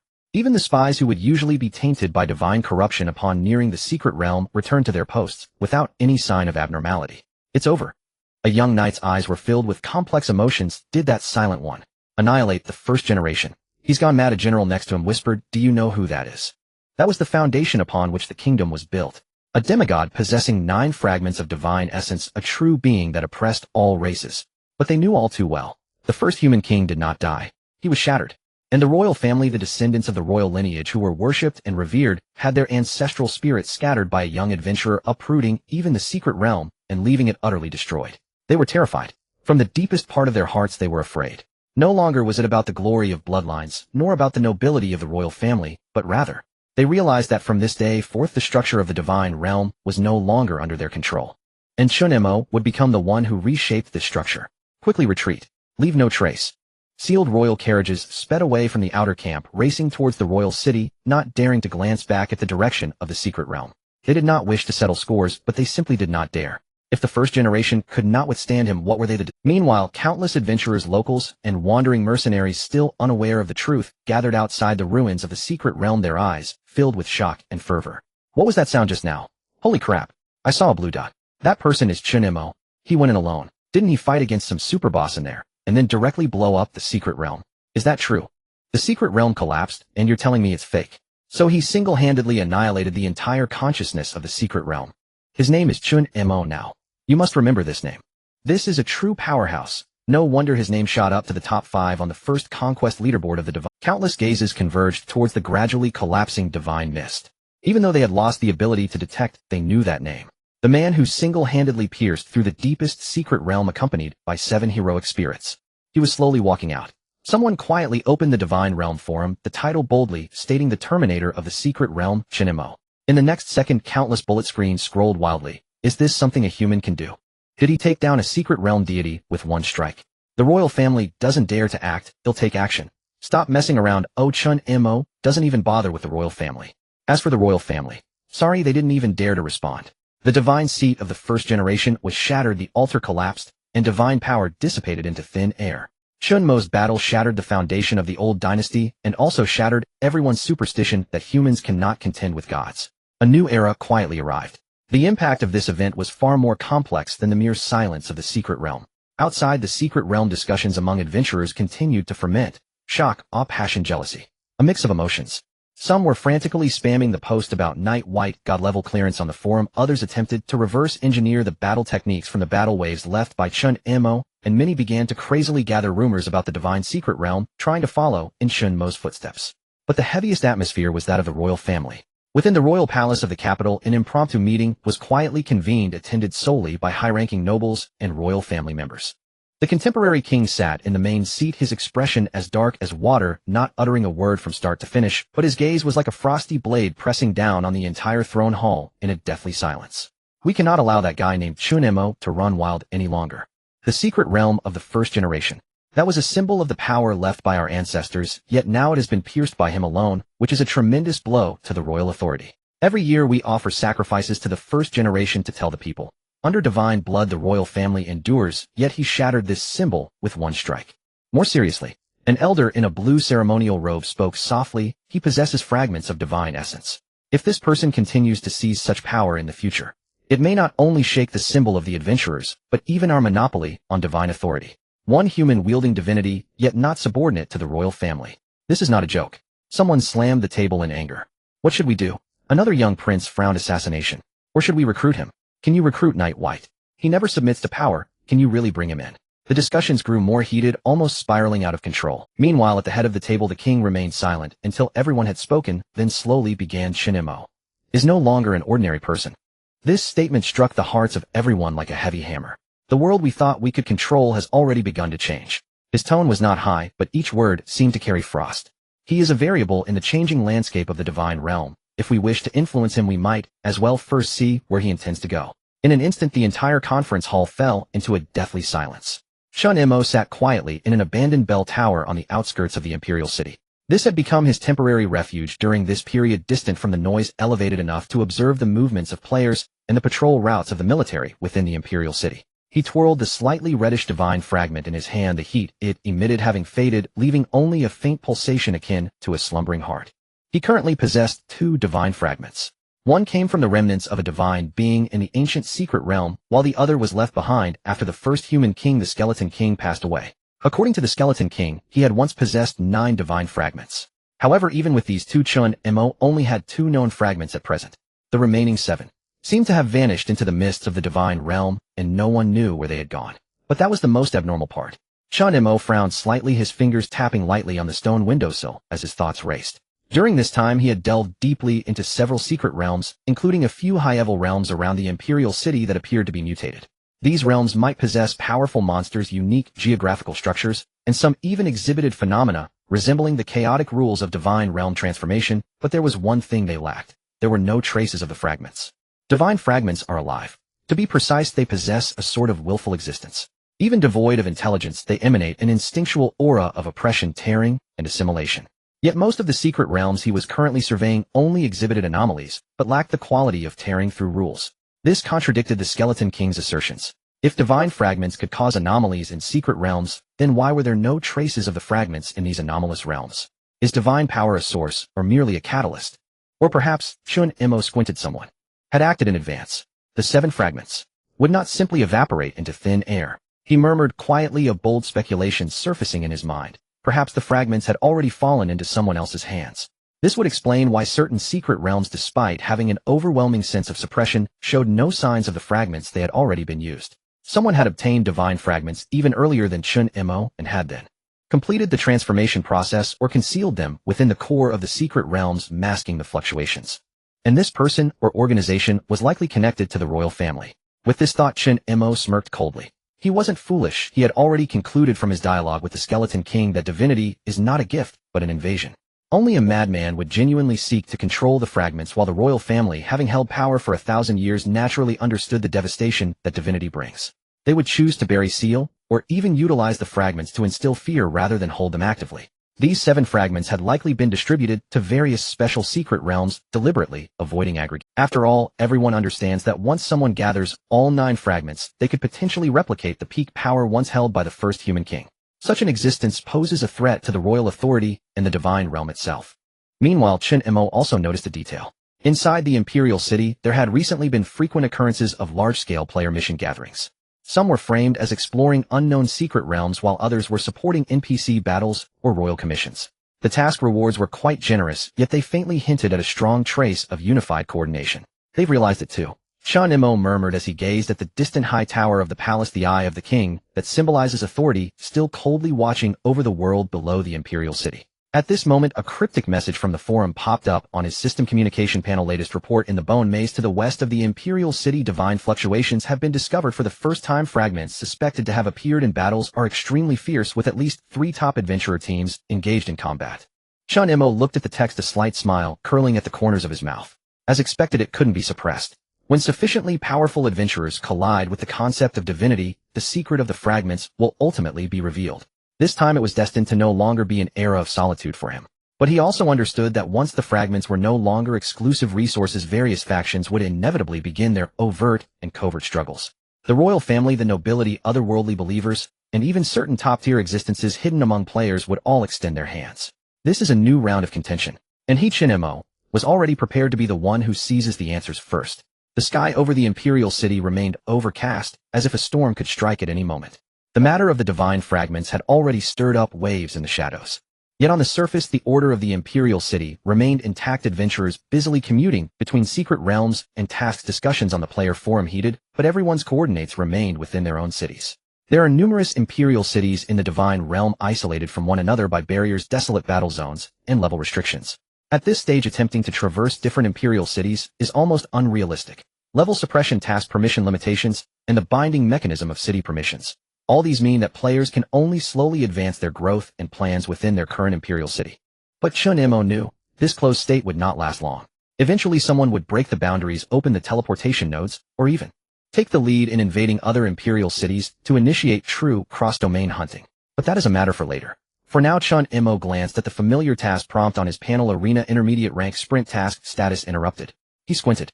Since entering the Divine Secret Realm, his several actions had been enough to shake the Imperial City, but in the Arena Challenge, he had indeed fallen behind for too long. The rhythm that had once dominated the ordinary ranks had been halted, and now returning to the arena meant he would have to re-establish a sense of intimidation from a state of near forgetfulness. Moreover, the arena had changed. During the time Chen Mo was in seclusion searching for fragments, the entire arena system underwent a version update. Arena System Announcement: the Intermediate Arena has introduced a combat skill rating practical impression mechanism, which will assess whether the battle process exhibits deterrent qualities and affect settlement and matching mechanisms. In simple terms, one can no longer rely solely on brute force to win. Victories must be achieved beautifully. Chen Mo's lips curled upward. This is just what I want. Without any hesitation, he headed directly to the central area of the Imperial City, the entrance to the Intermediate Arena. Along the way, many players discussed a recent adventurer's explosive performance in the Divine Secret Realm, speaking of it in almost mythic terms. Chen Mo entered discreetly, swiping his arena badge, and a light barrier opened. Detection in progress. Identity confirmed: you possess challenge eligibility. Current rank Intermediate Arena matching points 1100. System: notice this round of matching will be in continuous challenge mode. The higher the cumulative wins, the higher the settlement ranking. Would you like to start the challenge? Yes. As Chen Mo clicked confirm, he was enveloped by a beam of light and drawn into the core space of the arena. In midair, battle flags fluttered, stone pillars stood tall, and players from various Imperial cities awaited their match. This is the boundary competition mechanism. Although players cannot freely traverse cities, the arena system randomly introduces projection players from other Imperial cities to create real matches. And this was exactly what Chen Mo desired, to fight without reservations. Silence has returned. Oh my, hasn't he been out of action for a long time? But he's already queued up as soon as he got back. The system must have been impressed. The live audience channel had already recognized Chen Mo's name. Although he had deliberately maintained the identity of Yi by the arena data was bound to the account, Silence's existence could not be avoided. Chen Mo stood at the center of the arena commed as his black blade was drawn. In the center of the arena, Chen Mo stood on the slightly rough gray-blue stone tiles surrounded by the dazzling viewing platforms that seemed incongruous with this battlefield. Those were the exclusive viewing seats for the nobles of the imperial city, always occupied to witness a spectacle. Today the star of the show was evidently Chen Mo. He has come back. He actually returned. He probably doesn't know that a good show is about to unfold. He just entered the silver rank and is already assigned to face the holy warrior under the princess. Tisk, they must want to publicly take his head. I told you right. This arena has no fairness. Some people are simply not welcome. The murmurs rose among the audience. The arena's default matching mechanism is based on win rates and point ranges, but those who understand know that above the intermediate level the so-called matching is merely a scripted arrangement. Indeed, it's scripted, not system-generated. Especially for someone like Chen Mo, who has recently sparked explosive discussions rumored to have participated in the cleansing of the divine secret realm and even connected to the legacy of the first human king. Every move he makes is under scrutiny, and the arena cannot allow him an easy victory. His opponent has been decided. A middle-aged man draped in a silver cloak appeared in the VIP section, his position unclear, yet he could freely enter the inner viewing area. With a cold gaze he looked down and uttered a name that made everyone gasp. Holy Warrior Ide. At this announcement the crowd erupted. It's actually Ide, the core warrior trained jointly by the royal family and the temple. Wasn't he supposed to be the personal guard tailored for the princess? How is he allowed to fight in the arena? Isn't this clearly only an arena competitor should be his opponent? Shut up, what do you know? That guy named Chen Mo, his combat power is beyond the ranks. Someone should have suppressed him long ago. Unnoticed, the system notification quietly updated arena match update. Your opponent is Holy Warrior Ide system special judgment player royal certification. This opponent is a limited time NPC projection bound to the royal divine projection link with special combat skills, divine blessing, Sanghui judgment. Chen Mo stared at this notification, raising an eyebrow. A person of the princess. He was not surprised. In fact, he felt a sense of anticipation. Yet he had no ties to the princess. Even if there were conflicts with the royal family, it shouldn't involve her. The battle in the arena is not just for points, nor merely to gain presence. More importantly, it is a test of confronting royal interference. This is a counterattack in a public setting. No matter how brutally he fought in the secret realms that was shrouded in black mist unseen by outsiders. But in the arena, as long as he stands firm, fights well, and keeps his opponent from raising their head, then everyone, including the princess who always sits behind the golden curtain, must acknowledge Chen Mo is an uncontrollable variable. And in the next moment, a golden-white beam of light descended from the heavens, striking the stone door across the way. Boom. The heavy door slowly opened, and a figure stepped into the battlefield. He was clad in heavy armor of silver and gold adorned with lion heads and holy emblems, his face obscured beneath a visor, the only eye-catching feature being the sacred giant sword on his back, nearly 2 meters long, inscribed with divine runes that radiated a faint golden light.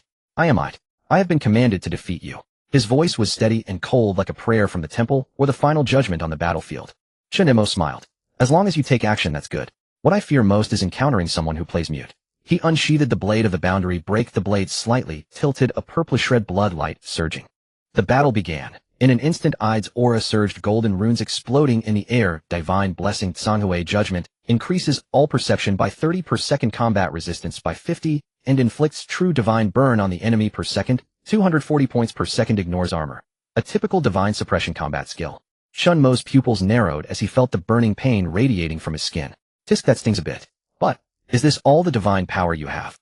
The next moment, a burst of bloodlight suddenly erupted beneath his feet. Passive fully stacked. Active trigger, bloodthirsty assault battle. Begin. As the system prompt, faded silence fell over the audience. Because Chen Mo had not summoned any spirits. For those familiar with the name Chen Mo, this was an unbelievable act. Is he crazy? Not summoning spirits. Is he going to fight the holy warrior by himself? That is a divine level combat power blessed by divine favor. Has he lost his mind? Countless comments and bullet screens refreshed frantically. Even the cloaked elder in the royal viewing seat slightly furrowed, his brow murmuring. What is he doing? But the next moment, Chen Mo's actions silenced everyone. He slowly raised his hand, placing the blade of the boundary break steadily in front of him. No summoning today. I will fight myself. A calm statement, yet it thundered like a storm. No one knew that the battle intent suppressed within Chen Mo for too long was now stirring. He was already at level 78. While everyone else was still delighted at reaching level 60 to enter the main city, he had already cleaved through 2 divine secret realms, directly confronting the first skeleton king, and personally severed the divine consciousness. He could rely on spirits, but right now he was feeling a bit restless. Some people always think my strength comes from summoning. Then I shall shatter your illusions one cut at a time. Boom. His momentum exploded at that moment. Pure killing intent, blood intent, and battle intent surged around him, as if the smoke of battle had become a tangible entity obscuring the sky. Current level LV. 78 Equipment Blade of the Boundary Break War God Inheritance. In that instant, even-eyed furrowed his brows. This player known for summoning spirits suddenly chose to confront the holy warrior with pure physical prowess. I'd had seen arrogant individuals before, but Chen Mo felt different. It was not flamboyant. It was not provocative. It was a sense of oppression. A pure killing intent from a battlefield king. He resembled a true ancient warrior who had endured the baptism of countless battles rather than some summoning class in a game. Ide's hand slowly rose, grasping his holy giant sword. System recognition. Ide enters battle readiness skill triggered. Divine domain Songhui protection. Golden light spread beneath his feet, sacred patterns emerging. I have changed my mind. I will fight seriously. Ide's voice remained calm as ever, but the caution in his tone could not be hidden. He was a holy warrior, a core general under the princess, but he knew that man across from him might be more troublesome than any monster he had ever faced. Chen Mo wasted no words. He made his move. With a single step, the tile shattered beneath him. Blood Azura Berserker stacking activated. Each normal attack automatically stacks one layer of Berserker, current 900 layers, a horizontal slash, a diagonal slash. Then he raised his hand to strike down. Normal attack, normal attack, normal attack. The entire arena was stunned. Is he performing normal attacks? What kind of primitive maneuver is this? I'm dying of laughter. He really thinks he's a wild fighter. But the next second the bullet screens fell silent. They had never witnessed Chen Mo's power in solo combat. But what they did not know was that his initial fame was not built upon summoning heroic spirits, but purely on his own combat skills and technical prowess. His blade was the first to sever half of a boss health bar within the ancient mysterious realm. His claws were unleashed in a super scene, fiercely throwing and breaking through defenses. His gaze possessed a transcendent technique that saw through all teachings and system restrictions. If the heroic spirit was Chen Mo's second body, then each strike of his blade and claws represented the true combat power of his being. He has never used his hands. On the observation deck someone shouted, but no one responded. It was in that moment that the brilliant, deep golden shield light suddenly erupted. Battle initiated. Ida, clad in heavy armor, burst forth in a blaze of light, directly striking toward Chen Mo. A charge. The onlookers shouted, as very few dared to use such probing tactics against Chen Mo during this minute, because he loved to counterattack. But Ida was different. He was a divine warrior protected by a halo granted by the gods. Each time he charged, he would unleash a frenzy of attacks, and charge his shield light, making him a character with direct skills that were profound and unfathomable. His thinking was simple: get close to Chen Mo quickly. One strike to kill. Try to avoid being countered after breaking through the equipment's immunity. Thus he dashed forward. This was Yid's first blade. But Chen Mo smiled. He did not rush to break the situation. Instead, he took half a step back, raised a finger, and the blade was already beside him. Do you see clearly, Ida? Your attack is not worth my blade. He tore apart Yid's movement path with ease. My blade is not so easily swung. In an instant, Yid's eyes turned green, unable to believe that the first move he had meticulously maintained was deemed by Chen Mo as not worth my blade. At that moment, the audience reached a conclusion. Chen Mo's essence lies not in his heroic spirit, not in his animations, nor in his tone, but in the blade itself. It is the blade that can slay enemies whenever it points forward. It is the blade that can break through the realm of battle gods. Whatever divine immunity or halo domain, in Chen Mo's eyes, they are merely laughable trifles. Now Yid's charge was a countdown. But on the sidelines at the moment Ida made his move, almost no one could see how he acted. As a holy warrior personally cultivated by the royal family, his figure resembled a dazzling golden light, the divine power circulating through him, dragging a straight line of light through the air like a starfire. This was his fastest way to strike, without exception. So fast. A high-level player in the observation seat turned pale. How can adventurers block this strike? Yet in the arena, Chen Mo did not move. To be precise, he was waiting for this moment.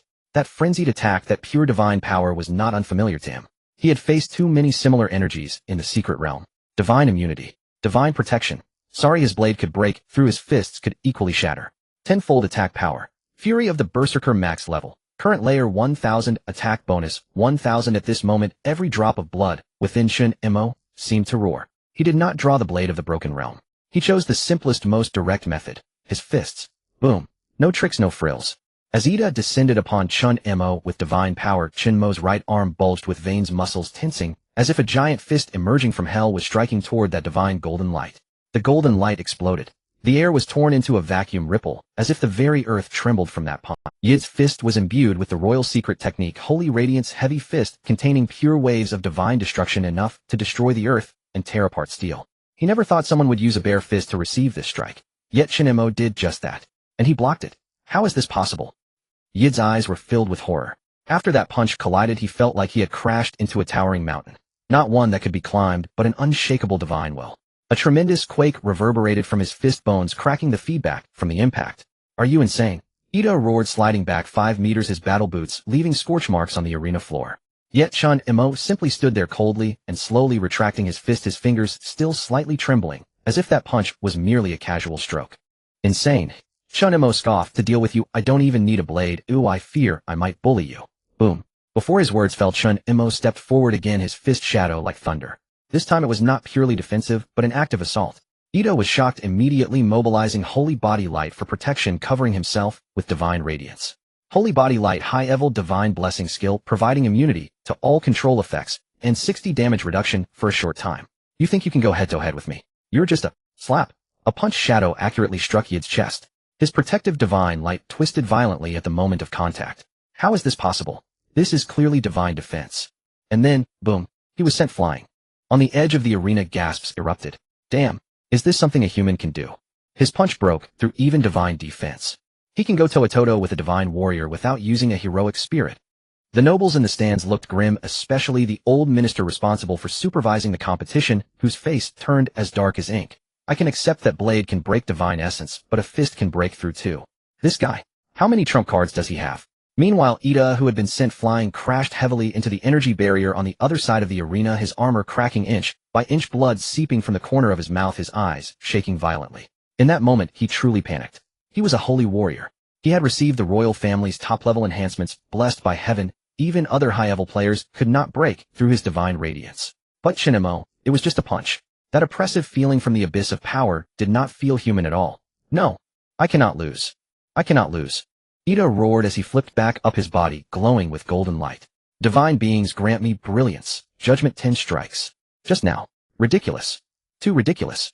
I'd stood at the edge of the arena, his gaze fixed on the man in the center, who was slowly moving his wrist, his lips twisted into a mad grin. How could I have been sent flying by a single punch? He clutched his chest. Although that blow had not completely knocked him unconscious, the suffocating force still lingered within his organs, as if his bones had been crushed by a ferocious beast. Something is wrong. This is too wrong. In his memory, this guy called Chen Mo was clearly famous for his heroic spirits. Summoning type, high burst controller. This was the label officially given to Chen Mo. Relying on powerful heroic spirits to dominate all battles with long-range suppression, multi-person coordination, and skill overlapping, he was invincible. But today, he hadn't used any heroic spirits at all. What kind of underhanded power did you use, right?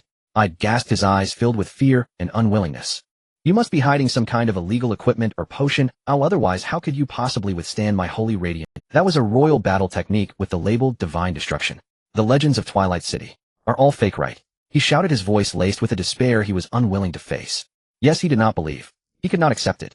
Because Chen Mo's existence was tantamount to overturning the very foundation of the royal elite warrior training logic. Divine nobility is indestructible, and only warriors blessed by the divine are the true battle elites. But now a player from another royal city, who didn't even have formal certification, had shaken all his beliefs and pride with just one punch. I will not concede. He slowly raised his right hand, pointing at Chen Mo. You only relied on that peculiar broken knife in your hand, stacking up states in advance plus some kind of explosive potion to block my punch. But now you are definitely no longer in that state, right? Ide's eyes burned with intensity, his breath surged again, and the enormous sword in his hand, about 2 meters long and inscribed with royal glyphs, suddenly erupted with a golden light. Holy Judgment Divine Arrival Sword. This was an extremely rare ceremonial weapon within the royal family, only wielded by those who had passed the divine trial and survived 3 days and nights in the Holy Flame Tower. You have exhausted your tricks, so I have just begun. Boom. The giant sword swept out, distorting space. 6 golden divine rings appeared beneath Ide's feet, spreading a scorching divine light over the entire arena, and the audience went silent, as if the air had been sucked away. It's that skill. Holy Judgment, Critical Judgment. Has I gone mad? This is his trump card. Damn. Has he really forced Chen Mo to this extent? But doesn't he fear the backlash? The system announcement resonated throughout the arena. Holy Combat Technique, Critical Judgment, activated, current target Chen Mo. At this moment, Chen Mo finally lifted his head. He gazed into the nearly frenzied defiance in Ide's eyes and gently exhaled. You truly cannot accept this, can you? Chen Mo's left hand hung down, his fist loosening and then tightening, his tone calm, yet tinged with a hint of pity. Do you think my power is some kind of underhanded trick? Then let me show you what true silence is. Boom. In the next moment, Chen Mo's foot slammed down, and his whole being burst forth at a speed invisible to the naked eye, the explosive air cracking like thunder. He swung his left fist, every state on him burning like fire. Chen Mo forcibly squeezed his own life force for an unparalleled explosion. He did not use the blade of the boundary but struck again with his fist. But this time it was not a charged punch like before, but the first power compressed from the blade of the boundary. The force of the boundary concentrated in his body, a fist exploding out. It directly collided with Ide's impending holy judgment sword. Boom. The deafening roar accompanied by golden and scarlet light shot into the sky. The entire arena's barrier shook and the air fractured like a broken mirror. Determination complete. Chen Mo dealt real damage. Critical hit successful. The golden light dimmed. Ide was blasted away, both man and sword crashing against the arena barrier, rebounding to the ground, blood spraying from his mouth, his body convulsing as if struck by lightning.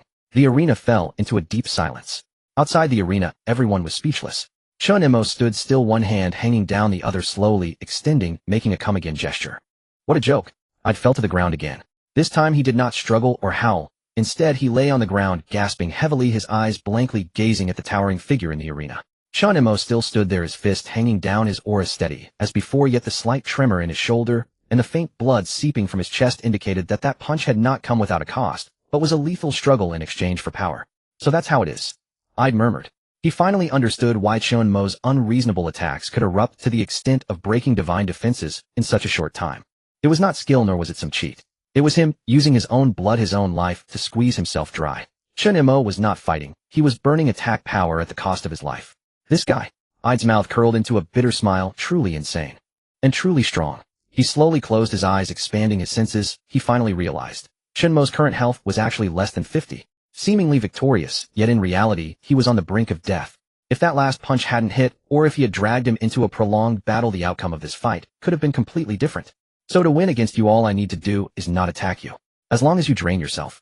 In the next moment, Ide gritted his teeth and sprang up, suddenly erupting in a burst of divine light. Divine armor, full coverage, a series of divine glyphs ignited on his body, silvery, white light, transforming into heavy armor wrapping around him, even his eyes obscured behind a layer of translucent, holy light helmet.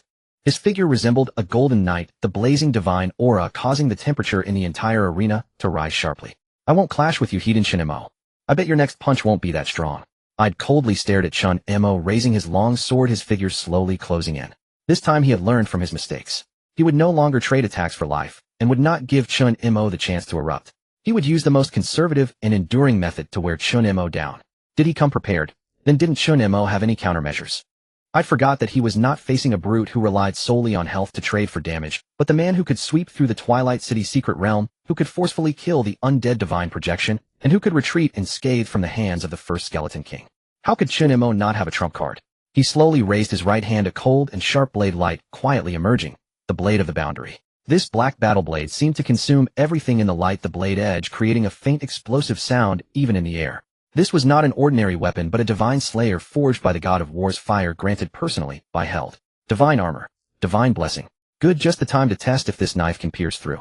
Chen Mo's gaze was cold, stepping forward, and the moment blood surged into the blade of the boundary erupted with a resonating hum. You want to drag this out, he whispered. Sorry, I won't play along anymore. In the next moment he moved.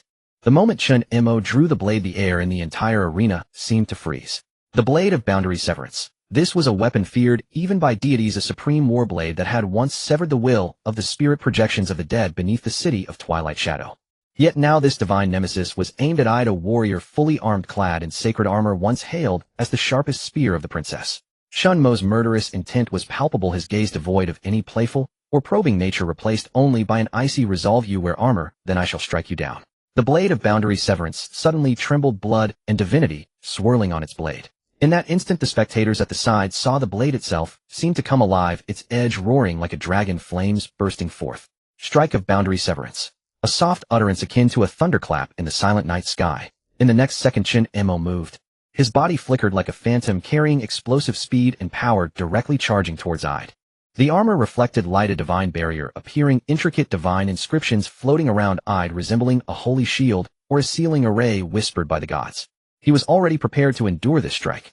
He firmly believed that even the blade of boundary severance, the so-called legendary weapon capable of piercing divinity, could not breach the barrier he had concentrated all his power to forge. Come on, let us see how much strength you have, he bellowed. Boom.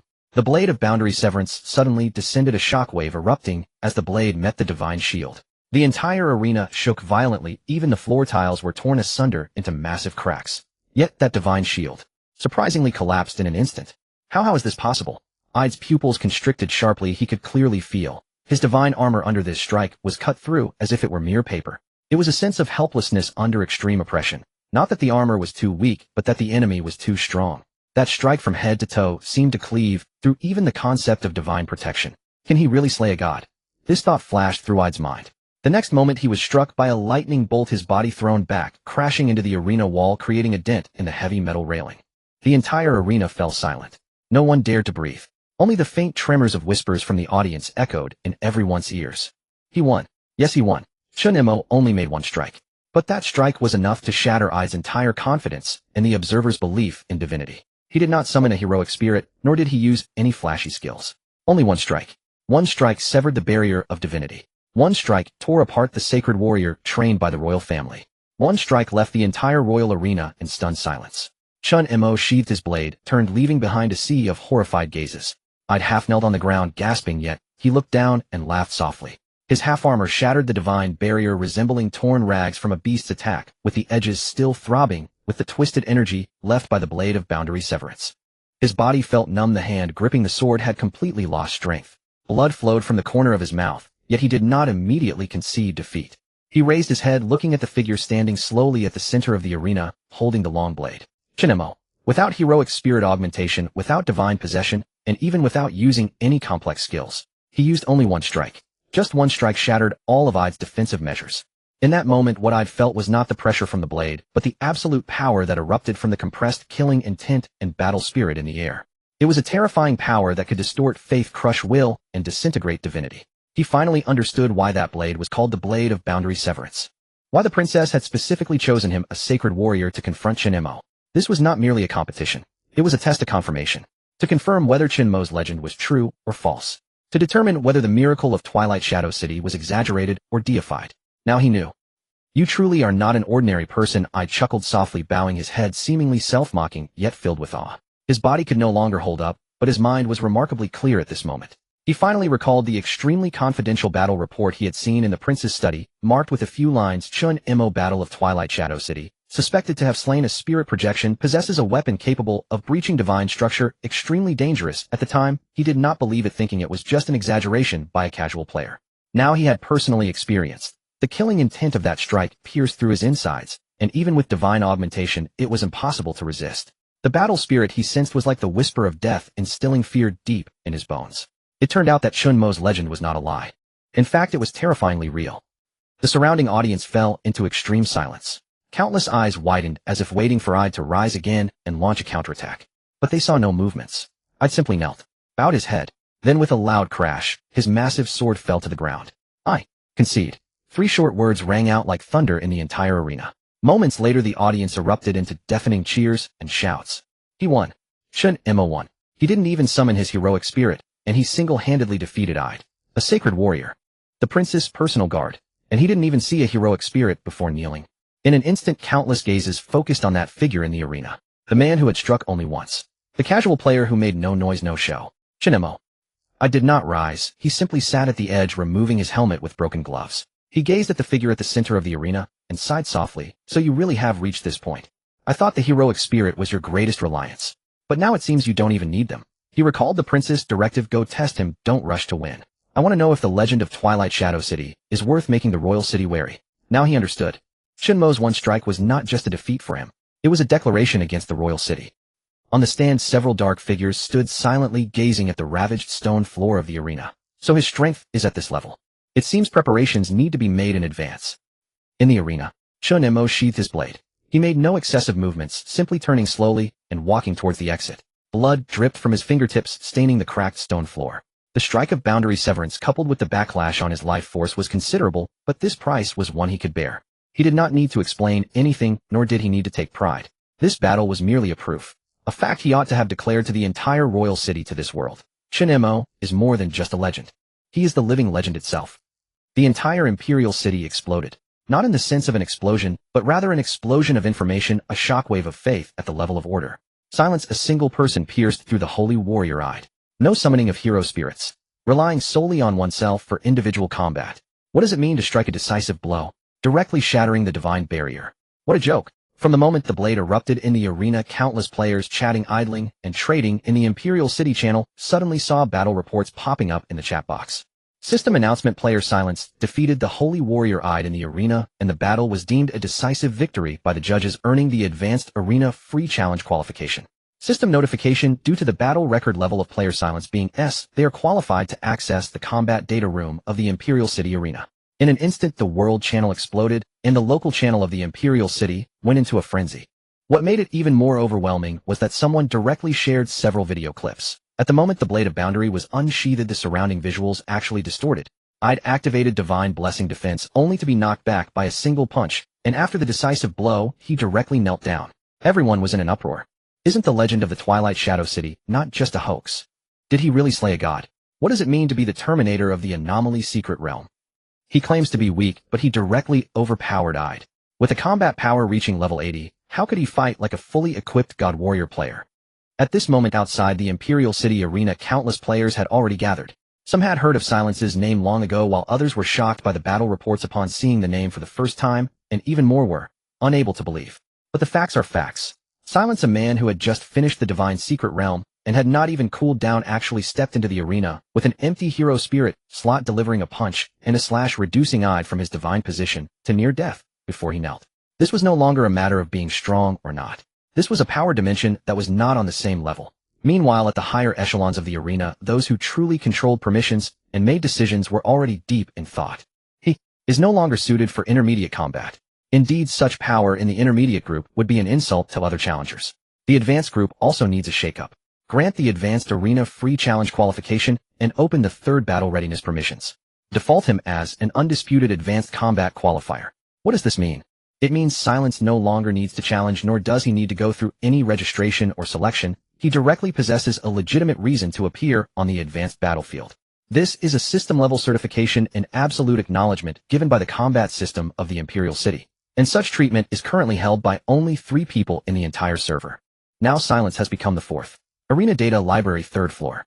Chen Mo gently pushed open the door constructed of dark golden runes. Inside was a wall full of light and shadow data document records and ancient tactical manuscripts between the aristocracy of the arena. Chen Mo's gaze swept across, and he quickly found what he was looking for. Kane's Bloodmark quest line. That was a quest line hidden in the main city for many years, always unsolved. In his past life, only a handful of gods obtained permission to access it, through noble metals or through strength. Now relying on his own battle record, the qualification he earned with his own hands, he walked in with great confidence. He stood in front of that document, his eyes calm, yet his heart tightened a little. Kane has been missing for several years, and his family has utterly declined in the Imperial City. Kane, this name resonates loudly in the annals of the arena history of the Rock Kingdom. Even though decades have passed, the towering statue outside the arena still stands solemnly inscribed with a line of embossed golden glory. 312th Imperial City Battle Ceremony Absolute. First, Kane the Black Flame. He was not of noble birth, nor did he have the talent bestowed by the gods. His rise to fame relied entirely on a knife he forged himself. Chen Mo stood before that statue, looking up at the youth who held the long blade high, with piercing eyes, feeling a surge of long-lost respect. This guy really climbed from the arena to become the #1 warrior of the Rock Kingdom. In his memory, Kane was not only a god-level figure, but also one of the earliest theorists of divine weapons. For example, the combination of the Holy Warrior's divine power is also based on this. To confirm his judgment, Chen Mo opened the arena permissions and retrieved the battle data from that year.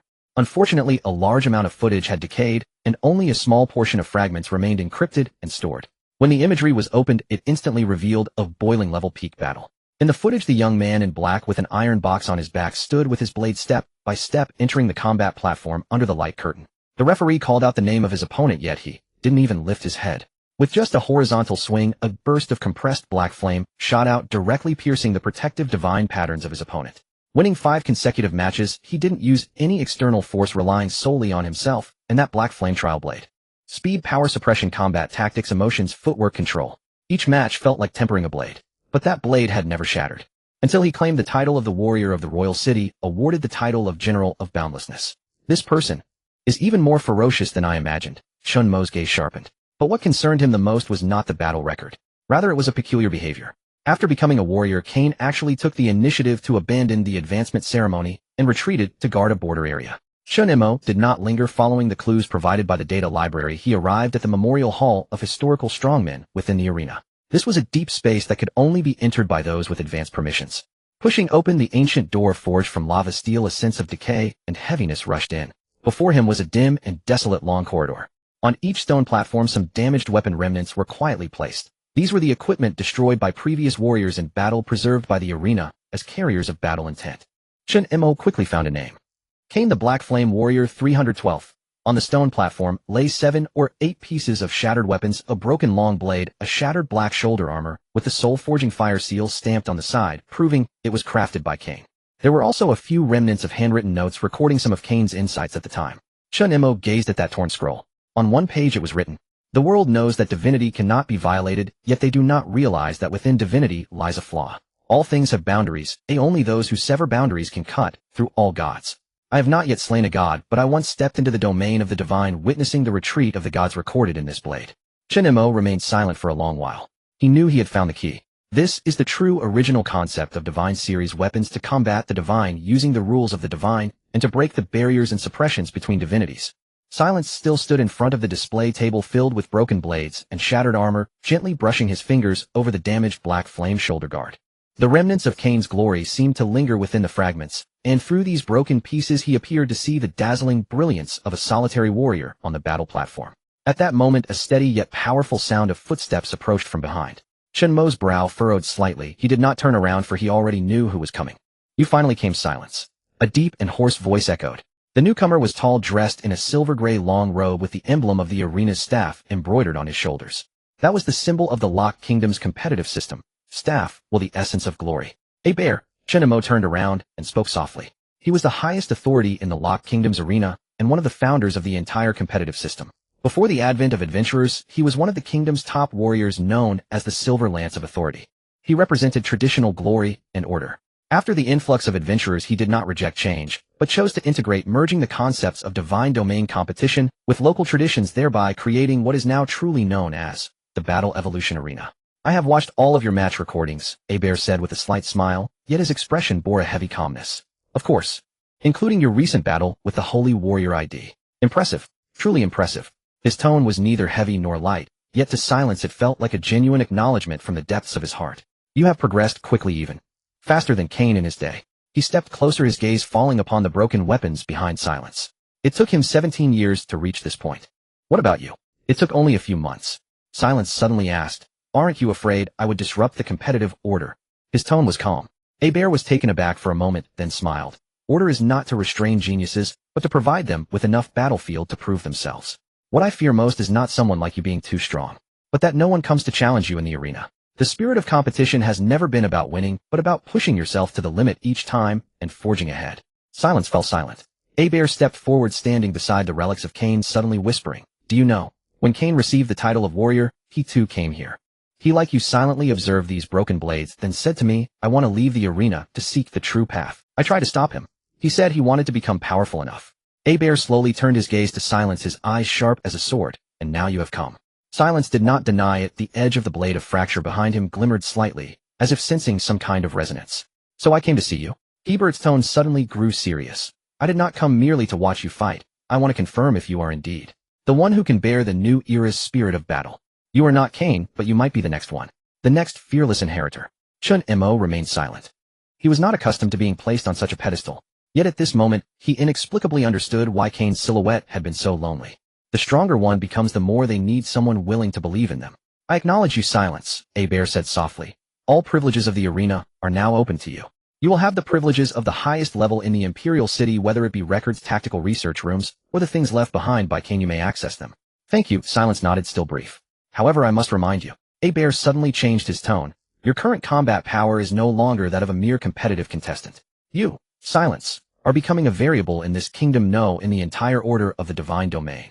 Perhaps you will soon attract the attention of certain old-era forces. That world has never truly given up on controlling the divine domain." Silence's eyes slightly narrowed. "Are you saying the followers of the old gods?" Bear nodded, his expression unusually serious. "They have never disappeared, they have only concealed themselves. And you shine too brightly. Continue to fight, but never forget, true gods are not in the arena but at the end of the divine domain."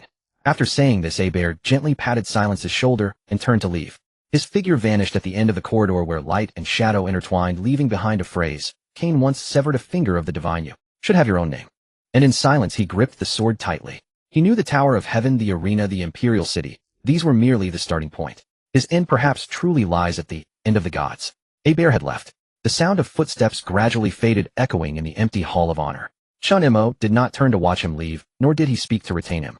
He simply stood quietly in place, not moving for a long time. Yet inside he was not as calm as he appeared. He did not dislike the man, who on the contrary, he held great admiration for Bear. Even in his past life, during that terrifying era when the Divine Domain game had completely mutated and synchronized with reality, this man remained one of the few, truly living like a human. He remembered clearly in the third year after the complete fusion of reality and the Divine Domain. That year world bosses began to invade frequently. Reality and the Divine Domain were no longer two worlds, but two battlefields, a front line of blood and fire. At that time, Bear, even at nearly 60, he still donned his armor and entered the fray. He did not belong to the adventurers. He was merely an NPC, a warrior defined in the kingdom's settings, a background character etched by the system, a person who should only exist within the confines of predetermined settings and dialogue boxes. Yet such a person on that most desperate night used a nearly rusted long spear to hold back a Divine Domain-turned-boss, Soul Ripper Maw of Marsak. That night at the border of the Locked Kingdom, if it weren't for Bear single-handedly covering the retreat waiting for reinforcements, would have left that area long reduced to a hunting ground for soul-devouring deities. That was a battle Chen Mo had witnessed in his past life. It was also one of the few times he had truly felt respect for an NPC. Thus when he saw Bear for the first time today, he instinctively called out his name.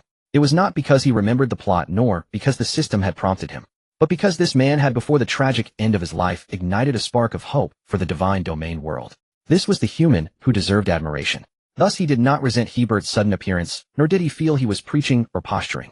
On the contrary, he even felt that the man's appearance was somewhat timely, like a resonance of fate. He truly is still that man.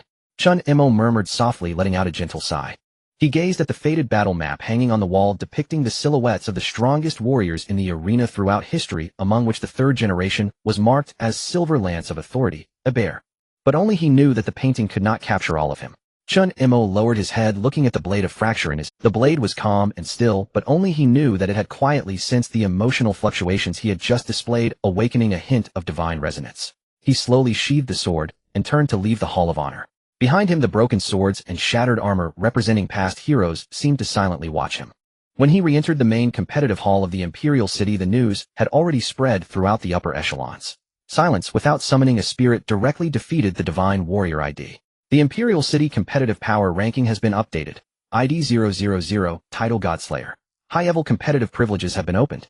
Voices of discussion, shouts, and exclamations echoed in the hall, but he walked silently through every corner, without responding, without sparing a second glance. Only a select few who truly understood the background realized Silence was not merely victorious in a match, he had already reached the pinnacle of power in the Imperial City competitive system. And while everyone regarded him as a combat genius, Silence's mind echoed Hebert's words, true gods are not in the arena, but at the end of the Divine Domain.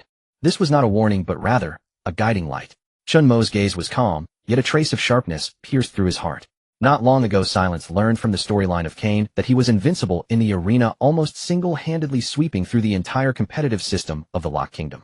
His achievements were the most glorious records of that era, unmatched by anyone. Ultimately, he defeated a legendary competitor, an old general renowned in the kingdom for decades, at the pinnacle of the duel, the final supreme stage of the intermediate arena, where the old general barely lasted 100 breaths against Cain.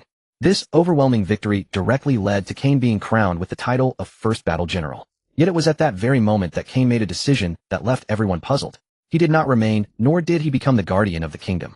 Instead, he donned a cloak, took up his broken spear, and set off alone to the northernmost border of the Divine Realm, the North. Silence stood before the list of battle generals in the arena, gazing at the name inscribed in golden runes, Cain. A sense of inexplicable resonance filled his heart.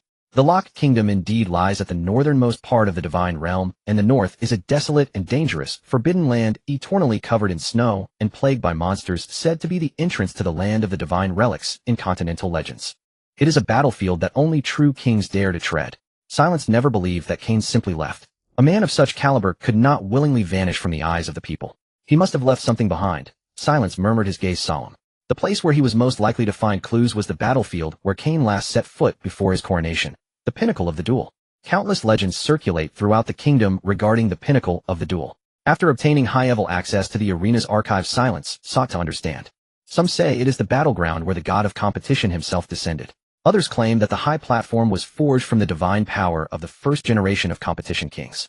That legendary first competition king walked a path untrodden by others during the ancient era of the divine. He did not choose to worship any main deity, but relied on his own flesh and blood along with his will to fight, forging his own divine trajectory with every punch and sword strike. In the end, he was recognized by the system as a bearer of combat divinity, obtaining the rare divine title of that era. He did not achieve divinity in the divine kingdom, but instead on this continent. He proclaimed himself the king of combat. From that moment on, he personally constructed the pinnacle of the duel, standing atop the royal capital, where all challengers must fight. Winners earn their names while losers lose their souls. This is the very purpose of the arena's existence. And Cain, at the pinnacle of the duel, created his own legend. Perhaps I should also step onto that battlefield. Silence's gaze was resolute. Not to challenge anyone, but to seek the traces Cain left behind all those years. He knew that if Cain truly left behind relics or wills in that place, they would surely be awakened by the combat spirit. And now he possessed the will and qualifications capable of shaking the divine. I really want to know what you intended to leave behind here back then. The first thing Chen Mo did after leaving the arena was to contact the royal insider, Prince of Combat Luvian. Leaning against a stone pillar outside the arena, he took out his communicator and calmly dialed an internal channel of the divine realm. Silence did not engage in pleasantries, but got straight to the point. I want a few official entry slots for the royal capital, and by the way, I have some questions. Don't worry, I won't ask for nothing. You know I never shortchange my friends. Luvian was silent for a moment before letting out a dry laugh. You've almost become a taboo topic in our royal capital. Don't mention just a few slots. Even if I had to arrange for you to enter the palace for tea, I could manage that. That would be best, Silence chuckled. He'll send you the list for the slots. Some old friends who need to come see this new world. He paused and changed the topic. I need to ask you about something else. A few days ago I took out a divine warrior named Ide, said to be a subordinate of a certain princess. Do you know who arranged that? Luvian was silent for a moment before responding. You mean Ide? I know him. He's one of the sacred warriors our royal family has been focusing on cultivating in recent years. He has divine blessings belonging to the Orthodox grace, but I really can't say which sister was behind it. How many sisters do you have? 7 biological sisters, 3 royal nieces, and 4 adopted ones. The one with the most influence right now is probably the eldest Aglaia and the 3rd sister Alice. The 2nd sister left a few years ago, the 5th sister married into the southern realm, the 6th sister is currently missing, and the 7th probably doesn't want to deal with us. Alright, Silence rubbed his forehead. Your royal family is even more chaotic than I imagined. That's why I admire you. You single-handedly took down Ide, and now you still dare to ask me who sent him. If you had that mindset in our internal affairs, you'd have been overthrown by a coup long ago. Silence shrugged. I'm a free spirit not bound by bloodlines, only by strength. He stared at the distant royal city skyline, where a golden streak of light, like a blade, shone with divine radiance. He murmured, since the divine warrior came from the princess faction, the upcoming royal exclusive competition is bound to involve movements from your internal people, right? Luvian sighed. Yes, the exclusive competition is the divine selection duel held regularly by the royal family, originally intended to train the young nobles on the honor stage. It will probably be some time before it happens. Standing silently on the viewing platform at the northern side of the imperial city, the stone steps beneath his feet stretched out like a chessboard into the distance, while the gray-blue clouds of the imperial capital were pierced by the setting sun, casting light upon the golden-topped arena in the far distance. All right, give me some time to prepare. He did not see who was behind Luo Weian arranging for him to enter the royal competition, nor did he intend to delve into it. As long as the other party dared to let him take the stage, it would be self-humiliation. The royal family's methods. I truly wish to witness them. Silently murmured, he turned and left his footsteps soundless, but his silhouette more slanted than the setting sun. The upcoming itinerary had long been arranged. The first matter was not the heaven-reaching tower, nor the arena. Instead, to choose a secondary profession. He had already met the activation conditions with his level talent and quest progress, all far exceeding the system standards. However, he had been held back by the old main storyline, unable to find time to complete the secondary profession. Now that he was finally settled in the city, it was time to make up for this step. With an additional profession, there's an additional life. A faint smile appeared at the corners of his mouth, and also an additional way to reap enemies. On the west side of Twilight Shadow City, the restricted area of the Profession Temple. Here towering spires loomed with holy light pressing down layers of barriers keeping ordinary players at bay. Even some noble offspring could only wait in line outside for their class change. The main hall of the Profession Temple. Standing on the high-level trial platform, the projections of all basic professions in the divine realm emerged around him: warrior, mage, ranger, priest, assassin, shield-bearer, archer. A row of system prompts floated before his eyes, appearing word by word. You are about to activate the binding of your second profession. Note the second profession cannot be deleted and is limited to 1 binding. Silently he paused. He certainly knew that the second profession could not choose any flashy hidden routes. This mechanism was a forced limitation by the system. But as long as it is used well, a basic profession can still unleash god-level effects. He was clearer about this than anyone else. Because his blade of boundary breaking was seen by others as a medium-sized blade, yet it could sever divinity with a single strike. And now he was about to pair this blade with another existence of the same level. A relic bow of Helder. You all think I am just a blood reaper, right? With a slight smile he raised his hand and pressed the most inconspicuous icon. Select Profession Archer Basic Profession Boom. In an instant the entire profession hall emitted a low sound, a feedback shockwave generated by the temple's own mechanism during the weapon's spiritual recognition adaptation. Some players nearby might think he had merely chosen an archer, nothing much to it. But the system had already detected something in his backpack. Detected divine level equipment. Helder's divine bowspirit binding. This equipment is binding type limited to archer profession. Use current binding profession is compatible. Would you like to activate fusion adaptation? Silently he clicked yes. I should have done this earlier. You have obtained divine bowspirit binding bound quality. Basic attack power 13002000. Passive 1 binding of the divine string. When a normal attack hits there is a 10 chance to lock the target's movement trajectory lasting 0.8 seconds. Passive 2 echo of the death god. If the unit killed is divine or undead type, restore 5 of maximum health and 15 skill cooldown. Active skill chain. Spirit explosion releases 3 consecutive penetrating shots in a forward cone area, dealing extremely high divine penetration damage. Cooldown 45 seconds. Silently held the divine bow, his gaze calm. He raised his hand to draw the bow, and a dark red spiritual arrow automatically manifested on the string, requiring no quiver, as his mental power transformed into a vessel of killing intent. At this moment the system popped up another prompt. You have completed the binding of the second profession archer. Silently glanced at the recommendation bar, and the skills recommended for the archer had already appeared. Skill 1 Bloodstring Burst consumes current rage value to shoot a high explosive spiritual bow arrow at a single target, with additional massive damage based on the number of rage stacks up to 400 output. Skill 2 Rapid Step Slice. When switching to a melee weapon, immediately gain 1 chance for berserk charge lasting 2 seconds, which can coordinate with the clone skill. Skill 3 Bloodthirsty Arrow. Upon hit targets, bleeding rate 100, healing effect 80, effective against players and divine units. Good. Silently nodded. Long-range harvesting, bleeding suppression, near-far switching. Paired with the blade of boundary breaking, it is 1 forward and 1 back, 1 strike, and 1 arrow, 1 attack, and 1 control. At the same time he completed the binding of his second profession. A notification had quietly popped up in the Royal City channel. Though visible only to high-ranking players, it was still caught by some. Meanwhile, silently slowly left the temple via the teleportation array. The second profession has been resolved. Next, he looked towards the direction of the heaven-reaching tower, his gaze sharpening. It is time to take action. To settle everything that I should take and return one by one. He did not lead a team nor recruit anyone. He only carried the blade of boundary breaking and the just bound divine bow spirit binding. The 2 artifacts were radiating a heart-pounding aura. He walked slowly, yet there was a momentum that seemed to make the air recede. Some people saw him from afar, murmuring in confusion, "Who is he? I remember, he is that player called Yibai. Is he carrying 2 artifacts?" Laughing to death, the second profession is just an archer. Can he still be considered a master? Just wait to be instant killed. Silently did not turn back, nor did he respond. He gently raised his hand to draw the bow, and a bloody spiritual arrow shot out with a whoosh, diagonally piercing into a noticed stone in front of the tower. Bang! The stone tablet cracked into 4 pieces, shattering instantly. That arrow had no system prompt, no skill release. It was simply a normal attack. In the divine realm in front of the royal city before the Tower of Heaven. This towering black obsidian spire, reaching a height of 1,000 meters, is adorned with ancient inscriptions from its base to its pinnacle, occasionally shimmering with divine light rumbling like thunder. The square in front of the tower is crowded with people. However, most can only stand at the periphery, gazing in. Because only those holding the tower entry permit are qualified to approach the entrance of the Tower of Heaven. This is the restriction imposed by the divine realm on the Tower of Heaven.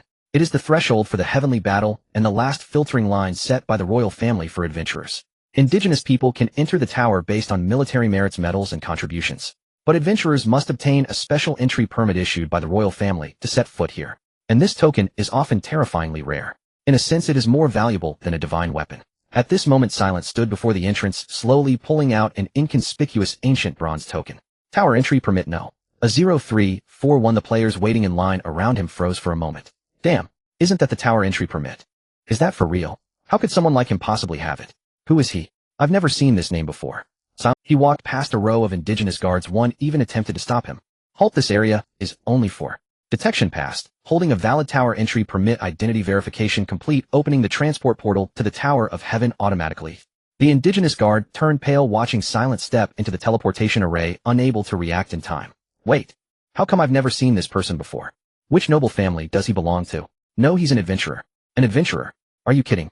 How many adventurers with a tower entry permit are out there now? The teleportation array lit up. Silent stepped inside and the light inside the tower changed dramatically as if entering another world. The tower loomed high into the clouds, its layers reflecting strange brilliance like a mirror, and the square in front of the tower was bustling with voices gathering nearly a third of the top experts from the main city. Silent stood with his sword on his back, the divine Bao Lingfu, yet to be drawn silently gazing at the structure that symbolized limits and glory. On the large screen in the distance, the leaderboard constantly refreshed. Current highest record of the Tower of Heaven, 27 floors, clearer anonymous. Difficulty level normal, clear time 58 minutes 47 seconds. Current highest record of the hard mode, 13 floors, clearer. Shin, Yu, AI Lin Na time. Taken 122 minutes 15 seconds. Current open layer limit 30. Silent squinted his eyes. 27 floors. Someone has even approached the limit. He was not surprised. There would always be formidable individuals. Just like him, he was not the only one, nor should he be. If there were no other strong figures, then this game world would be too dull. But he understood one thing. Beyond the talent and effort of these people, I possess the memory of a second chance. So, I won't fall behind for too long. Hey, have you heard? That Silent seems to have come to the royal city. As well, you should know he caused quite a stir. He doesn't know if he can enter the Tower of Heaven. After all, there have been quite a few examples of adventurers entering the tower. No wonder now there are more and more adventurers entering the tower. No matter how strong we locals are, we can't stop those kinds of lunatics. Not far from a stand a group of mid to high-level warriors dressed in indigenous light armor were whispering among themselves, their words filled with conflicting emotions, admiration, regret, and some even bore a tinge of resentment. Do you think the Tower of Heaven is biased towards outsiders? You can't say that. Have you not seen those local young people making progress these days? We are getting stronger too. Silent had excellent hearing and did not miss a word of their discussions. He did not look back or respond. He knew that the Tower of Heaven could not be breached by mere words. It could not be breached by talent either. True power is earned from climbing out of mountains of corpses and seas of blood. It is forged from the shattered hopes and from stepping on one's own shadows through repeated failures. At this moment, he was ready to set out on the journey again. Suddenly, a system prompt popped up in front of him. Detected bound identity Silent. Main profession Blood Azura. Secondary profession Archer. You have not yet activated the Tower of Heaven challenge. Would you like to use the bound tower entry permit to officially register for the challenge of the Tower of Heaven? Silent's gaze shifted slightly. He took out the heavy tower entry permit from his backpack. He had obtained this item long ago in the clues of the southern ruins of the main city. Only because he had been preparing to merge his secondary profession with the boundary-breaking equipment had he delayed using it until now. Now everything was ready. The tower entry permit shattered in his fingers, transforming into a streak of golden light that merged into the sky. The entire Tower of Heaven shook slightly. Then an announcement quietly appeared in the high privilege channel. Player Silent has completed the binding of the tower entry permit. Current challenge status. Preparing. Nearby indigenous players had their pupils contract at the site. He's coming. Is he really going to enter the tower? This will be interesting. Silent stepped into the tower door. Divine light cascaded down. Current options: normal mode, hard mode, custom, penalty locked, recommended difficulty, hard. Challenge rules: every 3 floors is a group. Clearing each group refreshes personal ratings. Each death deducts 13 floors and clears the accumulated rage status. Silent decisively clicked on hard mode. The Tower of Heaven has already reached over 20 floors. I can't waste time on the first floor. If I am to ascend, I will break through 3 groups at once. He took a step forward, and in the next moment the space of the first floor shattered like a broken water surface. Behind him, the large screen officially displayed his challenge entry. Player Silent challenge progress: 4th floor, hard, clear time in progress. Everyone gazed at the screen. Indigenous people stared intently. Adventurers watched in awe. High-level players displayed expressions of interest. Yet no one dared to underestimate this newly lit challenge record. Because they knew, once this name began to climb the tower, forget about catching up in progress, he could rewrite the history of the leaderboard at any moment. Silent took a deep breath and officially activated the continuous battle challenge for the first 10 layers of hard mode. The system prompt quickly flashed: challenge form confirmed, solo hard 10 layers, continuous battle challenge begins. At the moment it opened, a gray rock battlefield suddenly unfolded with dozens of undead sentinels closing in from all sides, blades clashing, murderous intent like a tide. It was still the same relentless level as in the previous stages. Silent wielded the boundary-breaking blade and carried the Lingfu divine Bao, stepping forward as if entering a realm of no one. Spirit commenced battle. Kill. As the spirits charged furiously, Silent swiftly switched to a ranged attack stance. The divine Bao taught blood arrows soaring, accurately penetrating the heads of 3 undead cavalrymen. At the same time, the rage level accumulated rapidly. 5th floor, 6th floor, 7th floor. Silent maintained a smooth rhythm, engaging in close combat, while harvesting from afar skill connections without a trace of redundancy. The spirits served as the frontline suppression, attracting most of the firepower, while Silent maneuvered behind, accurately picking off targets. In the Tower of Heaven's first 9 layers on hard mode, the mechanism was all about time survive, without dying within the time limit to clear. For most players, this mechanism was undoubtedly a paradise for defensive classes, as long as they maxed out their sturdiness and curled up in a corner, they could clear by simply surviving the time. But Silent never liked surviving. His choice was to act contrary, using offense in place of defense. Clearing by surviving. That's too slow. I choose to wipe them out. The spirits charged ahead while Silent swept the bow horizontally, unleashing a barrage of blood arrows, accumulating rage like a tide. The more monsters he killed, the more resources he would gain with a chance to trigger hidden drop rewards. At the same time, the killing ramped up his attack power. He scorned dragging out his life because, in his eyes, the only way to maximize profit is to kill everything. The 4th level of the Tower of Heaven difficult mode has been unlocked. A system prompt appeared before Silent's mechanism of this level. Survival type requirement: survive within the time limit. Enemy characteristics: refresh frequency increases every second. Unlimited quantity. Strength gradually increases with the level. Warning: in this type of level, large-scale kills are unnecessary. Defensive play is recommended. Defensive play. Silence ignored this prompt. Without pausing, he unleashed a strike. As he stepped into the 4th level, waves of low-tier undead soldiers surged from the surrounding mist. They were slow, but their sheer numbers were overwhelming. If it were an ordinary player, they would have already shielded themselves and huddled in a corner to buy time. But Silence stomped forward, creating a gap by trampling a whole area of undead soldiers. Anger 1, Anger 1, Anger 2. The blade of Boundary Breaker roared to life in his hand, and the continuous slash skill activated. Here it comes. In the next moment, his body suddenly accelerated, the black-red sword light erupting violently. First slash, second slash, third slash. Each strike left a high-frequency afterimage charging towards the core of the enemy surge. In just 3 seconds, he killed over 30 enemies. System prompts flooded the screen. You have killed 32 undead infantry. You have critically struck down an undead banner-bearer X1. Meanwhile, the heroic spirit had flanked Silence, spinning its spear to create a protective circle, blocking the remnants attempting to ambush from behind. Charge ahead, I've got your back. The heroic spirit defended while Silence took the lead. This was the tactical route he had decided upon early on. Don't waste time. The harder we charge, the more rewards we get. Ordinary players would see this and start huddling together for survival. Silence's steps continued. His gaze remained calm. He never played defensive games. As long as he killed fast enough, the monsters wouldn't get a chance for a second strike. He moved like the wind, his blade like blood. His anger level had already surpassed 1000, and the blade of Boundary Breaker emitted an extremely strange purple light. Just as the next wave of enemies began to respawn, he suddenly changed his tactics. The blood light transformed into arrows. Explosive arrow rain accurately pierced through 3 curse-bound undead about to activate. Bang, bang, bang. Critical hit. 48,310. Critical hit. 47,901. Weak point hit damage doubled. The wave of undead exploded, and he actually used arrows to disrupt the refresh rate. As for the subsequent handling, Silence simply swung his hand for the next slash.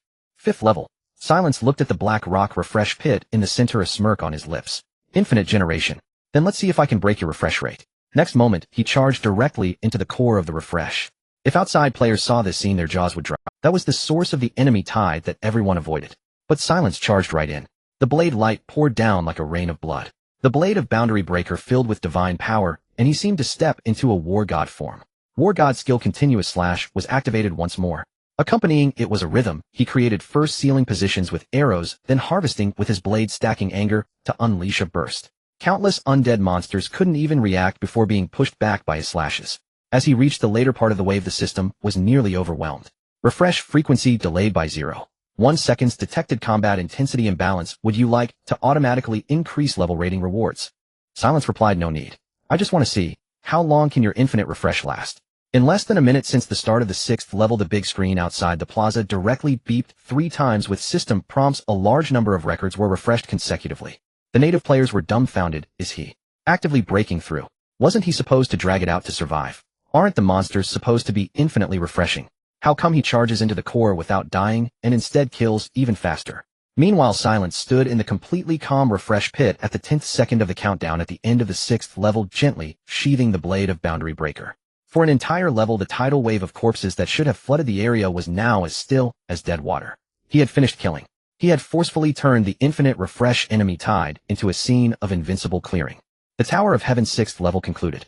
Silence stood in the center of the empty battlefield. The blood dripping from the blade of Boundary Breaker was quickly devoured by the laws of the void. The surrounding space began to tremble and a system prompt lingered without closing, continuously flashing current total kills by the player, 9968. The highest kill record of this level has been refreshed. Triggered hidden achievement blood-colored campaign. Outside, in the plaza, a huge virtual projection screen was constantly refreshing the golden text of historical clearance progress. 4th level record refreshed.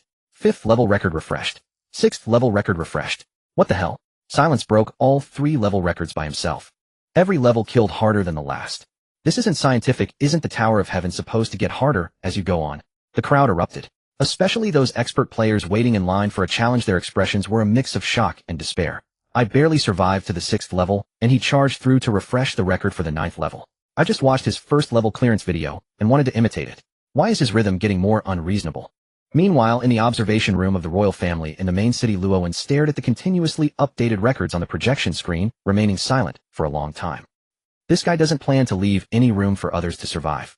He knew that every level indeed allowed players to grow from a mechanism perspective, but that kind of growth was gradual, built on the foundation of accumulated fatigue from battle, skill consumption, and mental strain. But silence. He seemed to be fighting a constantly charging boss battle, growing stronger with each level. This phenomenon of status not decreasing, but instead increasing, even caused the system operation nodes to begin issuing high-load warnings. Inside the tower, Silence entered the preparation area of the 10th level. His blood fury value still maintained at over 1000, but his gaze was even calmer than before. If it weren't for the limitations of berserk fury, his anger would have skyrocketed. Only he knew. Killing could boost his attack power. This was not ordinary growth, but a rare passive hidden under the blood Azura talent. Talent triggered Berserk Harvester. This meant that during the continuous harvesting in the previous levels, his attack power had rapidly surged on the original stats. The more others fought, the more fatigued they became, while he grew more excited. While others drained their mana and skills, he relied on kills to sustain his life damage and anger, like a perpetual motion machine, madly elevating his status. This is the reason I can keep killing without rest.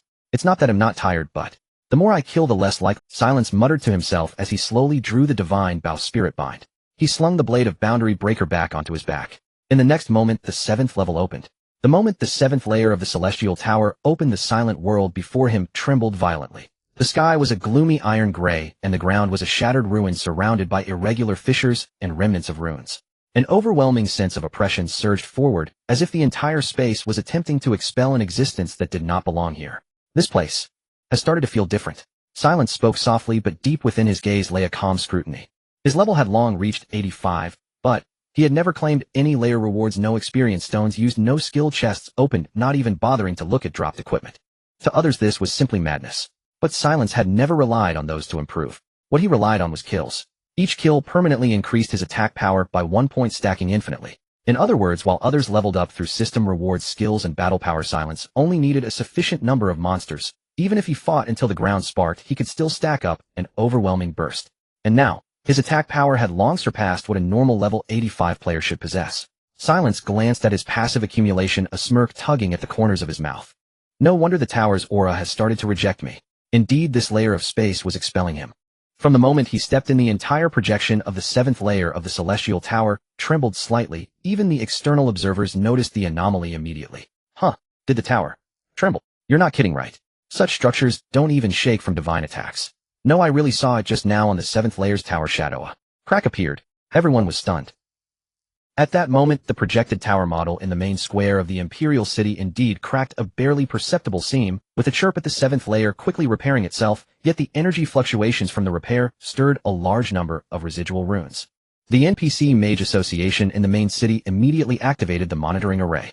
7th layer of the Celestial Tower resistance wave anomaly enhanced detected rejection effect from the tower's core. Conclusion: the Celestial Tower is automatically adjusting its defenses to counter the impact of abnormal growth path. Source player Silence. What is this? The tower is resisting Silence. He's not climbing the tower, he's fighting it. At this moment, within the tower's 7th layer, Silence was advancing like a raging storm. This layer still operated under survival mechanics, 680 seconds. But for Silence, survival was merely the baseline. His goal was always total annihilation. Undead spearmen, cursed knights, bone-cracking maniacs, magic energy corpses. They came in waves, yet Silence's assault was like an ever more furious blade storm engulfing them all. Kill count 14, attack power 14, fury layers 11. Several heroic spirits stabilized the defense, while Silence charged forward with slashes and rapid-fire bow shots, moving as a perfectly synchronized duo. The key was, he became fiercer with each kill. Even the refresh mechanism was thrown into disarray. At the 50th second, the system suddenly popped up a warning. Your efficiency in clearing this layer's enemies is too fast. The refresh mechanism for this layer will enter emergency acceleration mode. Silence chuckled softly. You can't push me back and you want to accelerate. That's perfect. Bring me more. Meanwhile, the external world was in an uproar.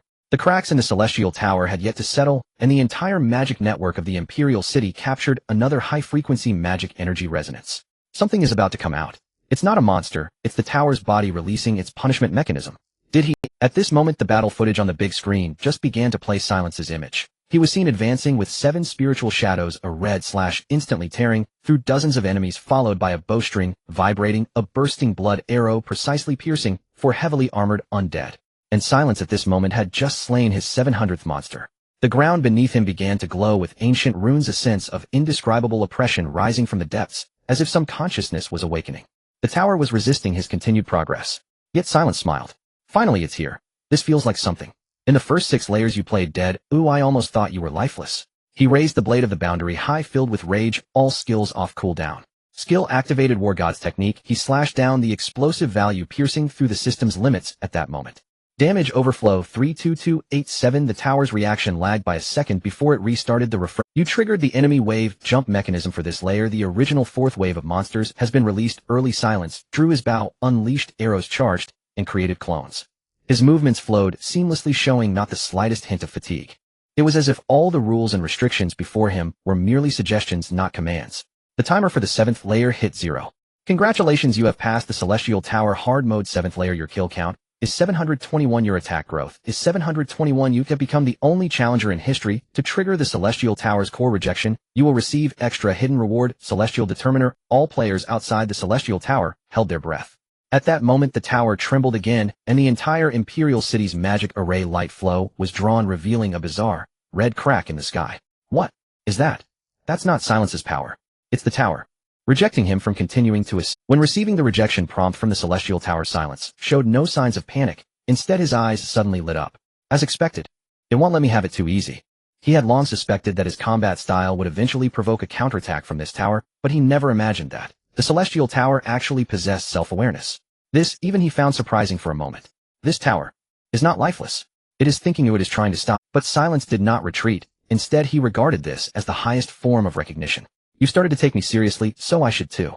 Before his words fell, he directly took out the massive experience stones he had not used from previous layers. 1, 2, 3, 5. All crushed and absorbed. Experience surged wildly, and Silence's aura instantly skyrocketed. Congratulations, you have risen to LV92. Silence slowly raised his head, looking towards the entrance of the 8th layer of the Celestial Tower, his eyes sharp as a blade. Come on. I am at full status. Oh, let's continue the slaughter. At that moment, the entire divine realm felt an unusual disturbance. It was a vibration emanating from the depths of the earth, akin to the whispers of deities or the tumult of heavenly edicts. Initially a slight disturbance, it swiftly engulfed the 9 heavens and 10 lands. From the Twilight Shadow Imperial City to the distant Flame Desert, and then to the throne's sacred domain of the main continent, all projections of the Tower of Heaven twisted for 3 seconds simultaneously. The clouds in the sky were pulled into a vortex, and the flow of energy above the Tower of Heaven reversed, as if the very laws of heaven and earth were being forcibly pried open. Before anyone could react, a blinding red light shot up from the top of the Tower of Heaven in the kingdom of Locke, resembling a spear that aimed to pierce through the world. What's happening? The Tower of Heaven. The top is glowing. I just saw cracks on the tower's projection. That can't be a special effect. What happened?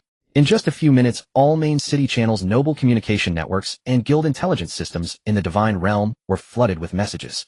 And this unprecedented wave originated from the Tower of Heaven in the kingdom of Locke. Locke Kingdom Tower of Heaven. Here gathered thousands of players and NPCs, all staring upwards in awe. A red fissure was slowly spreading from the 7th layer of the tower's projection, swirling large amounts of magical runes into chaos. Those floating light runes actually formed 4 words in the air: forced intervention. Next came the 2nd string, system rejection. When the 3rd string appeared, the entire crowd fell into an eerie silence. Origin resistance. At a certain spot in the plaza, a silver-armored magic governor exclaimed, "No.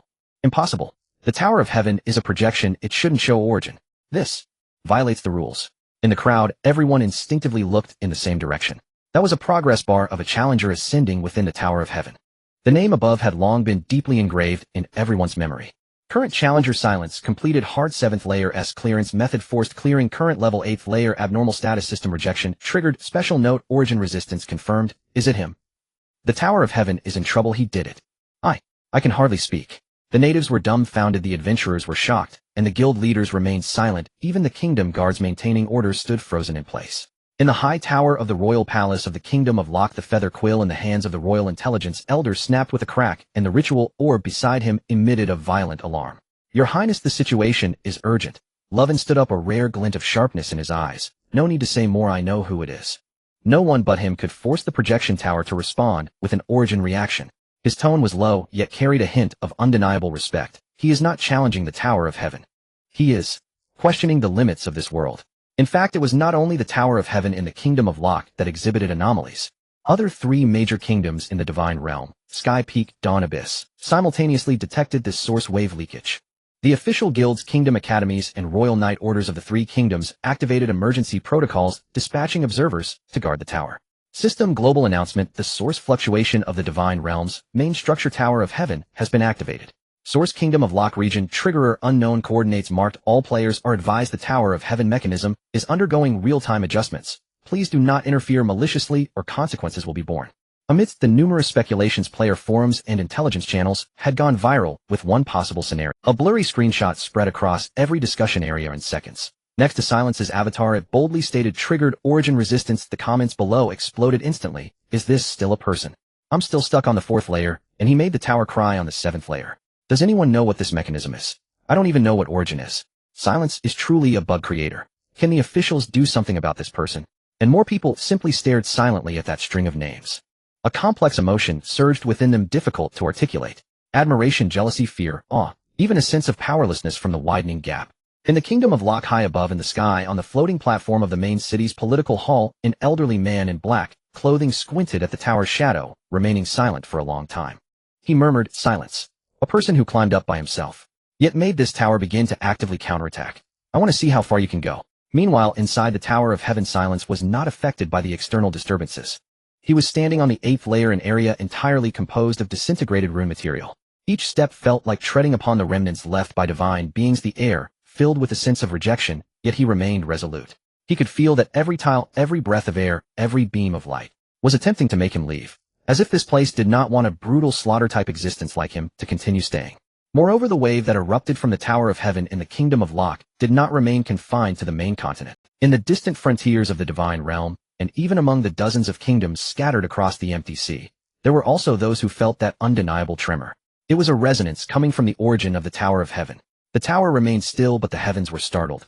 In the frozen kingdom of the North Star, a legendary sword saint in seclusion suddenly opened his eyes, his gaze like thunder. This fluctuation is the tower's reaction. How could someone touch that thing? In the Fire Islands at the city of heavenly fire, the shadow of the tower burned, and a chosen one dropped to the ground, his face horrified. Something's wrong. This is not normal energy feedback. It's like some kind of systems anger.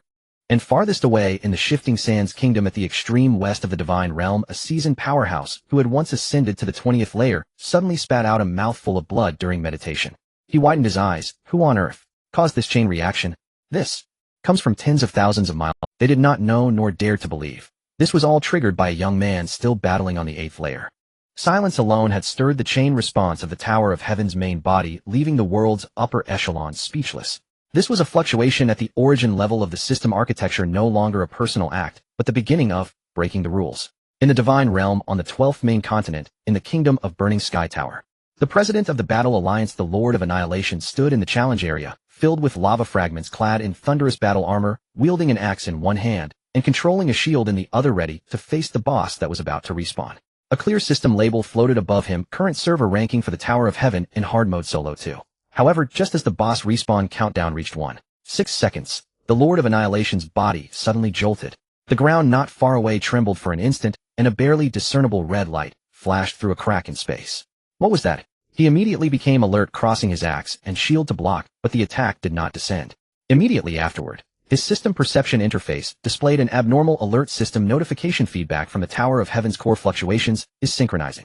You sense the residual shockwaves from other tower nodes. Source of fluctuations, unknown level. Primordial level. This fluctuation can only be sensed in hard mode solo. The Lord of Annihilation's eyes suddenly narrowed.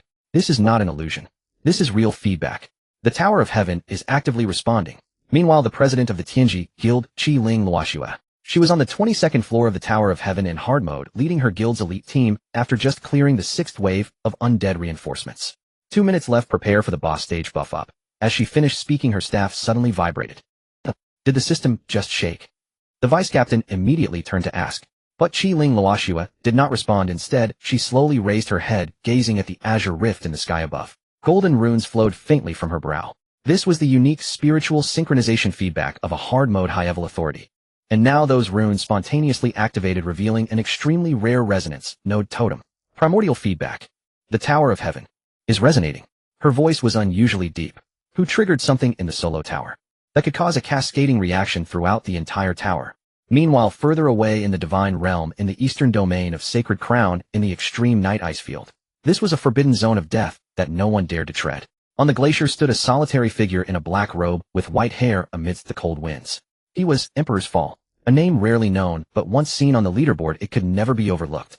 The record holder for solo Tower of Heaven in hard mode, floor level unknown.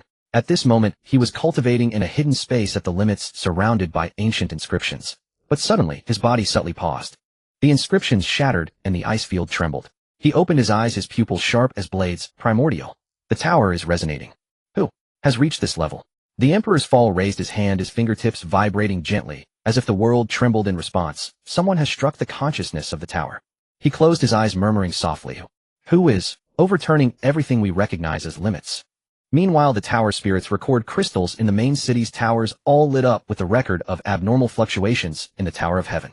In the core channels of the Divine Realm that were not public, the top 20 challengers in hard mode almost all sent out the same message. Did you feel that? I felt it. That is not a system illusion, it is the tower's instinct rejecting someone. Who is it? In the Divine Realm, in the Imperial City area, in the square outside the Tower of Heaven. The area was crowded with local players from the Kingdom of Locke, as well as a few members of external forces who had entered through special channels. Originally, this was just a daily battlefield for high-level players to grind reputation and test equipment. But today was different. Every single person here had their eyes fixed on the high sky of the Tower of Heaven. On the shadow of the 8th floor of the Tower of Heaven, there still lingered unerased red-marked signs of resistance from the primordial source, and a miracle witnessed by countless people. It's silence. He triggered the tower's reaction mechanism all by himself. I saw that strike. The boss on the 8th floor was taken down in an instant. It was outrageous. Who said silence had already faded into obscurity? I'll tell you, he barely made a few moves in the Imperial City. He doesn't even participate in guilds, nor does he climb the leaderboard. But the moment he strikes the tower, the whole world trembles. In just a few minutes, more and more local players began to screenshot, clip, and upload what they witnessed to the main channel of the Divine Realm. Titled "The Miracle from the Tower of Heaven in the Kingdom of Locke, silence single-handedly ignites the tower's primordial vibrations." Attached video: silence breaking the boundary with a single strike during the boss battle on the 6th floor, causing the Tower of Heaven's resistance. Full recording. Readers 4700 likes, 200 shares, 930. The comment section is exceptionally lively. In the next second, the main channel of the Divine Realm officially began to spiral out of control. Hot push channel. Top comment: Vice Leader of Dawn Guild.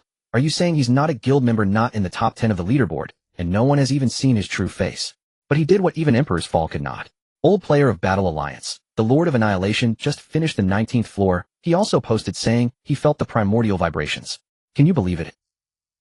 Volunteer of the Divine Realm Map Project. The nodes of the Tower of Heaven in various countries are not entirely independent. There's a theory called Tower Shadow Projection Synchronization.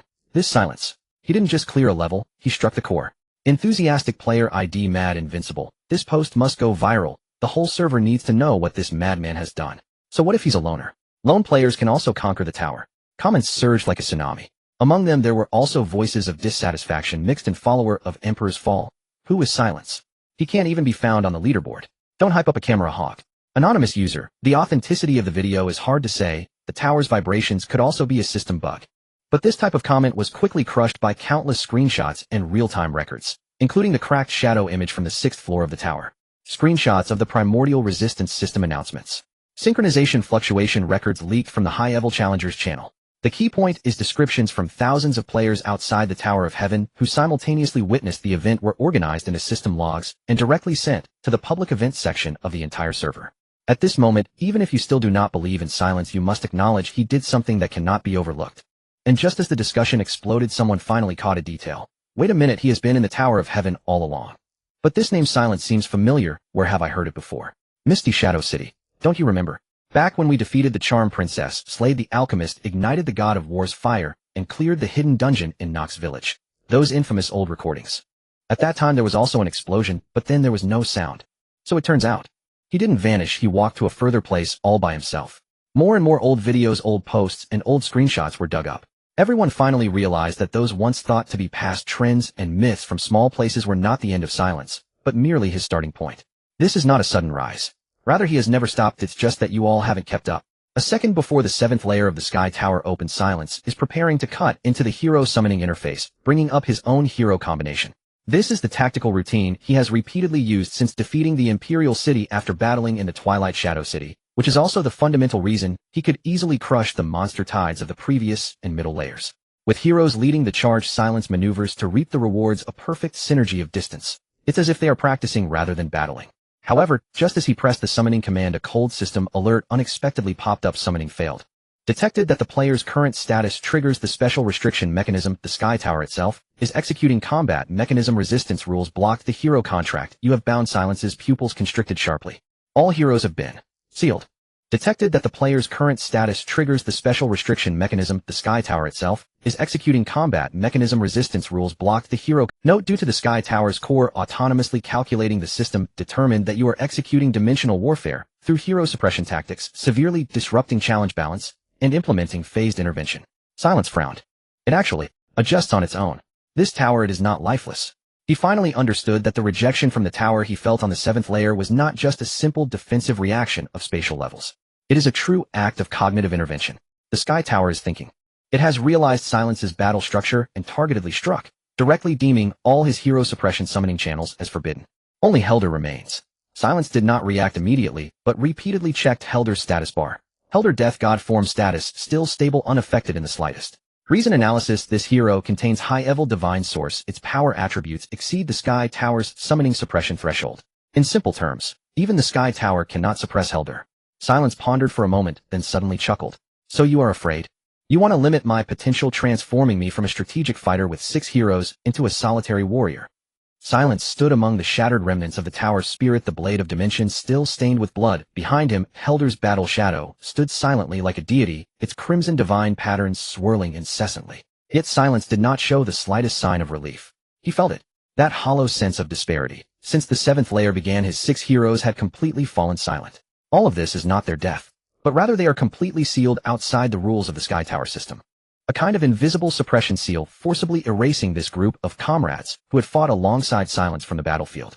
Silence had tried to summon, tried to establish a mental link, even attempted to break this layer of locking through Helder's divine resonance, but all were ineffective. The system is very clever.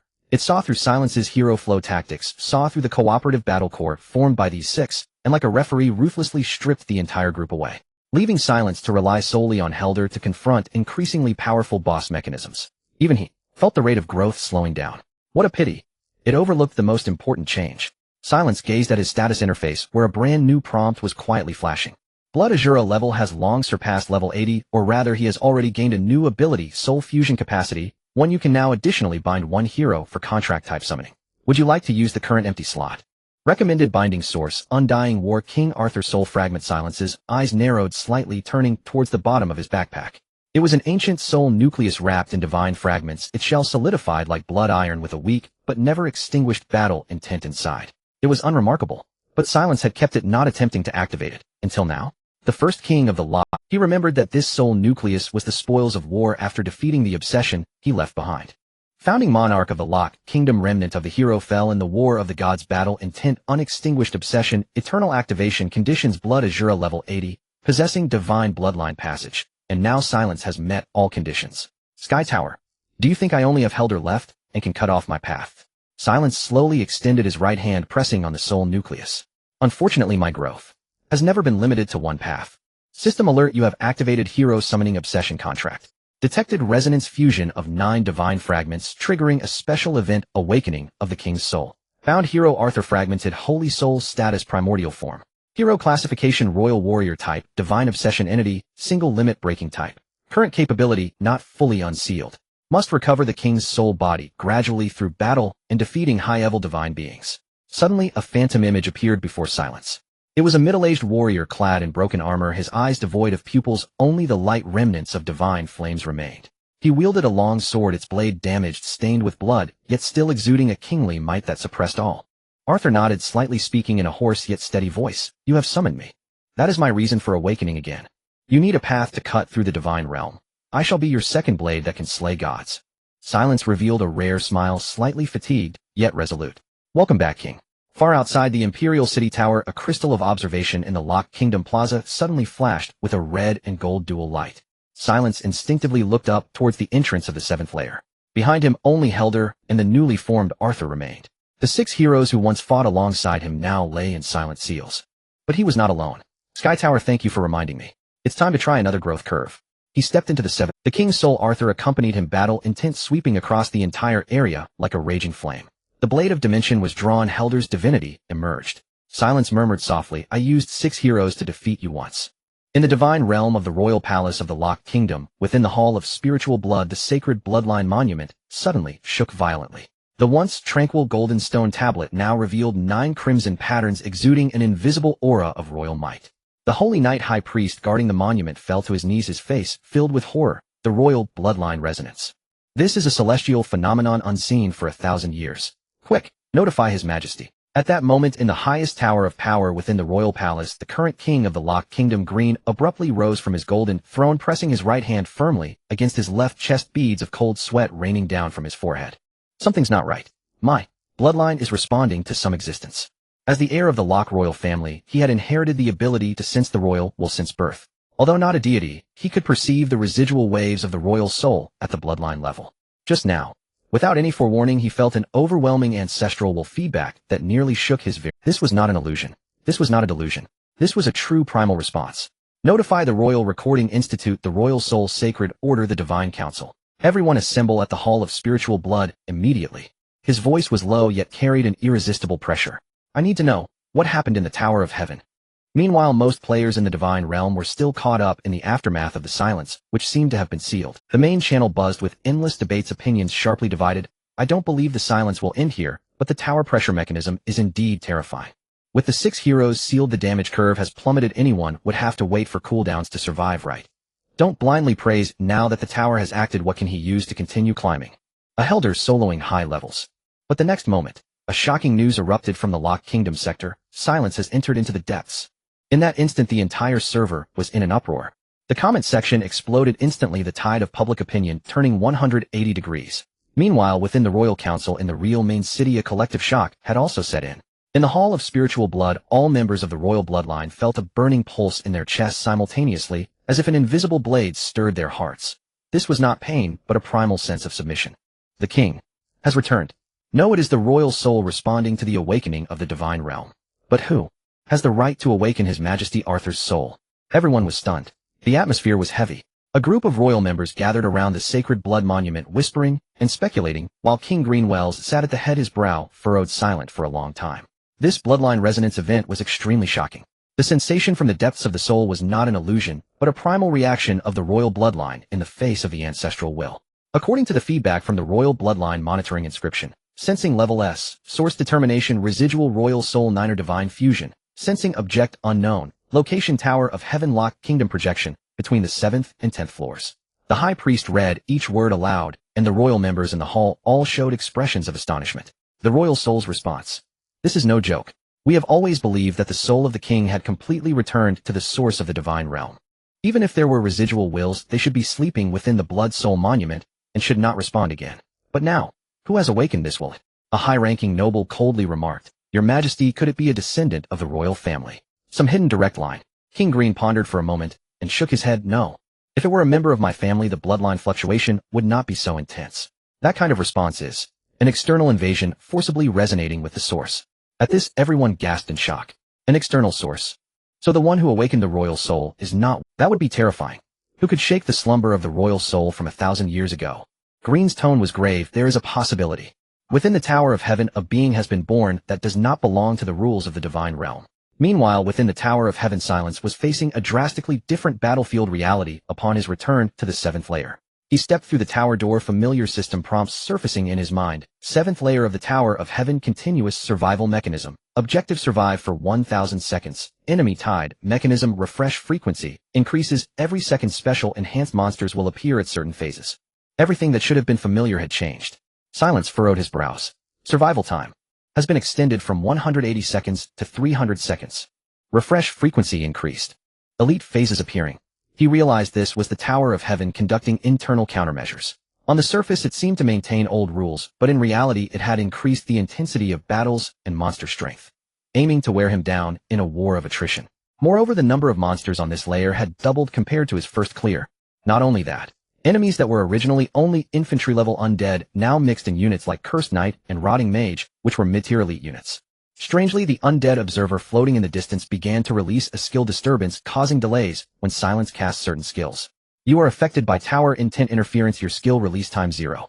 3 seconds. Silence cast a cold glance at the monsters in the air. So you've even used internal intervention mechanisms. You really are afraid. He'll ascend to the 8th layer again. He did not rush into battle, but immediately adjusted his combat configuration to focus on high mobility suppression. Helder and Arthur emerged slowly, one on each side. Helder's divine suppression remained stable, while Arthur's initial form, though not fully charged, created a ripple of battle intent that surprisingly shook the observer in the air. System prompt: the heroic spirit you summoned, Arthur Soul of the Shattered Saint, triggered Royal Might Shock, causing the elite units on the field to experience a 0.8-second action interruption. Silence's eyes lit up. You suppressed my 6 heroes. But you forgot I now carry both God and King. The first wave of enemy tides surged.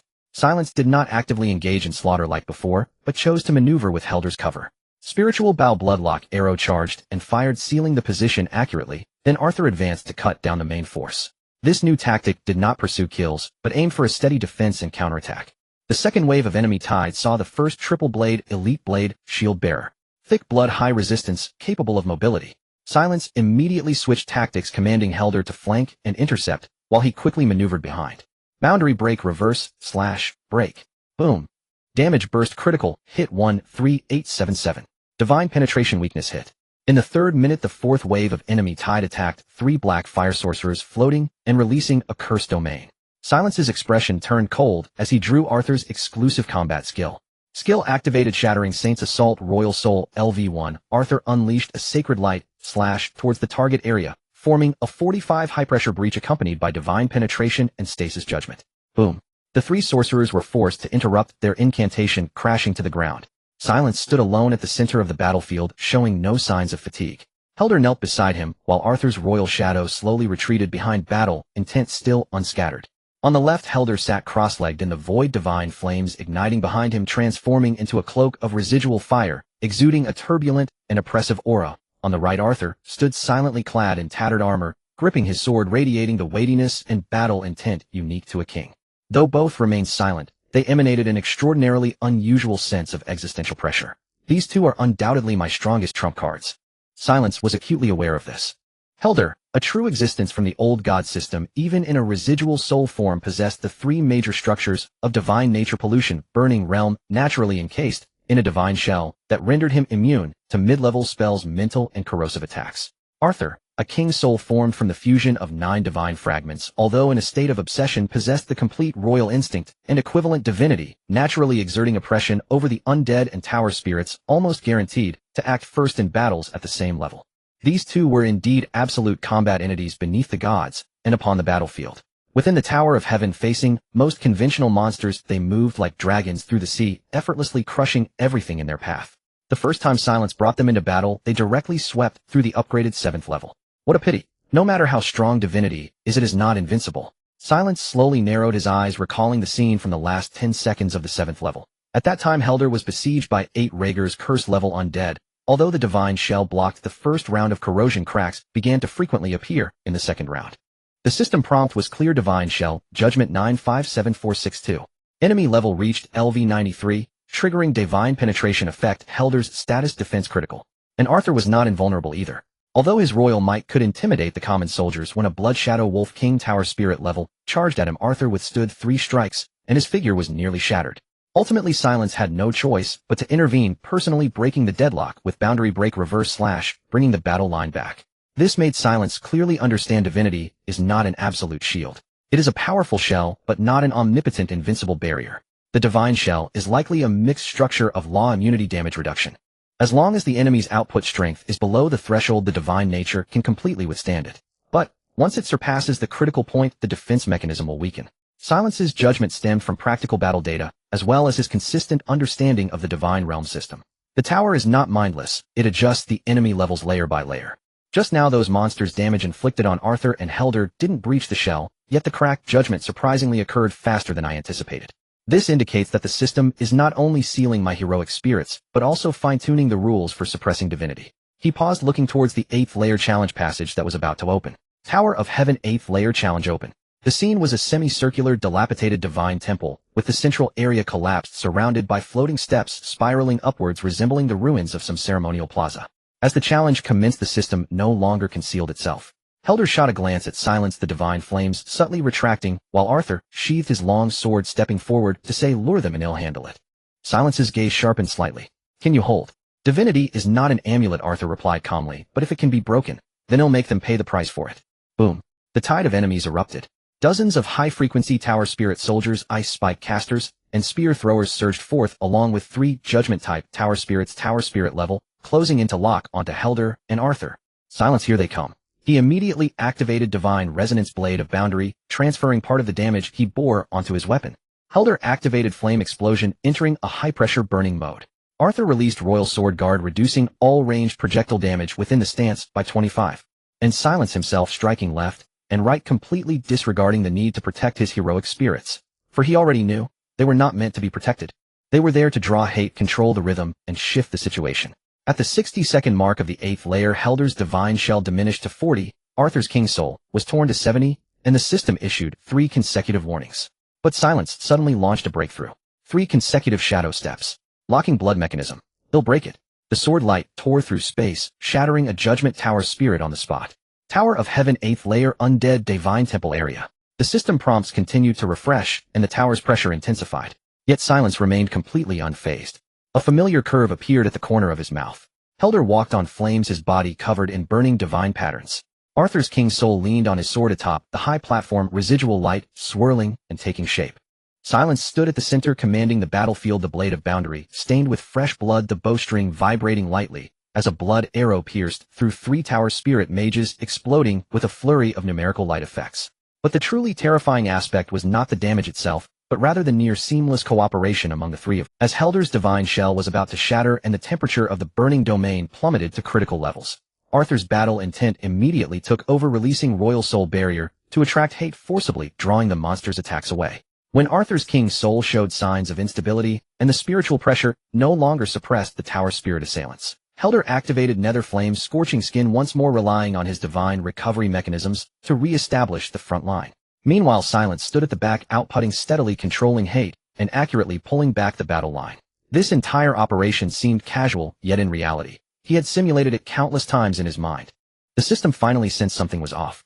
Detected that the player has entered Divine Collaborative Rhythm Progression. You are approaching the Resurrection Point's teleportation node area. System rule: ordinary challengers may not infinitely progress to this area. Rejection interference mechanism has been activated. Heh. Silence scoffed lightly. It's not that I want to be stuck. It's that you made the Divine Shell mechanism too rigid. He gently pointed at Helder. This kind of unit is immune to mid-level mental damage, has a 25 resistance to burning layers, and can slowly recover on its own. Then he pointed at Arthur. This one, the King Soul, inherently resists divine pressure, hate attraction, especially effective against undead. You all monsters on this layer suffer from his weakening effect. Who do you think I should not rely on if not on these 2? Saying this, Helder stepped out once more. With a single sweep, he cleaved through 3 LV-94 Tower Spirit Axemen, provoking the boss's furious arrival. Silence turned and leapt directly onto the platform where the Resurrection Stone tablet was located. System prompt: you have reached the Resurrection Point central node of the 8th layer. This area was originally a phase settlement area limiting continuous entry. Your current action has triggered the system remark: strategy-based progression, extreme evasion flow. The system was so overwhelmed, it couldn't even articulate properly. If someone were to witness this scene from afar at this moment, they would be utterly stunned, unable to breathe. 1 lone player, 2 heroic spirits. In the tower, fully aware of his strategy and actively suppressing him, yet still, he was trapped at the Resurrection Point. All he had done was cleverly utilize the rules mechanisms of divine damage, immunity, hate mechanics, and hate-locking judgments. You suppress me because you fear me. Fear me not for my reckless killing, but for understanding how to kill. Silence chuckled lightly, turning to shatter the central tide of enemies with a single slash. Blood splattered. Helder laughed in flames, and Arthur's spirit reignited. He stood beneath the Resurrection Point's light columns softly, saying, "I am Silence." Once again reaching the lifeblood of the tower. Then next, how else can you stop me? Skyward Tower 8th floor Resurrection Node High Platform. This is the terminal zone of the entire level, a miracle zone that most players can hardly reach in their lifetime. Even the top players in the server can only barely endure the countdown at the periphery. Surviving is the limit of the challenge.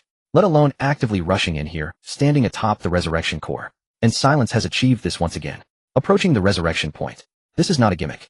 Rather, it is my He gently raised his head, gazing at the pulsing energy core. It was a floating gray-black crystal engraved with necromantic patterns on its surface, releasing a spiritual energy pulse every 5 seconds, expanding outward in waves, summoning new monsters. This is the source of the infinite monster tide within the tower. The system has never provided any explanation, nor allowed any player to approach or touch it, because no one has ever lived to come this far. But Silence stood before it, and he was not here to admire. He was here to sever the source. The monster tide will not cease.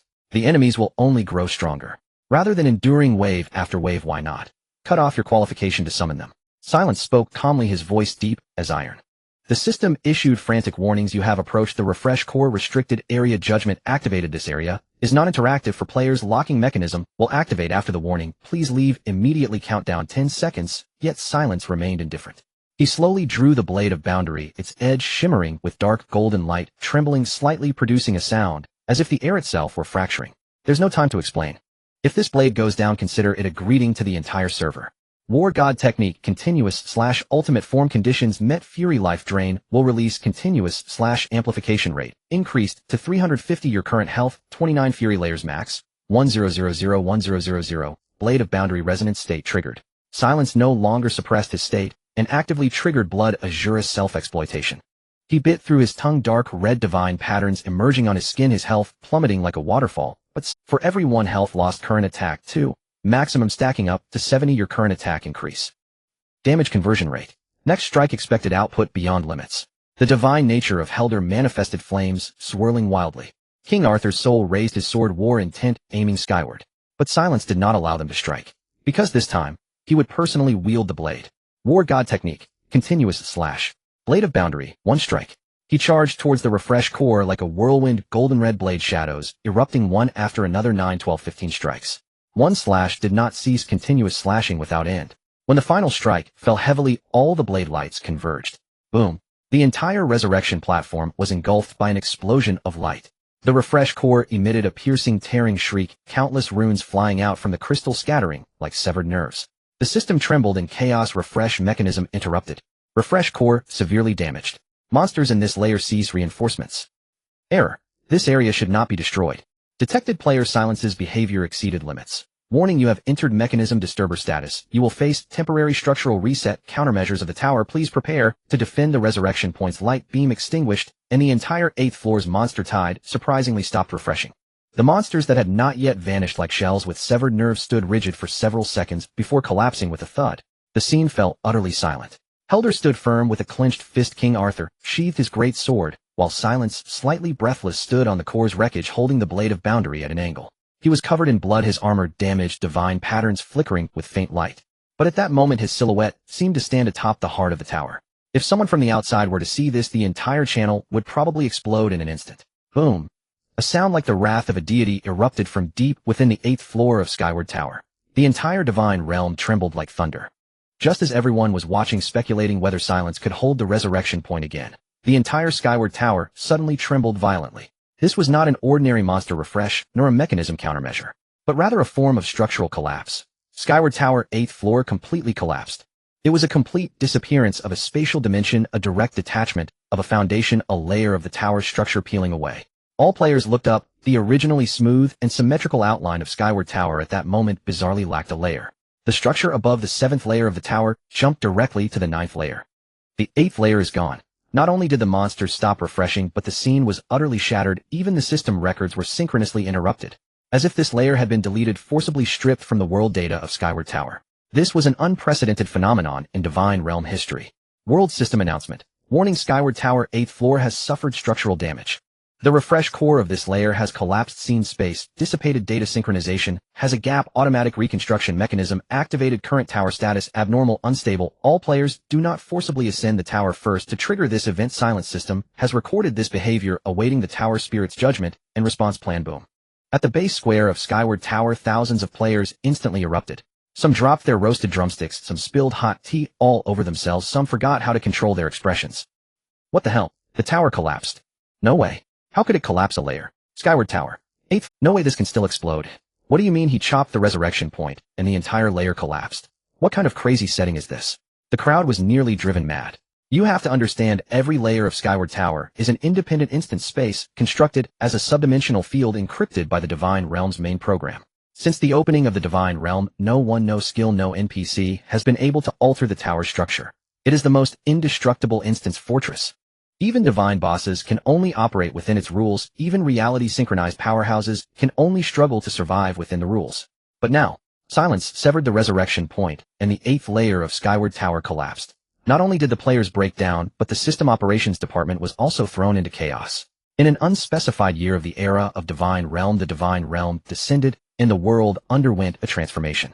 The Celestial Tower was no longer a product of data computation, but a true divine-level bridge connecting the heavens and hell. From that day forward, there was no log-out button in the Divine Realm. The game and reality became completely intertwined, the world changed, and everyone became a resident of the Divine Realm.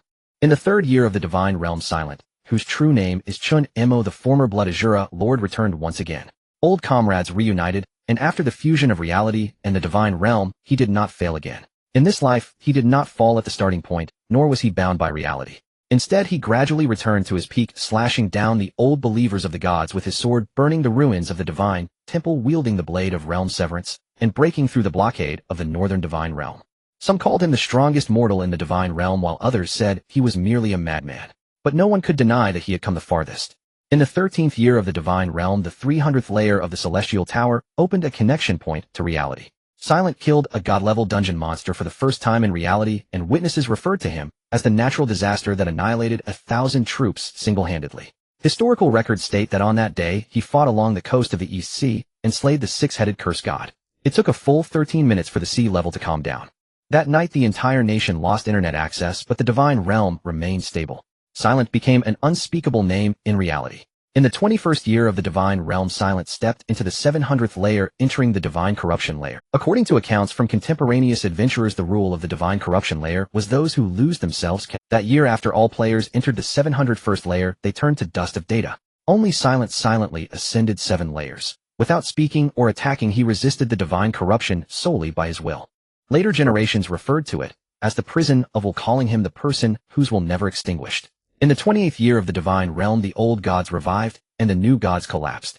The gods above the Divine Realm turned against each other, and the space began to fracture. Strange phenomena emerged from the top of the Celestial Tower, where 3 shattered divine souls descended, misstepping into the reality dungeon of the 400th layer. The real world began to bear the pressure, and god-level monsters continuously invaded the mortal realm. Multiple nations perished, and the global order tilted. Silent donned his armor once more. He was over 50, yet he summoned all his heroic spirits: the Black Smoke Wolf King, the Enchantress, the Alchemist Ryan Helder, King Arthur. At this moment, he had 999 heroic spirits. He was hailed as the Lord of Heroic Spirits. In the 30th year of the Divine Realm, Silent ascended to the 999th layer. This layer was named at the end of the ladder the Gate of the Divine Realm. There were no monsters here, nor were there rewards. Only the true task of the Celestial Tower selection of the Divine. All who pass will leave the mortal realm and step into the master position of the Divine Realm. The cost is physical divinization, severing ties with the mortal world forever and no return. Silent stood at the top of the tower, seeing the root of the collapse of the entire Divine Realm. The power struggles among the gods and the chaos of divine order led to the forced relief of the Celestial Tower, releasing monsters and backlashing against humanity. He understood clearly the real world could no longer hold on. Even if he became a god, he could not guard the He could only do one thing: leave all his heroic spirits to guard all layers below the 999th layer, combating the endless tide of monsters. In the 70th year of the Divine Realm, on the eve of the Celestial Tower's lockdown, that year the Celestial Tower continued to slowly and steadily release monsters. The calamity had not ceased, and the hero had grown old. Chen Mo, known to the world as Silent, had spent a full 70 years since stepping into the Divine Realm. He was no longer an ordinary man. His combat power, will, and divinity were all deemed by later generations as the existence closest to a god among mortals. But time could not be deceived. He grew old, his steps heavy, his back bent. The blade of realm severance in his hand remained sharp, yet no one dared to ask if he still wished to fight. Because he always walked at the forefront, never stepping back. In the 100th year of the Divine Realm, at the moment the 999th layer of the Celestial Tower fully awakened, Silent made his final decision. He summoned all his heroic spirits. 999 companions who had fought countless battles with him. Among them were Helder from the remnants of divine souls, Arthur from the memories of ancient kings, the nameless warrior born from the ruins, the data consciousness of a deceased friend from the real world, the echo of will crystallized from NPCs he had saved. They were supposed to be tools, but he had never viewed them that way. He assigned them to every layer of the Celestial Tower, some stationed at the first layer to protect novice survivors, some stationed at the 666th layer to suppress mid-stage fallen gods, some stationed at the 998th layer fighting every month against invading divine beings. Finally, the first heroic spirit was personally arranged by him at the 999th layer. If anyone asks where I am, tell them I am no longer in the tower. If anyone asks what is above the tower, just let them come themselves. The heroic spirits fell silent, only silence back remained. In the 101st year of the divine realm, under the gaze of countless eyes, Chen Mo left no farewell. There were no system prompts, no epic effects. He simply stood alone, leaning on the blade of realm severance that had accompanied him for decades, and walked through the divine light gate of the 999th layer. At that moment the sky darkened suddenly, and the shadow of the tower trembled. A human stepped into the true divine realm. In the first year of the era of tower sealing, he did not return. He did not need to return. In the 5th year after his departure, a young adventurer climbed to the 99th layer, seeing for the first time the broken throne and the still-standing legion of heroic spirits. Someone asked, is he still there? Someone said he is in the divine realm. Someone else said he has transformed into the will of this tower. More remained silent, placing their hands on their weapons, continuing the climb of the tower. He entrusted everything to future generations. He had no one left to care for. He simply went to fulfill the path that must be taken. In the final chapter's record, the year is unknown. Now humanity still survives in a shattered world. The Celestial Tower still stands, the heroic spirits still guard it, and the various dungeons remain uncleared. The world has yet to be restored. But we know in the worst of times there were the bravest of mortals. He left no tombstone, no statue. Only the 999 heroic spirits remained guarding the Celestial Tower, shielding us from the wrath of the gods. Faintly visible, the divine light gate at the peak of the Celestial Tower slowly opened as someone stepped inside, their figure gradually blurring amidst the blazing light. He did not seek immortality. Instead, he sought to unveil the ultimate mystery. Why did the divine realm spiral out of control? Why did the gods remain silent? Why did the mortal realm become a battlefield? He had to confirm in person what had truly happened in the divine realm. That was the final journey belonging to silent, immortal stepping into the realm of the gods. The book is complete.